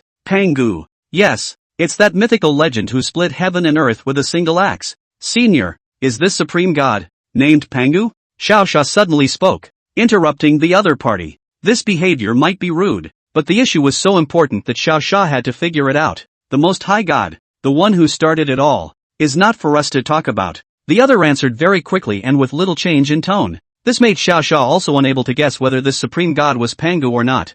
I was being abrupt. Go ahead, he replied with a slight apology to the realization. What he didn't know at this time was that this consciousness was actually trying to say something, only to suddenly feel that this side of space was being watched, so he had to forcefully interrupt what he wanted to say, replace it with the above non-negotiable. It couldn't be helped. That existence was simply too dazzling. Even if it had fallen, it still made many things afraid. After lamenting a bit, he had no choice but to continue telling the story with Xiao Xia. Since those creatures were so weak, the great supreme god decided to raise their strength himself. So then he created a bunch of gods with his own hands to keep the outsiders out. What the hell? Directly hand-wiping a god? How powerful does that have to be? Hearing this paragraph, Xiao Xia was truly stunned. Even he, who had seen a lot, had seen something so outrageous for the first time. What happened after that? Where did all those gods go? He couldn't wait to hear the follow-up. After all, this was a story about gods. Later, this group of gods began to gradually expand as they grasped power, attacking each other and fighting over each other's territories. In the end, they angered the Most High God and were sealed in secret places he created on various planets. And the Most High God, in the battle against the 4 evil gods, used all his divine power to protect this entire planet, and he himself regretted his defeat and eventually fell. The Most High, dead? It can't be. Didn't those 4 evil gods all say he was the only supreme god? Why did he even fall? That's the strongest existence there is. How could it be defeated by 4 losers? Xiao Xia suddenly felt a pang of annoyance because this ending of the supreme god reminded him of himself in his previous life. At that time, it was also because of his solo battle against an incomparably powerful 4-headed monster that he ended up dying tragically in the other party's lair as well. And then later, he tried to adjust his mood as he continued toward the other man. And then it all started over again. The whole evolution of biology, starting with the cell again. It took an unknown number of years to finally give birth to a genius like you. Chapter 126, The Disappearing Gods. The fact that it all starts over again means that billions of years may have passed in the process. That was not something that Xiao Xia, a little guy who was less than 100 years old, could imagine. But the thing that made him feel the most ripped off was that this group of evil gods had lived for so long without giving up on invading this world. Their perseverance was too strong, wasn't it? And up to now Xiao Xia did not understand. There were only some ordinary things here. Before the arrival of the end of the world there were not even spells. What on earth was worth their invasion? Elder, those 4 evil gods, why did they invade? Not expecting an answer, he once again inquired to this consciousness. The answer also came quickly from the mists. Because they seek the remains of the Most High God. What the other party said was not slow and unhurried, but Xiao Xia was very surprised. Looking for remains? The Supreme God's body must be at least the size of a galaxy. Where can we find it? And even if we find it, what's the point? Can these evil gods take back a human corpse and reawaken it? There were too many questions, and he couldn't figure them out anyway. Perhaps reading Xiao Xia's thoughts, this consciousness continued to speak back to him. The remains of the Supreme God are sealed in the mysterious realm of the gods. It's not something you can take just because you want to. The mysteries of the gods. Well, another new term. Xiao Xia always felt that things about the Supreme God were hidden very, very deeply. If he didn't have the strength to be recognized by this Tower Master, he might not have been able to get this information until he died. This mysterious realm of the mysteries. How should I get there, senior? Xiao Xia first said this, then felt that this statement was not very good. So he added another sentence. And, I'm not thinking about the remains. I'm just, afraid that the evil gods will get hold of them. His little plan had long been seen through by this Tower Master's consciousness. When you're beyond the 9th rank, you'll have to go even if you don't want to, because of the limitations left by the Supreme God. All creatures beyond the 9th order in this galaxy will be put into the mysterious realm of the gods, so you only need to go beyond the 9th degree to enter it. Good lord, beyond the 9th order? Wouldn't that require Xiao Xia to be even stronger than his previous life in order to do it? Although it was possible to stop using crystal cores from the 5th to the 9th rank, it wasn't possible to advance just because you wanted to. Not to mention that now the other party even wanted him to go beyond the 9th rank. That was something that no one had ever done in his last life. And he, Xiao Xia, was afraid that it would be difficult for him to do the same. There's no need to worry. With your talent and strength, it's only a matter of time before you surpass the 9th rank. The Tower Master's consciousness was very sweet and comforting to him, and Xiao Xia was not pessimistic. After all, this mist in front of him before was probably the most knowledgeable existence he could have seen. He had to take the opportunity to ask all those doubts that existed in his mind. Senior, is there any technique to this becoming a god? The first thing he inquired about was naturally the matter of becoming a god. The other man also answered his questions without mincing words. There is no skill in becoming a god. As long as you develop your abilities to the utmost, remember, it's not just a single development, but the development of all the abilities in the body to the maximum. It's no small thing to have all of your abilities developed. No wonder no one had become a god and been imprisoned in the secret realm in their previous life. How could someone develop their abilities to the extreme in just that 10 years or so? Xiao Xia estimated conservatively that even if it was himself, if he wanted to develop these abilities, it would take a year or two to start. Is there an easier way? He asked again casually. The question caused the Tower Master's consciousness to let out another torrent of laughter. There is, but you don't have the strength to go to the mysterious realms, for fear of being kicked like a ball. There are all vicious people there who have been trapped for a long time. Are you sure you want to go over there at the 4th or 5th rank? It does seem to make sense. The situation there was probably similar to a prison. so it was better for himself to go over there after reaching the 9th rank and be a bit more steady. And no, as Xiao Sha thought about it, he suddenly felt a hint of something wrong, since those people couldn't get out either. Didn't that mean that the mysterious realm of the gods was a prison from which there was no escape?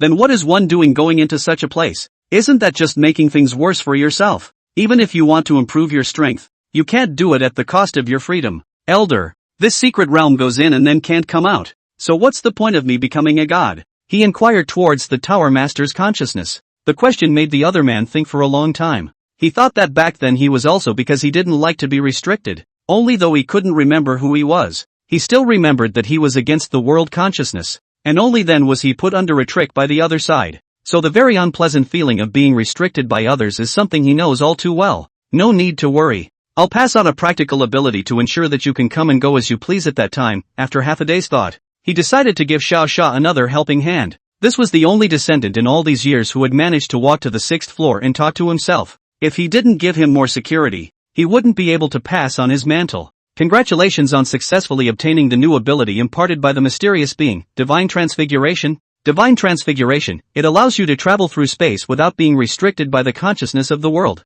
That hard? Looking at the new ability he had just obtained, Xiao Sha was slightly surprised. What exactly was the identity of this Tower Master? And why did he possess so many skills? It's hard not to him? Before Xiao Sha could ask his question, the mist in front of him began to slowly dissipate. Elder, you. Xiao Sha stiffened. He was surprised by the situation, as he hadn't realized that his opponent disappeared after passing his ability, and the other man seemed to have known about it for years. Years of waiting that had long since become a shackle on him. At Xiao Sha's worried expression, he didn't care as he instructed Xiao Sha. The descendants, carry on with my will. I hope to see the day when you surpass the Most High God and kill through the evil god. Oh yes, don't listen to the will of the world. It's a bully. As soon as the 3 short sentences were finished, the entire mist, just like that, dissolved with a bang in front of Xiao Sha. As the mist disappeared, a message also appeared in Xiao Sha's brain immediately afterward. To think that this Tower Master said so much information and even knew exactly where the remains of the Most High God were.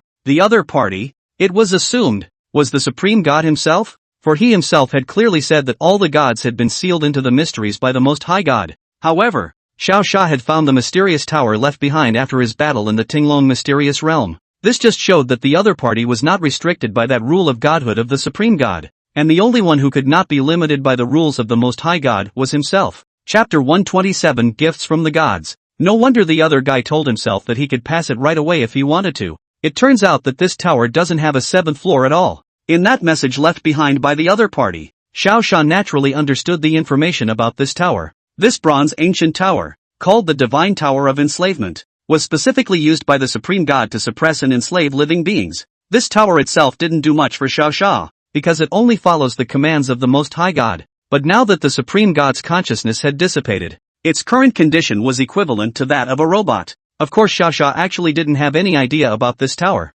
What he cared about were the 2 creatures that were suppressed under the tower. The message left behind by the Supreme God clearly expressed that these 2 creatures had come from nowhere. They have a strong mimicry ability, although they only start out tearing. It was even so powerful that it could mimic many of the abilities of the Supreme God. If it wasn't for the fact that the Supreme God still had a handful of enslavement spells left, he would have really fallen for these 2 weird creatures, one black and one white. Upon hearing the brilliant battle records of these 2 creatures, Xiao Sha also couldn't wait to fly to the bottom of the tower and prepare to meet these 2 creatures. As an existence recognized by the Tower Master, Xiao Sha could naturally pass through all areas of the tower. After a short flight, he arrived at the bottom of the tower that looked very chaotic, as if it was placed in the void. 2 not-so-large creatures were resting peacefully in the void with their eyes tightly closed. A werewolf with a white body, covered in spikes and as long as an upright werewolf. A blackened, rounded slime that looked like an enlarged version of a slime. Although the 2 of them didn't move at all, Xiao Sha had long known how powerful the other party was from the constantly shaking space.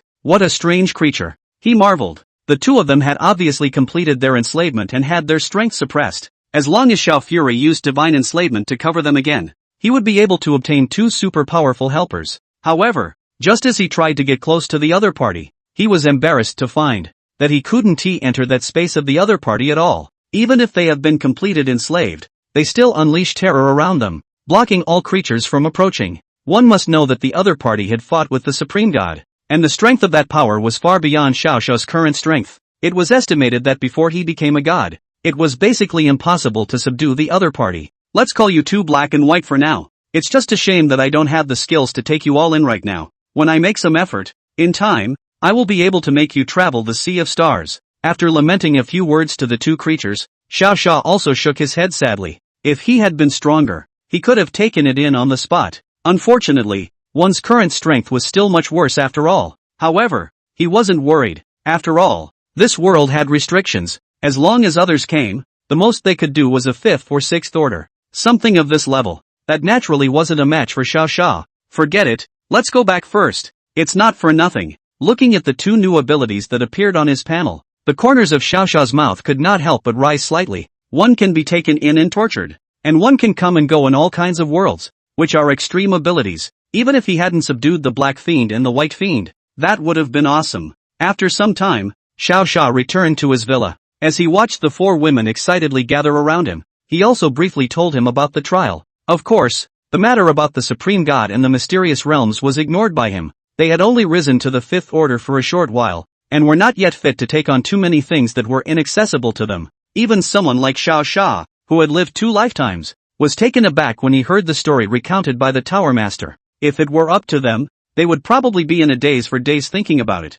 and might not even be able to eat. Of course, except for Chen. This girl belongs to the kind of listening to even after. What is the big thing? She did not panic. Speaking of Chen, this girl pursed her lips in slight contemplation after hearing Xiao Xia's story. Immediately after that she jumped up and exclaimed as if she suddenly remembered something. Say, didn't you, before, tell us to see if the sky had changed? I waited half a day with Luna and I really saw the change. Hearing that there was a change in the sky, Xiao Xia thought that she was seeing the sky when she unleashed her divine domain. No, it was the minute before we were summoned by that portal that I realized it. Chen beamed and immediately explained, seemingly complaining that Xiao Xia did not hear her out. This sentence contains the news that is explosive. Since the change happened a minute ago, that means that the blasphemous rats, hiding in the shadows, are planning to kill again? Think carefully, what has happened? Xiao Xia asked Chen with a serious expression. Seeing this expression on his face, the displeasure on Chen face instantly disappeared,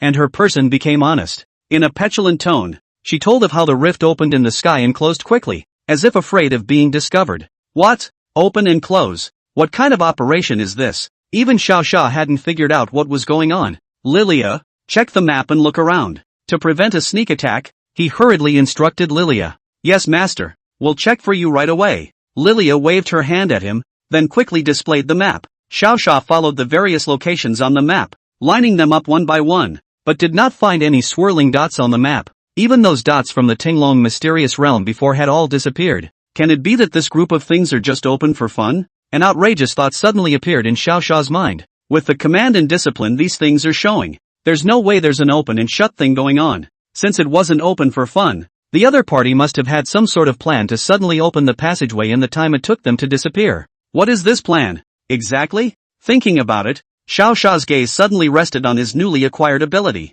God's wear? God-wearing. That's right, he himself could now travel between all walks of life. So wouldn't he be able to disguise himself as the saber-toothed tiger or mammoth from before and go in to poke around? After all, the other party's passageway had opened above his head. Then he could definitely enter their world by using divine penetration in the air. Humph, you're the only ones who can pry for information, aren't you? I'll go snooping too. After thinking of a solution, Xiao Xia that did not hesitate at all. After instructing a few words to the 4 women, he flew high into the sky. In the air he quickly used divine piercing to open the passageway to the blasphemous mystery realm in front of his own eyes. I'm coming. Rats. Chapter 128 Ancient Dragon's Mind. In the mysterious realm of blasphemy. At this time, Gulong was still troubled by the fact that he couldn't find Xiao Xia's whereabouts. It shook the huge bone spikes on its tail and flung a pile of dirt around it straight away, venting its displeasure. Obviously it had opened the passageway on purpose 5 minutes ago to try to trick Xiao Xia into coming in. But the other party surprisingly didn't fall for it at all.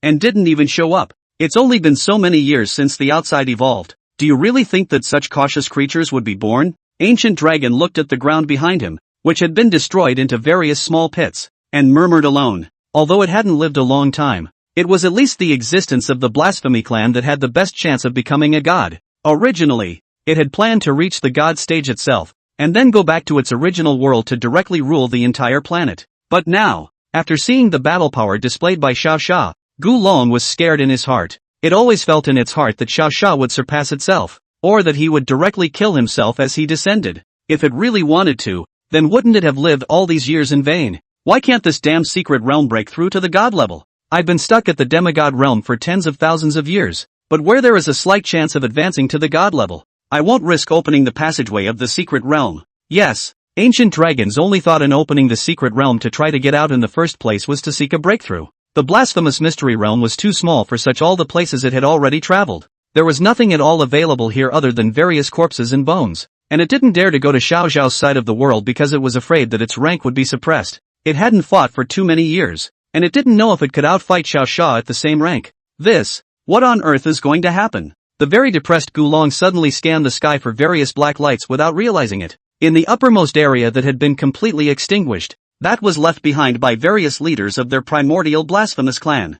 I don't know how many years had passed, but the other side's black lamp hadn't even been annihilated yet, leaving the black lamp base floating in the air. Seeing this, a sudden hope flared up in its heart. He was seen slowly walking to the bottom of these black lights, and then kneeling down with a loud bang. He sincerely called out to the uppermost black light. "Seniors, I beg you to show your juniors a clear path. Otherwise, we, the blasphemous god clan, are afraid that we will fall on the spot." What it said wasn't a lie. As of now, the ability that Xiao Xia had shown was too strong. What kind of person can kill dozens of creatures of the same level in seconds? This is not something that should exist in the world at all. The suppression of rank by the world rules, coupled with his powerful suppression force beyond his own rank. Basically, on the blue star, Xiao Xia was an invincible existence. Even if he, a demigod, had gone over, he would ultimately be nothing more than a toy for the other party. If these ancestors of his are really dead, then he, now, is considered to be on the road to death. Just after it knelt reverently, a minute passed, 2 minutes passed, a full 10 minutes passed, and not one of all the black lights in the sky responded to it. It seemed that everything had really stepped into a dead end. It seems that these ancestors are, indeed, dead. It lamented as it stood up slowly from the ground. It thought that the group of ancestors had faked their deaths, but it didn't realize that they were truly dead. Otherwise, with the group's death-fearing character, when they heard this urgent report from themselves, they would definitely help it out at the first opportunity. When the ancient dragon wobbled and stood up, knowing that it was at the end of its rope, a burst of crazy thoughts suddenly surged in its heart. Are you kidding me when you say you're all dead and dying and have to keep a few lamp bases? Why is it that the lamp holders of so many people are annihilated and you old things won't? I'm going to knock down your lamp bases today and see what you can do about it. The furious ancient dragon instantly spewed violent flames into the air. This was no ordinary flame. This was a powerful flame that its grandparents had taught it by hand in the past. Of course, if Xiao Xia was here, he would be able to tell at a glance that this was the handiwork of one of the 4 great evil gods, the god of elements. So the source of power for their blasphemous clan is actually the elemental god, cut off by the supreme god, one of the tentacles. And with this spray, the ancient dragon just happened to spray the black lights in the sky with flames. Give me death. We're all going to die anyway, so let's not live. It frantically outputted the power of a demigod, causing that large area of the sky to be covered in blazing flames. However, there seemed to be some sort of protection on this black light, and its flames couldn't hurt it at all. However, at this time, Gulong had already gone crazy. Who cares if it burns or not? Anyway, he just wants to vent out the grievances in his heart. And so it went on for close to an hour of frantic output, until those black lights on the uppermost level finally began to shake gently, followed by a furious voice that rang in Gulong's ears. You want to burn your father? Stop burning! Your grandfather is dying. You bastard! The familiar voice with a hint of strangeness stopped Gurung's flames in their summer. Dad, is that you? It looked up into the air in shock, hoping to see the massive dinosaur in the air. However, what responded to it was not some dinosaur from ancient times, but a black light that was slowly swaying. Stop screaming. Something is wrong. If you keep burning, those old guys have to come back to life and bite you to death. Ancient Dragon's father's voice came out from the black light. The ancient dragon clan originated from a true dinosaur lineage, and if put into the present, it would be identified as the Chinese thief dragon, an extremely brutal and powerful dinosaur. Although the ancient dragons were the longest living of the lineage of dinosaurs, they were also the smallest in size and the weakest in combat power. Father, I sensed that the gods were dead and opened the passageway to the outside. Knowing that the voice was indeed his father, Gulong hurriedly reported, when death is at hand, any thoughts are false at this time, and the only thing that matters is finding a way to free yourself. What? You rebellious son! How dare you open the passageway to the outside? That's a family taboo. Its father was also furious when he heard his son's rebellious maneuver, and his volume went up a few notches. However, after the ancient dragon's repeated explanations, plus the fact that he himself personally did have the god dead, it let go of its heart. Since the gods are dead, why are you still here and not going to fulfill your family's long-cherished wish? Hearing his father's question, Gulong's heart tightened. Grandma, it's dying itself. How could it care about the family's long-cherished wish? Our clan will soon be extinct. There's a completely invincible existence under the gods out there, and all the men I sent out are dead. I'm sure it won't be long before he finds a way to wipe us all out. Chapter 129, Infiltrating the Secret Realm. Just as Garung was still ghosting his own father over there, Xiao Xia on this side, however, had long since transformed into the appearance of a saber-toothed tiger from before and blended into the profound mystery realm. The environment here is too rotten, right? Looking at the surroundings with only broken rocks and weeds and some small animals, Xiao Xia shook his head. Even such a crappy place they could live in. So you could imagine that they had definitely been boycotted by all the creatures in the past and had no choice but to come here. However, Xiao Fury didn't pity them. Whoever told this group of people to use the corpses of evil gods as a source of power deserved to be targeted. You are? Just as he was still observing his surroundings, a saber-toothed tiger slowly walked up and inquired behind him. In order not to be exposed, he hurriedly looked into the distance and quickly transformed into the appearance of other saber-toothed tigers in this world. Kanhu, you're it. After identifying the person, he directly used the breath of the evil god to quickly change, and then turned around and replied to it. It's me. It was only when the other party took a look at him as Kanhu that they finally breathed a long sigh of relief. Just now, looking at your back, I thought it was the boss coming back, but I didn't expect it to be you, kid. The other party seemed very regretful, and Xiao Xia did not care about what he said, as long as the other party did not suspect him. I'll leave first if there's nothing else. Wei Hu is still waiting for me over there. Knowing that the more he chatted, the easier it was to reveal himself, he hurriedly found an excuse and ran elsewhere. As a strong person, Xiao Xia knew that the best person who could live in such a crappy area was the one who was definitely in control of this place. As soon as he found a similar building, he could find out what the creature in charge here was. Exactly. He then began to utilize the breath of the evil god to quickly transform and find information. After spending about half an hour, he finally learned that the strongest being here was a dinosaur that was covered in nothing but bones and flesh. This thing seems to be called some kind of ancient dragon, and its strength is said to have reached above the ninth order, below the gods, which is the realm of demigods, enough to be more than twice the rank of himself, more than twice the rank. This was not an existence that Xiao Xiao could kill indiscriminately, unless the opponent goes to their world and is suppressed in rank. Otherwise, Xiao Xia really didn't have the means to go around this secret realm. I can't do anything about messing around, but a little thing like going to take a look at this dinosaur can still be done. He, who had turned into a titanic python, leaned near a rubble and muttered, "How can you come here and not see what the other side really looks like? Say it and do it." Following the information it had just acquired, it slowly crawled to the ancient dragon's dwelling place, a valley deep in the ground before it. However, after wandering around this way for half a day, there was no sign of Gulong at all,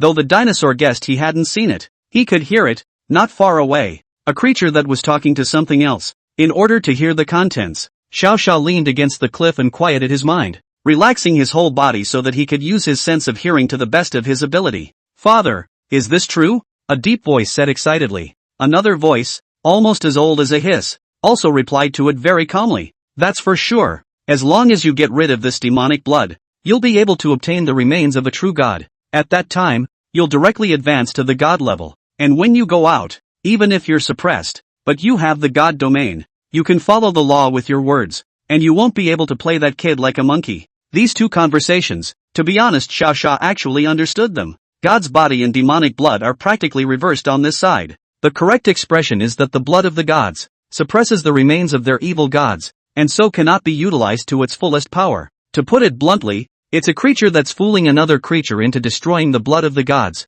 thus unsealing the remains of the evil gods that have fallen. You guys couldn't unseal it even after so many years. How could you possibly unseal it this time? Xiao Xia laughed and shook his head, seemingly not believing that these two things could destroy the divine blood at all. In line with his thoughts, Gurung was also confused in a beat after hearing his father's words. "Father, where exactly is this demonic blood in God's bones hidden?" it inquired to the floating black lamp. "It's right here in this black light. If you just fly into it, there's no need to worry about this demonic blood. It has gone through so much time and has long since become less powerful than it was back then, and a few of us will help you with all our might. We can definitely take down the god's corpse." "Yes, father, The voice on the other side disappeared at the end of this paragraph, and there was no more response, and Xiao Sha didn't rush to look for it, because he had already known that the black light was in the air. He waited quietly in place for his opponent to fail, wanting to see if it would break. And so, time passed slowly. 1 minute, 2 minutes, 10 minutes. A full Xiao Sha had passed before the ancient dragon's low voice once again entered Xiao Sha's ears. Ha ha ha, I did it, father. Soon I'll be able to ascend to the god level and blow that creature outside out of the water. Ancient dragon's voice was extremely excited, causing Xiao Sha to actually be a bit surprised. This kid, he can really pull it off? It's not that far off, is it? He was thinking about his opponent breaking the big defense, but he didn't realize that he almost became a clown. No, you can't promote now. You first access the power inside this corpse and fill yourself up. Wait until you've gone outside and are about to be defeated by him. Then break through to the divine level and directly reverse the situation, ruthlessly making the other party die. Gurung's father, that's a real handful. If it wasn't for Xiao Zha coming early today to obtain information, he would have really been set up by the other party. It's not right. Thinking about it, Xiao Sha suddenly thought of a key issue. He is god level useless. God level that will be forcibly pulled into the realm of the gods. Then this promotion is not a waste? Without advancing to the god level, the opponent could not beat Xiao Sha, and by advancing to the god level, the opponent could not beat Xiao Sha. It could be said that he, who possessed the divine domain, was now in existence with a 100% chance of winning and almost impossible to lose. It turns out that the clown is actually Gurung himself. Ha ha, I'll go back to my cave immediately to absorb the power. Wait for my good news, father. I will recast the glory of our blasphemous clan. With full confidence, the ancient dragon curled a black tentacle with his tail and quickly ran towards his valley. With things having developed to this point, Xiao Sha actually had no need to stay here. After all, the other guy was losing no matter how he operated. So what good reason did he have to stay here? But just as he shook his head and was about to leave, he suddenly turned his head violently and looked at the pair of black lights in the air. If the divine blood fails, does that look to mean that no one cares? If no one cares, then wouldn't one be able to try to get their hands on this divine blood? Chapter 130, Leakage of Information. That was divine blood. It was definitely a treasure that could improve one's physique. Such a rare and good thing. Xiao Sha felt that if he missed it, he would have to slap himself when he was old in the future. But since it's inside the black light, I still have to scout it out first. He looked at the sky and speculated. This black light is something like the graves of the ancestors of these creatures. If his whereabouts were exposed, there was a good chance that he would be quickly mobbed. The best thing to do was to take advantage of the small number of people and unfurl the divine domain to encircle himself and the entire black lantern. That way what's out there won't be able to detect his presence. But there was a risk in doing so. In case those guys in the black light suddenly came back to life again, he would probably be exposed right away as well. Outside he was invincible, but not so much in here. The creatures that survived in this profound mystery realm had all lived for tens of thousands of years, and each one of them was not simple. The 7th order is everywhere. The 8th order is worse than a dog. Even the time Xiao Sha just casually wandered around, he was able to see 7, 8 9th rank creatures. This was still a risk to his safety if a group of 9th order were to come directly towards him in a siege. I've never had bad luck. I shouldn't be caught. He slowly set a flag for himself in his mind. Xiao Sha then did some quick research on the creatures in the vicinity of the black light, the terrain, and the specifics of how he could leave quickly. After a moment of thought, he finally nodded, indicating that everything was perfect and ready for action. After transforming into a relatively unapproachable titan python and quickly crawling underneath the black light, Xiao Sha took advantage of the fact that there weren't many creatures around and quickly unfolded the divine domain. He finally breathed a sigh of relief when his domain slowly wrapped around the black light and managed to blend into the present environment. In the divine realm, he pressed the issue of being discovered. Boldly, he turned directly into his original form, and then flew directly toward the group of black lights in the air. When he slowly flew to the black light right above him, he really found it below, and surprisingly, there was a red crystal that had lost its light. Intuition told him that this was divine blood. Only after too long a period of precipitation, it had long since solidified into a crystalline form. With the feathered wings, Xiao Sha barely exerted any effort before he grabbed the divine blood into his hands. Even though this blood had passed so long ago, the weight on his body hadn't lightened. That heavy weight almost didn't make the right hand that Xiao Sha grasped it ripple with veins. Ah, so heavy? Seeing that he couldn't even fly with the divine blood in his grasp, Xiao Sha had to try to put it away in his backpack. When he tried to move his mind, the red crystal, indeed, was charged by his infinite backpack. This divine blood is too heavy, isn't it? Luckily I have an infinite backpack. Seeing the box of divine blood appear in his backpack, Xiao Sha finally breathed a sigh of relief. Although the process was that much tougher, it was good that there were no surprises, and he himself eventually managed to collect the divine blood. After clapping his hands and saying that the job was done, Xiao Xia was going to leave, but just as he was about to close the divine realm and quickly leave, a suddenly swaying black lamp caught his attention. Yoo-hoo! Looks like someone found me. He let out a faint smile, then slowly flew over to Blacklight. This proximity could scare the other party to death, and on the spot, he accelerated, preparing to flee out. Only in Xiao Xiao's divine domain, he only had to gently raise his hand, and his opponent would naturally fly to his eyes. What's the point of walking so fast? I still don't know who you are? He inquired with a smile at Blacklight. However, the other party was so smart that he didn't answer a single word and tried to muddle through. If it wasn't for the fact that Xiao Xia had heard the other party's voice earlier, there was a real possibility that he would have released it by now. But it couldn't be helped. Since he'd heard it, the other guy had absolutely nothing to run for. Ancient Dragon's father, right? Don't pretend. I already knew you would run, he said to it very calmly. These words directly made this Blacklight tremble. What the hell are you? Why do you know my information? It asked quickly towards Xiao Xia, trying to calm itself down. I am the one your son spoke of, the strongest being out there. This answer was strongly opposed by the other side.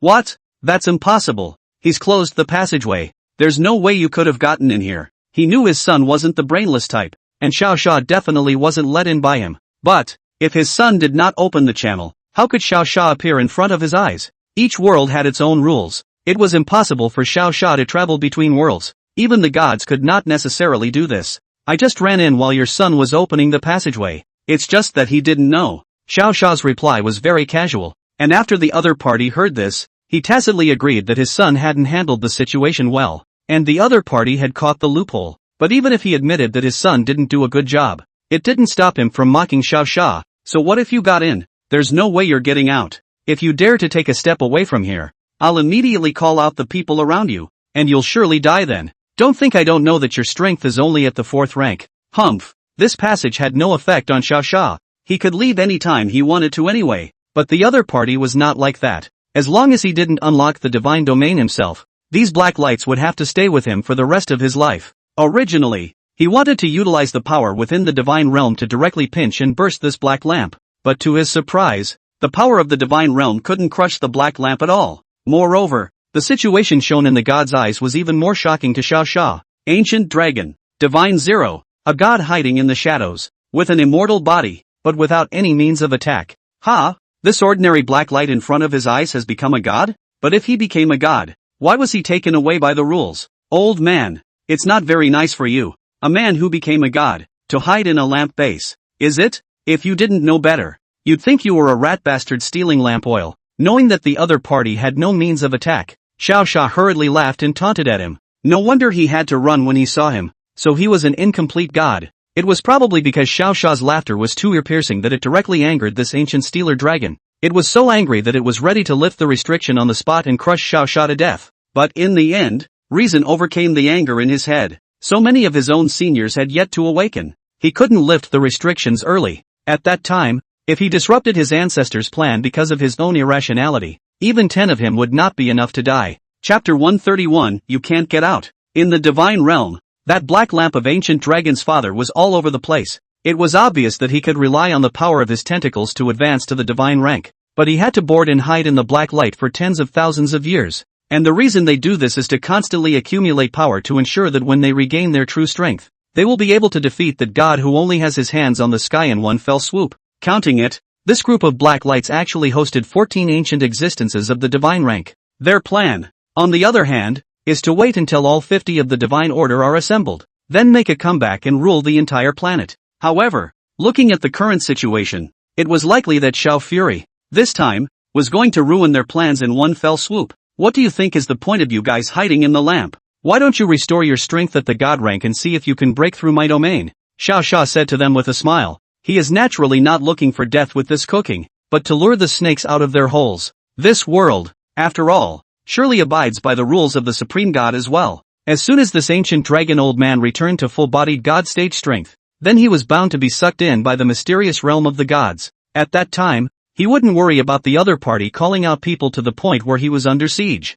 However, his little scheme seemed to have been guessed by the stolen dragon in front of him. Not only did the other guy not respond to that comment, He very calmly took a little jab at him. You can't beat me anyway. So what's the point of taunting? The big deal is that we all stay together. From this arrogant tone, Xiao Sha also heard the other party's confidence. It appeared to have completely determined that Xiao Sha absolutely could not beat them. Yeah, after all, he's only a 4th ranker now, so how could he possibly kill a god? Even if he used all the abilities in his body to the limit, it would be impossible for him to acquire power beyond the 6th grade classes. Don't say that. We are now grasshoppers on the same rope. There is no need for you to be so rampant. Xiao Sha replied calmly, and there was no fluctuation in his heart. He was still very much cognizant of the divine realm's ability to cover him anyway, and it was bound to be impossible for the other creatures here, other than the ancient dragons, to detect his presence. We all have time. It's all about who finds the breakthrough first. Who's on the same rope as you? It's you who's scared now.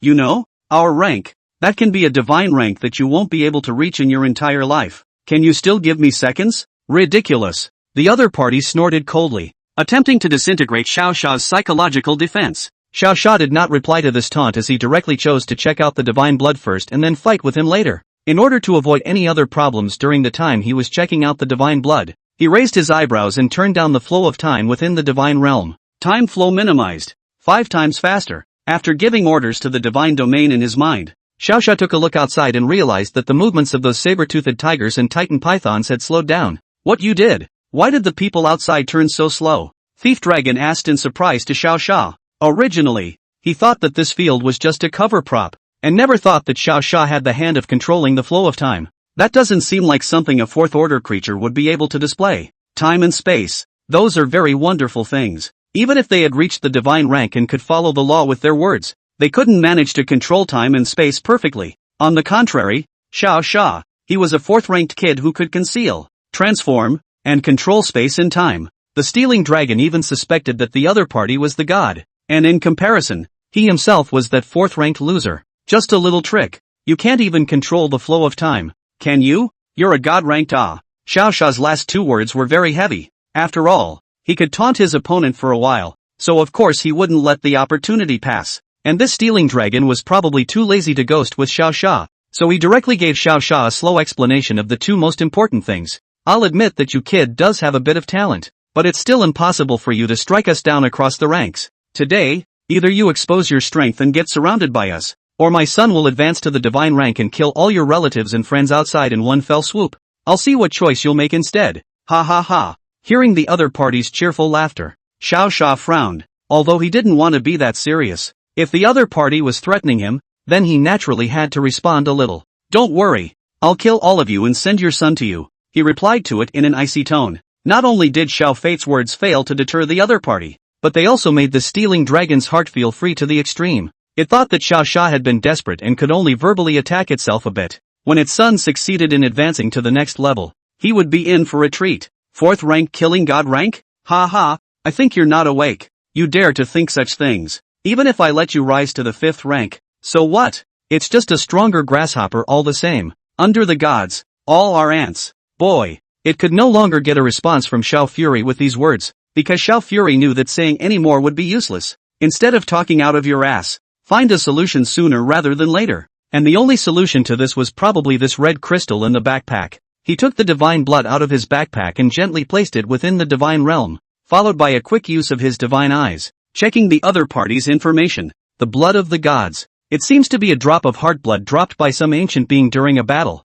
and it seems to contain powerful energy. Heart's blood? It's a very rare thing. Hearing that name, Xiao Sha was already excited. Last time, it was just a drop of ordinary divine blood that allowed one to obtain a divine body. Now it's a drop of more important and pure heart blood, so the effect would probably be hundreds of times greater, right? That black light couldn't help but sneakily taunt behind his back after seeing Xiao Sha's move to take out the red crystal. The blood of a demon god? That's not something you can absorb just because you want to. We even had to spend tens of thousands of years trying to successfully eliminate the scent from our tentacles. Just a brat like you, can you still absorb it in seconds? Humph, how ridiculous. When his own clan was trying to absorb the power of the elemental god, it was only after several batches of top clansmen had died that the aura on this tentacle was finally eliminated. Not to mention that Xiao Sha was only a 4th rank, a brat who was not useful in the slightest. However, Xiao Sha could not hear these few taunts from it, and in order to make himself feel at ease in searching for the information on the divine blood, he had long ago blocked out all the sounds within the divine realm.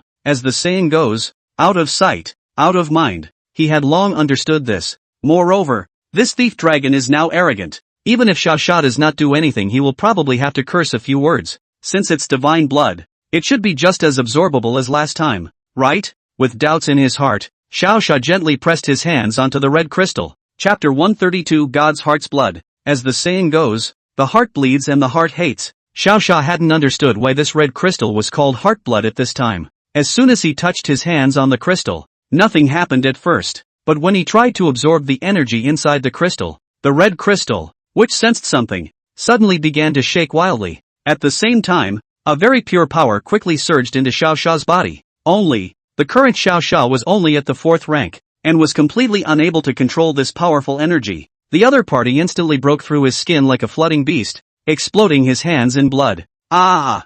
What is this? The intense pain caused him to break out in a cold sweat and he clenched his lower lip. This was the most terrifying thing on the heart's blood. Not only did it have the purest power, it also had the deepest resentment. It was a powerful resentment that originated from the evil god. The poor egg, Xiao Xia, was thus almost violently killed by this wave of resentment. Master, what's going on here? I'll help you right away. Seeing that Xiao Xia's skin was rapidly disintegrating, Lilia flew in the air with a nervous expression. At this time, she couldn't care less and directly returned the power that she had managed to take from Xiao Xia earlier, quickly returning it, with 100 times the physique, 100 times the recovery power, plus the divine body, and Lilia's quadruple augmentation. The power of this resentment was just about counteracted. However, because it was only just enough to offset it, Xiao Xia still had to endure the inhuman pain. With his body constantly disintegrating and recovering, he spent close to a full day in this way. In agony, he screamed at the front of the room, and when he became numb with pain at the back,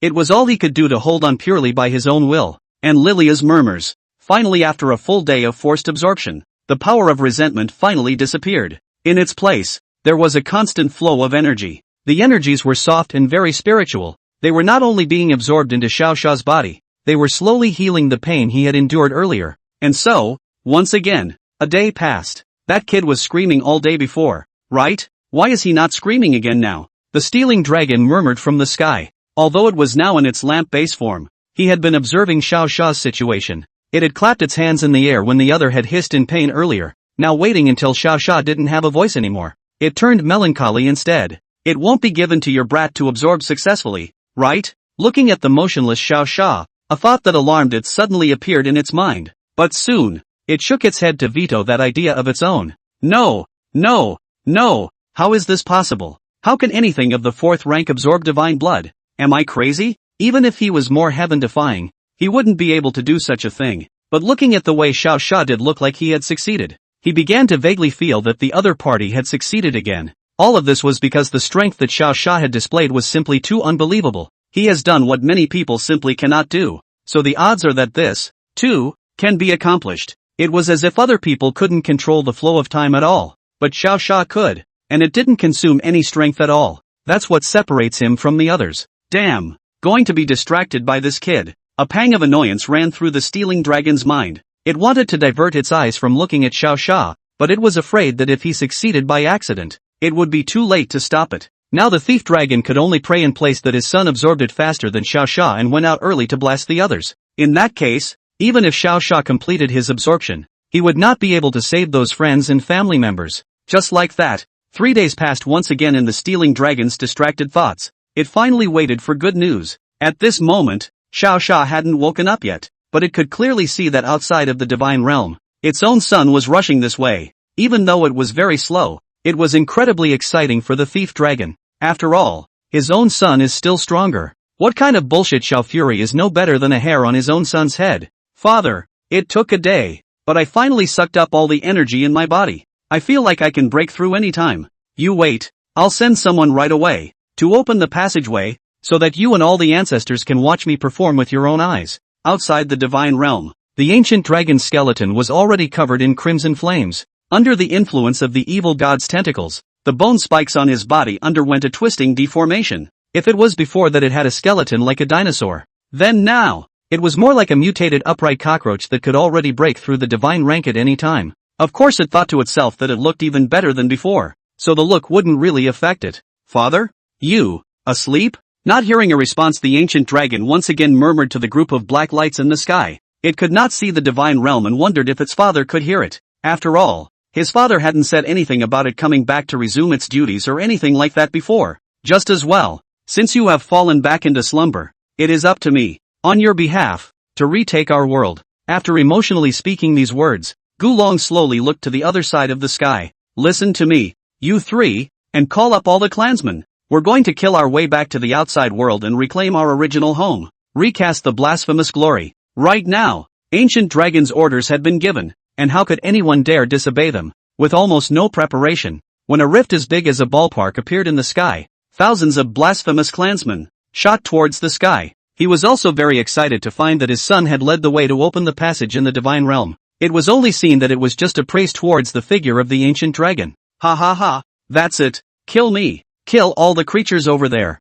We, the blasphemous ones, are the species that should exist on this planet. It had waited too long for this moment. According to their own grandparents, originally they lived very comfortably outside, but the planet was suddenly overrun by a demon god who forced them into this broken secret world and enslaved them. Luckily, their ancestors had absorbed power from the remains of several other good gods to survive. But even then, the anger in their hearts was not the least bit low. The place of one's own existence cannot be taken away by others. What are you pretending? A bunch of you absorbing the power of an evil god and still presenting yourselves as victims? Just as the stealing dragon was fantasizing, Xiao Sha's voice slowly came out from behind him. When it turned around in horror, it realized that Xiao Sha, who had a smile on his face, was looking at him very casually. Chapter 133, I haven't made a move yet. This Xiao Sha's smile made the thief dragon's heart tighten. This kid, he couldn't have really gotten something good from that red crystal, could he? Rising to the 5th rank? This kid is a real surprise. The thief dragon looked a bit surprised. It was only a lamp holder, but it could still do something as trivial as sensing Xiao Sha's rank. Just by virtue of Xiao Sha breaking through the 5th rank the second after absorbing the crystals, he was a genius. Only this genius. It's still too weak. With only a 5th rank, how could he turn the tide? Even if he was given 10 5th ranks, he wouldn't be able to defeat his own son's true god. After all, under the gods, all are ants. That statement, that's never a lie. Kid, don't be a goddamned fool. My son could have sent someone out already. You're late. Even if you absorb that demonic blood, what can you do? The stealing dragon very divinely taunted Xiao Sha, seemingly not taking the 5th rank Xiao Sha in his eyes at all. They did go out, but haven't you noticed that their speed is getting slower and slower? Xiao Sha replied to the stealing dragon with a smile. That said, Blacklight immediately turned to look outside. Sure enough, the outside was just as Xiao Sha said. The group of clansmen who had originally been approaching that rift became very slow, although it was already slow before. But at least it could still move as far as the naked eye could see. Now at a glance, the other party was as slow as a snail. This flow rate of yours? I can't believe you can turn it down? How many times is this? The thief dragon looked at Xiao Sha in shock. At this time, when Xiao Sha saw that the passage was open so wide, he naturally didn't bother to ghost with the stealing dragon. It's only 24 times. Don't be so nervous. Since they're all gone, I'll go too. But mark my words, you will die before your son. After saying these words to the stolen dragon, Xiao Sha did not stop for a moment and instantly lifted the most important divine domain on him. As the barrier instantly disappeared, Xiao Sha also made a weaving movement and instantly appeared at the border of the profound mystery realm. Immediately after that, he quickly ran his god-piercing ability and detached himself right out of the boundary. This entire process, which didn't even take a second, was a sight to behold for the stealing dragon. When it came back to its senses, Xiao Sha had already stood right above H City, facing the coming thousands of troops alone. As soon as he had left with his front foot, the thief dragon's heart looked very worried because the smile on Xiao Sha's face was just too weird. How can anyone meet a dead end and still laugh so hard? Is it hard to believe that it has found a way to break the game and is likely to kill its own son back? No, it's too weird on this kid. I'll have to go find Gulong to help him out. Otherwise, it always feels like something unexpected will happen. To be on the safe side, the stealing dragon asked the 15 remaining seniors in the family if they wanted to support the ancient dragon. Originally, they started out by telling the stealing dragon not to worry, that there was no way anyone out there could beat a god-ranked ancient dragon. However, when they heard that Xiao Sha had actually absorbed the power from that red stone, each of them fell silent. Subsequently, at the order of one of the ranked ancestors, the stealing dragon was also able to set out to aid the ancient dragon. Its purpose today was simple: to bring all the lamp holders of the blasphemous one clan and help ancient dragon to suppress the scene. As long as the ancient dragon was in danger, All of their ancestors would help the ancient dragon. It was believed that with the support of these 16 gods in total, it would be impossible for Xiao Xia to kill them back again even if he was more heaven-defying. And so it was that the stealing dragon and a group of ancestors with full confidence also crossed the passageway along with that group of clansmen and arrived in the middle of the sky right above H City. The vision that appeared in the sky caused the people of H City shelter to hide in their houses. Only a handful of people who liked to watch the show and were relatively strong at heart stayed outside, and they looked at the vast scene in the sky, and one by one, they began to talk about it. What are these things again? They look so scary. According to Miss Tan, Xiao Xiao will handle this matter. So everyone just watch the show. So there's Xiao Xiao up there? Then you didn't say earlier. Then this is a stable I haven't seen Xiao Xiao lose. That's true. But this sight does look scary. Look at the sky densely filled with some monsters. Hey this is nothing. Wasn't there an alien cockroach sticking out its tentacles back then? That thing wasn't still fucked by Xiao Xiao. That's true. Then I'll go carry some coke and melon seeds, and we'll watch the show. Since Xiao Xiao's previous battle results were simply too dazzling, many of those who believed in him set up their tables ready to watch the show. And this scene just happened to be seen by the ancient dragon in the sky. Even though there was a Xiao Fury standing in front of them, they couldn't be so arrogant, could they? Did you really think that Xiao Fury could brush off tens of thousands of them all by himself? Humph. Delusional. Kid, I advise you to give up resisting, or else I will directly bite you to death in front of all your family members. Gulong cursed angrily at Xiao Xia. Now these tens of thousands of blasphemous clansmen had been pressed down to the 6th rank, so it wasn't very daring to make a direct move. After all, Xiao Fury had examples of killing other people in seconds, and it didn't dare to try to see how the other party killed them in seconds. It was waiting for Xiao Xia to strike first, then waiting until the other party thought he was invincible. Then it would directly promote itself to the divine rank and second him. This is exactly the same program that my father gave himself at that time. Come over here if you can really bite. I'll just stand here and wait for you. I see that the expressions of the others are quite ruthless, so if you don't dare to go on, just tell them to go first. Xiao Xia replied calmly. This calm expression coupled with the lack of the slightest act of fear made Gurung a little difficult for a moment. Is this skinny kid like a chicken shit that godly or not? Can he really take seconds? He shouldn't. Damn. I can't take it anymore. I'll go first. I don't believe I can't bite him to death. One saber-toothed tiger couldn't stand Xiao Xia's arrogance, and on the spot, he united with 7 or 8 saber-toothed tigers and flew quickly towards Xiao Xia. Some of them breathe fire or water, some of their skin hardens, and some of their fangs elongate. However, they all had only one ultimate goal, and that was to take this arrogant and incomparable Xiao Xia in front of them and directly fuck them to death. Just in time for someone to go first. I'll see if this kid is that. What? Ancient Dragon's thoughts were just halfway there when he was dumbfounded by the sight in front of him. A group of 6th order talent directly pulled full existences surprisingly didn't even come close to Xiao Xia's side. Just as they flew to a distance of less than 50 m from Xiao Xia,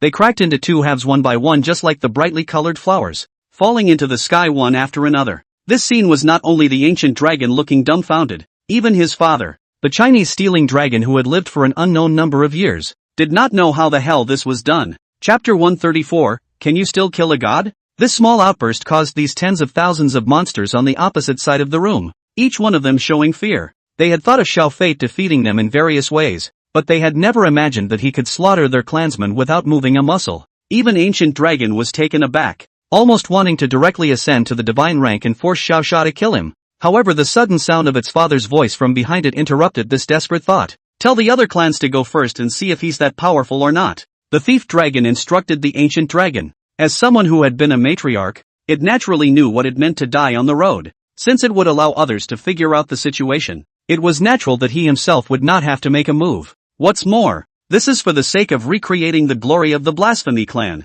So what's the harm in dying a few clansmen? In the face of his father's heavy instructions, Gulong's face also sank. Since his father had said so, there must be a reason for it, and he only needed to listen to his father's words. It nodded at the black light that represented the stolen dragon, and then looked behind it at the group of clansmen who, despite their fear, never backed down. Clansmen, we've been hiding in the dark secret realm for so long for today. Now if you'll just kill this ungrateful thing in front of you, it'll all be over. Once he's dead, no one will be able to stop our advance. At my command, kill for me. As Gulong gave a passionate piece of mobilization to the clansmen behind him, he soon received a response from the clansmen. This group of saber-toothed tigers, mammoths, titan pythons, and other such creatures charged directly towards Xiao Xia. This scene caused Xiao Xia, who was at the center of the battle, to have the feeling that all the swords had returned to the center. Only this mass of black shadows that appeared in the sky. They weren't swords, they were blasphemous creatures that were attempting to pulverize him.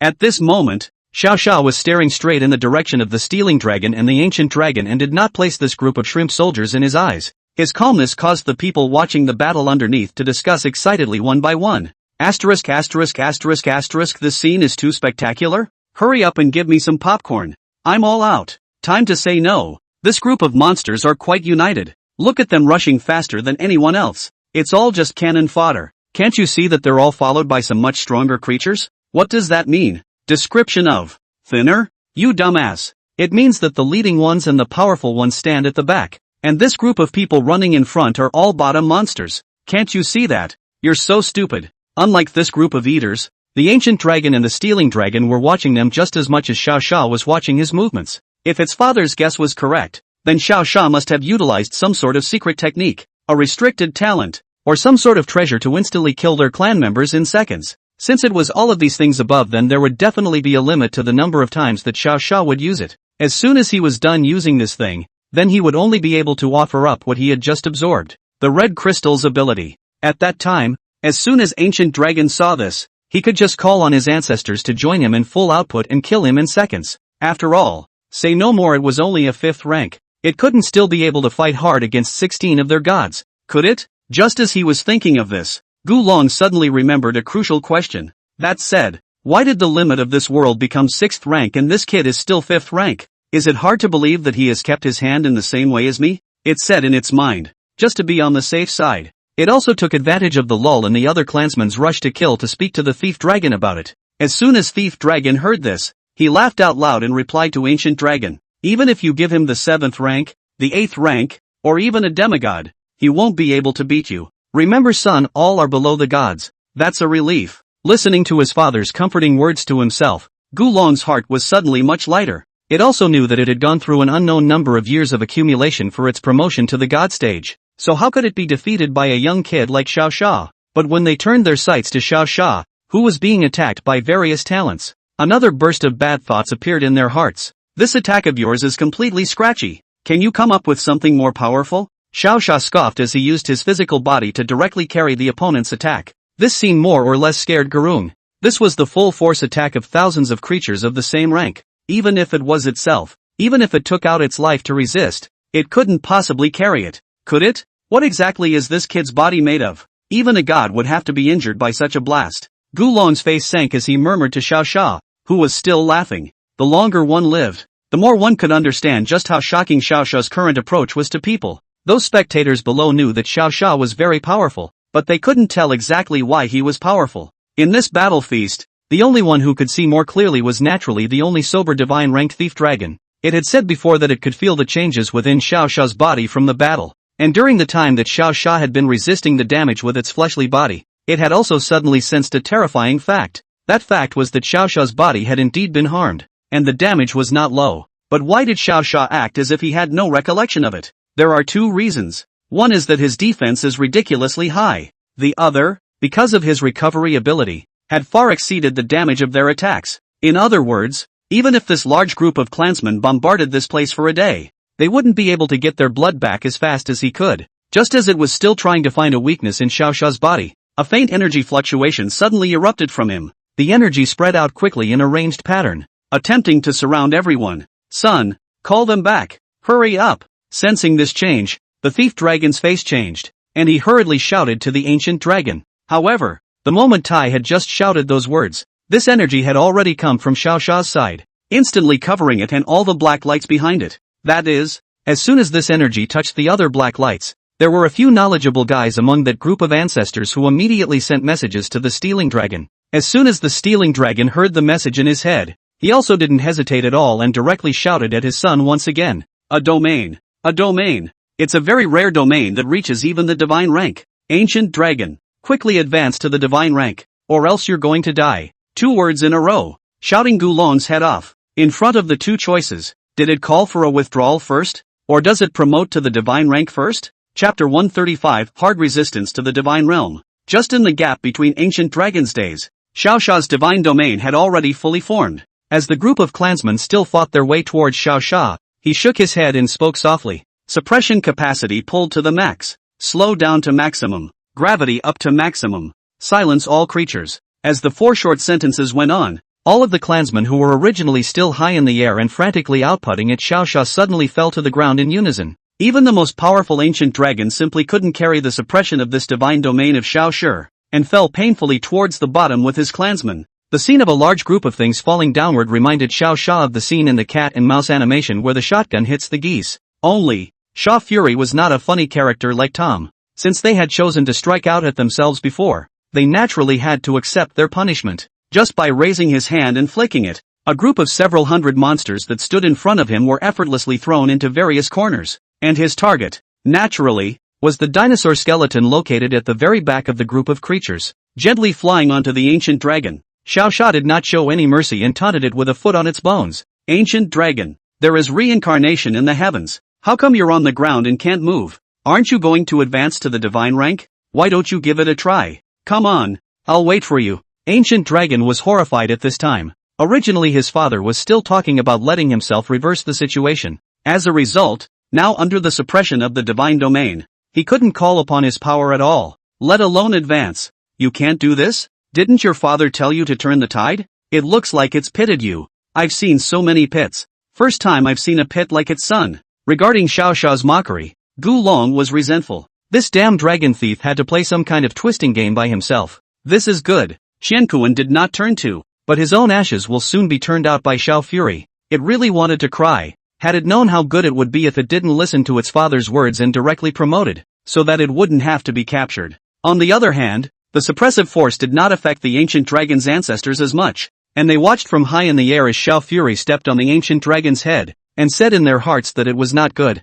I wanted to play a game of pretending to be a pig to eat a tiger, but it turned out that the opposite side was really a tiger. And I was really as stupid as a pig. Not only did he fail to count on Xiao, but now his own son was about to get hitched. Ancestors, help me out. We have to help this descendant get through this. The black lantern representing the stealing dragon couldn't wait that much longer, and immediately unleashed itself towards the other side of the ancient dragon. And its plea suffered a response from the other ancestors, and their 16 black lamps, in fact, released their power towards the ancient dragon in a very unified manner.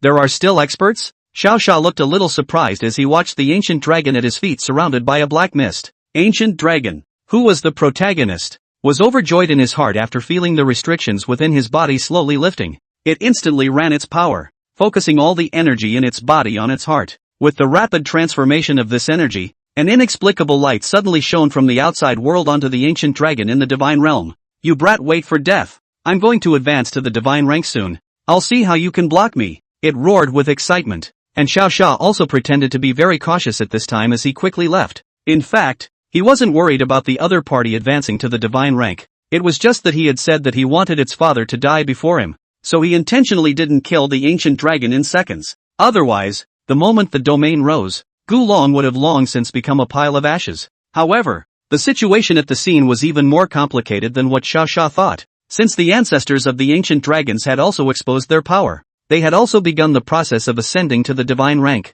In an instant, a full 17 rays of haze light crossed the barrier of the divine realm and shone onto the bodies of the black lantern and the ancient dragon. Behind each of the black lights, the silhouette of an ancient creature began to manifest. Megalodon, Tyrannosaurus Rex, Pterodactyl, Dinoceros. Each of these silhouettes was undergoing a rapid metamorphosis. Their bodies became even more massive, their breath even more appalling, and just by looking at them from a distance, Xiao felt his heart thumping, and the people outside, seeing the haze all over the sky, were also showing expressions of amazement. One by one, they stood up and started pointing in the direction of this haze. Holy shit, what the hell? Why is there so much light in there? What the hell is going on here? It can't be that Xiao has made a breakthrough, right? Xiao is alone. How can there be so much haze? I think the leader of that group of monsters has broken through. The haze is all over. Heaven and earth are blessed. What kind of realm has the opposite party advanced to? This time Xiao is in trouble. The opposite side is on the verge of a breakthrough,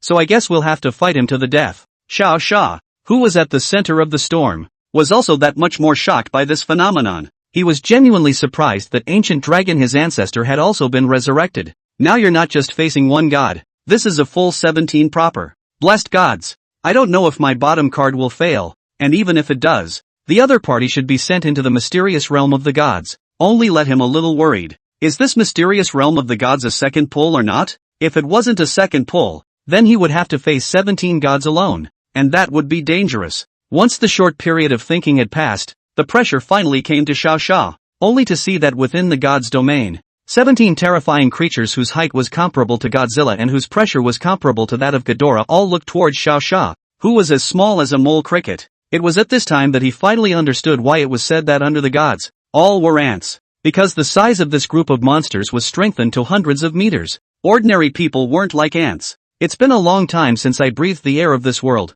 I didn't expect this resurrection to be forced by a small mouse. What a great pity. The gods are dead. Now it can be our world. Ha ha ha.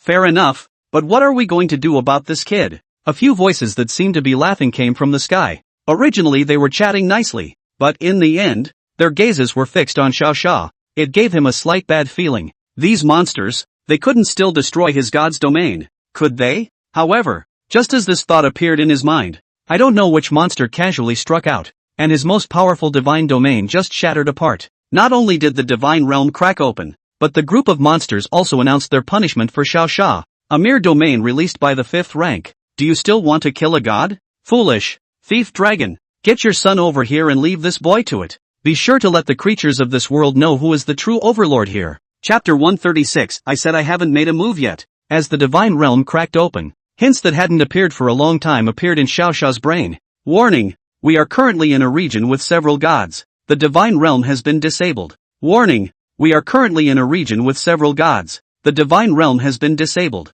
Warning, we are currently in a region with several gods. The divine realm has been disabled. 3 consecutive warnings made Xiao Xia understand that the problem this time was not an ordinary one, but he had nothing to worry about. The confidence in his heart allowed him to think quickly despite the situation. But he was still able to think. But the citizens of H City were dumbfounded. Originally thought that Xiao Xia chaotic kill the opposite side. Who knows that the opposite side cannot afford to play? Directly invite God R. Even Xiao Xiao's most powerful shield was shattered by the dozen or so monsters that were large enough to cover the sky. A dozen or so monsters suddenly popped out of the shield, but it gave them a bit of a confused look. Brothers, is this still possible? Young Zhao's strongest shield is shattered? It's fine. Doesn't Xiao Xiao still have an axe? That axe will definitely be able to split them. True or false? But the way I look at Xiao Xiao, it seems like he's been scared too. Look at how he's frozen. Told you you're stupid. So what if these monsters are gods? The tentacles before were almost bigger than Blue Star, but they were still fucked away by Xiao Xiao? Oh yeah.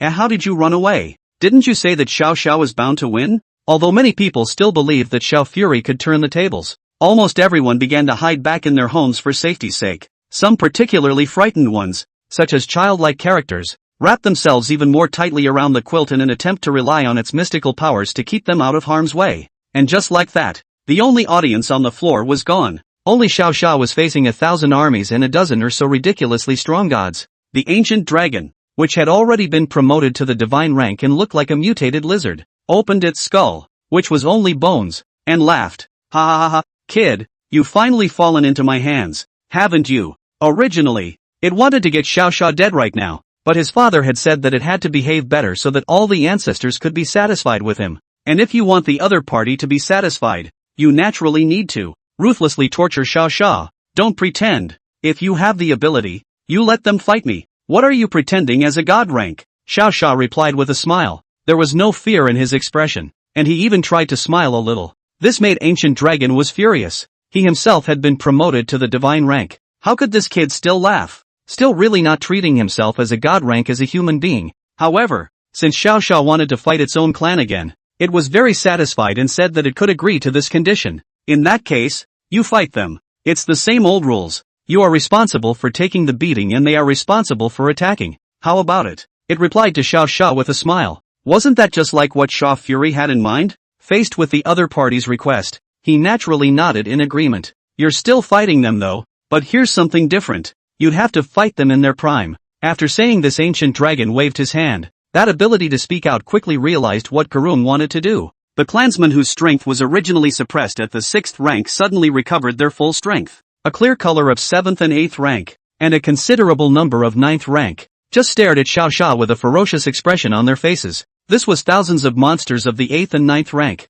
Even if Xiao Xia had a divine body bonus, It was impossible to block this attack. What if I say that I want to take on all of you alone? Just as they were about to make their move, Xiao Sha replied to the ancient dragon once again. This statement was like his dying fantasy, and it directly made all 17 of these gods laugh out loud. A 5th rank single-handedly taking on a group of 8 or 9 ranks, plus 17 gods? Even if you were writing a novel, you wouldn't dare to write like this. After all, the difference in strength was right here. It was impossible for someone to be able to cross so many realms and just mayfly a tree. Ha ha ha, kid, I think you're crazy. Come on, I'll light up this claw for you to fight. See if you can make a mark out of it, counting me as a loser. Looking at the ancestors laughing behind him, Gulong also went along with the situation and taunted at Xiao Sha. At this point in time, they don't realize the gravity of the situation.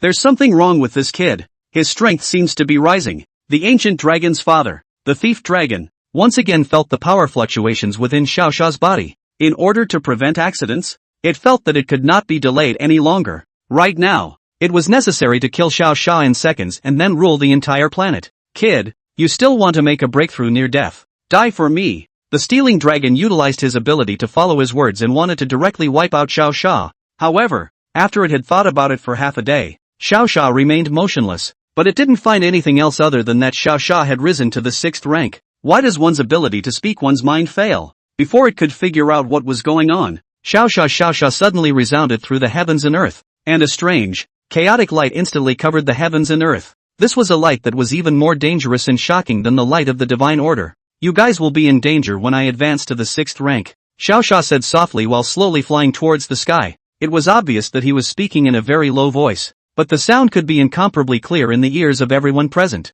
And it was at this time that several frightened voices suddenly came from the ancient dragon's ancestors. Something is wrong. This son must not be kept. Quickly shoot him down. I sense a hint of danger. Dry him off. Before Gulong could understand what was going on, his own ancestor had already begun to use all sorts of abilities, even words, to attack Xiao Sha. However, all of their attacks were all counteracted by that chaotic force. Just like that, under the watchful eyes of the 17 god ranks, as well as countless humans, Xiao Sha flew to a place far higher than this group of gods. The chaos in the sky gradually converged, causing the originally radiant sky to suddenly be covered by chaos and darkness. Then, a huge, familiar shadow to these monsters suddenly appeared from the chaos. He held a huge axe and stared expressionlessly at the 17 gods below, along with thousands of blasphemous creatures. Yet it was this simple glimpse that made the 16 ancestors of Gurung, on the spot, scared into grandchildren. One by one, they developed a soulful fear and fell directly to their knees in fear, and their minds even recalled images from the past, including the days of how his own species had been single-handedly subdued by this void, and how he had been hunted down by all the creatures. It's him! It's him! He's not dead! It's over! It's over! It's all over! Why are you still alive after all this time? Why Chapter 137, Beheading Special Effects. The silhouette in the sky became clearer and clearer, while the gods below became more and more frightened. Originally, they had even told Xiao Fury before that all under the gods were ants, but they had never thought until their deaths that Xiao Sha just advanced to 6th rank, but he was even able to summon the shadow of a certain ancient existence in the air once. And the reason why this silhouette made them kneel down in droves was naturally because the other party's identity was extraordinary. That's right. Its true identity was the supreme being that had guarded this planet for many years and could suppress tens of thousands of gods with just its hands. The only supreme being in this region. The god of creation. Pangu. One of the ancient dragon's ancestors recited the name with great reluctance. However, before Xiao Sha could unleash his decapitation special effect, this one suddenly obliterated this god-ranked existence due to violating the limitations of the world's will. Yes, the kind where just by saying a name, the other person has been annihilated right where they are. At this moment, the silhouette in the sky was still slowly coalescing, and it seemed as if Xiao Sha hadn't just advanced to the 6th rank. His aura was climbing crazily, causing each of these monsters below that were completely unable to move to be horrified to the extreme. As the time dissipated a little, the group of monsters below became more and more afraid in their hearts. The memories of the past floated to the surface of his heart, causing that monster, the oldest of this entire blasphemous family, to reveal the most desperate expression. It was seen hissing and calling out to its companions around it. This will never work again. It's held us down all our lives. I can't believe I can't defy it for once. It's just a shadow. It can't be as powerful as it used to be. Everyone, join me and break through it. This cry was quickly answered by the other monsters, who fought to release their divine power in an attempt to lift the pressure from themselves. However, just as they had said before that all under the gods were mole crickets, under the Most High, No matter if you were a true god or a false god, or even a demon god, you were likewise mole crickets, because the supreme god, it is the only, absolute existence that can override all gods. Their resistance had no effect in front of that virtual shadow behind Xiao Xia. That seemingly very ordinary pressure was able to crush this large group of monsters like a pet. Learning that they could no longer detach themselves, each of these monsters wore a regretful expression. It seemed that the other party was going to imprison them back to the profound mystery realm again, or else how could they have delayed making their move? The reason for this lack of action was perhaps only apparent to the stealing dragon. Although it was suppressed itself, it could still perceive that the Xiao Fury in the sky, its breath was still climbing crazily. His strength is still rising. What the hell is he up to? It's broken through the 8th rank now. It thought in its mind in horror. The power of that drop of heart's blood was too pure. The reason why Xiao Xia was still at the 5th stage at the beginning was because his body also couldn't, at once, absorb so much raging energy. But, the turn of events was, of course, the moment Gulong told his men to attack him en masse. That attack didn't cause substantial damage to him, but it was able to increase the progress of Xiao Xia's absorption to an unimaginable level. That was why before, there was that scene where Xiao Xia ate all the attacks with his body. When this pure energy was quickly transformed into Xiao Xia's body, his strength also changed drastically. 5th order, 6th order, 7th order, 8th order, 9th order. Despite having reached the 9th rank, his strength continued to rise. Even Xiao Xia had a feeling that the power of the red crystals, he himself had not even absorbed more than 1% of the energy. In other words, there was still a lot of energy that was enough to advance oneself to the divine rank, retained in the body. 9th rank, time to stop. Feeling the brand new strength in his body, Xiao Xia stopped absorbing. If he absorbed any more, he would have to be promoted to the divine rank, although he also wanted to reach the divine rank. Right now he wasn't in a hurry to go to the mysterious realm of the gods, so he didn't need to advance to the divine rank yet. At least, the ones in the high tower have to collect the black and white before going. Well, now it's time to deal with it. The monsters. After taking all his thoughts back, Xiao Xia opened his golden eyes that possessed a representative color. He had expected to be judged as soon as he opened his eyes, but he was surprised to find that he seemed to have opened them at the wrong time, because a dozen or so haze lights had enveloped the group of monsters, and were in the process of guiding them into the mysterious and dangerous realm of the mysteries. The group of monsters saw that they had actually started to float into the air, and one of them talked in a strange manner. I sense other gods. Where are we going with this? There seems to be a strong presence in the crevices inside. Are we going to be locked up somewhere else? Ha ha ha. Look at that kid frozen. It looks like there's nothing he can do to stop this. Good. It's better to be locked up than to be slaughtered by him. So hurry up. Let's hurry. They thought that Xiao Xia was dumbfounded by this scene, but it wasn't. Not only was he not dumbfounded, he was starting to get a little excited. Last time, they had all guessed that the being within the high tower was the supreme god. Today, then, he could just try to see if this supreme god's rules were stronger, or if the decapitation special effect of this virtual shadow of his was stronger. Who told you guys that it's okay to leave? He spoke calmly and summoned his heaven-opening axe. Kid, the shadow behind you couldn't even stop us. You think you, a 9th rank, can stop us? If you have the ability to come to the new secret realm to find us, I don't believe you'll still be able to advance to the divine rank. Ha ha ha ha. That's true. That virtual shadow hasn't moved in half a day, so it seems it's not going to work. The reason this group of monsters is so arrogant, it was because they had already flown a large portion of the way at this point, and would soon be able to fly to the entrance and directly enter the mysterious realm of the gods, immediately free from suffering and free from pain. They are naturally arrogant. It was only that they had never understood the relationship between Xiao Xia and the void. It wasn't that the void hadn't moved, it was that Xiao Fury hadn't moved, so it hadn't been moving either. Ancient dragon. I remember saying that I would let your father die before you. Now, I'm going to find out about this with my own hands. The Xiao Xia in the sky was like an evil god bathed in darkness and chaos. As the group of gods was about to reach the passageway, he slowly raised the axe in his hand, and with a resolute gaze, he aimed a flat chop at the place where they were. Buzz! The sound of, with this axe chop, a rift that could have swept across the globe suddenly surfaced on the blue planet. The moment the crack appeared, this large group of blasphemous creatures, too, suddenly annihilated like flying ash. Even those dozen or so god ranks were completely unable to block this strike and turned into the sustenance of the heavens and earth. Chapter 138, the strongest in history. This axe, directly to the gods without, to the human numb. These people had thought that Xiao Xia had reached the end of the road and would be defeated soon. However, he did not expect that here in Xiao Xia's place, he would be able to easily kill a god with just a slight strike. What? You say that everyone under the gods is an ant? Then won't I just hire something more powerful than a god? As the saying goes, there are gods outside of people. And there are naturally gods outside of gods. Brother Xiao, is it really human? Chen Ling looked at the godlike Xiao Xia and revealed a strong concern. It wasn't that she was afraid that Xiao Xia wasn't a human being, but she was afraid that if he was so strong and if he wasn't a human being, there was a high possibility that he would bring back some non-human sisters for himself in the future. For example, what zombie lady, elf lady, slime lady? It is said that some men are very good at this. Spirit, what are you thinking? He's still your Xiao Xia even if he's strong. Don't worry, that's right. He sleeps next to you every day and you still can't tell he's just a normal human being? At best, it's a little bit longer lasting and a little bit more powerful. Well, it's really just a little bit. The sisters behind her came and said a few words of comfort to Chen Ling. Of course, comforting the other party was also comforting themselves. After all, Xiao Xia was owned by the four of them, so they naturally had to work together to maintain it.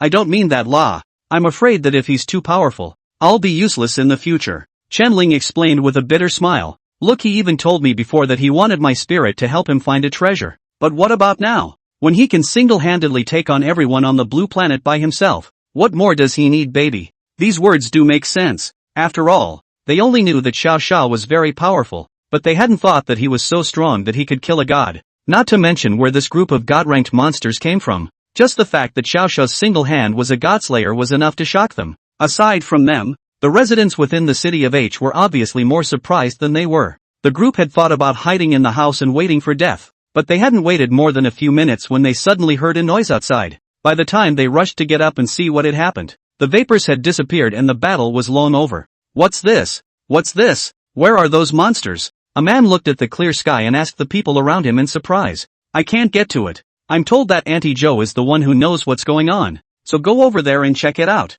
Following the direction the man pointed, the man walked to a square. Here was an older woman, just shy of 60 years old, sitting in the middle of it all, telling in colorful detail what had just happened. I tell you what, do you know how big that monster is? How old? It's bigger than that mountain. It's 70 or 80 of them. Auntie Chiu, is it that scary? How can it be false? I saw it with my own eyes. If you don't believe me, go ask your Master Yang later. As soon as Auntie Zhao said this, one of the men who had come over from Grandpa Yang's side questioned it. But I heard Master Zhao say that there were hundreds of that monster. How come you only have a few dozen here? That's what you don't understand, isn't it? Master Zhao was looking from the south, and I was looking from the north, so I saw less. It doesn't matter. I'll tell you what. Facing these are minions. Xiao Xiao used a move. A mount. Of what is that called? Dharma phase heaven and earth. Right. Dharma phase heaven and earth. This move of Dharma phase heaven and earth goes down Xiao Xiao's entire body is bigger than that sky.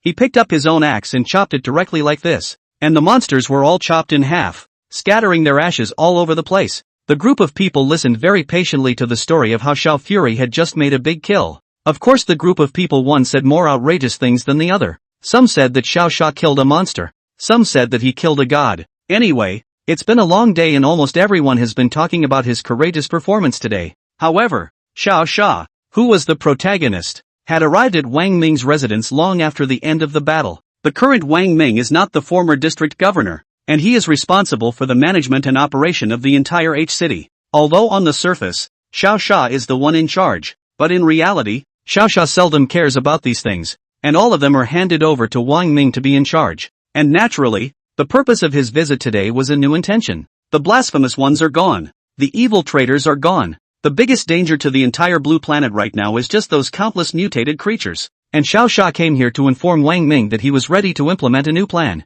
What? You want all regions of Blue Star to get back in touch and establish stable hunting organizations to prevent another monster attack? Wang Ming said in shock to Xiao Xia, who was sitting on the sofa. I had expected him to come over just to catch up, or to come over again to instruct himself on what he hadn't done right. But I didn't expect him to come straight over and ask him to contact shelters all over Blue Star. It's not an easy job. Of course, it was only more challenging for him. For Xiao Xia then, there was nothing he couldn't do if he wanted to. After all, when he was at the 5th rank before, he was able to blast hammer the top 100 humans in the world. The current him was of the 9th rank, possessing a combat power that was directly beyond everyone's imagination. Wang Ming was already so scared that he could barely stand in front of him just by standing in front of him. I have the utmost confidence in leaving this matter in your hands. If you need it, you can look for me, or ask the four of them for help. Anyway, this matter must be done properly. Xiao Xia gave him a death order. Here he wasn't trying to be a global manager or anything like that. It was just a way to keep the group from infighting on a daily basis. Only when all regions are fully connected can they develop better. As for those monsters, keep it. After all, the crystal cores on them are a necessity now. If it wasn't necessary, Xiao Xia was too lazy to take a shot at this group of monsters. Give me a little time and I promise to complete this task perfectly for you. Wang Ming nodded solemnly. The more honorable Xiao Fury's identity was, the happier he, Wang Ming, was, because he was the one who was considered important under the other party, and naturally, he would deter others as well. And most importantly, Xiao Xia would only criticize him but rarely interfered with his work. Such a boss, even before the end of the world. I'm afraid I wouldn't be able to find one, let alone this is after the end of the world. Xiao Xia, go well. I will report on my progress every other week to ensure that I complete this task. After sending Xiao Xia out the door and watching the other party fly into the air, Wang Ming finally breathed a sigh of relief. As long as they weren't here to pressure themselves. As for the task the other party posted, it wasn't really that difficult. Big Miss Tan Yu's portal, and Big Miss Xia Qinmei's Black Rose order, could help him solve this problem quickly. Chapter 139 Liberation. About a month after that regicide, Xiao Xia once again utilized his divine penetration and returned to the Tinglong mysterious realm. You two just from me. Other people invited Zhuge Liang are only invited for 3 days. You guys can't invite this month. Can it be that you guys are even better than Zhuge Liang? Xiao Xia stood on the head of the black and white twins and persuaded them. The other party didn't actually have a consciousness. It was just that Xiao Xia spoke to them out of habit. Since reaching the 9th rank, the aura on them could no longer hurt him. But even when he got close enough to the two alien monsters, he couldn't imprint the divine enslavement into their minds again. Why? Because he hadn't reached the divine rank. He couldn't utilize the true effect of divine enslavement at all. Of course Xiao Xia did not realize this. He thought he hadn't gotten a handle on it, which is why he came over every day to try it out. After an hour had passed, he shook his head once again. Sure enough, it still doesn't work. This divine slave seal, it can't be used for a bit. He had thought about advancing to the god rank and trying again, but that was a method that could only be used as a last resort. Right now, he still had one of the most important things left to accomplish on the blue planet, and since he couldn't advance to the divine rank, he naturally couldn't subdue the black and white twin fiends. As for what this thing is, it's naturally, Master, the two of them actually have to be at the god rank before they can be taken in. Lilia, who hadn't said anything for a long time, finally flew out from her arm and gently voiced a reminder. This was the first time in over a month that Lilia had spoken. The last time she had helped Xiao Xia transform her pain, she had used up all the power in her body. After this month of supplementation, the lovely one has finally recovered. Well, have you finally woken up? Xiao Xia nodded his head, then smiled as he looked at this cute little elf. It was supposed to be a simple greeting, but to his surprise, he looked at it and realized, Lilia grew up. Lilia, who was only the size of a thumb, started to get as big as a ping pong ball. He didn't expect it. People relied on their master's power to be blessed by misfortune and upgraded again. Lilia replied happily when she saw how surprised Xiao Xia was. Upgrade? Can you upgrade even if you sleep? Looks like there's something to this god's wood after all. So what new abilities have you gained? He asked with a smile. Well, the ability is nothing important. It's just that don't you think I've gotten, well, a little taller? Lilia squirmed as she flew around in front of his eyes. It seemed to be bragging to him about getting taller. What's the point of being tall? I thought you developed new abilities? He deliberately put on a look of dissatisfaction. Seeing that her master had even begun to show an expression of disgust, Lilia hurriedly opened her mouth to explain. There's the ability. It's just showing the master that he's grown up, high or not, which is as useful as the new ability. Quickly talk about the new ability. Xiao Xia laughed as he flicked her little head with a serious face. Lilia covered her head and had to condescend to explain her new ability. The new ability is called meditation and concentration, which allows the owner to focus on concentration and the person is more refreshed. Oh, meditation? Is that an ability? That being said, is there any other effect of focusing on using the ability yourself? What can this ability mainly do? Not coming up with any answers, he had to ask Lilia. That definitely prevents others from violating the owner's soul. It also protects against a lot of psychic attacks, hypnosis and things like that. Lilia bragged about her abilities as usual. Only Xiao Xia knew that this ability was still really useful. Although he rarely encountered soul attacks nowadays, this aspect was indeed considered a weakness on his low end. With Lilia's enchantment, it kind of patched up this last weakness. Of course the weaknesses Xiao Xia said were only relative to his other abilities. Even if a person with 9th order hypnotic ability tried to hypnotize him right now, It wouldn't have any effect because the anti-hypnotic ability in his body was also 100 times stronger. Normal talents of the same rank would not work on him at all. This ability is just as useful as detection. Not bad, not bad. Xiao Fury finally praised Lilia in a rare manner. To cheer the other woman up a bit, she even rubbed her little head to get her mind off of the fact that she had just flicked her.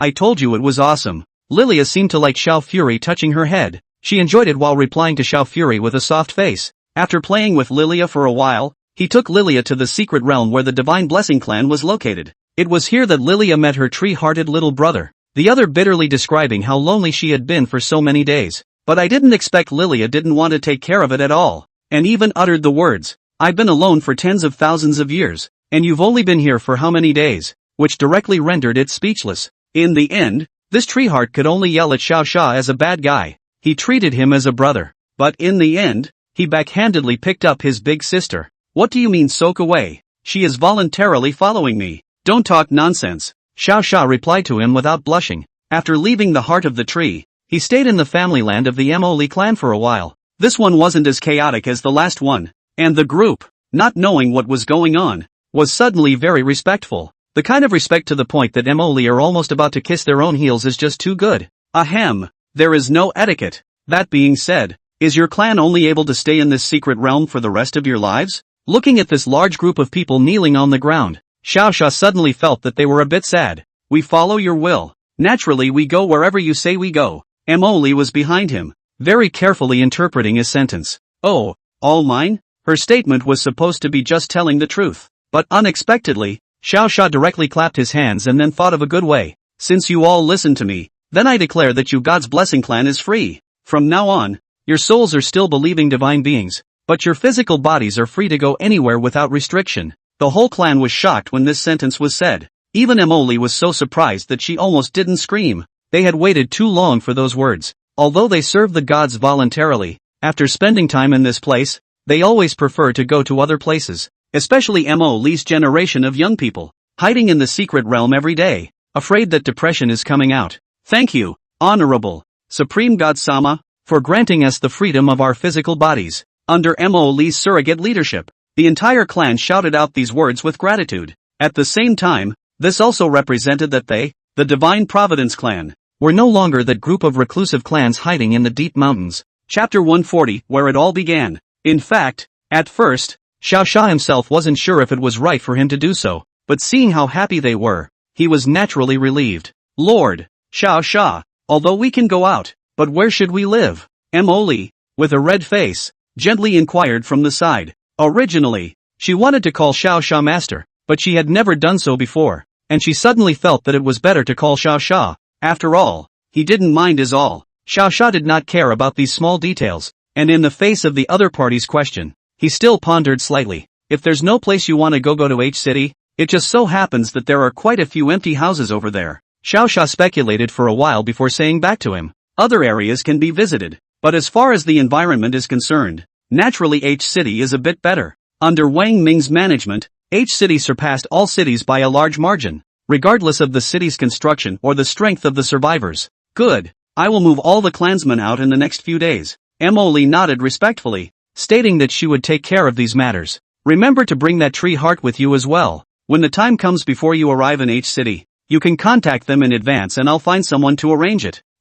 Sure." After explaining this matter, Xiao Sha had one less reason to stay in Blue Star. Now he was down to the last three things in his planning that hadn't put him at ease yet. The first was the safety of Blue Star. After all, he had to go to the mysterious realm of the gods for a while, and the safety of Blue Star during this time could not be guaranteed. He will take care of all the dangers that need to be taken care of, but there will always be accidents. By that time, even if he had God-piercing, he wouldn't necessarily be able to make it back. The second point was about the black and white twin fiends. As long as these two monsters hadn't been able to be subdued, he definitely wouldn't leave. After all, the two of them had shown their super strength before, and they could certainly be a great help to themselves in the future. The third and most important point, Xiao Sha had to find the inquisitive monster that had killed him back then and avenge the last revenge of his last life. By the way, it's been a month since this ascension to the 9th rank. Why hasn't Xiao Sha gone to find that monster yet? Because that monster, press is not one to find. It has to fly high in the sky during a full moon, followed quickly by a flight into the mysterious Bermuda Triangle. Repeat this 2 or 3 times, and you will see a rift appear out of nowhere in the sea and sky. Upon entering that chasm, the creature could be seen, along with a strange stone it was guarding. Now it's not just a matter of not finding the monster. Embarrassingly, Xiao didn't even know what to name that monster. And anyway, he had never seen a monster like that in his last life. It was a strange creature with 4 heads, 4 legs, and 4 tails, each head with a different ability, and each ability was very powerful. He didn't recognize it in his previous life, but in this life, after experiencing so many things, he conversely had a new understanding of the monster. This thing is most likely related to that group of evil gods. Xiao's eyes narrowed slightly as a burst of anger shot through his heart. Yes, it's definitely related to that group of evil gods. No wonder in his last life, his own strength of the 9th rank was played with by the other party as if he were grasping a child. It turns out that this thing isn't even a product of Blue Star. He could clearly remember even now that his opponent was extremely resilient, could use all 5 elements, and could apply a slowdown buff to himself. When this was combined with his own experience, wasn't it a weakened version of the abilities of those 4 evil gods? At first he thought there was no such thing in his last life, but now it seems that not only is there, but it's also the fucking culprit who struck him down in the first place. Of course that was already in his last life, and in this life, he reached the 9th rank more than 10 years ahead of schedule, and it was still a strength that surpassed the 9th rank by an unknown number of times. He really didn't believe that he could still give the other party a run for their money this time. Master, what are you thinking about? Lilia watched as Xiao suddenly froze in the air, so she inquired at him. Nothing, just happened to be thinking about something. Xiao, who was interrupted by the other party, smiled and shook his head. What exactly are you thinking about? See how mesmerized the master is? Curious Lilia always had an endless supply of questions, and today, it was a rare day when her master could reply to her in a proper manner every time, so she naturally had to pursue the matter to the end. It's about those evil gods. I remember meeting a 4-headed, 4-legged, 4-tailed monster before, but I don't know what it was. He slowly explained to Lilia. The reason why I don't get too specific is that I don't want to reveal my born-again status. The matter of rebirth could be known to no one but himself. It was the only secret in his mind that he couldn't divulge. Well, what you said seems to ring a bell with me. Lilia grabbed her small hand and began to fall into a memory. Her words caused Xiao's tightly locked brows to instantly stretch out. Is it hard to believe that Lilia has seen this? He said in his mind. If Lilia had seen it, then Xiao would naturally not have to worry about the next problem.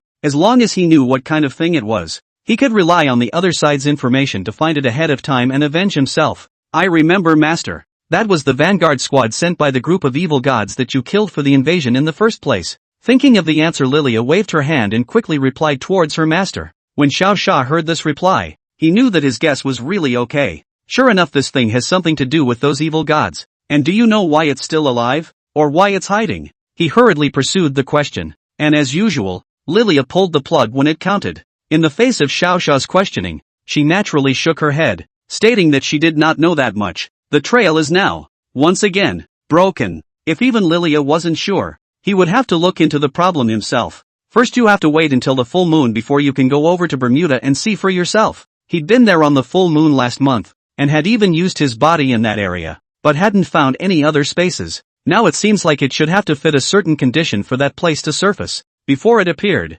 Xiao could naturally only ponder on how to advance to the divine rank on his own first. The one awkward thing here was that originally he had thought that to advance to the divine order, all he had to do was to fill up the energy of the 9th order. As it turned out, the lovely Lilia was the one who gave him a head start that day. Master, the god rank has to cultivate all the abilities in your body before you can advance yet. This is the rule you left behind before. Chapter 141, Efforts to Cultivate. At that time, when he heard Lilia's words, Xiao's brain was dizzy. Fix all abilities to full? There were just too many of those abilities on his own, and if he really had to repair them all, it would take too much time.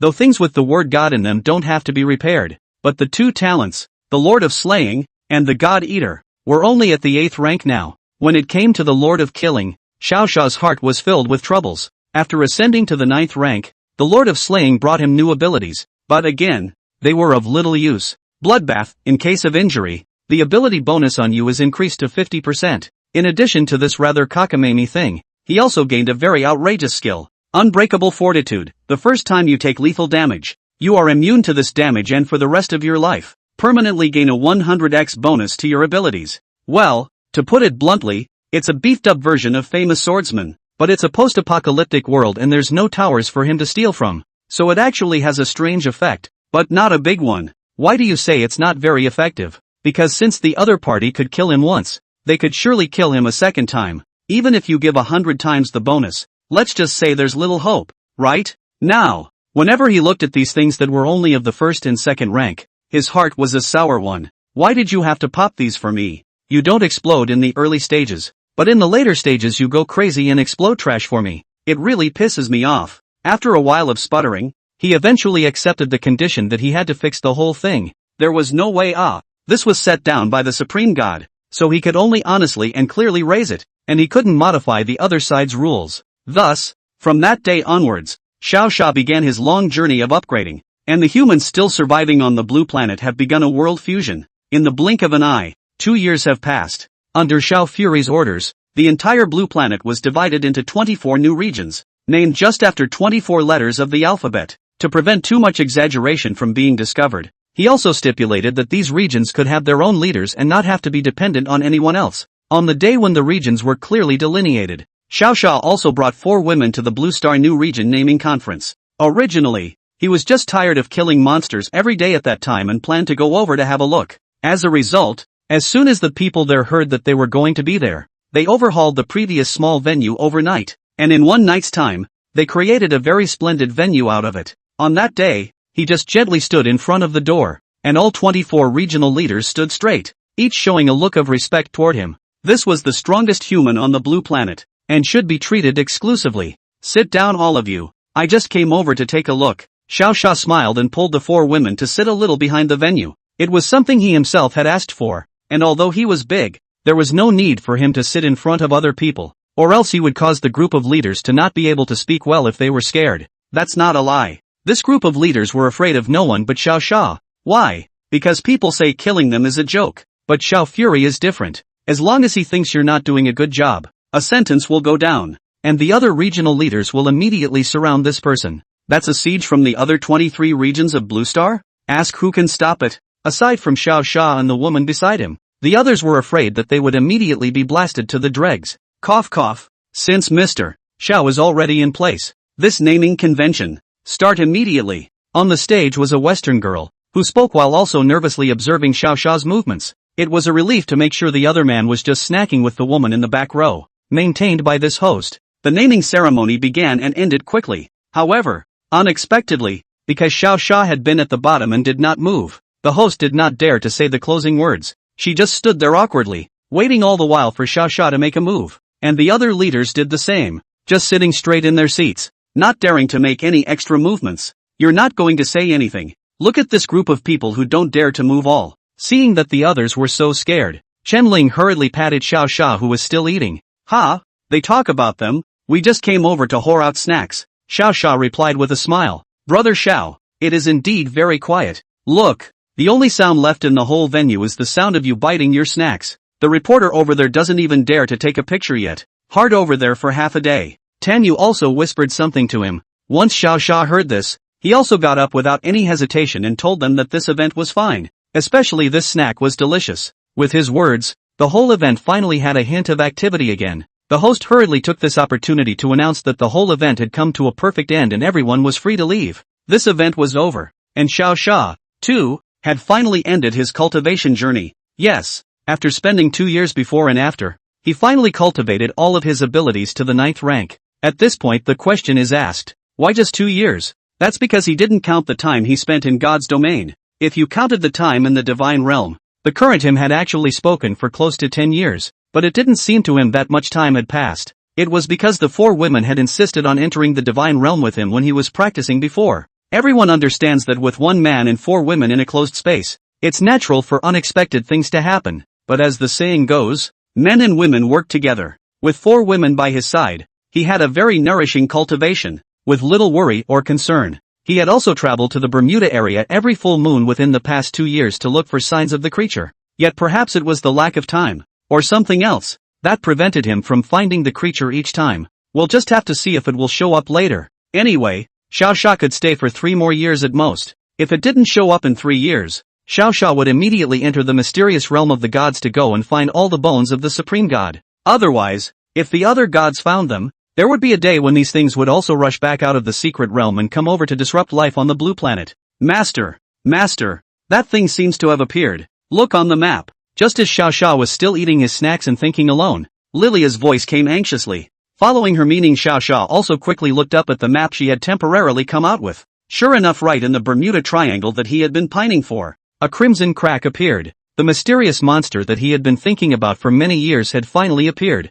Chapter 142, Vengeance is Avenged. This was a heartfelt enemy. How could he let this opportunity go? After saying goodbye to the four women briefly, he utilized the blood-eating feathers shuttling ability and instantly appeared in the sky above the Bermuda Triangle. Sure enough, right in front of his eyes, less than 100 meters away, a translucent area appeared. This translucent wall was exactly where, in his last life, he had eventually fallen. In fact, at first, he went in with the thought that he would not explore any strange encounters, but I didn't expect that the wonder was seen. But I also met the most terrifying enemy in my life. That's right, this enemy was none other than that four-headed, four-legged, four-tailed monster. With the thick anger in his heart, Xiao Xia resolutely stepped into this space of space. With a brief flash of white light, he came to the inner area of this space. Standing in front of him was the very same evil creature with teeth and claws, 4 heads, 4 tails and 4 legs. Aha! As soon as the other party saw Xiao Xia, they hissed frantically towards him as they had in their previous life,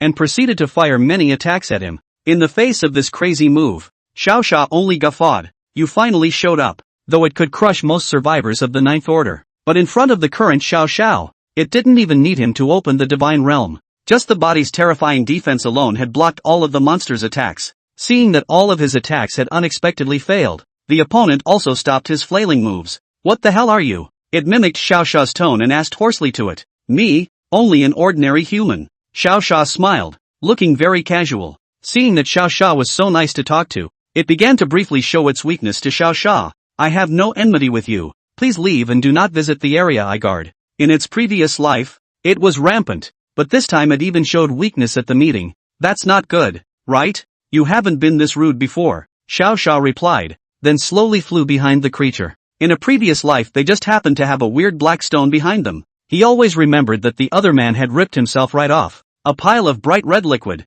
that was poured right into this blackened stone. This time, however, he did not find the black stone behind the creature. They are empty behind them. Nothing but space, the kind that doesn't even carry a blade of grass. What are you looking for? There's nothing here. Seeing Xiao Xia flying around near them, one of the monster's heads doubtfully inquired to him. Originally, Xiao Xia was thinking of letting them try their senses as well, but I didn't realize the stone was gone. Now they'll have to undergo a simple surgery and won't be able to enjoy his torturous journey. Just in such a few seconds of his brief thinking, the monster, probably wanting to take advantage of Xiao Xia's distraction, then suddenly launched an attack. Only their 4 heads were seen biting straight towards Xiao Xia's limbs, trying to bite him off. However, they had underestimated Xiao Xia's defense too much. This bite, not only did it fail to injure Xiao Xia, but instead, it caused their mouths to endure immense pain. Why is this thing so hard? It almost hurt me. The pained monster hastily retracted its head, but its actions were what angered Xiao Xia.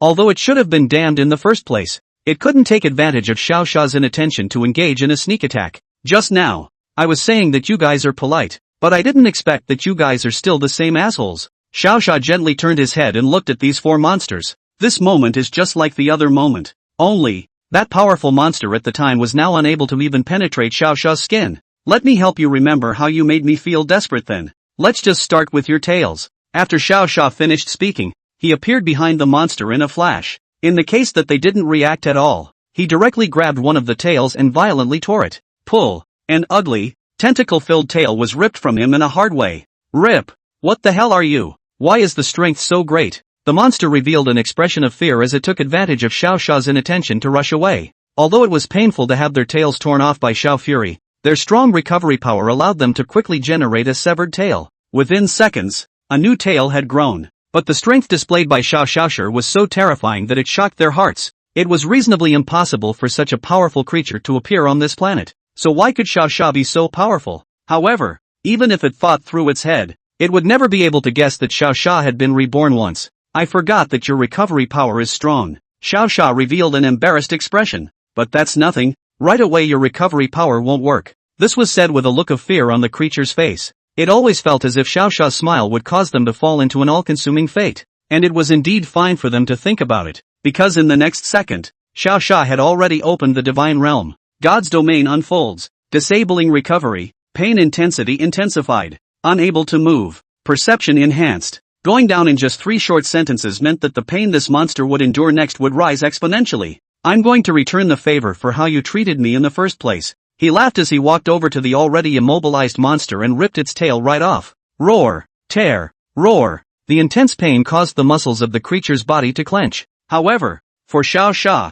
this was just the beginning. Next, starting here at Tails, he was going to give the other man a personal taste of his own pain back then. Soon, the monster's agonized and hoarse roar resounded throughout the divine realm. Xiao Xia repeatedly tortured it and repeatedly allowed it to recover. It was only after roughly a whole month that the monster, in pain, was finally cleaved into flying dust by Xiao Fury's axe. As he watched it turn into flying ash and disappear, Xiao Xia's heart was actually rare and calm. The anger that he had felt before had long since been vented, and now what his mind was thinking about more was his feelings about his past life and present life. It's a pity that I didn't see that stone. Looking at the empty space, Xiao Xia shook his head. If we could find out what the stone was, we'd probably get an unexpected bonus. It was just a pity that he hadn't seen the stone now, probably because he had come too early. But that doesn't affect anything. Anyway, his purpose had been accomplished, and the revenge of his previous life had finally been avenged. The next step was just waiting to ascend to the divine realm and find the remains of the supreme god in the mysterious realm of the gods.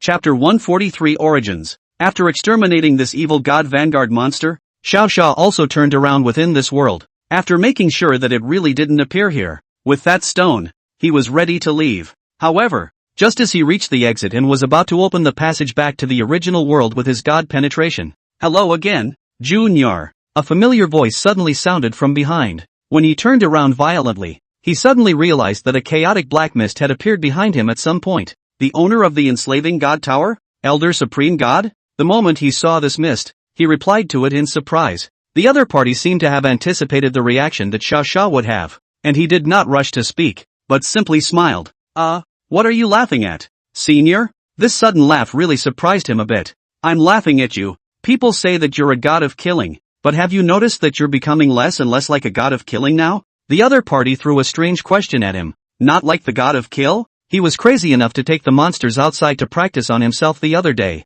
And how could he be said not to look like a god of killing when the things he had killed in those 2 years were countless? Senior, I don't understand what you mean, Xiao Xia asked with a false sense of humor. He still had a lot of respect for this supreme god. After all, a lot of one's skills could have been acquired because of this being. It is no exaggeration to say that the other party has saved his life in many critical incidents. Ha ha ha, if you are a god of killing, how would you care about the deaths and lives of these ordinary humans? You could have just let them argue and let them kill each other. But you chose to use your own strength to cause the entire planet's human population to unite. That doesn't fit your name as a god of killing. These words were a reminder to Xiao Xia. Indeed, with his previous character, it was impossible for him to do such a thing. After all, he had always believed that only those he trusted would live. But now, well, as long as it did not provoke his people, he almost will not take action against them. It seems as if one's character has, indeed, produced a drop of change. This, killing and guarding are not in conflict, right? Xiao Xia said with a stiff upper lip to it.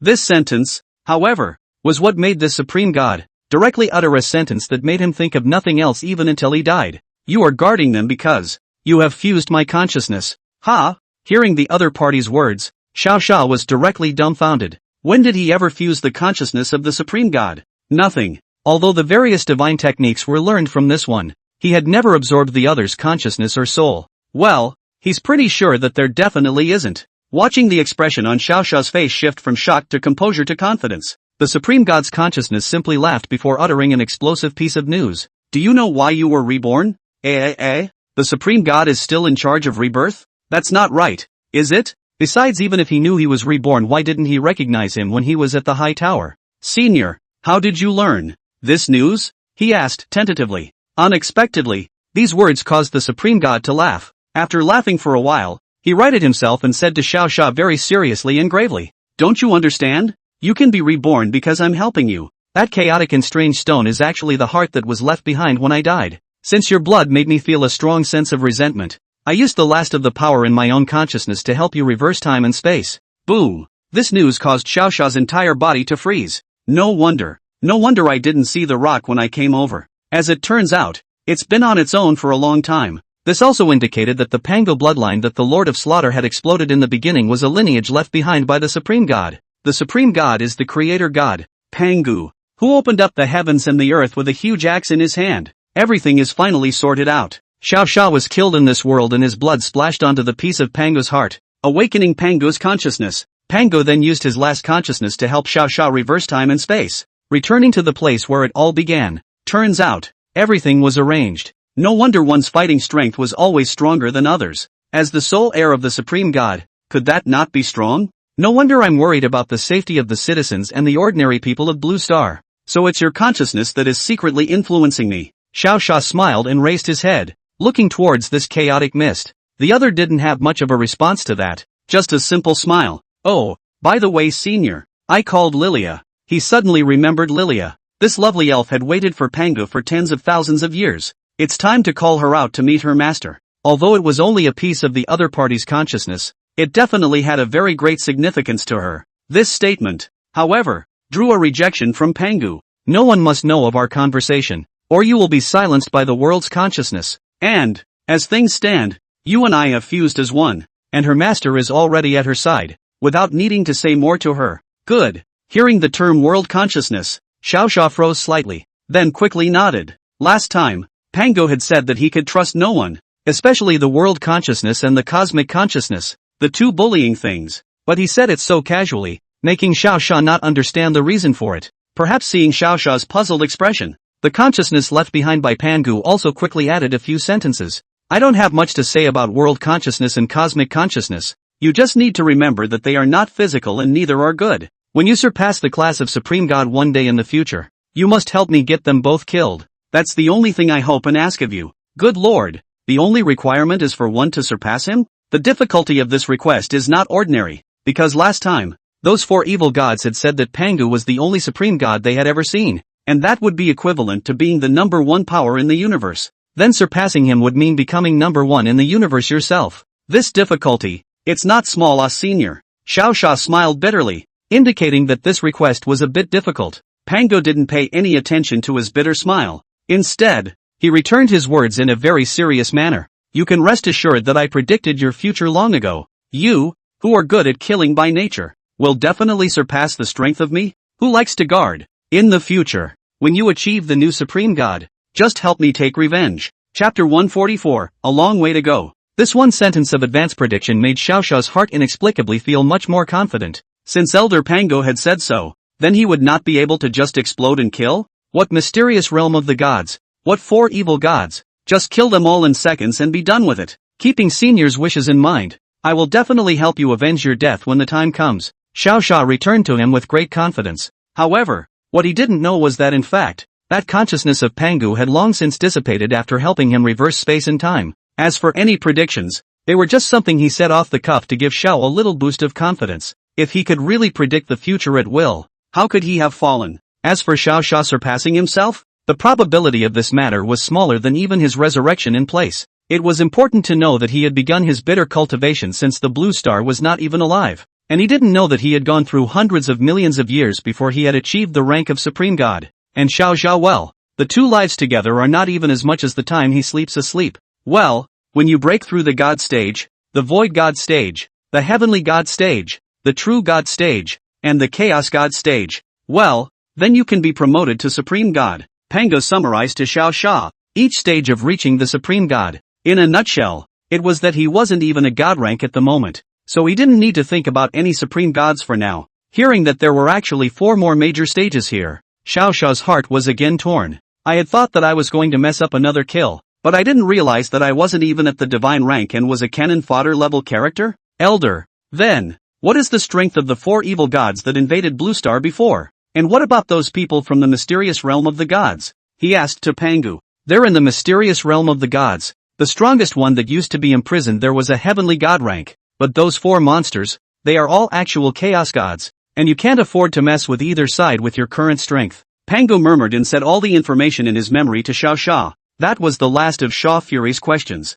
It was only when he finished asking these words that he suddenly realized that the chaotic mist in front of him was slowly dissipating. The last consciousness of Pangu left on Earth will soon be gone. Kid, if you find any resurrection in the future, remember to save me. I still want to see the world now. The other man smiled as he finished his last sentence, and then his voice came to a screeching halt. Xiao Sha took a deep breath and nodded heavily in the direction where the mists had disappeared. Don't worry, senior. If there is such a secret method, I guarantee that you will be the first to be revived. And with that, the matter of why he was reborn was finally over. As he left the Bermuda Triangle area, the sky in that area, too, gradually cleared up. The mysterious magnetic field that originally existed in the Bermuda region and caused people to lose their way has also completely disappeared due to the collapse of that world. Looking at the vast, azure, brand new sea, Xiao Sha grinned. If I crack this before the end of the world, I guess all the reporters in the world would have to find me to report on it. But that's an off-the-cuff thought. After all, there was no way he could have flown around the Bermuda region before the end of the world and found out that there were other regions here.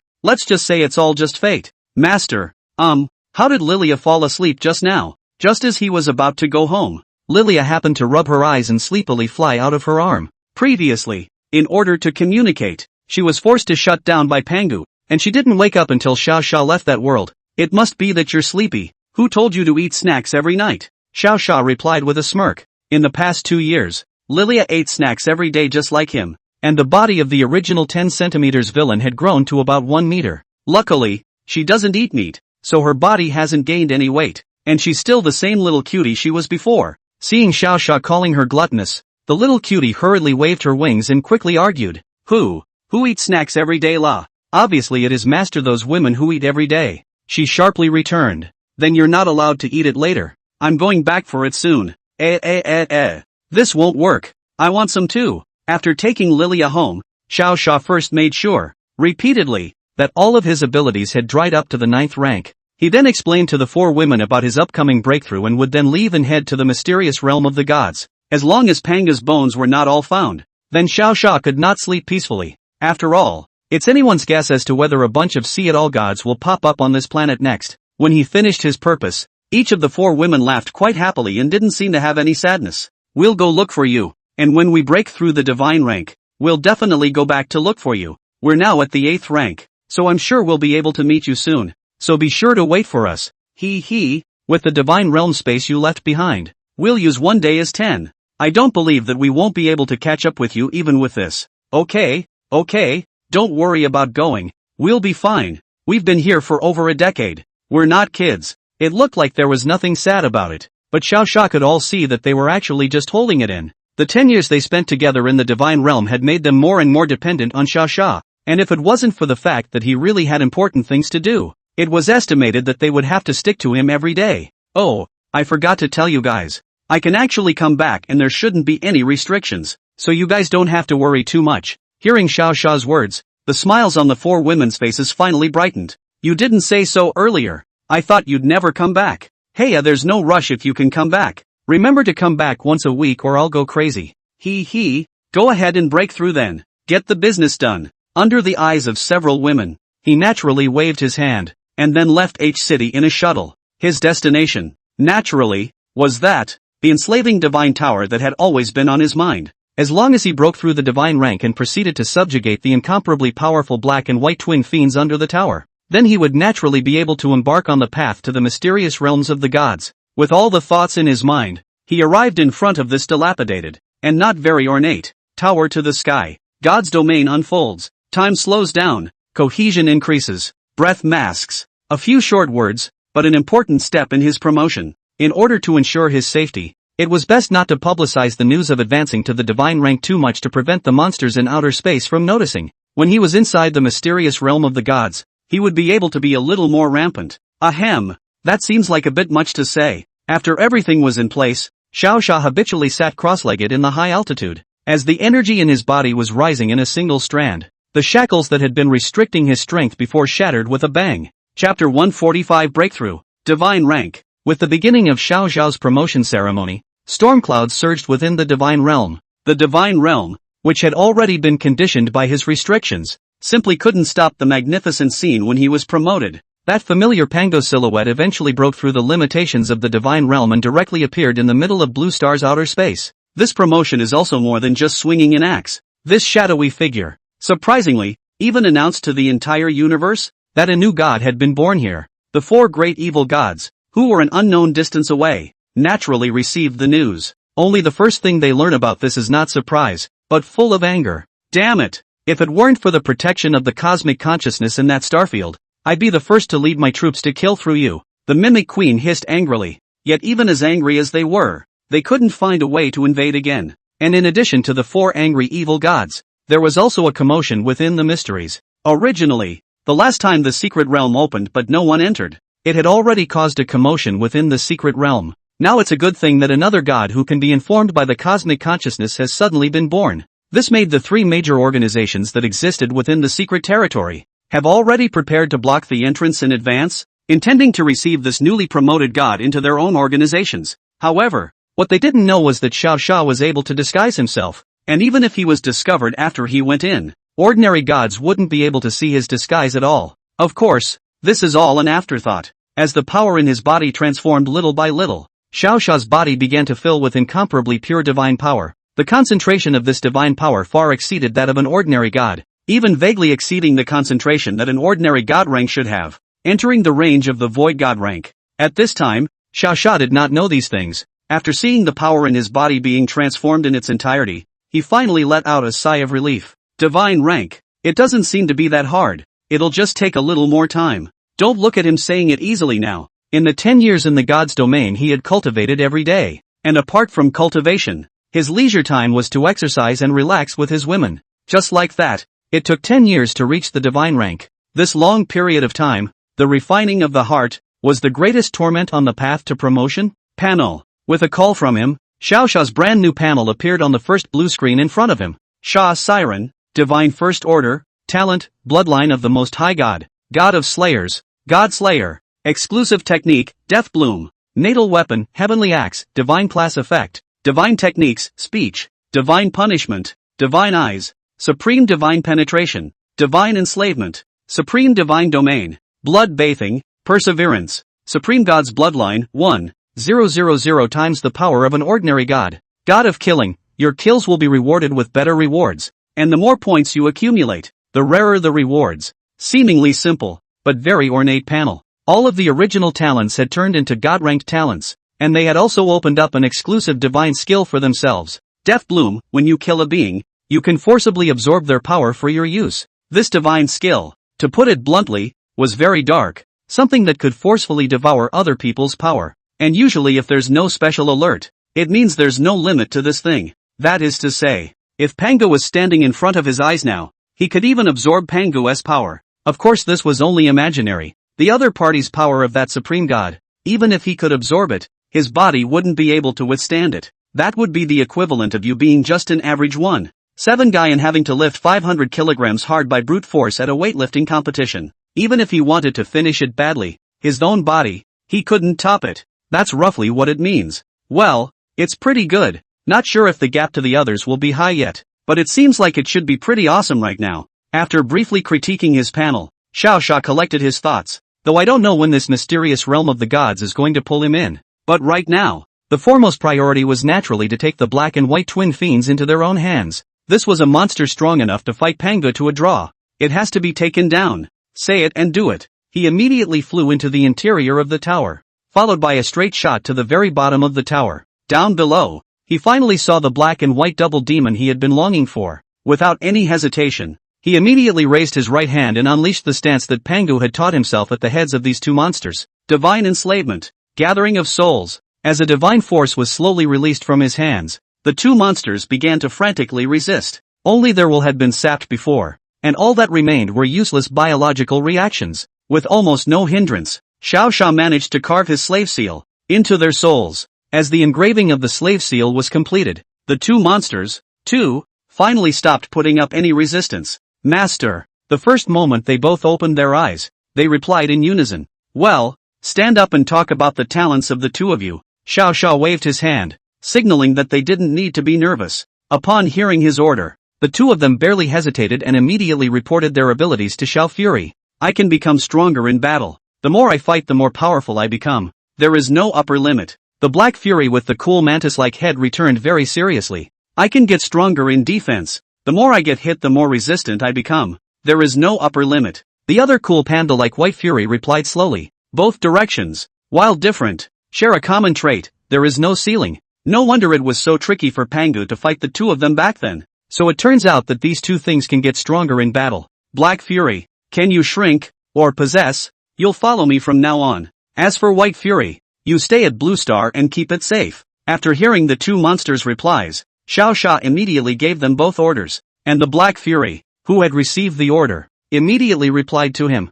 Master, as long as you don't die, we can rely on your slave seal to reach you instantly. Not even another world, or another dimension, can stop us from teleporting. Good lord, isn't that the equivalent of calling in two outside helpers whenever you want? That's going to make for some interesting matchups down the road. Good, in that case, you will stay at Blue Star and I will call upon you in time of need. Yes, honored master. It's kind of a surprise, isn't it? Originally he was just thinking of two monsters to keep one to protect his woman and Blue Star. As a result, now, both monsters can stay and be on call themselves. With a powerful panel plus two monsters, he didn't even know how to lose in the mysteries of the gods. Chapter 146, The Mysterious Realms. Originally, Xiao Sha should have left quickly after he had subdued the two monsters, but when he was about to leave, he unexpectedly realized that there were other things left at the bottom of the entire tower. It was a very conspicuous, blue prismatic fragment about the size of a palm. The very regular shape allowed him to know at a glance that this thing was definitely not a product of natural generation. He only saw his right hand grabbing the crystal in the air and holding it in his hand. Immediately afterward, he asked the two Black and White Furies, which had shrunk to half a man's height, as he raised the crystals to them, do you two recognize what this is? The Black Fury pondered with its dark red eyes for half a day and didn't come up with much of an answer, but it still vaguely explained to Xiao Fury. It's something that has been with us since we were born out of existence, but I don't know what it is. Not so with White Fury. Instead of observing with its eyes like the Black Fury, it used its own hand and gently touched it to this blue shard. It was only after about 4-5 seconds that it raised its head and spoke back to Xiao Sha. This thing, I can't see through it, but judging from the energy it contains, it should be a good thing. Nice guy. Hoping that the two of them have been here pretending to analyze for half a day, and not a single useful piece of information has come out? Forget it. Xiao Sha shook his head in wonder. Relying on the two of them didn't seem to help, so it was better to see what his recently upgraded gods I had to say. Appraisal. He spat softly under his breath. The familiar virtual screen then quickly appeared before his eyes. A fragment of the core of the universe was born at the beginning of the birth of a universe, and this object has a very mysterious power. See what it means to have a message, what it means to be the eye of God. With a single glance, one could tell that it was a cosmic core fragment, and this was the power of the divine eye. Amount. Seriously though, Xiao Sha understood the term when he saw the message. As for this cosmic core fragment, what exactly was it? He wasn't sure anyway. The one with a cosmic prefix should be a treasure. It's better to put it away first. Maybe it will be useful later. After pondering for half a day, Xiao Sha took this piece of blue debris and threw it into his backpack. After this was done, he looked back at the tower, which had long since fallen into disrepair. At one time it was also a glorious tower of enslaving gods, torturing an unknown number of alien monsters under Pangu. But in the end, it was still because of the need to suppress the Black and White Fury that it stayed here alone, not knowing how many years it had gone through, and most regrettably, in the end, these two monsters were also left to Xiao Sha, rather than its original owner. Who would have thought that someone as strong as Pangu, an existence that could create the world, would end up falling pitifully because he was suppressed? It's so true that things don't change. Along with Xiao Sha's gaze, the Black and White Fiend also looked very nostalgically at this high tower that had suppressed them for countless years. Don't worry, the two of you have your lives with me. I'm not going to die. Xiao Sha smiled and said to the two of them. When the two of them nodded at him, Xiao Sha stopped stopping and directly made a shuttle and appeared in the outside world. In order to avoid the mysterious realms of the gods coming too quickly, he pressed on without stopping, and directly transmitted back to the villa, followed by informing the four women about the Black and White Fury. While the mysterious realm of the gods was still open, he turned to the Black and White Fury again and ordered, "You two, you listen to them when I'm not around. Do you hear me?" The two monsters with slave seals on their bodies didn't have any hesitation and instantly nodded, responding very quickly, "Yes, Master." After everything is arranged, that very gentle sunset light finally landed from the sky, although Xiao Sha still wanted to try to resist the attraction of the haze. However, he was still too weak to change the rules left behind by Pangu. In the end, he could only wave his hand at the Black and White Fiend and the four women with a smile on his face, and immediately afterward, he was absorbed into the rotating crack. After a moment of dizziness, Xiao Sha opened his eyes and realized that he was in the middle of a beach. Well, yes, you heard me right. The location he was currently in was indeed a beach. Why are there beaches in the mysterious realm of the gods? Xiaoxia thought in a puzzled manner. Shouldn't this be a place where gods walk around, where false gods are inferior to dogs, and where there are splendid palaces, gorgeous divine domains, all kinds of goddesses, and all kinds of talented goddess sons? He remembered it well. It used to be written like that in the novels. Why is what one used to read in novels, and what one sees now, different? After thinking for so many seconds, Xiaoxia snapped his hand. He finally realized what was going on. Because the gods in the novels, those were all very powerful existences that could easily destroy a large area. And the gods, in the mysterious realms of the gods, are just prisoners who have been imprisoned by Pangu because they like to struggle. Even if they were high in rank and strong, they could not change the fact that they were prisoners. After accepting this setting, Xiaoxia was no longer so surprised by this phenomenon of the beach appearing before his eyes. Just as he had just accepted reality and was about to walk around, an unfamiliar, with a hint of surprise, voice suddenly sounded behind him. What are you?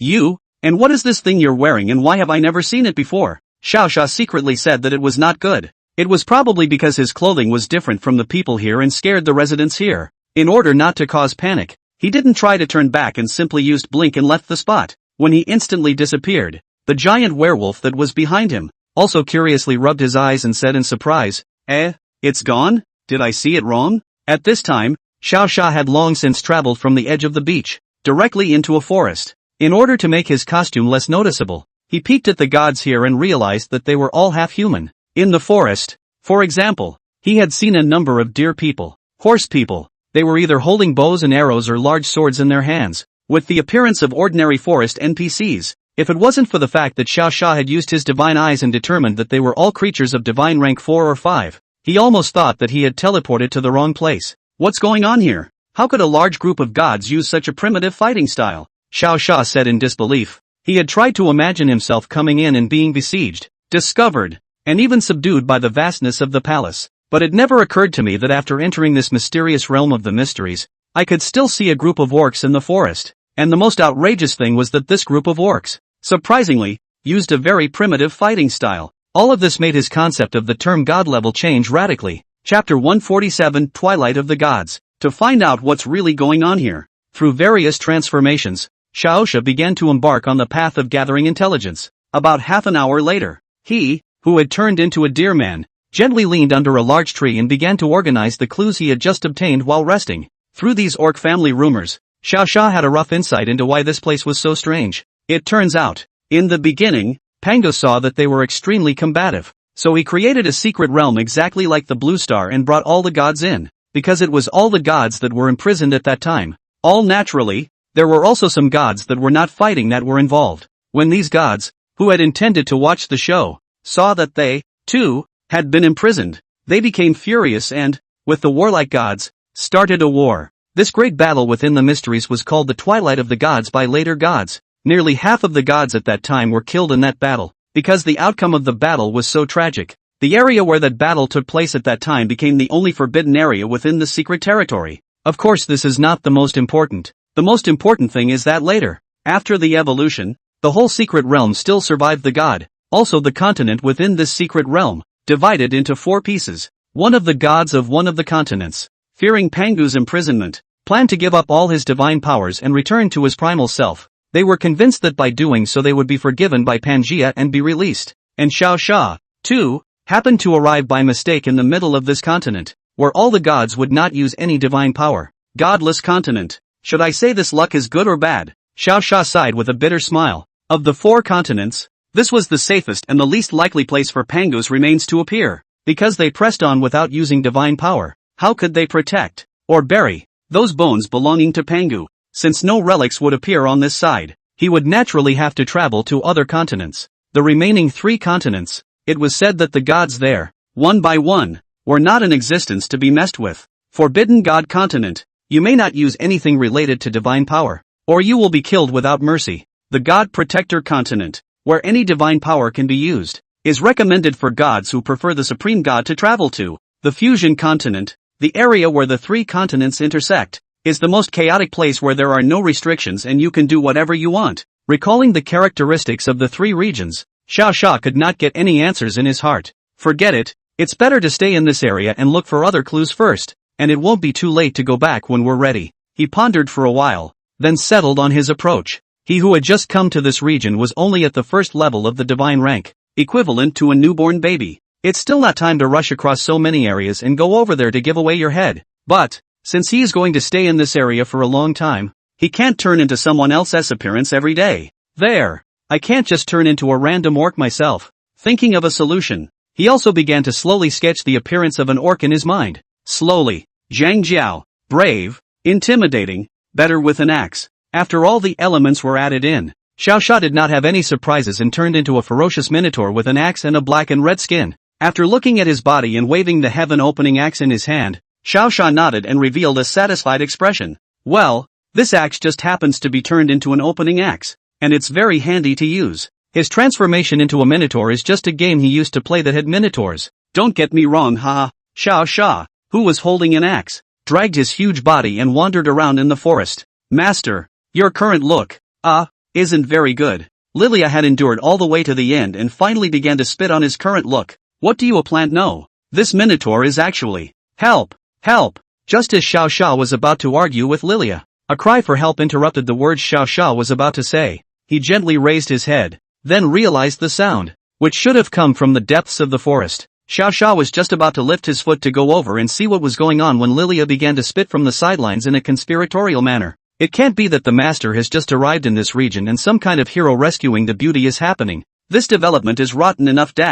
This Lilia had given herself a physical novel to read every day during the 10 years she was in God's domain because she was bored, so she looked for the physical novels she had in her backpack. As she read more and more books, her spirit got weirder and weirder. It wasn't until recently that Xiao Sha realized that her little mouth had begun to enjoy spitting just as much as Chen Ling's. If you keep talking nonsense, I'll make you itch all over later and you'll know you're wrong. Xiao Sha pretended to be angry and gently threatened. The words made Lilia shiver and immediately put away her playful expression. Don't. Please master. I don't want to cry and laugh again. That's too hard. She hurriedly prayed bitterly. Knowing that I'm the master and still dare to spit, I won't dare next time. Alright. Who doesn't know that you like fake crying? Hurry up and shut up and watch the master operate. After interrupting Lilia's bitter drama with a disgusted face, Xiao Sha lifted his axe on the spot and walked slowly towards the depths of the forest. At this point in the forest, a Spider-Man, covered in poisonous spikes and with an evil face, was grabbing a fawn with tear-filled eyes and dragging it quickly towards his spiderweb. Jia, we have dinner tonight. He laughed very arrogantly. In front of his eyes, there were actually 4 or 5 half-deer men, only that each of them had a serious expression, clearly holding a spear but not daring to step forward in the slightest. Seeing that his people were about to be dragged away, a burly deer man spoke sharply to the deer man standing in front of him, wearing a red turban. Deer Grain has been captured by him. Big brother, what's going to happen now? The deer man with the hood was also in a cold sweat at this time. If it wasn't for their quick retreat, they might have been dragged away just like Deer Grain. He might be from another continent. Otherwise he wouldn't have been able to use divine power to block our attacks. After thinking deeply for a while, he spoke back to the deer man behind him. This statement, however, drew the ire of the other side. What's wrong with the fact that he can use divine power? I can't watch my compatriots die in front of me like that anyway. Don't anyone stop me? I'm going over there to save it. The burly deer man thought his strength strong and invincible, and just ran towards the Spider-Man with his spear. His results were predictable. It took less than 3 seconds to run up to Spider-Man before he was hoisted up by a thin white thread. Straight up. Chapter 148, The Power of the Minotaur. Xiao Sha, who was hiding in the shadows, watched the deer man charge straight over, and the man looked dumbfounded. No, I thought you were going to throw a spear or call for it. Just send it over for a head. That's too much. Isn't it? He spat breathlessly. It's not even if the god here doesn't use divine power. Why does it feel like there's something wrong with his brain? The opponent couldn't even see a trap that obvious. So I don't know how this deer man survived to such a large age. Just as he was spitting, Lilia quickly flew to his shoulder and smiled. Fortunately, it's really not a hero saving a beauty. Master, look, that fawn didn't transform at all. That makes me feel relieved. That being said, it's not as if Xiao Fury is interested in these half-deer people, is it? Although he had known some terms like fury before, he honestly didn't really feel anything after seeing these orcs now. Of course, it could also be that the other person isn't pretty enough to fully characterize the matter. Xiao Sha felt that he should just state it objectively. Well, he actually had nothing else in mind. Look, master, the Spider-Man is dragging the fawn into the tree hole. Won't you do anything? If you don't make a move, fawn will die. He was still contemplating how to save the other man when Lilia was already prodding. Xiao Xia naturally wouldn't make a move just because of Lilia's 2 words. Years of post-apocalyptic survival had taught him that striking out without knowing the other party's details was a very risky thing to do. Of course, caution wasn't the main factor influencing him to do it. More to the point, from his keen sense of smell, he learned that there could be more than just these deer people on the scene. There were also spider people. There is also a being with a unique odor, hiding in the forest and slow to act. As long as the other party didn't show up, Xiao Xia would have to follow and spend time in the same place. After all, who would purposely reveal a breach so that others could use it to sneak up on them? Not for Xia Fury. Anyway, just wait at ease. I have my own measures. Xiao Xia returned at her. He finished by poking Lilia's little head with his massive finger. It was only after this attack that she finally nodded in resignation. Oh, I won't say anything is all. As Lilia subsided, the situation on the field changed rapidly. Just as this Spider-Man was about to drag the poor fawn into a tree hole, an unmistakable ear-splitting beastly roar came out from the forest. When the beast's roar reached Xiao Xia's ears, the creature, which had been hidden for a long time, finally revealed its prototype. He was seen running quickly out of the forest, toward the sturdy deer man who was hanging there at breakneck speed, and when he was about to reach the deer man's heels, he slashed directly toward the Spider-Man's silken threads with his own sharp claws. Your prey, it's under this fox. He. It taunted Spider-Man as it attacked. It was expected that this attack would successfully steal the opponent's prey. The next second, however, the purebred fox, who could stand, froze, and the reason why he froze was precisely because the spider, surprisingly, tucked its silk threads upwards the moment his attack reached it. This caused the fox's attack to have no effect at all, and it directly pounced. With that slutty smell of yours, I can smell it from 100 meters away, and you still want to sneak attack? Ridiculous. Spider-Man was taunting at the fox. This fox had an ugly look on his face, angry that he had wanted to fight Spider-Man. However, once it thought that the other party could use divine power, it eventually loosened its clenched claws and then ran away with a regretful look on its face. Once it was gone, Spider-Man was completely out of competition. He was seen not caring in the least about the other deer people under the tree, grabbing the fawn's legs and crawling toward the hole in the tree. Just as he was about to drag the fawn into a tree hole for a nice meal, an axe suddenly flew from the forest at breakneck speed. Well, there are still masters? Spider-Man said in surprise. The axe was faster than anything Spider-Man had ever seen before, so much so that he had to throw away the fawn as a way to gain faster movement and dodge the axe. However, he had underestimated the speed and power of the axe too much. Xiao Xia had also underestimated how effective his divine power would be when it was added to the heaven-opening axe, only to see that this axe was as fast as a meteor. Before this Spider-Man threw down the fawn, it had already penetrated through the body of the other party, and directly split this Spider-Man into 2 halves. A mere axe thrown randomly killed this divine rank 6 spider by splitting it alive. This scene of the Spider-Man instantly dying violently directly gave the 2 deer men below who were still thinking. Their limbs were so scared that they couldn't walk at all. Big brother, this is which great power's axe? Ah, how can an axe split this spider to death? The little brother behind the red-hooded deer man, trembling, asked at him. You ask me, who the fuck am I asking? We must have encountered monsters from other continents. The deer man's squad leader first angrily scolded him, and then fell into a deep regret. If they don't come out for some crappy food, if they don't get attacked by spiders, if they don't get caught by this monster, all the memories eventually turned into just a soft sigh, as if their dear life was, well, over. Just when they were all disillusioned, hoping that the other party would just bite them to death later when they ate them,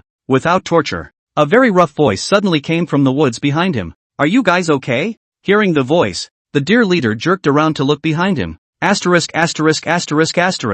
the midst of his face of shocked amazement, a minotaur that was more than 3 meters tall, with an angry face that felt like it wanted to cut down anyone it saw, slowly walked up to his eyes. You, oh no, you are. He was frightened by Xiao Fury's furious expression, and his huge body size at a loss for words. On the contrary, Xiao Xia, after he chopped the Spider-Man to death with his axe, he didn't choose to strike up a conversation with these 2 dear men in the first place, only to see him gently skim over the 2 men and walk to the tree, and with a lift of his hand, he brought back his giant axe. After doing this, he kindly helped the fawn and the other lanky deer man who was trapped by cutting the silk threads from them. Originally, the deerman captain thought he was going to cleave his compatriot to death with an axe, but he didn't realize that after he closed his eyes, when he opened them again, the other man had helped untie her compatriot. Is it hard to believe that this minotaur, they do not eat meat? An idea that made him very happy suddenly floated to his mind. It was important to realize that most of the cattle in this continent were omnivores,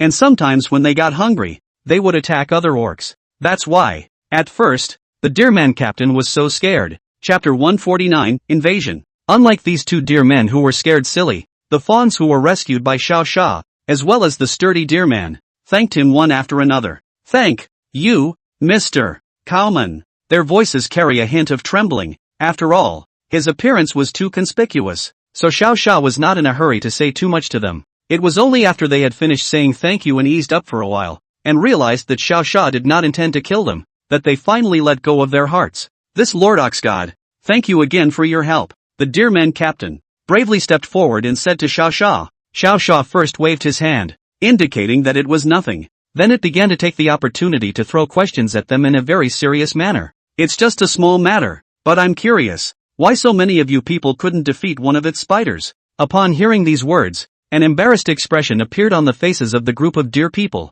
I don't know if it's bad to say or not to say, but none of them, the big bucks, answered anyway. Instead, it was the fawn he had saved, who hid behind the stocky deer man and poked his little head out playfully to explain. It's because they don't use divine power, otherwise that plant would never be able to beat them. These words were instantly understood by Xiao Xia in a second. No wonder this group of people were all dying of embarrassment. So it turned out that they didn't dare to face the fact that they wouldn't be able to use their divine power. This very serious problem. Even though this is the godless continent, it can't be straightforward that you won't be able to use divine power, right? Is it because their ancestors had always refrained from using divine power, so it had led to the fact that they were now completely unaware of how to channel divine power for various attacks and defenses? As the saying goes, use it or lose it. The evolutionary characteristics of living things have long explained this situation in detail. Then why did it use divine power? Xiao Xia pointed curiously at the Spider-Man under the tree, which had been split in half by himself.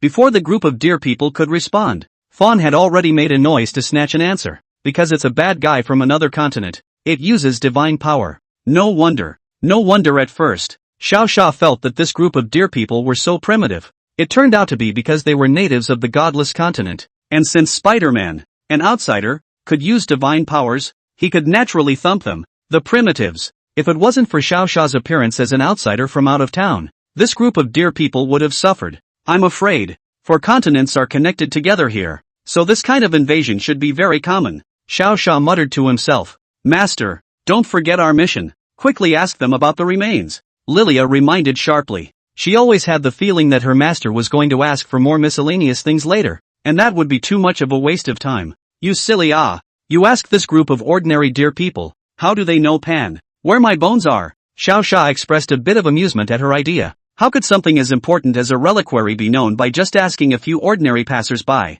In that case, what's the point of gathering information in the future? Why don't you just ask the passers-by? Just ask. Maybe you'll get it. Lilia beamed, as if deciding that she wasn't wrong. In order to let her know the difference between herself and her, Xiao Xia also grinned, intending to fulfill this wish of hers. Okay, I'll ask now. I'm going to pop you in the head later if I don't get it, he said back to Lilia very casually. Immediately after that, to verify that there is no problem with the other person's idea, Xiao Xia also straightened up, and then asked a very serious question to the hooded deerman captain. Have you ever seen the bones of the Most High God? As soon as these words were finished, Xiao Xia felt as if he had asked the wrong question. These deer people don't look like the kind of old things that have been alive for a long time. They probably don't even know the name of Pangu, or something else for that matter. Saying Supreme God you may not quite understand. Anyway, it's the kind of bones left behind by a very powerful god. Have you ever seen them? It was a question that caused each of the group of deer to show a thoughtful expression. They thought about the fact that Xiao Fury had saved them with great difficulty, and it was only right that the few questions from the others should be answered clearly, but they had never heard of any reliquary at all. I'm sorry, Lord Bull God. We come from a poor background and really haven't heard of such items. The deerman captain arched his hand and returned with a hint of apology. This reply satisfied Xiao Xia to the extreme. Although he hadn't been able to locate the whereabouts of the reliquary, he now had one more reason to pop Lilia in the head. You see, this is why I'm the master. This experience isn't something you can make up for by reading a few years of novels. Xiao Xia smiled back at Lilia. Bitter Lilia thought that the bones are very good to find, but I did not expect the novel said are false. Not so good at all to find well. This is great. Not only did he lose the bet with his master, but he also got a hard look from his master. Aha! It's all because of this group of dear people. The opportunity to increase favorability so easily is gone again. I'm so angry. Lilia looked at the group of dearmen's embarrassed expressions and stomped her feet on his bull's back in anger.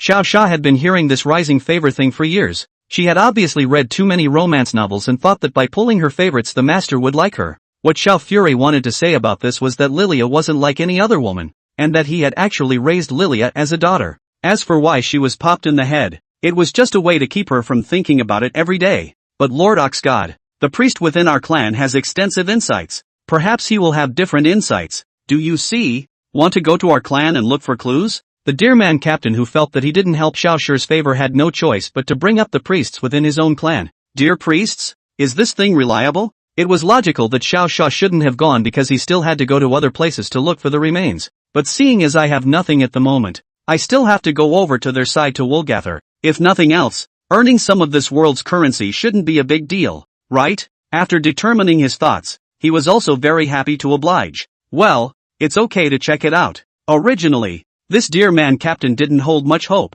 but once he heard that Xiao Sha had agreed, the expression on his face instantly became excited. Ah, that what? I'll take you right over. This way. With that, under the leadership of the dear man captain, several dear men and Xiao Fury then set out on the road back to their clan. At this time, Xiao Sha did not know why this dear man was so happy. Both he and Lilia only thought that the other man might have asked for something and that was why he was so agitated. As for the words of what they were seeking, Xiao Sha did not see anything for the time being. Anyway, all doubts will be clear once we get to their side of the pack. Chapter 150, The Dear God Clan. After about 10 minutes of trekking, Xiao Sha finally arrived in front of their so-called colony. Looking at the lone few thatched huts in front of him, and a few half-dead, old and sick dear people, Xiao Sha issued the most serious question in his life. Is this your pack? This was too bad. The whole pack didn't even exist with a few handy ones, just a bunch of sickly clansmen. No wonder this group of dear people met a spider almost destroyed. So it turns out that their clan is not much strength at all. I've made Lord Oxgod laugh. This way please, my clan's priestess is over here. The dear man captain was not embarrassed as he headed towards one of the thatched huts and then introduced himself to Xiao Sha. Just after walking to the door of the thatched hut, Xiao Sha was guilty of muttering, "This house isn't even as tall as his own bull's neck. How is he going to get in?" The dear man captain standing at the front also discovered this matter, only to see him look at the wooden door, and then look at the huge Xiao Fury behind him, and then revealed a trace of goodwill smile. "Please wait a moment, Lord Bull God. I'll go and bring out the priestess." "Well, go ahead." After Xiao Sha responded to these words, he gently put down the heaven-opening axe in his hand and waited outside the house. This heavy axe landed on the ground with a heavy thud, causing the crippled patients around them to show expressions of fear. "Geez, this minotaur is so big. Is it here to collect grain from us too?" A dear man with a lame leg said in surprise. "I don't think it's here for trouble, or it wouldn't be waiting out there so quietly. Hey, did you guys notice that it's so cool with that axe? Do you think Captain Deer can lift that axe? You've got a fucking broken leg and you're still thinking about whether the axe is handsome or not. Can you be a little more reserved? What do you care? Look at yourself and you still have a broken front leg. What's so arrogant about it?" Although the deer people were afraid, most of them were curious about Xiao Sha's identity. A minotaur as robust as it was, even if it went to some big bull god clan, it would have to be at the level of a patriarch. Looking at Xiao Sha's huge body, the male deer people in the tribe also showed envious expressions. If they had this body and this weapon, they wouldn't have to be chased around by various packs every day, and they wouldn't have to get hurt every day because of it. Just as the scene turned silent, a deer man spoke out in time to interrupt the strange atmosphere. Don't be pessimistic. The priests are coming out. Look." At this time, Xiao Sha, who was standing in front of the house, finally saw the so-called deer man priest. It was a very old orc, so old that he had to cough when he walked, and probably wouldn't have had the strength to walk out of the room if he hadn't been led by the deer captain. "Greetings." Cough. Lord Oxgod, with a very weak voice, he greeted Xiao Sha. "I've heard that. Ahem. The bull god, Lord wants to inquire about the god's bones? I heard about the reliquary when I was a young, man. Originally." Xiao Fury frowned as he listened to his coughing bout, but once he heard that the other party had actually heard about the relic, his face instantly went mental. "At that time, I heard my great-grandfather, whose strength had reached the void god realm, say that, every continent had a very mysterious relic bone. They are suspended in the center of each continent, guarded by a mysterious space. As long as you have the strength in place, you can gain access to these relics as a way to gain great power." This old priest, although he himself had coughed himself half to death, still gave Xiao Sha very important information. Well, this news is important to me. Xiao Sha nodded, indicating that he recognized the old priest's news. It's good to be able to cough, help Lord Bull God. The way the other party coughed, at one point, made Xiao Sha feel as if he was going to break in the next second. What are you, sick, or injured? He asked, frowning at the dear priest. For the reason that the other party had provided him with information, he was still happy to do the other party a little favor if he could. In the face of Xiao Sha's question, although this dear man priest wanted to answer, his body was coughing severely, so much so that the dear man captain on the sidelines looked saddened and hurriedly patted him on the back, and later explained it for him. Lord Bull God, Priest Sama, he is not sick or injured. It's been too long without water. Watching the other party say a very outrageous answer with a pained face, Xiao Sha almost thought that he had heard wrong. What did you say? No water? He asked back in surprise. Hearing Xiao Sha's question, the dear man captain had a regretful look on his face and slowly told their story. Our pack has migrated so many times that we have long since lost our stable water source, and you were able to meet us precisely because we were looking for water at the time. Nice guy. It's even if a bunch of gods can't use divine power, and there's no fucking water to drink? That's too bad. One must know that if this group of god-level 3rd and 4th stage existences were placed on Earth, they could easily kill those high-ranking humans with just their fists. But I didn't realize that in this prison, they don't even have water to drink. It's really miserable. Water, Sha Fury has, and lots of it. The water in his unlimited backpack would have to be released, probably as much as a couple rivers. Originally, he was thinking of just pulling out a dozen cases of water out for them, but the thought that the creatures here might not have seen a water bottle made him a little guilty. In case this water bottle caused a commotion and he was targeted by some high-ranking god, it would be dangerous. Xiao Sha felt that instead of giving them water directly, it would be better to teach them how to use divine power. With the power of the gods, it had a very important effect, whether it was to recover or to find water. After all, only a god who can use divine power is considered a true god. Having thought of a solution, he didn't hesitate too much and immediately said slowly to the Dearman priest and Dearman captain, "You guys deserve a little debriefing for all the intel you've given me. Tell you what, you'll choose a representative from the pack and I'll teach it how to use divine power." At these words, the coughing of the dear priest immediately stopped. Even the originally trembling body had an instant and inexplicable vigor. "You say? Is it true?" He lifted his pale face and inquired very sincerely at Xiao Sha. Upon seeing Xiao Sha nodded, he fell to his knees on the spot with a fluttering sound. "Thank you for your mercy. A million thanks," he replied in a very weak, but deeply determined tone revealed in his words, though this was just one thing that Xiao Sha could do casually. But to this old priest, it was a decision that changed the fate of their community. Chapter 151, A Finger of the Hand. Although Xiao Sha did not about anything about how to teach others to use divine power, but he knew from the time he advanced to the god level that he could activate someone's power by injecting divine power into them. Although he didn't know how much divine power he had here, the supreme god bloodline provided 1,000 times the amount of divine power. An ordinary deer man in the district probably wouldn't be able to consume much of his divine power. "Hurry up and pick the person out. I don't have that much time to wait." Xiao Sha interrupted the movements of the high priestess who had been praying. The other party's body and bones, if he kneels for a while longer, it is estimated that his life will go to the west. It is better to hurry to call him up. "Yes, Lord Bull God, I won't hide it from you, but we actually chose a good person a long time ago." The high priest tremblingly rose from the ground and returned. "From this action, we can see that the other party really isn't pretending. Indeed, people are very weak. Once you've chosen, call the people over." Xiao Sha nodded. It had been expected that they had chosen one of the adult clansmen, or rather the deerman captain before his own eyes. But I didn't expect these two to pick an unexpected character. "Dear Bell, come here." The deer priest called out to the fawn standing behind him, who had been secretly watching.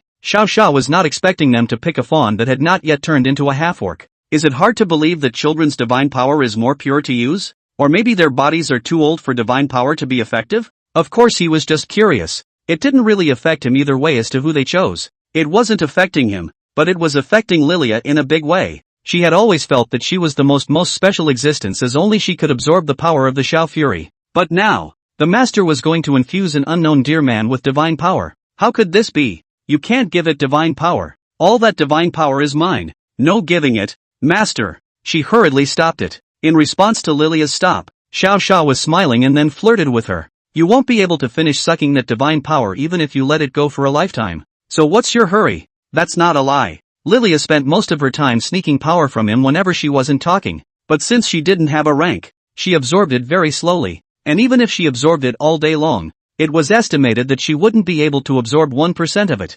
Anyway, it wouldn't be allowed to give. Only need to suck anyway, Lilia muttered accusingly. Looking at her aggravated appearance, Xiao Xia laughed and immediately said in a symptomatic manner, I can give you an extra serving of chips later. Is that alright? As a potato chip professional, the moment she heard that she could have an extra serving, Lilia's eyes immediately sparkled, but to hide her chip-loving nature, she returned with a feigned dissatisfaction. It would have to be spicy to work. Seeing Xiao Xia nodding with a smile once again, she also finally stopped caring about the matter of divine power. The divine power can't suck it all up by itself even if it's useful, but this potato chips can only be eaten in one bag per day, and that's very important. Only after dealing with Lilia's little emotions did Xiao Fury look towards this little deer that had long been waiting in front of him. Dear Belle, this nervous fawn hurriedly replied as soon as she saw Xiao Xiao's huge, oppressive bull's head looking towards her. I'm ready. She was nervous because she had heard about how people from other groups awakened divine powers. There were those who used various spells, those who drank some mysterious potion, and even those who were close enough to wake up. But on Xiao Xiao's side, due to the fact that he had a super high concentration of divine energy, he didn't need to be that complicated at all. Are you really ready? He confirmed again to Fawn. Seeing the other nod, he raised his tan bull forearm and began to slowly input divine power into the fawn. 1, 2, 3. After 3 seconds of meditation in his mind, Xiao Xia opened his eyes and closed his hands, and everything was done. The rest of the time, just wait for Deer Bell to slowly digest her divine power. This, Lord Bull God? Is this done? The Deerman captain asked nervously when he saw that Xiao Xia had already prepared to turn around and leave. Xiao Xia didn't care what the other party said as he explained a couple sentences to him without looking back. Well, give her some time to awaken the divine power within her. You guys remember to protect her. I have other business to attend to, so I will leave first. When he had finished speaking, he carried his axe and stepped heavily, one step at a time, into the forest. Once he was gone, the rest of the sickly clansmen could finally take this opportunity to walk up to the old priest. Lord Priest, this Minotaur has come within our clan to be? The deer man's big grinning words were met with a cold look from the priest as soon as they were uttered. At first he didn't know why the old priest was treating him so well, but in the next second, he knew the answer. Only the old priest, supported by the deerman captain, warned the deerman present with a serious look on his face. Deerbell is awakening the divine power in her body. Whoever dares to interrupt her is interrupting the back of our clan, then I will pluck his skin even if I die. The comment made the other deer in the room wince. Awakening divine power? How is that possible? It was said that any character who could awaken someone else's divine power would have to be in existence of the void god rank or above. Although the previous Minotaur looked powerful, they, at all, hadn't sensed that the other party had the strength of a void god. Here, could the priestess be deceived? No way. That Minotaur doesn't look that fierce. Can it really help people awaken their godly powers?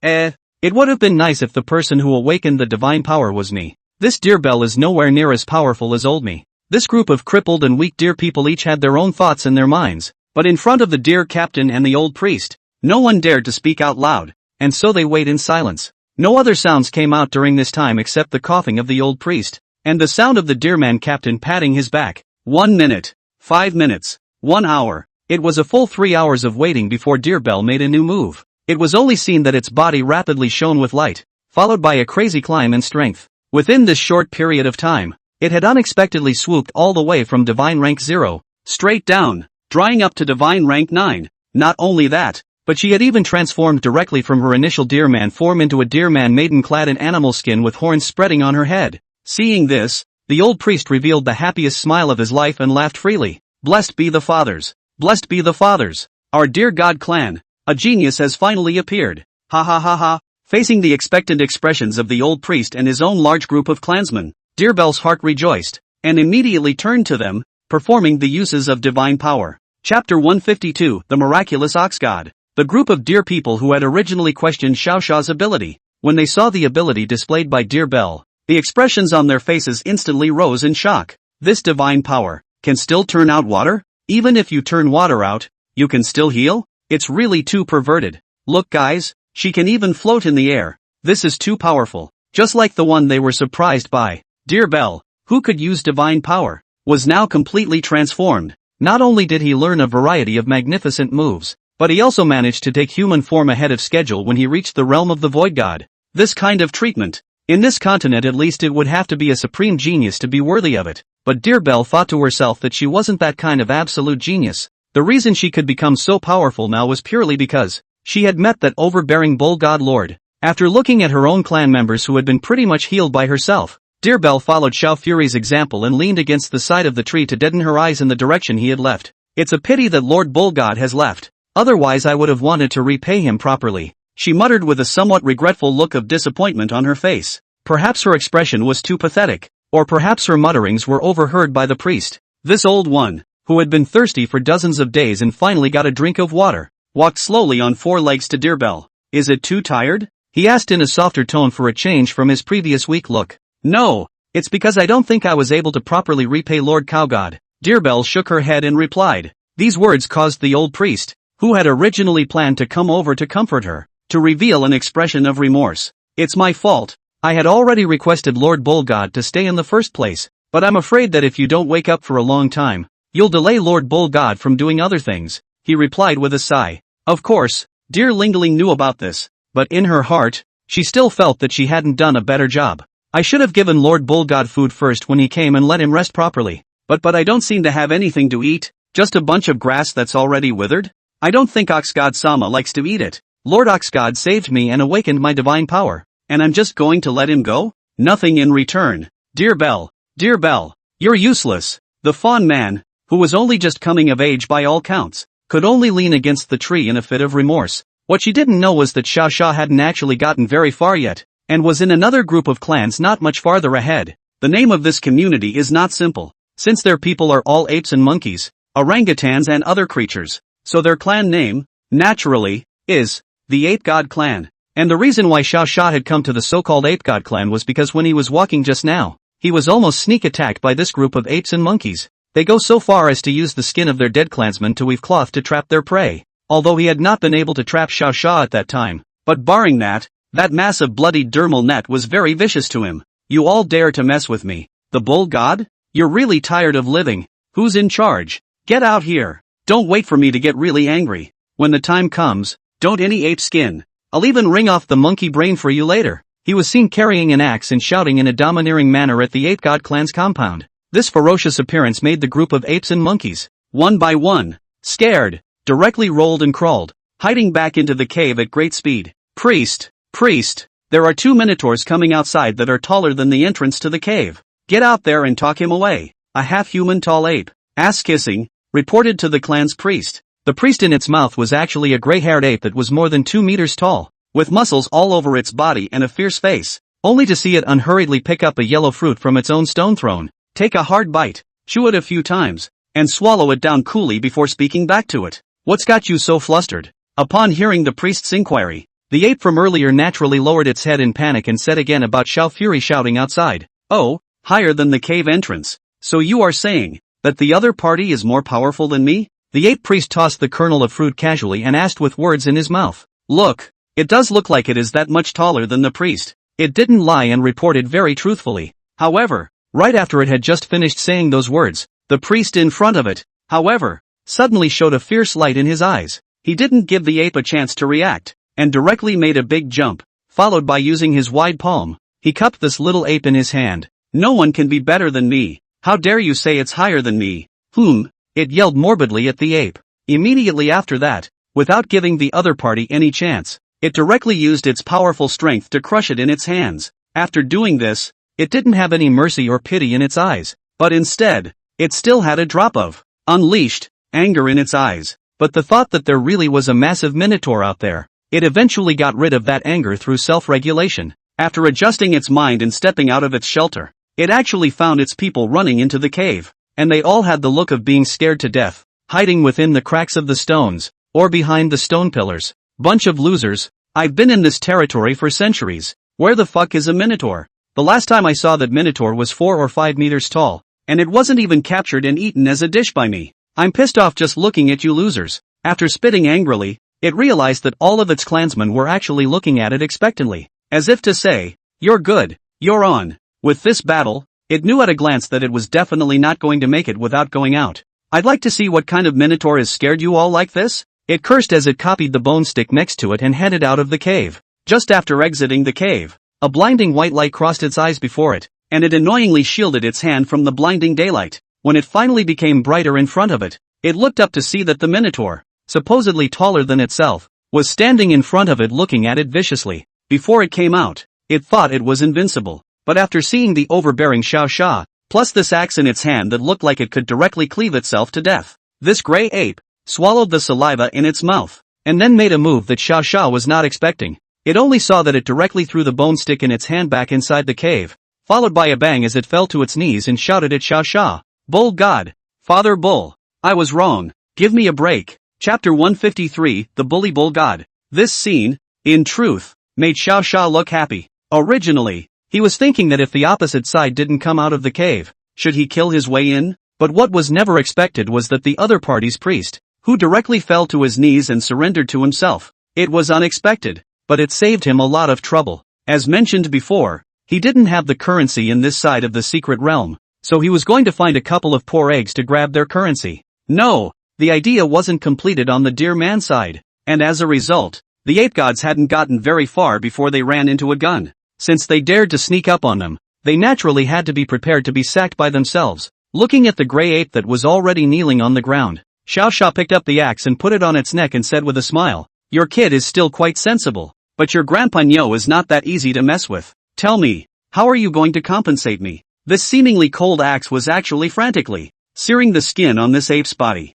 Even Xiao Xia smelled a burning odor. "Ox God Grand Master, you can do whatever you want, as long as you put down this axe, I will listen to you in everything." The other party hurriedly begged for mercy. Seeing that the other party was so scared, he also showed a look of a bully and spoke to it about his purpose. "Then give me God crystals, the more the better. Give less and I'll finish you off right away." Divine crystals, precisely the most mainstream currency in this entire secret realm. It is said that this thing is a crystallization of energy that slowly evolved from the divine power released by various gods that tainted the stone. It was different from the crystal cores of the original world, and could not be directly absorbed. It would have to be transformed and extracted by certain casting gods before this divine power could be reused. As for Xiao Xiao's search for them to ask for divine crystals, he naturally intended to make some money for himself, preventing him from going to certain formal places when the time came, only to be prevented from entering at the end of the door because of a lack of money. This ape instantly revealed a horrified expression when it heard Xiao Xia say that it wanted to take the divine crystal.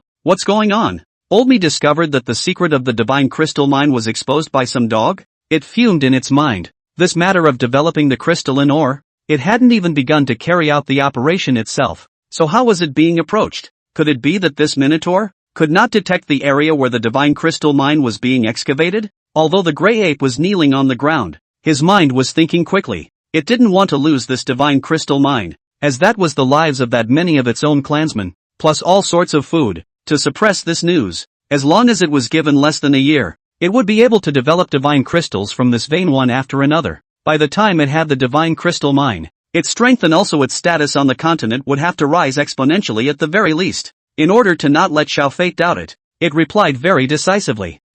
Divine crystals.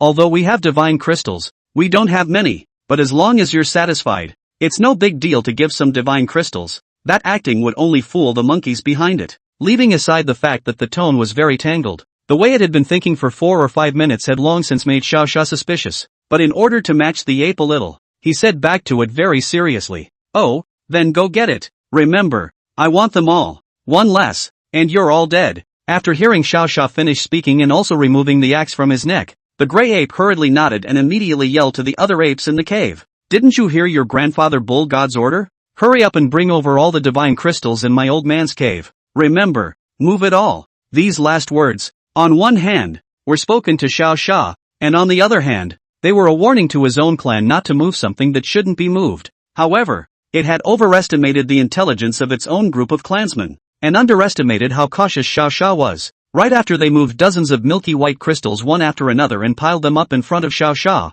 Xiao Xia did not directly tell them to go, but stopped 2 of them and asked them seemingly casually, "In here, are there still divine crystals?" The first ape looked in the direction of the priest, and upon seeing the expression on the priest's face that he wanted to kill the monkey, that was immediately shaking his head. The second ape, having likewise seen the priest's expression, replied, as did the first, "No." By the time he reached the third ape, Xiao Sha was no longer so casual. It was seen using its massive bull forearms to grab the ape priest in a death grip before asking ferociously at the third ape, "Tell the truth and it dies. If you tell a lie, the three of you die together." With these two words, he himself gave the ape a frightened little face, and all his limbs began to disobey and shake wildly. "There's more. There's another divine crystal mine down there. Don't kill me. I've said it all of it." His mind collapsed as he hurriedly told the truth. However, Xiao Sha actually didn't want to kill these ordinary monkeys, and if he wanted to kill them, he would also kill this priest under his axe. Anyway, this kid is full of shit and doesn't look like a good person at first glance. What? You're saying that Xiao Sha is not a good person even if he robs others? In fact, Xiao Sha had never said he was a good person in the first place. The one who likes to save people is the soul of Pangu, and the one who kills to prove the way is Xiao Sha, and it wasn't that he was a good kill. It was that these monkeys were trying to capture him and he came over to extort a wave along the way. If it wasn't for his high concentration of divine power, after being captured by these monkeys, he might have been used as a dish of wine. In the end, it was still that they had provoked Xiao Fury first, and that was why they had gone down the path of being tormented by him. Good. Very good. You are very obedient. Xiao Sha nodded with a smile. After saying this he looked at the circle of monkeys and then at the ape priest who was kneeling on the ground in a rage. In order to make it a little more angry, Xiao Fury once again waved his hand at this ape that dared to tell the truth and said, Come over here and tell me the specific news about the divine crystal mine. I want to see why this brat is hiding this matter." The ape may have seen the hope of living, or simply couldn't stand the sight of the cargo.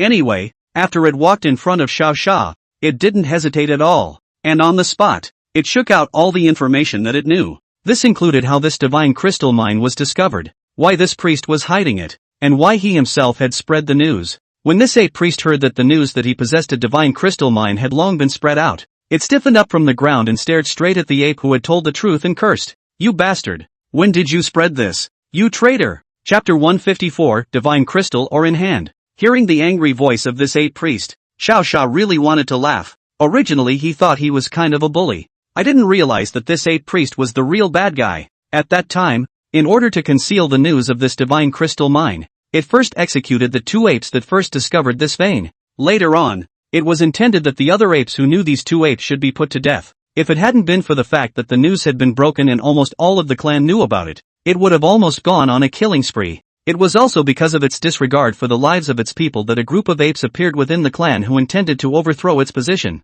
Why was the news of the divine crystal mine leaked? It was because this group of ordinary monkeys who wanted to mess with the gray apes intended to get the other groups to come over and intervene as well, and then use their power to get the ape priests killed. Hearing such a story, Xiao Sha grinned his bull's mouth and laughed, flirting with the ape that had already stood up and looked to be 2 meters tall. "You can't do this. How can you be so rotten to your own people? Look around here." Nearly half of the apes, with a look of urgency on their faces, anxious for me to cleave you to death. Following Xiao Sha's voice, the gray ape looked around. It turned out to be the same as what Xiao Sha had said, and a large portion of the apes lowered their heads gloomily when they saw his gaze. Well, old me has been guarding you for hundreds of years, and you're all thinking about how I'm going to die? Is this how you treat the priests of the clan? It raged at the circle of apes. Would have thought no one would dare contradict its words, and the contributions it has made, but I didn't expect the retort to come from nearby just as soon as the words were spoken. You're pretending to be a ninny. If you hadn't hijacked all the divine crystals within the clan and prevented others from absorbing them,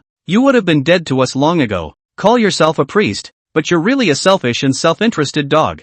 These words could be said to have hit the nail on the head, directly making this gray ape's face turn red. What do you mean? You're taking the divine crystal all by yourself? That was just fearing that their own people couldn't absorb it, and they were just helping them to absorb it themselves. Don't look at it every day to eat and drink very happy look. In fact, it every day to think, what to eat tomorrow, what to eat the day after tomorrow. Pressure is actually very big. Unlike these apes, it's just too comfortable to go out and find food for a few hours a day and then rest. You don't understand. Priests are actually very hard work. I'm under more pressure every day than all of you. It retorted hypocritically, but it could be heard that its bottom was slightly lacking. It was also the fact that it bottomed out that made the other monkeys sound even louder. One by one, they closed in towards this gray priest, cursing with intense emotion as they did so. You eat and sleep and eat every day. What kind of stress do you have? Have you ever found a sugar cane with your own hands in all these centuries? Ever plucked a banana from a tree? Ever stolen back honey from a place where the bees were thick?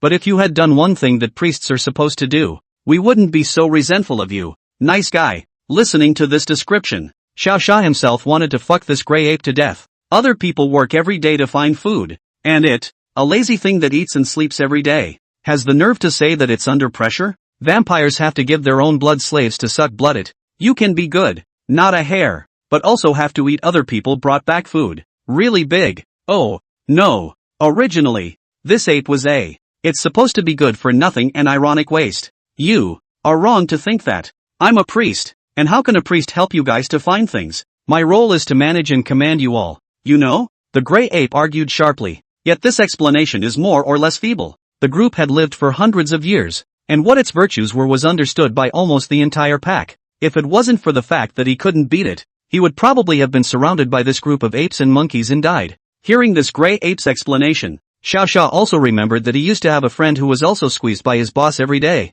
and when he finally couldn't stand to leave his job, he was already suffering from moderate depression. Now that he saw the same scene again, there was a slight hint of anger in his heart. Now that the jokes had been seen enough, Xiao Fury felt that it was time to add a little spice to this story. You don't dare to resist because you can't fight, right? Then what if I give you guys the chance to resist? He said to the group of apes with extremely deep grievances in his words. As soon as these words were spoken, the group of apes immediately responded. As long as you give us this chance, let me be your grandson for the rest of my life. I've lived all my life to see when this dog dies, and whoever gives me that chance is my own father. My old uncle was secretly killed by it. I can't forget for the rest of my life the look of despair on its face when it left. I have to avenge it, even if I die. The scene, which looks like this deliciously lazy priest, has completely stirred up monkey rage. The angrier they got, the happier Xiao Xia was. He was definitely going to go and collect that god crystal mine later anyway. In the meantime, it's just time to make an understanding of this lifelong resentment between them. I have taken note of all your words. Then I'll give the opportunity, and you'll decide for yourselves how you should take your revenge. After saying this, Xiao Xia lifted the axe with his own stout hand and laughed into the air. The group of apes had thought that Xiao Fury would beat the priest half to death and then hand it, half dead, over to them for revenge. But what I didn't expect was that this minotaur, under the watchful eyes of all the monkeys, raised that axe up. God's domain unfolds. Balance all creature strengths, divine class 0, where this group of monkeys couldn't even hear. Xiao Xia secretly recited 2 words. Subsequently, an extremely wide-ranging field rapidly expanded outward with Xiao Xia as the center. All of the surrounded apes and monkeys had their strengths come to the most primitive divine level 0. When they realized that their strength had actually become weaker, each one of them was very scared. But when someone looked at the ape priest and realized that his strength had also changed to be the same as theirs, and that he had shrunk down in size, a terrifying one-on-many battle was kicked off. You call yourself a priest? Let's see if you're fierce or I'm fierce today. I'll let you steal food and be lazy. I'll fuck you up. Countless apes and monkeys swung their arms up and slammed at this ape priest. In an instant, this gray ape was directly fucked to the ground by this frantic smashing. Stop fighting! Stop fighting! While this ape priest was still begging for mercy, Xiao Xia had already arrived, bright and early, in the cave where they were hiding the divine crystal mine. Chapter 155, Making a Killing. The so-called divine crystal veins were actually not that difficult to develop. The only reason they had delayed digging for so long was because the special picks, purchased by the gray apes, had not yet been delivered. When Xiao Xia went deep into the very bottom of the cave, he indeed found the large area, which was emitting a milky white aura of divine crystal ore, within a certain wall that was pitch black. Yikes! It's the god crystal. It's been a while since I've seen this. Lilia was immediately surprised upon discovering the god crystal. The last time I met a divine crystal, it was when I was just a seed and hadn't been planted by my master yet. Now, after she saw the milky white stone again, memories of the past came to Lilia's mind. Looks like you recognize this thing too? Xiao Xia replied to her while using his divine eye to start inquiring about the information of this divine crystal mine. Divine crystal mines. Purity, 83%. Total production, 158,835 pieces. Looking at the message displayed on the god's eye, Xiao Xia pondered slightly. The divine crystals that this group of monkeys had taken to themselves before had a purity of less than even 50, and were presumably written about inferior rotten stones. This 82% purity right here in front of you is a real gem. Of course I recognize it, because it's something that was built by the previous master and used specifically to help those guys with their upgrades. Lilia replied with great pride. The group of guys mentioned here were actually these gods trapped within the secret territory. After all, in the beginning, Pangu was trying to get them to help him share the pressure to come, but I did not expect this group of things every day infighting, so that in the end, even Pangu cannot stand directly to all of them imprisoned. As for those creatures born on the blue planet later on, including humans and so on, They were the result of natural evolution. Since you recognize it, hurry up and tell me how to mine this thing. Xiao Sha turned his head and smiled at the giddy Lilia. The other party was rarely able to hear Xiao Sha making himself heard, and also answered to him on the spot, based on his own memories. Mining this thing would just take a simple spell, as I recall. What kind of spells? As you know, I have amnesia now. Oh, yes so let me teach my master this spell. Master, listen to me carefully. First you have to close your eyes, followed by saying Lilia is so cute. That's not right, is it? Originally, Xiao Sha had closed his eyes seriously, but once he heard that the other party had actually come to the conclusion that Lilia was cute, he instantly opened his eyes, and when the other party saw Xiao Sha's expression grow serious, they also immediately prayed in a resigned manner. Just say one sentence. I'll teach my master right after that, please. Seeing her tearful eyes, Xiao Sha naturally said in a serious manner that Lilia was cute. After all, this was his adopted elf daughter, and as long as she didn't go too far, he tried to accommodate what he could. Thank you, master. I've transmitted that spell directly to the master, so try it. The other party's sly smile made Xiao Sha a moment of speechlessness. This girl is really naughty. Obviously a second can be accomplished things. Hard to make a whole flowery work. Xiao Sha thought that next time if he had the chance, he must educate her about this playful character. You have received a new ability passed down from Lilia, Accelerated Transformation. Accelerated Conversion can quickly convert divine crystal or into divine crystal, and reduce impurities and increase the purity of divine power. That's a good ability. It was important to know that every time a divine crystal mine was developed, it was always difficult to avoid encountering some destruction, which would lead to a decrease in the purity of the divine crystal mine. However, now that Xiao Sha had the accelerated transformation, naturally the above problems would not occur. You've been a bit naughty, but that's not a bad ability. After replying towards Lilia, he too headed towards the vein and began to use his new ability to develop this entire divine crystal mine. When he ran the accelerated transformation, this entire surface of milky white primordial veins magically fell off one by one into very regular milky white triangular crystals. 1 piece, 2 pieces, 3 pieces. As the ability continued to be exerted, a piece of divine crystal was developed and subsequently went directly into his infinite backpack. With the addition of 1,000 times his divine power, he could completely develop these more than 100,000 divine crystals in one go. Since I've come all the way here, I won't leave any extra piece of crystal behind. Give me a crazy transformation. Leave no one behind. Just as Xiao Sha was peacefully developing the divine crystal mines in the divine realm, a good large group of uninvited guests had also arrived in the nearby forest. These include cunning wolves, vicious tigers, crocodiles who like to sneak up on people, and various other groups. It was after they had received the news from the group of apes that there was a divine crystal mine here that they hurriedly brought their clansmen here. This was a divine crystal mine, not to mention their group of misfits. Even a poorer heavenly god would have to miss this. As long as they could find this thing out, they could earn a large amount of divine crystals just by selling this piece of information to powerful gods. It was also based on this kind of chance mentality that the nearby clans with a bit of strength almost all brought their clansmen and attacked this site frantically. However, just as they were about to reach the residence of the Ape God clan, they were very unexpectedly intercepted by other gods. The godless order is taking over. Idle gods and the like, leave quickly or don't blame us for showing no mercy. The ones who were speaking were several gods who were flying high in the air and had taken on human form with a redwood in their hands. If anyone else had said this, they would probably have been mobbed by this large group of communities. However, when they saw the other party's name, they were all frozen on the spot in shock. Of course, scared as they were, they naturally wouldn't forget to spit out what they should spit out, and this group of communities were already talking about it before they even left. The Godless Order? Isn't that the strongest organization on this continent? It's said that they can use divine power. Divine power is nothing. You guys don't know, do you? The gods that can enter this order must be at least a void god realm. Then how come they're looking at this divine crystal mine? Can it be that the Godless Order is underfunded as well? How is this possible? They, the Godless Order, are in control of 70% of the divine crystal mines on this continent. It's impossible for them to be underfunded. As they said, the huge Godless Order naturally wouldn't be so cautious just because of the small divine crystal mine. The reason why they had come in such a hurry and closed the scene was precisely because of the field in front of them, which blended almost perfectly into the environment. As also mentioned earlier, Xiao Sha's last promotion to the divine level had caused all the bigwigs within the secret territory to be viciously shocked. So before his arrival, many organizations had begun to keep an eye on their surroundings for the emergence of some gods with very low ranks but strong overall strength. Chapter 156, Almost Caught in the Act. It was also after that group of bigwigs sent out this notification that many people began to search for the so-called Chosen One. This mysterious Chosen One is said to be the only creature to enter the secret prison from the outside world again since its creation.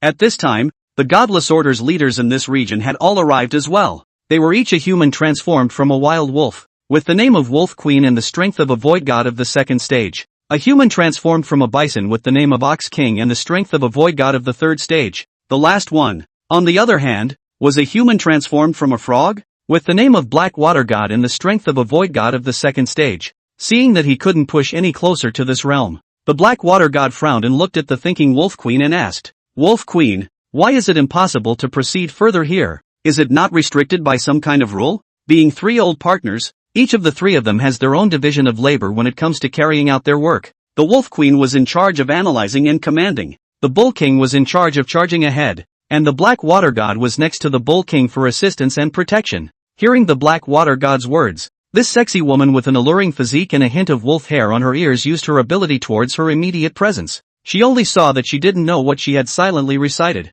and then her eyes turned incomparably blood red, and her body looked as if it was possessed by something. Within seconds, she lifted her head back to her original form, followed by a slight frown as she turned back to the 2 gods behind her. It seems that I really didn't guess wrong. Here, there are domains that exist. Fields? 2 horrified voices came out in unison from the 2 men on their heels. The Black Water God and the Bull King both seemed to be very shocked by this piece of news. Yes, it is indeed a domain. Otherwise we would have already broken through into it. There was no surprise on the Wolf Queen's face as she returned lightly. After all, she was the one who had noticed a weird fluctuation, and that was why she had called these 2 out. At that time, she had vaguely sensed a power of rules. So when she discovered the domain now, she was not personally surprised, because it had been expected of her. Domain. This large area near us. There is no strong person who can use the domain, right? A muscular Bull King with a height of around 1m9 said with some concern. It's no wonder he's scared, because this kind of unique existence that could use a domain was either a genius with incredible strength from a young age, or a certain great god whose strength had reached the level of a true god or above. What does it mean to be a genius? An existence that comprehends a domain without having reached a true god is called a genius. What does it mean to be a true god? Those 4 people with the strongest strength in these 4 continents are the true gods. And the only 4 true gods. No matter which of the above answers it was not something that their little void god realm could mess with. It's definitely not those 4 existences. It should be some genius patronizing this area. The Black Water King, whose body type was on the thin side, like a skinny monkey, lowered his head and analyzed. There were quite a few geniuses in this world, but each one of them had a big temper and could easily go on a killing spree, making them very bad existences to be messed with. If they are encountered, they must be treated with care. At first I thought it was the prophesied son of heaven's destiny coming. I didn't expect to run into this kind of thing. I'm sorry you 2. The Wolf Queen said to the 2 with a face of regret. They didn't know what the role was in this field yet, but the 3 of them knew it by heart. Because the son of heaven's destiny was a god rank 0 existence in the prophecy, it was completely impossible for a god of this strength to release a field with such a large range and so solid in front of him. It's alright Wolf Queen, we are just following orders. The other party shouldn't make things difficult for us. The Ox King comforted him. His years of companionship made him not have any anger towards the Wolf Queen. On the contrary, it was the Blackwater King. As soon as he was sure that it was a certain genius within the realm, that was the first time he shook his head. You guys have a lot of luck on your own. I still have things to take care of, so I'll leave first. After saying this, his eyes narrowed slightly as he looked at the marvelous field, and immediately afterward, he left without looking back. As an existence that had lived for so many years, he didn't want to die. Just like that, at the hands of this mysterious genius for no reason. As for the Wolf Queen and the Bull King, he mused in his mind. At this moment, the 2 of them were still waiting in place for Xiao Sha to come out of the domain. They didn't dare at all, nor did they want to leave in style like the Blackwater King. After all, the existence within this domain must have known about the information left behind when they arrived. If all 3 of them left like this, then if the other party got angry at that time, it was expected that all 3 of them would suffer. So the best solution was to blockade this area and subsequently wait quietly for this genius to appear. Time passes by. The sky, which had still had the sun, had been tinted with darkness. A full 6 hours had passed since they had arrived in this area. What on earth is this excellency doing in there? Not coming out for so long? The Ox King scratched his hair and whined. When the Wolf Queen heard this, the worry in her heart grew. If it wasn't for the fact that the Bull King was still standing beside her right now, it was likely that she would have been scared away by the eerie feeling of fear. It's fine. It should be out soon. Let's wait a little longer. She pretended to be relaxed and comforted the Bull King. But in reality, the Ox King was not as nervous and worried as her. He knew that he had not provoked the other party, and that this genius could not kill indiscriminately even if he had a bad temper. Then wait a little longer. With that, the two waited in silence for another 3 hours or so before finally noticing that the field was waning in scope. Although everything in front of them seemed to be unchanged, both of them knew that the being had indeed withdrawn his domain. The Wolf Queen's legs had gone weak at this point. She was really scared that the opposite side was doing something bad and then she still happened to stumble upon it. If that was the case, it was estimated that the two of them, her and the Bull King, would be killed in less than half a second of survival. Unlike the fear of the Wolf Queen, after the Ox King saw this field quietly recede, that was very disciplined to the front of his eyes, bowing his head and saluting. Your Excellency, we are the Godless Order who came over to inspect the situation. Please do not be offended if we disturb you. After he shouted these words, a man's figure was slowly emerging in the darkness. Before this look could be shown clearly, a voice had already reached the Bull King's ears. The Godless Order? Who sent you? This question made the Bull King's heart stutter. Nice guys, although the opposite side didn't kill anyone outright, but asked about where they came from. It's pretty obvious that they're going to report this to their superiors and subject themselves to punishment. Chapter 157, Targeted. After hearing this question from Xiao Xia, the Ox King was in a cold sweat. He didn't expect the other party to be so petty and directly have to find his own superiors to oppress him. There was no way out. Today he had to take this matter on himself. Otherwise the other party's anger would be hard to dispel. This operation, Your Excellency, was conducted by us alone, with no request from anyone else. If you want to punish, just punish me directly. It has nothing to do with this one. The Bull King was dry, and directly took all the blame on himself. But as soon as he finished his words, they were picked up by the Wolf Queen, who was still worried. Actually, it was me who detected the mysterious rule and invited my companion to come and explore. If Your Excellency has any anger, just punish me alone. The Wolf Queen was also touched after hearing the Bull King defend himself, and these words inspired her to be able to muster the courage to speak the truth. Listening to these two people talk in a set way, Xiao Shaoran looked dumbfounded. What the hell is this? He had just transformed all of the divine crystal ore. So how did he suddenly come across two people here begging for his punishment? Originally, he thought that the other party was looking for trouble, but he didn't expect that the other party seemed to be afraid of him after this questioning. Punishment? No, you have done no wrong to be so cautious. He began with a compliment across the room. Then at the other man's dismayed expression, the words began to change again, and he proceeded with his condescension. Only what I don't know is why you guys came in such a hurry. Could it be that there has been a foreign enemy invasion recently? Xiao Jia asked as if he didn't know anything. The previous compliment made the Bull King and Wolf Queen know that he wasn't angry. That was finally a sigh of relief. Hearing his current doubts, the Wolf Queen assumed that he was one of those geniuses who cultivated every day and was not well versed in the world. So he summarized the recent events and explained the specifics to Xiao Xia in detail. Your Excellency, it is. A while ago, the strongest people of the 4 continents have issued a joint notice that soon this world will descend with a heavenly destiny son, who will possess super strength and can easily exist at a higher rank than him. And the purpose of the 4 strongest people sending out notices was to find this genius and subsequently get him to join them in their camp. I also realized that your domain was being released, so I came in a hurry and disturbed you. The Wolf Queen's reply was sincere and incomparable, allowing Xiao Xia to not find any cracks. If that's true, doesn't that mean he hadn't even fucking come in yet and he was already being watched by a whole bunch of gods? Ghost, if he knew this later, wouldn't he have to be rushed in front of people themselves for an interrogation? Then how did these 4 strongest men learn that this Destiny's Child was going to descend? Is it hard to believe that they can still prophesy? He inquired once more to the Wolf Queen, who had her head bowed. This statement might be a bit too weird, causing both the Bull King and the Wolf Queen to show strange expressions. Your Excellency, wasn't there the sound of a new god being born a few days ago? The entire mystic realm received that announcement. I guess it's this voice that has caused the 4 strongest people to search for this heaven's destiny son so urgently. Seeing that the Wolf Queen had finished what she had to say, the Bull King, who felt that there was nothing more to say, casually added another sentence. Listening to a friend of mine, the other side has, most likely, the key to leave this prison. This sentence made Xiao Xia that was a moment of surprise. Good lord, as outrageous as that may seem, one can actually leave this place, so it's not wrong on another level. But barring that, he had enough to say about the promotion announcement. Although I am indeed strong and invincible, you can't announce it all over the universe. Can you? Is it that you're afraid I won't have any enemies, and you're going to raise the difficulty for me? He muttered twice to himself. This supreme god bloodline really made him love and hate it. When the Wolf Queen and the Ox King saw Xiao Sha's sudden silence, they thought they had said something wrong. But seeing that Xiao Sha did not open his mouth for a long time, the Ox King had no choice but to harden his heart and ask a question to him. That, Excellency? You are. What now? This question brought Xiao Sha back from his thoughts. So anxious to figure out what to do next, I almost forgot that I had two other people in front of me. Well, now that you've both finished, let's go. He nodded and gave the two men their expulsion orders. I was expecting two people to finish and leave. However, after he had said this, these two were actually still standing tangled in place without taking action.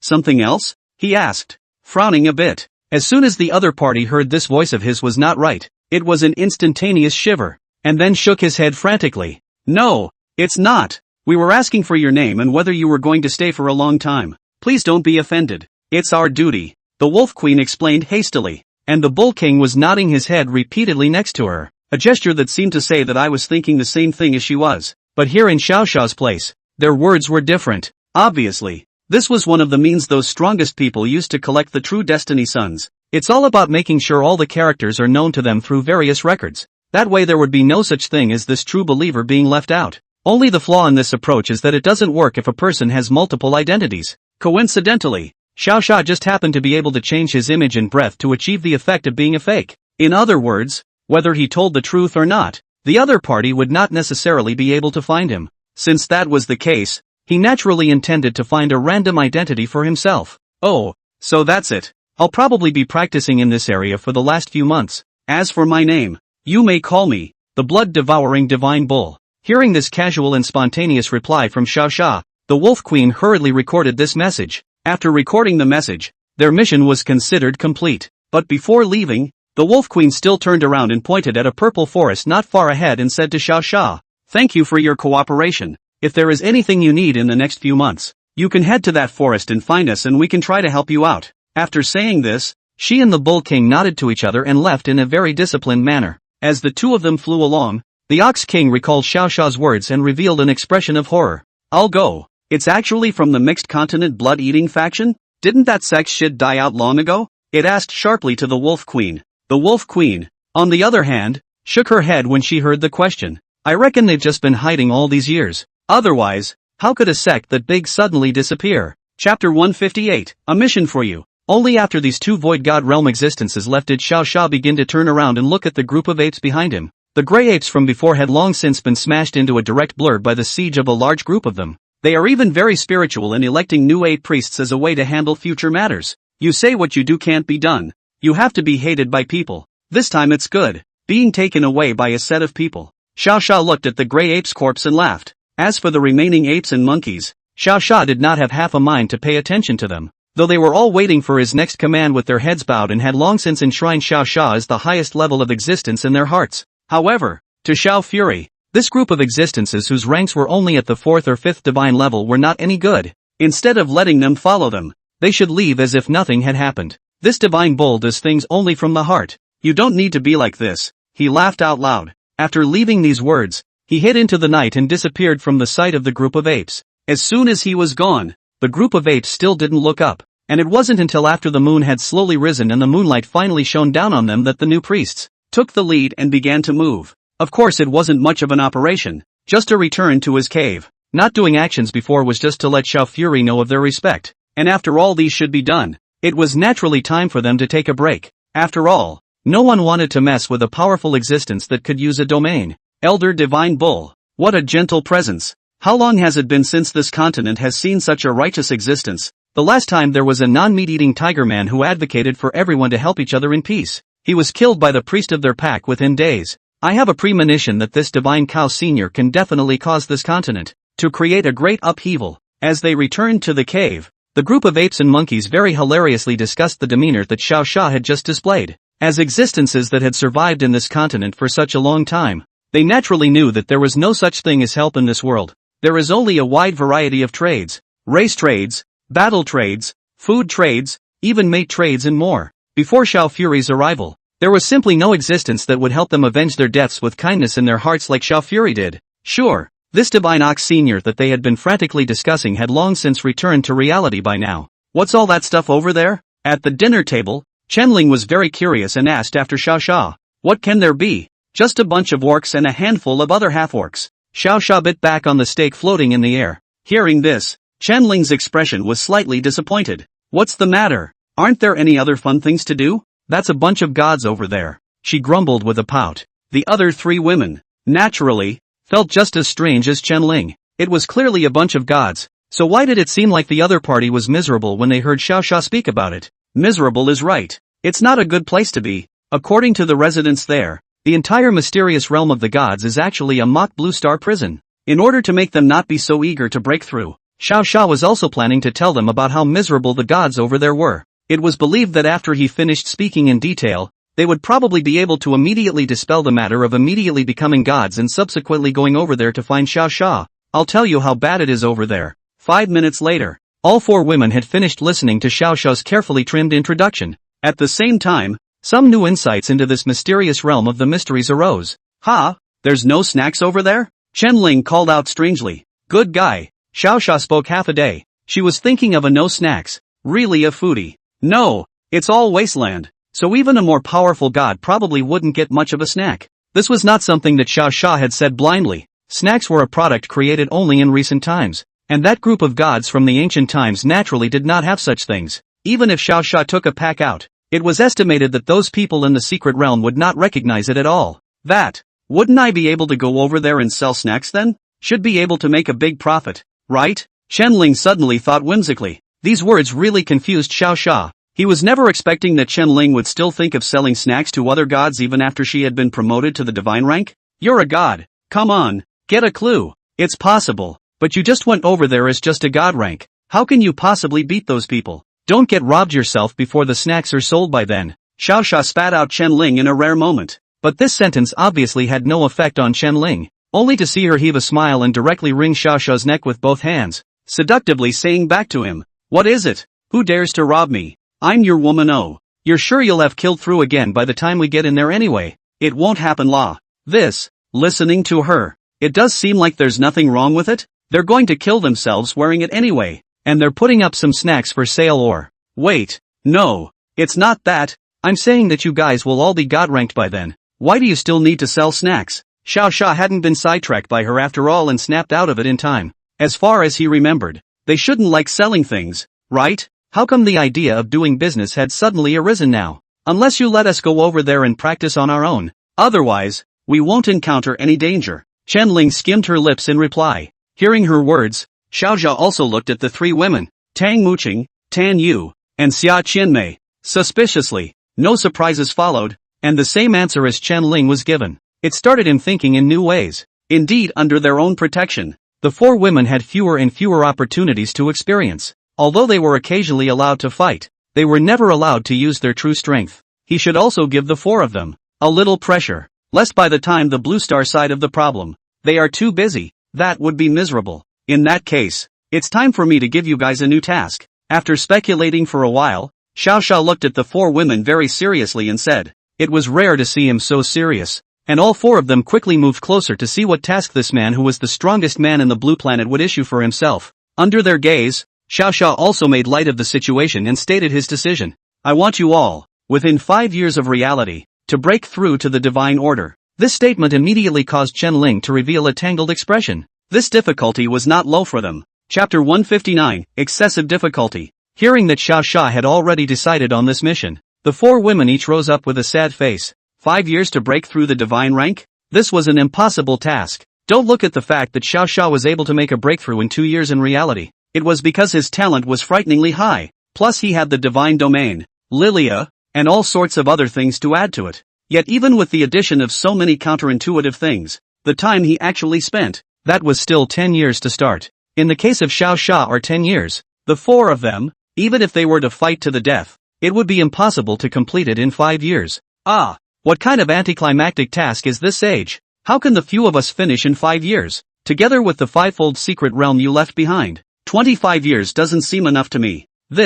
Could it be more? I think 20 years would be reasonable. It's fine. The mission that Xiao Fury said, that's definitely something we can accomplish. Compared to the other three women, Xia Qianmei felt that Xiao Xia must have had a new approach and that was why she said so. Still Qimei is smart. You three have disappointed me so much that you don't trust me one by one? He teased, then got down to business. It's actually quite simple to solve your problem of becoming gods. To put it bluntly, your current problem is simply that the two pieces of time and combat are not fulfilled. After all, you are not weak in talent. When Xiao Xia began to analyze the situation, the four of them also perked up their ears and listened carefully. First of all, it's a matter of time. I'm now at the divine rank. I can change the flow rate of that one secret realm again, more or less. At least 20 times the flow rate is there. These words caused the four women to light up. Sure enough, Xiao Xia is bull. 5 years is equivalent to 100 years. If this is not God, ahem, it's not impossible. This time had only added a little information to them, and the most important part of practicing and fighting still hadn't been addressed. After all, the enhancement of talents and skills that needed to be constantly unleashed in battle in order to accumulate experience. If we don't solve this problem, even if we give it another 100 years, it's probably going to be hard enough. Looking at the four women who still had a bit of a tangled expression, Xiao Xia clapped his hands, interrupting them from their inner thoughts. I know you guys are too high-leveled right now, and there are no opponents on Blue Star that you can grind against, and that's how I got here in the first place. But you guys are different from me. You have a very perfect opponent who can be beaten to death and broken without having to worry about being beaten to death, Xiao Xia said to them with great confidence. As the only one of the four who was closest to the 9th rank, Tan Yu also hurriedly asked, "It's hard to believe that you've caught some monster in the secret realm that can be beaten without dying?" Yeah, a normal person's reaction, of course, would be that Sean Fury had captured the monster that couldn't be beaten, but Xiao Xia was clearly not a normal person, and at this question, he smiled and shook his head. You found some kind of plant that can't be broken? It's the same as what you said about some barking green elf. Xia Qianmei also tilted her head and added a bit playfully. Lilia, who had been pointed out, immediately became anxious when she heard that. What does it mean to be a bark green elf? What do you mean by can't be broken? I'm the master's little darling. Okay. Oh, master, look at their expressions. They are clearly trying to use me as a sandbag. They are all bad people. With a hint of aggravation, she complained to Xiao Xia. Lilia also relied on the fact that the other party couldn't see them, and thought about making them feel less favorable on Xiao Fury's side every day. With regards to this behavior of hers, Xiao Xia had also long been accustomed to it, and pressed on without any intention of paying any attention to her. It's not Lilia, and it's not a plant. Xiao Fury looked at Xia Qianmei and shook his head, indicating that this idea did not fit the answer. Is it one of those undefeatable summons, like Annie's bear kind? No. If none of the above are true, then you must have captured the undead phoenix. With the phoenix's resurrection, we'll be able to keep beating him. Ha ha, for sure. No. Watching the Xiao Fury incarnation shake his head as the machine kept denying their answer, Lilia burst out laughing over his shoulder as well. Why couldn't either of them think of the two pets their owner had brought home earlier? That's a very powerful alien monster. Heck, if I had to guess it myself, I would have guessed that answer first. Neither this nor that, so what the hell is it? Chen Ling spat out her tongue, indicating that she couldn't guess anymore. Perhaps Xiao Fury was just teasing them, and had nothing to hone in on at all? Or, maybe the thing wasn't even in Blue Star, and that's why they couldn't guess. Always. It can't be those two little cuties in the sky, can it? Tang Muqing also waved her hand to say the final answer. It was only this answer that caused a smile to finally appear on Xiao Xia's face. Holy shit, weren't those two pets the ones you used to protect us? How can they fight against us? Chen Ling stated that this answer was too far-fetched. They're both only half a man tall, right? Can they really carry our attacks? Tan Yu also revealed a worried expression. For all their doubts, Xiao Xia just smiled and shook his head. I was in such a hurry to leave last time. I forgot to tell you guys how awesome they are, he said to the leisurely four of them. After saying this, all four women revealed curious expressions, and then looked at Xiao Xia very seriously, wanting to hear what exactly they were capable of. Originally, Xiao Xia wanted to speak to them directly, but in order to make them a little more convinced, he still called the Black and White Fury back from high in the air. Good day, Master. There was hardly any time difference. Just as he had called out to them, the two pets had appeared in front of him and greeted him. Looking at the black mantis and white panda in front of their eyes, the four women were shocked. Why did they suddenly appear? I thought I'd seen a ghost. That said, they're both very cute and one very scary. Very much twins. Xiao Xia definitely prefers this mantis. He likes this kind of dark and mysterious thing. After a brief moment of shock, they began to analyze the black and white fury in a flurry of motion at the complete lack of extra movement. It was only that their thoughts were really too one-sided, and the only one who understood them both the most was Xiao Xia, who was sitting on the side and smiling all the time. Well, don't analyze it in that flurry. Let me formally introduce these two fine fellows. He raised his hand to stop their chatter, then pointed to the slightly chubby White Fury and introduced him. This one is named White Fury, Divine Rank 0, possessing superb defense. The kind where he won't die even if you guys tire yourselves out. Chapter 160, The Black and White Fury's Powerful. Looking at the White Fury, who was a bit of a fool, Qianling also revealed a great deal of doubt. And oh right, didn't you say that all the god ranks would be pulled away? How come they weren't pulled away? She pointed at the White Fury and voiced her doubts. Yeah, if it's a blue star creature, it's naturally limited by the rules of Discord. But on the contrary, these two he had no trouble taking in pets were very special. First of all, they were not native creatures of the blue planet, and most outrageously, they had been used for divine enslavement by Pangu, who was in his heyday at the time. That was a powerful spell that could directly cross over the will of the universe and forcefully suppress them both. The combination of these two factors led to the extremely special status of the Black and White Fury. They have two identities, both as natives who have been taken in, but they are purely exotic creatures in terms of origin and bloodline. The great thing about this dual identity is that Discord's rules detect that it's his pet, so they won't force them in. He didn't need to explain in detail to the four girls about such very important news as the above. Because they were suppressed by the master of the tower, they probably have some sort of restriction on them. He casually found a relatively reasonable reason. The four of them certainly wouldn't be too skeptical of Xiao Xiao's words. Moreover, that tower originally possessed the ability to open portals directly across the globe.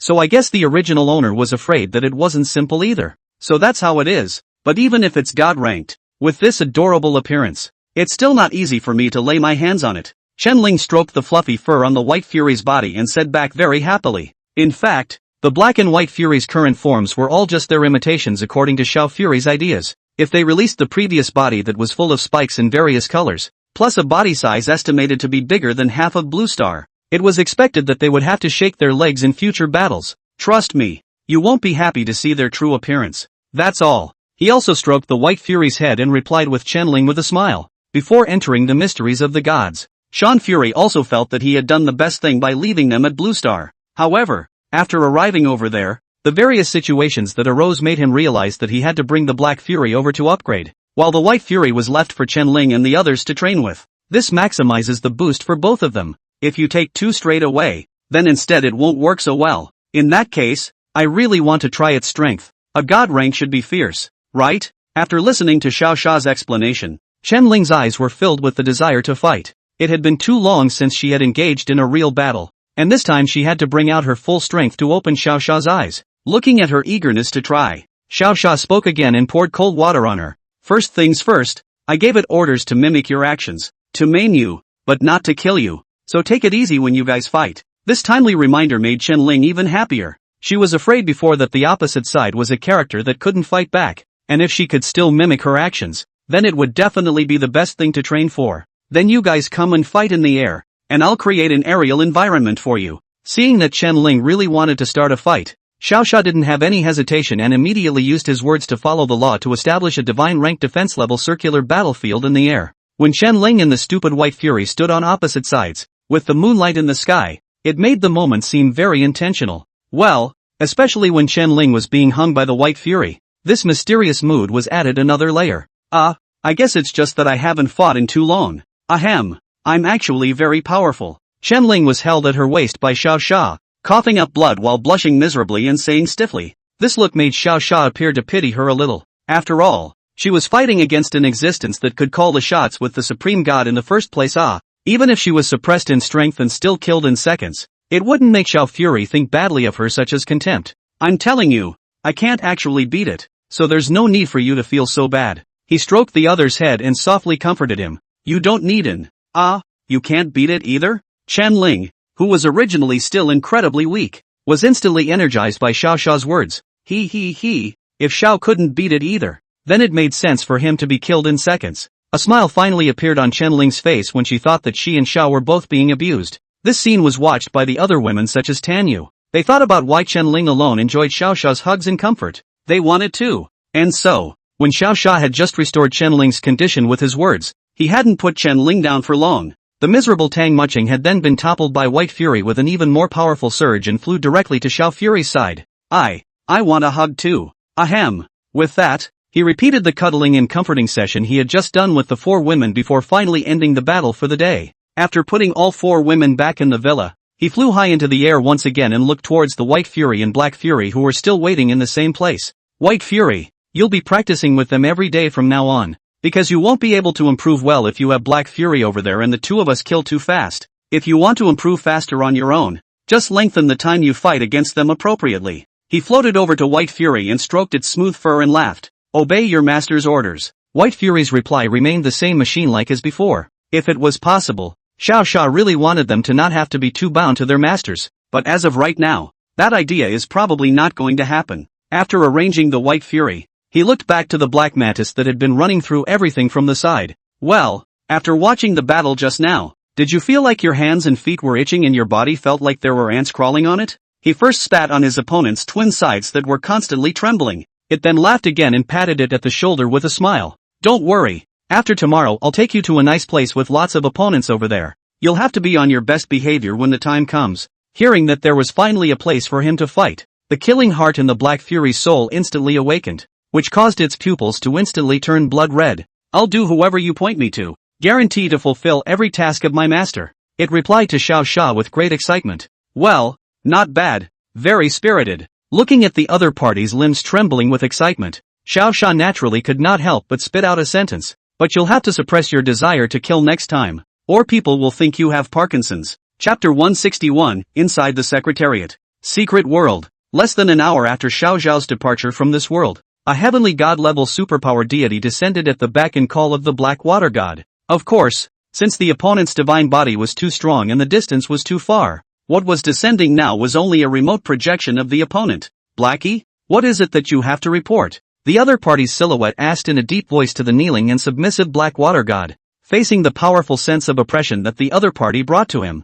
The Black Water God's face also showed a little sweat in a difficult manner. If anyone else had done this to him, the petty Blackwater God would have flipped out with the other party long ago, but now he was facing an existence that he would never be able to defeat in his lifetime. You have to bow down when you're not as skilled as others. Lord God of Heaven, I seem to have found that Heaven's destined son. The Blackwater God lowered his stance and said nonchalantly. It was such a simple sentence, but it caused this heavenly God-level existence to instantly turn surprised. Note, Divine Ordered Void God, Heavenly God, True God, Chaos God. Note, Divine Ordered Void God, Heavenly God, True God, Chaos God. One must know that only last time the strongest had just spread the word that as long as a god found this true son, they could reward the other party with an exclusive cast god weapon. That was an exclusive weapon of the gods, a thing that could only be cast by a true god-level forge god, not to mention the casting fee. It was estimated that just the various materials used in forging weapons alone were not something he could afford. And where is the Trueborn now? And how did you determine that he is the true destiny?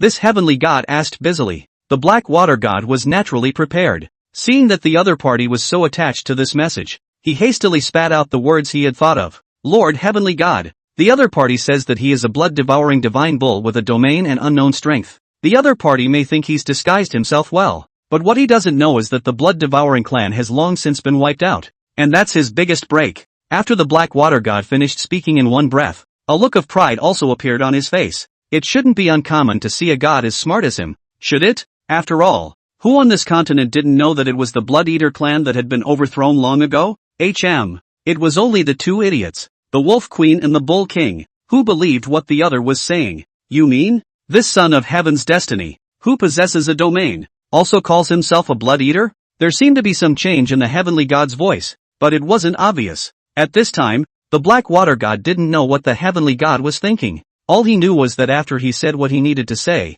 if that cow was really the chosen one, then he would get a super nice reward. The Lord God of Heaven is silent, probably calling the other gods to come and capture this bull? Ha ha ha, it's still lousy who is smart. This can even guess the identity of the other party. He thought darkly in his mind with a million degrees of joy. In fact, the reason why the heavenly god was silent was because he was infuriated by this kid's news. The Blood Eaters, that was a race unique to this world. They are widely rumored for forcibly absorbing the power of their fellow races and brutalizing their fellow races, chilling all the gods. It could be said without hesitation that there was no such thing in the outside world except within the mysteries. So that, the ox that the Black Water God was talking about definitely couldn't be the son of Heaven's destiny anymore. For it is plainly stated in one line of the prophecy that the true believer is from the outside world and possesses the key to it. As for this whatsoever blood-devouring divine cow, it is presumably just the remnants of the blood-devouring clan that have not been wiped out. You can truly be an idiot. The heavenly god who had already sorted out the situation was furious.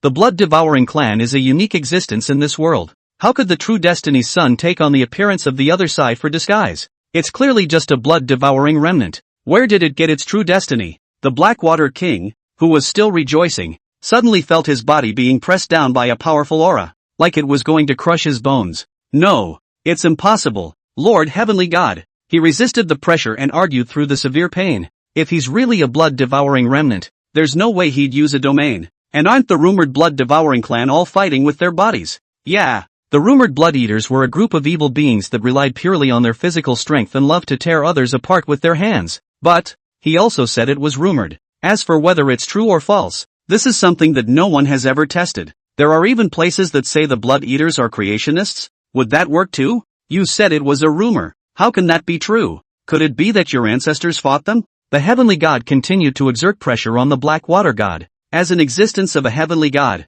it was just too simple to want to torture a void god. The Blackwater god was like a toy in his hands, and could be bullied at will. Hugs. Apologies to Lord Sky God. It's right. After sensing that he really might have thought wrong, the Blackwater god hurriedly apologized humbly. Hearing the other party's humble tone, the heavenly god pondered slightly, then laughed. Sorry, and that's the end of it? You're actually bothering me because of this, and that comes with a price. This smirking voice Blackwater god was really too familiar. It usually only appeared when this heavenly god was short-handed and wanted to get some divine crystals out of his hands. I have 1,000 pieces of divine crystals here to honor Lord God of Heaven. I hope you'll forgive me. He had no choice but to take out 1/4 of his fortune, hoping that the other party would forgive him. Although this heavenly god was very greedy for money, the good thing was that he would really help out when he was in trouble. So the Blackwater god was only heartbroken about his divine crystals and didn't think too much about it, as a god naturally possessed a carry-on space. When the Blackwater god took out a portion of the divine crystals from his own space,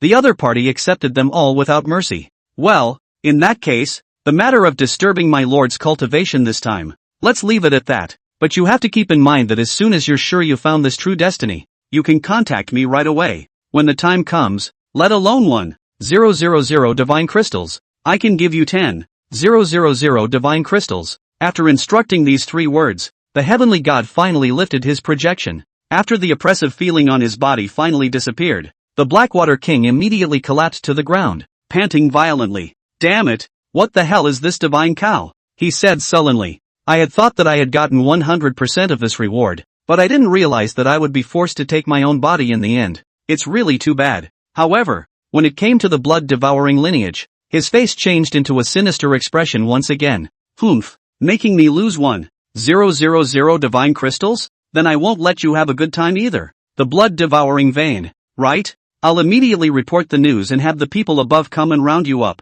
I'll see if you die. Chapter 162 Black Fiend's Might. The Real World. Early the next morning, waking up from the bed, Xiao Fury gently pushed away the 2 or 3 hands resting on his body, and immediately afterward walked out of the room to start eating breakfast. After this night, he was sure of one thing. After using God-piercing to detach himself, he would no longer be pulled in by the rules of the mysterious realms, and there was no time limit on this thing. He could clearly feel that the force of the rules that had locked him down had been removed. Now I don't have to worry about being pulled away suddenly while playing. Xiao Sha thought with a smile. After a brief breakfast, he walked into the restroom to see what had changed in himself. Who had become a god? Well, it doesn't seem like much has changed except that he's a little more handsome and a little more spirited. Looking at himself in the realm that hadn't changed much, Xiao Jia felt that this result was, in fact, expected. The divine rank's change in appearance was minimal, but the reinforcement of strength could reach a sea change. Just as he was still indulging in his perfect body, Chen-Ling was quietly muttering from the side. Yo yo yo, you're here early in the morning being a nymphomaniac, brother sage. Unfortunately, her movements had long been detected by Xiao Sha, so this little surprise didn't scare Xiao Sha. What are you doing running to the bathroom when they go to breakfast first thing when they wake up? Being of the 8th rank, the body automatically removes filth. There should be no need to brush your teeth at all. He turned to Chen-Ling and asked. These words made Chen-Ling smile slightly, and then gently brought the toilet door closed with her foot. With a pop sound, a playful smile appeared on Chen-Ling's face. Here, you can have breakfast too, don't you think? Hey hey hey. After a bit of banter, the 4 women began to enter the secret realm they had created for their long journey of training and dueling. As for Xiao Jia himself, he used God-piercing and brought Black Fury along with him, returning to the mysterious realm of the gods. since the location where the gods' war was fixed. As soon as Xiao Sha returned, he just happened to run into a large group of gods that were wandering around. Does that blood-devouring lineage of cows really exist? We've been guarding here for half a day and we haven't seen anything. A werewolf muttered to the grizzly bear beside him. Who am I going to ask if you ask me? Anyway, that toad said there is one. So let's look for it. What? Are you in a hurry to go have fun with those wolf girls of yours? Grizzly flirted twice at him. The werewolf who was poked in his mind rubbed his head in embarrassment. Then it's not a good idea to look for it like this. Isn't there any accurate information? You'll have to ask the toad about that. Whoever told the others to be the managers of this piece, we'll just have to do as we're told. Fair enough, keep looking. After discussing a couple of things, the werewolf and the grizzly bear continued to search the forest and the sky for signs of the 3-meter-tall sacred cow. Unbeknownst to them, what they did was all heard by Xiao Fury in the sky. Master, the things below, should we kill them? The Black Fury standing beside him looked grimly at the two gods below him. For it, as long as it was the existence of a non-master, it was all its own prey. This sinister aura caused Lilia, who was on her shoulder, to hastily press into Xiao Sha's face and ask nervously, Master, it looks so scary. You say, it won't even try to kill me, right? What's it killing you for? It's not like you have much strength and don't know that it kills. Xiao Sha smiled back. These words made Lilia's body tremble and her face was full of aggravation. What the heck? People are aids, not something like it that fights and kills and has no human feelings yet, she argued with a cold grunt. By this point Xiao Sha knew that she was going to pull the wool over her eyes again, so he already didn't pay much attention to her. These are too weak to be your prey. Xiao Sha replied indifferently to the Black Fury. A group of existences that couldn't use divine power was not worth Black Fury's point of learning anything at all. If it wanted to fight, then it would definitely have to find an existence above a void god. Don't look at the fact that the Black Fury was at rank 0 just like him, but it was after all an existence that could fight with the supreme god back then, so it shouldn't be too much of a problem to fight across the ranks, right? Very weak indeed. These prey are not worthy of Master and I. Black Fury followed Xiao Fury's movements and shook his head as well. After shaking his head, this black mantis, too, revealed a forlorn expression. Xiao Sha knew that it was so despondent because it had no opponent, as long as he found it an opponent himself. And this opponent, well, he had already found it when he came in. Don't worry, I've already found your first opponent. Now let's go find him. After he said these words, he led Black Fury to move quickly. In no time at all, he arrived in a swamp that was covered by a forest, so dark that even the water was shaking and muddy. Toad? Frog? Not important. I'll fuck whoever messes with me, no matter what you are. Looking at the murky swamp, he mused in his mind. Previously when he was in the god's domain Xiao Sha knew that there were 3 void god realms approaching, but one of them ran away in advance. Combined with the group of beastmen's talk just now, he naturally knew that this being who had called them over to track him down was this void god realm that had left early. To put it bluntly, it's actually the Black Water God. At this time, he hadn't been unaware that Xiao Fury had already brought Black Fury to kill in front of his house. It was only after a black mantis was suddenly killed down in his own underwater world that the Black Water God flew out of the swamp in horror. Shit! What the hell? How dare you sneak attack my godless orders compound? The Black Water God, who sensed that his opponent was a bit tricky, hurriedly shouted out his backer. However, these words had no effect on this black mantis. Seeing that the previous attack had no effect, the opponent didn't stop at all and continued to charge towards him. This mantis was just too strange. Clearly he was only using a simple double sickle attack, yet it caused the Black Water God to feel a tremendous amount of pressure. It seemed the power of the rules was attached to these twin sides, and touching them would surely hurt. Imperial Water Divine Art. Block. In order to prevent this strange thing from cutting into him, the Black Water God hastily created a water barrier with his divine power. After all, the opponent was only a god rank, so naturally it wasn't that easy to break through the Void God's defenses. This barrier just about dissolved Black Fury's twin sides with ease. I thought how fierce it was. It can't even penetrate a barrier. So it seems I was overthinking it. The Black Water God finally breathed a sigh of relief when he saw that his opponent was unable to break through.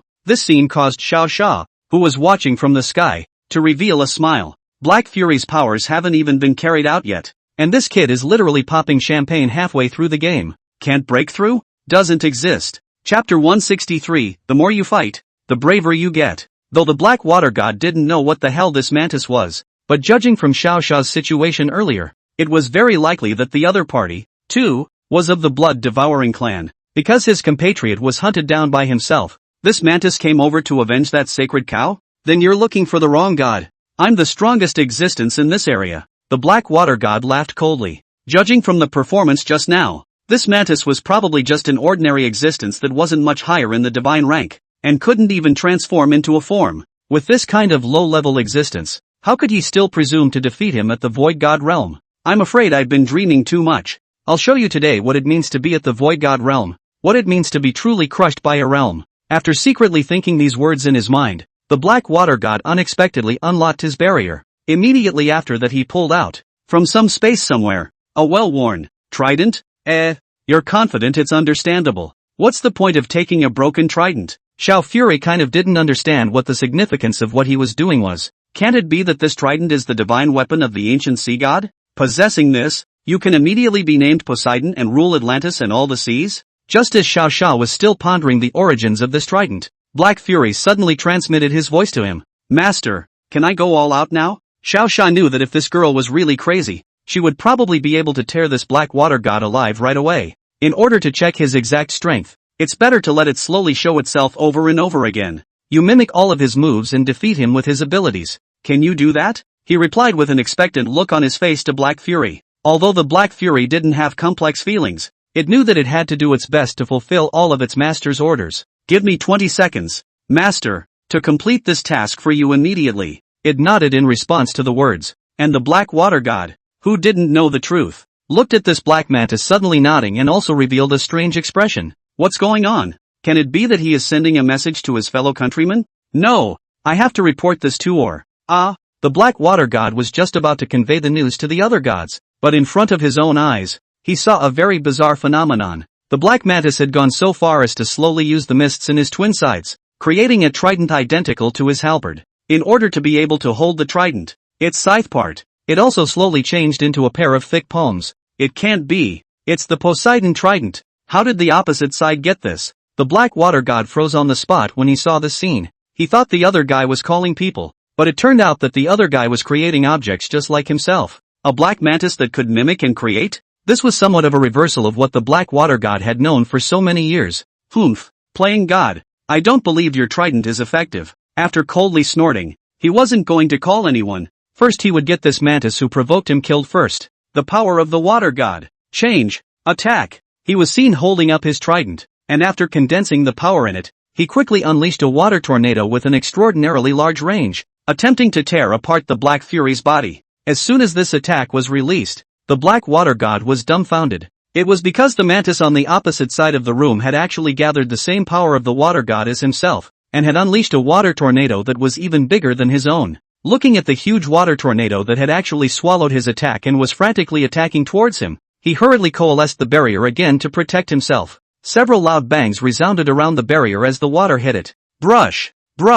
What the fuck are you? He said in surprise, watching his barrier block the attack. The Black Water God was distracted and began to think about how the other party had managed to do it. He used his trident to unleash the power of the Water God, only for his opponent to imitate him and use an even greater power of the Water God. This is too cognitively subversive. Just as he was thinking in a bumpy manner, the current had run out, and the black mantis, in all its glory, appeared in front of the barrier. It held the trident and waited thoughtfully for something. This scene made the Black Water God think that there was no way for it to come in, so it picked up its confidence again and taunted it. You can't get in, can you? You couldn't break through this barrier before either, and you definitely can't get in now. 16, 17. Black Fury counted the seconds very confidently in front of the Black Water God. When the Black Water God heard this number of seconds, he always felt like he was panicking in his mind, and he had to interrupt his opponent to do so. What are you counting numbers for? Is it hard to believe that this is the code word of your clan?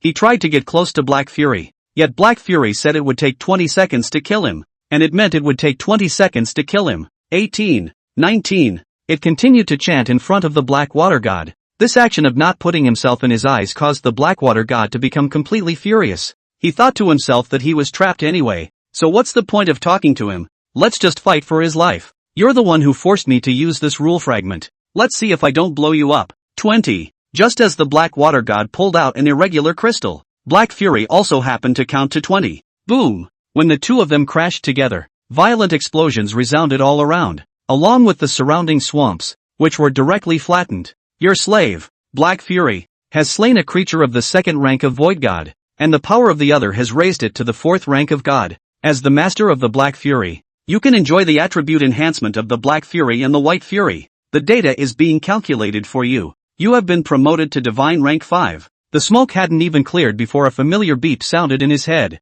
Although Xiao Xia had long known that the Black and White Twin Furies were very fierce, he did not expect them to be outrageous to this extent. The moment Black Fury charged towards the Black Water God just now, he clearly saw that the opposite side of the fire simulated an identical crystal coming out. It was with this crystal, and his own superb physical fitness, Black Fury directly relied on this crystal to create the impact of the explosion and blew the Black Water God to death. Although Xiao Xia did not know what this rule fragment was. Anyway, Black Fury was very powerful is all. Mission accomplished. Master. Black Fury was not injured at all and directly flew out of the smoke at a fiery speed and reminded Xiao Fury. Well, good job. Xiao Xia nodded at it. If it had been something else, he might have had to think about what reward to give the other man. But the words of the Black and White Fury were born to fight. The best reward that Xiao Fury could give them was naturally fighting. Fighting. Non-stop fighting. Only by fighting until no one can stop them anymore will they presumably be satisfied. Chapter 164 New Targets. Looking at the Black Water God,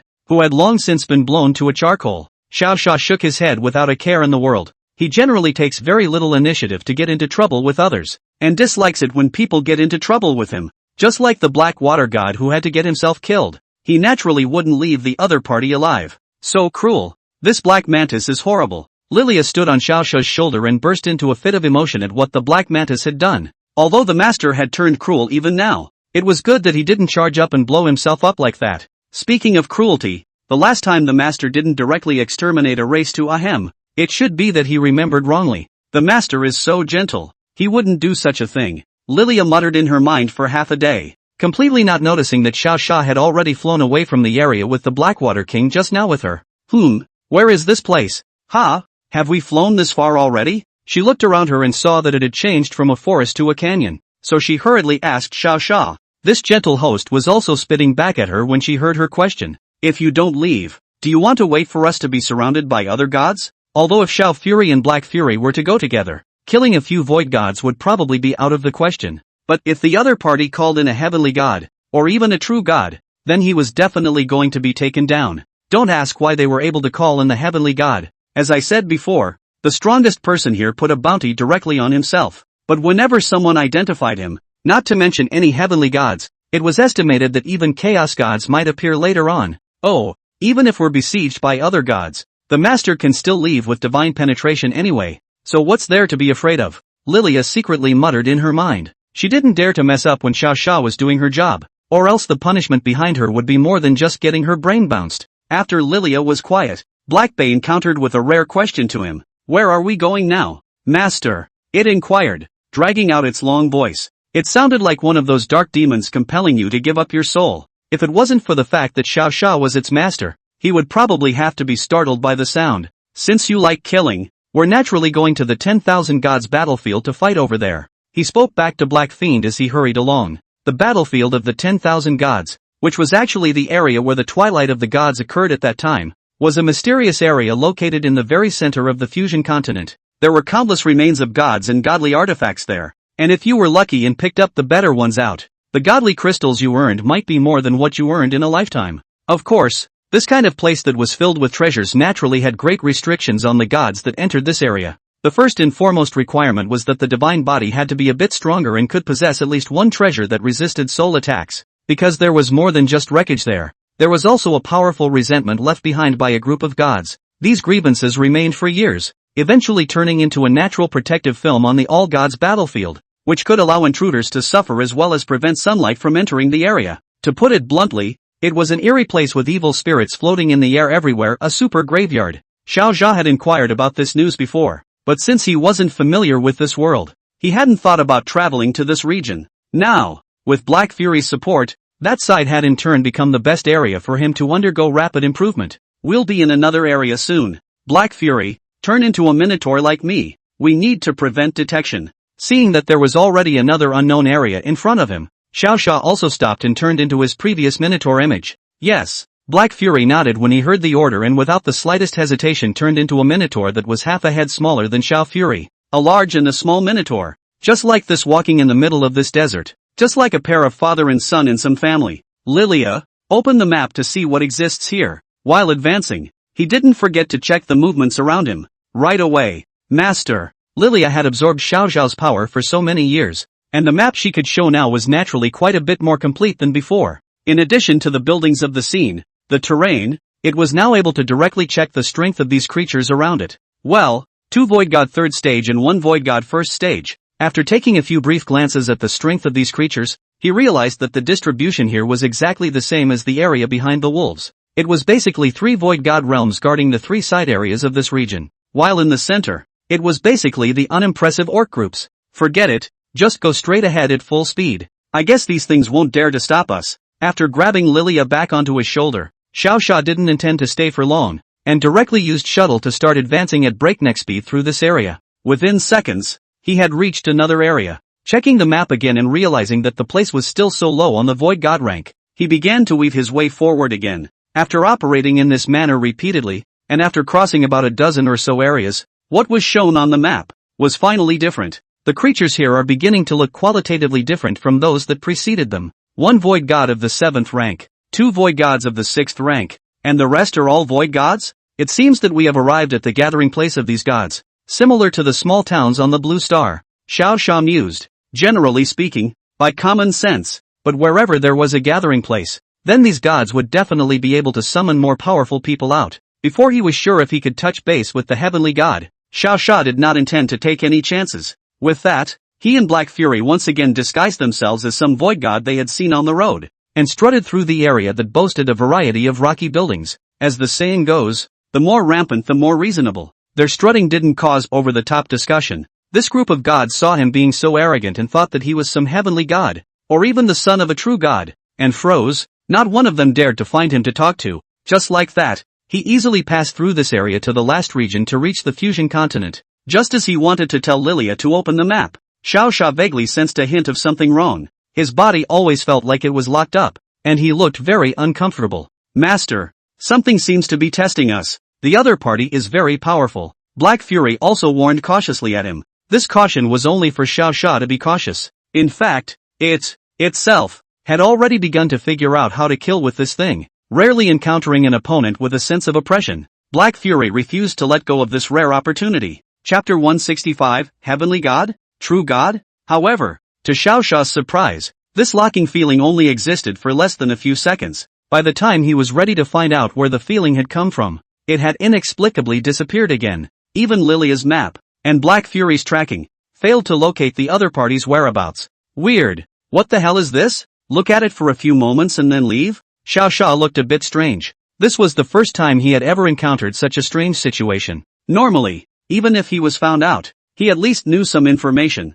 but now that others had viewed him openly, he couldn't put up any resistance, a feeling that was very strange. Master, how come I don't feel anything looking at me? Is it that it's not interested in little cuties like me? Lilia saw that Xiao Xia had stopped, so she said to him half-jokingly. Though she was joking, there really wasn't any problem with that statement, because this locking feeling was actually originating from one of the most mysterious red stones in this godless continent. It was a mysterious protolith that had suddenly fallen from outer space in a period very long after the twilight of the gods had occurred. It exuded, perennially, an eerie sense of probing that was off-putting, yet strangely enough, from the time it fell until now, no god could pick it up or even take it in. Even those 4 strongest people had tried this weird piece of raw stone one by one. The result, naturally, is that they all end in failure? But at that time they left a message for all the gods to remember. The 4 strongest people in this world were unable to shake this object, indicating that it is not a product of this prison at all. If some god picks it up in the future,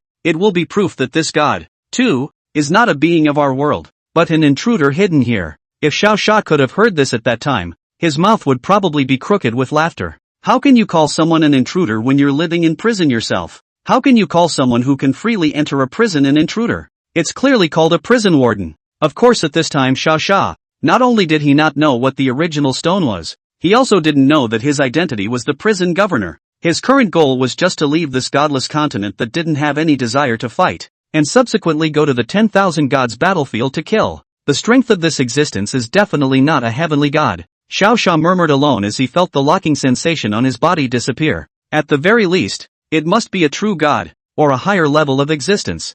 I didn't realize that I had only been here for a few days, and I was already thus such a powerful presence. Then if we went to the battlefield of the 10,000 races, wouldn't we have to be haunted by countless unjust souls? The thought of that group of souls floating around over his head sent a chill down Xiao Xiao's spine. Those are minor gods. Master used to be a supreme god. I promise they can't beat you. Lilia waved her fists at him encouragingly. These words gave Xiao Xiao a lot more confidence. Yes, he was a man who carried the bloodline of the supreme god. How could he be intimidated by this group of true heavenly gods? Even if those 4 evil gods from outer space came, with only the strength of a chaos god, they would definitely be crushed by themselves. Well, it's definitely going to get crushed. Dude, why are you floating in the air and not moving? Just as Xiao Xiao was still pondering, an unhurried voice suddenly came from behind him. When he looked back, he realized that there wasn't just one person in front of him. It was an entire squad of fully equipped void gods. At a glance, there were 7 or 8 void god realms, and 4 infernal gods. One by one, they were all dressed in clothes made of animal skins, some with weapons, some with shields, as if they were preparing to go somewhere to fight. It's fine. It's just that just now, I suddenly felt like I was being stared at by something. It's a bit uncomfortable. Xiao Xia smiled and said back to the man standing in front of him. This statement was actually not only in reply, but also to test if anyone in their squad had ever had such an encounter. Oh, you really felt this feeling? The man who had called out to Xiao Xia brightened up, as if he had remembered something. Yeah, but I didn't know what it was and I couldn't find it after looking for it. His answer was actually quite normal, but it turned the man on more and more. Queen Bee, it looks like your feeling was right. Look over here, there's a void god brother who had the same encounter as you. He shouted at a certain being in the group. A shy girl then stepped out of the group under Xiao Xiao's gaze. She had tiger teeth that were long enough to show the corners of her mouth, and after grinning up and greeting Xiao Xia, this bee-turned god raised her doubts. This sense of locking, according to the gods here, only happens to very powerful beings, but your strength is only at the first stage of void god. That's not reasonable. Xiao Xia wanted to say that he was not a void god first stage, and that this strength was just a random simulation on his way. One's true strength was the uninitiated 5th rank. Ahem. But of course such truths naturally do not need to be explained to them. They probably wouldn't believe me if I told them anyway. Rank does not mean strength. He first shook his head to dismiss the Queen Bee's idea, and then asked him, what I'm curious about, though, is what this feeling is coming from. Although he didn't answer the Queen Bee's question positively, the other party had already vaguely sensed that he was an existence not to be messed with. This feeling, it's the most mysterious piece of raw stone in the godless continent, emanating from it. It is said to be a treasure that has been strayed in from the outside world, and is looking for a god of the same origin as it to take it away. The Queen Bee, though coy, told the information she knew. The original stone? This name tightened Xiao Xiao's heart when he heard it. It was the name of a currency in a game from a previous life. It was the same as the 8-god clan before. This name is probably just something they picked up off the top of their heads. It can't be the original stone from that game. Xiao Xia dismissed his association in his mind. So, thanks. Having gotten his answer, he thanked the Queen Bee in a rare moment. It was also the first time since he had arrived in the fawn world that he had said thank you to the gods imprisoned here. After thanking him, he naturally prepared to leave with the Black Fury beside him. And the sudden appearance of the Black Fury was what caused this entire squad of gods to be suddenly startled. Holy shit! When did he have someone standing behind him? How come I didn't feel it at all? Yes, I could sense that the last heavenly god lord was coming. So why can't I sense this void god realm character? Not only is his aura well hidden, the killing aura on his body seems to be heavy. He must be a ruthless character. This group of people's meal of discussion caused Xiao Xia, who was about to leave, to suddenly stop. It was this pause that caused this entire squad to collectively tighten their hearts. Chapter 166. Just as they were worrying about whether or not Xiao Xia was some kind of god-killing maniac, worried, they were surprised to find that he had stopped just to ask questions. By the way, the fusion continent, is it far from here? Xiao Xia inquired to the group of gods. After half a day of shuttling here on his own, he didn't know exactly how long it would take to get there, so it would be easier to ask these locals. Fusion continent? It's estimated to be a distance of 7 or 8 days. As the captain, the man standing at the very least, was the first to react. After answering Xiao Xiao's question, he subconsciously asked again, are you planning to go to the fusion continent if you ask that? The purpose of asking this question is really quite simple. From the moment he heard the news that Xiao Xia had been locked, he had wanted to drag Xiao Xia into the gang and go with them to search for the so-called true god's treasure. Anyway, this treasure, literally at a glance, was not something they could mess with at the void god realm, and it counted as one more teammate if they could find one. What's more, Xiao Fury wasn't just one person. He had a companion with a hidden ability pulled full circle. That's a much better chance of them finding the treasure if they pull both in. Well, I want to visit another continent, Xiao Xia replied casually, just as he was about to leave. This void god 5th ranked captain finally gathered the courage to call out to him. So, do you want to come with us for a bit to find the treasure? We have a map here that is said to be a treasure left behind by a true god-level existence.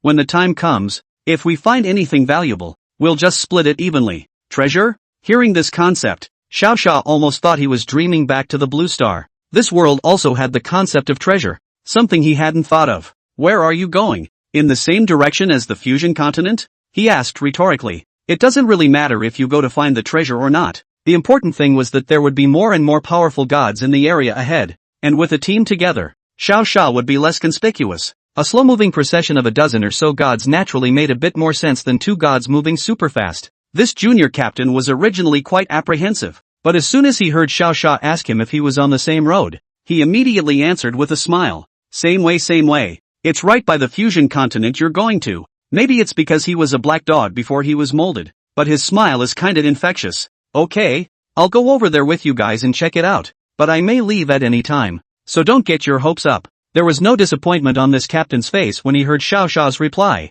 He felt that if Xiao Xia wasn't moved now, it was just that he hadn't seen the treasure with his own eyes. The treasure hidden on this map is said to be a whole lot of fresh fruit. If he could really find this treasure, the other side wouldn't be laughing and drooling. Yes, you heard right. The treasure in their mouths turned out to be food, and only some fruit at that. Xiao Xia did not know about this matter at this time. He knew that the god capital was in existence that did not need to eat food. However, he did not realize that at that time, Pangu had made this group of prisoners to repent, so he had made their craving for food increase and also curtailed the food production of the whole world. And that leads to, not only do the gods here need to eat food, but even more outrageously, most of the gods here don't even have anything to eat yet, and have to starve every day. Row, row, row. Do you guys want to fly in front of us? Or behind us? This captain hurriedly agreed to the conditions that Xiao Xia said. Hearing his words, Xiao Xia raised his eyes once and looked at these squad members behind him. The expressions on the faces of these gods were all the same muggle face, but he always felt like the other side should be holding a grudge for why he joined. After all, their inclusion would make the rewards less rewarding, and it was normal for them to hold a grudge. Let's fly back. You guys lead the way. Okay, then you guys stay close and we'll be on our way. Just like that, under the leadership of this captain, they then flew over quickly in the direction of the so-called heavenly god's treasure. Just less than half an hour after they left, several gods dressed in leather also arrived at the place they had left behind earlier. One of the ugly existences, whose face was full of pits, took out a certain green crystal, and after pounding it in place for a while, the crystal, surprisingly, began to display the location of Xiao Xia and the others. Well, today this team even has one more person. It seems that the prey has become more numerous again. Jia Jia Jia. Looking at the markings displayed on the map, the ugly man laughed loudly. Don't smile, fox. Look at your burnt face. How it scares the gods when you smile. A stocky man breathlessly spoke up, stopping his horrified, uncontrollable smile. Ignoring the other's speechlessness, the ugly man continued eerily. Gecko, that's more than a dozen hunts this time. I haven't seen this many hunts hooked in a long time. I'm excited. Gecko was certainly as excited as he was. They, as a group of gods that liked to pit youngsters against each other, would use the bait of treasure maps every 10 years or so to lure some gods away to the vicinity of the godless continent. That area was a famously chaotic area. Even if they slaughtered this group of gods, no one would notice. Discovering this problem, they became a professional god-killing squad, specializing in killing and plundering this group of poor inferior gods for food and god crystals. Ha ha, it's still your kid's routine that works. Every time a youngster falls for it, the gecko man patted the fox's shoulder and let out a loud laugh. This operation was estimated to bring them another few hundred divine crystals. For the next 10 years or so, they could get away with living in towns again. Smile, smile, smile. Don't let these things backfire on you. I told you we've been targeted by the godless order. Fox said seriously. In contrast to the fox's caution, the gecko looked casual, pointing to the target on the crystal in a relaxed tone.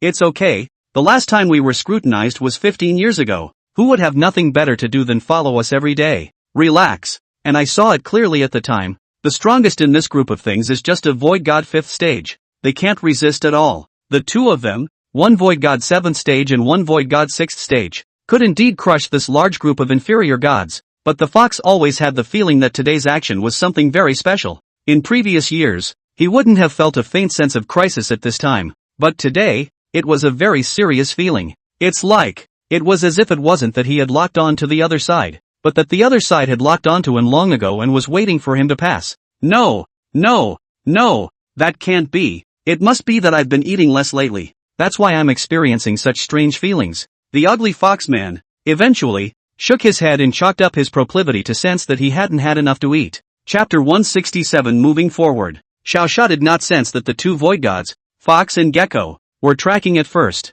because he had never even looked at the treasure map in the other party's hands. He naturally didn't know that it was a map with a locator spell attached to it, and because the Black Fury was so well hidden, it hadn't been able to sense that something was tracking it. It was the resourceful Lilia who finally noticed something was wrong with the map. At the first moment, she looked flustered and reminded up by patting Xiao Sha's face with her small hand. Master, it seems like something is following us. Look at a locator-like red dot on the map, emanating from among the group in front of us. After hearing her words, Xiao Sha looked at the map in front of him that had been displayed in front of him. There was indeed a dark red dot on it, though it wasn't very large in form, but it's a mark that only appears in rare cases. What's the point of following us when this group is so trashy? His gaze was dead set on the group and he began to think in his mind. Under normal circumstances, even if they really did have thoughts about themselves, then it wouldn't be necessary to send out so many people. After all, the identity he was using right now was just a Void God First Order. Was it necessary to get on so many Void God Third or Fourth Order existences to intercept him? As for the other party seeing through his identity, this was even less likely. If they really saw that they were that legendary True Destiny, that group of heavenly gods, true gods and other existences would have long since descended. There's no way, for hours, that these things won't come down. Is there? That, Master. Lilia stared at the map and watched, a certain answer suddenly coming to mind. Is it possible that they are the ones being tracked? That we just got caught up by accident? That's an idea that makes some sense. After all, the tracker was on them, and they were the ones leading the way. So naturally, they were the targets of others. This group can't be a bunch of wanted criminals, can it? Are they actually fleeing in a hidden direction? Xiao Sha murmured. Anyway, things are sorted out now. No matter what their identities were, they had nothing to do with Xiao Sha. He's just a passerby who wandered into their group by mistake. Even if someone wants to arrest them later, Xiao Sha will just walk away. Well, after all, it's none of his business. There's nothing to care about. He'd better go to upgrade first, most urgent.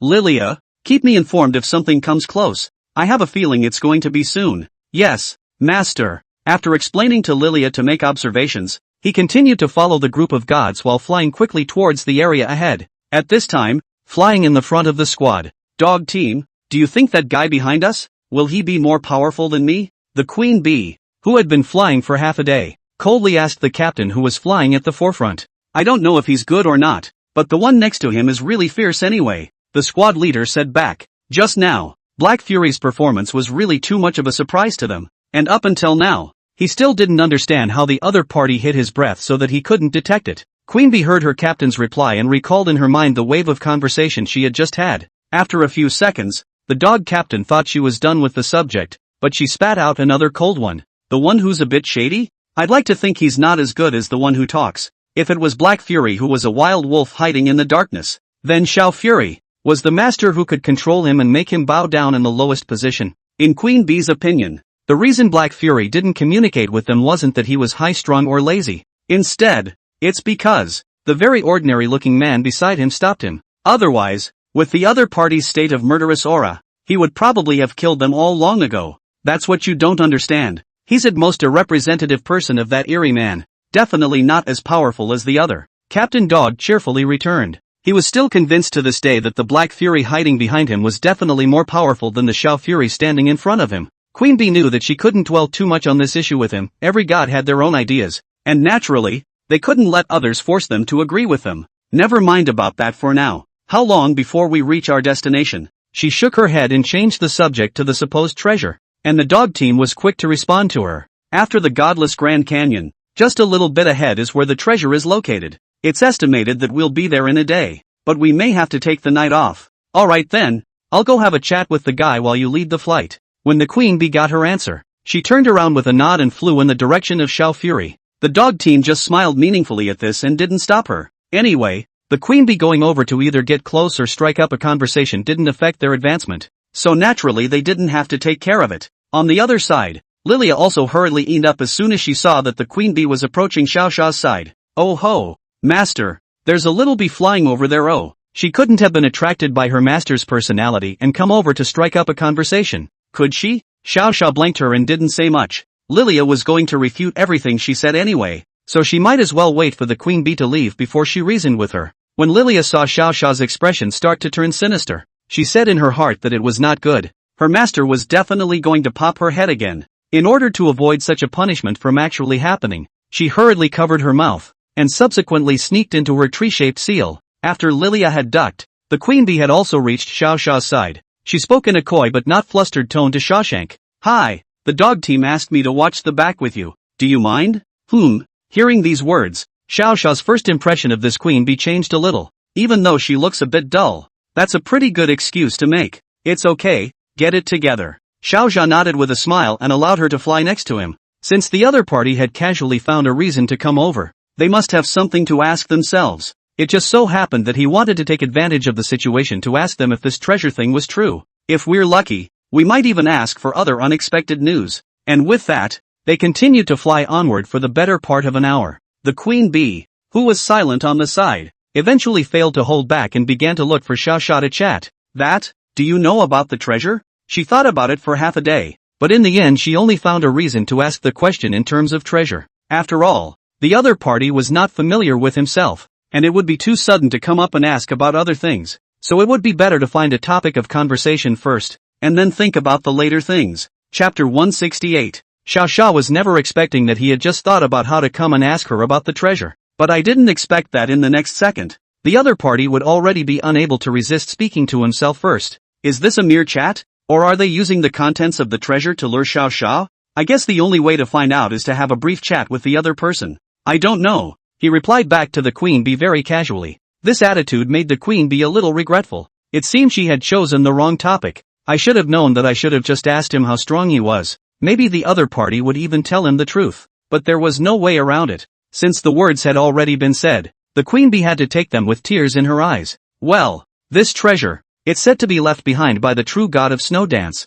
She was the first being in history to preserve food on ice, so we're guessing that the treasure she left behind would have a lot of fruit that was still fresh. In order not to look embarrassed, she told part of the information she knew about the treasure. Although it looked like they were generally telling a story, these two paragraphs were very effective against Xiao Xia. Treasure? Fruit? Is that fruit some kind of treasure? Xiao Xia returned to the queen bee. He thought about their large group of gods. They couldn't be there to look for some common fruit, could they? It's understandable that unorthodox gods, like Dear Lingling and the others, don't have anything to eat or water to drink, but most of these are false gods.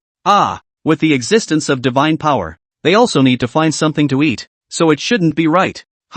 Well, it really isn't your average fruit. Upon hearing Xiao Xia's question, the queen bee first stared blankly before firmly telling him that the fruit was not ordinary. Xiao Xia was also finally relieved. He thought that this group of gods were so poor that they didn't even have food anymore. Even a few fruits could be considered treasures. Now it seems that I should have thought wrong. That is, the fruit that has been frozen. Very precious. The queen bee fantasized about the taste of this fruit, and her heart couldn't be sweeter. If she could really have a bite of such fresh fruit, she would have lived enough in her life. However, what she who was still immersed in her fantasies didn't know was that her own words made Xiao Xia that was frowning madly. Why does it seem like it's still a normal fruit after all this talk? Frozen fruit? That's still a fruit. Is it rare? Xiao Xia expressed his lack of understanding, so he frowned and asked the queen bee, can you eat it and directly promote yourself to the divine rank? This time the queen bee didn't hesitate and immediately vetoed this claim of Xiao Xia's. Shouldn't be able to. Undeterred, Xiao Xia continued to ask other questions about the fruit. He was dead set against believing that a group of void god rank existences would not even have anything to eat.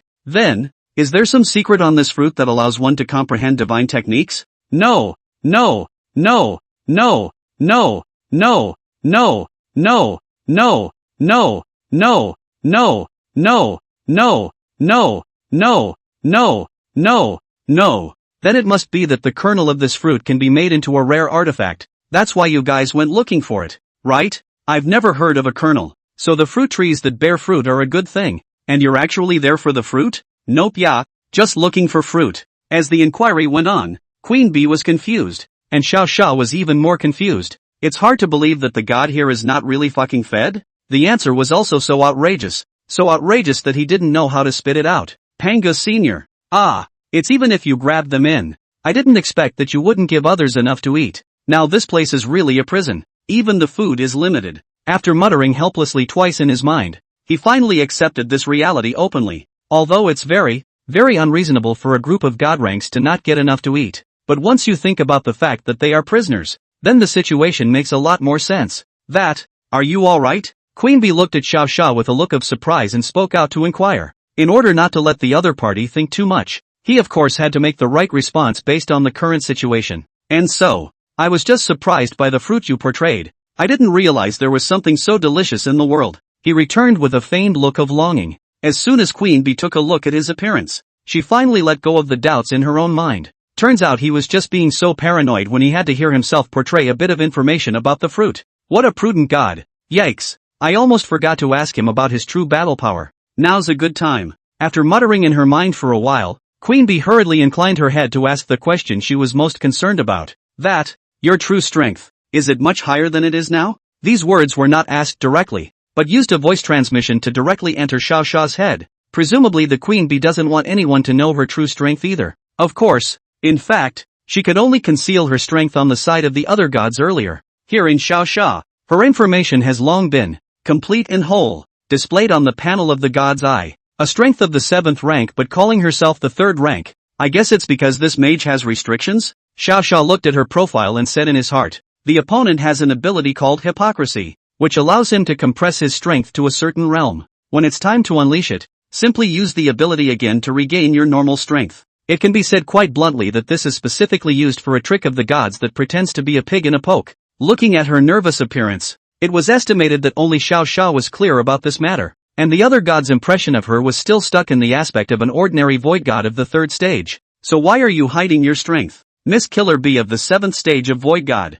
Xiao Xia transmitted his voice back with a jovial tone of snark. The words made the piqued woman pause. Didn't you come here to ask him? Why did he tell us all about himself in advance? Can't it be that he's a helper sent by the order? No, there was no news of any other gods participating in this mission. But, if Xiao Xia was not his helper, how did he know his information? Could it be that he could see through others? Who the hell are you? Peak Lady panicked a batch at this point, her tone trembling. Originally, he, himself, had only come over to hunt down a group of criminals who liked to hunt down their fellow criminals, but he didn't expect that before the criminals could be found, he would encounter this terrifying existence in front of him. It was surprising that he had no secrets to tell in front of him, and this kind of powerful ability wasn't something that could be manipulated by any void god first order. The opposite side, at least, was an extremely well-hidden heavenly god, or a higher being. Don't panic, it's just a passing god. Xiao Xia smiled back and very kindly signaled that she didn't need to worry. He wouldn't blow her secret out. Chapter 169, The Miserable God.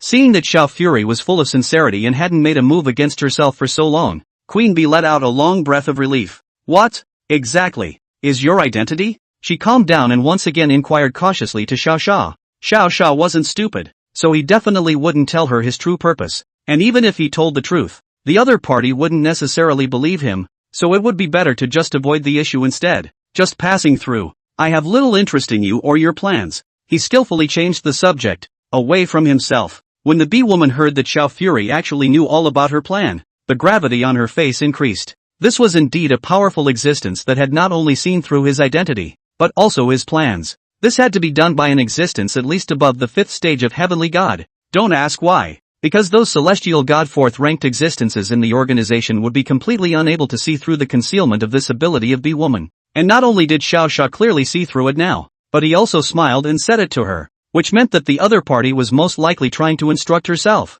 Elder, actually, I am not very confident in my plan, so I wonder if you can give me some guidance. She sighed and respectfully replied back to Xiao Xia. Actually, Xiao Xia didn't know what she had planned. He just saw her disguised in this group of low-grade void god ranks, so he decided that she had some sort of purpose. With her reaction it seemed that there was absolutely nothing wrong with her own idea at all. Be specific, I'll help you analyze it. He put on a very casual expression and began to act like a bigot. In reality, but simply wanting to see what the hell this bee woman was doing. Elder, it's like this, I'm from the godless order, and I'm over here tracking down a group of criminals who often hunt low-ranked gods. This bee woman was not worried that Xiao Xia was a bad person, so she put down her guard and began to narrate. During the time she was narrating, the dog team was also looking back at bee woman for a few moments. After seeing that the two of them actually began to slowly quiet down and stopped communicating in any way, they also revealed a puzzled expression. This girl, she can talk to someone else and have a conversation? He laughed awkwardly.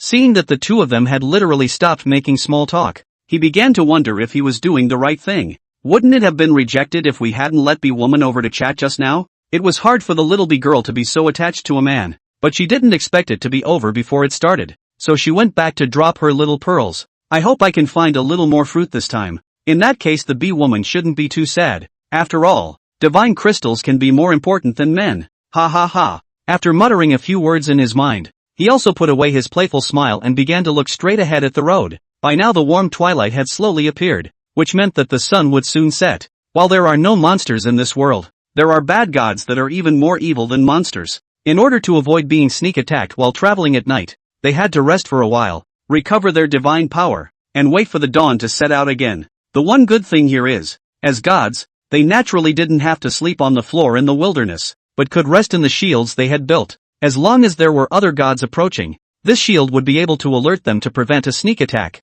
Of course the above only happens when the opponent's strength isn't too different from theirs, or is lower than theirs. If the opponent was overpowered, then it was expected that they'd be GA before the shield even gave a warning. With that, the ones that didn't make it to the Void God followed the other Void Gods into the shield, and the dog team fused all the Void Gods' shields together into one larger shield. They, a dozen gods, stayed in this shield that was in the air. Doesn't it sound like a wilderness survival garrison camp? It couldn't be helped, because their status in this world was that of prisoners. So many of their abilities were diminished. If they were allowed to fly back to the Blue Star with their current strength, they would definitely be overwhelmingly strong, an existence that could call the wind and rain and do anything. It was only a pity that they who had angered Pangu in the first place naturally didn't have this opportunity to call the shots. That's about it for the most part, and I'm not sure this operation is working. Next to the corner of the shield, Xiao Xia finally listened to B-woman's complete story. This girl is such a genius. She doesn't know how to tell things to the point. She insists on starting from the time she joined the order.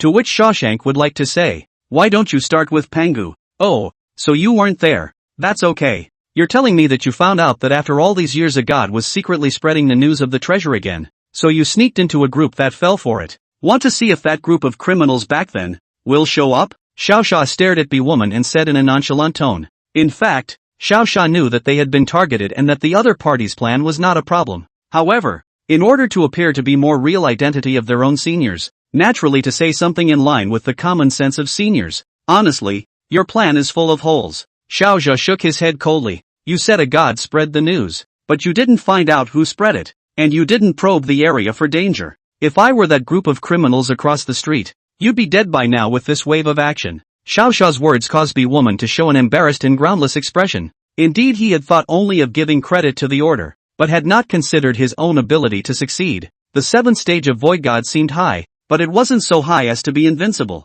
and there were many gods in this world. So maybe this action of his own was really going to make her step into despair. It's a good thing I met my seniors. With the seniors' guidance, wouldn't he be able to accomplish this task casually? After all, the other party had seen through him at a glance, so it was logical. He could naturally see through the group of criminals across the street, and what they were really doing. Then senior, based on your many years of experience, where will they appear? She respectfully snapped at Xiao Shi. Faced with such a simple question, Xiao Xia naturally smiled coldly and then gave her the correct answer. Since you are the only group that believes in the treasure, naturally they will only come to you. If nothing else, they'll be here later in the night tonight. His words were calm and confident, making B-woman that was quite surprised, so much so that she had forgotten that she was right where she was, which meant that there was nothing wrong with her plan at all. But after being so fooled by Xiao Xia, she naturally became his little disciple, listening carefully to him analyze the situation later. Chapter 170, this is called experience.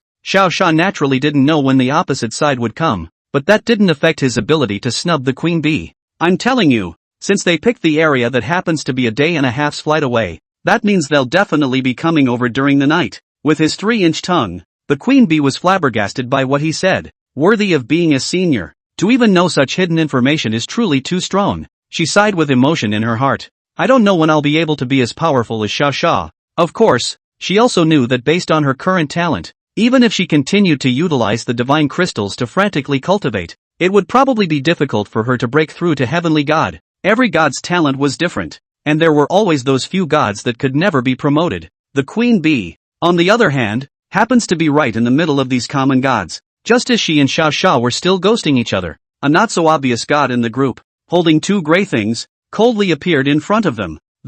Excuse me. He rubbed his head and laughed. The dog team asked me to bring you guys some food. I haven't seen you eat in so long. You should be hungry, right? Here's where the stuff goes. Never mind, haha. After that he placed the two gray things on the ground and then turned to leave. The whole process was so silky smooth that it didn't even allow Xiao Xia and the queen bee to say more than a single word. The dog team is a good god for giving us food, Queen Bee exclaimed, before using a simple control to get the fruit into her hands. Unlike the queen bee, Xiao Xia did not directly take the fruit and eat it, because don't look like he's been chatting with the queen bee, but he's actually been looking around at the movements around him as well, as far as his ears had heard, and as far as his naked eyes had observed. This void god's second stage existence didn't have a single word exchanged with the dog team. He just watched and watched, and then he suddenly got up and walked over to bring food to himself and the queen bee. Can it be that this is actually an accomplice of that group of trackers that put poison in this fruit to try to poison them over? In order to find out what was going on, he took one of the fruits from the queen bee's side and then used his divine eyes to check it out. Crispy fruit, the most common fruit in the mysterious realms. It adds a small amount of satiety. The fruit looked like an apple that hadn't grown and was still deformed and developed, gray, and the taste could definitely make Xiao Xia spit it out in one bite. But from the information shown on the god's eye, at least the thing was edible and didn't put out poison. But that's odd, since he didn't put the poison in, and it wasn't the dog team that told him to give it to the two of them. So why did he send them food? It can't be that we met a great good god and felt that we were pitiful, so we gave it away. Xiao Xia muttered as he stared at the other party's back. That thought is quite possible, because that's the only thing that explains why he's giving away food. Kind-heartedly, he assumed that the two of them had no food and were afraid to ask another god for it, so he pretended that the dog team was handing out food as a way of handing it over to them. I didn't realize there was such a kind-hearted existence among this group of gods. Then I don't eat a bite, and no one else does, so I'd better take a bite and try the feeling. After figuring it out, Xiao Xia picked up this black and unattractive fruit and placed it in his mouth and took a big bite. It's hard to eat. It's too hard to eat. It was a bitter and astringent fruit that made him barely manage to spit it out in one gulp. Good lord, he was a god rank something that could make a god rank feel like vomiting. The degree of unpalatability naturally needed no introduction. Having no choice but to take the opportunity that he was in the middle of biting, he could only throw the fruit directly into his infinite backpack. Your face looks a bit strange, senior? Queen Bee opened her mouth to ask as she saw that his face was very uncomfortable. And naturally, Xiao Xia couldn't bring himself to say the fact that this thing was hard to eat. I'm using divine techniques to find the group of criminals. Don't worry, he casually made an excuse to fool Queen Bee again. In reality, though, he liked the kind brother he'd just met. Although the other party's strength wasn't great, at least this heart was good, and they didn't think of harming them or getting close. It's like one of those village relatives who don't come for the smallest things you call them. When you host a banquet, work on the farm, or whatever, there will be all kinds of people to help out without having to be called. People don't want your money either. They want a dinner or a drink, and it's very much a relief. And did Elder find out where they are? Queen Bee, not knowing what he was thinking, opened her mouth to ask about the object of her mission. It wasn't certain if that group of criminals would come or not, and Xiao Xia couldn't jump to conclusions with her directly. All that could be said was just wait and they'll be here in a minute. Queen Bee was relieved to hear that. With the seniors packing their bags like that, that group of criminals would definitely come over. He himself only needed to put his heart down and wait for his predecessor to make a move. The long night was just a snap of the fingers in front of this group of divine ranks. They didn't need to sleep either. They were just slowly recovering their godly powers in place. The entire shield was quiet, and so it was until the early hours of the morning, when the moonlight had long since been obscured by deep clouds. Master, they're here. Lilia's voice rang softly in her mind. From the map that Lilia quickly unfolded, Xiao Xia saw 4 red dots flying at high speeds, approaching in his direction. Void God Realm, and they're all still below the 8th rank. I guess there's not much strength. Black Fury alone should be able to kill through it. He took a quick look at the strength of the group of so-called criminals and then gave his assessment. At this point, the woman didn't realize that the criminal she was trying to catch was close, and was still deep in thought as to whether or not her opponent was coming or not. Elder, those things. Just as she was about to open her mouth to ask when they were coming, the heart suddenly sensed that there was some kind of danger that was approaching extremely fast. It's a perception that comes with being a killer bee. However, whenever this kind of perception appeared, it meant that if one were to forcefully fight next, there was a high probability that one would die without a body. Everyone hurry and gather together. Something is approaching. Seeing that Xiao Xia did not make a move, the anxious bee woman hurriedly shouted out. He knew that Xiao Xia might not care about the death or life of this group of low-ranked gods, but as a part of the godless continent himself, he had the obligation to remind them to be careful of the dangers.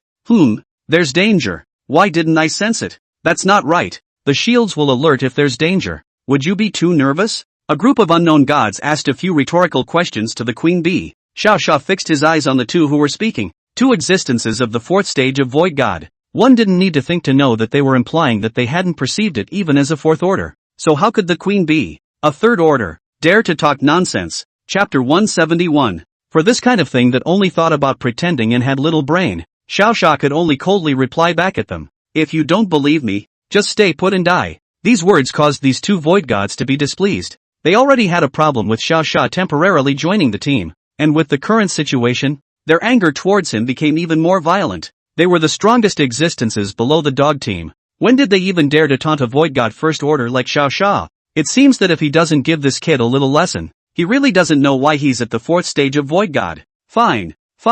I'll see how capable you are today. These two were presumably in the same group, and when they saw that Xiao Sha was insensitive, they even took out their own weapons in unison and looked at him with fierce eyes. One of them was holding a bronze hammer and the other was holding the bones of some creature. Just like that, step by step, he walked towards Xiao Sha. The reason why they were so calm was because the two of them had already used their power to suppress Xiao Sha. Under normal circumstances, two fourth ranks pressing a first rank could be completely crushed to death. But the situation is not very normal here in Xiao Fury. This little fellow of the Void God First Order had actually carried the suppression of two Void Gods of the Fourth Order with ease, and his face was full of smiles and he didn't seem to be under the slightest bit of pressure at all. I just don't believe it. You can still cross the ranks to cut me down. One of the Void Gods couldn't help himself and lifted his hammer and swung it at Xiao Sha. He believed that with his over-the-top divine skill enhancement, this hammer would definitely be able to cleave Xiao's sharp skin into a meat cake. Don't! Not wanting to see her opponent looking for death, Bee-Woman spoke up to stop it. But these words made it seem to this existential void god that the other party was begging for Xiao Sha's forgiveness in an attempt to get himself to let him go. You want him to leave you alone after messing with you? Don't even think about it. Die for me. The more he thought about it, the more angry he became, and he swung the hammer with even more force. As void gods they were able to invoke a little bit of rule power. So in order to make Xiao Sha's death a little bit faster, he also forcefully injected a hint of destruction rule into the weapon. As long as this attack hit Xiao Sha, not only would it slaughter him, but it would also tear apart his flesh and soul, causing him to ache before he died. The sudden outbreak of killing shocked the dog team. Although he knew that there were quite a few violent temper tantrums in the team, he didn't expect that just because of a few words, the opposite side would be able to kill Xiao Sha. You know that the brother beside Xiao Fury is afraid to look at himself. How did they dare to provoke Xiao Fury? Is it too long to live? Or do you feel like you've lived enough? Mayflies shaking trees are bound to die, the dog team muttered in his mind. Since they themselves wanted to die so badly, they had nothing to prompt themselves. Things were really going exactly as the dog team and the bee-woman thought they would. In the face of this void god fourth stage's powerful attack, Xiao Sha did not even make any movements. He simply used divine power to infuse the heaven opening axe, and immediately afterward threw it like this towards where the other party was flying from. Only a poof was heard as the heaven opening axe gently had cut through the opponent's divine body. Then, an existence of the fourth stage of void god, along with the weapon he was holding in his hand and the brother behind him, instantly annihilated into the air, or the kind that leaves no trace, not even a speck of flying dust. It was as if these two guys at the fourth stage of void god had never appeared at all. Killed two void god second order existences, not triggered by the Lord of Killing this time. The Godslayer is in the process of absorbing the opponent's strength. Ding! Absorption complete. Your strength has been raised to divine level 7,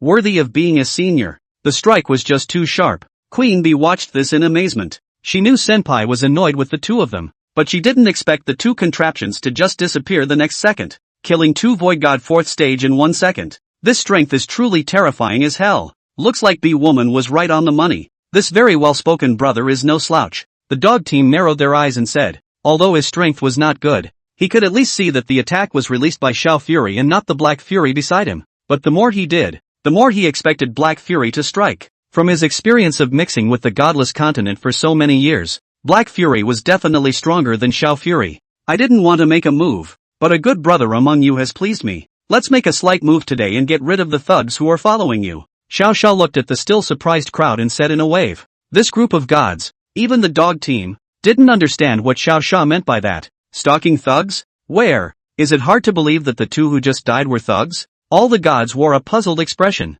pressed to take pity on these two gods that they didn't even know.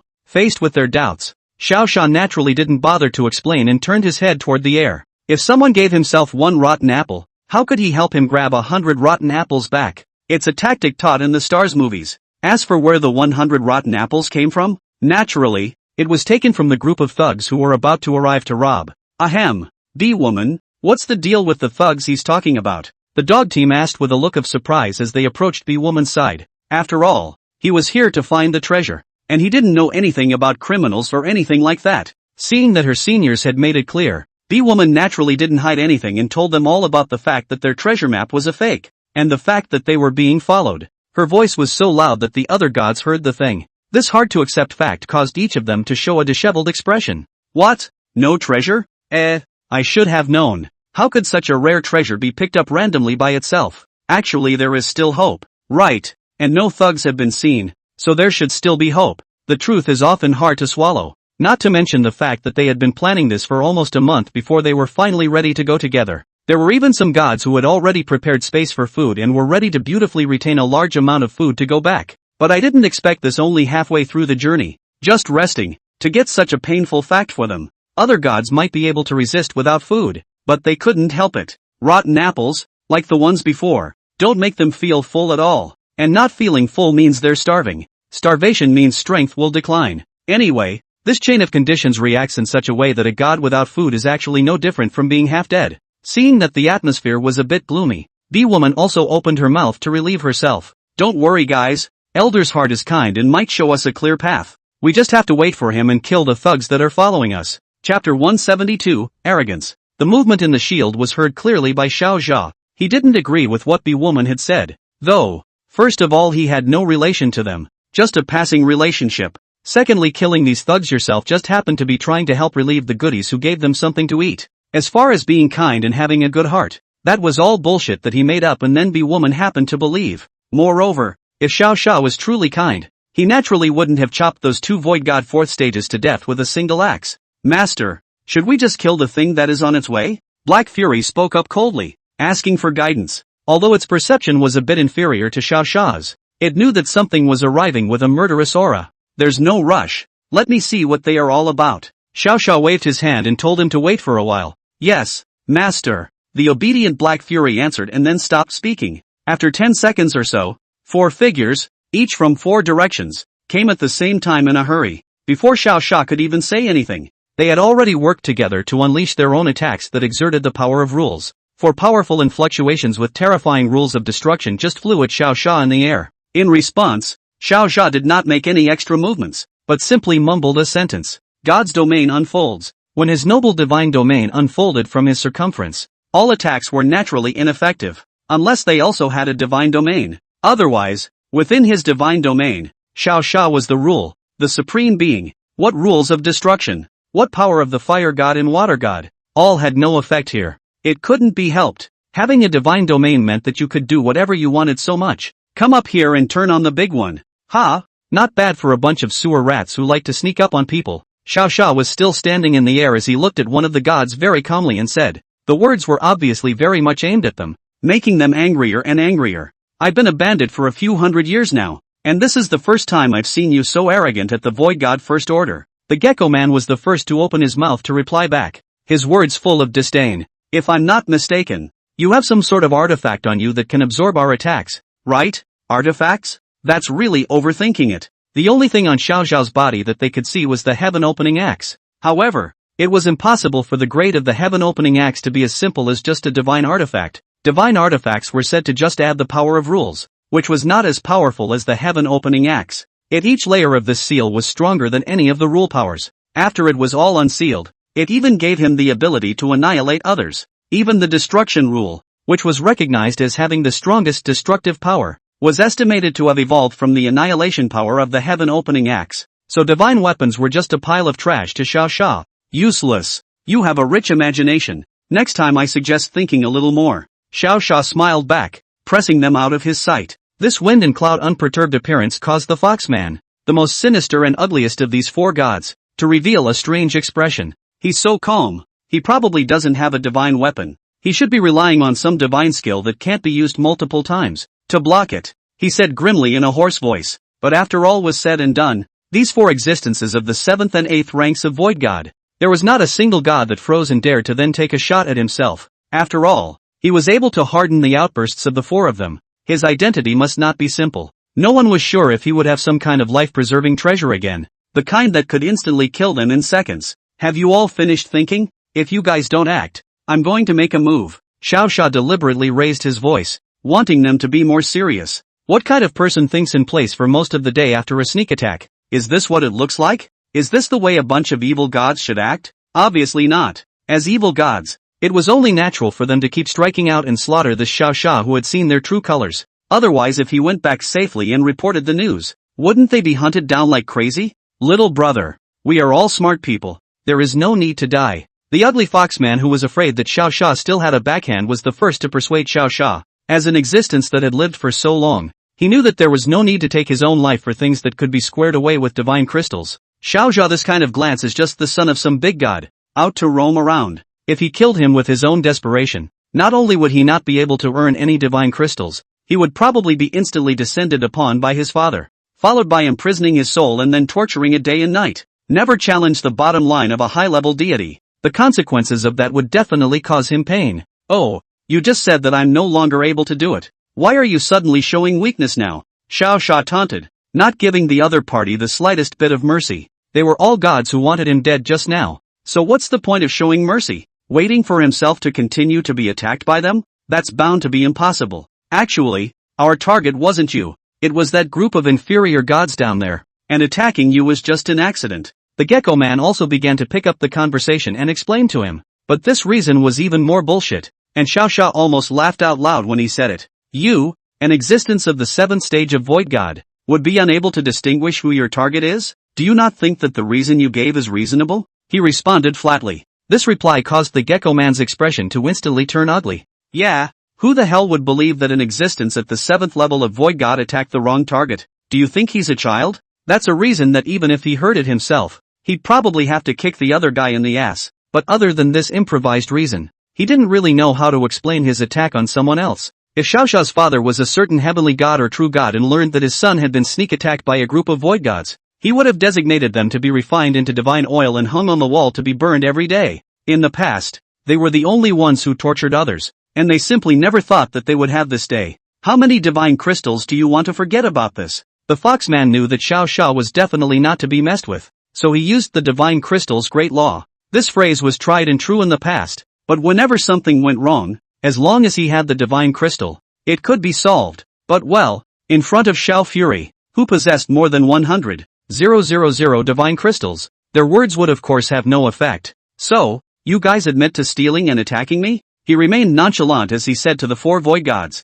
The gods below sounded strange. They didn't know why Xiao Xia could be so arrogant. Obviously he hadn't done anything, but these four existences of the 7th or 8th void god stage were all scared to death. What was going on? Why hasn't Senior made a move yet? He wouldn't really want to take the divine crystals and get it over with, would he? Watching Xiao Fury's prolonged inactivity, a bad premonition appeared in the girl's heart. Chapter 173, it's not as simple as you think. Emily didn't know Xiao Xia's thoughts. She had just seen more than enough of the various gods within the godless order that didn't do their jobs in the slightest because of the collection of divine crystals. It ends up confusing the whole godless order. She was genuinely afraid that Xiao Xia, this senior, was also like that group of gods who only looked at divine crystals to do their work. In the sky at this time, when he heard that Xiao Fury was actually trying to get them to admit that he had sneak attacked the other party, a pall of gloom appeared on the Foxman's ugly face. Just say how many divine crystals you want. Why find another excuse to increase our burden? In his thoughts, Xiao Xia's words just now were clearly just wanting them to give more divine crystals. This kind of tactic they used often before. That was naturally familiar. Yeah, offended we admit, but there's no need to get on the bandwagon. After all, it's not like you've been hurt. Gecko chimed in, following the fox's voice down the line.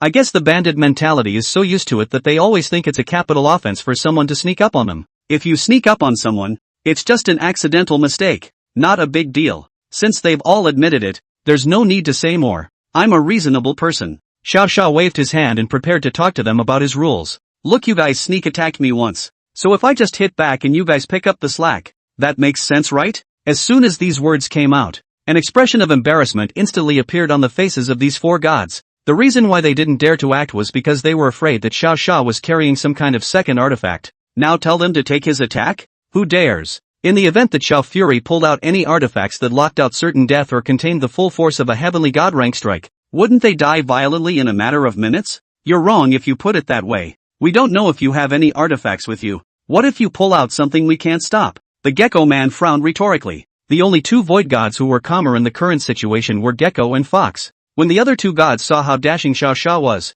their hearts had long been beating a retreat. Since we can't beat them, we can always run away ourselves, right? They didn't want to die young like this after only living for tens of thousands of years. The only thing that mattered was to survive. And so, while Xiao Xia was still pulling the wool over the eyes of the Gecko and the Fox, the two void gods who were thinking of escaping immediately looked at each other's faces, and Ji immediately afterward used his own shuttle secret technique intending to leave directly. Who cares about foxes and geckos in the face of life and death? It's their problem that they both don't have the ability to stay alive. That's not their fault. You two take care. We'll be off. After leaving these words behind, these two void god realms disappeared into this space in the blink of an eye. Damn! Why don't you two take us with you if you can go? Shit! Fox's face was ugly as hell. I didn't realize that I had been selling my teammates for so many years, but I finally got one. It was a feeling that really upset him a great deal. Your teammates don't seem to have much affection for you guys. It's a shame that this leaves you guys behind. Xiao Xia shook his head with a slight pity. Originally, I wanted to fight for myself, but I didn't expect these two to be so afraid of death that they directly ran away. Still, the Gecko and the Fox were braver and at least thought about bargaining with themselves. A good bad idea. Stop it, will you? You haven't done anything for so long. Aren't you just doing it to get more divine crystals? Say a number. The Gecko still thought that Xiao Fury had nothing practical in mind for them and urged Xiao Fury to give them an offer once again. And with the idea of teasing them first, Xiao Xia didn't rush to make a move. You don't think they both got away, do you? He grinned at Gecko and Fox. The smile carried a hint of certainty, as if Xiao Xia had known that they would leave. When the Fox heard this, he began to study his surroundings. He always felt that this Xiao Xia kid looked very young. In fact, his city was deeper than even himself, and even his heart was more evil than his own. An evil god who had pitted many gods. Since he said they both didn't leave, then they both definitely didn't leave. You kid, don't bullshit here. Do you think I'm scared? You can either report today or I'm just going to leave. And you can't stop me anyway. Unlike the Fox, the Gecko was quite indifferent. It was probably because those two brothers had run away, giving him great confidence, and they all dared to directly taunt Xiao Xia. These words couldn't enrage Xiao Xia, but they could make Xiao Xia accelerate his punishment. I was going to try to convince people with reason. He sighed, but this Gecko brother isn't very giving me face. That's just it. Then I'll try how many times you can be resurrected with your broken tail rebirth. What? How does he know what I can do? The Gecko's mind stuttered as if it thought of some bad outcome. Since the other party knew about his ability, he couldn't play dead to escape. That's not good. Don't. He hurriedly stopped Xiao Xia before he could act. I can give you a lot of divine crystals. How many do you want? 2,000? 3,000? 4,000? 5,000? He kept raising his price, but he didn't see any signs that Xiao Xia was going to stop. 9,000. This is all the divine crystals I have on me. Anxious, he shouted out a maximum number. However, even with so many divine crystals, it still didn't make the man react in any way. You've given you 9,000 divine crystals, aren't you satisfied yet? Ordinary void god realms don't even have 5,000 divine crystals. You're just sitting on your ass. He cursed viciously. Xiao Xia didn't know what the prices of all the divine crystals in this world were, but from what he said, it seemed like the divine crystals were still very precious. Since you said that you don't have 5,000 at the void god realm, how did you earn 9,000 to go? Xiao Xia coldly asked a rhetorical question. The words instantly gagged the Gecko. Yeah, it was true that ordinary void god realms didn't even have 5,000 divine crystals, while they had 9,000. Precisely because they had looted inferior gods lower than themselves. It was because of this cycle of sinful robberies and killings that he had so many divine crystals. But the evil of their class of evil gods is going to keep on increasing. And just because so-and-so comes along, they are not going to be false to goodness. When they first unleashed their death attack on the innocent and pathetic inferior gods, they could never turn back. What? No more talking? You're here in disgust saying I want more. But have you ever thought about it? What right do those innocent gods, who think only of living, have to be ransacked by you? Xiao Feit's words impacted the Gecko's heart word by word, leaving him powerless to refute them at all. Chapter 174, Discovered Again. Xiao Fury's words could not only affect the Gecko, but likewise made the hearts of the dog team and the bee lady and other gods watching the show below tremble. So Senpai thought about it so much? They had only thought of killing or driving the other party away before, and it had never occurred to them that the other party was also a sinful and evil god. In the face of such an evil god, the punishment given by the godless order was a direct extraction of the soul and body, and torture at the same time. This punishment will not end until his soul crumbles and his flesh is destroyed. Compared to Xiao Xia, who hadn't made a move yet, this wave of his soul torture was already considered the gentlest of means. That's what they deserve. Who's to blame for not being strong enough? If I were weaker than them, I'd be the one to die. The gecko, who had been speechless, suddenly threw his head up and shouted a retort. In fact, no amount of rebuttal on his part would change the fact that he was an evil god. It just made his psyche feel better. I'm telling you, kid, the reason we never made a move was to give you a chance to reconcile. If it really comes down to a fish out of water, you're really not going to be able to outfox us. This one may be about to make a death-defying gambit, and even speaks with a full dose of fire. But who is Sean Fury? You want Xiao Xia to break his defense with just these words? That's really too young. Oh, then I'd like to hear what else you have up your sleeve, Xiao Xia asked while pausing. He also wanted to see if the gecko could say something that would interest him, if he had any treasures, or artifacts or something like that. Xiao Xia would really want to try to see if the power would work. And when the gecko saw that Xiao Fury had reintroduced his hands behind his back again, it was an instant feeling that he still had a chance. As long as he tugged hard,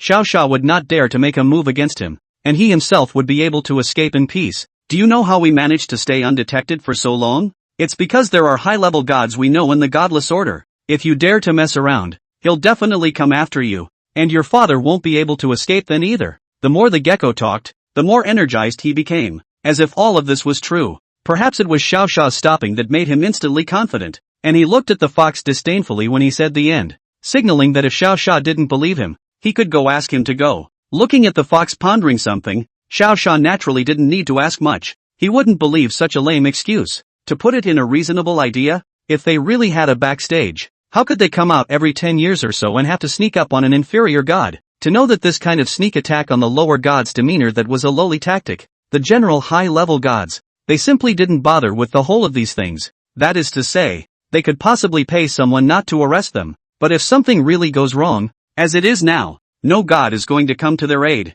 Don't ask Sean Fury why he knows. It's all from B-Girl's side. This kind of excuse is only good enough to fool yourself. Just look at this brother fox who has more brains than you. He doesn't even bother to pick up on your words. Xiao Xia indifferently said back to him. I thought the kid would say something serious, but I didn't think he'd try to lie to himself for a bit. This is so egregious that a hand must be tortured. You really don't mess around. There are people behind me. Don't. I was just joking. I'll give you all the divine crystals. Will you let me go? Seeing that Xiao Fate was raising his hand, the gecko's expression changed and he hurriedly begged for mercy. However, Xiao Xia only said one sentence that blocked all of his thoughts from him. If I kill you, the god crystal will be mine all the same. As soon as the words fell, a powerful suppressive force suddenly acted on the gecko. Knowing that Xiao Fury was really going to get real, gecko and fox had a heart-to-heart and resisted together. They unleashed their divine power, forcibly offsetting a large portion of it with the suppressive force of the Xiaoxiaofan divine domain. His strength doesn't seem to be that fierce. The gecko felt the pressure on his body suddenly empty, and his mood was agitated, and the fox stood up with a hard shoulder against Xiao Fury's divine domain. He looked at Xiao Fury with a smile on his face and shouted, I've been thinking about it for half a day, and I finally figured out why he didn't make a move. He's stalling until his own seniors arrive here. Actually, he doesn't even have the ability to fight us. He's just pretending to be calm. This was said in such a way that the whole thing made it seem like Xiao Xia was trashy. He certainly wasn't afraid of them to keep his hands off. It was just that Xiao Xia had been rushing around all day, and it always felt like there would be no time to chat when they were directly seconded. There was no way around it. The loneliness of a strong man was something that a normal god couldn't understand. Don't be like this, guys. I just slaughtered 2 of your brothers. How come you don't have any strength? Xiao Xia persuaded. He didn't want the opposite side to think he was trash before he died. It was disrespectful to his strength. How is that possible? The 2 of them ran away a long time ago and aren't even in the area anymore. Gecko shouted again. After Fox's analysis, both of them knew that Xiao Xia had little strength left. The key now was whether they were going to kill Xiao Xia or just run away. Killing it outright, great likelihood of being hunted down by his dad. If they don't kill it, he'll go back with a wave of complaints and they'll still be hunted down. There doesn't seem to be much to think about with these 2 options. Obviously the first one makes a bit more sense. After all, Pick one, they can still make a run for it, or at least kill Xiao Fury. If you choose to, you'll be hunted down for doing nothing, and they don't like that. Kid, to blame you don't know what to do. Have to fight with us to the death, waiting for your father to collect your corpse. Just as the fox was about to tell the gecko to follow him, Xiao Xia suddenly grabbed his hand into the air, and then very casually in front of their eyes, he threw out 2 corpses. When they wondered to see what these 2 were, they were horrified to find these 2 strange corpses were the same 2 teammates who had escaped earlier. Xiao Xia really didn't lie. He slaughtered them at some point without knowing when, and didn't even let them even have a chance to notice. This stealthy and lurid operation was not like something a divine artifact could do. After all, divine artifacts were all extremely powerful and very loud moving contraptions. Nothing like what Xiao Xia had done. Believe it now? Too late. The 2 hadn't maintained their surprised expressions for half a second before Xiao Xia's voice entered their minds like a demon. When they realized this was happening and were trying to continue their resistance, the gecko's heart was suddenly passed directly through by a high-speed moving axe, and he perished on the spot, behind the fox. And for some reason, a black mantis suddenly appeared, and it used its scythe to slash forward, instantly killing the fox. This scene was naturally blocked by Xiao Xia using his divine domain, and the bee woman and the other gods below did not notice this situation. Chapter 175, The Cost of Using the Divine Realm. Bee woman and the other gods only heard that the other party was going to fight with Xiao Xia, and then they suddenly went black and lost any sight. When they regained their vision, all that was left in front of them was Xiao Xia and his brother flying in the air. The rest of the stuff, like what's left of the gecko, the fox, and so on, has long since disappeared. Those 2 guys ran off with the previous ones? The dog team was horrified. The bee woman looked at Xiao Xia in the air, her eyes revealing a flash of sub-questioning. Did you catch the other side or not? Is it possible that they've escaped? Even if you run, seniors have to squeak out. Why are you standing still? Is it hard to believe that he's playing it cool and acting like a master? Numerous thoughts appeared in Bee Woman's mind, but none of the ideas that came to mind were really on point. The first 2 Void God minions had naturally already been done away with by Xiao Fury and Black Fury, but, because of the prolonged opening of the Divine Realm, Xiao Xia's trail was, surprisingly, exposed. Just as he was about to lift his god's domain and leave directly, an accident happened. A terrifying, suffocating aura that made Xiao Xia suddenly enveloped him, and also directly controlled him in a way that he couldn't have any kind of action. After waiting for you for tens of thousands of years, you finally appeared. Just as Xiao Xia was still in a daze, a voice suddenly entered his ears. Immediately afterward he blacked out and was forcibly peeled away from this space directly by some ability. By the time he was conscious, it was no longer the high altitude and the darkness in front of him. In its place was a sea so wide that it seemed to have no end. Where is this? The outrageous maneuver left Xiao Xia confused. Didn't you just kill 2 evil gods yourself? What's gotten into this? This is the Sea of Infinity, the realm that belongs to me alone. Just as he was thinking, the previous voice that carried a distant, very old voice, appeared once again. The Infinite Sea actually didn't understand what it meant, but as soon as he heard the keyword domain, he instantly became alert. It was said that in this world, only true god-level existences could have domains. So looking at the current situation, one must have been captured by one of the true gods. Divine rank fighting true divine rank, across 3 realms. Is there a fight? No, not at all. It was no longer something that could be made up for by 1,000 times 10,000 times divine power. Heavenly gods and above could have their own rules, and true gods and above had their own domains, as well as unique divine techniques. Just these few things combined, 10 Xiao Xia could not beat the other party. However, the other party was clearly so much stronger than him, yet he was even more nervous than Xiao Xia. Before he could think of how to answer the other party, this being had already opened his mouth to explain. Relax. I don't have any thoughts about attacking you like that. Honestly, even if I had thoughts of hurting you, I couldn't carry them out. Your body contains the mysterious rules of the Supreme God. Even I cannot forcefully attack you. His voice was distant and old, but his tone carried a full measure of kindness. It seemed as if the other person was also afraid of being nervous and thus fleeing. Looking at this situation, Xiao Xia understood what was going on. Being able to clearly know his own strength, the rules of the Supreme God, and still treating himself very kindly, fearing that he would leave directly with a divine penetration. It's obvious that the presence across the street is. That's right, it's one of the 4 strongest men in this world. Which strongest person are you? Xiao Xia tried to ask. Anyway, having guessed the general situation, it's probably not a problem to just let him blow his own cover. My name is Limitless, the representative of the ocean, the strongest of the godless continent. The other party didn't hide anything and directly told his identity. This answer, however, made Xiao Xia appear less surprised. Although he didn't know who these 4 strongest people were,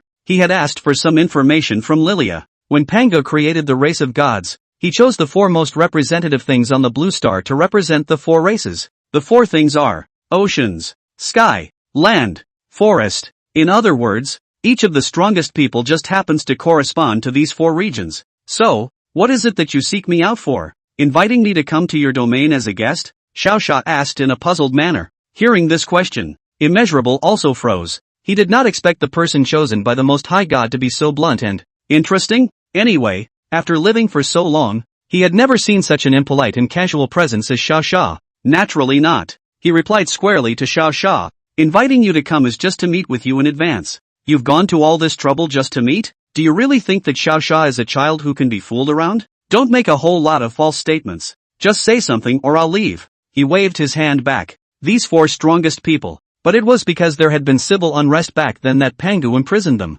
It could be said that the other gods still had normal ones, and all 4 of them were definitely not masters to be messed with. Even if they were imprisoned for an unknown number of thousands of years, their thoughts would probably not change much. As you know, we want to get out. So naturally, I've come to you to ask you about out there and what's going on right now. The other party unapologetically stated his purpose, and was not afraid of Xiaosha knowing about it at all. It was also possible that they had long guessed what Xiaosha had come over to do, so they weren't afraid of Xiaosha making a move with them. If you reveal a little bit of information to me, I'll tell you where all the god bodies you want to find are. Perhaps he was afraid that Xiaosha would not say anything. He even tried to find Xiaosha to talk about the conditions. Saying something as simple as a bit of information to find the remains of the supreme god is, of course, false. If the other party was so kind, he would have told him directly. Where would he need so many sets of tricks? You've been imprisoned by the supreme god. What are you still thinking of going out for? Xiaosha laughed and teased. That one didn't make the other guy jump.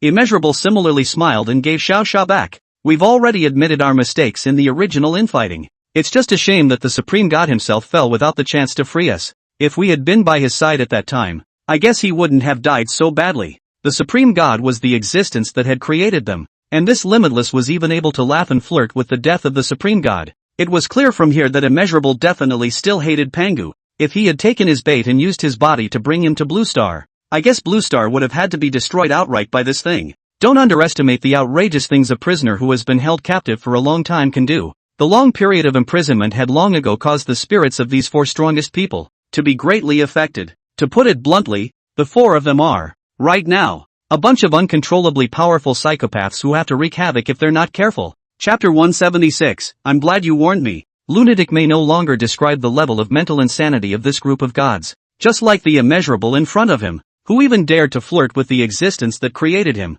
He clearly did not deserve Xiaosha's pity. It was only the other sane, somewhat normal gods here that he regretted, not these 4 sinful prisoners. Only, Infinite didn't seem to notice this. He thought that as long as the conditions he gave were in place, as far as a youngster like Xiaosha was concerned, he would definitely accept it without blinking. When he returned to the blue planet, he could directly sacrifice all the living beings on the blue planet and use their power to bring his cultivation to the next level. At that time, no matter what the successor of the supreme god or the 4 evil gods of the alien invasion, they would not be their opponents. Without the supreme god, he was definitely the strongest one. And now, the best opportunity was in front of him. As long as Xiaosha accepted his conditions, immediately he would be relieved. But this Xiaosha has been thinking about it and seems to have other concerns? How have you considered it? Immeasurable asked Xiaosha. Xiaosha had actually thought about refusing a long time ago, but he just didn't know how he was going to get out. Just now, when he was in the original place, this immeasurable goodness at least had an irresistible sense of super oppression. But now after reaching the infinite sea, that pressure disappeared in frustration. In its place was an overwhelming sense of familiarity, and an added hint of warmth. You know that you can't help me, and you're still taking this stuff to get rid of me? Xiaosha replied with a slightly disdainful voice. The words reveal a sense of I'll do anything for you as long as you give me more. Of course this is all a deliberate attempt to lie to infinity. Anyway, he had said before that he couldn't help himself, so it was just a matter of tricking his baby before he left. As long as there was a god where in place, regardless of whether it was the Sea of Infinite or the Sea of Quantity, Xiaosha would be able to appear on the blue star with just a thought. This was the absolute confidence brought to him by the supreme god's only inherited divine skill. Immeasurable obviously didn't think of this, and his mind wasn't as flexible as Xiaosha's. He thought that Xiaosha had already agreed to his conditions, so he added excitedly, as long as you listen to me and release me from here, when the time comes, after I've unified the universe, it won't be a problem at all to anoint you a blue planet captain. Blue planet long? Leaving aside the question of whether or not this position had any usefulness, the popular-sounding name alone had already dissuaded Xiao Sha. He didn't want to be some blue planet captain, much less a dog under infinite. That being said, you haven't even given me any treasures or rewards, so how am I supposed to do anything for you? He put on a treacherous expression and said back to Immeasurable. At a glance, Immeasurable thought to himself that this kid was really greedy. Not only did he want the location of the remains, but he even wanted something else. So tell me specifically, what else do you want? I'll see if I can give it to you. Immeasurable returned in a calm tone. In order to escape from this prison, he chose to endure first, enduring all kinds of powerlessness and provocation from Xiao Sha. When he returned to the Blue Star and regained his full strength, he designated that he would kill and resurrect him again. Kill and resurrect him again, in an infinite cycle, until Xiao Sha collapsed. And naturally, Xiao Sha had long made plans to cheat some treasures from Immeasurable. Anyway, he had personally said that he couldn't help himself, so what else was Xiao Sha afraid of? And it would be over if he madly knocked him out. Tell you what, I'll stroll around this part of your sea and just take away one random thing. What do you think? He pretended to have a caring expression as he said back to Immeasurable. In fact, strolling around was only a minor matter. He mainly wanted to see which places within this realm were the most effective in using God-piercing. That's the only condition? You can go as you please. I won't stop you. Immeasurable agreed in a very atmospheric manner. Without the other party's suppression, Xiao Sha naturally flew quickly in and out of the sea, looking for any treasures while also being wary of Immeasurable making a move towards himself. Although the other party's voice echoed throughout the entire realm, Xiao Sha had no idea where the other party's entity was. This side of the secret realm was also just a sea, plus an azure sky. The entire sea is still seawater in addition to seawater, and even a small shrimp Xiao Sha did not find. No wonder the Immeasurable promised so quickly. It turns out that there are no treasures present in this square field at all. It is all water. The kind that's more watered down than even the author.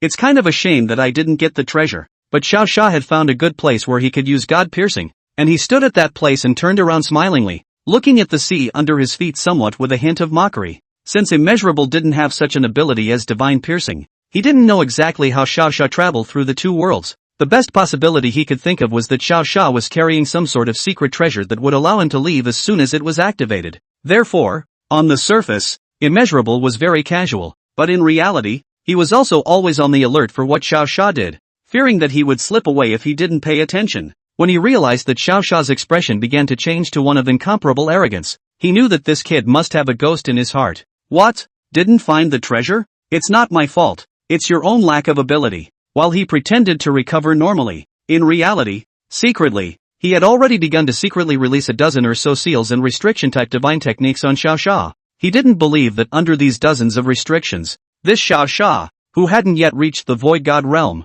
would still be able to run away in front of him. It's true that I don't have the ability to earn a treasure in the hands of one of the strongest. Xiao Sha first acknowledged Immeasurable's flirtation, followed by a turn of phrase and said, but you don't have the ability to get the key from my hands either. There wasn't much of a mental flutter in saying this to infinity. He thought if you don't give it, then you don't give it. Anyway, you and the key just need one of them to be in my hand. Either stay here with him forever, or give the key to yourself. Simple as that. He'd spent too many days in this prison to care about doing it all over again anyway. But a young man like Xiao Sha can't be as calm as he is, and it's estimated that in less than 100 years, he'll be begging himself to let him out. By then, it wouldn't be him begging Xiao Sha to take the key, but Xiao Sha would have to beg him to let him go. When he thought that the Supreme God's successor had actually begged himself, Immeasurable's heart couldn't be happier. Knowing that Pango had been an aloof and uncommunicative being before, the Exalted One must not have imagined it. In the years since his own fall, the successor he had personally chosen had humbled himself and begged the being he had personally imprisoned back then to spare him.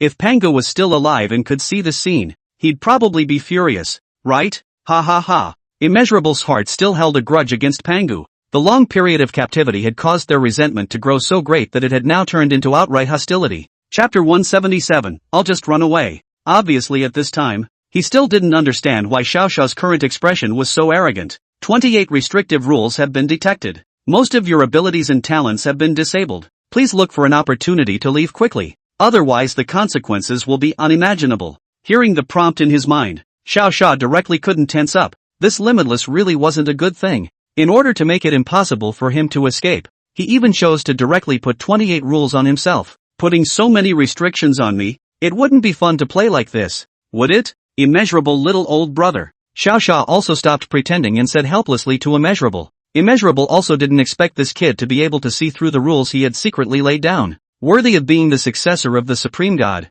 he still had 2 skills. This is for your own good. Look at you talking for so long and not even showing me the key. Sincerity is not quite enough. Immeasurable also showed his cards and said directly to him, the rules of the Supreme God are designed to protect us from harming you directly, but not from other newly born gods. If you can't hand over the key and something bad happens if I hand you over to those gods, it would be dangerous. This infinity's ability to learn is too great. Before, it was still the feeling of an ancient and distant creature, and within a few moments of talking, he had learned the essence of his yin and yang straight away. Worthy of being a heavenly god-level existence, what he did was not at all something Xiao Xia could imagine. However, at this time, Xiao Xia did not know that the 4 strongest of them had long since ceased to be heavenly gods. In the ancient times, the moment Pangu fell, part of his power was also scattered over the 4 representatives of them. This pure and furious power directly hardened them from heavenly gods to the level of chaos gods. In other words, the strength of the 4 of them was already in line with the 4 evil gods outside.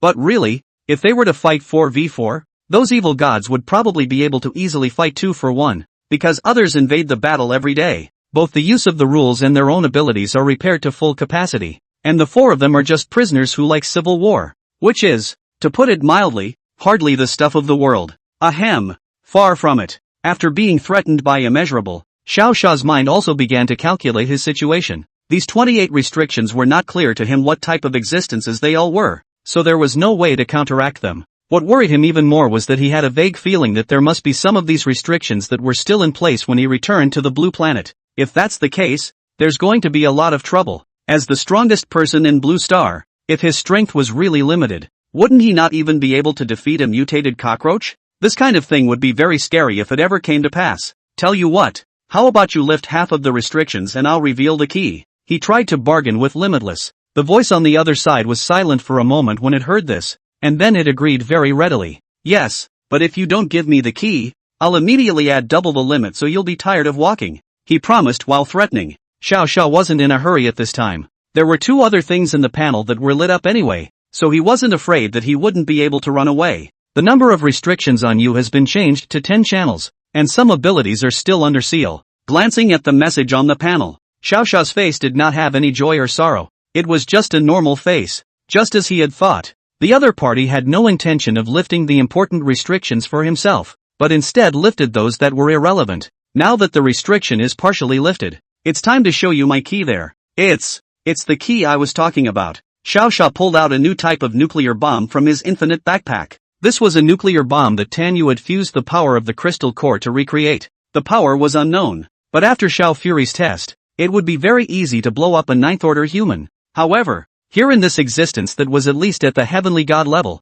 this nuclear bomb probably wouldn't even be able to make a dent. This is key. There was a hint of excitement in Infinite's voice, although he didn't know if the round thing was real. But looking at the strange style and never seen before structure, it was likely that it really was the key to get out. That's certainly true. What's there to lie about? Ready or not? I'm going to open the spatial teleportation for you. Where's your main body? Come out quickly? Xiao Xia urged as he took out the second object from his backpack, the nuke controller, which is a tiny piece of remote control only half the size of the palm of your hand. Immeasurable was in a very excited mood when he saw that Xiao Xia still really looked like he was ready to start. Are all the years of your own captivity finally coming to an end? You can just stick this thing directly close to the surface of the sea. This entire sea is my own body. He quickly replied to Xiao Xia. The whole ocean is insta-exploited? No wonder he could become a heavenly god. With such a large size, a random pressure would probably kill a bunch of true gods. But surprised as he was, Xiao Xia had already begun to prepare to leave this hellish place. Let's take this newfangled nuke and give it to Infinity as a farewell gift. Only to see him throw this nuclear bomb that was as big as a small boat onto the ground, followed by the corner of his mouth rising slightly as he directly pressed the red button in his hand. The teleportation has begun. Ready? He yelled at Infinity. Ready? Limitless replied with equal excitement. Although he hadn't seen what it was, he could distinctly feel that the object had very faint abilities in it, and by the looks of it, it seems to be slowly expanding. All phenomena suggest that this is really the portal that is being activated. As long as it was fully activated, he himself would be able to get out of his misery and return to the vast world that truly belonged to him. Split Sky, Earth Mother, and Emperor Lin. you three aren't as lucky as me after all. When I unify the universe, I'll come back to free you all. Ha ha ha. Inwardly ecstatic, Immeasurable had even forgotten that Xiao Xia had quietly disappeared. At this moment, his heart was filled with joy, as if he had already seen the azure sky that he hadn't seen for a long time. The countdown to a nuclear bomb is still ticking. 10, 9, 8, 3, 2, 1. After the countdown ended, a powerful white light erupted from Nuke's body. Due to the intense explosion, it even caused the calm seawater to create great waves that could not be stopped for a long time. After about a minute, after everything finally slowed down, Immeasurable froze as he looked at himself still in place. Shit! Tricked! Wu Fei, who finally realized that he had been swiped, angrily cursed Xiao Xia's cunning. Chapter 178, Playing the Big Game. At this time, Xiao Xia had long ago used God piercing to detach himself from the mysterious realm of the gods. As mentioned before, the mysterious realms were created after Blue Star. Therefore, Xiao Xia's landing from the mysterious realm of the gods had changed because of his position in the infinite sea. I thought I would land in front of my home, but I never expected to be reflected in my eyes after a flash of white light. It was actually an incredibly wide forest. The hissing of the mutated creatures also came to his ears from time to time. After looking at his current panel, Xiao Xia's face froze. Sure enough, just as he thought, the only things on the entire panel that were lit up were the boxes for divine servitude and divineware. Everything that was left, all dulled and even inflicted with a chained black special effect. However, there was another piece of good news that made Xiao Xia more at ease. Although his gifted supreme god bloodline was also sealed, the Pango bloodline that he had before he had upgraded was surprisingly still there. His speed, strength, physique, etc. were all still top of the line on the blue planet. The biggest downside is that other than that, it's all gone, including shuttle, blood-eating feathers, and his favorite divine domain. All of them were sealed. Lilia, to see what was going on, he hurriedly called out Lilia. Now that he still had the ability to defend himself, he naturally didn't need to look for the Black Fury and the White Fury. He could just look for Lilia. Unless there were special circumstances, he would rather Black Fury stay in the secret realm to kill, and White Fury help the women upgrade. Wait until there's a really special situation and then be greeted by both of them. Well, Master, what's going on? Lilia, who had heard the call, finally drifted sleepily out of her arms. Actually, it wasn't that she was trapped, but it was because when Limitless placed the seal earlier he had incidentally locked Lilia as well. Luckily, Xiao Fury was lucky, and of the 18 seals lifted by the infinite behind him, there just happened to be one that was about Lilia. That's why she's able to wake up now. Forget about that for now. Help me see what to do about these symbols on me. He didn't bother to say much. He just took off his top and lit up the pile of symbols behind him, and Lilia's petite frame jolted at the sight of the symbols all over her back. Good fellow, who are you messing with? Master? Ability rule limit, bloodline rule limit, talent rule limit, upgrade rule limit, life rule limit. She slowly recognizes and recites the rules that the symbols represent. With each rule identified, Lilia's little face took on an additional look of shock. This is a full 10 restrictions. What kind of existence captured the master, and gave the master such a vicious seal? Just be honest, how should these be resolved? Looking at Lilia's worried little face, Xiao Xia asked directly. He wasn't worried about whether or not there would be accidents if these things were restricted for too long. Instead he was worried that Lilia didn't have a solution. The solution. There is, but it's brutal, Lilia said slowly, a hint of pity in her words. Cruel? Once he heard these words, Xiao Xia was also aware of the seriousness of the matter. This was the first time he'd ever seen Lilia show such a forlorn expression, and it seemed like the way she was about to say it was definitely too much for her to handle. If the master is above the heavenly god realm, these rules are completely harmless, but your strength is only less than the void god realm, and you have not yet been exposed to the recognition and baptism regarding the power of rules. So if you want to remove these restrictions, you have to do nothing but find the person who gave them and ask him to remove them. The alternative is self-destructive strength. A pained expression also appeared on Lilia's face as she said the last sentence. She wasn't afraid that her own abilities would decrease even after Xiao Xia had destroyed her strength.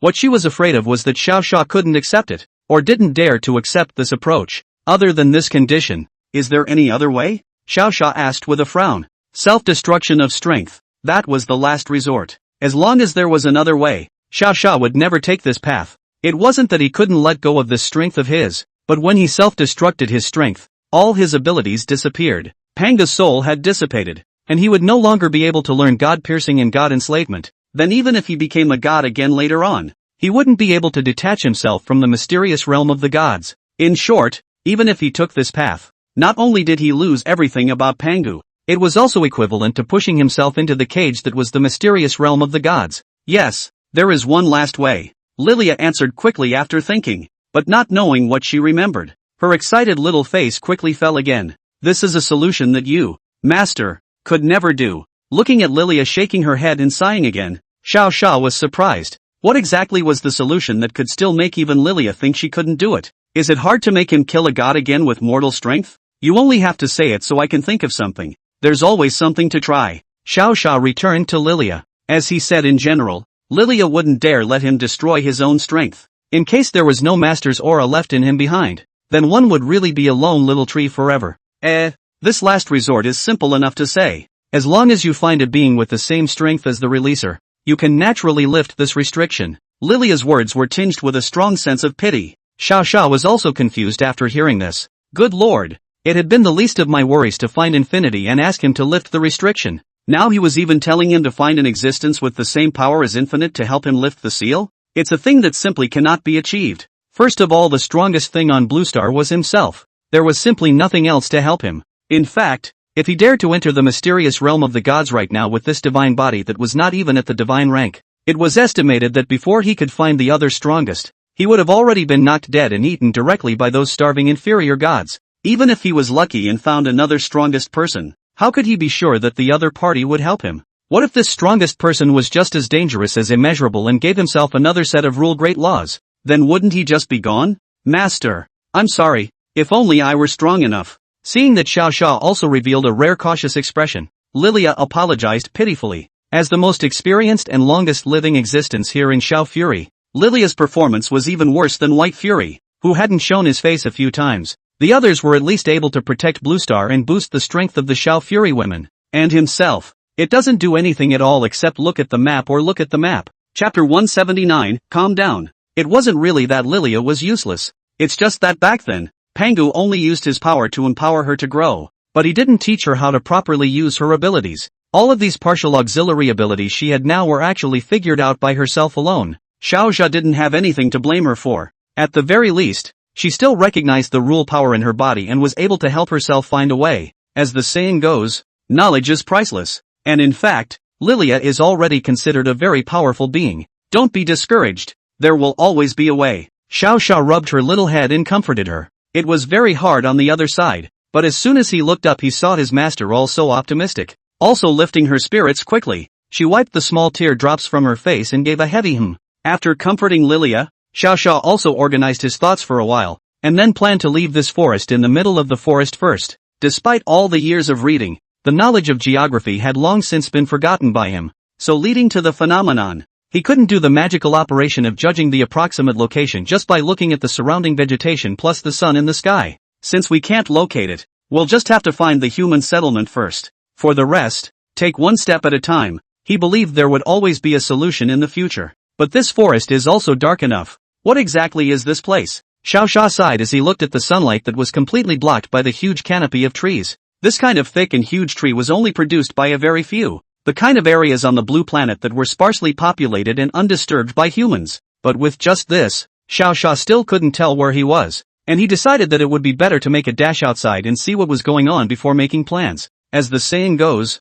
water flows downhill and the sun rises in the east. With these two means, Xiao Xia quickly traveled through the forest. His strength at the top of the 9th rank would bring him superb physical strength, allowing him to move through this forest unhindered. Barely 10 minutes later, he finally came to an area with signs of human activity. There was one, roughly constructed, dirt-colored, dilapidated thatched hut here and there, and on the ground there were various pieces of stoneware that had been destroyed. At first glance, it is clear that this is definitely where some tribe previously lived. Discovering this place was good news and bad news for Xiao Xia. On the bright side, he had found the village along with a pathway outward to get out. The bad news is that seeing this kind of tribe means that there's probably not much of a connection between here and the hundreds of miles around H City. In all likelihood, he was now on the other side of the blue planet, with probably a few oceans of the kind in between. It was a shame that Lilia's powers were also sealed, or else it would have allowed her to show the surrounding area. It's too slow and efficient to keep bogging down like this. Master, there seems to be something fighting over there.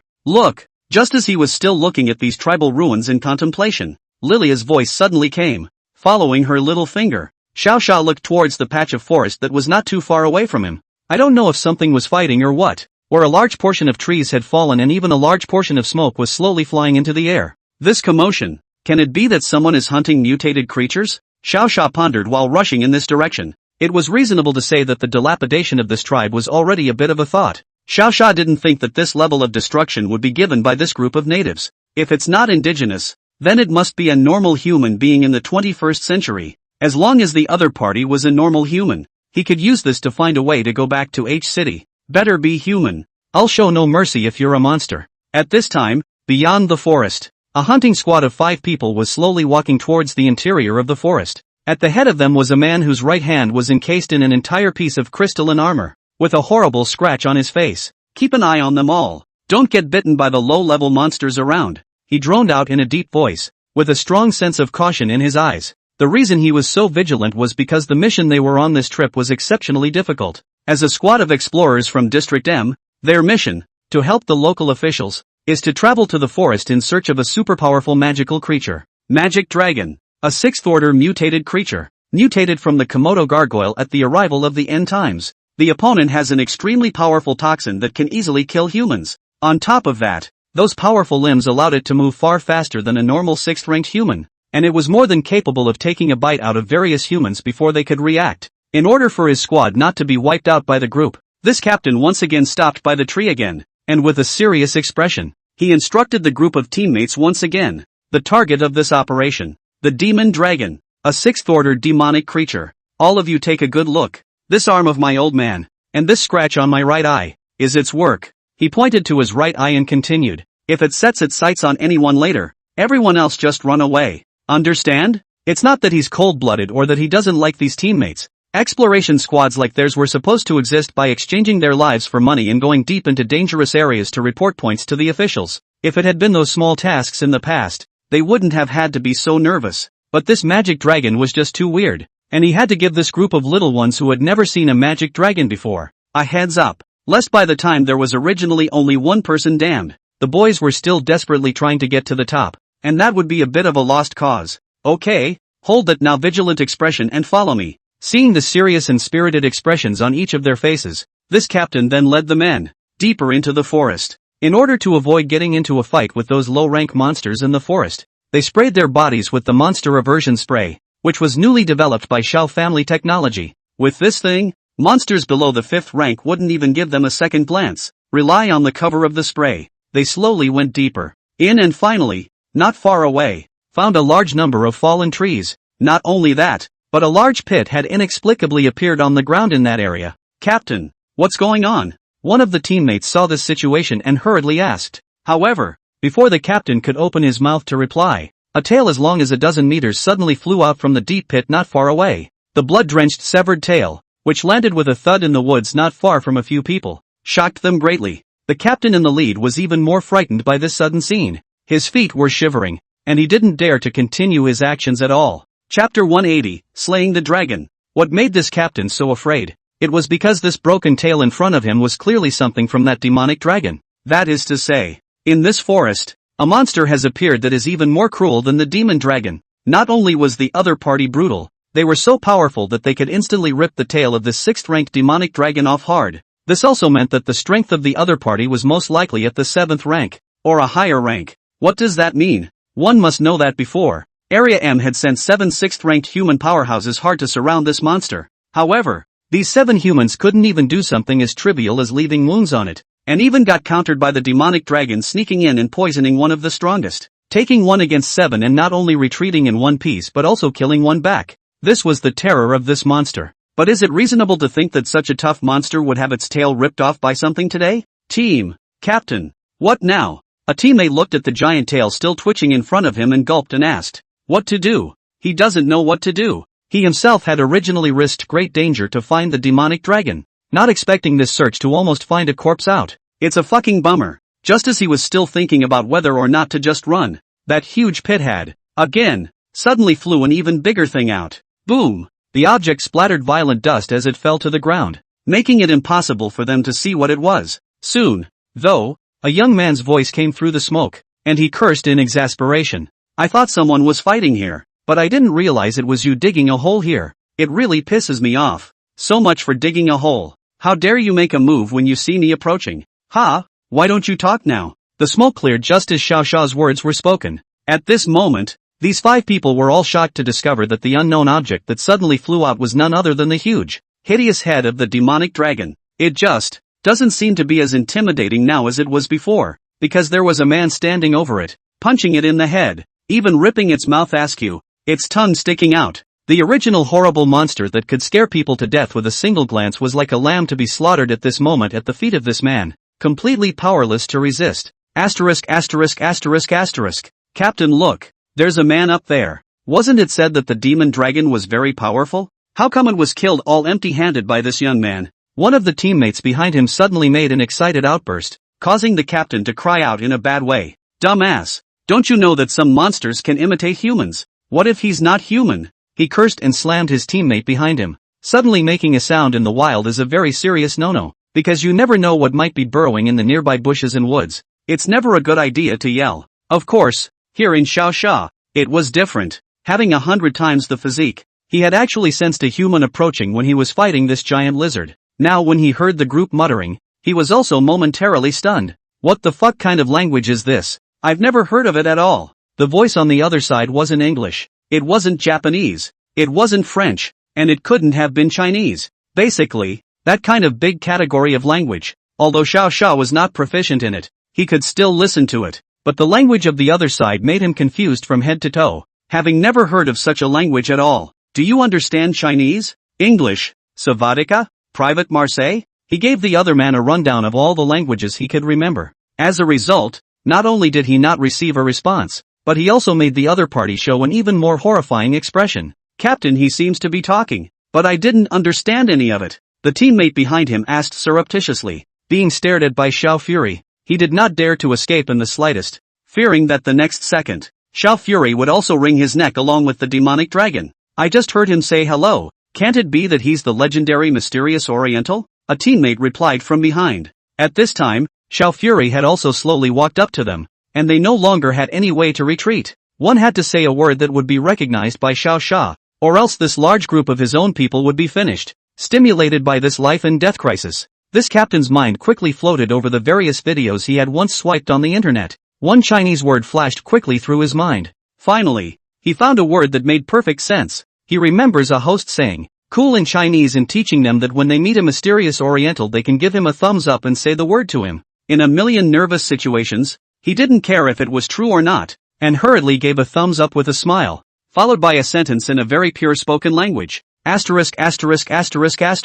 Awesome. This scene gave Xiao Sha a direct laugh. He was still thinking about what the other party wanted to do, but he didn't expect to come up with a wave of compliments to himself, which was pretty good. Even more powerful, you won't understand. Xiao Sha shook his head and laughed. The other party was overjoyed to see that he actually smiled, and that he shouldn't have to die. It's a good thing I swiped a lot of videos in the first place. This just happened to come in handy, didn't it? The teammate behind him looked at his mouthful of pure Chinese and asked in surprise, handsome captain, you still speak Chinese? Just as soon as the question was asked, he received a blank stare from the captain, who surreptitiously turned his head to look at him and said, no shit, I'm just saying random things off the internet. Xiao Sha didn't really know what kind of stuff they were talking about. Anyway, the language was really out of the way. This was probably some kind of fringe area. He didn't bother to speak in order for them to understand his name, and gestured to them himself. First a gesture to sleep, followed by a gesture to brush his teeth and eat, and then finally a gesture to himself, to them, and then to the path out of the forest. With his mastery of sign language, the opposite party should have understood his meaning on the spot, right? Xiao Sha's confidence didn't work this time. The 5 of them were also silent for half a day after watching him give a gesticulation. Captain, I see, a teammate suddenly exclaimed. He must be saying that he eats, drinks, and lives in this forest, telling us to hurry up and leave him alone. The words just came out of his mouth, and the captain gave him another scolding. Are you out of your fucking mind? He's wearing these clothes that are newer than all those powerful people in our shelter, and you're telling me he lives in the forest? After scolding his own teammates after that, he squinted again to see what Xiao Sha wanted to do again. Under his watchful eye, Xiao Sha turned around and returned to the demonic dragon's head for a while to mash it up, eventually turning out some sort of object. Chapter 181, Returning to the City. At the time, this captain didn't understand exactly what Xiao Sha was doing. It wasn't until he saw the other party pull out a piece of crystal core bigger than his fist out that he instantly revealed an envious expression. It turned out that the other party had just gone to get the crystal cores. Such a large piece, or a special magic creature's 6th order crystal core, even if it was taken to a simple auction, it would have to cause the strongest people in each region to fight over it. In my life, I guess I won't be able to touch a crystal core like this until I die. He touched his head with his own mechanical arm and revealed a bitter smile. Don't look at the fact that he was now at the 5th rank, but if he wanted to rise to the 6th rank, then it was estimated that he would have to continue grinding for another 9 years. It had been almost 4 years since the end of the world, and although his 5th rank didn't look strong, he was at least living a life without having to beg for help in the M district. The reason why he was now reduced to earning money as an exploration team was because he had an arm destroyed by a demonic dragon back then, and in order to purchase this crystallized mechanical arm, he had almost spent all of his savings. In order to pay back and earn money, he had no choice but to come in as a quest leader, a dangerous but most well-paying position in his line of work. Figured that after 2 or 3 years of work, I'd be back on top of my life again. Captain, look at this Eastern senior. He shouldn't want those things, right? Why don't you ask him if he can let us grab some bones and meat to take back? These things can be extremely expensive treasures. Just as he was still thinking about it, another one of his teammates, who he had only just slapped, asked surreptitiously. He didn't have that greedy tone, but with a hint of pleading. After all, they came to do this exploration team is not to make money. So many biological remains of the magic dragon go to the black market to sell, at least can earn a few hundred crystals off. But as someone who had ascended to the top of his life, this captain was smarter than they were. He knows what he can take and what he can't. You're young, you don't understand. I understand. But you, as a 4th order human, have to have the awareness of the 4th order, and don't attempt to ask for things. It's been 4 years since the end of the world came. Those existences that like to give alms to others have long since been shaded to death by their own people. You know? He spoke calmly this time. Because of Xiao Fury's help, they were able to accomplish their mission so easily today. Although what they found was the corpse of a demonic dragon, it was still considered an important part within their mission for this trip. To get 4 pieces of 3rd order crystal cores for one person on this mission was already a very, very huge amount for them. If you try to take more, you'll just have to pay for it. Hearing his words, the 4 of them looked at each other. There was no problem at all with what the captain had said. They had accomplished their mission, and getting the rewards they deserved was all that was needed. The corpse of this 6th order monster, even if they could get their hands on it, I'm afraid the black market wouldn't dare to take it. After all, the manager of the black market was also a human, and he was also afraid that he would be missed by the powerful 6th rank crystal core. I guess I can exchange it for quite a few things. Bring it with me first, Xiao Sha muttered as he touched the crystal core in his hand. The current space of his backpack was no longer open. Completely salted fish. Nothing. Getting a crystal core before returning to the city would probably make his various actions over there a bit easier. As he collected the crystals and started to turn around, he was just in time to see a few of them staring straight at the heads behind him. Good guys, how eager are you guys? Your mouths are almost watering. Xiao Sha was speechless. Although the corpse of the 6th rank monster could buy quite a few crystal cores, it didn't have to be so exaggerated, did it? Forget it. Originally, he wanted to just leave, but seeing how pitiful they looked, he also plucked 5 scales as big as the palm of his hand down. This scale was dispensable on Xiao Sha's side, but it was different in their eyes. When the 5 of them saw Xiao Sha walking in front of them and threw the heavy scales in their hands, their expression was first stunned, followed by ecstasy, and they even knelt down to kowtow frantically to Xiao Sha. After all, this was the scales of a 6th ranked creature, and if they were to get it themselves, they probably wouldn't be able to pull out a single piece of it even if they knocked all the weapons on their bodies. Alright, let's go. It's just a few ragged scales, what's the excitement? With a burst of gesticulation from him, they, who were in a state of extreme excitement, finally did catch the sound of their own voices to follow them out. An hour later, he keeps following and telling us to go forward. He's going back with us. One of the teammates suddenly woke up. You don't even realize it until now. We've been walking for an hour. And there's the Motown shelter up ahead. After arriving at the shelter, Xiao Sha basically wasn't that worried. Why? As mentioned before, when the 24 Blue Star shelters were first established, Xiao Sha had gotten to know almost every shelter head, so whichever shelter he arrives at, just walk into the most highly protected place in the area and find that person in charge. Next just have him help himself to people or equipment so he can get back to H City. But for now, it's better to have dinner with these locals. First, seeing that they were excitedly inviting themselves into a restaurant, Xiao Sha did not refuse. It was just time to come over and see what exactly is commonly eaten in this area. When Xiao Sha looked up, the Chinese store name displayed on the restaurant instantly made him jump.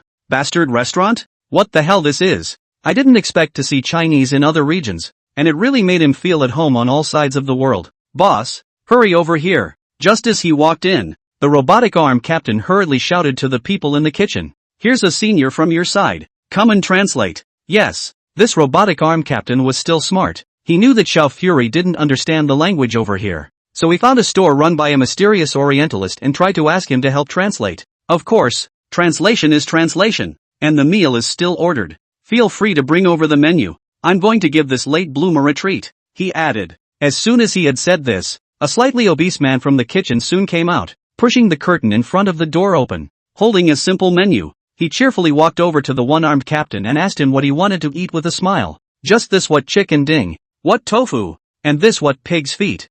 Put all the dishes above on a put. Lazy to read. After half a day of looking at the captains and realizing that these names were very awkward, he simply chose to take them all. After all, the scales that Xiao Fury casually broke off and gave to himself would probably allow him to pay off his debts, and even live in a villa straight away. So how could he know anything about it? Anyway, that's the word. Order them all. Chapter 182. Hearing the words of the robotic arm captain, the man, who was clearly an oriental face with a menu, also suddenly froze. Nice guy. All on point? No way. Even though these people were members of a questing team that claimed to be unafraid of death, they weren't so extravagant as to eat 40 dishes in one meal, were they? Captain Baka, did this take the big job? So posh today? He asked cheerfully as he put away his menu. Naturally, he won't not be on when someone else orders. He just has to ask if that's how it's done or not. Lest the opposite party was just joking later and he ended up foolishly taking it seriously. That would be embarrassing. It won't cost you many crystals to order all the dishes up here,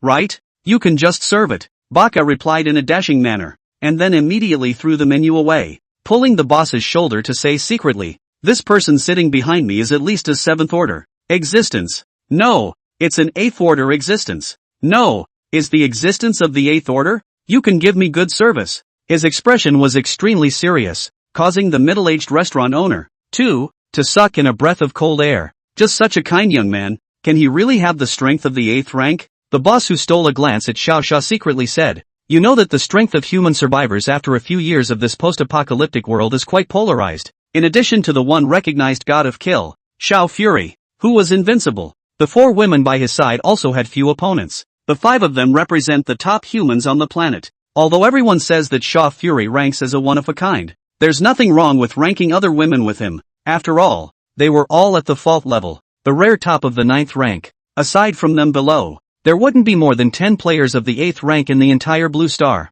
7th order was fine, and there were a few thousand humans who were at that strength by rough count. As for the latter, I won't talk about it. It was considered a character in a small region, but in the entire Blue Star, humans below the 7th rank didn't dare to speak out of turn in the slightest. Ahem, more bullshit. Although there were no more than 10 existences that were at the 8th rank, if Baka was lucky enough to actually stumble upon one, then there should be a probability. After gathering myself, this middle-aged boss didn't even tell his wife what he was going to cook first. Instead, he walked very mellowly to Xiao Xia and asked with a smile, greetings, this honored guest. You are from the east? Xiao Xia had actually been watching them for a long time. Only because he couldn't understand this language they were speaking, he never interjected. Now, after seeing that the other party had actually greeted him with a familiar accent, Xiao Xia was also brightened up. I can't believe I'm still meeting my hometown here? What's your old neighborhood? He smiled back. The other party was also surprised. He was never expecting that this young expert seemed to be quite good at talking.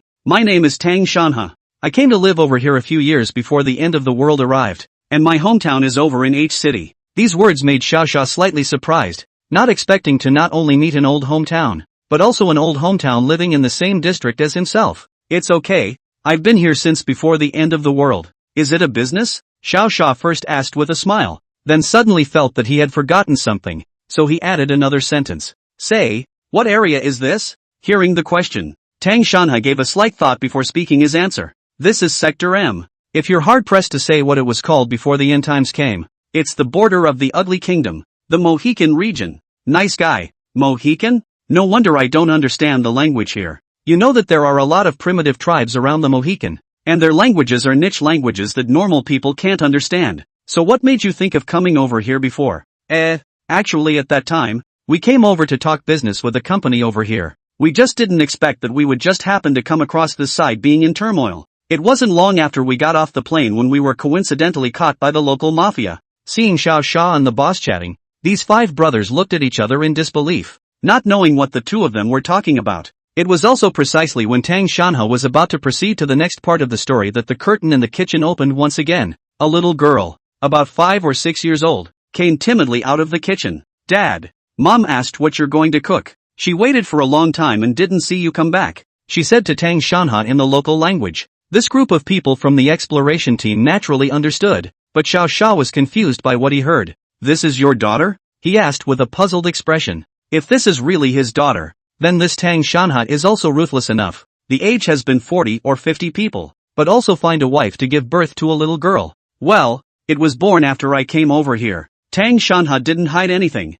but said it out loud. After saying this, he also thought that he still had dozens of dishes left to make, so he turned his head to apologize to Xiao Xia. "Excuse me, we'll talk later if you need something. We'll go ahead and prepare your food." "Okay, go ahead and do the dishes then." After receiving Xiao Xia's promise, Tang Shanha also took the little girl into the kitchen, and Xiao Xia looked at the 5 men in front of him hard. None of them dared to stand beside him, also patted the chair beside him to give them a sign. Asterisk asterisk asterisk asterisk boss, did this big guy tell us to sit down? There's no need to ask. He was so close to pulling out a chair and asking you to sit down. So are we sitting or not? How dare you refuse Big Brother's invitation? All give me numb to sit down, later to eat dishes and so on. He ate first, otherwise who also do not move the rice bowl. Understand? Aye, Captain. Under Baka's instructions, the group of people finally relaxed a bit and sat across from Xiao Xia with their heads cowering. As for the position next to him, none of them dared to approach. Regarding their caution, Xiao Xia naturally just smiled and did not say anything. In fact, it wasn't that he didn't want to say it, but they couldn't understand it even if he said it himself, so he just didn't say it. On Tang Shanha's side, it was much tougher than the dashing Xiao Xia. Originally, he thought that he would have to finish these dozens of dishes right away, and subsequently have a chat with Xiao Xia, his old hometown, but he had ultimately underestimated the amount of time it would take him to make the dozens of dishes, while he was still frying the local ostrich meat fiercely over a high flame, and his own wife was making a specialty salad. He suddenly heard his daughter sneak up and shout, "Dad, they said they wanted to add more dishes, and that uncle said just make the ones you made before again." The moment these words fell into Tang Shanha's ears, they instantly surprised and delighted him. I was amazed at how big their meals were and how much they were able to eat. The joy was that he could earn more crystal points by doing it twice, and when he handed it over to the protection organization, he would be able to keep more crystal points again. Chapter 183, How can you be disturbed even when you're having dinner? Just like that, Xiao Xia and these 5 brothers ate while Tang Shanha was frantically busy with his wife in the kitchen. Although it is a little tired, but the money, not too bad. Besides, he was a third-order human anyways, and he still had the stamina to fry a dish. At least now he didn't feel much lethargy. Instead he was getting more and more excited the more he did it. Until his own little oriental store was suddenly visited by a group of uninvited guests. It was a squad of roughly 10 people, dressed in the earth-colored uniforms that represented the official M district, each holding a blood-stained crystal nuclear weapon, and rushed in towards the small store. At the head of the group was a man with an extremely lurid expression, who gently swept over every character in the store with his own dead fish eyes, just watching and watching until he saw that Baka was sitting in the store eating. He gathered his expression a bit. Xiao Xia naturally met his gaze, but he appeared to be unaware of Xiao Xia's strength and couldn't tell what characteristics he had, so he didn't pay any attention to Xiao Xia. Damn, it's these protection fee collectors again. As Baka ate, he suddenly cursed with a cold snort. Yeah, if it weren't for the fact that they have the administrators behind them, they'd be nothing. All they think about all day long is harvesting crystal points from ordinary humans in the asylum. All a bunch of vampires. The teammates next to him chimed in loudly with a few words. Apparently they couldn't stand the group either, but there wasn't much they could do to deal with each other. If they had said something that Xiao Xia could understand, they would have been able to see what was going on. But he can't understand it. The group of them underestimated half a day on the side. Xiao Xia all still thought they were rapping it, completely unable to hear a bit. But the good thing was, he could still hear Tang Shanha and his wife's voice. They are communicating in their native language in the kitchen, not forgetting their place of origin. Seeing that there was no target person of his own in the store, the man with the arrogant expression immediately ordered his men. This store has not yet submitted the crystal points for this month. Go and call the store manager out. Crystal points. A product born from the use of crystal cores to make crystal cards for easy storage and trading. To put it bluntly, it's actually the post-apocalyptic version of a bank card. This thing was researched by Tang Yu at the time while she was cultivating, and had been put into use in many areas. It was only that Xiao Xia was already at the top of the 9th rank at that time and didn't care about such things. And naturally, he didn't know how powerful Tang Yu's invention was. Back to the point. When that leader gave the order, 4 of his men immediately rushed in the direction of the kitchen with their weapons and serious eyes. In no time, they forked out Tang Shanha, his wife, and his daughter together. Perhaps Tang Shanha had often been treated like this, so he didn't panic or rush. Lifting his own smiling face, he gestured to the man. Lord Elijah, my wife will be right over with the crystal points to swipe them, so please come and sit down first. It's really hard for you guys to be out on a mission in the heat. Oh, I forgot to get drinks for all the lords, so wait for me, haha. In order to get them to hurry up and leave, Tang Shanha had also tried everything he could think of. He thought that if he just acted weak and didn't go against the others, they wouldn't give him a hard time. Yet he had thought too well after all. The group smiled and sat down, then frantically ordered a few dishes before casually grabbing a drink from the store. Seeing the skillful way of acting as if this was their own home suggests that they do this a lot. Tang, you'll have to pay twice the amount of crystal points this month, the man in charge said to Tang Shanha with a smile just after finishing a sip of his drink. Don't look at his expression as a smile, but he was actually ordering Tang Shanha with an irrefutable tone. It seemed as if the other party would immediately make a scene if they dared to disagree. Hey yo, Captain Eli, what's going on here? Can it be that the number of crystal points has been raised this month? Tang Shanha still accompanied a smiling face and didn't dare to say much. Because you received a foreign guest, you have to pay twice the price. Is there a problem? The man said without turning his head back as he pointed in Xiao Xia's direction. Obviously he had seen that they were spending a lot, so he was planning to ruthlessly slaughter Tang Shanha. However, this behavior soon drew the displeasure of Tang Shanha's wife. Shit, what gives them the right to take twice as many crystal points again? This bunch of losers who don't do anything. She cursed as she was walking down the stairs with the crystal card in her hand, but it was in Chinese, so only his husband and Xiao Xia could understand it. The time before, Xiao Xia had never paid attention to Tang Shanha, his wife's appearance, but when the other party walked down from the upper floor and just happened to show a side face, Xiao Xia, who was still gnawing on a large chicken leg, had a shocked heart. That side face is so familiar. She is. An answer had just appeared in Xiao Xia's mind, and the slightest hint of dissatisfaction in Tang Shanha's wife's words was also felt in this group of players. He was seen instantly kicking the chair next to him out of the way and shouting viciously, "Is your wife secretly cursing us?" Hearing this, Tang Shanha was about to explain with a smile, but at this time, Eli, who was still smiling, also stood up viciously. He didn't care if the other man cursed himself or not, as long as he felt like it, then this woman needed to be taught a lesson. Since you've been here for so long and don't know the rules, I'll tell you what the rules are. As he spoke, he pulled out a pistol made of crystal cores from his own waist. Tang Shanha saw this and hurriedly prepared to stop the other party, but the furious Eli didn't give a damn.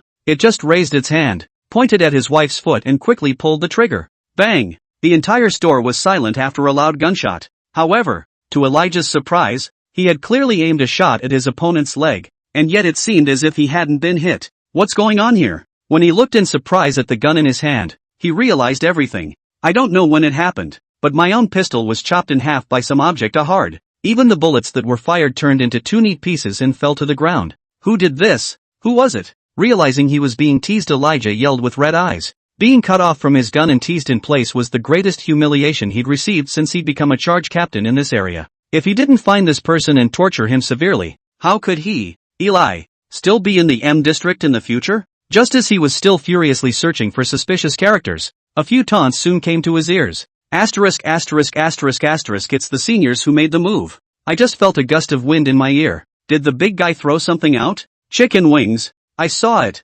It's chicken wings. He cut that Eli kid's gun right off with a chicken wing. Ha ha ha. Chapter 184, luckily I have a good memory. Hearing the taunts, Eli turned angrily and looked in the direction where Baka and the others were. As a result of this look, there was no sign of the Outlander, only the playful Baka and the others. They were looking at themselves with clownish expressions, as if they were still really clowns. Of course, the explorers didn't need to pay this kind of protection money, and Eli himself didn't want to get into a fight with this group. He could do it, naturally, by looking for that outsider, Xiao Fury, to take out his anger. However, after half a day of looking in the direction of Baka and the others, Xiao Xia was nowhere to be seen. Instead, the voice of a man he had never heard before suddenly appeared in his neighborhood. Auntie, do you know a girl? When he turned around in shock, he realized that Xiao Sha had actually walked in front of him in such a long time. This kid's talent is teleportation? No, no, no. It's really instantaneous, at least a little bit of movement. He's not moving at all.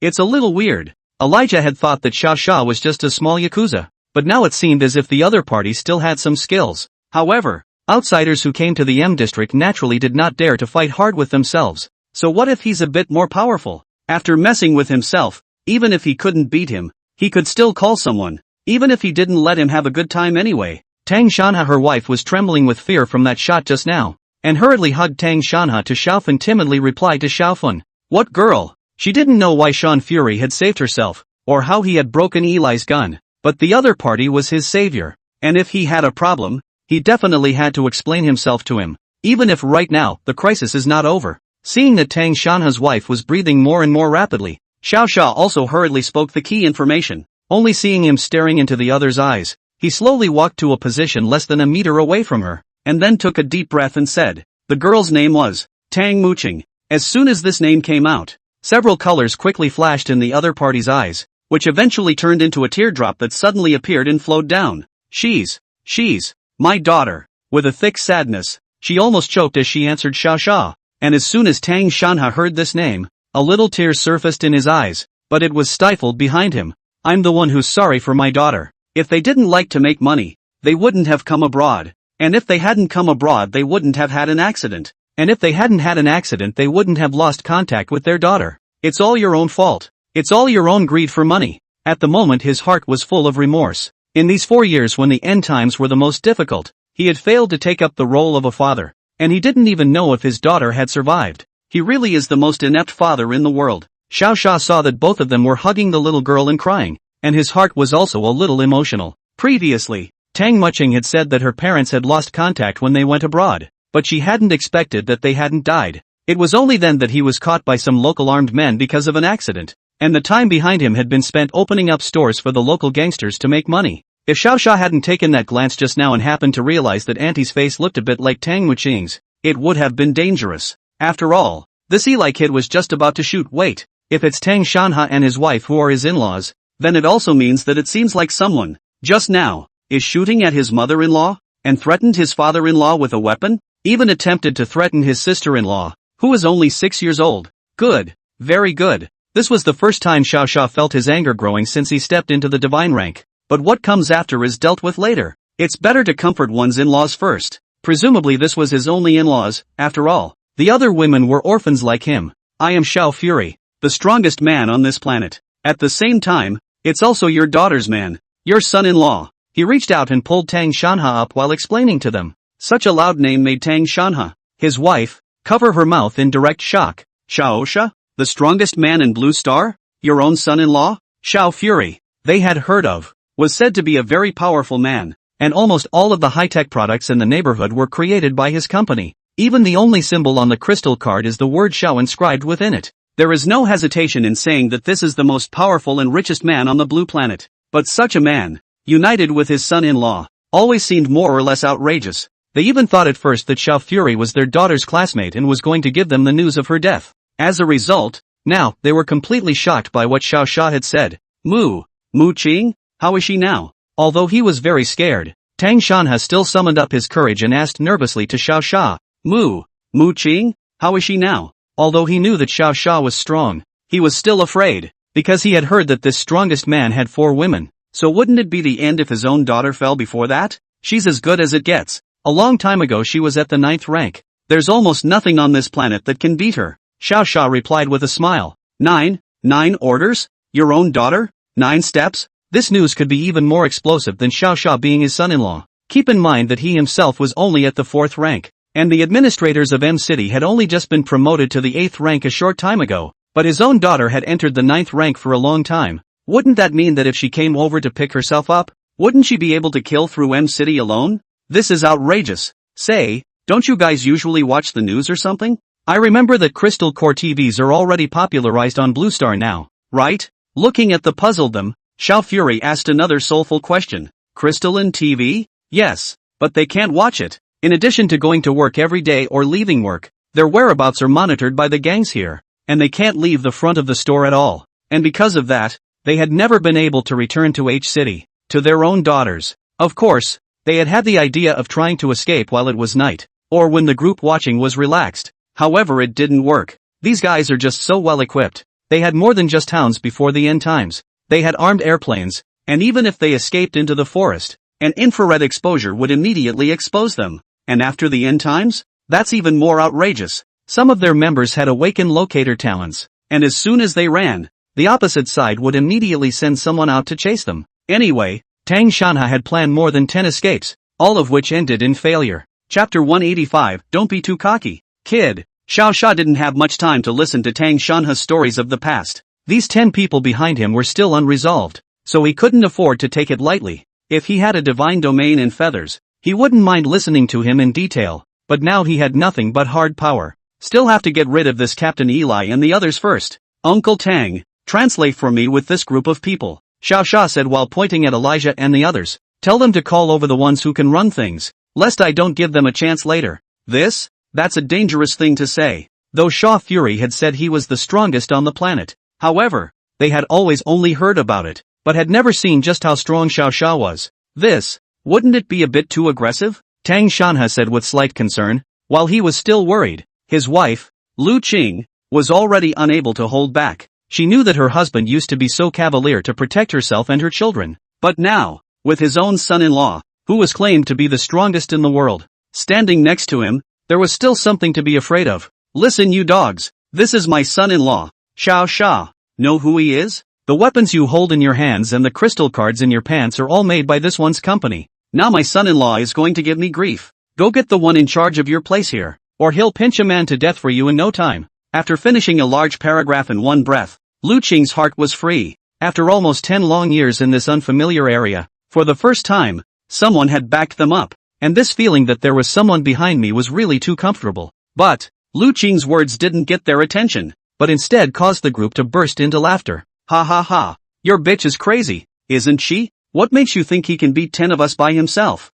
Yo yo yo, and he built all my weapons. Why don't you say I built them too? What a dumbass. After the group had finished laughing and cajoling, Elijah, who was holding a certain instrument in his hand and hadn't said a word, also finally raised his head coldly. As he looked at Xiao Sha, he also said viciously to Tang Shanha and Lu Qing, don't think you guys are capable of resisting just because my weapon was cut. I've been looking at this kid with my ability detector for half a day and he's just a first-ranked loser with no strength whatsoever. These words were translated by Lu Qing to Xiao Sha, and then he was not happy about it. I'm first order?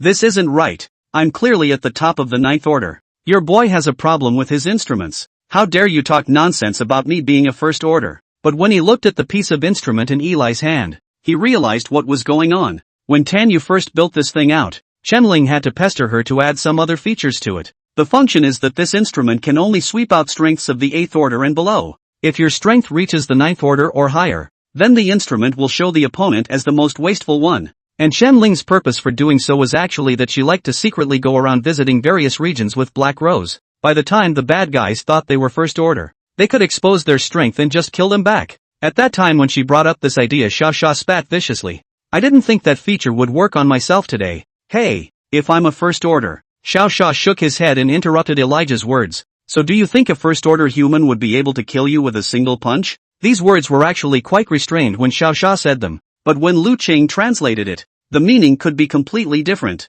My son-in-law says you're his son, and he's going to beat your rebellious son to death today. Lu Qing translated to Eli with a smile on his face. That was an exasperating comment for Eli. Was this woman's translation true or not? Obviously Xiao Sha's expression wasn't that angry, and it didn't match what she had translated at all. You're looking for death. That's not what he said at all. Eli said angrily. He'd already given Lu Qing a chance, but I didn't realize that this woman was still provoking herself. Did she really think he only had a gun? In case there was a fight while collecting the money, Eli had kept a full 4 guns on himself. He could pull a gun from anywhere except the most conspicuous one, the one on his belt, in the clothes, back, soles of the feet, crotch, only you cannot think of. No, Elijah cannot do. No. While the other party was still thinking about translating the next sentence for Xiao Sha, Elijah again, from under the table, fished out an identical gun out. I don't believe you can cut a second time, he thought maliciously, and then he was ready to pull out his gun for a second shot.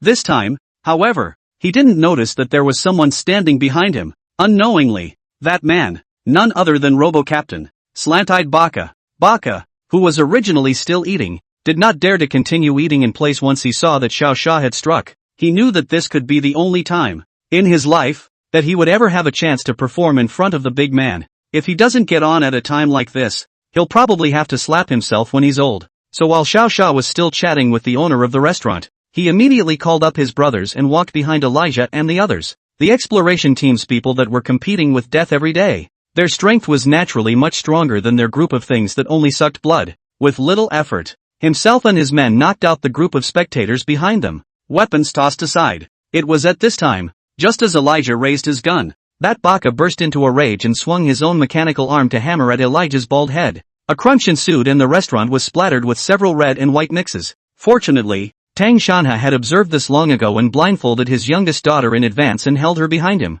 This cruel scene would probably leave a lifelong shadow if she saw it. Dog, I've long been displeased with you, and you dare to sneak up on Big Brother's mother-in-law. Go to hell and meet with the god of death. After doing this, Baka, with a cold grunt, was even more nimble and kicked Elijah's body out of the store. Seeing Elijah die instantly and violently, the remaining 9 people all revealed expressions of horror. They didn't know why this Baka suddenly attacked them and got Captain Eli killed. This is the captain of the M District Escort. Aren't Baka and the others even afraid of being wanted and expelled by the administrators? Expelled? Wanted? Can an 8th rank that can't even be fucked by that demon dragon of the administrator still be more powerful than Big Brother?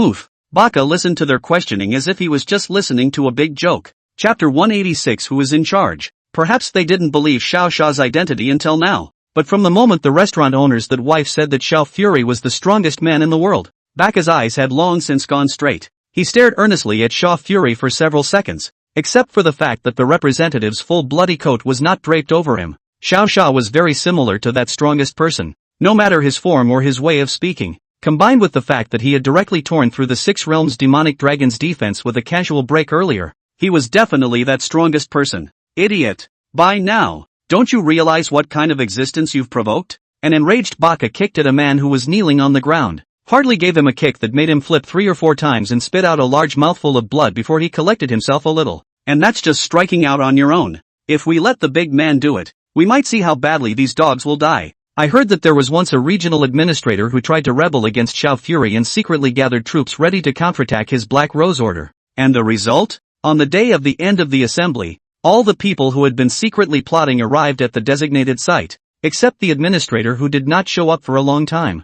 They then searched halfway up the roof and saw the manager who had been hanging for 4 months and had long since died a dry corpse. What does that mean? Let's put it this way. The second the other guy just had that thought and sneaked in an order, he was already killed and hanging on the field mentioned in his message. Not only that, but those who participated in the meeting suddenly disappeared in the later days for some reason, and no bodies have been found yet. The plan hasn't even been put into action yet and everyone is dead. Just tell me if it's horrible. And this, all of it, was considered one of the more merciful of the things this most powerful man had done. Other, more lurid tactics. Baka already felt afraid just imagining them, to the extent that Baka was scared. The group of people kneeling down below were naturally all ugly. Mercy, spare my life. I'm just here to collect protection money. Don't kill me. Even if he really is the strongest, he doesn't have the power to capture us. We are a department directly under the administrator. No one can arrest us. Brother Baka, didn't you say last time that the little sister next door to me was good looking? Will you beg for me? And I'll introduce you to that neighbor of mine when I get back. Some prayed, some mocked, some attempted to muddle through, and some silently waited for Xiao Xia to speak. Anyway, at this time, every word Xiao Xia said next could directly determine their fate. But whenever Baka and these brothers of his heard any word of dissatisfaction, they would just help Xiao Xia deal with it. With this bunch of trashy goods, naturally, we can't dirty the big man's hands. Sean Fury's attention wasn't on the group as he eyed Elijah after he'd already been popped in the head by Baka. Also very decisively, he turned his head directly to Lu Qing and asked, Aunt Willow, do you remember the organization that trapped you in the first place? Who the leader was, and who the people who captured you were? Things must be done to perfection. Since we're here, we have to solve all the culprits in the first place, otherwise wouldn't this trip be in vain? Xiao Fury could never leave anything alive for something he recognized as an enemy. Facing his son-in-law's question, Lu Qing fell into a long memory. She wondered if the demons were the ones that had captured them at the meeting and had subsequently been trapped in the area, but since it had been so long, she couldn't remember much about the exact face. A few minutes later, thinking of the general idea, she heatedly spoke up. Don't remember much. All I know is that one of the guys from the original club seems to have become the grand governor of the guard here. Some of the remaining members of those who captured us became captains like Eli, and others went off to make money on exploration teams. After hearing Lu Qing's words, Xiao Xia was not that surprised. After all, 10 years is a long time, and even if you hate it, you can't stop the fact that you're getting old and your memory is failing. I'm sorry, son-in-law, I really can't remember. Lu Qing saw that Xiao Xia was thinking and said again with an apology. She knew though that Xiao Xia might actually be her son-in-law, but in her opinion, the other party had helped herself out and avenged herself, and fully deserved to have some respect for him. What's more, Xiao Xia as the strongest person, this mother-in-law of his could not command him indiscriminately without knowing how to behave. It's alright Aunt Lu, the ones who made the mistake are them. You guys don't apologize. Xiao Xia first waved his hand to tell Lu Qing not to be too nervous. Then he looked at Tang Shanhe and said, does Uncle Don remember anything else in more detail? Tang Shanhe is sometimes to go to their guardian team bureau to pay the crystal point. He knows something, naturally more than Lu Qing. Just whoever treats himself badly. That Tang Shanhe is one and all remembered in his heart. He knew he would get his revenge someday, so he has been documenting how he was bullied and oppressed in his life. But with his arguably heavyweight son-in-law here today, he didn't want any other minions wasting his son-in-law's precious time. The man who masterminded the attack plan in the first place and ransacked us is now second in command of the entire asylum, and he's even vaguely more powerful than the administrator. His name is Anka. He started out as an arms dealer before the end of the world, a ruthless character in black and white. Anka? Second in command of District M? A little bit more than a manager? Good, good. He's managed to get Sean Fury's attention. Since he's second in command then, you guys find the administrator's contact info and have him bring someone over. If he's not found in 10 minutes, I'll go after him myself. Just say it's what Xiao Xia said, and he'll believe it or not. Xiao Xia said 3 words slowly to Baka, and when Lu Qing personally translated the sentence in its entirety, Baka and his 4 brothers were instantly shocked. Nice guy? 3 words and you can call out a regional administrator? That's an 8th order existence. Can you just say hello to a 9th ranked person? It seems to be true. A ceiling strength of the 9th order. There are only 5 of them in the entire planet. It would be a hell if they weren't powerful. Big brother, we'll report the news right away. As soon as Baka heard about the situation, he didn't dare to stay, and he and his brother pulled the rest of the group away. It wasn't long before a few screams were heard outside the door as well. Without much thought, it was Baka who helped Shawshank take care of some of the things that needed to be taken care of. Although Xiao Fury didn't say anything, Anka knew that this group of people definitely wouldn't survive. In terms of Xiao Zhao's identity, he didn't even need to move his mouth. As long as others knew that they had messed with Xiao Xiao, those powerful existences that believed in Xiao Xiao naturally helped him quietly deal with the aftermath. But at times like this, it's just pure torture. Chapter 187, Come Directly. When Baka left, Xiao Fury had actually started the clock. He didn't care when the other side found the administrators here. And anyway, if he said 10 minutes, it was 10 minutes. When the time came, he would have to teach his opponent a lesson before he could do so, whether he was in the field or in the city. That, son-in-law? Lu Qing saw that the restaurant was empty, so he asked Xiao Xia, can we contact Mu Qing now? Mu Qing? Actually, Sean Fury was able to make the connection. It had been mentioned before that his 2 pets were fine, both the Black Fury and the White Fury, and that he could communicate with them over the air whenever he wanted to. If he wanted to contact Tang Muqing, all he had to do was greet the White Fury and ask it to convey his message. But barring that, Xiao Xia did not want to tell them that he had returned. When the time came, once he heard that he was restricted, he was afraid that the girls would be impulsive and do something stupid. Don't look at the fact that they were usually gentle within the villa, but in front of outsiders, the 4 of them were more ruthless than one another, and would not show mercy to others in the slightest. I arrived here by accident. I can't contact them yet. Xiao Xia shook his head back at Lu Qing. The other party heard this with a slight loss of hope, but didn't say anything more. After all, she already knew her daughter was strong, and there was no rush to contact her. Instead of thinking about how to explain his problem to Mu Qing, it was better to take care of everything here first.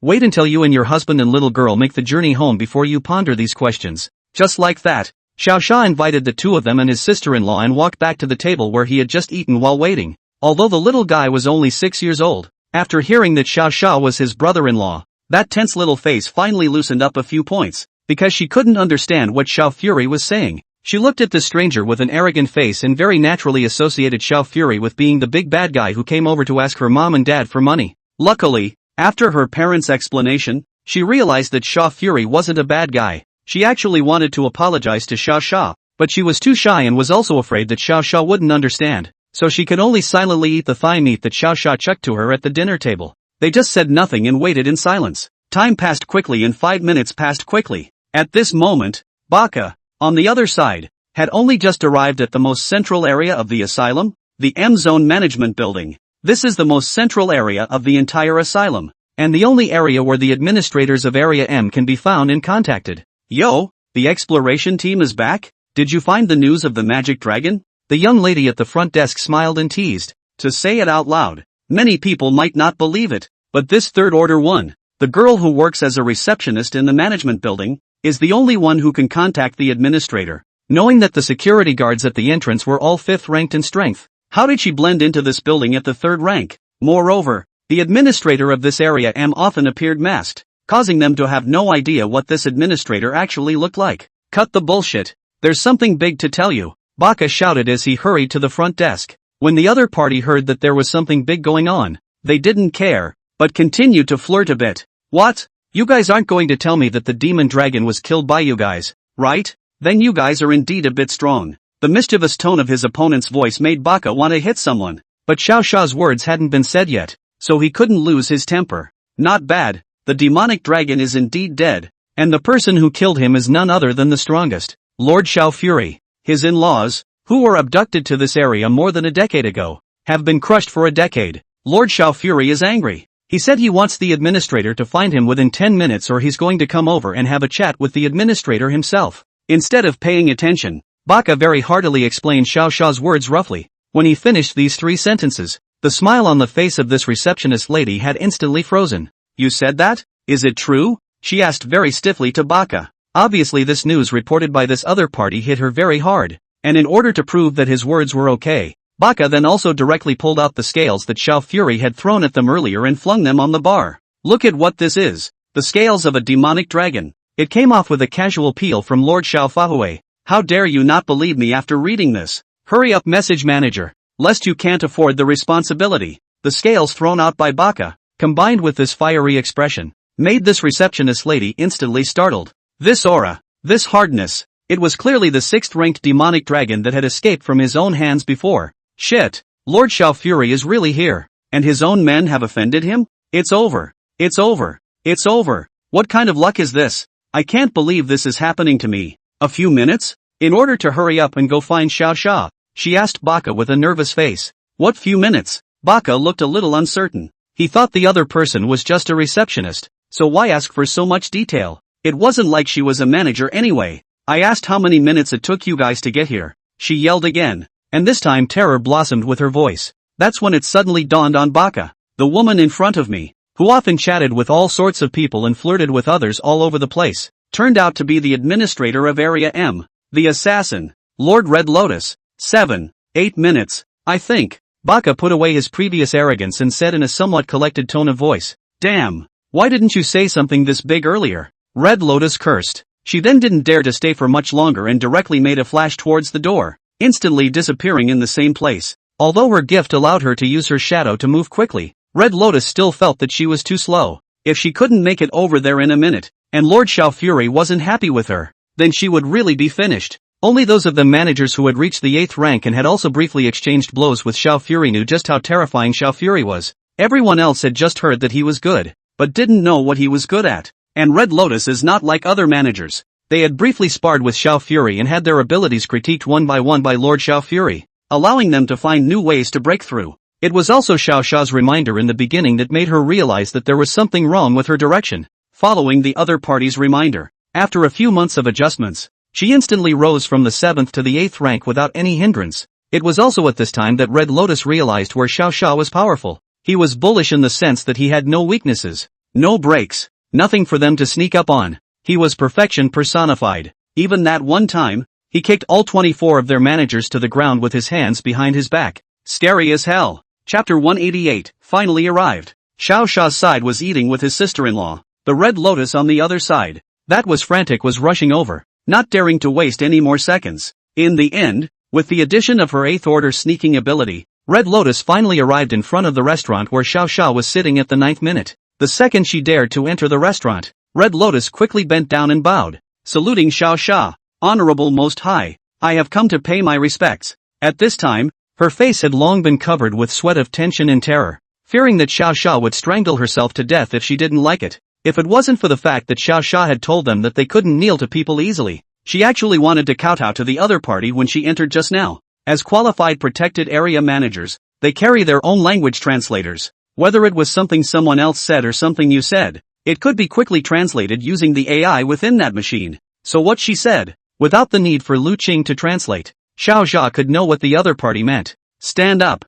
Recognize these two people? Xiao Xia pointed at Tang Shanha and Lu Qing and spoke faintly to Honglian. Red Lotus nodded her head at the two despite her nervousness. Her mind was very scared. Fear that she knew them. Fear that they would pass her by without her reacting. In that case, even if he was not responsible, then he would have to be defined as a big sinner in the first place. Why? Because one's biggest mistake is not stopping the other's in-laws when one knows they are suffering. Don't ask her if she doesn't know how to stop it. They don't reason when it comes to the strong. They speak only of strength. Strength in its purest form. It mustn't be someone I know. She prayed silently in her mind as she began to slowly raise her head. In fact, she was tempted to lift faster, lest the strongest lord wait, but it was as if her body couldn't control it, and her whole body was shaking as she kept looking up. Luckily the end result made it a lot easier for her. The two people who appeared in front of him had not seen themselves, but rather had no impression in their minds either. In that case, the liability shouldn't be fatal, right? Reporting to Lord Strongest, my subordinate does not recognize them. She replied back with a hint of a trembling voice, when she thought she was going to be angrily scolded or outright kicked by the opposite party after answering that. Xiao Xia, however, nodded to her, then looked at Tang Shanha again and asked, Uncle Tang, have you seen this person before? Is it inside your death list? When Tang Shanha heard this, he stiffly almost didn't react to what was going on. Didn't we say we'd call the manager? Why is there a young woman here? And what's your son-in-law doing asking you to recognize a woman? Most of the women in this region were attached to other men when the end times came, and generally didn't participate in the fighting. That's why there were never any women in the press of those who victimized him. No, he said back to Xiao Xia after taking a few careful looks, and after Xiao Xia heard these words, he also withdrew his heart that wanted to beat the other party to death. It's not a bad guy, never met one, so the other guy's not as responsible. Whether or not there's a punishment next depends on how well she does her job. As a regional administrator, it's not like you can't even catch people in your own region, is it? If it really couldn't be done, then Xiao Xia could only help her out and then abolish her strength and title. A regional manager has to be the strongest being in the region. But where there is anyone in the area that she can't control, it means she doesn't have the strength to be the administrator. Today, it just so happens to be the time to verify whether Red Lotus has this strength or not. One could only see Xiao Xia gently backing up his hand, and then slowly instructed Red Lotus. Mindful that you haven't done anything terribly wrong, I'll give you a task. Bring before me the second in command of this city of yours, the heads of the various guardian bureaus, and all the gang leaders. If you can do it in a day, you are absolved of your sins. Helping to find someone was equivalent to making up for the fault of her previous dereliction of duty, and Xiao Xia naturally didn't need to pursue the latter issue.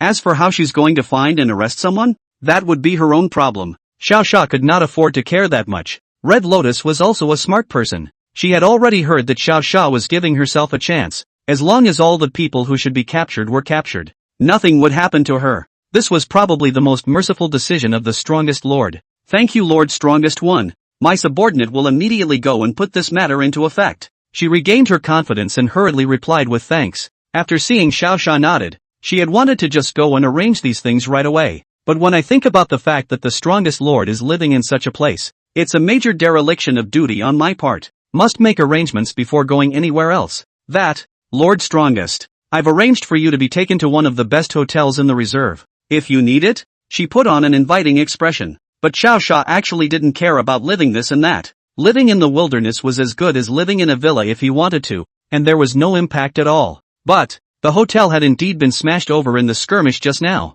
and with all the debris on the floor, it was clear that it was no longer fit for them to live in. Just leave a location.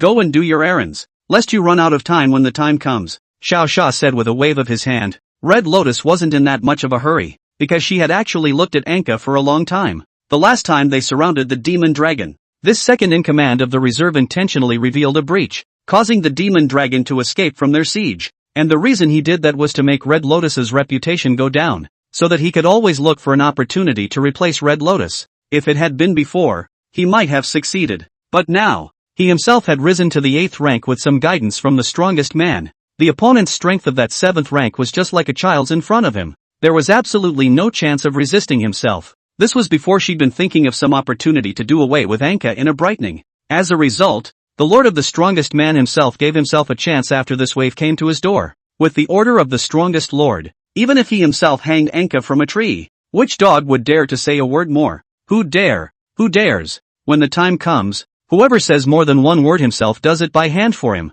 Anyway, those who rebelled against the orders of the strongest lord were absolutely bound to die, so there was no need to even think about it on their own. I, subordinate, will definitely fulfill your order. After nodding to Xiao Xia, Red Lotus immediately transformed into a shadowy figure and returned to the previous tall building to make some preparations. Anka was naturally the one to step in and fix it. As for the other commissioners, the gang leaders, as soon as she, the area manager, let out a word, everyone would dutifully come and stand at her feet. Chapter 189. The third year that the Area M shelter was established. Across the asylum, something happened that panicked survivors across the district. It was said that the strongest of them all, Lord Xiao Fury's father-in-law and mother-in-law, the parents of one of his women, had actually been trapped in Area M for 10 years. In order to help avenge his father-in-law and mother-in-law, the Lord's strongest man had called all the strongest men away. But whenever his father-in-law and mother-in-law recognized any of the people who had tortured them, then that strong man and his strength, family, and so on would have to be greatly implicated. When the story broke, the city panicked. All begged their leaders, their captains, and even their elders who hadn't messed with each other's in-laws. Otherwise, what awaited them would be the hatred of the entire city, the entire M district, and even the global human race. After all, Xiao Xia's reputation was not an ordinary one on the Blue Star. For all those years he had spent trying to hone his abilities, he had killed almost every powerful mutant creature on the Blue Planet. It's the same move that will allow them to stay in the shelter in peace. If there hadn't been Xiao Xiao Fury's hunt in the first place, it was estimated that these 24 shelter areas had to be destroyed by at least half of those terrifying and powerful mutant creatures. So, messing with Xiao Xia would really be targeted by the entire human race on the Blue Planet, and they were also all spontaneously targeted. There was no need for Xiao Xia to open his mouth to remind or hint or anything. At this point in the street, almost everyone is talking about the incident. His grandma, which bastard even dared to kidnap the father-in-law and mother-in-law of the strongest lord?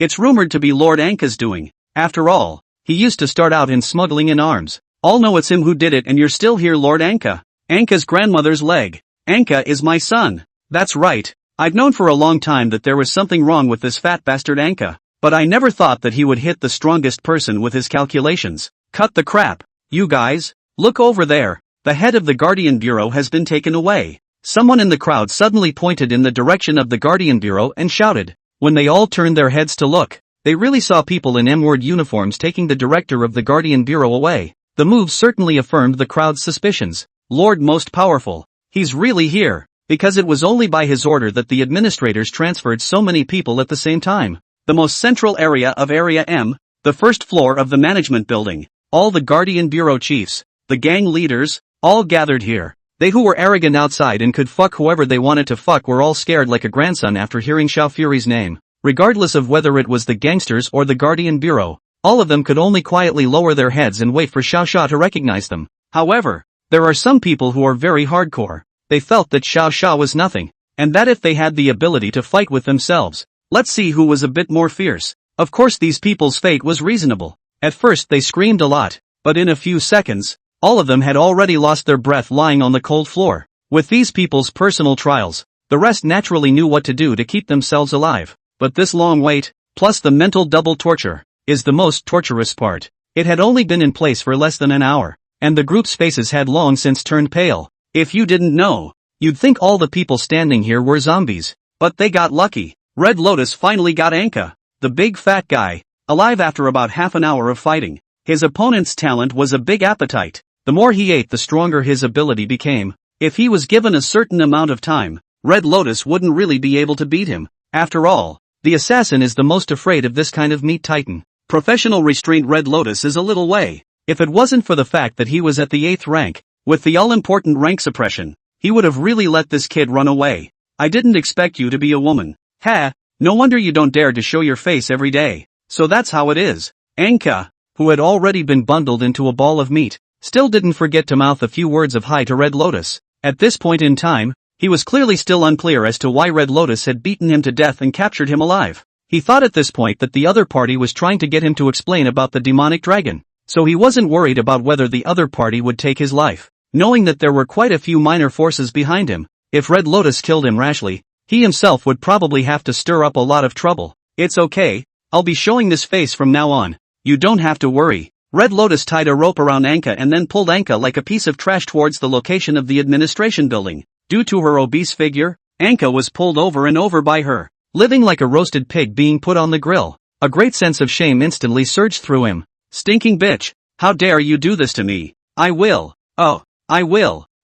Must kill you. Anka cursed at Red Lotus as she rolled around on the ground. He knew that the other party must be using the matter of him releasing the demonic dragon to humiliate himself. However, he didn't have any reason to refute the other party, because the demonic dragon was indeed released by him on purpose. Because if Red Lotus captured the demon dragon, her reputation would definitely be higher than his own, which was something he didn't want to see. He himself had been the underground boss of this area since more than 10 years ago, an existence that was known in both black and white. How could he let a person who suddenly appeared step on his head? What? Angry? What can I do if I'm angry with you? Get some help if you can and see who dares to come near. Red Lotus turned and stopped, taunting Anka dismissively. She knew that the news of Xiao Xiao's arrival had already been spread, and there wouldn't be anyone who would dare to help him at all. But seeing that he used to be so fond of playing some underhanded tricks, Red Lotus, who now had the backing of Xiao Fury, naturally wanted to accompany him to have some fun. That's what you said, and when we get outside later, I'm going to make everyone accuse you. A manager who pulls a second-in-command in the region to be humiliated like this, and then who dares to follow you? Anka chattered and spat frantically behind her, and Red Lotus didn't even take what he said to heart as she just casually pulled Anka in the direction of the administration building. At first there was nothing to call out because it was in Anka's luxury villa. It wasn't until she and Anka, dragging the wretched Anka, appeared in a corner of the city that he finally couldn't help but yell. Someone is attacking Lord Anka. Somebody help. This woman is turned by a mutated creature. Everyone come over here and help. Get me out of here. Chapter 190. I had thought that I was respected and that someone would immediately rescue me when I heard my cries. However, it was fine if he didn't shout, but when he did, almost everyone on the street gathered their eyes over. They stared at Anka dead in the face with that godless expression like looking at a corpse. Hey, this woman is really a monster turned monster. Help, call for help, or call for backup from other cities, or we're done for. Do this, sister? Little sister? He called out for help to one person after another, yet none dared to respond to his words. Even when he looked at one with his eyes, the other immediately turned his head, as if he was afraid of getting involved with Anka. Seeing this, Anka's heart was overwhelmed with anger. This group of people used to flatter themselves every day, but as a result, when they had something to do, none of them dared to respond. All of them are losers. Speak up, all of you. Are all of you dumb? Exasperated, he began to hurl a volley of curses at the group of passers-by. Are you waiting for the monster to bite you all to death before you're happy? At this point there was only one person with a slightly confused brain, who pulled out his crystal comb, intending to report what happened to Anka. After all, this was a shape-shifting monster that could capture 7th-ranked humans alive. Definitely an unstoppable existence for them. When something like this happens, it's important to notify the administrators above, and the area next door to it. But just as he pulled out the white crystal communicator, his own father, however, changed his face and hurriedly snatched his communicator over. Dad, what are you doing? There's a monster. Get me the communicator, he said anxiously to his dad. As a result, his dad raised his communicator and pretended to give it to him, but in reality he raised his palm and slapped him to the ground. When he covered his face with a hard and incredulous expression, his dad kicked him down again with a sharp kick and yelled, "You've gone crazy with your TM games. That person is the one that Lord's strongest person personally ordered to be arrested, and you still dare to help him. Do you think your grandpa's grave grass is too high? And you want other people to dig a little? All you do is play games every day. You probably had to think it was a dead dog the day your dad died on the road. You dog." The more the man thought about it, the more angry he became, and he kicked furiously at his no-good son. He wasn't afraid of kicking bad and kicking his own son to death, because his talent was second-order adamantine indestructibility. And even if he kicked for a night, the other party couldn't die. Only, it hurts for sure. Over here he's still out of breath while the crowd doesn't even look his way much. They all stared at Anka intently, as if they were looking at a certain death. The weird looks on the faces of these passers-by made Anka's chubby little face jerk. What the hell was going on? It was logical that they couldn't possibly look at themselves with that expression. Who are you? Second in command of District M. Anyone who dared to say one more word about him in the past had to be arrested and tortured severely. And the kind that opened a store and couldn't afford to pay the protection fee. Anka would ask those of his guardian bureau to go to his store every day and freeload. If you still don't pay, then you'll just trash the store. His idea was, no money, what kind of business are you in? Through and through you will be smashed. Of course these were still all overt actions. In private he had gotten a lot of people killed. But whenever anyone dared to get involved in his secrets, he would shut them up forever. That's why everyone fears and hates him. When he had been coy with him before, it was because he was powerful and influential. When you come out, it's all about the background. With a background that was no match for Anka, they had no choice but to concede. But now, Xiao Fury has arrived, and they are not afraid anymore. How can you be better than Xiao Sha? Is that possible? Absolutely not. With Xiao Sha pushing this matter behind his back, not to mention giving him a cold shoulder, even if he were to throw stones and eggs at him, that would be no problem at all. A passerby also noticed the problem. Anka was going to die anyway, so she might as well let herself vent her unhappiness before she died. With that, the wayfarer carried his own weapon, a large mallet, and made his way towards Anka, who was being dragged. How can I give such a man a chance when he's passing by? I'll have to go over and give him a stick to do it. With this thought, the passerby smiled evilly and picked up the mallet and smashed it over Anka's head. Bang! The mallet hit Anka solidly in the face. Although it didn't do any actual damage to the 7th-ranked Anka, it was making Anka even angrier. How dare this little man attack himself? He's really tired of living. I'll remember your face. When I'm relieved, I'll have your boy to look at. Anka, whose face was blue, fought viciously in his mind. However, things didn't go the way he thought they would. After the beginning of this passerby, more and more people, armed with all kinds of weapons, fruits, or even a stone picked up on the side of the road, threw themselves towards Anka's body. As they threw it, they also counted down the evil deeds that Anka had committed in M City over the years. My daughter hasn't come back until now after he took her away with his men just because she didn't want to marry him. My brother clearly paid enough crystal points. This Anka also led people to smash his store. And when he left, he also said that good looking is not allowed to open a store. You smuggle weapons properly. Why did you fall into the hands of ordinary people? The whole thing is now full of weapons you smuggled. It's dangerous, no. Just like that, cursing and throwing ordinary things no longer relieved the anger. And soon someone carried a pile of rotten eggs over. By the time Anka was dragged outside of the administration building, she was covered in all sorts of unidentified fluids and smelled unpleasantly putrid. In order not to make Lord Strongest One look disgusted, Red Lotus immediately called for a high-pressure water gun with a 5th-order crystal core as kinetic energy,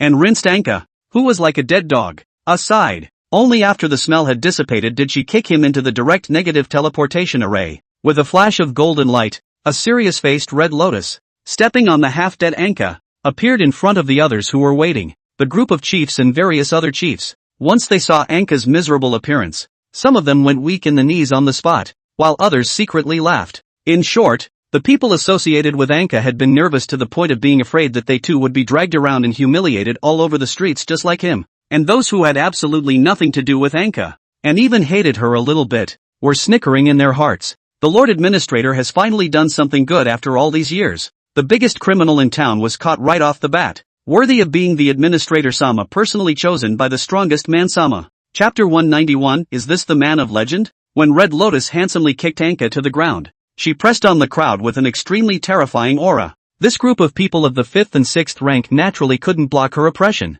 and all of them were pressed to directly fall to their knees. You're all now felons for plotting against the family of the strongest lord. How dare you stand here? Who gave you the courage? She roared at them, with absolutely no sympathy in her heart. If it weren't for these boys, the Lord Most Powerful wouldn't be going to all the trouble of looking for criminals here. She wouldn't have to be scared all the time. Administrator Sama, this has nothing to do with us. You do know us. We've never even done anything under Anka. How could we possibly victimize the family of the strongest lord? Administrator Sama, you can't mess around. We're all good people. Although the group was scared to death, they still resisted their inner panic and begged Red Lotus for mercy. If this matter was arranged by Red Lotus, she could naturally give those old faces she was familiar with a break. But this was arranged by Xiao Shao's personal order. If she dared to let any of them go today, tomorrow there would probably be no Red Lotus in existence. Whether it matters or not, we'll know when Lord Administrator arrives, Red Lotus said coldly, still without any pity in her expression. After saying this, she didn't care about these people. She picked up her own crystal core communicator and sent a message towards the hotel where Xiao Fury was. Sending a message. Presumably, this means that one has finished arresting people and their information has been sent along with them. At the end of this message, she also left a message to ask Xiao Xia for instructions, asking when he would probably come over. The moment the message was successfully sent, Red Lotus had a look of relief on her face. Well, it's all finally over. One has managed to capture someone, and now one is just waiting for Xiao Xia to come over. Until then, she had to keep a dead eye on these people all the time, to prevent them from sneaking away, especially the kid Anka, who had been staying straight in place and not moving much since he had been smacked around by the crowd a while back. Red Lotus's gift could sense the aura of the opponent's strength. From Anka, she didn't find anything suspicious. It was as if the boy was just lying around. And yet, in reality, Anka had been secretly brewing something behind her back for a long time. Only Red Lotus' perception still wasn't strong enough, so she couldn't even notice. On the other hand, Xiao Xia was resting comfortably on a big bed in some luxury hotel. All these years he had been thinking about the universe every day, the evil gods, Pangu and such things, but he kept forgetting about himself. It was very unreasonable for him to face a Chaos God level opponent when his current strength was only a Void God. After Immeasurable sealed his strength this time, Xiao Xia had also figured out many things. He lay peacefully on the bed, looking up at the very ornately decorated ceiling with his hands behind his back, and many things came to his mind. It's nice to take a break once in a while. That mysterious realm of the gods has been open for more than many tens of thousands of years anyway, so why should I rush in to compete for Panga's remains? If Chen Ling knew that I was going to face an opponent across 3 levels, she would probably scold me, right? He suddenly smiled to himself at the thought. Obviously, 2 years ago, he was an invincible being, and he fought 5 to 10 every day. How is it that only 2 years have passed in reality, and you've suddenly become a bottom-feeding existence? Is it because he's not trying? No. Is it because he has no new opportunities? No. Is it because he's slowing down his progress? Not really. The reason for everything lies in the arrangement of the Panchial. He was the one who told Xiao Xia that he had to find his remains and gain new powers to have a chance of defeating the evil god. But there are so many problems here that even this supreme god has not explained them clearly. The first is how exactly did he fall? Secondly, he obviously hated those people and the mysteries of the gods so much. But then why did he leave his remains in there? The third, and most surprising one to Sean Fury, was the question, why did he not dare to meet Lilia? The first two were really enigmatic questions, but the last one made Xiao Xia very concerned. Pangu, the most high god? You two, really the same person? There is a consciousness in the high tower, and a consciousness in the place where he himself fell. But the two of them, despite having the exact same voice and breath, were doing something completely different. Does that mean? As he then thought about it, Xiao Xia suddenly had a new idea about the blackened Pango consciousness from before, but the idea was so surprising. He could only bury the idea in his mind until he had definitive proof. Just as he was still thinking about it, a mechanically synthesized female voice suddenly sounded in the room. In a very humanized tone, she delicately asked for instructions from Xiao Xia. Greetings, Lord Strongest. We have just received an email from the administrator on our side. Shall I show it for you in the room you are currently in? Although this voice Xiao Xia hadn't heard much about it, from the tone of the other party, he also knew that it was a virtual AI. The combination of technology and crystal cores had undergone rapid development over the years, and in addition to a variety of weapons, a number of technological battle armor and intelligent AIs had begun to appear. Even when Xiao Xia hadn't yet been promoted to the divine rank,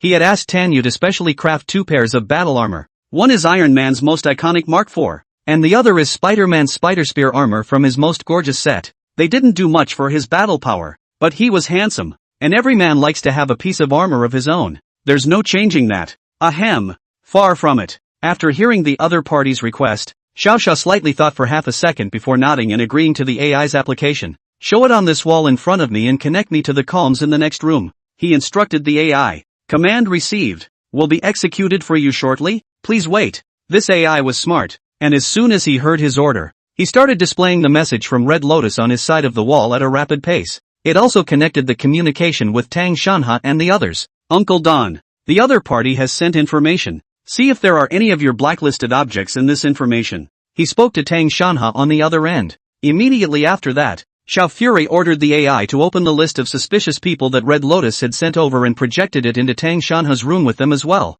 After a short wait of a few seconds, with the help of the AI, Xiao Xia and Tang Shanha soon saw an avatar that appeared in the projection. Chapter 192, Remote Point Kill. Next door to Xiao Xia, Tang Shanha pulled Lu Qing. On this wall full of human heads, one by one, he scanned the faces that were somewhat familiar, yet somewhat unfamiliar. This one isn't. This one hasn't been seen. This one looks like it, but it's not. This one is he's the one who carjacked the car with the AK in the first place. This one too. It's the handcuffs this kid used to put on me. This fat guy can't run away either. He's the one who ordered us to be stuck here to open a store for them to make money. He and Lu Qing picked one after another, frowning and getting excited at times. Sometimes when I think of the pain I have felt, I get cold and silent for so long. It took about half an hour, after the two of them had repeatedly confirmed the results more than 5 times, before Tang Shanha spoke to Xiao Sha about the numbers underneath the avatars of these enemies. No more, no less, and in bits and pieces there were only 14 people. Of these, there are only 2 from the guardianship board and a staggering 12 from the gang leaders. It seems that this group still doesn't like to wash their hands of it and are always thinking of doing something sneaky behind their backs. Since the people have been chosen, let's go over there now. 10 years of hatred and torture. It's time to put a mark on it. Xiao Sha returned formally to Tang Shanha. After all, this was the demon that had kept them trapped for 10 years, and they had to be allowed to see the other party die with their own eyes. Of course this was just Xiao Sha's thoughts. Tang Shanha, who had been doing things in the back kitchen and had never experienced any battles or bloody scenes, didn't have that courage to witness it. Even Lu Qing, who was acting very bravely, did not dare to go over with Xiao Sha.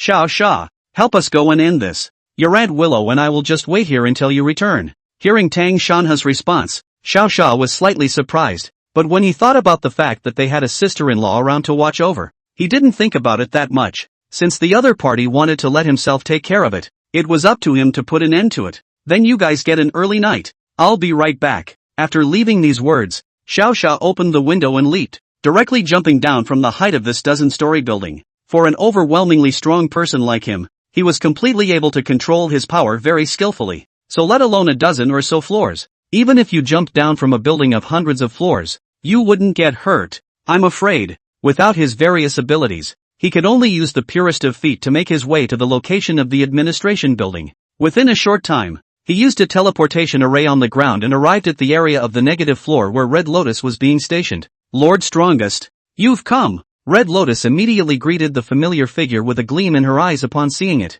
Xiao Sha's attention was not on Red Lotus. As soon as he came in, he started looking for the 14 people that Uncle Don had just named. Those whose names I read stand up, and anyone else unrelated leave immediately. He didn't intend to explain much, and directly read to the group of miserable people. Then before they could react to what was going on, he had begun to read off the names one by one. IKA, Babu, Maud, Shayla, Anima. With Xiao Fury's chance, the entire scene surprisingly only stood up to 11 people. Kind of interesting. Xiao Sha licked his lips, intending to have some fun with these 3 people who didn't stand up. You're supposed to be dead, and you choose to gamble? That's not a good habit. Let Xiao Fury come to give them a deep memory of what will happen to them if they offend themselves and still dare to hide it. I read out 14, but unfortunately only 11 stood up, which makes me look very unimpressive. Tell you what, either one of you squatters find me these 3 who are hiding. Either, I'll just kill you all. When he said his conditions with a smile on his face, the people below instantly panicked. They had been observing for half a day and were wondering if Red Lotus would come out to help. But just by looking at the way Red Lotus was being coy behind this man, he knew that Xiao Sha's identity must be that legendary strongest person. The words spoken by the strongest people naturally don't lie. As long as they couldn't find those 3, then all of them would be dead, and in a bad way. So then, in fear of death, they immediately pulled the other 3 men on this list and forced him to his feet. The strongest lord. It was him. It's him who deliberately didn't stand up. Anima, you put aside to play dead right. Hurry up and stand still. Babu, don't blame the brothers for being inappropriate. It's you kid who deserves to die. Get up you. The man who was pulled back was furious, and with a roar of rage he tried to explode his gift to escape. However, he unexpectedly realized that his talent was suddenly unusable without him realizing it. Where's my gift? Where did my talent go? The fat man named Babu yelled through the crowd with a shocked face. It was this same yell that caused the group to instantly become confused, because they realized that it wasn't just Babu's talent that had suddenly failed. It was all of them present. Even Red Lotus, too, was suddenly puzzled. My gift disappeared too? What's wrong? Did the strongest lord do this? Most of the people present attributed this matter to Xiao Sha, because only he, the strongest being, could do such an appalling maneuver, and most of all, Xiao Fury had just arrived on the scene not too a few minutes before their talents failed, So who else could have done it if not Xiao Fury? It couldn't have been run by this half-dead Anka on the floor, could it? However, when their gazes gazed at Xiao Xia in unison, this strongest person frowned in confusion. The fact that your gifts have disappeared has nothing to do with me. He opened his mouth and explained to the men. Hearing Xiao Xia's reply, they were confused. The strongest being in this world couldn't do this thing. So who could have done it? Before this group of people could think of anything, an extremely arrogant laugh suddenly rang out from the ground. Ha ha ha, the strongest? Under my Anka's plan, even the strongest person on this planet will have to die here today. Anka laughed out loud while slowly bracing herself, intending to get up from the ground. He was convinced that without the additions and effects of talent, this body of his that had absorbed huge amounts of energy by utilizing the king of big appetite and was enough to reach 5 times the physique of a normal person was surely the strongest on the entire planet. The strongest? Xiao Fury? Oh, the kind of person who sounds great, but is actually nothing without their talent ass. Today he was going to see if this strongest man could actually take a few more punches from himself. Chapter 193, Letting You Down. The louder Anka laughed, the more Xiaosha felt sorry for him. There had been many people who wanted to target their own talents, and they had utilized suppression, duplication, devouring, and all sorts of other very outrageous talents just to steal their Pangu bloodline away. However, in front of the absolute top bloodline, their talents were completely ineffective against Xiao Xiao. There were even some that were directly backfired by the Pangu bloodline, causing the other party to die on the spot before Xiao Xiao could even make a move. It was impossible for a talent more advanced than his own to appear on this planet. No, I should say the entire universe can't be found, because there is only one supreme god in this entire universe. That's why it's impossible for any other race or alien creature to be more talented than Xiao Xiao. And that's just the most normal scenario. What was the situation now? Xiao Xiao was holding on to 10 seals handed down by the Chaos God and was still able to use his 100-fold attribute. He just couldn't believe that Anka, this little trash of the 8th rank, couldn't still be more powerful than a Chaos God. Things were really exactly as Xiao Fury thought. His body hadn't changed at all, and he was still at the top of the 9th rank. Looking at Anka, who was laughing very maniacally, Xiao Xiao actually wanted to walk over and kick him to death. But the thought that he could disable the talents of a large swath of humanity. After thinking about it, Xiao Xiao still planned to understand the original reason for this before continuing to strike. What the hell are you using? Why did it even nullify the talent in me? He pretended to look at Anka with a surprised expression. Anka, who had just gotten up from the ground, was even more excited to hear this. Ha ha, I knew this would be useful. He held up something that made Xiao Xiao feel very familiar and said with a smile. It was a very flat, hexagonal shard blooming with a faint golden light. If we had God's eye, we'd probably know what the hell it was. Now he was left with a head full of questions, calling out to Lilia to identify what it was. He obviously felt it was familiar, but he had no idea what it was. It's a little weird, Lilia answered in his ear after she appeared and stared at the thing's appearance for a moment. Master, this thing Lilia has never seen. No memories of this thing have appeared in her brain. I take it that this would be a product of your time? Something that even Lilia doesn't recognize? That's kind of interesting. Xiao Fury had seen too many of Tanuki's gadgets. If this thing was truly a product of this era, then it would certainly have a whiff of crystalline energy about it. Obviously the thing Anka was holding in her hand wouldn't have any crystalline energy. It's kind of chaotic, intangible, and gives off an aura that is clearly gentle, yet unstoppable. All indications are that this is definitely not from this era. Thank you Lilia, you can go back first. Xiao Fury called Lilia away, and then he planned to get words out of Ankalander's mouth. At the very least, you have to know how this stuff comes about. And the rest is easy. Isn't this a new product of my Xiao family's technology? When did you get it? He once again pretended to be surprised as he returned. Anka was smiling at first, but the moment she heard Xiao Xiao actually say that this was something from his Xiao family, that was the moment she changed her face. Your Xiao family? The Xiao family is nothing. He took the fragment and then cursed at Xiao Fury. Your Xiao family is only worthy of producing garbage. How could you possibly make such a treasure? Producing garbage? Xiao Sai wanted to laugh a little when he heard that. The clothes on the other side, the watch, the chain, and even the hair oil smeared on his head were actually all made by Xiao Fury's factory. He called his home built crap. That also means he admits he's only good for crap. If he thought about it like this, Xiao Xiao wasn't that angry, but instead, he still felt that Anka was a bit courageous and commendable. After all, it's so awesome that he's covered in trash and dares to show off like this. How could it not be from my Xiao family? This is what one of my women is working on. Seeing that the other party was a bit on top of things,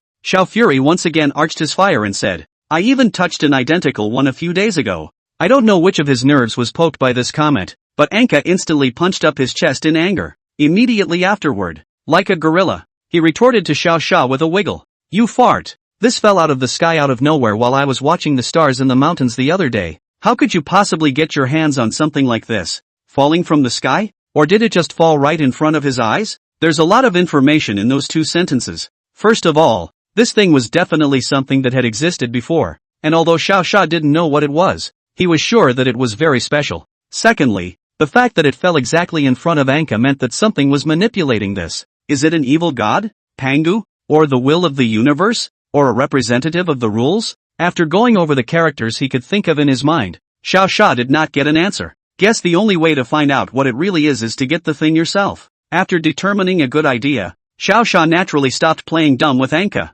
He walked right up to Anka and smiled back at him. Okay, you're still pretending when I'm bullshitting with you. You think you're an ape? Putting on a show for us here. Ha! Such an arrogant expression and such rampant movements made most of the people present couldn't help but pinch a cold sweat for Xiao Xia. You know that after everyone's talents failed, Anka's 200 pounds of size was the upper hand. If there was a real fight, he just charged forward haphazardly and gave several people a bump. Even this fit body of Xiao Xia's is a bit inadequate in front of a heavyweight like Anka. Shit. You kid seeks death. Provoked into action, Anka threw a heavy punch at Xiao Xia's face. Behind her, Red Lotus had been observing the situation. She subconsciously wanted to protect Xiao Xia when she saw Anka strike and that Xiao Xia was surprisingly completely inactive. This was Lord Strongest, and if he could help him deflect a blow, even if he died, he could still brag about it down there. Lord Xiao Fury, be careful, Red Lotus shouted. With that, he made a dive, intending to use his body to push Xiao Xia away, allowing him to dodge the attack.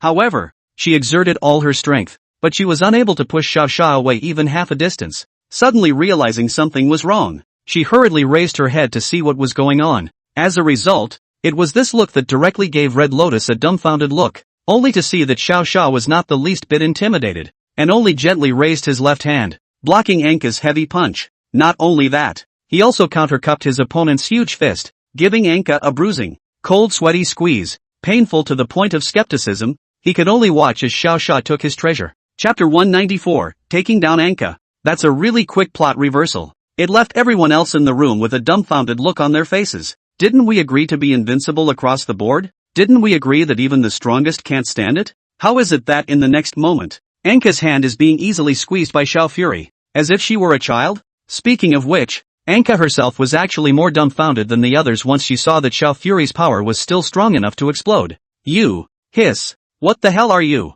He asked Xiao Xia with a pained expression. Why aren't you limited by this thing? The Red Lotus who heard that voice also immediately realized that she was still trying to push the strongest one-sama away. Feeling a bit offended by her behavior, she hurriedly took the opportunity to retreat behind her, leaving the main event in the hands of Xiao Fury. Xiao Xia did not feel that Red Lotus was offended just now. Although she might have guessed that she still had strength and intended to show it, she had at least made the right bet. To be able to quickly judge and make a choice in a short period of time shows that Red Lotus still has a good brain. In comparison, Anka, a 200-plus pound hulk of a man, is a bit body fat and brainless. What am I? Guess why I am called the strongest? Xiao Fury asked Anka rhetorically as he increased the power in his hands a bit. The other party's face instantly turned twisted at this moment, and he simply did not have the energy to continue answering Xiao Xia's question. Seeing that the other party was already unable to speak in pain with just this amount of power, Xiao Xia was also slightly disappointed. With no one to answer the question, he could only address himself to Anka.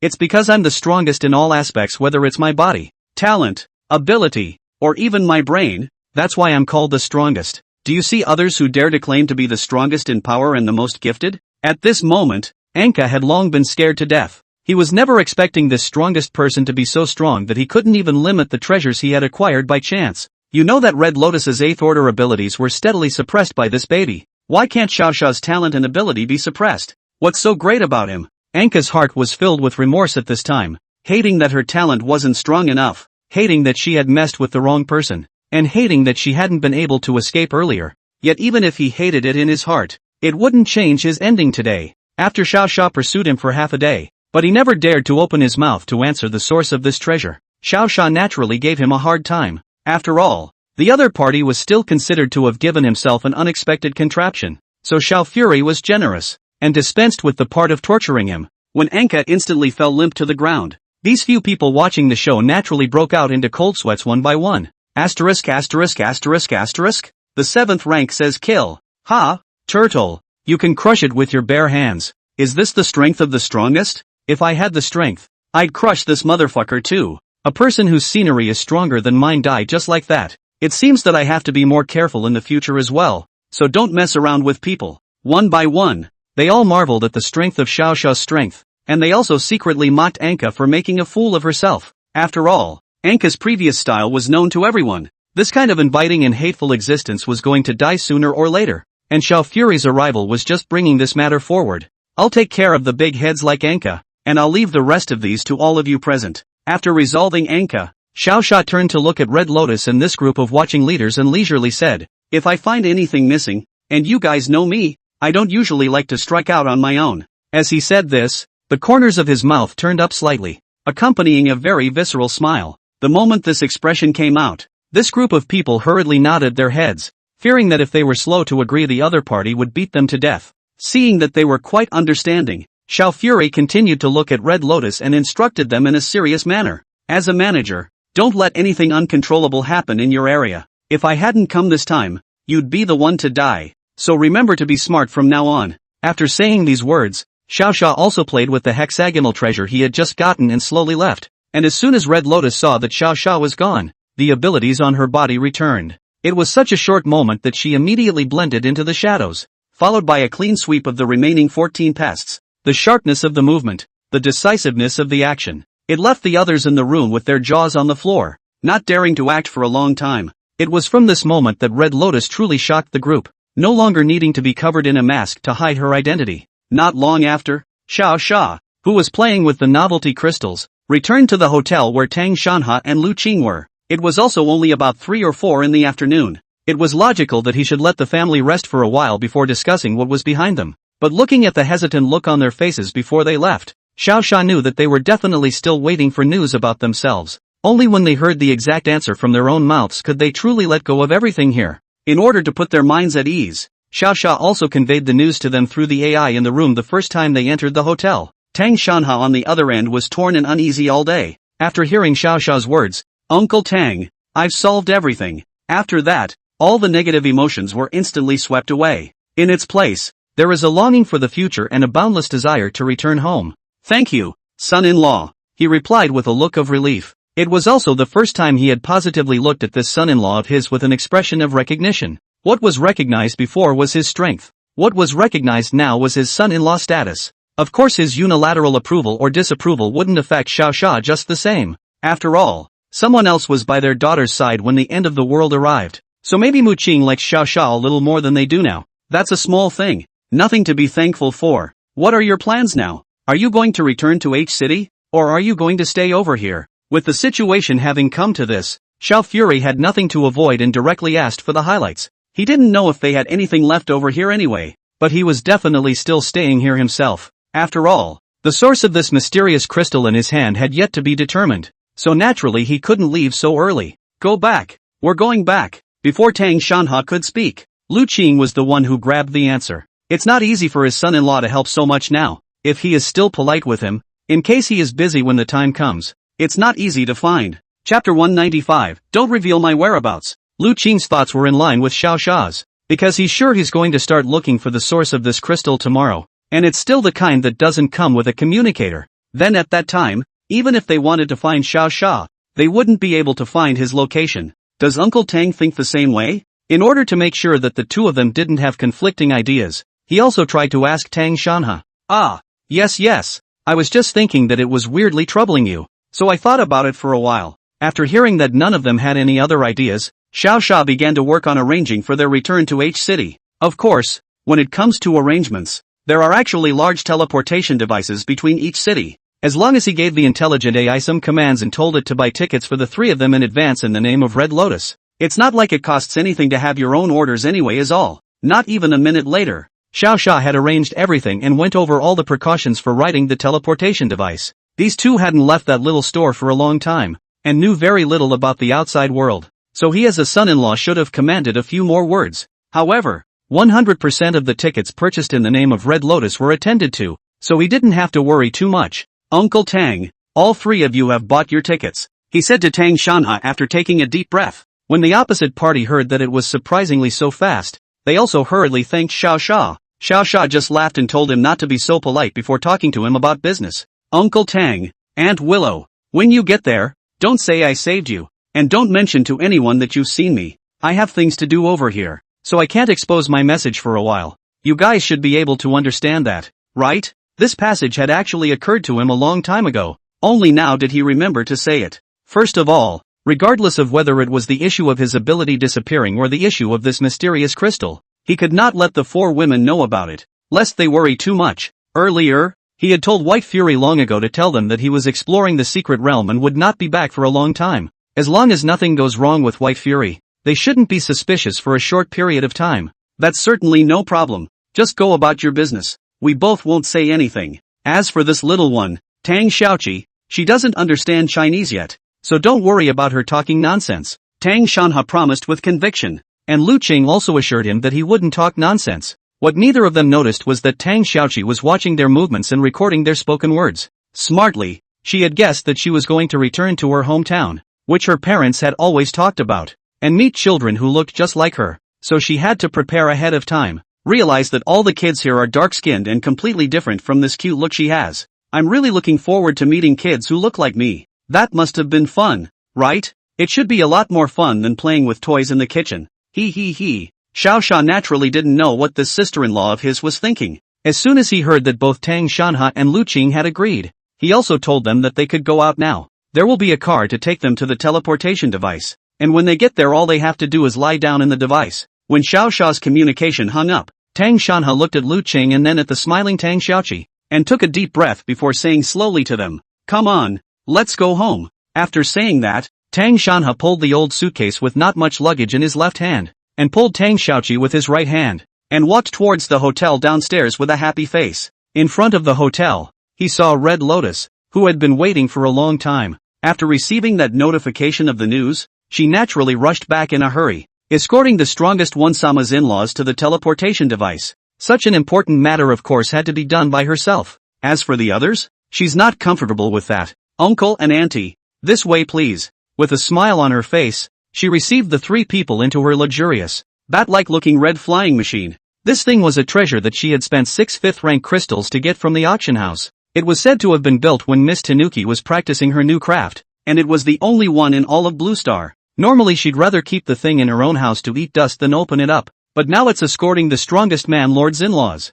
Don't even talk about opening it up. Even if they wanted to, they could just give the thing away themselves. But with this illustrious status of the other party, it was only now that he might be curious about his flying machine. By the time they reached that H-city, which was known as the pinnacle of human technology, this flying machine of their own might not even be comparable to a passerby's flying machine. If only I had some relationship with the strongest person Sama. Sister, can we go now? Seeing that this Red Lotus hadn't started her flying machine for a long time, Tang Xiaoqi immediately revealed a small head behind her and asked, "Ha? Right away. Right away." As soon as she heard the puzzled voices behind her, Red Lotus hurriedly ordered the craft to take off and rush to the teleportation device terminus in M-City. With the rapid advance of the flying machine, it didn't take them long to reach this amazing building full of technology and surrounded by all kinds of transparent glass. As much as Red Lotus wanted to follow them up there, she thought of the many other messes in the city and bid them farewell. After watching them walk into the security checkpoint, Red Lotus was relieved to go as well.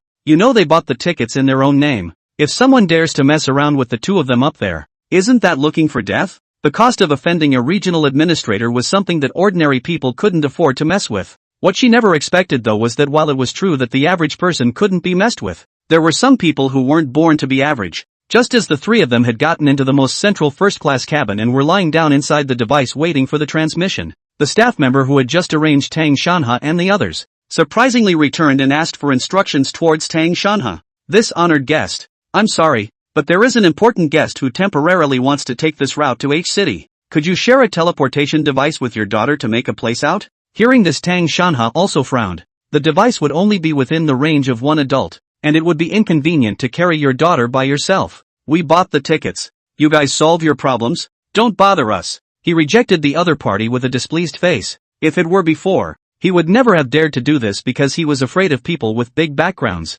But now, his own son-in-law is Xiao Fury. Who's better than him? Say there are. You pull one out and touch it with my son-in-law. See if he fucks you or not and you're done. Chapter 196, Who's the biggest backer? Tang Shanha had thought that after this refusal of his, the other party wouldn't bother him. But I didn't realize. The squad leader who was guarding the flight thought that both men were too big for him to mess with. So he made a fool of himself and told this honorable guest, who had arrived in the middle of the day, that they couldn't do anything about it because Tang Shanha and the others refused to give up their seats for him. It was the words that made the other man furious. My own father is the L district administrator. I have to go to H city today to report the situation there. Are you responsible for not getting there? If you're in a hurry, we still have economy class. How about this one? Who am I to sit in economy class? Get out of my way. I'd like to see who doesn't give me face. He fussed with the staff as he hurried toward his first class seat. In no time, Tang Shanha saw a man in a neat suit with an angry face, walking up to him. Once the other party saw Tang Shanha in this civilian, and even somewhat old-fashioned outfit, the anger in his heart grew even greater. Shit, you're an old man? How dare you not make room for me? What gives you the right? He pointed at Tang Shanha and cursed. If I can't sit in first class today, this teleporter won't be opened. It's a look that's very much the look of a madman gone mad, and it makes the staff look like they want to beat him up. But there was no way around it. This man's name was Augie. His father was the L district administrator. And with this kind of exceptionally large background, they could only greet him with a smile on their face. It's not that I'm not letting the location go, there's exactly 3 of us, and there's only 3 installations here, so there's no way to let you have it. Tang Shanha held back his anger and replied, looking at the other party's outfit and the staff's obsequious attitude. He should be someone with a bit of a background as well. Although he had Xiao Fury backing him up, it was better not to have too much contact with such conspicuous packs when things could be solved verbally. 3? Isn't there a little girl here? Let me have her place. It's decided. You guys set up the other hatches for this little girl. This place is mine. Augie, this kid arrogant used to direct eyes to intimidate Tang Xiaoqi, to her scared hurriedly from that position, hiding to the back of the parents. Originally, Tang Shanha didn't want to mess around with him, but the other party was scaring his own daughter with his eyes. Who could bear that? Get your leader here. I want to talk to him. Furious, he pulled his wife and daughter and headed out of the hatch. Although he was angry, he knew that Augie's strength was unusual, and his own strength, which had not fought for years, would probably die a horrible death if he fought, and his own daughter and wife would be in danger if he got mad and moved. That's why it's best to take your daughter and wife and leave. After angrily coming to the duty room outside with the staff member, he gave the other party an account of what had just happened with a displeased face, and he questioned the other party why their staff here let Augie in when he had clearly come first and bought his place first. Who told you to release the people? And who told you to leak us? It had been 10 years since he'd questioned someone with such a serious face, but his experience as a boss years ago had given his tone a hint of authority. This also led to that squad leader. Once he saw that the other party had actually approached him,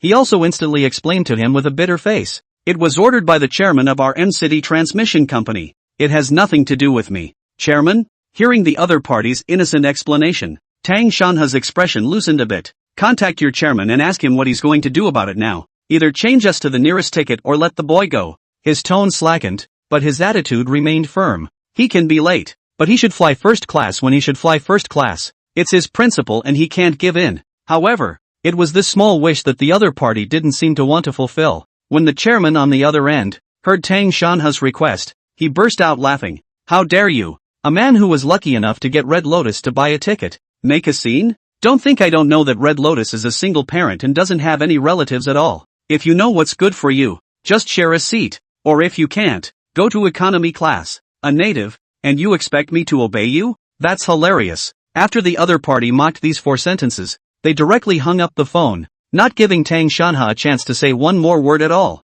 This move had made Tang Shanha furious. If his wife hadn't been around to stop him, he would have stormed into the staff member's room and had a huge fight with him. So what's the solution now? You're telling us to hold my daughter in a cabin? On what grounds? We bought 3 first-class cabins, so we deserve 3 first-class cabins. Watching parents and staff members get into a huge fight right in front of their eyes, Tang Xiaoqi knew he had to call someone over himself to solve this trouble. Who would be good to call? That's right. There seems to be a string of phone numbers inside that anti-Red Lotus airplane just now. I'm going to call that number and try it out. Smart kids always find a solution. Remember the number of Tang Xiaoqi? That is all the way to run. After hiding behind a pillar, he secretly took out his old communicator and slowly typed in the memorized number. After a few beeps of a busy signal, the call actually connected. Hello, this is Black Rose Global Headquarters. May I ask who you are? A pleasant voice rang out from the phone.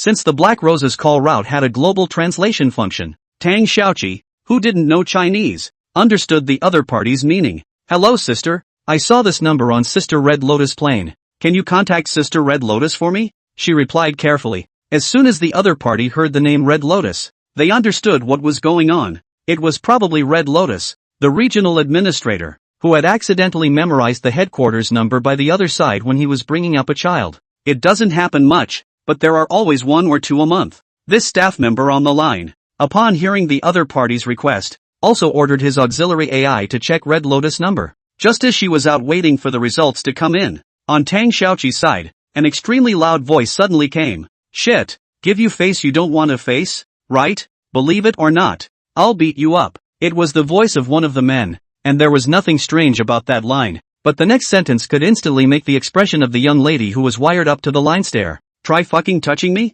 My son-in-law is Xiao Fury, the strongest man in the world. You know? Chapter 197. Something big is going on. Although she hadn't even heard of Xiao Xia having any father-in-law, but as someone from the Black Rose headquarters, of course I can hear a little bit of gossip. It is said that Miss Tang Muqing's parents went missing after going abroad. This can't be her father's voice? At the thought that there were other people who were bullying Miss Tang Muqing's father, this operator's cold sweat came down. This is a huge liability if it's true and you haven't reported it yet. In order to avoid this horror, she couldn't even wait to respond to Tang Xiaoqi and directly commanded to the AI, transfer Miss Tang Muqing for me. Send her this voice just now and ask her if this is her father's voice. Copy that. Miss Tang Muqing was considered to have an okay temper. She only occasionally heard suspicious sounds, and after sending it to her, even if it wasn't, the other party wouldn't blame herself. I don't think so. It's been gone for so long. I guess it's just someone else talking nonsense. Ha ha. The very second this thought first appeared in her mind,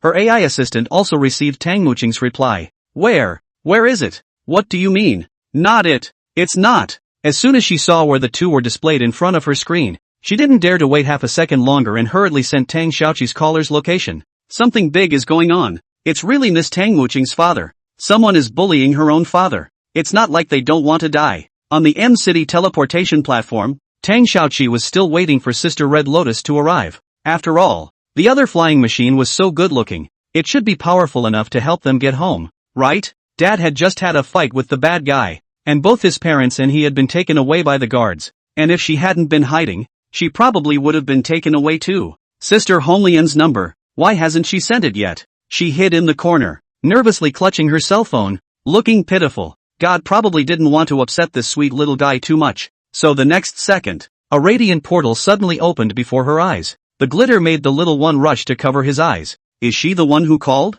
It's so small. I guess it's only 5 or 6 years old. It's not your sister, is it? A very playful voice sounded in Tang Xiaoqi's ears. When she looked up, it turned out to be a girl who looked a lot like her mom and a short girl standing in front of her scanning her. Before she could open her mouth to ask, the short sister said in surprise, this face is also too similar. Sister Muqing. This is definitely your sister. Brother Zhao's second sister-in-law. Hearing Tan Yu's shocked expression, Tang Muqing also took a serious look at Tang Xiaoqi's face. Aside from the fact that his face is a little dirty and scared, he looks exactly like a picture of himself when he was a kid. No, they disappeared for 10 years just to go practice their trumpet? She spat breathlessly. It was hard to hear the news from his parents, but after coming here, he didn't see either of them, but his own sister instead. So what's going on? Originally, she also heard that someone was going to fight with his father, but it turned out that she had just come here, and Xiao Fury did not see it, and her father did not see it either. It is really breathless. You don't put on a stinky face la,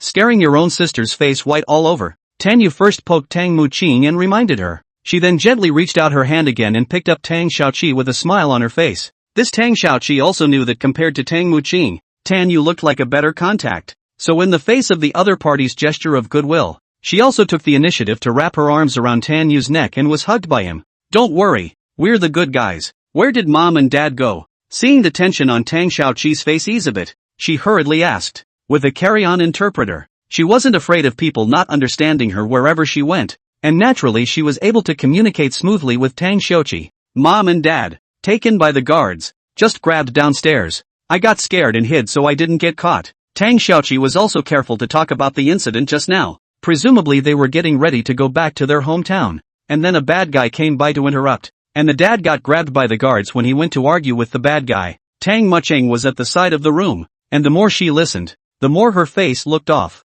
Her parents were assholes and disappeared for 10 years, but they weren't anything to bully. When did a bunch of guards have the guts to arrest her parents? Even if it was the minister of each division of the Black Rose, or even the administrator of each region, who would dare to detain her parents for no reason? What's more, what pissed her off the most was, judging from her sister's explanation, the other party looked like they had come to actively look for trouble, only to see that her parents weren't dressed very nobly, so they planned to use their status to suppress them. Well, my dad didn't even look for trouble. How dare you take the initiative? Are you more powerful than even horsepower? You don't arrest the one who's looking for trouble and took my dad away? You dare to arrest someone Tyson doesn't even dare to arrest. You're better than Tyson. That's good. That's good. That's very good. Tang Mucheng that was getting angrier and angrier the more she thought about it. So much so that the power in her body was vaguely leaking out, and the entire ground began to vibrate. As soon as Tan Yu saw this, she knew that some of Tang Mucheng's anger was definitely going to be vented.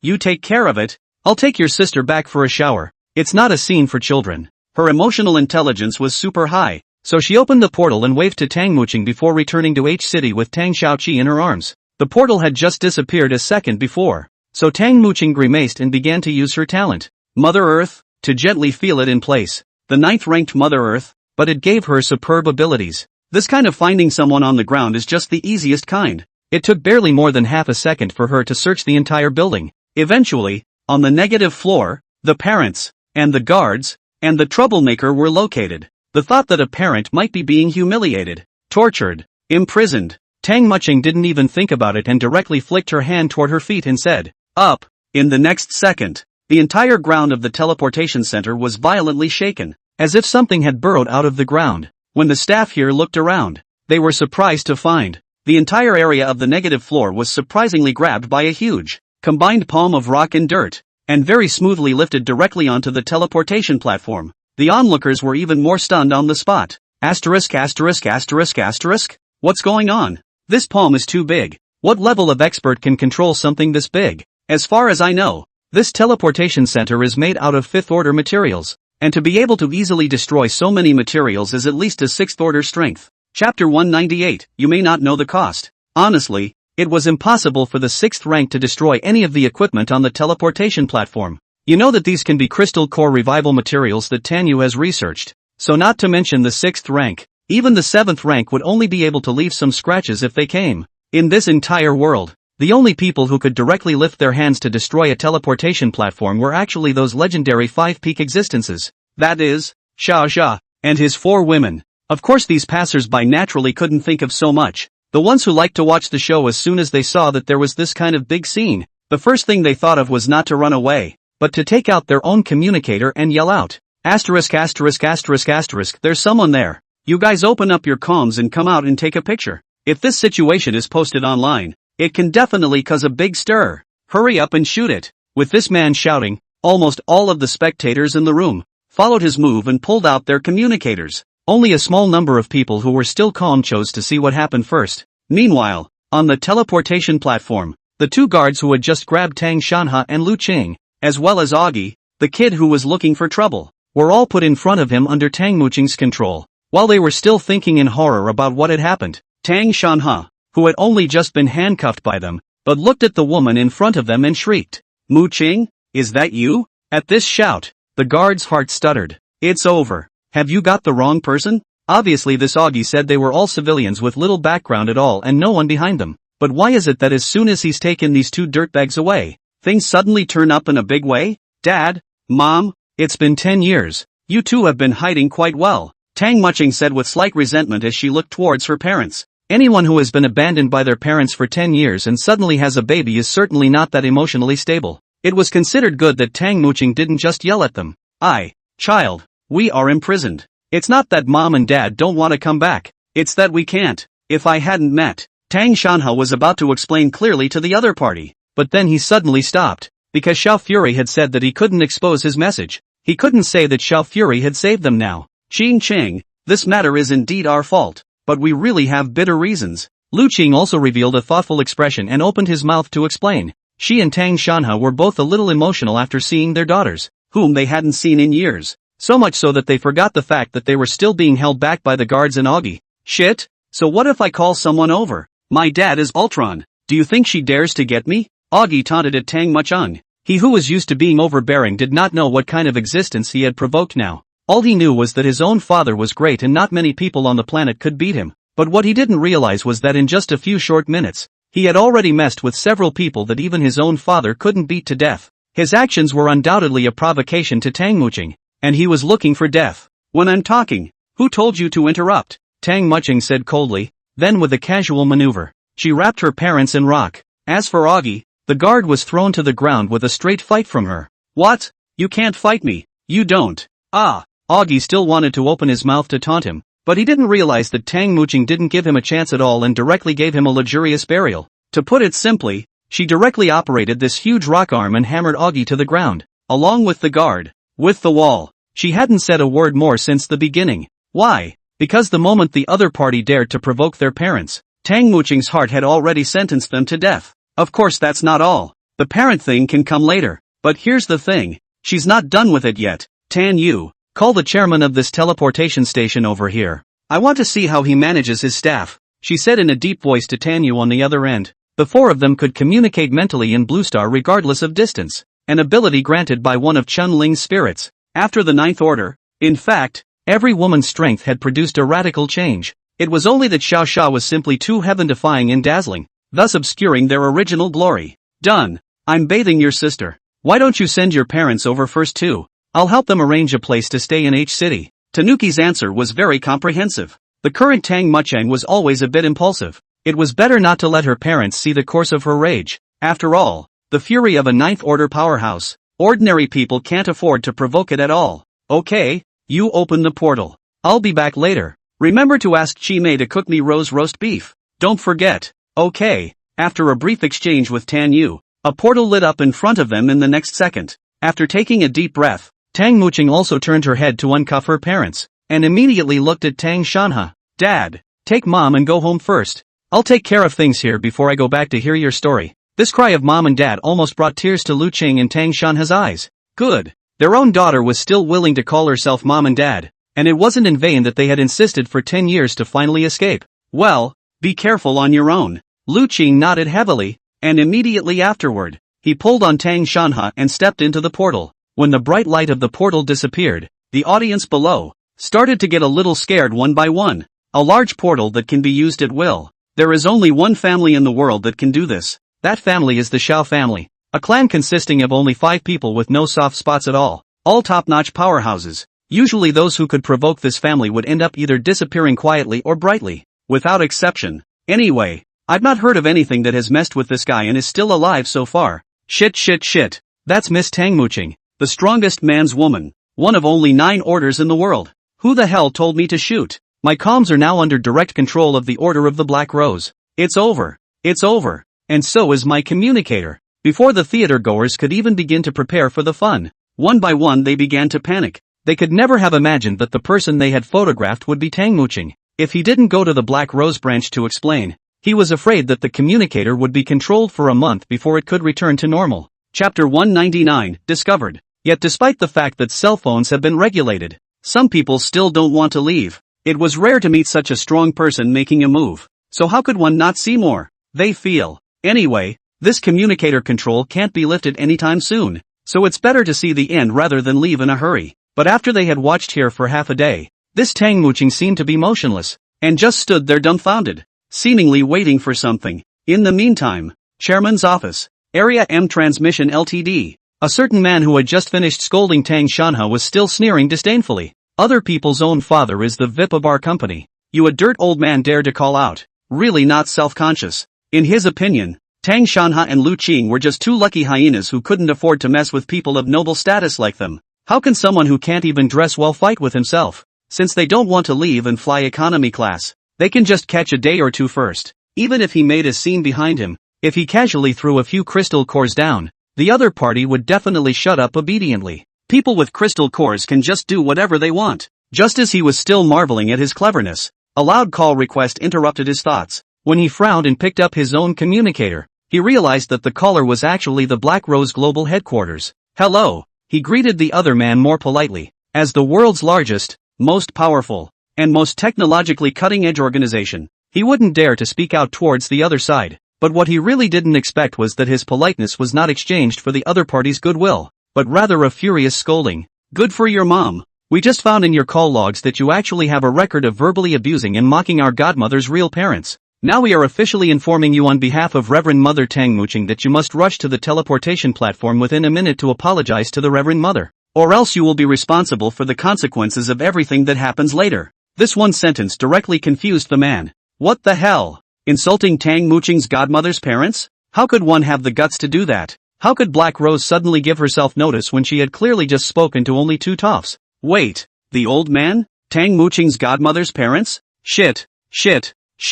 It's bad. You're messing with the wrong guy. After realizing the superb identity of the person he had cursed, the man's back broke out in a cold sweat. He shivered and tried to turn on his own communicator to hail his flyer, but he was too nervous, too scared, so much so that his hands kept shaking and he couldn't even hold on to his communicator. By the time he took a half-dozen deep breaths, finally adjusted, and hailed his flyer, a minute was long gone, when he heard the sound of the flying machine and took a casual glance out the window. What appeared in front of him was something that made his heart instantly tighten. It wasn't just flying machines that appeared out the window. There was also Red Lotus, the regional administrator, and the Black Rose members who wore fury clothes with a strong murderous look on their faces. When he saw them appear, he knew that he was finished. The next day, Global News broadcast the news that Tang Mooching's parents had successfully returned to H City, because Red Lotus had found her parents and returned them. Tang Mooching had even specifically asked Tanyu for an 8th order flying machine and gave it to the other party. On top of that, there's other news that's hot. Ultron, the administrator of Sector L, committed suicide in his home using 18 weapons, and his son was accidentally blown up while using a teleportation apparatus at the Sector M teleportation pad. The chairman of the M-Zone Transmission Company was accidentally killed while accompanying Augie, the son of the former same L-Zone administrator, to experience the instrument. It's news that can only be described as knowing what you know, and there's no point in saying more if you don't. When the viewpoint turned back to H City, Chen-Ling was holding the white and cute Tang Xiaoqi, playing with toys in the villa. A woman in her 20s playing with toys with a 5 or 6-year-old girl is no one. Of course, playing with toys is fake. Chen-Ling, being a veteran, was definitely playing with her toys with a purpose. Xiaoqi tell sister, did you meet your brother-in-law? Xiao Sha, playing around, she suddenly leaned over and quietly asked Tang Xiaoqi. Since Tan Yu had given her a small pill that could learn Chinese when Tang Xiaoqi came back, she could now communicate with them normally. So naturally, she also remembered that the big brother who helped herself and her mom and dad escape back then,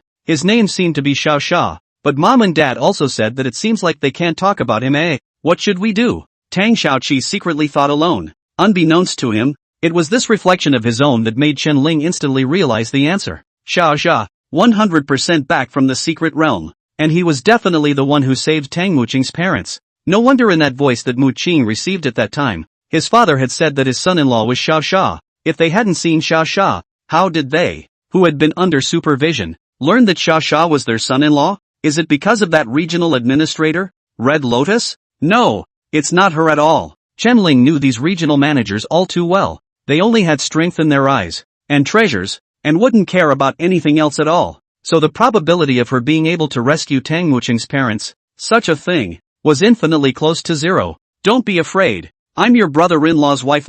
Just talk to me. I won't tell anyone else. Chen Ling continued to seduce Tang Xiaoqi, in order to let the other party know her sincerity. She also told Tang Xiaoqi that if she said it, she would immediately go and buy her a cupcake to eat. Cupcakes? Then I'll tell you about it. Don't tell anyone. Poor Tang Xiaoqi had suffered for so many years, eating raggedy food every day. Naturally he couldn't accept the temptation of the cake. So as soon as she heard that there were cupcakes to be had, this little cutie practically drooled and told all about it, including Xiao Fury eating, someone looking for death. He shocked the other side, helped them arrange the hotel, revenge, a series of things, what Tang Xiaoqi could remember. All of them were said. After all was said and done, she was naturally rewarded with lots and lots of cupcakes, which she ate with a big smile on her face, on the floor eating her cupcakes one bite at a time. She didn't realize that behind her, her 4 sisters were staring her dead in the face. As the 4 women who were most concerned about this matter, they were of course curious to know if Xiao Sha was in Blue Star or not.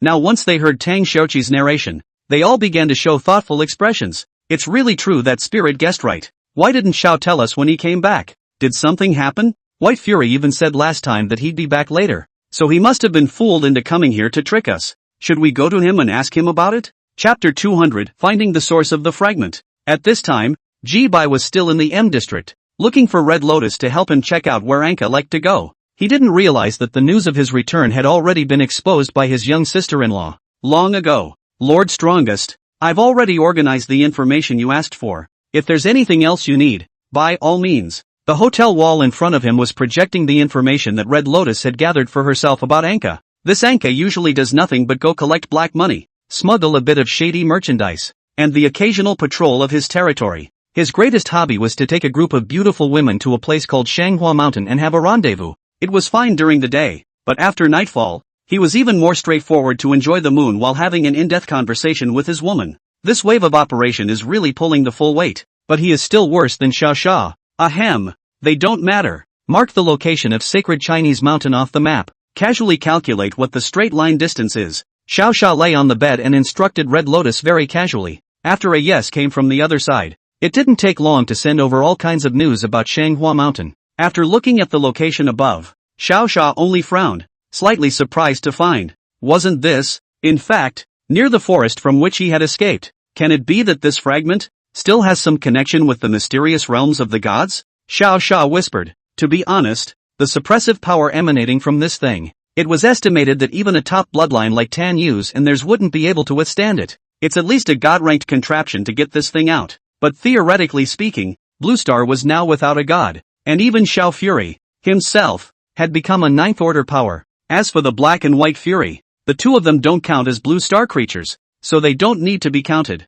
So herein lies the problem implied. There is no god. So how can something suddenly appear that only a god could create? There's definitely some big secret here. It would really be a big heart if Xiao Xia didn't go and look for the source. This place isn't far, so let's go over there first. After a little thought, Xiao Xia gladly set out on the path to find the source of the fragments. There were few obstacles along the way, and within a short while of sprinting with all his might, he reached the foot of the sacred Hua Mountain. At the end of the road, a very nicely decorated hiking path clearly exists. As far as the eye could see, almost the entire road was made of crystal core material, completely devoid of any concrete or wood or anything like that. Although this crystal is actually the amount of sprinkles here in Xiaoxia, but in a small place like District M, that's a lot of money. However, when he thought of Anka's brutal and thuggish appearance, Xiaoxia was relieved. Not long after advancing at breakneck speed on the hiking path, Xiaoxia finally reached the top of the mountain that Anka was talking about. However, as far as the eye could see, there was nothing but a small, nicely decorated cottage for rest and recreation. There was hardly anything else, anything worth Xiaoxia's attention. Monster? No. Strange magnetic fields? No. Creepy vibes? Neither. It was like the top of a very ordinary tourist attraction, with nothing of note other than a more open view of the hill. As for the sky, there was nothing but hot sunlight, and puffy clouds that passed by every now and then. Master, look at how empty this place is. There must not be any treasure law. That big fat guy didn't seem to be telling the truth at first glance. I guess those words were all to fool you. Lilia looked halfway to Anka and cursed at her as well. This fucking guy. It's really bad to lie to your master before you die. Don't get excited yet. I do feel that this place is very unusual. Xiao Xia waved his hand and interrupted Lilia's whining. Such places may seem normal, but they are the most abnormal places. First of all, this was the wilderness, so it was logical that those mutated creatures must not be able to be killed. Otherwise Xiao Xia wouldn't have seen the demonic dragon that was digging a hole as soon as he came back. And here, from the foot of the mountain to the top, there wasn't a single mutated creature. Even more outrageous was the fact that there weren't even traces of mutant creatures having fought. It's like when you go to a fried chicken store and you can't get fried chicken. It just seems a little too weird. What? Master also saw that there is nothing here, so it must have nothing to do with the shard. Lilia shook her head as if she was advising Xiao Xia not to waste time over here, to know that the suppression on him would only get heavier and heavier. At the back of the room, not to mention the 9th rank, it would only be a matter of time before he directly pressed Xiao Xia back to the 1st rank. Lilia didn't want to watch as her master was so miserably suppressed by the power of the rules. Easy easy easy. The more anxious you are, the less we can find a way. Xiao Xia still looked relaxed as he spoke. Having been a man for 2 lifetimes, he naturally knew that the more anxious his mind was, the more confused he became, and that only by remaining calm could he find the key to solving the problem. Lilia took a few deep breaths to try and calm herself down even after he said that. Only after feeling less chaotic in her head did she point at a landscape in front of her and ask Xiao Xia in vain. And what is it that the master sees? From here? See anything? Even if he told Lilia that he thought it was strange that there were no monsters here, this elf was afraid that he wouldn't be able to understand. She was the one who longed to help Xiao Xia solve the restriction anymore. She didn't want to know anything except for things related to this aspect. See what, I'll keep a secret first. You'll understand when the time comes. After Xiao Xia finished speaking in a mysterious manner, he walked alone towards the small villa that Anka had built out. Lilia fluttered her wings behind her and pondered for half a day, not understanding what her master meant. Did the master find a way? Or is he just coming over to just hang out and make himself less anxious? It's not impossible to stay here for a while if we find a way. Master. Then we. Wait for me. Lilia, who was an afterthought, also hurriedly flew towards him after she saw that Xiao Xia had already walked inside the villa. One person, one elf, just settled in the villa. As for what to stay here for and for how long, Xiao Xia's mind had no conclusions. His idea was, anyway, Anka had said that it had fallen out of the sky while he was watching the comet. Then it would be nice to wait for the comet to show up yourself, like Anka, or just stand outside at night and look at the view. It didn't sound very reliable, but right now he had no other clue but this solution. Looking at this fragment in his hand that was still faintly glowing with purple light, Xiao Xia smiled without saying anything. Let's hope I'm not wrong. Chapter 201, Speculation. Since it was noon by the time they arrived, they didn't have to wait long before the sky grew dark. When night fell, something even more bizarre appeared before Xiao Xia's eyes. At the time he was standing at the top of the hill with Lilia looking down, overlooking this whole area of at the foot of the hill. Then as he watched, there was a sudden muffled sound in the sky, as if something had collided. After hearing this voice, Xiao Xia that was very excited and immediately looked towards the sky, hoping to find some traces, but unfortunately, he couldn't fly with the news, so he couldn't even fly into that air to check it out for himself. Master, it's a big bird that crashed into something and has fallen to its death at the foot of the mountain. Lilia, who had flown out to scout, quickly returned to report to Xiao Xia. A big bird hitting something? Hearing Lilia's voice, Xiao Xia was even more certain that there must be something undetectable in this sky. Show me the strange bird, he instructed Lilia, and when Lilia heard his report, she immediately nodded, wanting to take Xiao Xia to the bottom of the mountain to take a look at the strange bird's corpse. Just then, Lilia, who had just flown to the edge of the cliff, suddenly shuddered, then fell straight down towards the foot of the mountain as if she had lost consciousness. Fortunately, Xiao Xia reacted in time and directly lost power in the tree-shaped seal on his right arm, which directly collected Lilia back. Phew! Lilia, who had suddenly fainted for some reason, was instantly wrapped in a ray of light as she almost fell to the ground, and was immediately channeled into Xiao Xia's imprint. Lilia? Lilia? No matter how much Xiao Xia called out, Lilia's imprint did not respond at all. This situation instantly reminded him of the last time he was in that weird space and encountered the discordant black mist. The Pangu of that time also put Lilia into a coma at the drop of a hat. Can't it be that there is still one of Pangu's consciousnesses in one of the spatial interlayers within this sky? Xiao Xia thought in horror. Other than Pangu, he really couldn't think of anything else on this blue star that could suppress Lilia like this. But that said, it's pretty much bullshit again. Last time, Pangu had clearly said that what was stored in that black mist was his last consciousness. How could another one pop up? It was reasonable to say that this creation god-level existence shouldn't, and couldn't, even misremember this small detail. But, if there are two Pangea, two creation gods, doesn't everything, then, seem reasonable? For example, the one who gave himself the black and white fury and various other divine levels was one of the Discordians. The one who had fooled himself into entering the secret realm to find the remains and had caused himself to be sealed was another Pangu. It is, definitely. Xiao Xia clapped his hands and instantly confirmed the conjecture he had followed earlier. No wonder how one felt that this Pangu's consciousness did things completely differently. Enslaving discord within the divine tower was giving him all sorts of means to fend off the evil god, helping him to avenge and resurrect to come. This one was generous. The black mist discord, on the other hand, was guiding him into the secret realm to retrieve his bones, but gave him nothing useful. This stingy outrageous. That's it. These two styles, which were completely out of character, definitely did not come from the same Pangu. In other words, as long as Xiao Xia could find that Pangu who often gave him treasures, he would have a chance to lift the seal on himself. As for Lilia, as per the past, surely she recovered as soon as he stayed away. The most important issue now was to find the entrance to this side of space, and how he could send himself, who could not fly, into the air. Pangu Senior? Are you in there? Say something back. When he tentatively shouted something into the air, he found no response.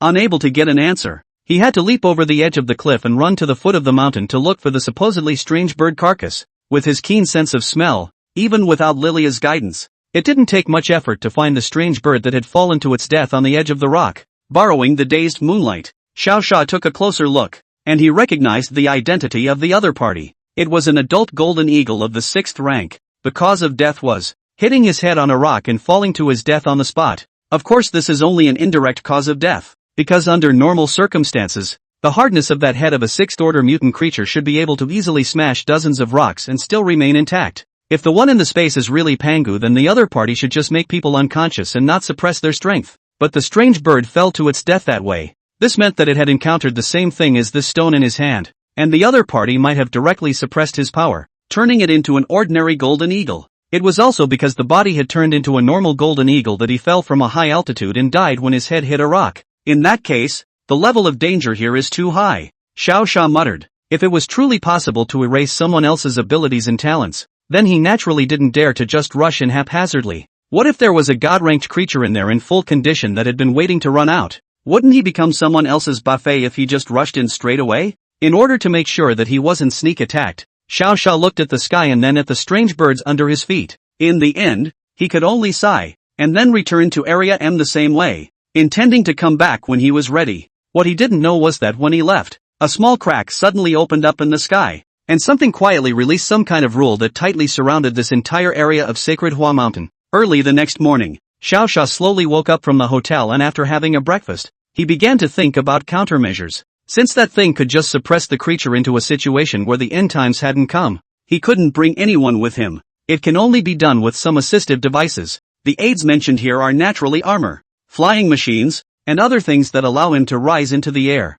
In the meantime, he had to call White Fury over. Black Fury was in the mysterious realm of the gods to brush up on his levels. Xiao Fury didn't need to care about it, and White Fury was on the Blue Star, so it was just right to call him over to protect himself. But here's an awkward question. Equipment he could just get. After all, with the Red Lotus, it was still easy to get a flying machine or something. But the words of the White Fury, it's going to be practicing against 4 women every day. So what reason would one have to find to call it over? Calling them directly is sure to make them suspicious. After all, he had personally said before that the White Fury was responsible for guarding the home, and he and the Black Fury were responsible for killing indiscriminately. But now that he suddenly called the White Fury away, it meant that he must have encountered an extremely tricky existence. Then the 4 of them would probably be worried sick if that were true. Chapter 202, A Weird Place. With that, Xiao Sha returned to the M zone and began to look for a solution. The results of the current analysis appear to be, White Fury was definitely not going to be called back, and without a better excuse it would tend to cause no small amount of confusion.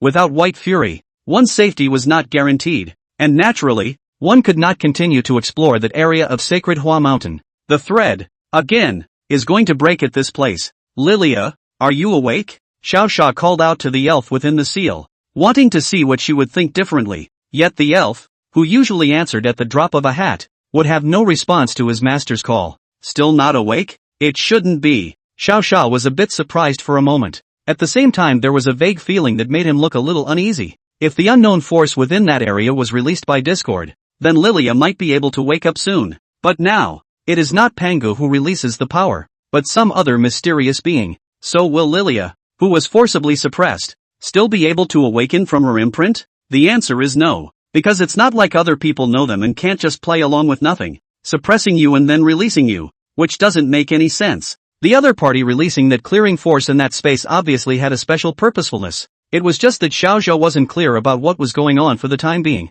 Removing someone else's power and suppressing the level to an ordinary human level feels a bit familiar. He rubbed his chin and thought. It was an effect he'd definitely heard of, but it just felt like, well, his mind didn't remember much of it anymore. Seems to have something to do with someone in H? Originally, he was thinking of solving the problem here on his own to come, but I never thought that I had thought of the H city side by association all the way. Shall we ask them? Well, it shouldn't be a problem to ask, right? In order to explore the answer, Xiao Sha did not think anything more, only seeing his eyes light up. He directly gave a command to the White Fury that was far away in H City, asking it to help relay the message to Chen Ling and the others. At this time, in H City, inside the Xiao family's large villa, Chen Ling, who had just finished her sparring session, was rubbing her legs while pouring out bitterness to her sisters. This white fiend is also too ruthless. Every attack can take half my life. If Xiao hadn't set him up so that he couldn't knock us out instantly, I guess I'd be down in a second. She sputtered bitterly. even forgetting that they had been mulling over questions about Shawshank yesterday, because they were too eager to understand why Xiao Xia was hiding it from them. The other women didn't pick up on Chen Ling's words. White Fury, you've been fighting in Toon space for months and you still don't know how powerful it is? Instead of talking about that, I'd like to believe in the Xia Fury problem. He's been hiding for 3 or 4 days now. He hasn't said a word yet. I don't know what he's doing. Black Rose looked towards Chen Ling, then said to them with a sad face, last night, Xia Chen Mei was a bit tired due to thinking too long, so she could only switch the Black Rose out to hold her up today instead. The Black Rose's statement, naturally, also reminded them again that the man had gone so far as to sneak around and hide. Why don't we just go over to him directly? Tan Yu raised her eyebrows and opened her mouth before proposing. They couldn't come up with any useful answers after half a day of thinking here anyway, so they might as well just go to him and ask. I think it's okay. That's a pretty good offer. Luna is smart. Almost instantly, Black Rose and Tang Muching agreed to Tan Yu's proposal. After all, they had always wanted to go to Xiao Xia in their hearts, but they just didn't dare to open this mouth first. Now that Tan Yu had opened her mouth, they naturally supported unconditionally. No. A slightly serious voice interrupted their merriment. When they inclined their heads, they realized that it was Chen Ling, who hadn't said anything, who raised a firm objection. She only shook her head at them and then sighed. It's not like you guys don't know Sage. He would have definitely cleared it with us if he really had something going on. There must be some reason for him not to say anything now, and you guys don't want to go upsetting his plans. Although she said it in a casual manner, the firm expression on her face was precisely a warning to them not to mess around. As the big sister in the team, Chen Ling's words were naturally something they didn't dare to question. And originally, everyone was also worried about Xiao Xia,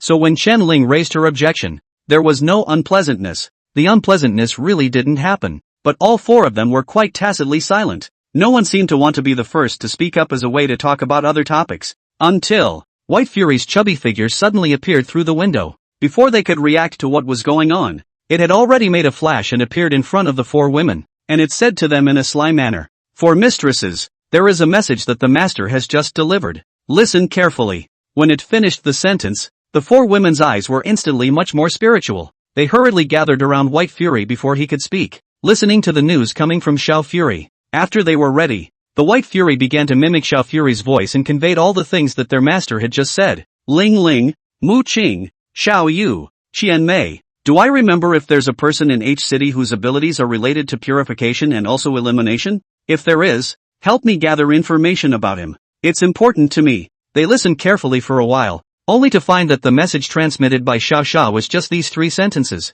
What the hell? Where's your own message? Where's the secret of the M block? I can't believe they didn't say a single word about it. Just asked them to help find someone. And the ability to eliminate and purify. Does such a person exist? Where to find? And more in H. Chen Ling was just about to spit out what Xiao Xia had entrusted him and them to do, but as if he suddenly thought of something, he and the other 2 women, in unison, looked in Tan Yu's direction. Luna, if I remember correctly, doesn't Je's ability just happen to be elimination and purification? She said to Tanuki with a smirk on her face. The Xiaoya mentioned here was naturally Tan Yu's younger sister, Xiao Xia's sister-in-law, the Tanya that he had rescued in G City earlier. Her natural Nuwa body, which can remove and purify others, is very counterintuitive. Xiao Xia was also in the god's domain's doubling space, having stayed for almost 10 long years, causing himself to have forgotten that this sister-in-law existed. Tan Yu naturally remembered her sister's ability, but after hearing the news from Xiao Xia, she did not have any surprise,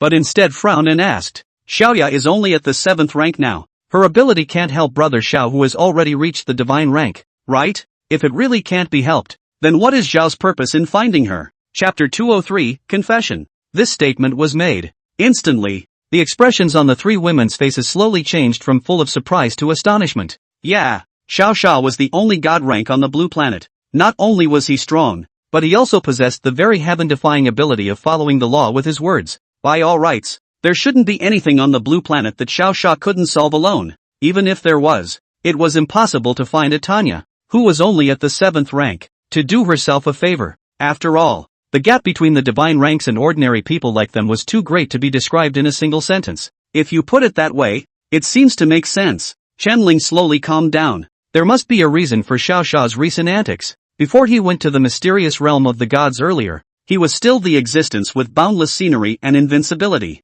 However, his various behaviors recently were completely inconsistent with Xiao Xia's previous decisive, invincible character. Nothing else. Just from the point of finding Tang Muching's parents alone and surprisingly not personally sending them back, it was very abnormal. Thinking of this, Chen Ling suddenly thought of some sort of key to the problem. Just seeing her eyes gaze, she looked at her three sisters and then spoke in a clear and cold voice. Brother Xiao must have been injured, or something went terribly wrong. Otherwise, if he had sent Muqing's parents at that time, wouldn't he have been able to send them back with a single word, utilizing his words? But not only did he not, judging by Seven's description, he even took matters into his own hands when he fought. This is so unusual. Yeah, how could a god-ranked being fight and still have to make a move? In their perceptions, Xiao Xia hadn't even made a move on the blue star for a year. Oftentimes all he needed to do was to say a word, or not even open his mouth, just a slight frown, and the person in front of him would immediately be crushed to death by him. From all these signs, Chen Ling's analysis and the conclusions she had drawn were completely fine. Xiao Fury, 100% something that has appeared to be a failure of ability, or a serious injury. That's what caused him to only be able to hide for the time being, not daring to respond to them. He's at the god rank and he still had his power taken away. It must be those things in the mysterious realms of the gods that did this. Black Rose cursed angrily. After all, Xiao Xia was the one who went to that secret realm for this situation to occur. What else could it be if not a problem with the secret realm? It couldn't be that Xiao Fury was careless himself and gave away his ability, could it? This was impossible. Xiao Xia, as the most stable man in the world, it would be impossible for this kind of mistake to occur. From what he said before, that secret realm is filled with old monsters that have lived for an unknown number of thousands of years. He must have been under siege. Tan Yu also said with an angry face. Their own men had been beaten up, and they really wanted to help Xiao Xia out. But in a situation where they hadn't even reached the divine rank themselves, it was impossible for them to realize it even if they had an idea. As things stood, he could only do his best to help Xiao Xia recover his strength before discussing the rest. A few women looked at each other for a few moments before nodding very silently. Chen Ling then conveyed her return to Xiao Xia to Bai Xia under the watchful eyes of the three women. In addition to telling him that the person the other party wanted was Tanya, and also suggesting that Xiao Xia could make things clearer and that they would accept anything. Xiao Xia at the other end couldn't help but smile bitterly after hearing their talk and results through White Xiao's conveyance. These girls were still a bit smart, and their own plans had been detected by them after all. What else can we do now? Everyone else had pretty much made it explicit, so Xiao Xia naturally had no choice but to come clean. Not in a hotel, though, but until we get back home and meet the four of them. Only Xiao Xia took a deep breath, and immediately afterward, he conveyed his new message to Bai Xia. Tell Tan Yu to open the portal. The location is the 7 Days Hotel in District M. The coordinates are 121, 65 inch. A few seconds later, Xiao Xia, who had organized some of his emotions, taking a big step out of the portal, he appeared in his most familiar villa. It's just great to be home. He threw up his hands in the air with a quick exclamation. This sudden action made the four women, who had originally wanted to incite some affection, instantly poofed their lips and almost couldn't close their mouths with joy. Luckily, Chen Ling knew that Xiao Xia was probably trying to muddle through, so she hurriedly hugged his arm and shouted, "Don't be funny as soon as you come back, okay? Come on, get to the point." This action of the other party undoubtedly caused Xiao Xia to be embarrassed. It wasn't that he didn't want to talk about it. Admitting to himself that he was sealed in front of his own woman was like admitting that he couldn't do it in bed. It made him feel bad all over.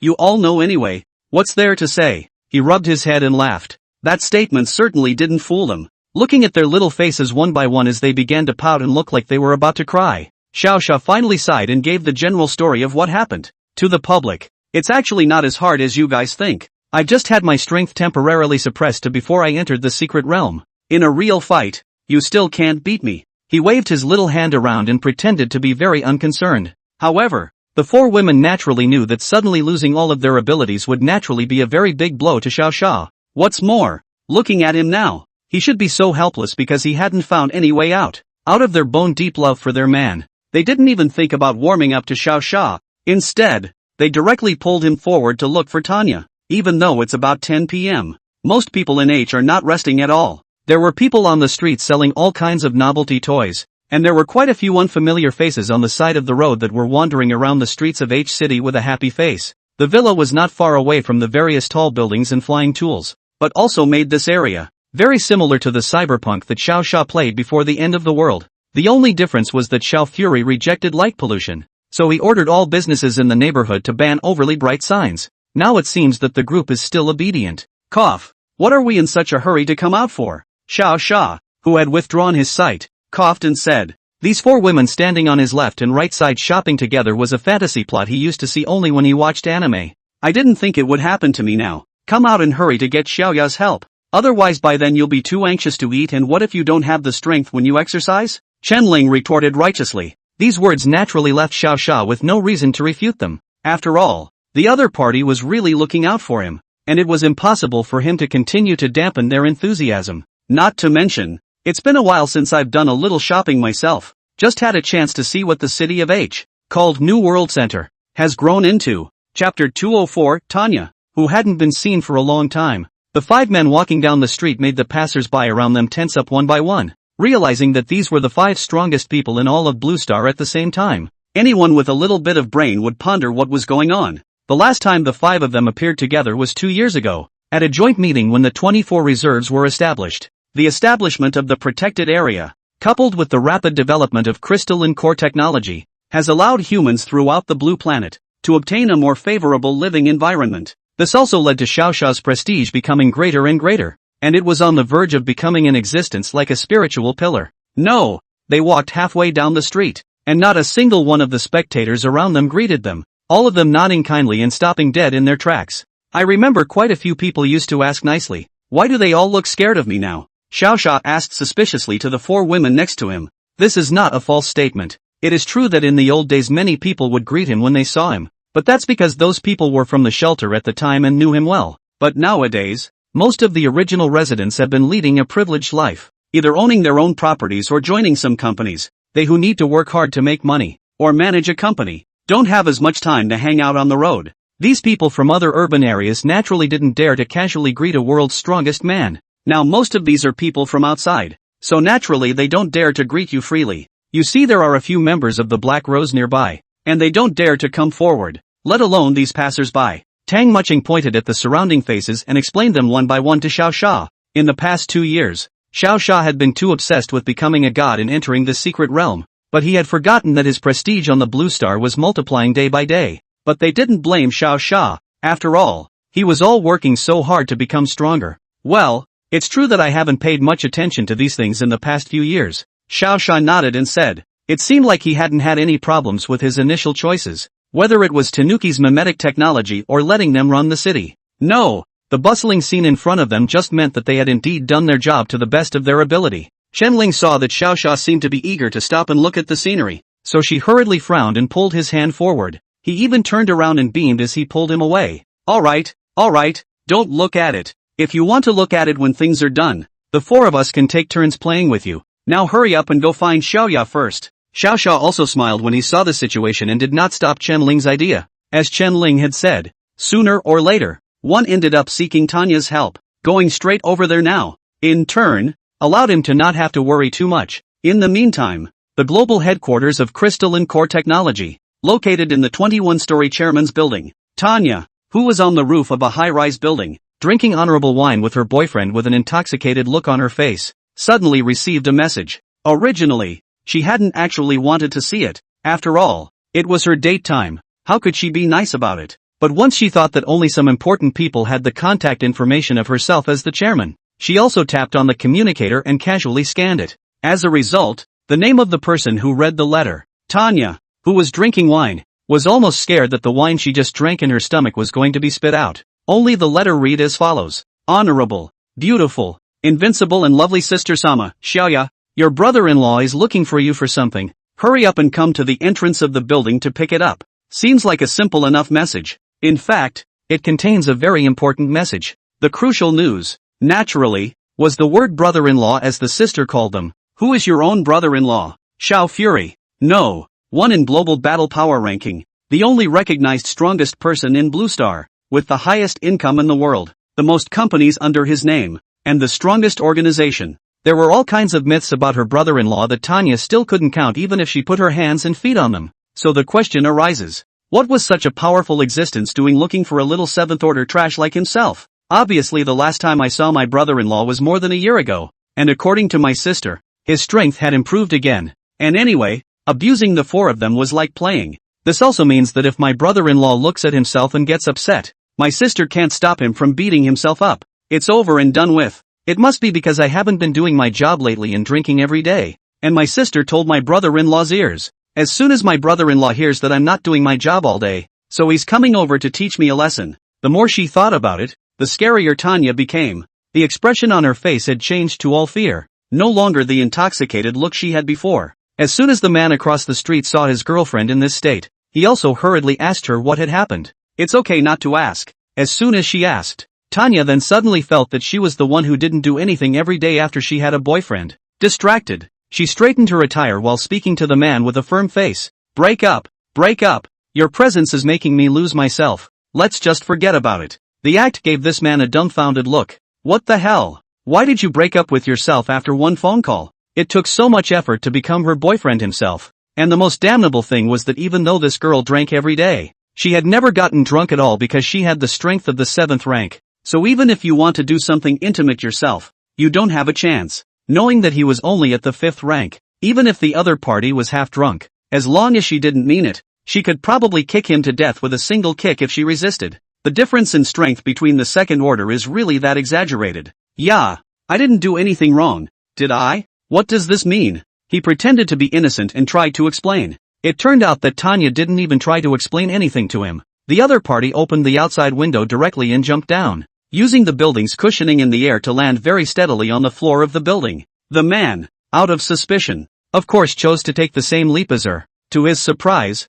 however, he didn't have real-time access to the building like Tanya did. So when he jumps off the building, the built-in AI determines that he's not a VIP user of the building, and instantly pops out a robotic arm and catches him firmly. Without orders from Tanya and the other administrators, he was stuck in the air in such misery. The only good news was that he could still see Tanya in the air. The other man was at the door of the building with a nervous face, walking around with his hands behind his back as if he was very scared. Chapter 205, Awakening Lilia. According to the man's own past memories, there shouldn't be many people in the world that could make Tanya so nervous. At least in the months he'd been courting Tanya, he'd never pressed to see Tanya get so out of sorts. He should know that in the past few months, he had seen at least 3 8th order powerhouses, and he didn't even know how many 7th order ones he had seen. But not only did these people never let Tanya be afraid of them, instead they were scared to death when they saw Tanya, afraid that she would go down with a word and they would be shut down by the industry. You see, almost every kind of character that could be named on Blue Star couldn't scare Tanya.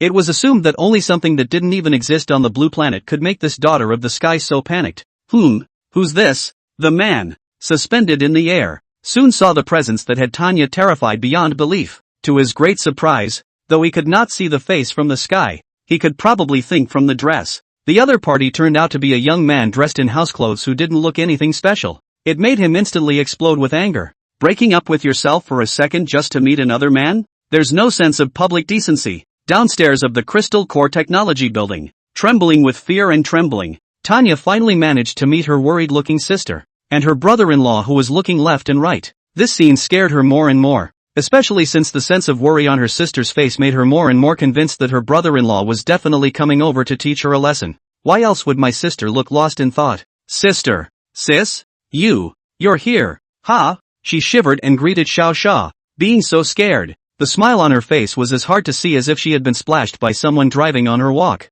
This made Xiao Xia a bit strange. What's with the ugly expression? What happened? He asked suspiciously to Tanya. Despite not having much interaction with Tanya, he still remembered that the girl was very understanding and obedient, and would basically take the initiative to greet him and Tanya when she saw them. But today, it looks as if the other party has a reluctant look on his face. Is there something wrong? Before Xiao Xia could ask a question, Tanya had already gotten up quickly and scolded Tanya lightly as she pulled on her face. It's rare that I come over with you and your brother-in-law to see you, and you're so reluctant. Is your skin itching? Tanya was having a hard time with that. She knew that her brother-in-law and the girls were usually so busy that they wouldn't have time to come over and take care of themselves. This visit today was definitely because he had lost a little bit of money on the headquarters side because he hadn't been doing his job lately. Didn't I just lose about a few million crystal points? As for sending out so many people over to scold me, she obediently hid behind her sister and muttered quietly. A few million crystal points could be something that other people might not necessarily earn in their entire lives,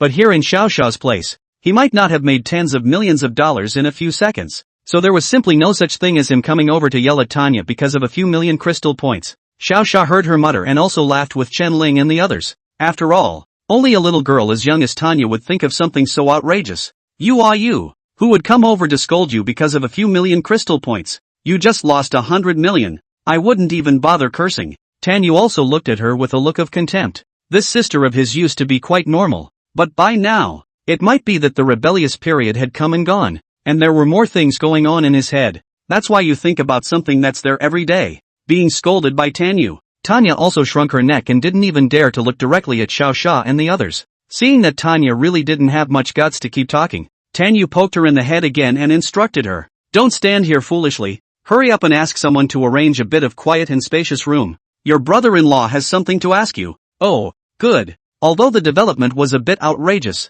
it was good to see that Xiao Fury ended up sitting with them in a hospitality room. After a few drinks, Tanuki got down to business with Tanya. Yeah, try using a healing or clearing power on your brother-in-law. The kind with maximum functionality. Ha, the power to heal and remove? These were two things that Tanya hadn't used in a long time. Because back then, her sister had told her not to use her power casually until it was absolutely necessary. Otherwise, there's a good chance that other people's gifts will be eliminated forever by her ability. What did my brother-in-law do? Why are you trying to remove his power? She asked a bit dully to her sister. Just do as I say and I'll tell you when you're done. Tanyuki couldn't explain, so she clasped her hands and blurted out an answer to her. Hearing her sister being so mysterious, she didn't delve too much deeper. Then, if you feel uncomfortable, you have to tell me in advance. Brother-in-law, Tanya, who was ready, instructed Xiao Sha.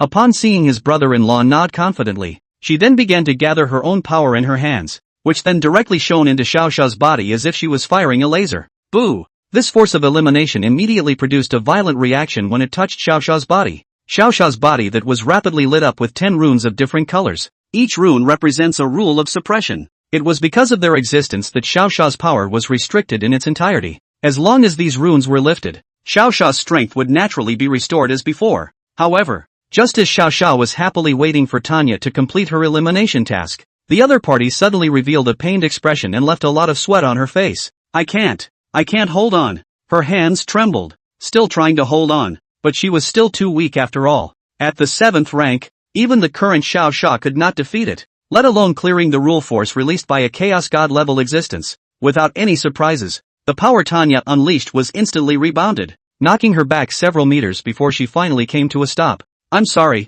brother-in-law, the power up there is too strong. Tanya, who was still sitting on the ground gasping for air, apologized to Xiao Sha at the first opportunity. It was rare that her own brother-in-law came over to beg for something, but she didn't handle it well, so she naturally had to apologize to Xiao Sha. She didn't blame herself too much in her mind, though. This was because the power released from Xiao Fury's body was too strong, and it was simply not something that an ordinary person like himself could resist. No need to apologize. I have you to thank for that. Much to Tanya's surprise, Xiao Fury pulled her up from the ground with a smile after she hadn't helped him remove any restrictions at all. This was immediately followed by a remark that she could not understand at all. Don't be discouraged. You managed to awaken Lilia. Well done. Chapter 206. In fact, from the beginning, Xiao Sha also had little confidence in Tanya. After all, he had always known that the thing that had sealed Lilia right back up was at least an existence that started at the god rank. Tanya, on the other hand, was just an ordinary and incomparable 7th-ranked human.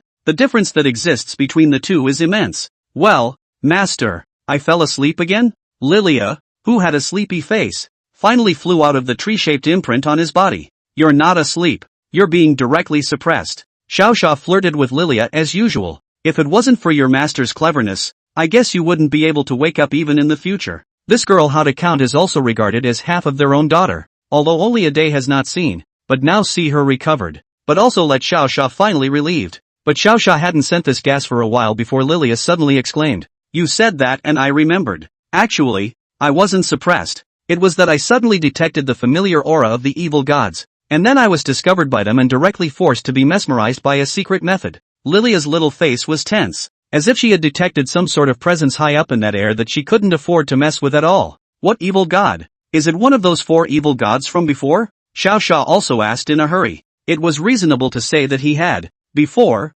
destroyed all the heirs sent by this group of evil gods to come. Even the thing they used to locate the coordinates of Blue Star, that round thing, was received by him in space. By all rights, there shouldn't be anything relating to the evil god anymore, let alone the fact that this was still the aura emanating from the evil god. Well, although it's only a little bit, that piece of space, it does reveal the other party's aura. Lilia revealed an affirmative expression. This one had not fought against the evil god with Pangu, but he had seen a lot of the remains left behind by the evil god on the blue star. If Lilia says yes, then it's basically true that there's some kind of evil god living in there. It can't be otherwise. According to Xiao Sha's speculation, the other party was most likely just some piece of the evil god's relics that leaked out. It was also possible that it was an evil god's detachment that Pangu had captured alive back then, and for some unknown reason, he had sealed it into that area of the sacred Huashan. Have you detected what zone the other party's strength is in? After pondering for a while, Xiao Sha once again opened his mouth to Lilia and asked,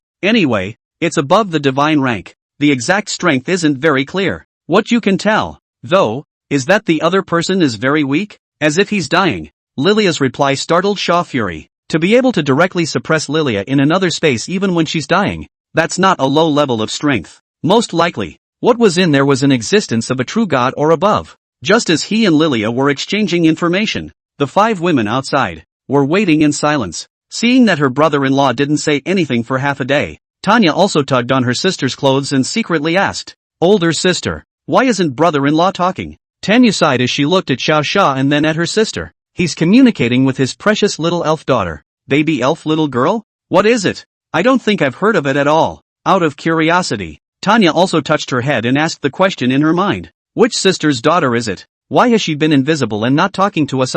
Those words made Tanuki happy as well. If Xiao Sha really had a real daughter, he would hate to let the whole world know. How could he hide it? Only his precious elf could enjoy such hidden pleasures. It is said that this little elf is still often in the ear of Xiao Fury, saying bad things about them. If you see her someday you must catch her and give her a hard beating. Not his own daughter. One of his. Well, how do you say? Tanuki was about to explain something to her sister, but realized she didn't know much about this so-called elf either. She had only heard of the other party parasitizing Xiao Shan's body, and whenever he needed it, this little elf named Lilia would fly out of his body. Well, just saying that made Tanuki envious already. Being able to hang on to Xiao Sha's body every day and accompany him in his travels and battles is a great feeling. Unfortunately, he himself would not have this blessing and could only cultivate hard in order to catch up with Xiao Sha's footsteps. What is it, sister? Why did you stop talking again halfway through? The curious Tanya hurriedly urged up her sister. Tanya was trying to explain, but she couldn't figure out how to explain it to Tanya.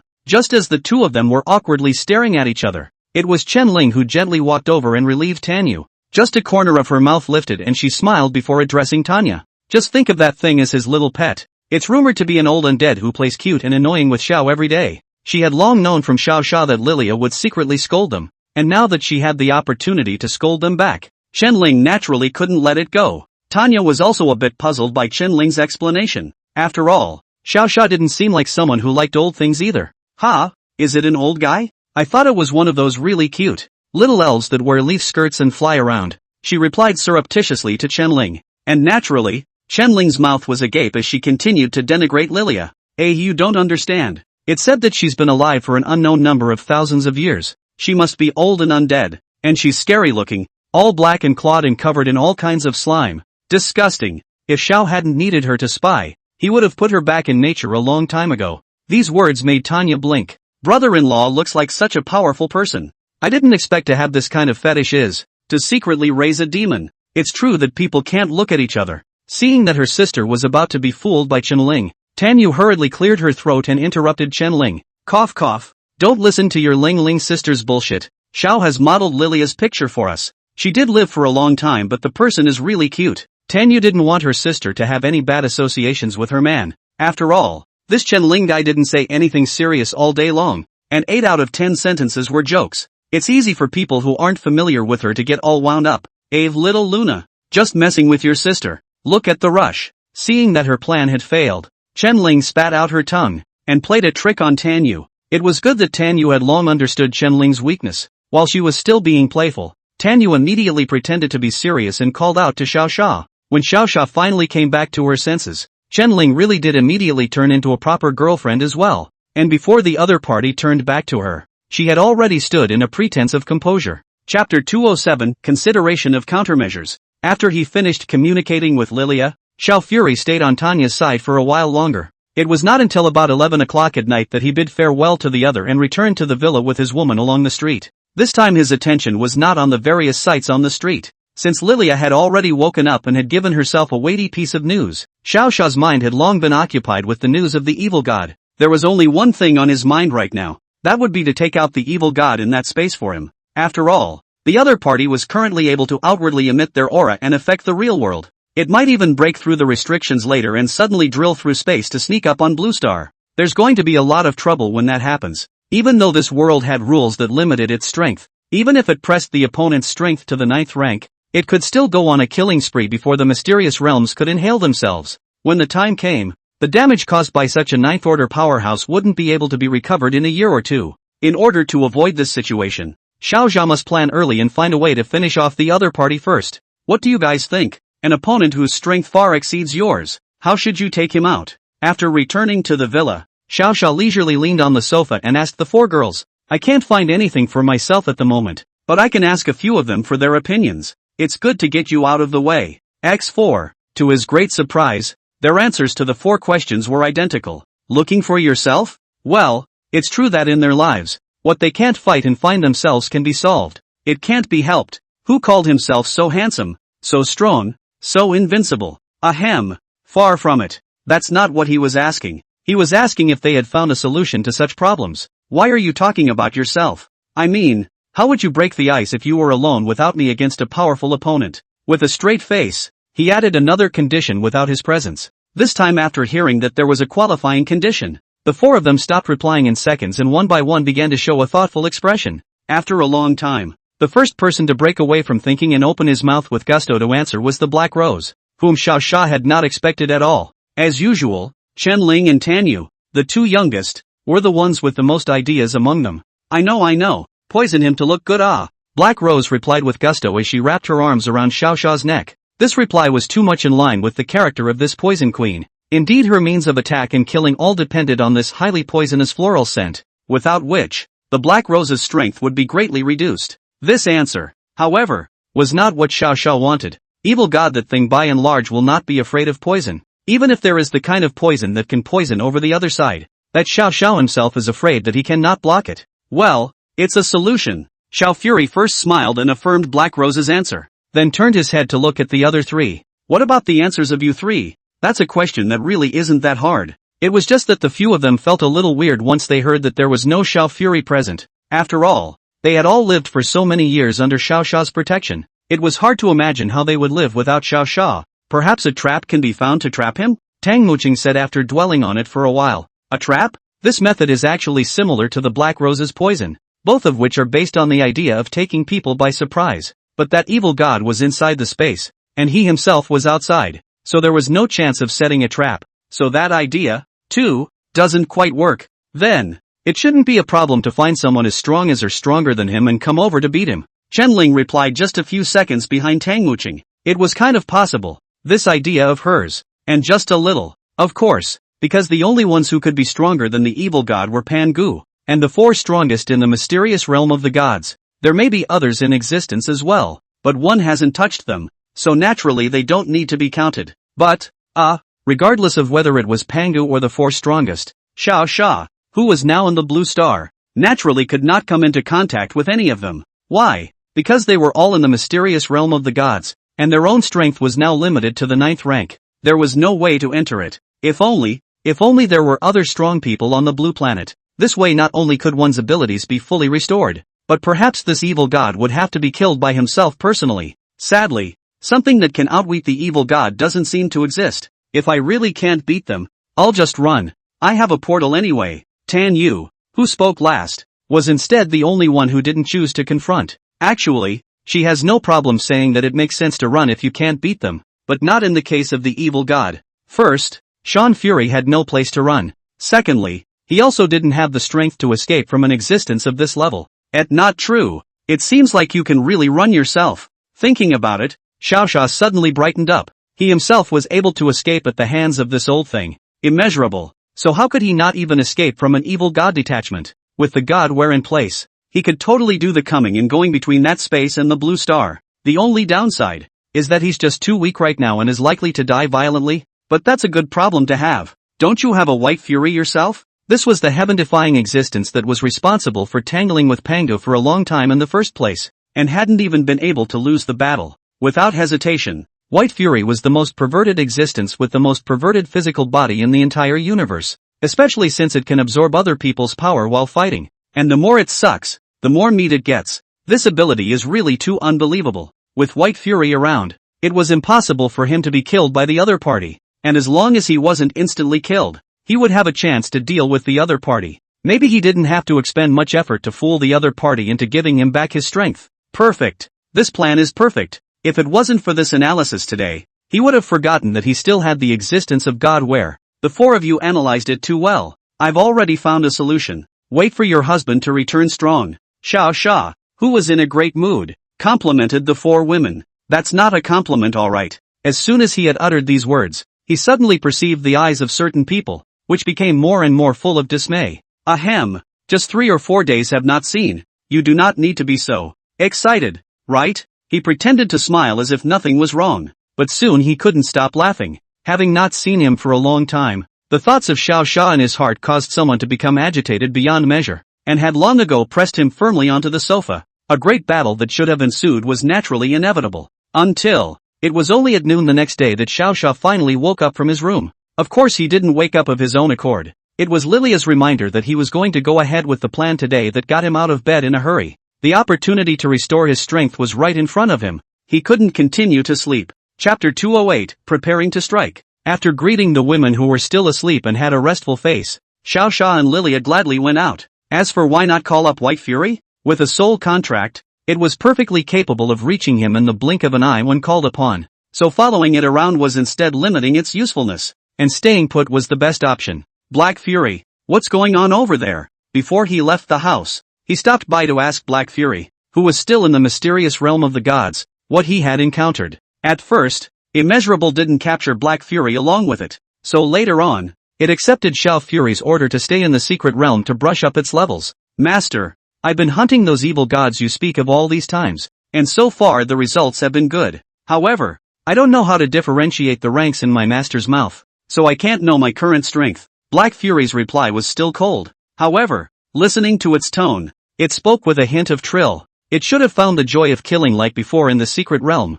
Just be careful to hide and don't get mobbed by those gods. Yes, master. After smiling and instructing it, Xiao Xia was relieved. Since Black Fury was over there frantically leveling up, he shouldn't need to worry too much about slow strength growth. As long as the restriction on himself was lifted, the Black Fury's killing experience would be shared with him, and his strength would immediately rub off on him. Come on, Lilia, it's time to find the power that is mine. As he talked and laughed, he opened the portal that led directly to the top of Mount Shanghua. After passing through the portal with a calm face, the familiar overlooking view of the top of the mountain in Area M once again appeared in front of Xiao Xia's eyes. After having Lilia's last experience, Xiao Xia naturally knew about that space, which was not far away from his eyes. As long as he stomped his feet and used divine penetration in the air, he could immediately enter it. But that would be a bit of a giveaway. After all, there was no telling what kind of monster was hiding inside. One couldn't just foolishly rush in like that. White Fury, it's time for you to make your appearance, he called out in his mind. In the next second, a white bear with a body of more than 2 meters and a naive face appeared beside Xiao Xia. Master, what are your orders? White Fury slightly lowered his head and asked Xiao Fury softly. Xiao Xia then handed it over the fact that he was going to enter a new space and asked the White Fury to protect him. White Fury didn't have any hesitation after hearing this, and immediately nodded his head. The White Fury and the Black Fury are unconditional in their execution of their master's requests. Even if Xiao Fury told them to kill each other, they would all lay a deadly hand on another of their kind. This was the terrifying aspect of a divine skill like divine enslavement. Definitely protect the master, White Fury quickly replied. After answering Xiao Xia's question, it was smart enough to change its appearance so that Xiao Xia could ride on its head. Just like that, the naive white bear disappeared, and in its place was an incredibly handsome 5-clawed golden dragon. Xiao Fury was very happy to ride onto White Fury's head, and then they rose up into the air and flew towards mid-air. After arriving at the approximate area, Xiao Xia used his god penetration in the direction in front of him. Buzz. As a ripple surfaced in the air, they appeared in a whole new world. There are all kinds of light wormholes, meteorite fragments full of crisis. It looks like it's in outer space. But then again, this place was a bit special from what he remembered from outer space. When he raised his head to take a look, he unexpectedly realized that there was an incomparably huge eye on top of his head. It seems to be a representation of the universe, mysterious and intimidating. Moreover, from the moment Xiao Xia and Bai Xia came in, it had been staring at them with a deadly stare, not relaxing for a moment. White Fury, do you recognize this thing? It doesn't look like an evil god to me. Xiao Sha asked a question to the White Fury at his feet, and without even looking up, the White Fury had already answered the question uttered by his master with an easy face. This is the will of this planet of the master. It used to come over to persuade us when we fought the supreme god in the past, only to be scared off by all the rules that erupted from the fight between us. Ha! Hearing White Fury's reply, Xiao Fury was little confused for a while. What the hell? You guys fought with Discord and ended up scaring off the will of Blue Star? This is too much. The last time I looked at the vapors of their fights, I thought they were just having a normal scuffle and tussle. What was never expected was that they were reaching the point of the Great Tao. It appeared to be a king's fist swinging randomly, but in reality, each attack carried its own sense of the mechanism of the law. As long as one party was a little careless, they would be infinitely suppressed and revolted by the laws, which were truly terrifying as such. It was worthy of being the pinnacle showdown between the strongest creature in the universe and the strongest existence in the universe. It really wasn't something that an ordinary person like himself could imagine. Then what's it staring at us for? As soon as this question was finished, Xiao Sha changed his words. Never mind whatever it is, try to find the evil god Lilia was talking about. It should be in this part of space. Though it was always unnerving for this will to look at them, the other party was not their main target. It's better to find the evil god. But unbeknownst to him, as soon as this thought was said, White Fury's tone clearly changed, only to see it raise its head slightly and look into the air in a slightly strange manner. Then it said back to Xiao Sha, the evil god has become one with the will of the head. How can I put it? It's probably just that it and the evil god are fighting for the right to own this space. If that evil god wins, it replaces the other as the new planetary will. Well, the river.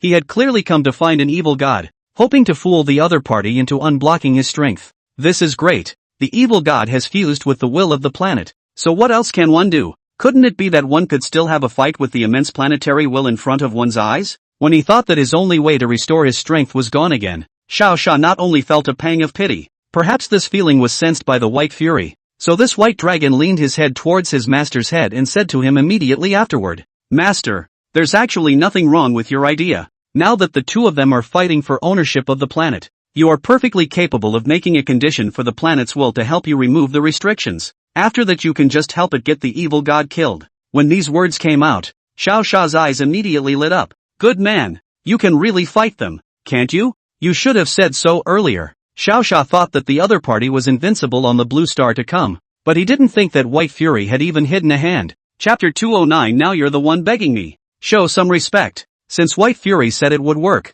how could he, the master, be afraid to go on? Just fuck them straight up and be done with it. How do I communicate with this will? Do you have a way? Xiao Sha asked White Fury rhetorically. White Fury had long been waiting for these words from Xiao Fury. When he asked this, White Fury gently closed his eyes and used his mysterious power to start communicating with the will in this space. It was only after about a minute that the White Fury opened its golden dragon eyes. Master, I've already called him, it said to Xiao Sha with a calm face. The very next second Xiao Sha heard his words. A chaotic and incomparable shadow floated in front of Xiao Sha. Having seen more than enough of those gods' tricks, Xiao Sha naturally knew that this was a projection that they had conjured up specifically for the purpose of sending messages. I didn't expect that in just a few 100 million years, a supreme being like you would be born in my planet. It is truly my fortune, that chaotic shadow said to Xiao Sha with a hint of joy. For a planetary will to treat itself with such respect, it should have done a lot of bad things to make it like this. Speaking of a loss of heart, Xiao Sha suddenly snapped. Planetary will? End times? Evil gods? If the Blue Star has a will at work, doesn't that also mean, wouldn't the end times have come at all if the dog in front of me hadn't agreed? Simply put, the vapors in front of him were the dogs that had colluded with an evil god to cause the end times to come to Blue Star. Yeah, after all these years of searching for myself, I finally found it for myself. Same to each other. I also didn't expect the will of a planet to collude with an evil god to bring the end times to their planet. It's such a shame that you're known as the will of the Blue Star planet. Xiao Fate grimaced up at the shadowy figure in front of him. In fact, as far as the matter of it indulging in the advent of the end times was concerned, not to mention fucking it, even if it was directly killing it, that would be considered light. Being taunted by Xiao Xiao, the other party was instantly furious, and this Blue Star will directly cause this world to vibrate, and then also threaten Xiao Xiao. Thou darest be so disrespectful. Believe it or not, I will directly exterminate you in this space. For this kind of painless threat, Xiao Xiao was completely unafraid. Not only was he not afraid,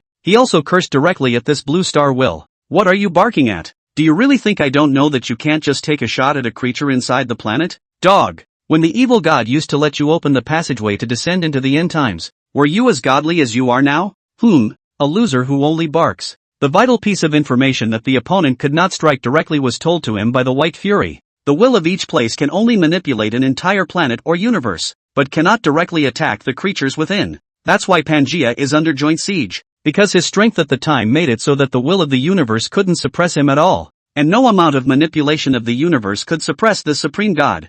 Fearing that he would one day be killed by Pangu with an axe, a certain will eventually joined forces with various creatures and used various methods to finally torture Pangu to death. It was a dog of an approach, but Pangu, the supreme god, did fall because of such a common approach. Now that he was once again facing this group of dogs that claimed all kinds of wills, Xiao Xia only felt disgusted. A group of beings who create rules but don't allow others to get out of their control will sooner or later backfire. Xiao Xia believed that the future existence that would make the entire cosmic consciousness regret it would definitely be himself. Name thy condition, and I will help thee out. After resolving thy condition, thou must help me remove the filth from my body. Perhaps sensing that Xiao Xia was not to be messed with, this planet will, in the end, chose to calm down and directly change the topic. With the White Fury around, there shouldn't be much of a problem helping this dog remove the evil god. However, after Xiao Xia identified the other party and knew that it was the one that caused the end times to come, Xiao Xia's thoughts had changed. He now wanted not only the original power,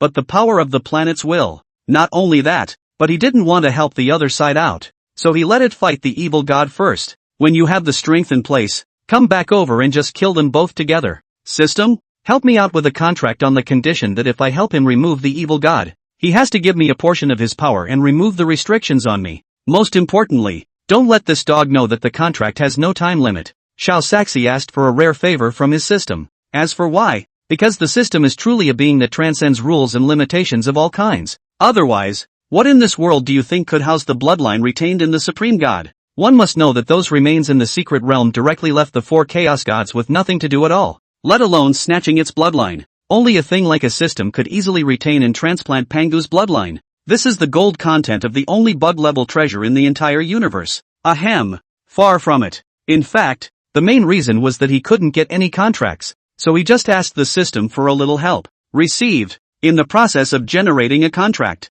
Ding. Generation complete. After the reminder appeared in his mind, an ancient white crystal appeared before Xiao Xia's eyes. This thing is called a contract. With this thing, even Pangu, the will of the universe, or the four evil gods would have to abide by the conditions of the contract, because it is ordered by the supreme rule of the functioning of the universe. Violating this stuff is like fire meeting water. Instant annihilation. My terms are in there. Let's see if you agree. If you don't agree, I'll leave. You're so powerful you can take out that evil god yourself anyway. Xiao Xia finished throwing white crystals towards the virtual shadow, followed by looking at the other party with a disinterested expression. For this kind of thing that casually used the lives within its own planet as a bet, Xiao Xia had nothing good to show it. Ding! You have successfully signed a rule contract. Please check back in time. Almost the moment the other party touched the crystal, the system prompted itself that the other party had signed a good contract. And what's even more surprising to Sean Fury is, this blue star will had just signed the contract, and had decisively fulfilled its obligations.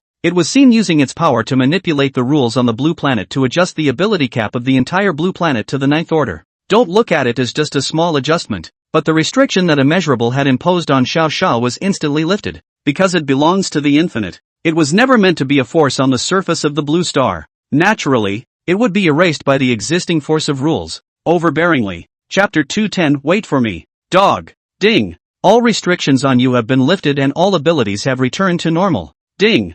Your slave Black Fury has killed a total of 15 Void God realms during the time you were suppressed, and your strength has been synchronized to Void God's 7th stage. Ding. As you have reached the Void God realm, your abilities have been enhanced. Ding. Successfully comprehended a new rule power, the rule of killing, the rule of devouring. Ding. Successfully obtained new ability from planetary will, Genesis. It's back. It's all back. Not only had his original power returned, but Xiao Xia had also gained an entirely new power. The power of rules, a power that could only be used above the Void Gods. Unlike domains, this was using the power of rules to add to one's attacks, making the damage become higher. Simply put, it's all about enchanting your skills in various ways. With this, he could completely take down the evil god attached to the planet's will with ease. But, Xiao Xia had said earlier that as the biggest sinner of the end times coming, he would never forgive it, even if he helped himself. Xiao Sha knew that this kind of thing that even Panga dared to count. It was estimated that he only needed to help it solve the problem.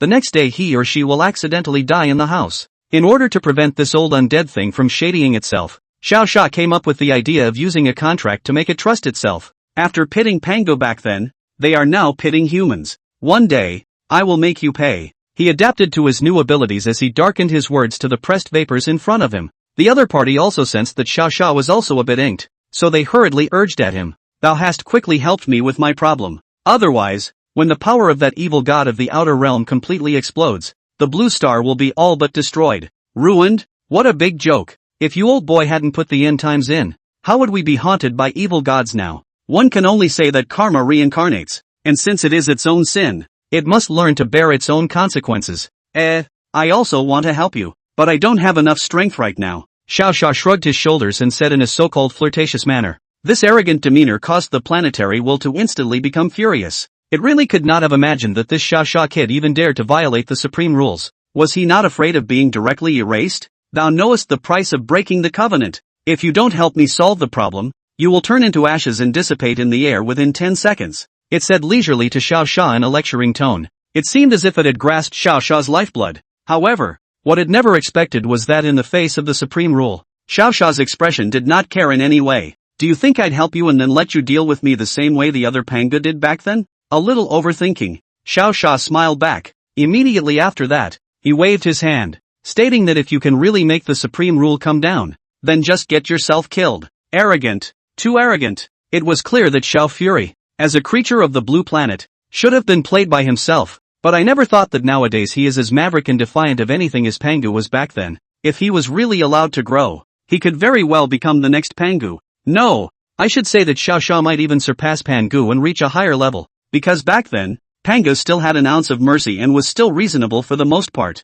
It was because he was reasonable that he was cunned by these dogs, but when it comes to Xiao Sha, it's a different story. He is the purest of killers. As long as he marks the name of the enemy, all must die. No one will be left. So in terms of character, Xiao Sha hardly had many weaknesses, and was completely different from Pangu back then. As soon as he thought of Xiao Sha's future being so terrifying, the planetary will also began to persuade him a bit. Though I do not know how thou hast used the means. The contracts of the supreme rule are limited. Thou wilt have to help me out sooner or later. Why don't we finish it off while we're at it? The reasoning is indeed this. But Xiao Sha had already put the other party on the death list. Then before he had the strength to kill it, this old fellow should stay honest. Indeed the contracts of the supreme rule are limited, but that's relative to you. An existence like mine that transcends everything naturally doesn't need to follow the rules. You old man, just take on the evil god first. When the time comes, I'll come over and destroy you completely. Wait for me, dog. After leaving 4 sentences in a dashing manner,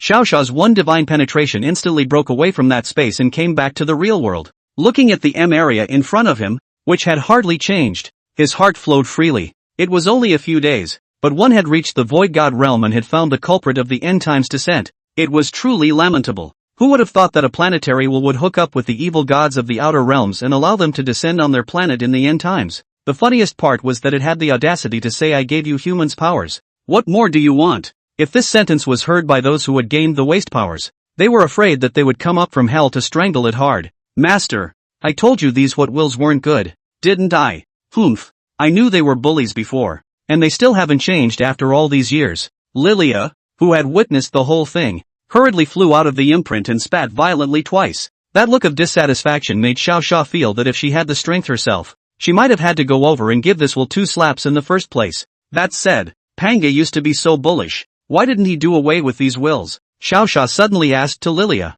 It stands to reason that they shouldn't be kept with that kind of character and should have been killed a long time ago. But, on the contrary, that one supreme god did not do so. Well, that's because the master was born in chaos, so he doesn't like to meddle in planetary matters. If master had been as ruthless then as he is now, these guys would have died long ago. Lilia was still disgruntled, her little mouth blathering as she spat. After listening to Lilia's explanation, Xiao Sha finally let go. Didn't he die in his previous life because of mercy? It's actually no different from Pangu Sr. It's okay, that was before. I'm different now. I'll do it myself before long. He patted Lilia's little head comfortingly. When Lilia, the little girl, nodded adorably, the two of them returned to the villa in a direct flash. Chapter 211, Returning to the Secret Realm. After one's strength was restored, he naturally didn't need a portal or any communication equipment. Having a mind transmission, he was perfectly capable of communicating with his women over a super long distance. As for why you're going home,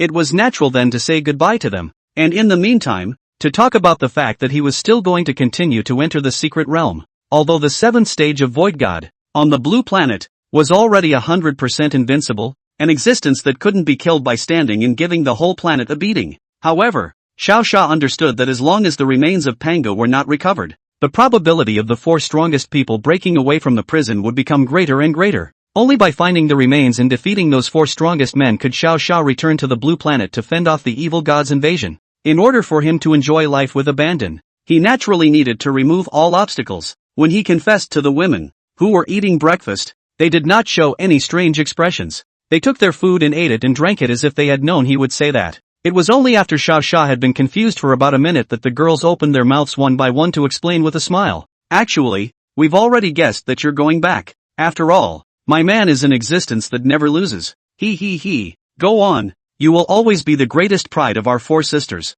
Remember to always tell us if there's something going on. And there's no hiding in the next scene. Looking at each of their submissive expressions, Xiao Xia's heart warmed and a smile lifted up on his face. After having a short hug with them with great generosity, Xiao Xia waved his hand and said bye-bye. And immediately afterward, he returned to the mysterious realm of the mysteries by using divine piercing. As soon as he opened his eyes, the sight he saw in his eyes was still the familiar forest. This was exactly the place where he had first come to this world and encountered that group of 8 gods. That is, the fringe of the godless continent. At that time, he said that he was going to go to the twilight of the gods' ancient battlefield to practice, but he didn't expect that he would be captured by that kid. Limitless. Speaking of immeasurable, I can't let him detect my movements this time, Xiao Xia secretly said in his heart. It was the last time that they were caught, and that's what led to a series of problems. Now that he was doing it all over again, he naturally would not continue to make the same mistakes he had made before. In the past that was light with concealment, but the level of that ability was too low and was detected by the infinite. But today is different. He has just obtained a heavenly ability called creation from the side of the planet's will. Creation, this ability gives you the purest shred of the power of creation, and you can use this power to dodge or even modify the rules. Note, since your strength is really too low, you can only use it once in a day. What is the concept of dodging and modifying rules? This was equivalent to the fact that in a fight Xiao Xia could turn the opponent's weapon into bread, so that he couldn't hit himself at all. You can also turn the air in your hands into a weapon and slice your opponent for crying out loud. Reverse everything? There is no law. That's the most perverse thing about this ability. Eliminate the breath rules on my body so that no existence can probe through abilities and rules. Xiao Xia immediately used Genesis and eliminated all the breath from his body. Despite appearances he was still intact, but in reality, in the map that Lilia had just unfolded, Xiao Xia's red dot had completely disappeared. This time, no one was going to take advantage of his weakness to capture him and imprison him. Even if it was a chaos god of the immeasurable kind, there was simply no way to detect Xiao Xia's location after he had completely eliminated his aura. Master, where are we going to start this time? Lilia asked in an agitated tone as she looked around. She so loved the times when she could fight alongside her master and still give him a helping hand. It would seem like she had a big role to play, and Lilia's small ego would be greatly satisfied. It was rare for her to return to the secret territory with her master again, and this time she would definitely not let her master be captured again. Where to? Hearing Lilia's question, Xiao Fury fell into deep thought. At first he thought about going to fight with the Black Fury to come. However, it was said that the Black Fury wasn't in the ancient battlefield of the Fusion Continent, and it was far away from here. In that case, there was naturally no rush on the Black Fury's side. I remembered. Thinking about it, Xiao Xia suddenly brightened up. Didn't you feel like you were locked onto something when you traveled to the Fusion Continent? At that time, I heard the woman say that this thing was a red mysterious original stone from the Godless Continent. Since the Godless Continent still had such an overbearing sounding treasure, Xiao Xia naturally had to take a look at it. What has Master thought of? Lilia asked softly as she flew beside him. Let's go check out that legendary raw stone. In case I get lucky, maybe I'll pick it up? You say so. Xiao Xia, who was in a good mood, said confidently to Lilia. Lilia was naturally very agreeable to his words, but when he thought that he couldn't even find out what the other side was before, the master was afraid that it would be hard to get that thing. Forget it. Anyway, it's good that the master is happy, and it's good that he's watching along with him. Lilia secretly muttered in her heart, while Xiao Xia had long since transformed back into his bull god form that hadn't appeared for a long time. As soon as this angry big black bull appeared, it rampaged across the entire continent, showing no mercy at all. The reason why Xiao Sha did this was because he was too afraid of being discovered when he disguised himself as a bull god before. Now that the breath was hidden, what was he afraid of? He would just mang and be done with it. He believed that as long as he was more arrogant, then the probability of him being suspected would be lower. Things were, indeed, exactly as he thought they would be. 2. When he stopped hiding, the various void gods he met on the road didn't even dare to call him more than once. Everyone else thought that this kid was so arrogant that his own father was at least a true god-level existence, and that an existence like them without a backstage would definitely not be able to afford to mess with him. And because of that, Xiao Sha, who was running furiously all the way, inquired while running and soon learned the location of the Red Gemstone, Godless Square, one of the most central areas of the entire godless continent. In addition to the most famous Red Gemstone here, it was rumored to be the place where the infinite chaos god used to reside. Only later did all 4 of the strongest take on their true forms and were unable to inhabit the land. Of course, most of the rumors are fronts used to draw traffic. Xiao Sha has long known that these 4 strongest people just came in and directly launched the Twilight of the Gods. How is it possible that there is still a place where they lived in the first place? It is all just ghost bullshit. Frozen pear, fresh frozen pear, 1 god crystal for 3. Apples with worms, discounted price of 20 divine crystals, the best choice for gifts. Godless herb grass root, it's bitter but top pack. Come and grab it now. Before the people reached the square, the sudden sound of several yells almost made Xiao Sha think that he was in the real world. Chapter 212, still so miserable. Although it had only been a few days since he had been to the mysterious realm of the gods, but Xiao Sha reckoned that he would always feel that the gods here were just too miserable. The food was so lousy that if anyone outside saw it, they'd think it was a roadside garbage collector. Who could have imagined that it was this kind of seemingly miserable existence? Yet one by one, they were all genuine void god levels. It's good that Master found Lilia in advance. Otherwise, Lilia probably wouldn't have anything to eat. Lilia muttered as she rode on Xiao Sha's shoulder. It seemed that the current state of these gods reminded her of herself, who had been waiting for tens of thousands of years. I was just as lonely, weak, and uninteresting back then. Then why don't you thank me and remember to pound my back more next time I sleep? Got it? Xiao Sha flirted along with Lilia's words. What the hell? Lilia flew up in anger at the comment. Those women crowd around their master every day, and I barely have a place to sleep. She crossed her arms and puffed up her face like a little girl who was angry that she didn't bring any toys to buy, which amused Xiao Sha with a slight smile. I don't blame myself for that one. They liked to lean on their side when they slept, so there wasn't much Xiao Sha could do about it. You can't kick the Chen Ling girls out of bed one by one and then sleep with Lilia, right? Unreasonable and unreasonable. Alright, you can live inside this seal anyway. What's the point of grabbing it from them? Xiao Sha pointed to the tree-shaped imprint on his arm and laughed. Lilia was also instantly deflated as soon as she saw that her master wasn't even going to give herself a few words to spit at them. Forget it. Give the master a face. I'm not going to compete with these bad women myself. Ha! She thought left and right in her mind before deciding to put an end to the topic. At this time, Xiao Sha, however, had long ago brought Lilia and arrived in the middle of the so-called Godless Square. It was said to be a square, but it was just a relatively flat grassland, and didn't have the kind of modern buildings and concrete floors that were found on the blue planet. These gods instead just each took up a place, suspended their items in the air, and proceeded to just hawk them in place. After all, they were ancient existences that had lived for a long time, and it made sense to Xiao Sha that they were very different from modern humans. Just as Xiao Sha was still observing and thinking at the same time, a warm greeting snapped from a stall not far from him. Yo ho! First time on this side of the fence, brother Big Bull, right? Hearing this, Xiao Sha lifted his head to look and realized that the person he was talking to was actually a man with 2 feathers on his head. By the looks of this particular one, he should be some sort of bird god. Indeed, it's the first time I've been here. It's quite lively here, the Minotaur, Xiao Sha said, slowly walking towards the man. Originally, this bird god thought that Xiao Sha was an ordinary void god or an unorthodox god that could be slaughtered by him, but I didn't think. When the other party approached itself, it could not sense any scent at all. It seemed as if the other party didn't exist in this world at all. The bird god, who was informed of this situation, immediately gulped and inquired in a very humble tone. Bull, brother Nyo? Dare I ask which great god you have descended? This question gave Xiao Sha a whole lot of confusion. One second he was so enthusiastic. How come the next second? This bird god felt like he was going to kneel on the ground and kowtow to himself. What's going on? Do you see something? He asked, frowning at the bird god. He also pretended to be a bit angry on purpose in order to get the other to tell the truth.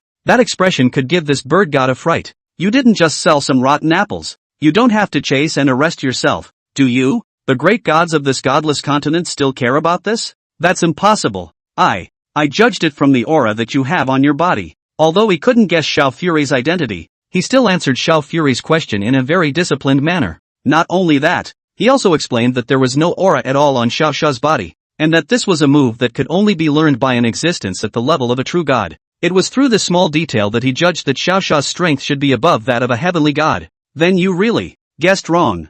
I'm actually not that fierce, just a passing void god realm, Xiao Sha replied with a smile. The breath disappeared just to prevent it from being tracked, but I didn't expect that there would be a surprise. It just so happens that this thing is also great for making people fear themselves. Ah, so it's the void god realm's Daniel brothers. It's my guess that was wrong. Ha ha. The bird god responded with a laugh. This bird god's emotional quotient is pulled full circle. As soon as he heard Xiao Sha say that his strength was a void god, he thought that he must be hiding his identity. In that case, of course, one should go along with this great god's performance. So there was this scene where he laughed out loud in response. Stop laughing and ask you something. Xiao Sha raised his huge arm and interrupted the bird god's laughter. Do you know if you know where that red mysterious gem is? A red gem? What's the god looking for in that stupid jewel? That thing couldn't be moved by the gods of the entire mysterious realm, and there was absolutely no idea what it could do. Although gods go to try every day, most go with a playful attitude. That thing is right in the middle of the square,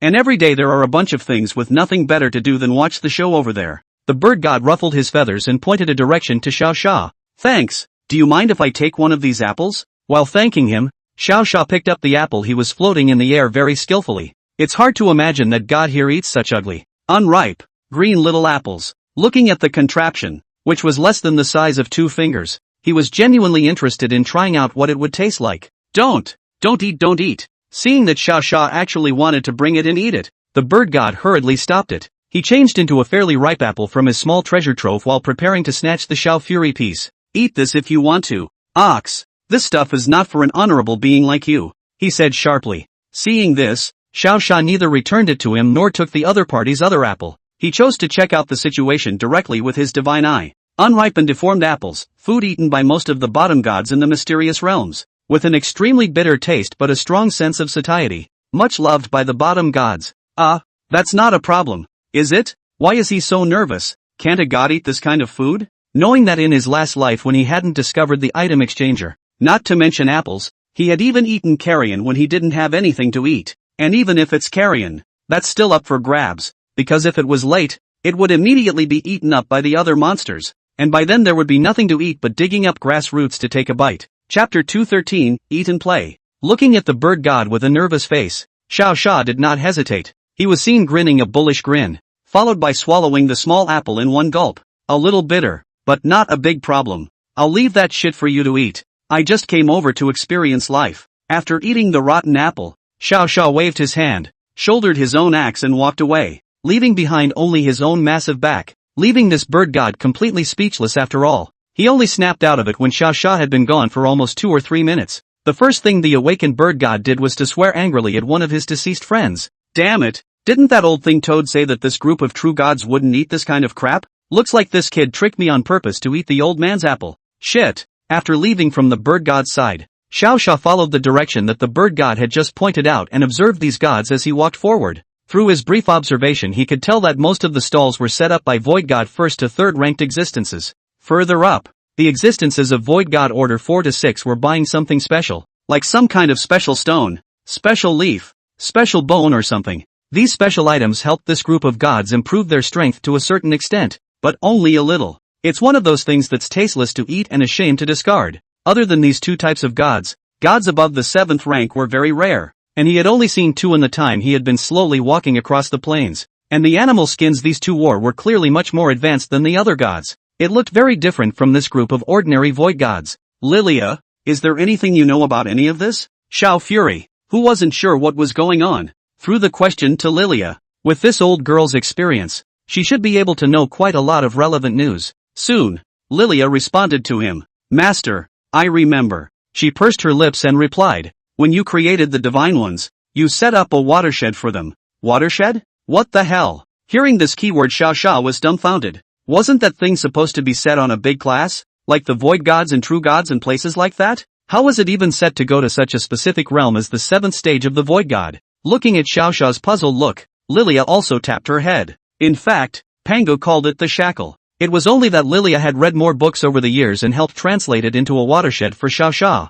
In order to help Xiao understand clearly, Lilia hurriedly opened her mouth to explain once again. Yeah. It's also the shackles that are often mentioned in your human novels law. There is a great shackle to the rank of Void God 6th Order, and most gods only reach the end of their journey to Void God 6th Order. But as soon as one breaks through the limitations of the 6th Order and enters the 7th Order, the abilities on one's body will change drastically, especially the ability to use rules to fight. With that said, Xiao was much clearer. To put it bluntly, it's just like taking a test, right? Probably the difference between someone who passed and someone who didn't. After all, you can't make all the gods exactly the same as the replicants. And it's normal for Pango to make this move. You translate better next time. Don't translate it wrong for me. I can't stand it if something goes wrong. Xiao, who had already understood, did not forget to flirt with Lilia. Seeing that the other man just nodded without retorting, he felt bored. Lilia was getting more and more afraid of herself now. Not as outspoken as she used to be,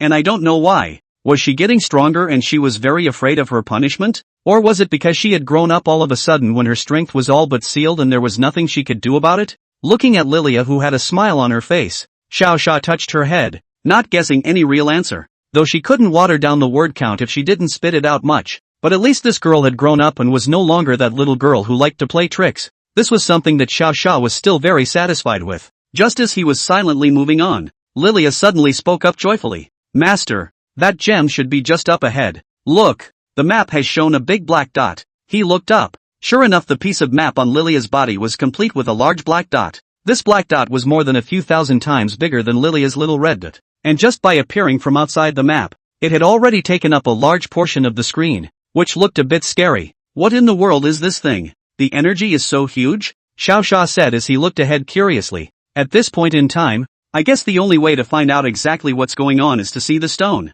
No more words, just walk. Not wanting to walk, he simply used his ability to travel through the air, and in the blink of an eye he reached the vicinity of the mysterious stone. Only, the sight in front of him, however, confused him a bit. The gem was less than a few dozen meters in front of him, so if he walked over to it, he could check it out. But on the contrary, on the left and right sides of this plain, two groups of people had gathered and were still facing each other as if they were facing each other, although he had the confidence to do away with all of them. At this time, Xiao was not in a hurry to see the gems, so he did not intend to make a move. Master, what are these guys doing blocking your way? Get Uncle Black over here to beat them to death. He was in no hurry, but Lilia had gritted her teeth and cursed. Uncle Black is naturally talking about Black Fury. This girl is giving others nicknames all day long. I can fight without your Uncle Black. Don't worry. He waved his hand for Lilia to take it easy. Let's see why they're arguing first. It's not like that rock is going to run away anyway. Oh, so that's it. Let's sit on that rock over there for a while then.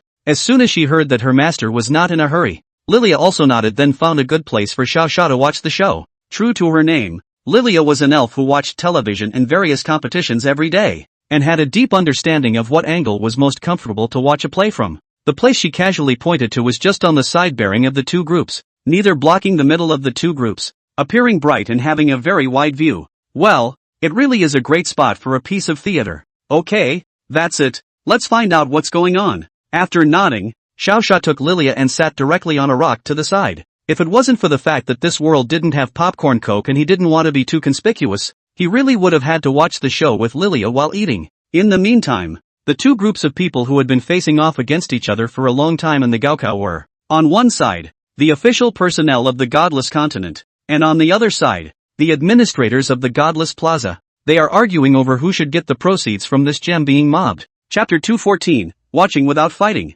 As the saying goes, no one cares if you don't make money, but when you do, everyone wants to stick their nose in. So much for the Godless Square, the gem viewing area. At first it was those celestial gods that roamed here that discovered the ruby and subsequently spread the news. Then there were more and more people, so in order to earn some divine crystals, they put some rocks around it to enclose it. When others wanted to come over to see it, they would collect a token piece of divine crystal to mean something. At first it was just a trick to make extra money, but no one expected that after years of development, this plane would develop to the point where the entire godless continent was now famous because of a single stone. Even when the gods from other continents came over to play or run missions, they would have to look over to the Godless Square. And so, These founders who had made money in the first place were then looked upon by the official organizations of the godless continent. They think this area is super high revenue every year, so they have to turn some of it over. Ha ha, you boys are really hitting it out of the park. In the group standing to the left of Xiao Xia, a man with a rough expression and standing at the very front grinned and laughed. Your godless chamber of commerce has its own business. How could you look down on a small place like us? His words were addressed to the group of godless officials across the street. Not sure why they suddenly came over and said they had to pay every year, but he found it extremely unreasonable. Where their own grandfathers propagated, they can meddle when they say so? On what grounds? Hearing the answer of the rude man, the leader of the official organization side, a woman with a fox tail, also flicked her tail and replied, Foxy, Witch Rock, we are only following orders and doing our job, so don't make it difficult for us. Besides, you'll only be required to pay 5% of your share each year, so why make such a big deal out of it and hurt your feelings? This comment of course made a mockery of Wu Yan. Without any reasoning, you want to whore out 5% of their godless square revenue like that? Really treating the gods that settled in this neighborhood like little cuties? Chanting? I don't care who sent you, and I don't know why you want this 5% share. Wu Yan straightened his god and replied to it with a serious face. I only have one attitude anyway. If you have the ability to do so, you can take the gems away. If you don't have the ability, get the hell out of here. Witch Rock's underhanded reply caused the fox woman across the table to instantly be in trouble. Although her own boss had said that Witch Rock's old ancestor had died violently, she didn't dare to mess around at all. Why? It was because most of the gods in that group who had started off with this gem had already reached the heavenly god realm. There was also a small portion that had even reached the true god realm directly. What is the true god? That was a superpower other than the four strongest. A true god could at least sweep through 100 or more heavenly gods and not even take a breath after the fight. If it wasn't for the fact that this world set up by Pangu had restricted most of their abilities, a random true god striking out would be able to directly destroy the entire mysterious realm of the gods. With such a terrifying battle power, how would you say that fox girl, a youngster at the void god realm, dared to start a conflict with the man in front of her, in case he pissed someone off, and the other party called out his ancestors? Wouldn't he be able to crush himself with one hand? Things like that are just horrible. In order to avoid her own violent death, the fox girl could only choose to tolerate a bit towards Witch Rock. If the 5% share is not acceptable from your side, we can still negotiate. How about 4%? 3% is fine. Minimum 2%, or I really can't deliver when I get back. It was clear that she was planning to shout to 1%, but Witch Rock didn't respond at all. It seems like they really won't have anything to do with their own chamber of commerce. Instead of lowering expectations here, why don't you tell me who sent you? Wu Yan raised his eyebrows at the fox girl and asked. When the fox girl heard the question, she was stumped and stayed where she was. Torn. Master, what are they doing? After talking here for half a day, how come none of them have made a move? Lilia watched anxiously, so she opened her mouth to Xiao Xia and asked. After turning his head to look at the huffing and puffing Lilia, Xiao Xia touched her head, signaling that there was no need for her to be anxious. But after 2 minutes, this fox girl was surprisingly still thinking. Feeling like this was too boring to just watch, he asked to Lilia as well. According to your years of reading novels, what happens next? At the mention of the novel, Lilia's eyes immediately lit up. Himself and the master practicing those years, read so many novels that is not for nothing. From my experience in reading novels, they will definitely fight, and then the master can take advantage of the chaos to sneak away and take the gems, followed by the two of us escaping perfectly, but then accidentally discovered by the big man. He sent people to catch us, and we began to escape. Speaking with passion, Lilia even used her hands and feet to explain it in a colorful manner. To be honest, the plot is also very similar to the novels I read, but it's naturally illogical if you put it here, because the guys hadn't been arguing very sharply for most of the day, and the little brother behind them hadn't been guilty of interrupting his big brother and sister, so of course they would have no reason to fight. That's a good deduction you're making, but looking at the way things are going, they sure as hell aren't going to fight. Watch if you don't believe me. That fox lady will leave with people not long after. Xiao Xia pointed in the direction of the fox girl and said to Lilia. Seeing that her master had said so, Lilia's excited little face collapsed. I was expecting a good show, but I didn't realize that the group was too wimpy to fight at all. What a waste of time for myself and my master. The next development of things was really exactly as Xiao Xia thought. This fox woman had been tangled for half a day, and she didn't intend to explain to Wu Yan who had sent her. In the end, he also led his own team and turned around, intending to fly away. Unwillingly, before she left, she was still hatefully cursing this Wu Yan for not knowing anything. Isn't it just 5%? This bit of divine crystal won't kill you, so what's wrong with giving it a little? Exasperated, she flew on, suddenly sensing something was wrong. Wait a minute. When did this minotaur sit in that spot? She stopped in the air in surprise and looked at this big bull that was moving forward. It was reasonable to say that if this cow had been sitting in this place to begin with, there was no way he could not have perceived it. But to say it just arrived is even more unlikely. A half-orc, whose strength was at most the void god realm at best. It was impossible for an existence of the ninth void god stage himself to not be able to perceive that he was moving. Unless, this bull hides its strength. Chapter 215, If I Can't Beat Which Rock, I Can't Beat You? On the godless continent, there weren't many existences that hid their strength. But this group of gods that could hide their strength were all superpowers above the heavenly gods. If they were just here to look at the stone, they naturally didn't bother to hide their strength. So it was also possible that Xiao Xia was a void god rank minotaur who possessed a special artifact that could hide his strength. It is said that artifacts that hide strength are naturally created in heaven and earth. If this minotaur doesn't have much of a background, then wouldn't I be able to snatch this treasure? The fox woman's expression gradually changed from her previous distress to joy. What a natural artifact for hiding strength. If he got this thing, he could totally bring it to his superior and exchange it for a treasure that suited him. Good. Although he didn't manage to negotiate things down on which rock's side, but if he held this bull's head in, he would be able to offset his own faults. The fox girl couldn't help but smile at the thought that her boss would praise her for being lucky and smart. Stop. After she was overjoyed, the first thing she did was to call Xiao Xia, who was walking forward, to a halt. However, it was clear that Xiao Xia did not intend to pay any attention to her as he took steps still in the direction of the jewel. You, how dare you ignore me for a little piece of trash? I'm the head of the godless chamber of commerce. After she indignantly thought in the dark for a few moments, she also hurriedly shouted once again towards Xiao Xia. Stop right there. Those words finally shouted Xiao Xia's head off. The unidentified minotaur, too, craned his head to look at the sky and returned a puzzled look at the fox woman. You called me? Who are you calling if not you? You don't salute when you see the head of the chamber of commerce. Are you from another continent? The fox woman pressed down smoothly, floating in the air less than 50 m away from him and sneered. Xiao Xia sought to think that even if he was from another continent, there was no need for him to salute, right? Oh, no. One had never saluted anything at all, nor could one salute anyone at all. You know that you are representing discord, and are considered their biogenetically righteous father. Is it proper for a real father to curtsy to his son and daughter? Is it right for an ancestor to bow to a bunch of juniors? Totally inappropriate. Even if he were to make a salute, they were probably afraid that they wouldn't be able to withstand it, and would instead be suppressed a bit by Pangu's bloodline. I salute? I'm afraid you won't be able to bear it. Xiao Xia grinned with a wide mouth and replied to the fox girl. Lilia also looked disgruntled at the fox girl's question. This group of people to be counted is also the master's grandchildren. Grandchildren generation of guys. How dare you tell the master to salute? Even someone like Lilia, who didn't know any better, understood this kind of reasoning, but after arriving at the fox girl's place, instead, she was only thinking of getting that perfect natural divine artifact from Xiao Xia's hands.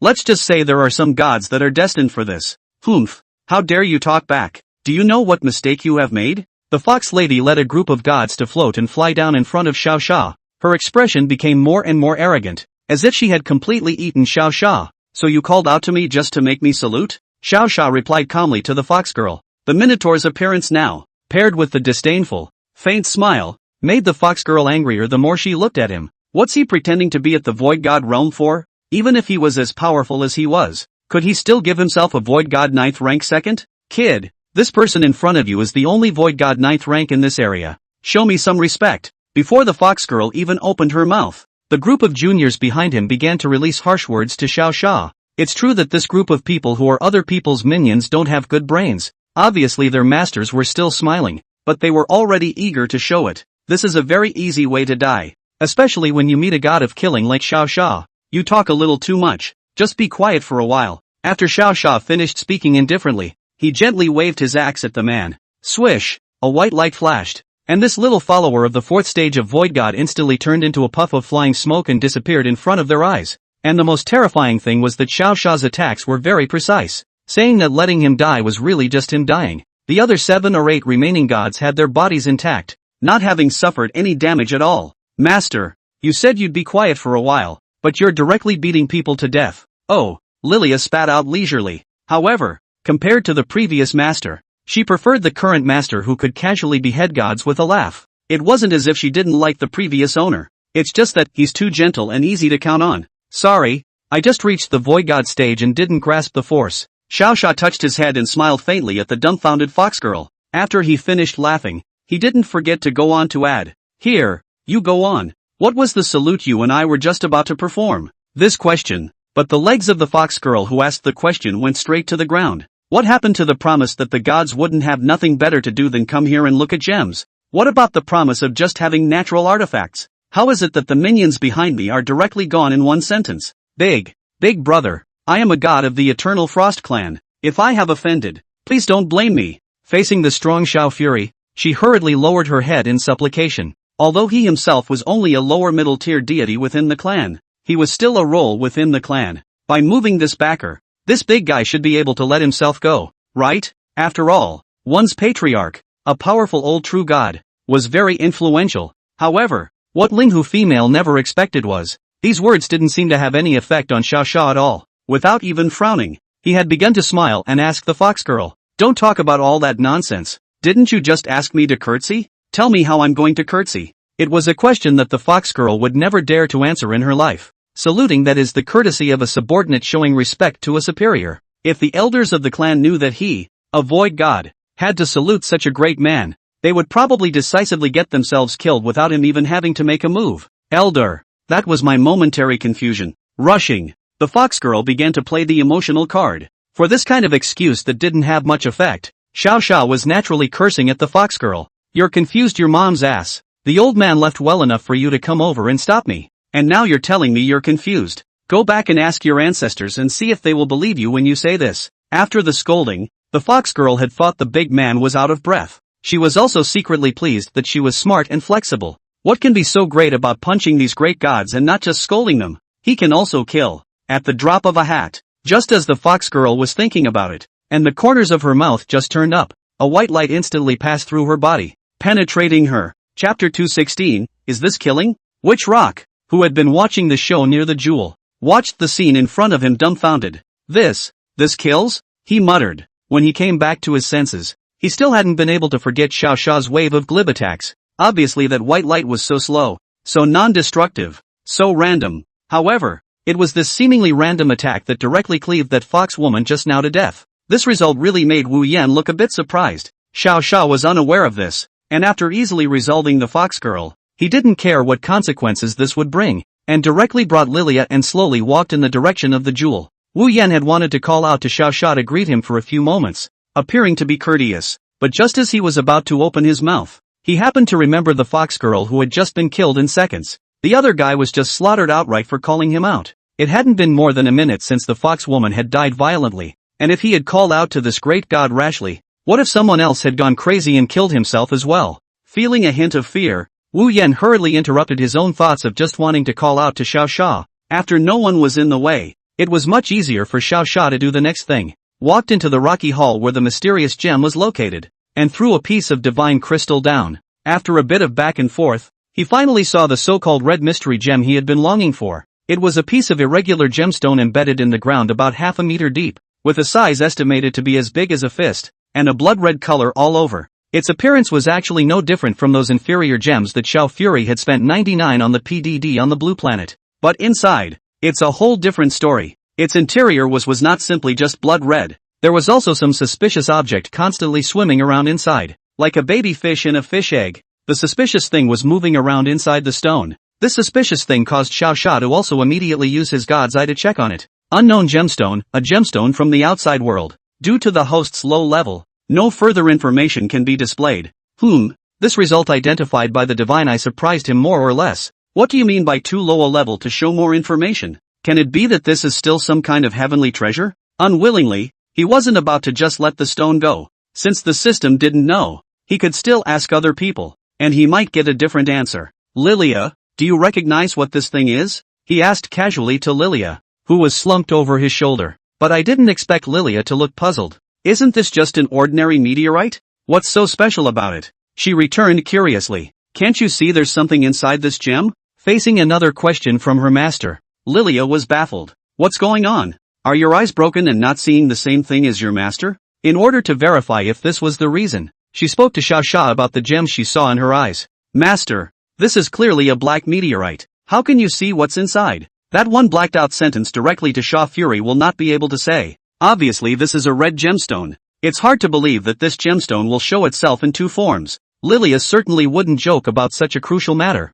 So the blackness of the gem she saw in her eyes might as well really be a black piece. But that would be strange. Xiao Sha did not feel it changing. So how did it do it? Switching between the two forms at will? In here, there must be a key thing that Xiao Sha did not expect. What is it? Doesn't it feel like this red gem is different from the rumors? Just as Xiao Sha was thinking, Wu Yan's light voice suddenly came from behind. When he turned his head back, he happened to see Witch Rock walking towards him. This guy was also bold. Obviously the fox girl had just died not long ago, but as soon as he took a look at Xiao Fury, the Minotaur, who was a bit puzzled, he immediately walked over. Ha ha, every god that comes here will be as surprised as you are. Why is it a black piece when it says it's a red gem? Words like that come up here all the time. These guys have been saying it's red in order to get others to go through as much effort as they did to come over and look at a broken rock. With a smile on his face, Wu Yan explained to Xiao Sha the reason why this place was so on fire. Hearing these three words, Xiao Sha also suddenly froze. Wasn't this familiar tactic the same as the pitiful netizens he had met when he was surfing in his previous life?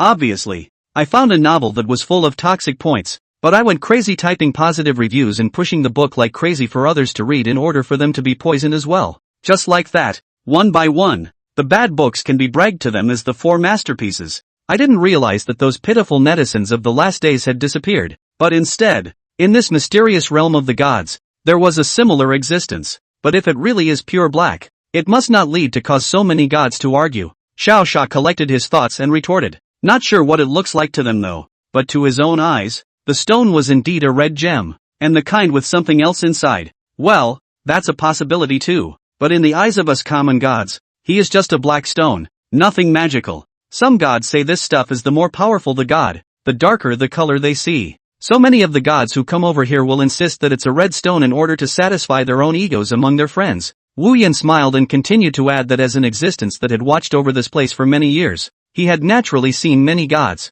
With these few words of his, Xiao Sha thought this was reasonable enough. Whether it's a human or a god, or even an animal, there is some pride that is not good to break. Only Xiao Sha's current situation was not a case of pride. He was literally seeing a blood-red stone with something moving around inside. Then who first said that it was a red stone in the beginning? Xiao Sha asked Wu Yan, pretending to be casual. That's one question. That's the right question for God. Of those 4 beings that found the stone in the first place, only one, God, thought it was a red stone. And the god, naturally, it was the one within the Witch Rock clan, the old ancestor who had lived for tens of millions of years, the true god of Wu Wu, or you can call him the god of Wu Zu. After hearing Wu Yan tell the story of his ancestor, Xiao Sha also had a new plan. Since there's no information to be found on this stone, one might as well go find this witch ancestor god and ask what happened in the first place. Chapter 217, The Origin of the Red Gemstone. When Xiao Sha spoke to Wu Yan about whether he could go and meet his old ancestor, Witch Rock,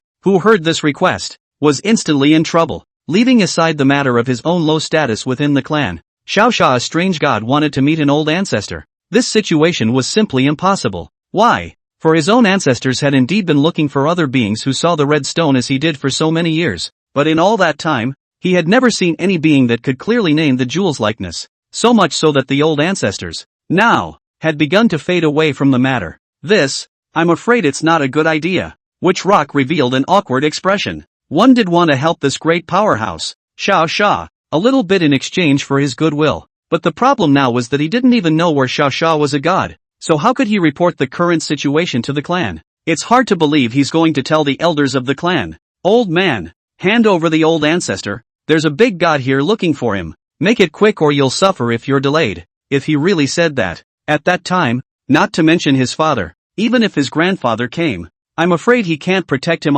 It's okay, just report it as it is. Maybe that old ancestor of yours is interested? People won't come after you if you report it, right? I just don't believe your old ancestors are still busy with things every day. Sha Fury began to flounder. As long as he took care of Witch Rock and then the witch ancestor god, he might actually be able to figure out the origin of this gemstone himself. As long as he figured out where it came from, then he would naturally have a way to get his hands on this gem. As for why he didn't just touch it with his hand, that was because last time, he was sneak attacked by that old guy, Limitless, causing Xiao Sha to remain cautious now. There was no way he was going to stupidly reach over until he was sure the thing was safe. What if the stone is some kind of alien ancient fierce god? A reach over directly bite to their own bite dead and mutilated. Then it would be too late for him to regret it even if he wanted to buy then. If you say so, I can help inform you. Witch Rock felt that Xiao Sha's words were somewhat reasonable. However, just after these words were said, before Xiao Sha could burst out laughing, he narrowed his eyes once again and added a sentence. It's just that those elders within my clan, they don't really like me to report empty-handed. You see this. Looking at his expression and movements, Xiao Sha naturally knew that this kid was trying to get some benefits from himself. Just get him some divine crystals? It's all just a little thing. Other things Xiao Sha really didn't have. But if he was talking about divine crystals, he had directly opened a mine last time, and his backpack could have more than 100,000 pieces in it. 20,000 divine crystals. Is that enough? In the middle of the conversation, Xiao Sha waved his hand and revealed his high-purity divine crystals. Seeing so many high-purity divine crystals in the air, Wu Yan's eyes instantly looked straight. The divine crystals in the sky were surprisingly all great treasures of 90% purity or higher. This kind of rare divine crystal, if you really want to count the value, a divine crystal is at least 5 pieces. Good lord, he really met a great god this time. Report up for you right away. Wu Yan collected Xiao Sha's divine crystal, nodded and started communicating with his elders. With the divine crystals underpinning him, he naturally had no hindrance and finished the matter in less than a minute. Next it was just a matter of waiting for a response from the old patriarch. Taking advantage of this time, Xiao Sha did not bother with Wu Yan, but shared the information about this stone with Black Fury and White Fury. Let's see if either of them will have any other insights. Never seen this before. Master, I haven't seen anything like it in the slightest since I was born. Master, the Black and White Fury's answer was very much the same. This made Xiao Sha also secretly sigh in his heart. In the end, one would have to ask the so-called witch ancestor god to find out the secrets of this stone. What Xiao Sha never expected was that this wait until nightfall did not get a response. Senior, it could be that the old ancestor is in seclusion to impact the chaos god, so he can't be contacted for the time being. Knowing that too much time had passed, Wu Yan also opened his mouth to explain with a disoriented expression. His expression was all disappointment, not like he was faking it. However, originally, Xiao Sha also knew that it would be difficult for Wu Yan, a tiny void god like him,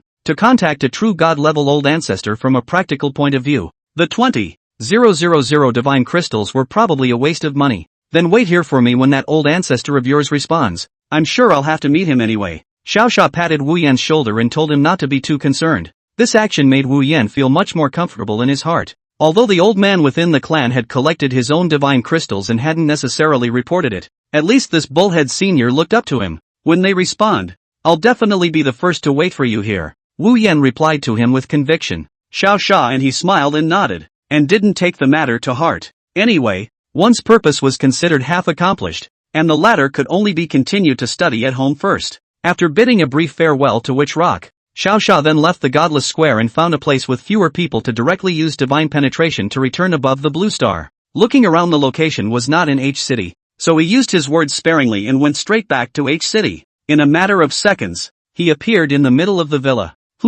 I can't believe you didn't wait for me to eat. He just met the 4 women who were eating and smiled out loud. With these words, the original slightly silent atmosphere between the 4 women was instantly broken. They raised their heads in unison and looked in surprise in Xiao Sha's direction. Upon ascertaining that it was their man standing at the door, the 4 women stood up in unison and hurriedly welcomed Xiao Sha in. Although they are fine with not eating at their current rank, eating food every day has become a habit of life that is hard to change. Xiao Sha also accompanied them and ate a few pieces of beef before finally putting down the cutlery. What happened next was not so much a big battle. He felt it was still early, so he planned to take them around with him again. Check out the sights in H. Maybe you'll remember what you want to do next. Should I brush up on my leveling first? Or should I find the Discordian relic first? Or, to figure out what the hell that gemstone was first? These 3 directions, Black Fury and White Fury, could help him with his upgrades. He just had to figure out if he was going to look for the remains or the gems first. However, neither of these 2 directions could avoid contacting some true god-level big shots, so it was still a certain risk. Although he could always disengage with Godware, there was currently no better means of protection. Chapter 218, We've really gotten in touch. Just as Sha Fury was taking a walk through the streets with the women, the mysterious realm of the gods, within the witch race's compound, one of the most powerful and majestic old men in the entire witch clan, the Witch Wu True God, was calling out to his clan. This one was a living fossil-level existence within the witch clan, and when he called out, which god would dare to ignore him? Almost all of the clansmen who were in the vicinity and were able to make it all came to the cultivation field created by Wu Wu. looking at the dense concentration of clansmen within the realm. Wu Wu, who was sitting in the air, also finally spoke. Gentlemen, I've spent tens of thousands of years diving into it, deducing the timing of that breakthrough to Chaos God. Today, finally a trace. Wu Wu's voice was extremely loud, allowing the various gods present to hear it clearly. The entire clan was shocked by these words. Asterisk asterisk asterisk asterisk. Old Ancestor is going to break through to Chaos God? A heavenly happy event. If Old Ancestor really ascends to Chaos God, our witch clan can definitely become one of the great races on the continent. It feels like this is something that has little to do with low-level void gods like us. Old Ancestor is awesome. The clansmen below murmured. After all, that was a Chaos God, the highest rank that existed in the entire secret realm. There were only 4 existences in the entire secret realm that had reached this level. However, those 4 were too special, and due to the great war of the twilight of the gods, the true bodies of the 4 strongest of them hadn't appeared for a long time. So everyone knew that there were 4 powerful people on this entire secret realm, but no one had ever personally seen them. But not so with the Old Ancestors. He was literally living and reigning in their ancestral land, completely free to move about. This was if a god from another clan dared to come and commit an offense. The Old Ancestor would definitely be able to personally exterminate them. Of course, the prerequisite for this matter was that the Old Ancestor could really be promoted to Chaos God. If he just found a certain opportunity, then it would probably take a long time to sink in. Don't congratulate yourselves just yet. It's up to you whether this opportunity will be seized by me or not. Wu cleared his throat, interrupting their jubilant voices. These words caused a puzzled expression to appear on all of these gods' faces. What do you mean it depends on them? Could it be that this group of heavenly god void god losers could still help Old Ancestor advance? No, absolutely not. If a god of their level could help the Old Ancestor advance, that would indeed be a bit counterintuitive. Seeing that none of these clansmen's expressions were not regretful, Wu Wu also cleared his thoughts before starting to talk about the results of his deduction. Regarding the results of my deduction, the matter is a bit complicated to say. Let's listen to me slowly. After Wu Wu's flurry of analysis, the gods below largely understood what was going on. Overall, it was the Old Ancestor who, through deduction, sensed that his chance for advancement lay with a certain clan member. But it was embarrassing that he had only deduced this result. But it was not clear what things this rare opportunity actually referred to. Is it a treasure? Is it some kind of idea? Or some kind of food? It was because Wu Wu didn't understand what was going on that he had gathered all the nearby clansmen. He thought about letting the clansmen have free reign. Maybe there was some opportunity in one of the clansmen that would come to light on its own. Because the results of the deduction are on a certain clan member, I ask that you hand over those special things on your body that you can hand over to me to play with for a while. Wu Wu gave his first order. This opportunity had taken him tens of thousands of years to find, so he couldn't give it a run for its money.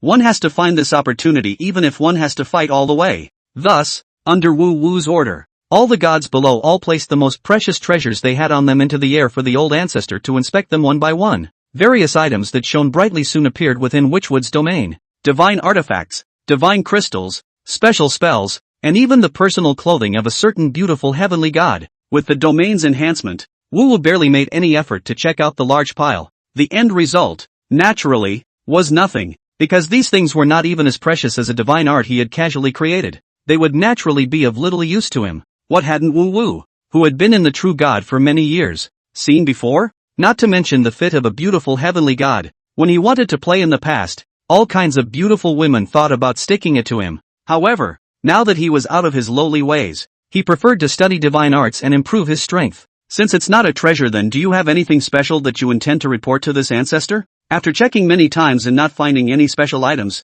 Wu Wu spoke again. He thought that since it wasn't a treasure, then it would naturally be some sort of strange encounter that the clan had encountered? A secret realm or something like that. And just as he had finished the sentence, all the clansmen had begun to transmit to him what they felt was so special. Except for one sky god whose face was a bit strange and frozen place. This heavenly god was actually the one that Wu Yan had paid money to ask him to help report earlier. The reason he froze happened to be the same reason he froze because Witch Rock had just told himself a while ago about a bull-headed god who said he had seen the same red stone as his old ancestor. Then it was less than half a day from now, and the old ancestor asked about the relevant things. You know, the old ancestor used to be really obsessed with that stone thing, asking about it almost every so often. Today he was here asking if there was anything special. That must have a great connection with that red stone. Ah, this heavenly deity who discovered this great matter. That was without any hesitation. Hurriedly reported it to his old ancestor. It was natural for them to report all of them by direct transmission, rather than yelling within the realm. As a true god, That reaction speed of Wu Wu was naturally much faster than a normal god. Even if millions of their gods were to report together, he would be able to accept it clearly and plainly without any omissions. In this way, Wu listened to their reports one by one. Yet almost all of the things that God reported up were trivial. Those things may be special to them as gods, but in their own eyes, it would be all too common. But it couldn't be helped. He naturally had to hear things out one by one until he had valid information. Old ancestor, I have a secret realm here. Old ancestor, a few days ago that goddess of mine seemed to be pregnant. I don't know if that counts as something special. Old ancestor, it is said that some people see the same stones as you do that are red. Old ancestors.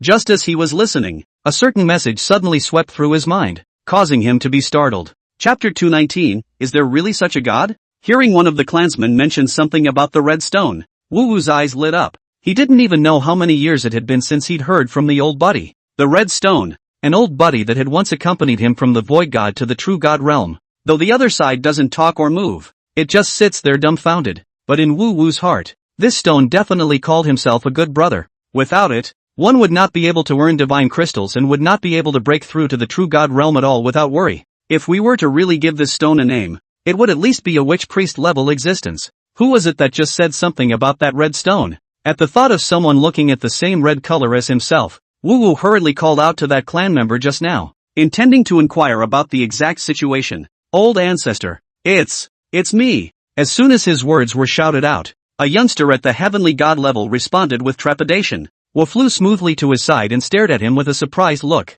Tell us the specifics. Day 2. Xiao Xia still woke up early and returned to the secret realm after saying goodbye to the women. After that shopping spree last night, he'd made his plans. What kind of bullshit red stone? Something that doesn't even know where it came from. How is it more important than finding the remains of Pangu yourself? Still have to find the remains first. The rest later. Come on Lilia. Let's go to Godless Square first and ask about the remains. After he greeted Lilia on his shoulder, he began to head in the direction of the Godless Square. It's definitely not like he went over there on purpose and stopped by to check out the news about the red gem.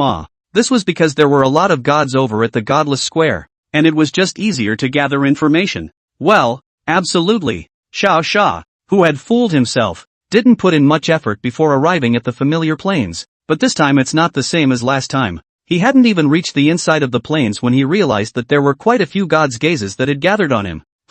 What's up? He was curious, but he didn't stop himself. After all, the appearance of this peculiar minotaur had reaped the spectacle of the gods too many times. Although this scene today was a little bit big, it was still within Xiao Xia's range of acceptance.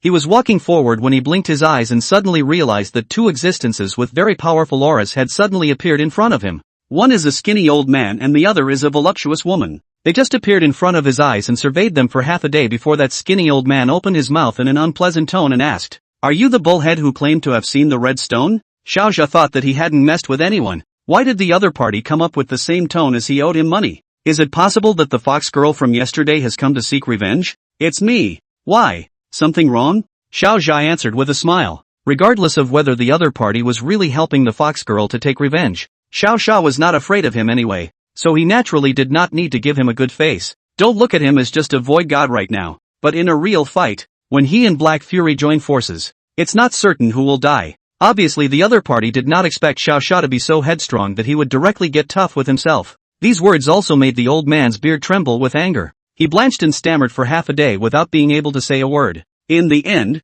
it was the enchanting woman next to him who added a sentence to Xiao Xia with a frown. Ask you if you are, and you should say yes or no. Don't make a fool of yourself and force our hand. Originally, if this person had spoken better, Xiao Xia could still give them a few points of thin face, but it was obvious that the other party didn't seem to be giving himself much face, so naturally he couldn't be too weak. Actually, you guys were the ones who made the mistake of stopping me in the first place, so if it's alright I'll be on my way. But don't stop me indiscriminately, or if anything happens later, you'll be responsible for the consequences, Xiao Xia said as he walked away from them without looking back. There was a disdainful grunt as he passed them, making them even more furious. Originally, their two heavenly god-level existences shouldn't be here waiting for some minotaur to give the old ancestor. Why should he, a contraption that hadn't even fully transformed into a form and was at most a void god, be able to afford to wait on two of their heavenly gods? If word got out that their two heavenly deities were nodding their heads to a bull's head, then both of their reputations in this area would be over.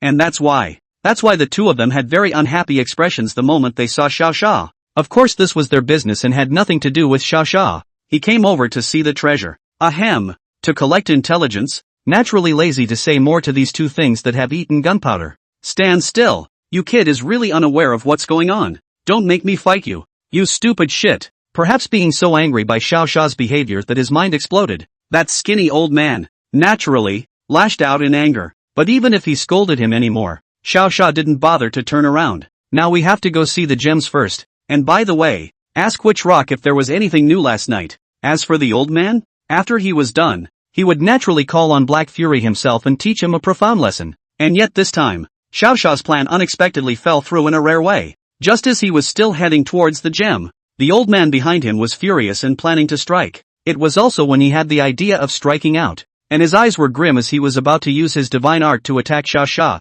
A faint blue light came shuttling in sharply from the distance. This blue light was like a pleasant elf. It sharply and instantly penetrated the old man's body, destroying it directly. All the gods watching the show didn't know what was going on. Even the enchanting woman standing next to the old man was shocked, still immersed in the muddle of the old man being killed in seconds. At that moment there was a sudden grand sound in the air. This bull-headed fellow, I have not thought this matter through well. Please do not blame me. Hearing others call out to him as Ox-head buddy, Xiao Xia naturally knew that there must be a certain being who couldn't detect his own aura and therefore mistook him for some great god. Although he wasn't a great god, Xiao Xia naturally had very rich experience on how to make pretend a great god, just as all the gods were still surprised as to why their old ancestor was showing such respect to an ordinary minotaur. Xiao Xia returned with a cold snort. You think you're done with this whole thing by stepping in? I was going to see what this henchman of yours was capable of, but you interrupted me. So what am I supposed to do with you about this thing where they rushed me? Could it be, are you planning to try my skills instead of them?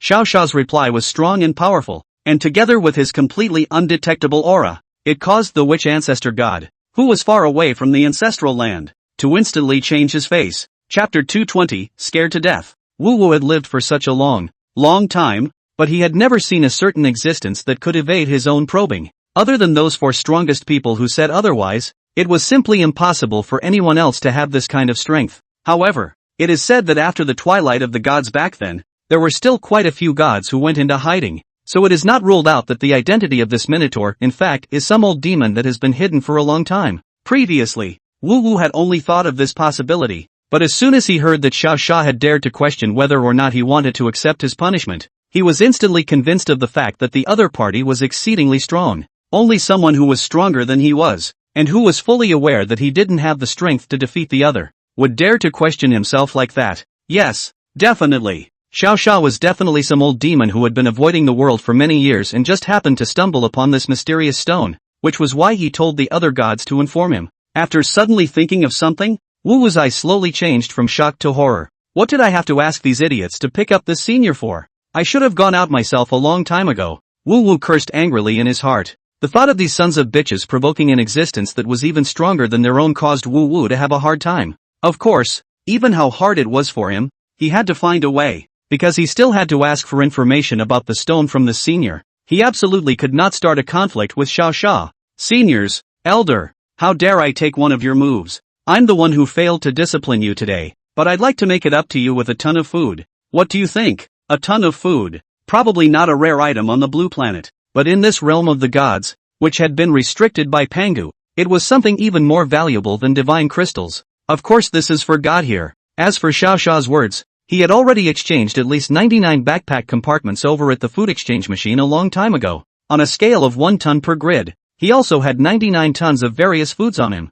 Moreover, the food in his backpack was all top-notch ingredients in terms of both freshness and edible flavors, and that wasn't something that could be compared to the kind of crappy fruits in this world. Ha! District food? Xiao Fury disdainfully picked up on Wu Wu's topic, followed by him casually waving the apple from his backpack in the air with his raised hand, once again raising an eyebrow at him in return. Well, let's see. How does my food here compare to yours? Even though Wu Wu was far away from the ancestral land of the Witch Clan, he could see what was happening in the vicinity of the jewel through his spells. So when Xiao Xia casually swung out the apples that roamed the sky, Wu Wu, a true god who had lived for a long time, was immediately shocked and his body shivered. It's the finest red fruit? How? He shouted in surprise. Top-grade red fruits bear once in 10,000 years. And a red fruit tree can only bear one top-grade red fruit. Why can you have thousands of red fruits? If Xiao Xia hadn't learned in advance that this one was a true god, He simply couldn't imagine that he had scared him like this just by showing a few red apples. It's true that what can be found everywhere in one's own place is the most precious treasure on someone else's side.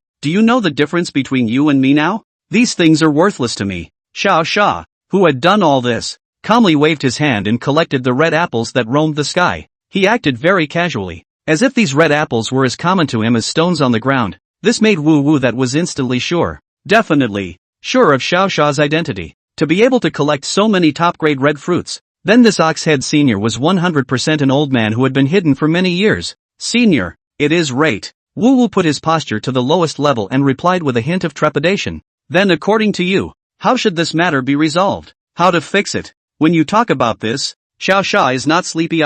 He had little interest in anything on the other side anyway. The only contraption that could make Xiao Sha feel curious and wanted was naturally the red gem that was less than 100 meters away from him. However, as a strong man, it is natural not to take the initiative to ask for this thing. He would have to slowly lasso the other man to get him to willingly give himself this gem before he could do so. There is no hurry in this matter. It's better to talk about that gemstone first. I think you should know what I'm talking about. Xiao Sha looked at the sky and slightly casually sent a sentence back over to Wu Wu. The words seemed casual, but they were actually implying that he should hurry over, and that Xiao Sha was going to be ready to take your gems. But that was what Sha Fury himself thought. On the Wu Wu side of the fence, that statement was tainted. He thought about the senior calling himself over to take a look at the gem. It couldn't be that he already knew he was impacting the Chaos God? I'm coming, senpai. With almost no hesitation, Wu Wu used his ability and appeared directly beside Xiao Sha. As a true god, instantaneous movement was nothing more than some minor ability that was insufficient to mention in their hands.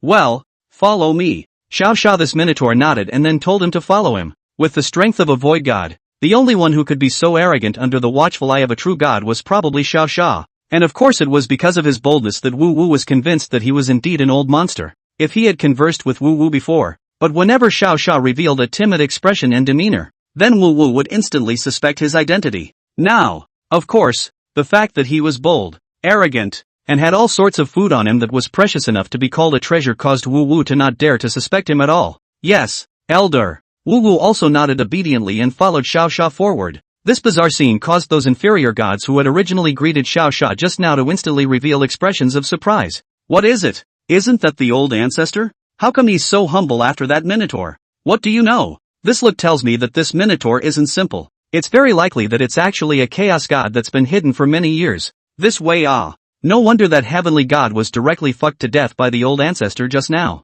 So he messed with the wrong person. Speaking of which, wasn't there a female heavenly god with that heavenly god just now? Where did she go? I saw her grandpa come over and grab her with my own eyes, and by the look of his grandpa's angry stance, he's probably going to be beaten up like a little cutie. These gods are also idle. Since what was happening had nothing to do with them, they all talked excitedly one by one. There were even gods who thought about following Xiao Sha and their old ancestors to see what they were going for. Results. Sensing that some gods actually dared to follow him, Wu Wu raised his hand with a tearing sound, and 3 or 4 heavenly gods were killed on the spot. Chapter 221, Do You Only See Red? After resolving these minions that followed the front, the other god was naturally shocked. When they saw that the few gods at the forefront had been killed in seconds just like that, they also hurriedly knelt on the ground and begged the old ancestor not to do it again. Get as far away as you can or all of you will be killed. In the face of the clan's pleas for mercy, Wu Wu also spoke coldly and stopped focusing on these gods. He now had to look to see if Xiao Sha was the opportunity for his own breakthrough.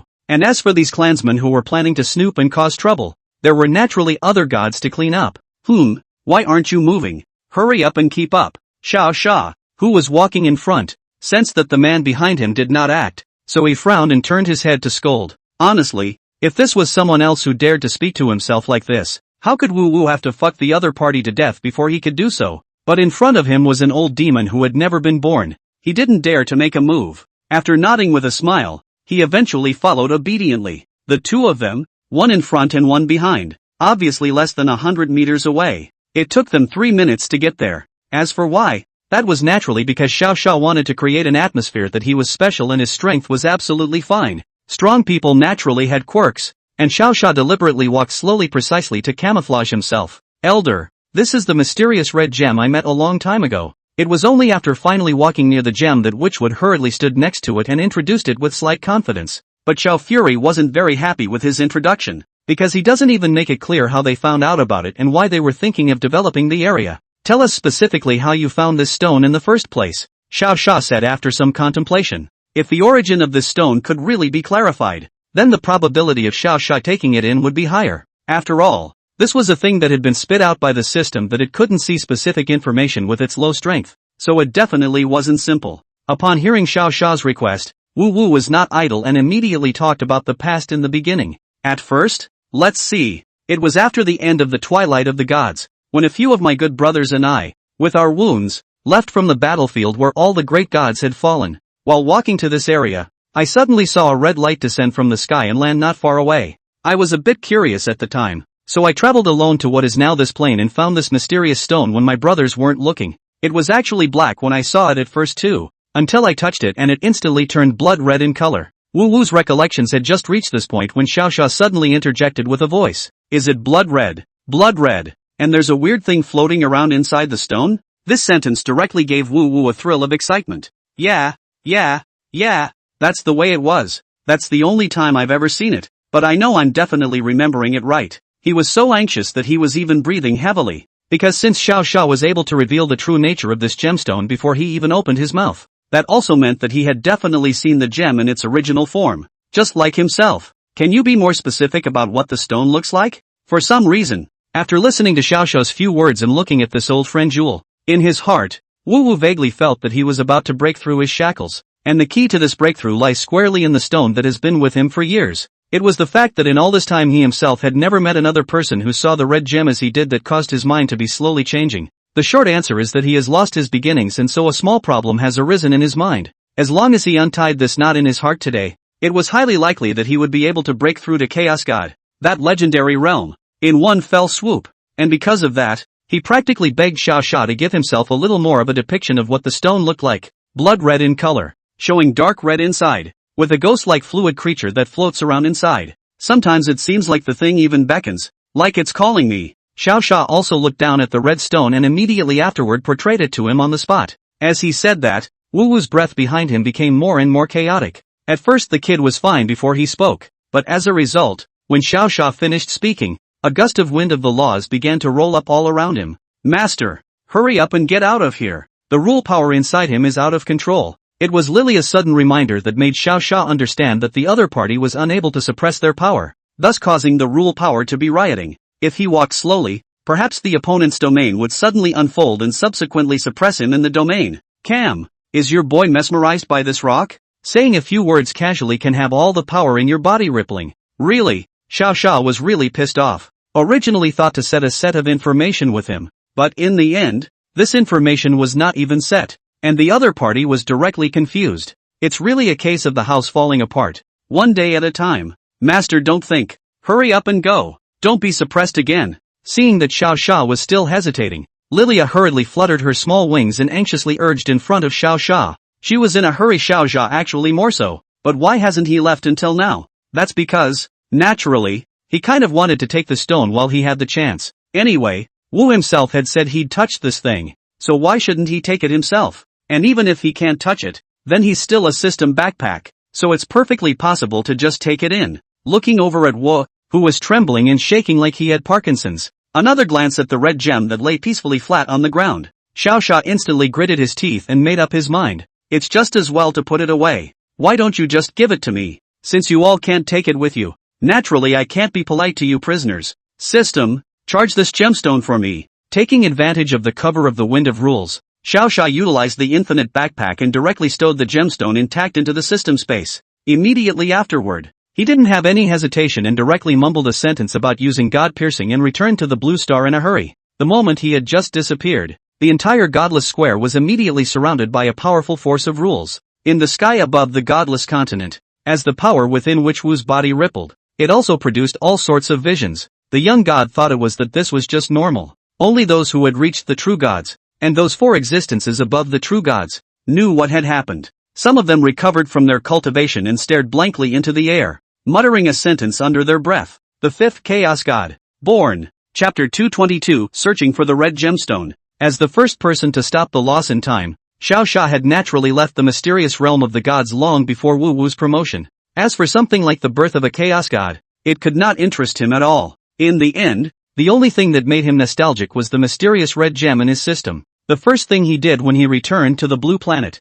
Xiao Sha immediately unfolded his divine domain and took out this gemstone. Let me see what kind of thing you really are. He stared at the stone floating in the air and directly touched his hand on top of it. Buzz. With Xiao Sha's touch, an invisible ripple slowly began to spread outward from the stone's circumference. Not only that, but the ghost-like thing inside the stone shook violently. It wobbled faster and faster, like an enraged pet hiding in a cage, and was very cranky. Of course Xiao Sha did not know about the abnormality on the stone. After he touched the stone with his hand, his consciousness was suddenly pulled into a weird space. He was fine on his own, but the bizarre scene scared Lilia. Master? What's wrong with you? Master. Lilia had originally wanted to wait for Xiao Sha to finish testing this stone and then give herself the good news. As a result, not even 5 minutes had passed before Xiao Sha suddenly stopped moving. Moreover, the most bullshit thing was that previously, he didn't know what method Xiao Sha had used, causing himself to be unable to actively contact him through the imprint at all.